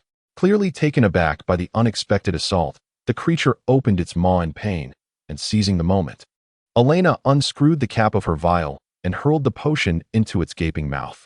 Riding swiftly on her broom, Elena soared through the air. The angry Quetzalcoatlus could not locate the source of its ire, which only intensified its agitation. It dashed through the forest, towering trees reduced to mere waist height before it, akin to mere shrubs. Along its tumultuous path, trees toppled like dominoes. Elena, resembling a seasoned huntress, pursued the creature on her broom, patiently awaiting the potion's effects to take hold. After approximately half an hour, the Quetzalcoatlus appeared somewhat unsteady, prompting Elena to marvel at the dragon's endurance and its surprisingly fierce temperament. Suddenly, a tremendous crash resounded as the great beast collapsed. Cautiously, Elena drew nearer, noting the restless movement of its eyes, indicating it still retained some awareness.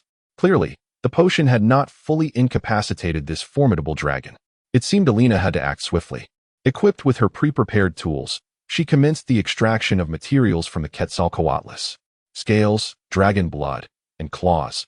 She meticulously scavenged every part of the creature that held medicinal value. This endeavor brought back memories of her time at Hogwarts, dealing with the remains of a basilisk. As the dragon threatened to awaken, Elena hastily mounted her broom and withdrew. Elated, she flew away, intent on seeking out the herb seedlings and other essentials in another location. After all, many magical plants faced extinction if not personally procured. She pondered whether the Ministry of Magic had a department dedicated to protecting flora.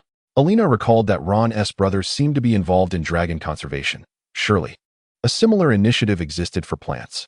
Just as she discovered a promising spot, her communication device stirred to life. She opened it to find a message from the twins, simply stating received. Was the delay a bit excessive? In response, Elena sent them the current date and time, facilitating their understanding of the time lapse over distance. Continuing her search for plants within the forest, she had already found the required puffskein beans. Now, her primary objective was the memory mushroom. Suddenly, she sensed a disturbance at the forest's edge, heightening her vigilance. A pair of eyes fixated upon her, causing the hairs on the back of her neck to stand on end. Her potent sleeping draught had been depleted, and she mentally reviewed the potions she had on hand, most of which were for healing and protection. At last, the owner of those eyes revealed itself, a towering wolfman. The werewolf regarded Elena with a mocking expression. Fenrir? She ventured cautiously. The wolf then transformed before her eyes into a man. Indeed, were it not for my ability to shift into a wolf, I might not have escaped, Fenrir stated, his gaze fixed intently upon Elena. He had learned from others that the person impersonating him was Elena, and he felt a mix of curiosity and anger. During that time, he had been ensnared by the soul-binding curse, wandering in a daze. Upon momentary clarity, he discovered numerous wounds upon himself, only to be ensnared again by the curse. After finally escaping and healing, he still experienced lingering discomfort, often finding it difficult to react. Upon recognizing him, Elena immediately cast a slicing spell. There was no desire for dialogue, as she was well aware of his malevolent intentions. Fenrir sidestepped the spell with ease, grinning as he declared, "I relish this." He then lunged toward Elena. Elena was fully prepared, having cast a spell that enveloped her surroundings in blue flames as it charged towards her. Fenrir, aware of the flames, taunted her, revealing his excitement in the face of danger. "You might wield dark magic, but it depends on the adversary, doesn't it? I am delighted that you value my presence," he remarked, licking his lips as he fixed his gaze on Elena. "Do you have any idea how agonizing it is to be under a soul-binding curse?" "I suppose I wouldn't know, as I've never experienced it," Elena replied, taking a few steps forward, causing the blue flames to advance with her. Fenrir had to retreat, eyeing the flames defiantly. "You needn't attempt to intimidate me," he declared. "Then come inside and give it a try," Elena responded with amusement, continuing her approach. Do you take me for a fool? As long as your magic is depleted, I can easily cross over. I merely need to bide my time. Fenrir retreated further as the blue flames encroached, his demeanor still brimming with arrogance. It appears you are quite clever, Elena complimented him, then unleashed another spell. This time, Fenrir could not evade it, receiving a gash on his shoulder. As he licked his wound, he noted that it neither healed nor worsened. After all, a werewolf's defenses were superior to those of a mere wizard. Not a bad spell. I am curious to see how much magic you possess to sustain this. The blue flames began to dwindle, yet Fenrir's excitement only grew. It seems your magic is on the verge of exhaustion. Elena remained silent, merely pursing her lips as she observed him, not forgetting to cast another spell. Fenrir excelled in close combat, and patiently awaited the moment this little creature would tire. By the way, I believe I've heard you are with that traitor, he mused, as if recalling an amusing thought.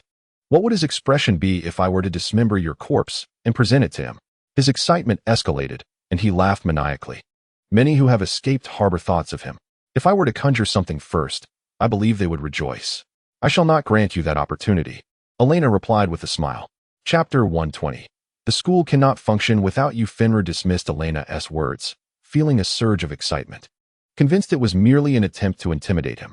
Surely, she could not sustain this for long. Indeed, the blue flames gradually diminished, shrinking to the height of her ankles. Fueled by exhilaration, he recklessly charged forward. Elena swiftly consumed the potion she had been clutching. Realizing he had been deceived, Fenrir attempted to halt his advance. But it was too late. The blue flames surged upward, engulfing him as he screamed, yet he pressed on towards Elena. At the very moment he reached her, the flames vanished entirely, and Fenrir disappeared along with them. Elena exhaled in relief, but at that moment, a howl echoed around her. Fenrir's pack was near. Unable to discern their positions, she braced herself once more, her heart racing as every howl sent jolts of adrenaline through her nerves.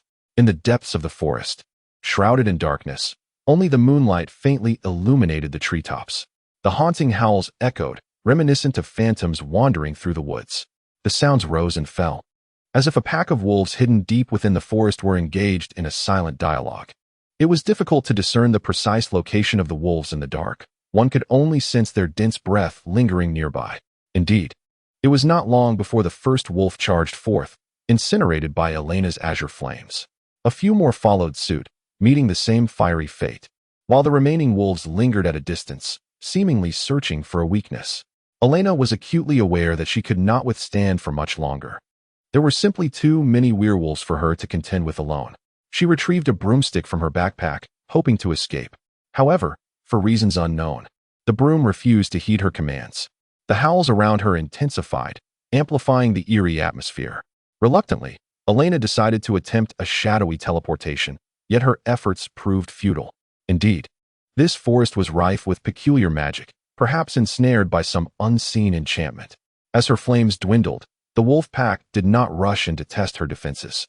Elena was compelled to consume another vial of magical energy supplement, though her supplies were running low. This potion, notorious for its side effects, was seldom used by others. Even with her meticulous efforts to minimize the repercussions, she had ingested too much. Her eyes began to flutter, and the surroundings grew increasingly hazy. At that moment, a strange sound echoed from afar, and the werewolves, as if receiving a signal, began to withdraw slowly. After waiting for a while, convinced that the pack had retreated, Elena found a tree to lean against, her flames extinguished entirely. In the distance, footsteps could be heard, and her eyelids grew heavy, succumbing to slumber. Yet, just before her eyes closed, she thought she glimpsed hoofprints nearby. Meanwhile, at Hogwarts, students were absent from the corridors during class hours. In the Defense Against the Dark Arts classroom, a group of students stood attentively, having just listened to their professor elucidate the intricacies of a spell. Severus Snape was diligently guiding these hapless students as they attempted to master the protective enchantments. The incessant stream of innovative spells concocted by the students was giving him a headache. It appeared that whether in potions or dark arts, some students were endowed with peculiar talents in the most unexpected areas. Suddenly, a sound akin to a flatulence erupted as one student was inexplicably launched into the air by another's attempt at the armor charm. Snape was compelled to use his wand to rescue the airborne student. Just as the student seemed poised to land safely, Snape's hand trembled, causing the student to crash down. albeit from a low height, eliciting a pained exclamation. The sequence of mishaps sent laughter rippling through the other students. Snape, sensing the mark on the back of his hand dimming slightly, furrowed his brow and gently stroked it, feeling the waves of energy it emitted. He could only surmise that Elena was likely very weak at that moment, for his own countenance had taken on a pallid hue. Gradually, the laughter subsided as the students cautiously regarded their defense against the dark arts professor, apprehensive of an impending increase in their workload. A brave Hufflepuff student mustered the courage to address the professor, saying, "I apologize." The professor's expression remained rather grim, and one could not ascertain whether it was due to the student's recent exaltation of his peers or something else entirely. He hoped fervently that his grade would remain unscathed. However, Snape merely glanced at him, gestured to a few students to maintain order, and then departed. Professor Johnson was somewhat bewildered, pondering how he had been summoned to take over Snape's class. He conjured a comfortable chair for himself, seated himself, and instructed the students to continue. After the lesson, the students fondly reminisced about Snape's defense against the dark arts class. Johnson's teaching style was akin to rote learning, leaving their minds buzzing at the end of the session. Snape hurried back to his office in the dungeons and retrieved the two-way mirror, attempting to contact Elena, but to no avail. A cloud of despair enveloped his heart, and that familiar sense of helplessness washed over him once more. Without hesitation, he requested leave from McGonagall and exited the school. In the herb garden, with Elena absent, Lynn treated the place as his personal domain, occasionally directing the house elves to work. The little white creature and the large cat, having not followed Elena, frolicked in the herb garden, their carefree demeanor evoking envy in others. Selena had recently taken to watching Lynn closely, knowing that Elena had previously given him a warning, and Lynn was generally compliant. Aware that Selena maintained some connections in the wizarding world, he dared not provoke her further. He merely fulfilled his responsibilities, disregarding everything else. Thus, Lynn sought to tease the little white creature, who could turn invisible. After suffering a setback with the creature, he decided to pursue other avenues. It was evident that his provocation had left the little white creature with a grudge. Consequently, Lynn frequently found himself losing items. Fully aware it was the little white creature's doing, yet he had no recourse against it. Selena found inexplicable joy in observing Lynn's predicament. Her spirits lifted as she worked, resulting in the flourishing of many plants. She eagerly anticipated Miss Elena's return to witness the splendor of the garden. Johnson was thoroughly exasperated, questioning why Hogwarts could not secure a competent professor for the classes. Could Professor McGonagall not hire someone externally? After Snape took leave, he was tasked with teaching 2 subjects. Contemplating this, he realized it was untenable and resolved to find a solution. The students below were equally distressed, with only Ravenclaw welcoming the new lecturer, relishing the influx of knowledge flooding their minds. Gryffindor felt their intellect expanding, Hufflepuff struggled, and Slytherin found the experience lacking in elegance and nobility. They yearned for Professor Snape. It was the first time they had missed him, an alarming sentiment indeed. Professor McGonagall, observing the students' grievances, felt a headache brewing. "Severus, when will you return? The school cannot function without you." Chapter 121. A resilient return. Deep within the lush, verdant forest lay a mysterious and tranquil stream. Not far from it, a clearing served as a chosen dwelling for a group of centaurs, who busily prepared their evening meal. On a soft bed of grass, a solitary figure reclined quietly. The delicate and gentle blades seemed to cradle her body, as if nature itself had enveloped her in a protective embrace. The setting sun cast its warm glow upon her face, and her tightly shut eyes gradually fluttered open. Elena beheld the sunlight filtering through the leaves, illuminating the ground with a clarity and brilliance that was enchanting. Beside her, a curious female centaur lay, observing her intently. Startled, Elena quickly regained her composure and greeted her with a smile. "Hello. You appear to be of noble descent." "Greetings, I am Cece," the centaur replied. "Yes, I am Elena." She responded amicably. "What are you chatting about, Cece?" "This human has violated the laws of the jungle," came an abrupt voice, tinged with rudeness, yet brimming with vitality. Elena turned towards the sound to see a male centaur resembling the female beside her. "I do not believe she means any harm," Cece countered, rising to defend Elena. "She rendered that poor dragon unconscious, and it has yet to awaken," the male centaur retorted, unimpressed. "She merely incapacitated it, without causing its demise," Cece rebutted. "Perhaps it was simply a sign of her inadequacy," the male persisted, his tone unfriendly. Not necessarily. After all, she has slain several werewolves, Cece declared, striking a defiant pose that made her look endearing. I shall not argue with you. Stay away from her. I will inform the leader that she has awakened. With that, the male centaur stormed off in anger. Cece reluctantly walked away but frequently glanced back at Elena, her curiosity evident. Elena sat up, realizing she lay atop a pile of straw, and concluded that these centaurs were relatively friendly. She surveyed her surroundings, which appeared to be a centaur tribe, with several centaurs passing by occasionally.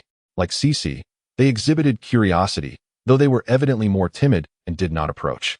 Shortly, an older centaur approached alongside the one who had just fled. Elena brushed off the dust from her attire and stood. Hello, I am Elena, she introduced herself.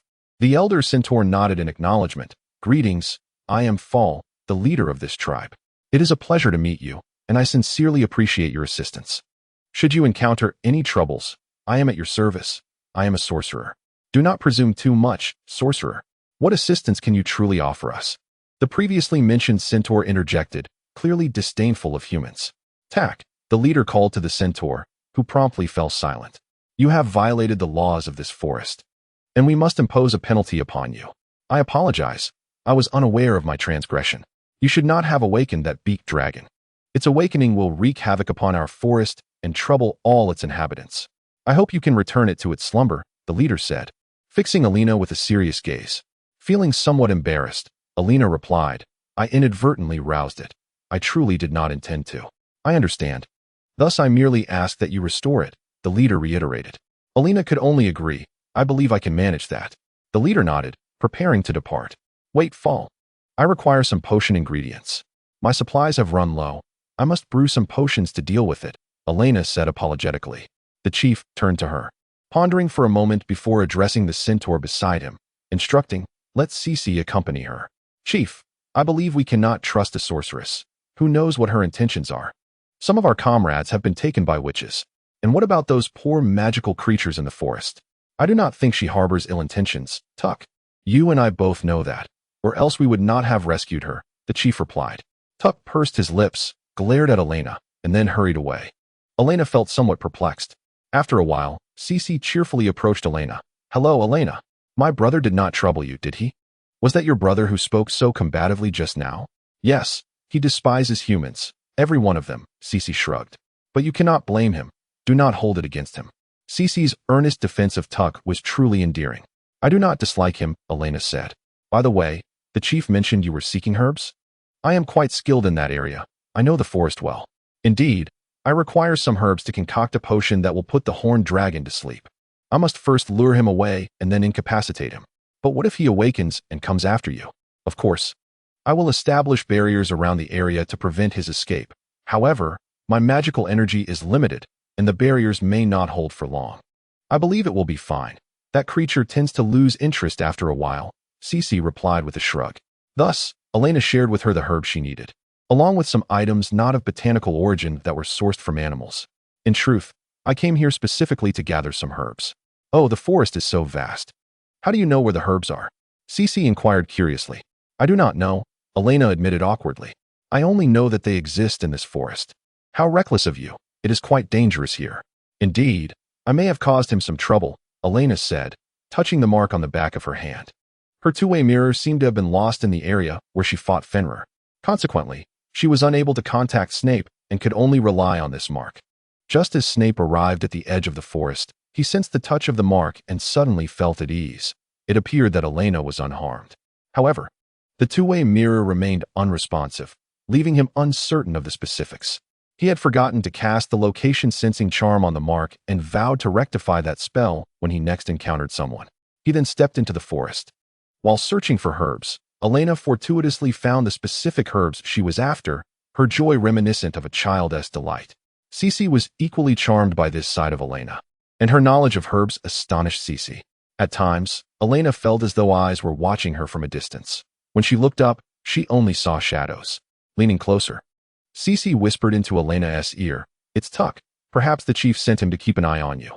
I thought this task was yours, Elena remarked, amused as she gazed at Cece. Oh, how could it be? I merely said I would accompany you to gather herbs. Clearly, when Cece spoke, her gaze flickered momentarily.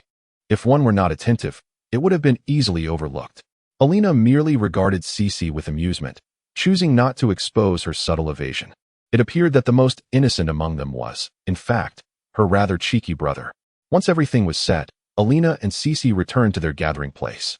Upon spotting a familiar figure, Elena gasped in surprise, her mouth agape, and joyfully dashed toward him, enveloping him in a warm embrace.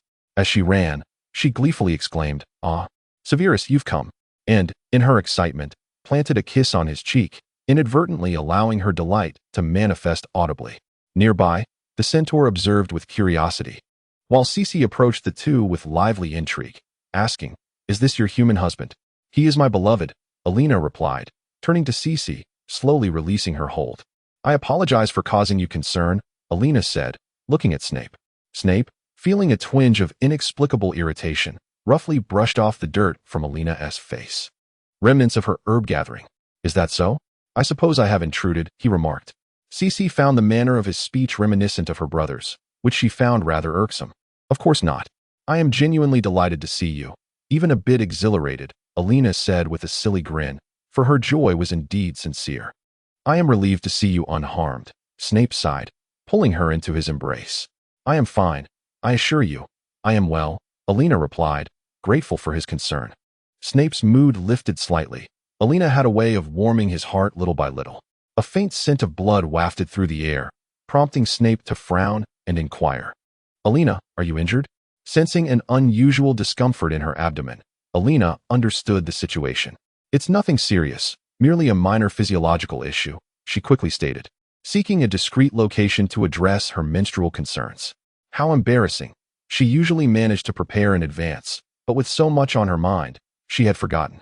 Thankfully, this was the magical realm, grateful for its conveniences. Once resolved, she emerged feeling revitalized and invigorated. Chapter 122. The arrival of Severus. Severus encountered the centaur deep within the forest, and after conversing with the creature, he learned of Elena's whereabouts. Following the centaur, he arrived at their tribe, greeting the leader to secure his presence among them. "Severus, you have arrived just in time," Elena exclaimed with glee. She succinctly recounted her recent experiences to Snape, glossing over the more perilous moments while vividly portraying her own prowess. Her eyes sparkled like the afternoon sun, warm and bright, as she gazed at Snape, making him acutely aware of her heartfelt joy at seeing him.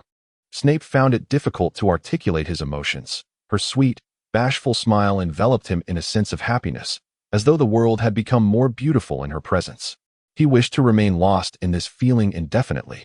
However, upon hearing that she intended to confront the dragon, Snape's brow furrowed once more.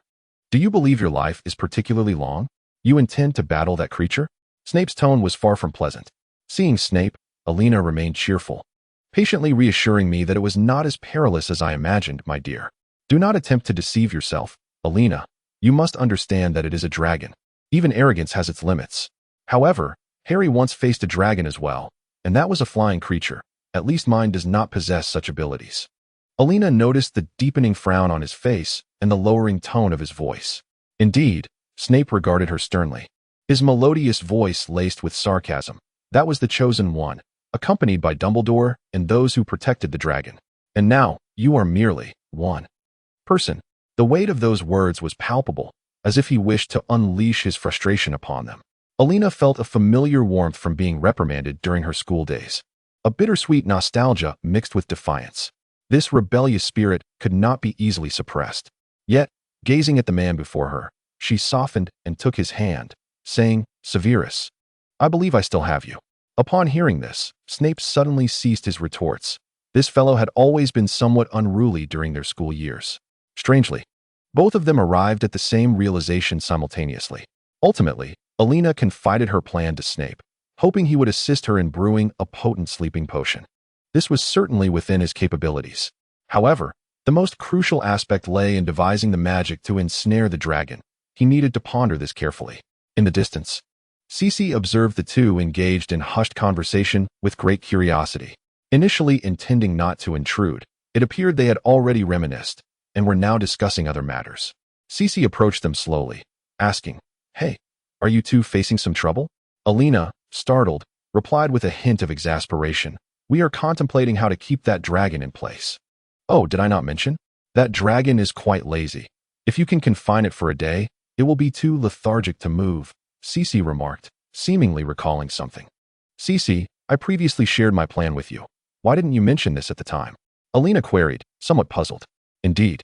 But you told me you had a way to control it, and I assumed you were aware, Cece retorted. Elena gazed at Cece, feeling a mix of resignation and realization that it had not been as she remembered. Cece was deliberately being coy. Why not let these two figure it out themselves? I am merely curious about the peculiar thoughts humans entertain. Are you not intrigued? No, you are simply tedious. Is there anything I can assist you with? Cece inquired. By the way, I have another question. Why couldn't I use apparition back then? Ah, that is because you were within our territory. Once you leave, it should be permissible. Some intelligent beings' domains also impose such restrictions, Cece explained. How utterly unrefined, Elena dismissed him. So how do we reach that dragon? My brother and I can escort you there. Will you allow us to ride? Certainly not. What are you imagining? In our realm, only those with a close bond would do such a thing. We shall allow you to ride upon a night steed instead. She gazed at Elena with an expression of bewilderment, as if she were a fool. Oh, brother. You are exceedingly bothersome, she complained, observing her naive and blunt brother. However, Elena, curious if anyone could indeed ride the night steed, had already devised a plan. After discussing their course of action, Elena produced the herbs and potion ingredients she had gathered, pulling Severus along to find a suitable location to begin their potion making. Naturally, the esteemed potion master offered a sardonic remark regarding the brewing environment, to which Elena could only respond by soothing this fastidious individual. Fortunate that he was somewhat inclined to listen. As they organized the herbs Elena had collected, they engaged in conversation, during which Elena inquired about the happenings at school, listening attentively to Severus recount tales of the students. The centaurs nearby observed the pair with curiosity, sensing an unusual atmosphere enveloping them. One brewed the potion while the other assisted, Elena skillfully handling the materials with meticulous care, while Severus moved with an effortless grace, each action flowing seamlessly into the next. At one point, as Severus monitored the heat, he caught sight of Elena, who had just completed her task and was gazing curiously in his direction. A gentle smile crept across his face. In turn, Elena couldn't help but beam back at him, feeling that no matter what he did, he exuded an undeniable charm. If Severus were privy to her thoughts, he would surely have given her a thorough reprimand for her folly. Upon completing the potion, Elena stowed the necessary items in her small bag and led Severus before the night steed. The imposing black horse radiated both majesty and mystery. Yet who would have guessed it was remarkably gentle? Elena tenderly caressed the creature, her delicate hand gliding over its dark coat. Severus, feeling inexplicably parched, wrapped his arms around Elena's waist and mounted the night steed behind her. Oblivious to his proximity, Elena joyfully directed their departure.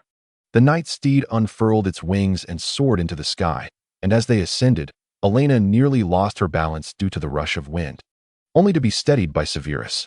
Stay still, his voice echoed in her ears, prompting her to become remarkably compliant. As they ascended, Elena excitedly scanned her surroundings, finally spotting the location of the dragon.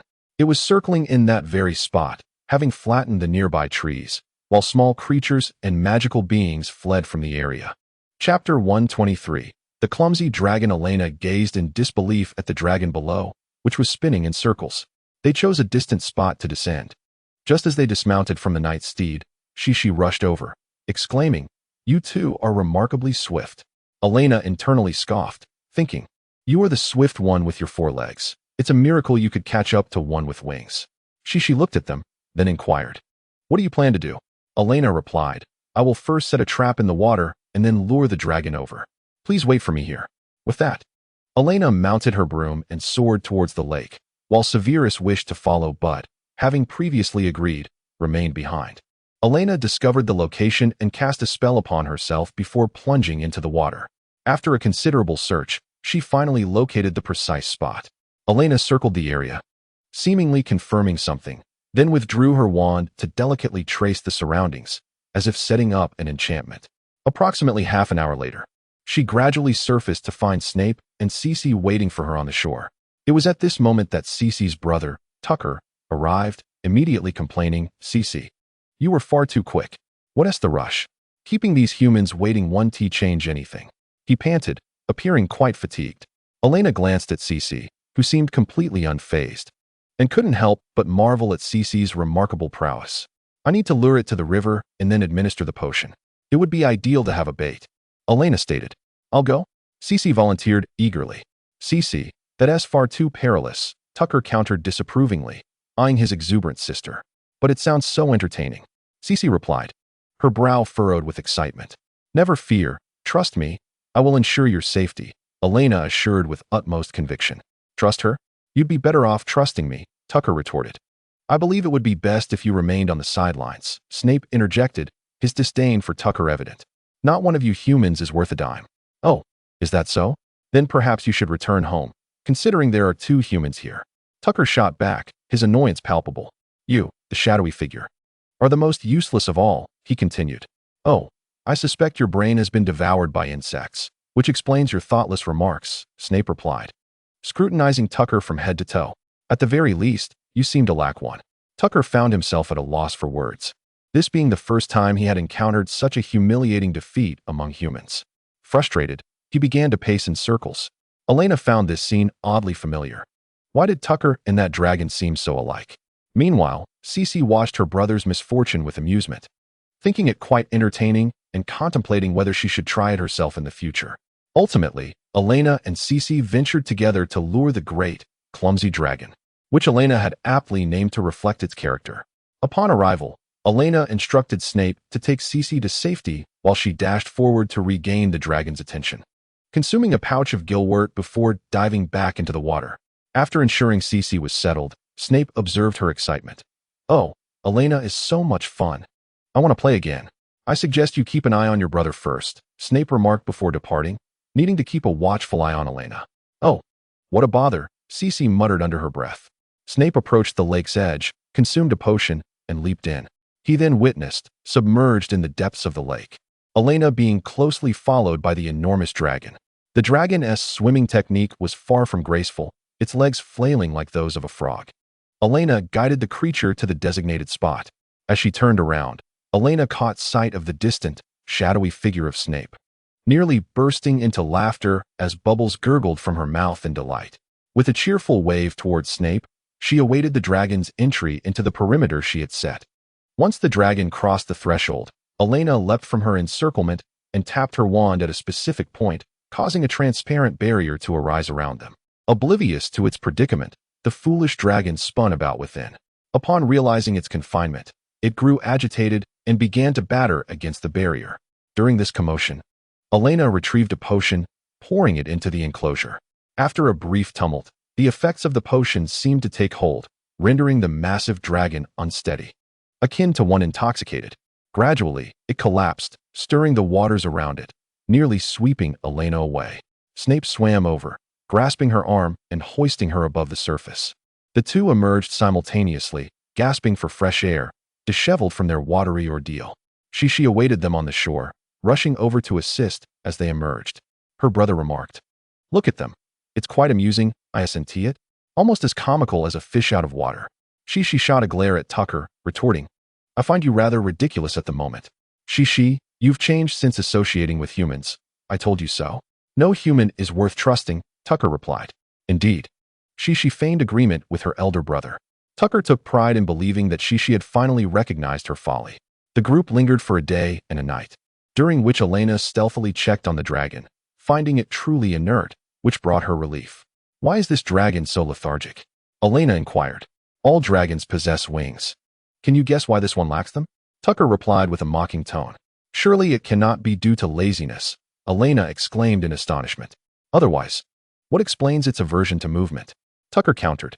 "Well, it appears this dragon is too indolent to even evolve wings," Elena mused silently, offering a silent commendation to the creature.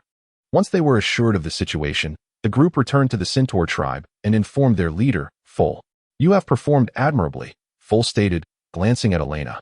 "Though it was you who bravely acknowledged your mistakes, I shall grant you some rewards." At this, 2 centaurs approached, bearing a large bag filled with various items, which they placed on the ground. "Thank you ever so much, Leader Full," Elena expressed with polite gratitude, her noble upbringing instilling a sense of decorum that was pleasing to behold. Full nodded and continued, "Soon, you shall ride off into the night. Both Elena and Snape bowed in response as Full departed. "Do visit us often," she said, joining the pair and handing the bag to Elena. Upon accepting it, Elena replied, "I cannot guarantee that, but perhaps one day we shall meet again." Surprised, she peered into the bag, her astonishment evident on her face. Nearby, Severus also inspected the contents, raising an eyebrow, seemingly satisfied with the items. Meanwhile, Tucker scoffed, "Clearly, you've never encountered such wonders."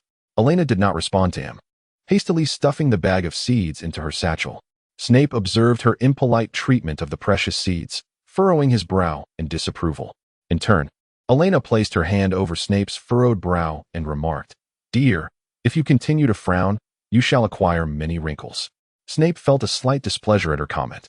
Nevertheless, Elena grasped his hand affectionately and nestled beside him, prompting him to forgive her for such trivialities. Chapter 124. Altering one's estate upon returning to her herb garden. Elena eagerly commenced the organization of the seeds bestowed upon her by the clan leader, shooing Snape away so he could return to school. Not wishing to disturb her fervor, Snape departed for the school. Unbeknownst to him, Elena's excitement waned after merely 2 hours, leading her to collapse onto her bed and drift into slumber, for she had been quite fatigued in recent days. Lynn, having observed Elena's return, noted her apparent disinterest in seeking him out. Meanwhile, Shalina had some inquiries for Elena but, upon discovering her asleep, decided against waking her. Little By, during Elena's slumber, would intermittently nudge her face with his paws and lean in to sniff her, only to find her undisturbed, which led him to happily engage in play with the large cat. As the setting sun cast a warm and gentle glow upon Elena's face, her features appeared even more serene and unblemished. The entire room exuded a sense of tranquility and peace. And, having realized she was back, intended to check on her. Upon arrival, he found Elena peacefully asleep, her breath steady and profound. With a resigned sigh, he gently placed her back onto the bed, gazing at her tenderly. He lightly brushed his fingers against her forehead and stroked her arm, absorbing her warmth. This elicited a ticklish sensation in Elena, prompting her to scratch at the spot, and remained by Elena's side for a brief time before taking his leave. Meanwhile, Snape returned to the school, much to Professor McGonagall's delight. "Severus, how is Elena?" she inquired, her concern evident. Snape, caught off guard by McGonagall's enthusiasm, found himself momentarily at a loss for words. Patiently, she awaited his response, recalling Elena's excitement over the seeds. Snape replied, "I believe she is faring well at present." Seizing the opportunity, McGonagall pressed on, "So, did anything transpire between you?" Snape noticed the curiosity in her eyes and felt reluctant to divulge anything. After all, was there really anything to share? "Minerva, I recall the exams are approaching. Are you not busy?" he retorted. McGonagall's demeanor shifted slightly, revealing a hint of disappointment as she composed herself and replied solemnly, "Indeed, I am quite occupied. And thankfully you have returned. I have matters that require your assistance." "I do not believe I am obliged, Minerva," Snape countered, finally relaxing as he observed McGonagall reverting to her usual self. "Oh, but you are," she insisted firmly. Ultimately, Snape assisted McGonagall with a few arrangements pertaining to the graduates and some holiday matters, having served as headmaster for a time himself. With Professor Snape's assistance, Professor McGonagall felt considerably relieved. It was no wonder that Headmaster Dumbledore had relied upon Snape, as he proved to be remarkably efficient. Thus, Professor McGonagall pondered how to further utilize Snape and other professors. News of Professor Snape's return to Hogwarts swiftly spread throughout the castle, eliciting mixed reactions. For Gryffindor, it was a bittersweet moment. While they mourned the loss of points due to Snape's strictness, they also rejoiced at the departure of the substitute teacher, freeing them from a plethora of assignments. Ravenclaw, however, felt a profound disappointment, as they had greatly enjoyed the lessons taught by the substitute, which had ignited their enthusiasm for theoretical knowledge. Now, they were left with only one transfiguration class to quench their thirst for learning. The sentiments of the other two houses were indifferent. Slytherin expressed disdain for both instructors, while Hufflepuff remained nonchalant, as they were never particularly fond of the lessons. The following day, Elena awoke revitalized and, upon stepping outside, encountered Selena. "At last, you are awake, Miss Bork," Selena remarked. "Selena, I cannot thank you enough for your assistance during my absence. I was truly impressed by the herbology garden you managed upon my return yesterday." "I greatly appreciate your kind words, Miss Elena," Selena replied, her pride evident. Then, as if recalling something, she added, "Regarding your mother, she visited yesterday while you were asleep. Did she mention anything?" Elena inquired curiously. "She said nothing before departing. I am not quite certain," Selena responded, her demeanor embodying the elegance and self-assurance typical of nobility. "Well, thank you for informing me." Elena expressed her gratitude. After all, it was likely that Selena had come out of respect for her mother. For individuals of such noble lineage seldom engaged in laborious work, even in times of decline. Additionally, I awaited your arrival early this morning because the yield from the herbology garden has become insufficient, Selena continued, producing a notebook detailing the shipping quantities and cultivation statistics. The figures indicated a rapid increase in output, suggesting that the shipment would soon surpass the current production capacity. "Why is there such a demand for herbs?" Elena asked, bewildered, recalling that there had not been such a volume before her departure. "The majority of the herbs produced in our garden are of exceptional quality. Of course, I do not wish to take credit for this. It is primarily due to your adept management, Miss Elena, as the current assistant follows instructions quite well," Selena explained. Elena reviewed the information Selena had provided and recognized the necessity for expansion within the herbology garden. She first circled the garden to assess the land's dimensions, then sketched a map to formulate a plan. In the future, this area would be divided into 5 sectors, sectors 1 through 4 designated for cultivation, each requiring a greenhouse for seedling propagation, while Sector 5 would serve as a living area. It appeared that additional structures would need to be erected, indicating a potential requirement for more personnel. While the magical world did have specialists in construction, smaller projects could typically be managed independently. However, for larger endeavors, Elena would need to enlist help. For the time being, to facilitate the expansion of cultivation, she instructed Lynn and Selena to clear away the weeds in Sector 2. She then ventured to a nearby Muggle neighborhood to procure some essential building materials. In her haste, Elena opted for ready-made items, which were naturally more expensive. The Muggles were quite pleased to have such a generous buyer. As the truck arrived at the forest's edge, the sun was nearly setting, casting a striking and mysterious silhouette of the trees against the twilight. The air in the woods was imbued with the refreshing scent of timber and earth, while a gentle breeze carried the faint aroma of pine. By the time Elena instructed the driver to unload the cargo, darkness had already fallen. She discreetly tipped the driver and workers, urging them to depart swiftly. The drivers were filled with curiosity, yet refrained from questioning her, recognizing her as a significant client with a generous gratuity. Once they had distanced themselves, Elena magically transported the building materials back to her herb garden. The items from the Muggle world were considerably cheaper than those sold by wizards. Even with a markup, they remained quite affordable. Upon her return, Elena found the ground had been cleared, prompting her to send the 2 workers home for the night. She placed the materials on the ground, anticipating the work to commence the following day, confident that a few simple shelters could be completed within a day by the small team. Afterward, Elena began to organize her seeds. In the process, she was genuinely astonished. Many seeds she had been searching for were among them, along with various strains. It was a most delightful surprise. After meticulously categorizing and storing them, she happily changed into her pajamas, preparing for sleep. At that moment, the fireplace flared to life, and Severus emerged, catching sight of Elena in her sleepwear. Chapter 125, Is Everyone Happy? The silk pajamas clung to her form, accentuating Elena's graceful silhouette. With the arrival of spring, she had draped a semi-transparent shawl over her delicate camisole, enhancing her ethereal appearance. Severus was momentarily taken aback by the sight, rendered speechless. Elena, noticing him, eagerly rushed to greet him. Severus, seeing the joy on her face upon his arrival, lifted his spirits, alleviating some of the frustration he had felt from reviewing student assignments. "Did you come here so late due to school matters? If Professor McGonagall hadn't asked for my assistance, I might have arrived even earlier." "It's all right, my dear. Just seeing you brings me immense joy. I merely worry that you're not overexerting yourself. Aside from those thoughtless students, I hardly think I could tire myself. Indeed, my Severus looks exceptionally handsome today. Your charm has utterly captivated me." With that, she bestowed a kiss upon him.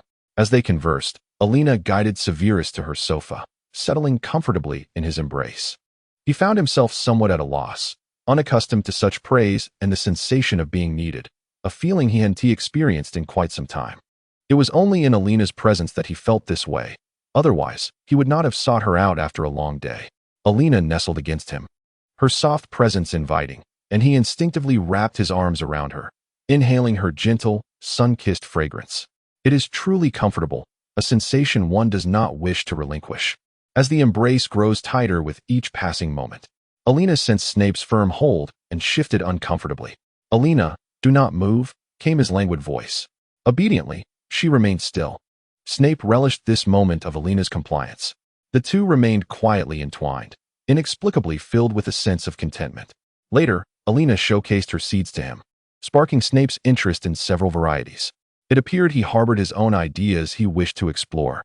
Snape returned to the school late that night. Due to the numerous plants Elena had yet to encounter, she diligently researched a wealth of information. She resolved to experiment, recognizing the necessity of personal involvement in breeding. Thus, she planned to establish a breeding greenhouse in each zone. The fifth zone would serve as her future experimental field, prompting her to proceed with it immediately after completing the second zone. The following day, Elena, accompanied by two others, erected the greenhouse.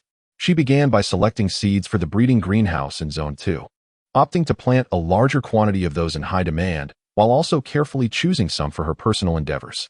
Once accomplished, Elena ventured to the Ministry of Magic to handle some necessary paperwork, as certain plants required documentation. She also brought along her homemade snacks to visit Hermione. "Elena, you've arrived," Hermione exclaimed, offering her a chair beside her desk. "I came to see you. I heard you and Ron are planning to get engaged?" "Yes. It cannot be delayed any longer," Hermione replied, returning to her seat and sipping water. Elena placed her snacks on the desk. "Oh, did Mia make these?" Hermione inquired. "I haven't seen her yet. I've heard she is expecting," Elena pondered aloud.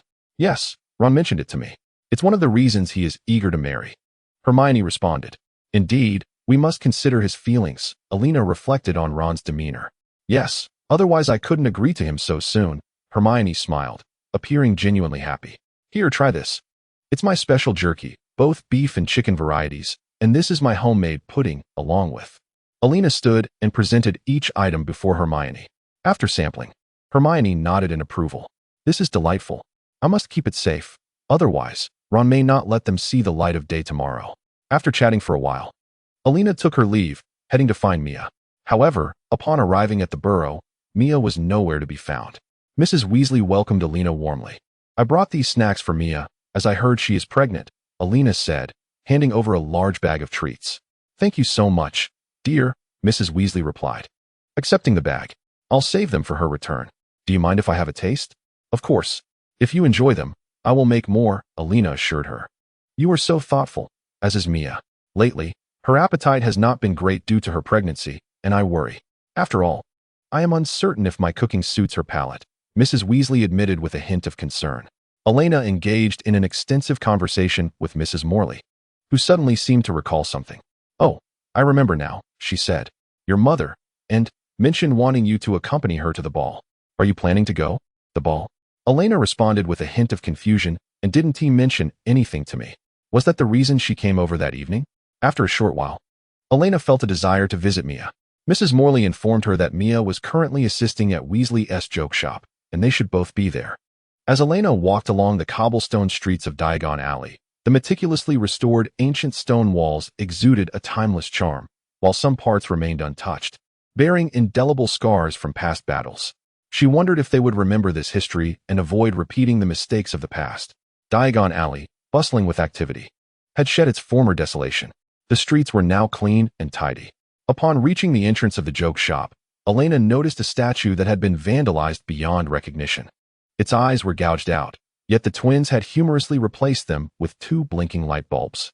The once even large teeth were now uneven, adding to its bizarre and comical appearance. Elena pushed the door open and immediately spotted Mia at the entrance. "Oh, Elena, I saw you from afar. If it weren't for George stopping me, I would have rushed over," Mia exclaimed happily as she embraced Elena. Elena pulled back slightly to observe Mia. "You seem thinner," she remarked. "Yes, I can hardly eat lately," Mia replied, her brow furrowing slightly as she felt a wave of discomfort. "I brought you some snacks, but I left them at the burrow. Remember to eat," Elena said, reaching out to touch Mia's belly. "Thank you so much, Elena," George interjected, coming over to wrap his arms around Mia, effectively halting Elena's hand. "Let me see you, Mia. Why can't I tell if you're showing?" Elena asked, pulling Mia closer for a better look. "Hey, Elena," George grumbled, clearly displeased that his wife had been whisked away. Let me see, Mia. Why are you so clingy, George? Elena teased. She's my wife. What's wrong with being affectionate? George retorted with pride. Elena found his reaction amusing and leaned in to plant a kiss on Mia's cheek. Hey, don't get carried away, George protested, reclaiming his hold on Mia. Mia burst into laughter. George, you're too sensitive. Elena looked at her friend, feeling a wave of joy at how happy Mia seemed. Mia led Elena to a lounge on the second floor, a room specially arranged by George for Mia's comfort during her pregnancy. The space had a window that overlooked the bustling shop below. Elena surveyed the lively scene and remarked, Your business seems to be thriving. Of course. Mia helps me with the cash register, but right now, Fred is handling it. He's a bit too carefree at the moment, George explained. Elena glanced towards the cash register, and indeed, Fred was dressed in a cockroach costume while collecting payments, his legs crossed and swinging nonchalantly. Where did he get that ridiculous outfit? It's quite ugly, Elena commented. I told you that one was a poor choice, George replied. Mia harbored a slight aversion. For after all, it was merely a bug. Chapter 126, And arrives. As Elena returned to the plantation, she discovered and seated on the sofa, awaiting her presence. Elena, with the exuberance of a child, leaped joyfully into her mother's embrace. Mother, what brings you here? She inquired, suspecting that N's visit was related to the ball. I came a couple of days ago, but I saw you resting, so I didn't stay long, N replied. Indeed, I was utterly exhausted, Elena confessed, snuggling closer to her mother. I could tell, a lively person like me beside you, and you remained in slumber. You were never like this before. It felt as though you were always on guard, like a little creature wary of threats. But now, you seem much more at ease, N remarked. Stroking Elena's silky hair, though it lacked the softness of her childhood, it was still smooth. Elena nestled in her mother's arms, relishing the moment. Though her height left N somewhat speechless. Do you realize how grown-up you are now? While your hair is delightful to caress, your weight is somewhat burdensome for me. And noted, but you used to adore this. Elena exclaimed, pressing her weight further down onto her mother. That was when you were smaller. Look at you now, and responded, playfully pushing this audacious child away. Elena glanced down at herself, noting her curves. Her figure was quite satisfactory. With a newfound confidence, she declared, I feel fabulous, and rolled her eyes but nonetheless praised, my daughter Elena is the most beautiful witch. Elena wholeheartedly accepted her mother's compliment, disregarding the eye roll. Elena, her mother began, adopting a serious tone that signaled the discussion of important matters, prompting Elena to sit quietly in anticipation. We are to host a ball at our home. Since the fall of the mysterious figure, many pure-blooded nobles have suffered and require revitalization. Are we to be the leaders in this endeavor? Elena asked, concern etched on her face as she gazed at it. I am uncertain of your father's intentions. Malfoy can no longer confront him. Your father is currently in a fervor, and he may seize this opportunity for some underhanded maneuvers, and expressed a hint of worry in her voice as she placed her hand on her head, feeling overwhelmed, and was genuinely perplexed about the machinations of that individual, primarily worried that he would inadvertently create complications. It was not a matter of distrust. The current circumstances remained tense. The Ministry of Magic, having taken advantage of the Dark Lord's downfall, profited greatly from the collapse of many pureblood families. If any further disturbances arose now, one could only speculate whether the Ministry would catch wind of it and instigate turmoil. Moreover, the Ministry was not only fixated on them, there was also Harry, who had essentially become the new leader of the Order of the Phoenix. The Ministry kept a watchful eye on his every move. Just after graduating as an Auror, he was assigned tasks that left him too occupied to manage the Order effectively. Elena suddenly felt a renewed sense of purpose. She needed to inquire about her father's thoughts. Observing her mother's evident concern, she realized that there might not be an opportunity for an earnest conversation with her father. Therefore, she grasped N's hand and comfortingly said, Mother, do not worry. I believe we should engage in a meaningful dialogue with Father. I understand, but I wish to be adequately prepared. Otherwise, I might easily be swayed by him, and replied gently while casting a reassuring glance at Elena. Aware of her own capabilities, she had decided to seek Elena's company, reasoning that at least two individuals would be less likely to be misled. Do not fret, Mother. I am here, Elena added, leaning against Inez's shoulder, only to be unceremoniously pushed away. My dear, you are rather heavy, N remarked, before Elena could express her discontent, and continued, you must accompany me. I know, Mother. Elena responded, her tone tinged with grievance, and noticed the mark on the back of Elena's hand and furrowed her brow. Elena, have you truly thought this through? What do you mean, mother? Elena retorted, intentionally deflecting the question. You know precisely what I am referring to, Elena, and replied, her fingers brushing against the mark on her daughter's hand, lacking the magical connection, and could not feel its warmth. Under N's watchful gaze, Elena resolutely declared, I made my decision long ago. Do you have any objections? Both N and Elena's father believed that Elena's feelings stemmed from her admiration for him as her professor, as well as the subsequent vindication he received through Harry. Thus, they had resolved not to interfere, wishing for her to truly understand herself, and maintained her gentle demeanor as she said, We merely wish for you to see clearly. Suddenly, Elena seemed to recollect something and looked at And, asking so. Was it your intention to fill my herb garden with people back then? Not at all. We still do not intend to intrude excessively upon your life. However, I need to understand your true feelings, Elena, and replied, rising to magically pour herself a glass of water, taking a sip while elegantly gazing at her daughter. I firmly believe in my emotions, mother. They have existed for quite some time. I have merely been timid and evasive. Yet now, everything is clear. And I am genuinely happy, Elena declared, looking at her graceful mother. Then, I wish you happiness, my daughter, and said, raising her glass as if to celebrate her daughter's joy. Thank you, mother, Elena exclaimed joyfully as she embraced her. Wonderful. However, the water in the glass splashed out, staining N's clothing. Internally, she scoffed. Oh, splendid. Now I am dirty. She pushed Elena away and frowned at her attire, casting a spell to clean herself anew, and then gazing at her daughter with a mix of exasperation and nostalgia, wondering if she had been this mischievous in her youth. After bidding farewell to her mother, Elena patrolled her herb garden, where a portion of the seeds she had planted a few days prior had already sprouted. The flora of the magical world was indeed astonishing. Some plants even bubbled as they germinated. Observing the bubbling plants in their pots brought her immense relief. The memory mushrooms she had discovered in the forest were among the first to sprout, being fungi that thrived in suitable temperatures and environments. With thoughts swirling of various potion recipes she wished to experiment with, Elena gathered some herbs and made her way to her potion room. Skilled in the meticulous handling of potion ingredients, Elena endeavored repeatedly, yet it seemed success eluded her today. Setting aside her tasks, she ventured outside, where the sun was setting amidst a somewhat overcast sky. The light softened and dimmed, as though veiled by a gentle shroud. Nevertheless, Elena inhaled deeply, seeking to relax her mind, which had been occupied with work. She resolved to prepare a delightful meal upon her return. Chapter 127. Embracing her little moon in the kitchen. A delicate aroma wafted through the air, rising gently with the smoke. Elena skillfully prepared a fish she had caught from the pond in her garden. The flesh was pristine and tender. She drizzled a bit of oil into a warm skillet, and once the oil reached the right temperature, she carefully placed the fish fillets inside, listening to the satisfying sizzle as they cooked to a golden brown, exuding a tantalizing fragrance. She decided to sauté a simple vegetable dish as well, though the selection of vegetables was rather limited. Fortunately, she had grown a small quantity in her garden. After washing them, she chopped them on the cutting board and set another pot on a different stove to begin cooking.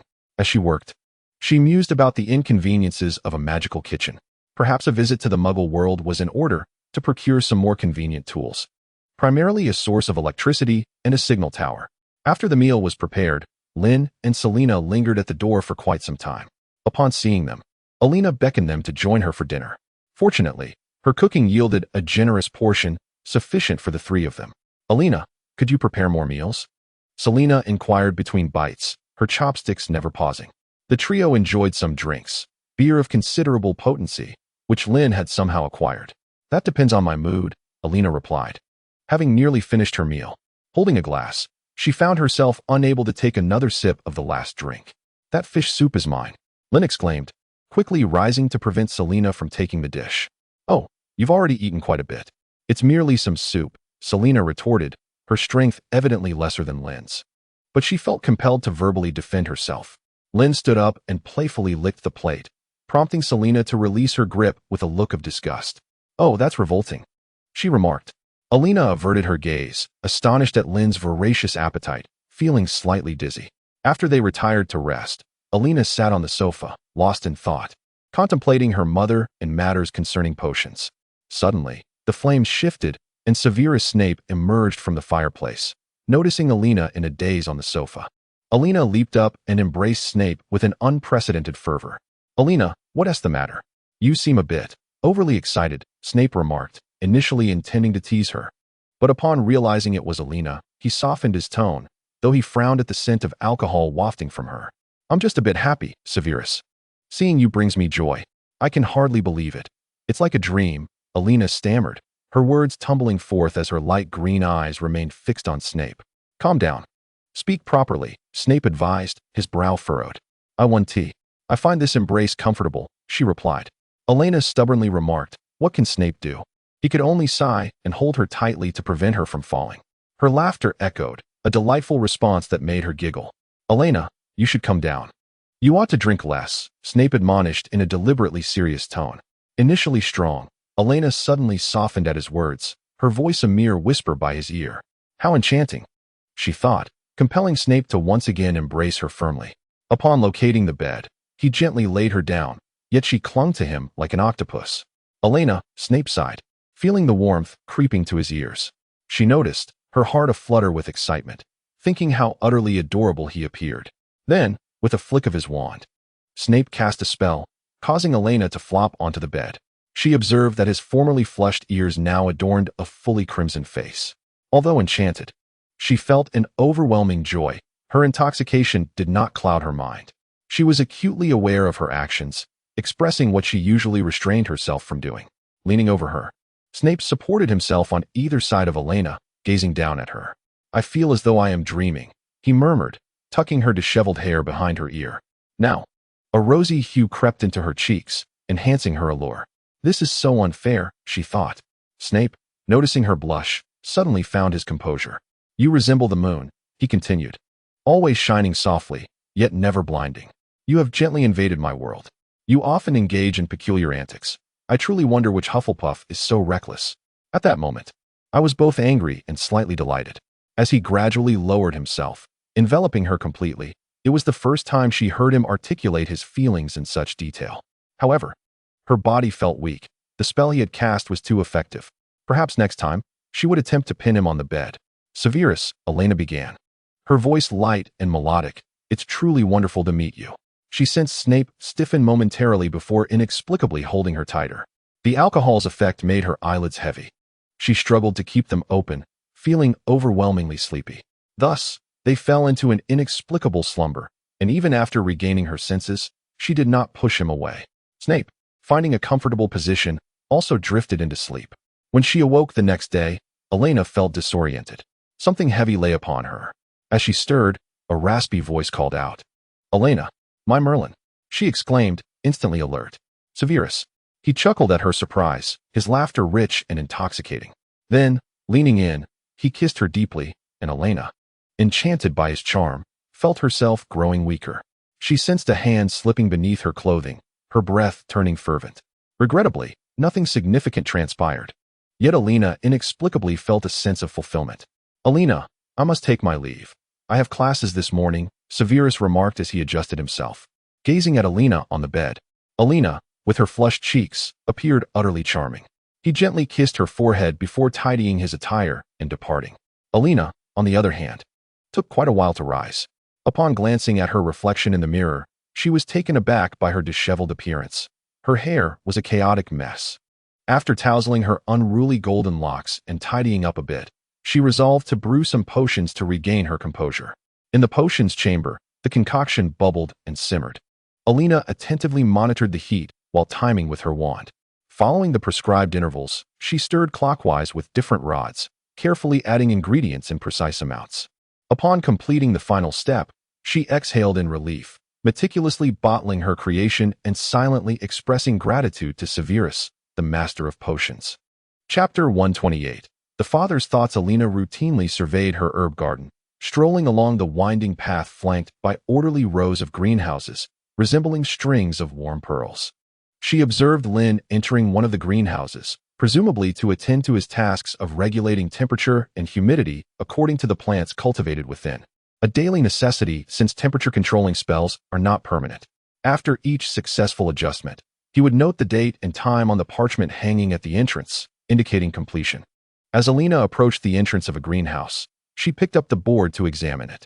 Deep in thought, she concluded that ordinary paper would suffice, a more economical option. She then inspected the growth of the plants inside, finding them to be quite satisfactory. Turning, she called out to Lynn, who was busy working in the greenhouse. "Lynn, once you finish, summon Selena. We need to set up the large structure in Zone 2, Elena instructed. Understood, Lynn replied, maintaining his characteristic nonchalant arrogance as he returned to his duties. Observing him skillfully and efficiently complete one task after another, Elena silently acknowledged a gradual softening of the formidable aura he typically exuded. Within the planting area of Zone 2, the space had been cleared. After a discussion among the group, they commenced their work. "Miss Elena, can we not hire assistants?" Selena inquired while maneuvering construction materials with her wand. "That would be somewhat costly," Elena responded with a hint of resignation, as her ultimate goal remained to earn enough to sustain herself, which was evidently still insufficient. "What about the herbs you sold previously? That should have yielded some funds." Lynn chimed in with a hint of complaint. No, that is far from adequate." Elena shook her head, aware that she needed to establish living quarters and other necessities, all of which required substantial financial resources. In the future, as the herb garden expanded, she would need to employ additional staff for management. Reflecting on this, Elena suddenly felt an acute awareness of her financial limitations. Coming from a pure-blood family, her father had always been quite prosperous, and she had never previously experienced a lack of such resources. Now, however, it was evident that she was in need. Fortunately, she still had some family assets. It seemed imperative that she devise a plan to augment her income. In the realm of muggles, earning money is still quite feasible for wizards, albeit with the necessity of collaboration, particularly with trustworthy partners. At that moment, the sound of flapping wings filled the air, and Elena looked up to see a speckled owl alighting beside her, lifting its tiny feet. With a smile, Elena removed the letter from its leg and offered the owl some treats, attaching a morsel to its adorable little foot. The owl, slightly bewildered, glanced at its foot and hopped a couple of times. After pecking at the food, it seemed to grasp the situation and took off joyfully into the sky, calling out twice as it flew, leaving Elena with an inexplicable sense of its cheerful disposition. Elena opened the letter, glancing at the contents before turning her gaze to Lynn, who felt a twinge of unease under her scrutiny. After a day of hard work, they had finally completed all the greenhouses in Zone 2. To reward her companions, Elena decided to prepare a sumptuous meal and ventured to the Muggle supermarket to procure some provisions. Naturally, she enlisted Lynn to assist as a laborer. As Elena perused the supermarket's offerings, she was struck by how swiftly time seemed to pass, enveloped in a vague sense of temporal disorientation. Lynn, observing Elena with curiosity, gently nudged her, prompting Elena to snap back to reality and push the cart forward. Lynn followed silently, sensing Elena's familiarity with the surroundings, yet also perceiving a hint of unfamiliarity in her demeanor. Both were clad in commonplace attire. Fortunately, Elena was there to ensure they did not don the drab work uniforms that Lynn had contemplated. Upon exiting the supermarket, Elena handed the bags to Lynn, who complained about the lack of enchantments to lighten the load. "If you wish to be caught by the Ministry of Magic, then by all means, use them," Elena replied. "As long as we remain undetected, it should not pose a problem. After all, we are no longer fledgling witches." Lynn retorted with a hint of sarcasm. After some contemplation, Elena agreed and cast a disillusionment charm, followed by a levitation charm to have the hefty bags float alongside them. Upon their return, Elena, employing her magical skills and adept knife work, prepared a feast reminiscent of a New Year's Eve dinner from her past life, complete with 5 dishes and a soup. The group dined contentedly. Later, nestled under her blankets, Elena used a two-way mirror to contact and they agreed to visit their father the following day. The next day, in their father's office, the group settled onto the sofa, sipping tea as they awaited the other to speak, the atmosphere growing somewhat oppressive. The most composed among them were the couple, perhaps due to their daily interactions, remaining unfazed even in such a tense ambience. Elena, observing the silence, seized the moment to clear her mind, as 2 hours slipped by in quietude. "What exactly are you here for?" Alge sighed, glancing at the two. "I assumed you knew," and replied, her tone evidently lacking in warmth. "Darling, I do not wish to argue," Alge responded gently. "Then why don't you clarify?" and retorted, her irritation still apparent. Elena silently watched, amused, as the familiar tension began to unravel. Darling, I have already told you, Alge continued. Alger attempted to appease and, saying, do not speak in riddles. Be straightforward. And, in a fit of irritation, set down her teacup, surprisingly without spilling a drop. Elena, are you here to assist your mother? Alger inquired, turning his attention to Elena. His question implied a desire for her to act as a mediator. Elena shrugged in response. I am still uncertain. Please clarify matters for both of you. Alger shot a fierce glare at Elena, as if to convey her lack of perceptiveness, wishing she would speak a kind word on his behalf. Elena feigned ignorance, insisting, do not look at me. Do not change the subject, Alger. And, observing the expressions of the two, sought to steer the conversation back on track. She rapped the table, producing a resounding thud. Alger promptly adjusted his posture, addressing her gently.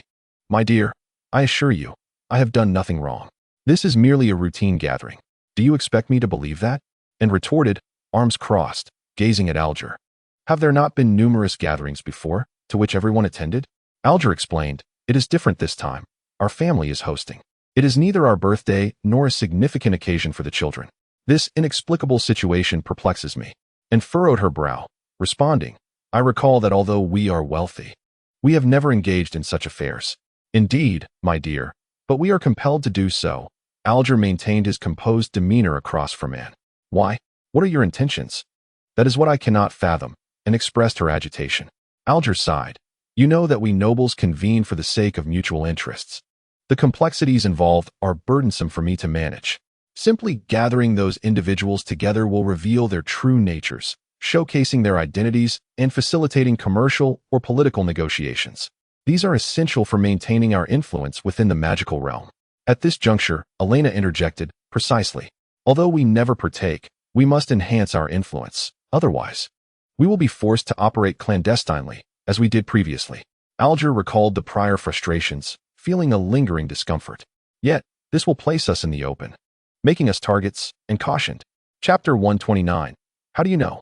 We must step into the forefront, and we cannot remain in the shadows as before, Alger asserted gravely. And, clearly perplexed, tilted her head, silently urging him to elaborate. I wish to provide those nobles an opportunity to collaborate with the Phoenix Society, allowing us to secure a foothold between the aristocracy and the commoners, Alger articulated. Harry is unlikely to cooperate with us. He is not Dumbledore.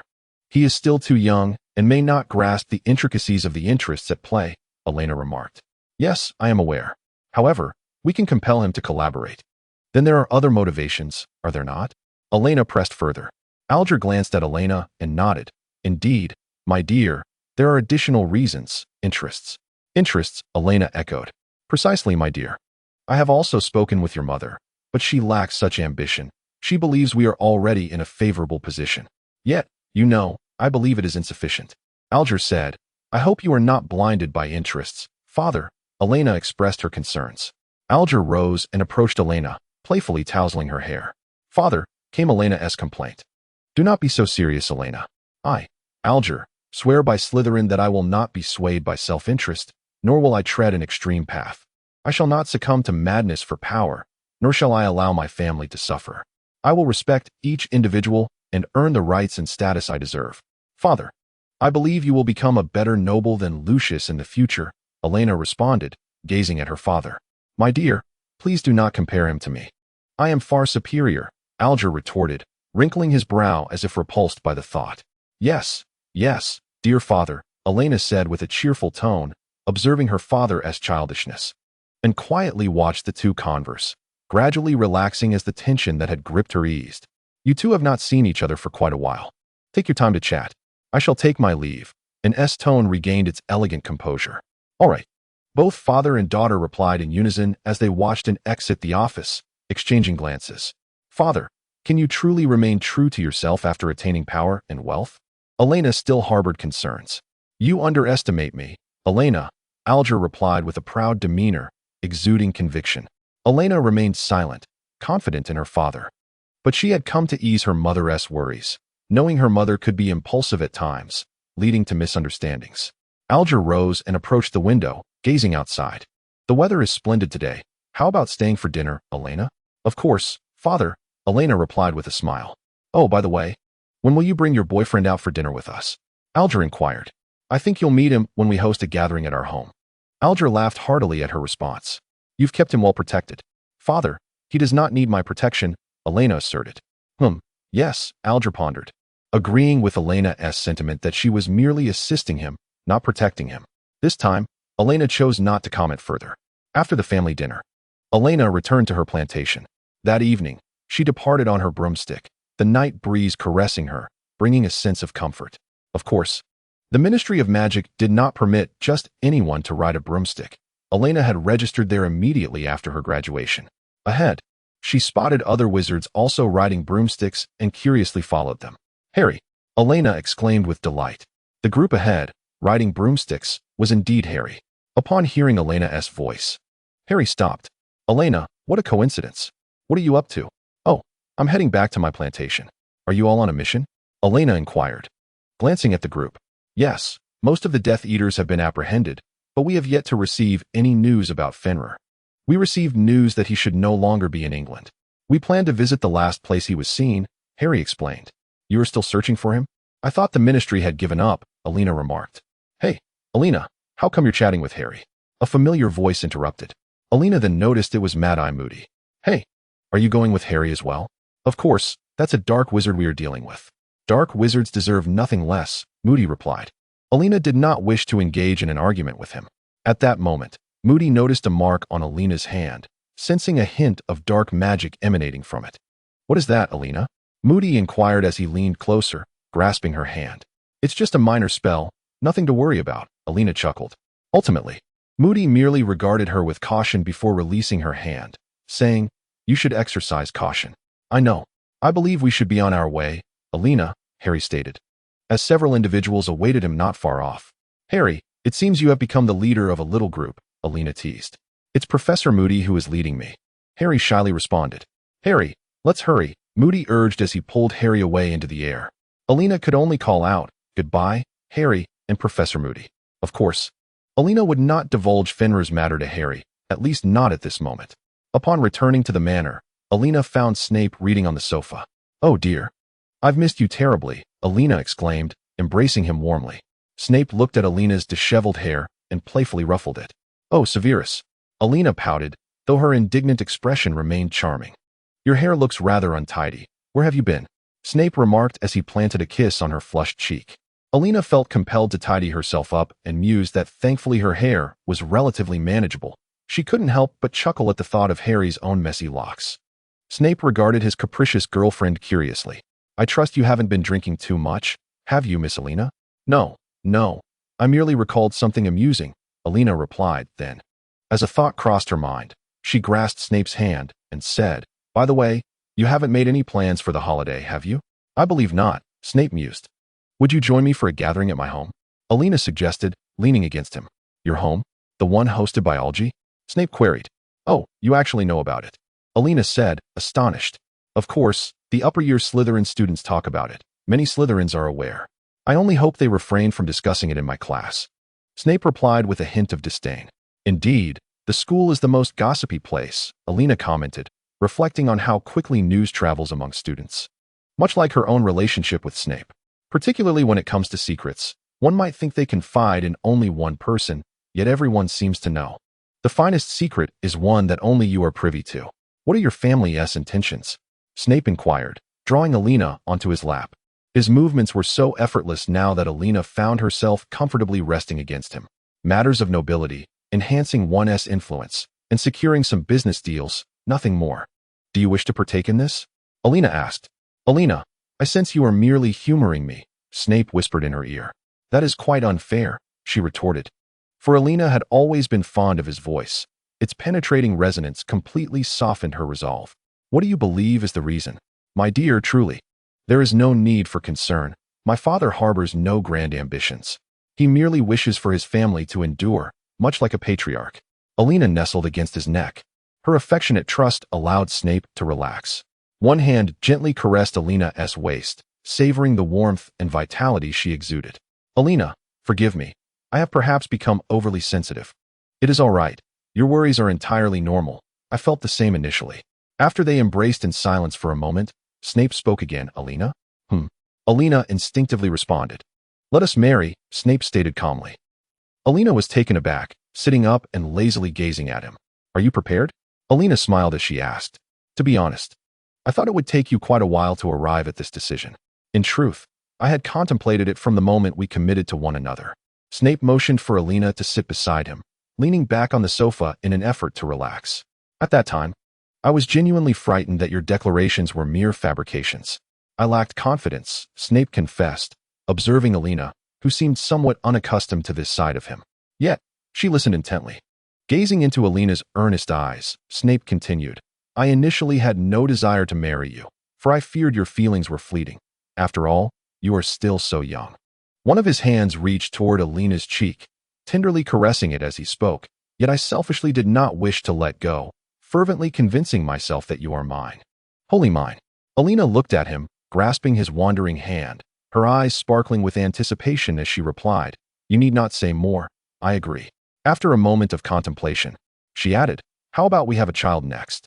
Upon hearing this, Snape furrowed his brow, clearly unsettled by the notion of such a miraculous being.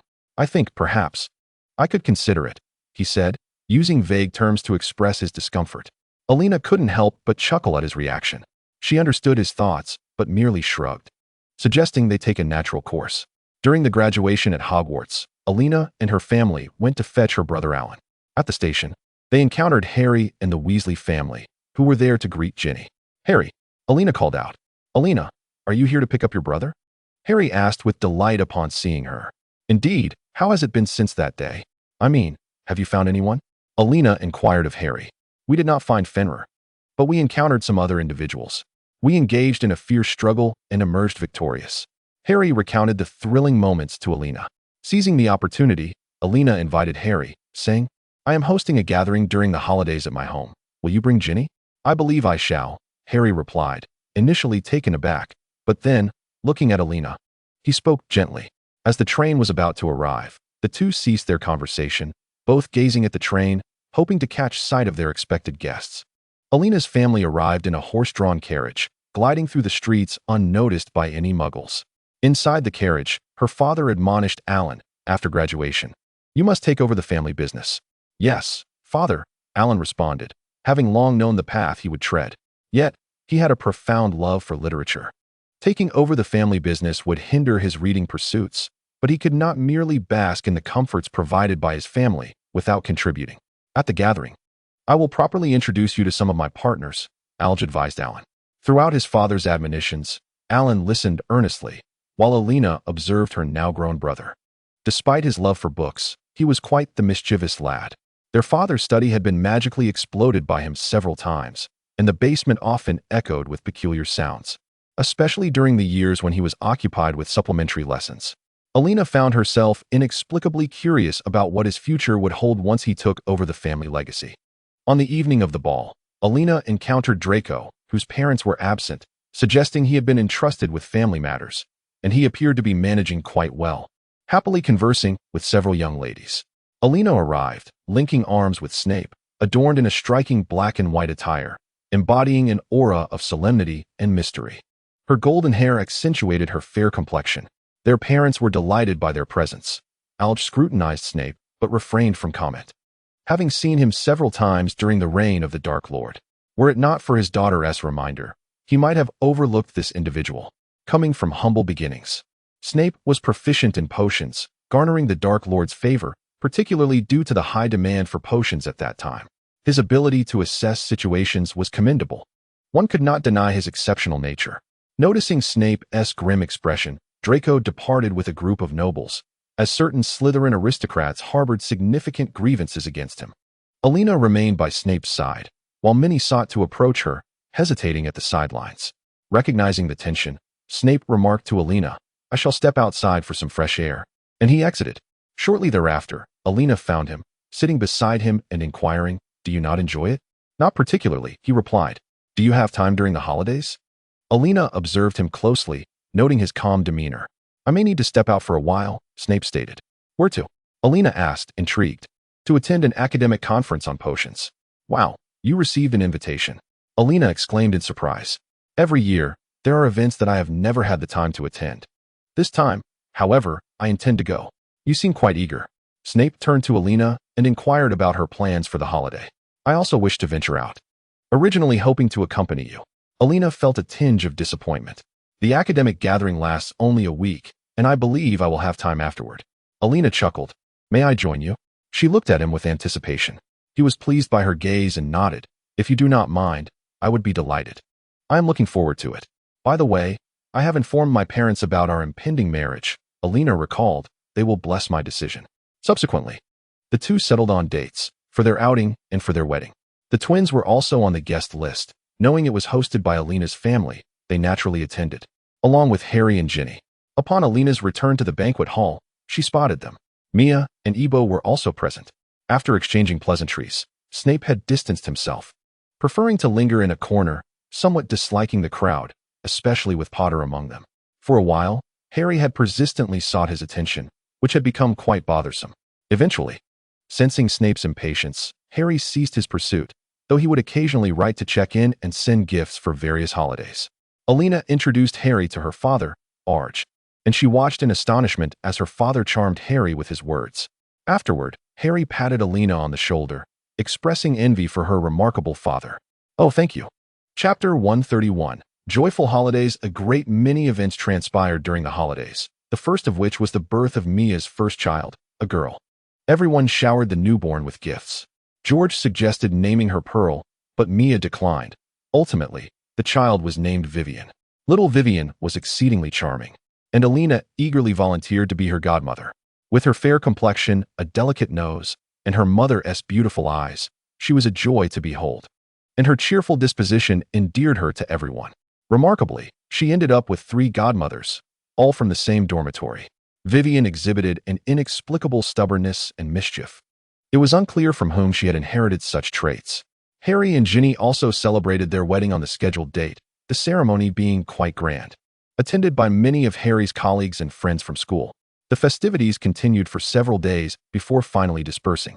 During the wedding, several distinguished gentlemen approached Elena for conversation, leaving her somewhat bewildered, as she had not considered herself particularly popular, which puzzled her. It was then that she noticed the figure of Black in the corner. After conversing with Elena, the guest would often turn to speak with him. Elena sensed something amiss and, in irritation, crept behind Black and playfully kicked him. Oh, that is quite rude, Black remarked as he turned to face Elena, falling silent. What do you intend to do? Elena retorted, refusing to indulge him. I merely wish to convey that there are many commendable gentlemen who undoubtedly surpass your elderly companion. Mind your own business. As she spoke, she pinched Black, causing him to nearly leap in pain. Harry, observing their approach, inquired about the commotion. Nothing, they both replied in unison, followed by a mutual disdainful huff. Harry, exasperated with his godfather's antics, could discern that Black had once again engaged in some mischief, prompting him to lead his godfather away. It was evident that Black was reluctant to leave, yet he could not resist Harry's insistence. Godfather, could you refrain from provoking my friend Elena? Harry said while tugging on Black. Why must she associate with that fellow? Black seemed poised to utter Snape's nickname, but refrained upon receiving a stern look from Harry, opting instead for a different expression. Elena watched the pair gradually recede, contemplating Black's animagus form and feeling a desire to pet him. While I do not particularly mind you giving him a good thrashing, I do wish you would maintain your distance from him, Snape remarked as he approached Elena. Perhaps one day, Elena mused, envisioning the scruffy appearance of that large black dog as an inevitable occurrence. During the holiday, the two first attended a potions seminar. Elena discovered that everyone possessed unique insights into the properties of herbs, eagerly engaging in conversation with them. This fluxweed requires high-temperature treatment, ideally at a specific Fahrenheit temperature of 185 degrees, to fully realize its medicinal potential, a young potioneer explained. And what about the two-eared herb? Elena inquired with curiosity. Seeing her earnest demeanor, the young man proudly shared his perspective, reminiscent of a Ravenclaw eager to showcase his knowledge. Such individuals are the easiest to extract information from. However, his colleague, unable to tolerate the display, pulled the young man away under the pretense of needing to greet someone named Fair. Clearly, the young man was still grumbling about not having finished his discourse, lamenting, "Can't we wait a bit longer?" "No, you must come with me to greet Fair," his companion insisted, hastening their departure. Elena felt a tinge of disappointment, but such academic gatherings were rife with individuals of that nature, prompting her to seek another target. Meanwhile, Snape engaged in discourse with others, yet he subconsciously paid attention to Elena, frequently spotting her conversing with others, all of whom were considerably younger. This struck him as peculiar and left him somewhat displeased. Upon returning to the inn that evening, Snape escorted Elena to his room. Elena, having indulged a bit too much, was somewhat oblivious. However, when Snape pushed her onto the bed, she suddenly awoke, albeit with a fuzzy mind. "Elena, it seems you've been rather dismissive of me today. Are you complaining, my dear?" Snape's teasing elicited a laugh from Elena. "You appear to be in good spirits. How do those young people manage to charm my lady so effortlessly?" Snape remarked, his tone tinged with irritation as he observed Elena's anger. Clearly, she was unfazed by his acerbic tone. They seemed rather too enthusiastic. In the end, Elena, of course, received a thorough reprimand from the irate Severus.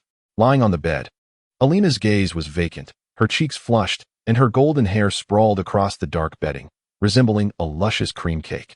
Exhaustedly, she murmured, "Severus, you have gone too far." "I believe it is just right," Severus replied, propped up beside her, admiring his handiwork. "You should keep your distance from other men. I do not like the way they look at you. But most potion masters are male. Women are quite rare." "Oh, is that so? Do you have any interest in becoming a potion master?" Elena shook her head vigorously, her cheeks reddening further as she stumbled upon a thought. "Stirring rods and such? No. No." This delighted Severus, which was quite satisfactory. Originally, Severus had brought Elena along to showcase his own excellence, but this had completely disrupted his plans. Nevertheless, the outcome was still favorable. Elena had obediently stayed by his side for the past few days. However, unbeknownst to him, Elena had been secretly eavesdropping on their conversations. Feeling as if she had attended numerous lessons, her mind was nearly overwhelmed with information, and on the last day, she opted to remain in the inn, lounging in bed all day, utterly relaxed and comfortable. Chapter 132. The final journey to Germany. On this final day, many were aware that Elena had accompanied Severus. As she had not appeared, a young man mustered the courage to approach and inquired, "Excuse me, why hasn't that lovely young lady shown up? I have many insights regarding herbs that I would like to discuss with her." "I believe she is currently unavailable," Severus replied, casting a look at the young man akin to that of a teacher assessing a student. The young man felt intimidated yet pressed on. "Is she not your student?" "It seems your eyes are misplaced," Severus retorted with a hint of mockery. The young man, growing slightly agitated, responded, "You need not be so unreasonable." His friend pulled him back, cautioning him, "That is my fiancée. I suggest you keep your distance." Upon hearing this, the young man furrowed his brow, clearly perplexed. For the master before him was indeed a remarkable potion expert, albeit his appearance was somewhat lacking. Yet reflecting on the lady's thirst for knowledge, he felt somewhat relieved. "You despicable man," he spat at Severus, "it appears your mind is misplaced as well." Severus frowned at the peculiar fellow before him. "Regardless, she is mine now," he proclaimed with the air of a victor, casting a triumphant glance at the young man. Defeated, the young man lamented, for he had sought opportunities to converse with her over the past few days, yet he had ultimately failed to acquire her contact information, even her full name. All he knew was that she had come with this gentleman, presuming she was merely his student. Lost in thought, he departed in a daze, his friend kindly offering consolation. Severus continued to regard the young man with an icy demeanor, yet within, he felt immense satisfaction, even a sense of victorious joy. This feeling was quite pleasant. After the seminar concluded, Elena and Severus packed their belongings and prepared to leave, at which point the young man stood in the inn's corridor, watching their departure. Elena remained oblivious, while Severus provocatively regarded the young man and took Elena's hand. The young man could only leave in frustration. Elena gazed at Snape with a smile, relishing the warmth in her hands, her grin brightening further. Witnessing such joy in Elena lifted Snape's spirits as well. She guided him to their designated rendezvous, navigating through various keys to arrive at this location. Since learning that multiple keys were required to reach this place, Snape remained ever vigilant. Although it was Elena who brought him here, he was perpetually prepared, a habit ingrained in him.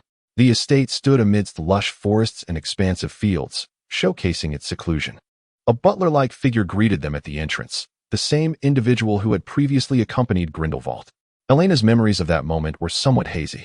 He led them into the garden of the manor, where a winding path was flanked by meticulously trimmed low shrubs and a riot of colorful flowers. Roses, peonies, and wisteria, with their unique fragrances and hues, imbued the garden with a romantic essence. At the center, an ancient fountain cascaded crystalline droplets, its melodious sound resonating through the air, while the surrounding cobblestone plaza was adorned with a carpet of moss, adding a touch of classical charm. In the distance, Elena spotted Grindelwald seated on a sofa, sipping tea on the verdant lawn. "Do you enjoy tea?" he inquired with a smile as they approached, exuding the warmth and kindness of a typical elder. He then leaned down to inhale the aroma from his cup, remarking, "Isn't it delightful?" Snape recognized this man from Dumbledore's office. He had once taught Harry, and his instincts whispered of the danger he posed. He instinctively pulled Elena behind him, eyeing Grindelwald with caution, despite the apparent familiarity between them. Elena felt a twinge of anxiety as she met Grindelwald's gaze, his smile sending shivers down her spine. Amused by their wariness, Grindelwald waved his hand, conjuring a sofa opposite him, inviting them to sit. After a moment of contemplation, Elena cautiously settled down.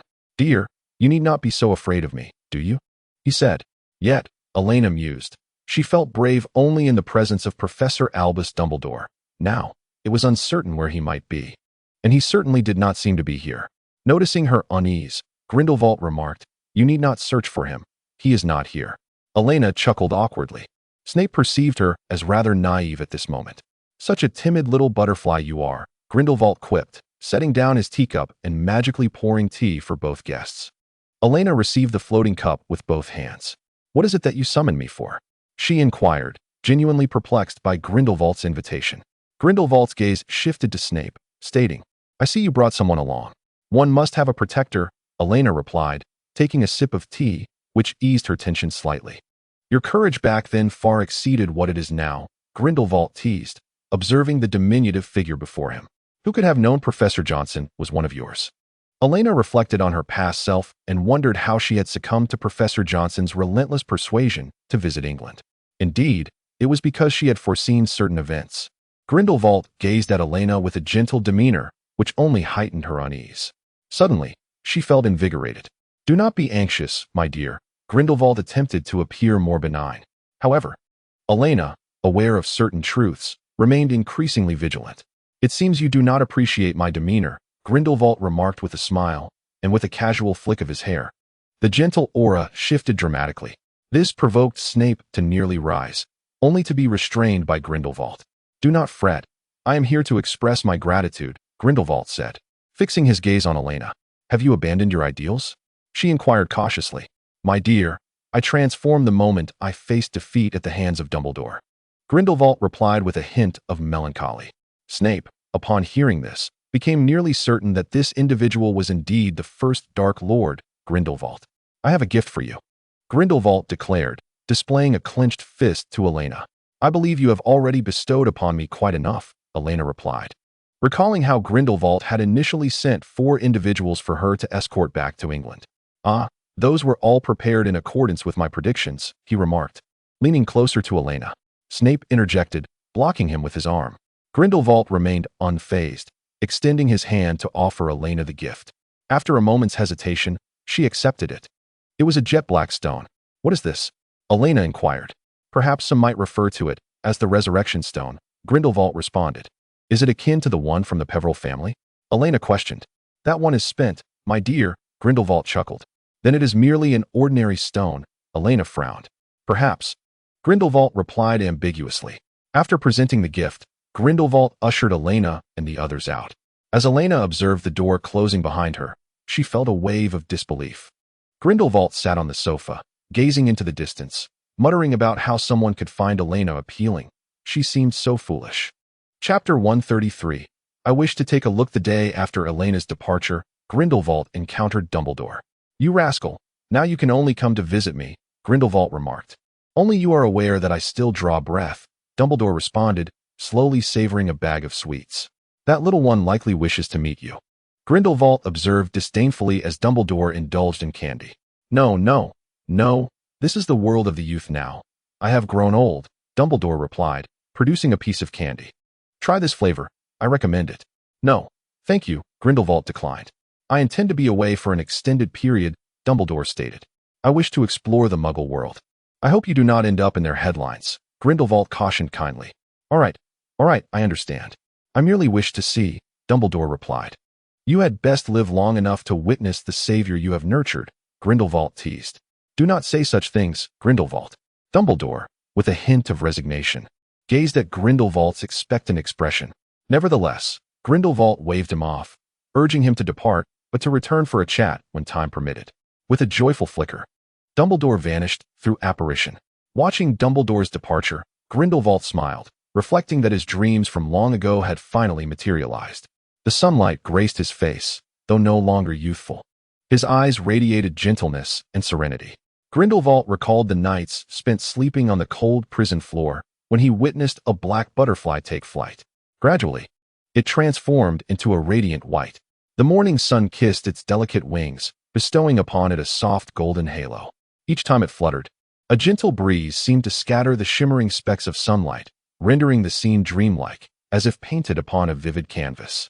Shedding the shadows and racing towards the light, he felt a sudden awakening, sensing something profound. He began to reach out to certain individuals, slowly crafting his plans. These two old souls, one, having nurtured a savior due to prophecy, and the other, unleashing more butterflies because of it.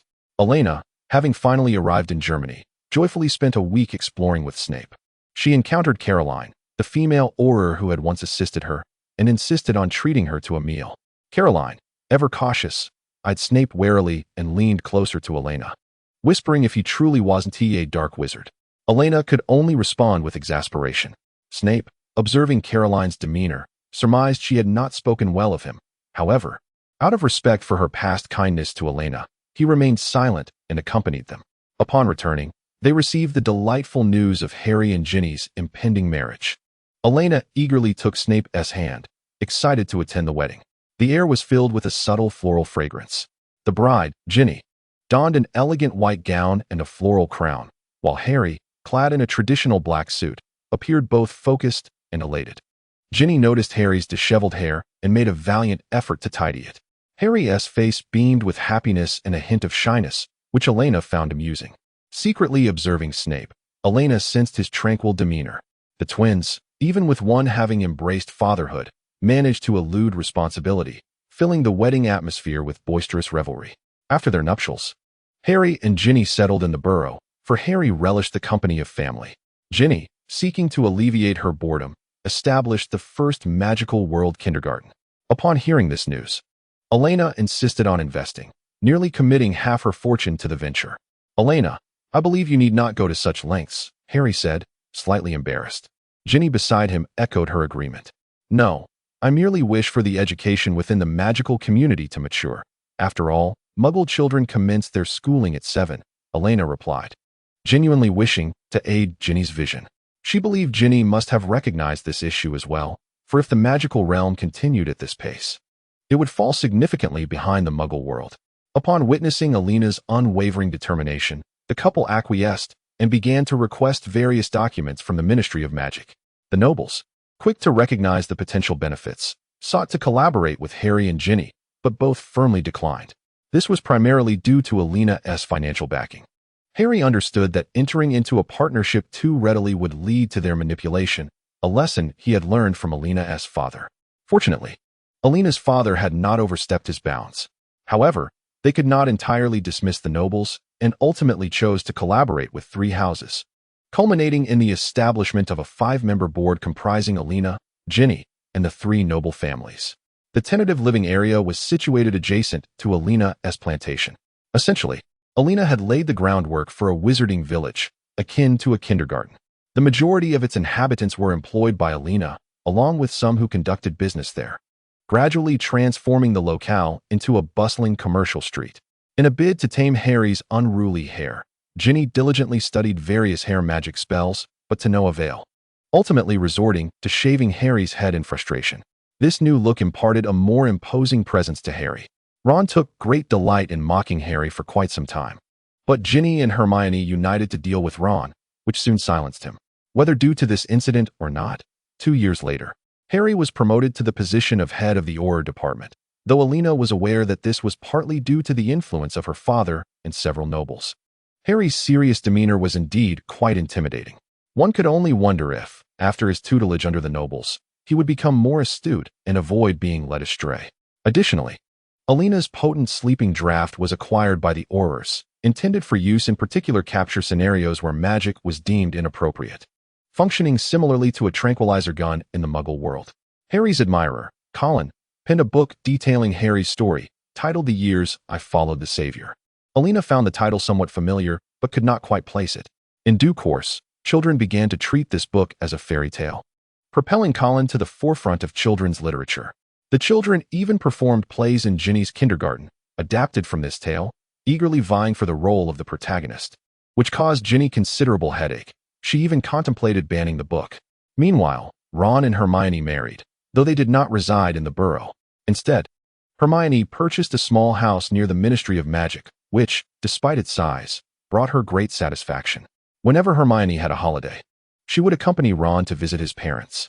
Mrs. Molly Weasley observed her children marrying off one by one, leaving the house considerably quieter. Thankfully, her youngest daughter still lived with them, preventing an overwhelming sense of emptiness. Furthermore, Ginny would enlist her help at the magical kindergarten. However, during holidays, the house would feel constricted again as the children brought their own little ones to visit, filling the home with lively commotion. This rendered Molly both busy and fulfilled. Yet after the children departed, she often found herself lost in thought on the sofa. Only when her daughter Ginny sat beside her and embraced her could she finally regain her composure. Before long, Elena and Snape celebrated their wedding. Amidst the well wishes of many, a crowd of students gathered to witness the event. Despite Snape's desire for a modest ceremony, he could not resist the curiosity of the students. Originally, few had been informed, yet a horde of inquisitive onlookers arrived, leaving Elena in a state of bemusement. Eventually, the couple moved to Elena's newly constructed herbalist cottage, which was conveniently located near the living quarters of the herb garden. In the 5th year of their union, they welcomed a child, while others also began to expand their families.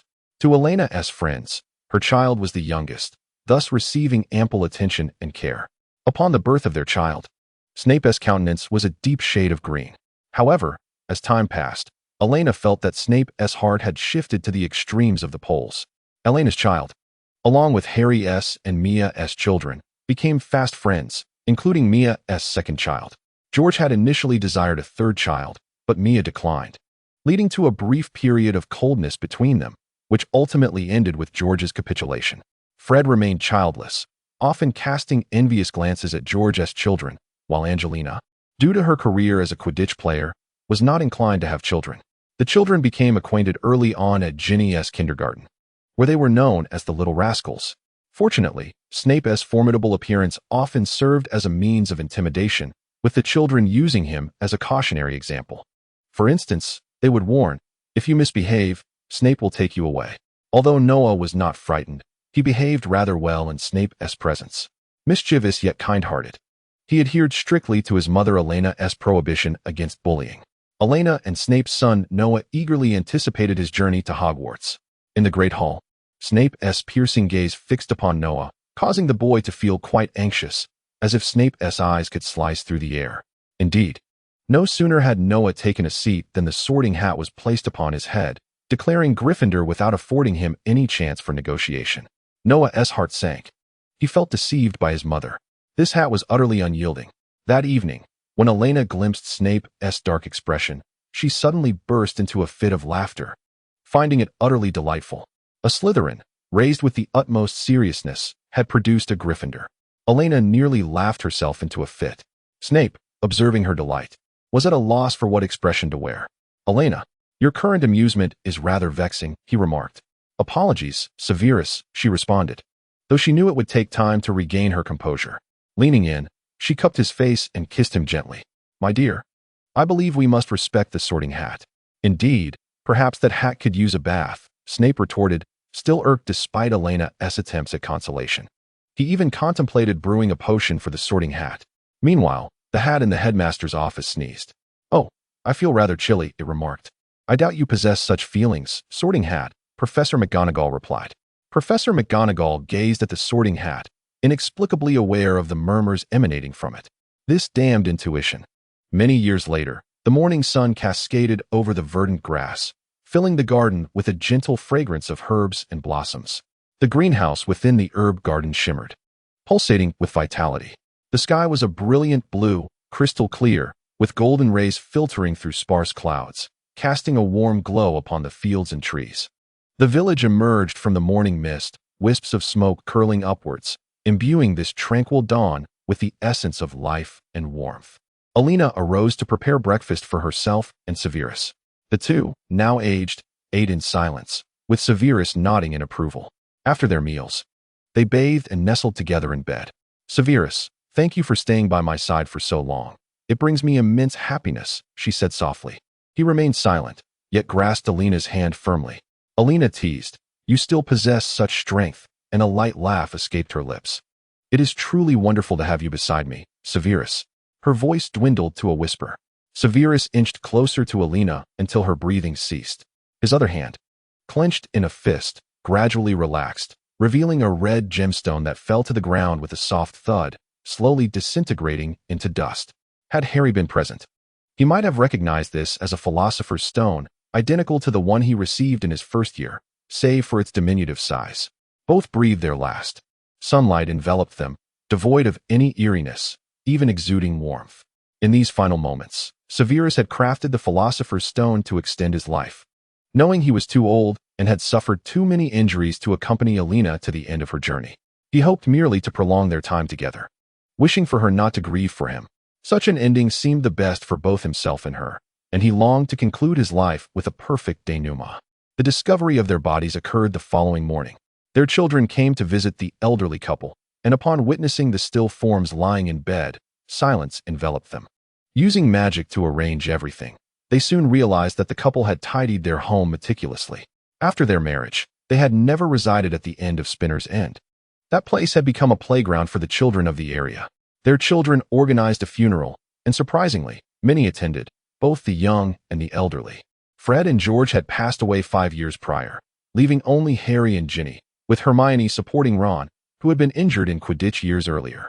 Mia was also assisted by her children, and Angelina, along with Fred's children, was present. She too had departed the previous year. Ultimately, they welcomed a pair of twins, which Fred had proudly boasted about. Although due to having children later in life, these two were the youngest among those gathered. In the cemetery, golden sunlight bathes the serene grounds, bestowing a touch of warmth and tranquility upon the somber occasion. The air is infused with the delicate fragrance of fresh blossoms and verdant grass. As a gentle breeze sweeps through, the leaves sway softly, seemingly offering silent comfort to each guest present. The pastor's voice resonates with clarity and strength, celebrating the beauty and serenity of the deceased's life. Friends and family rise in turn, sharing treasured memories of their time with the departed. Some recount the warmth of shared laughter and selfless acts of kindness, while others reminisce about unforgettable moments and profound conversations. Each recollection serves as a beam of light, traversing the veil of sorrow, igniting hope and gratitude within their hearts. As the ceremony concludes, the family tenderly scatters petals upon the grave, symbolizing their final farewell and blessings for the one who has passed. By the time all have departed, dusk has settled in, and the twilight glow casts long shadows upon the gravestone, imbuing the scene with an air of solemnity and mystery. The gravestone appears to narrate the cycle of life and death, as well as humanity's reverence for cherished memories of those lost. The names of Elena and Severus are inscribed together, signifying the bond between them and their eternal connection. Life continues on. Their children carry forth, navigating their own journeys,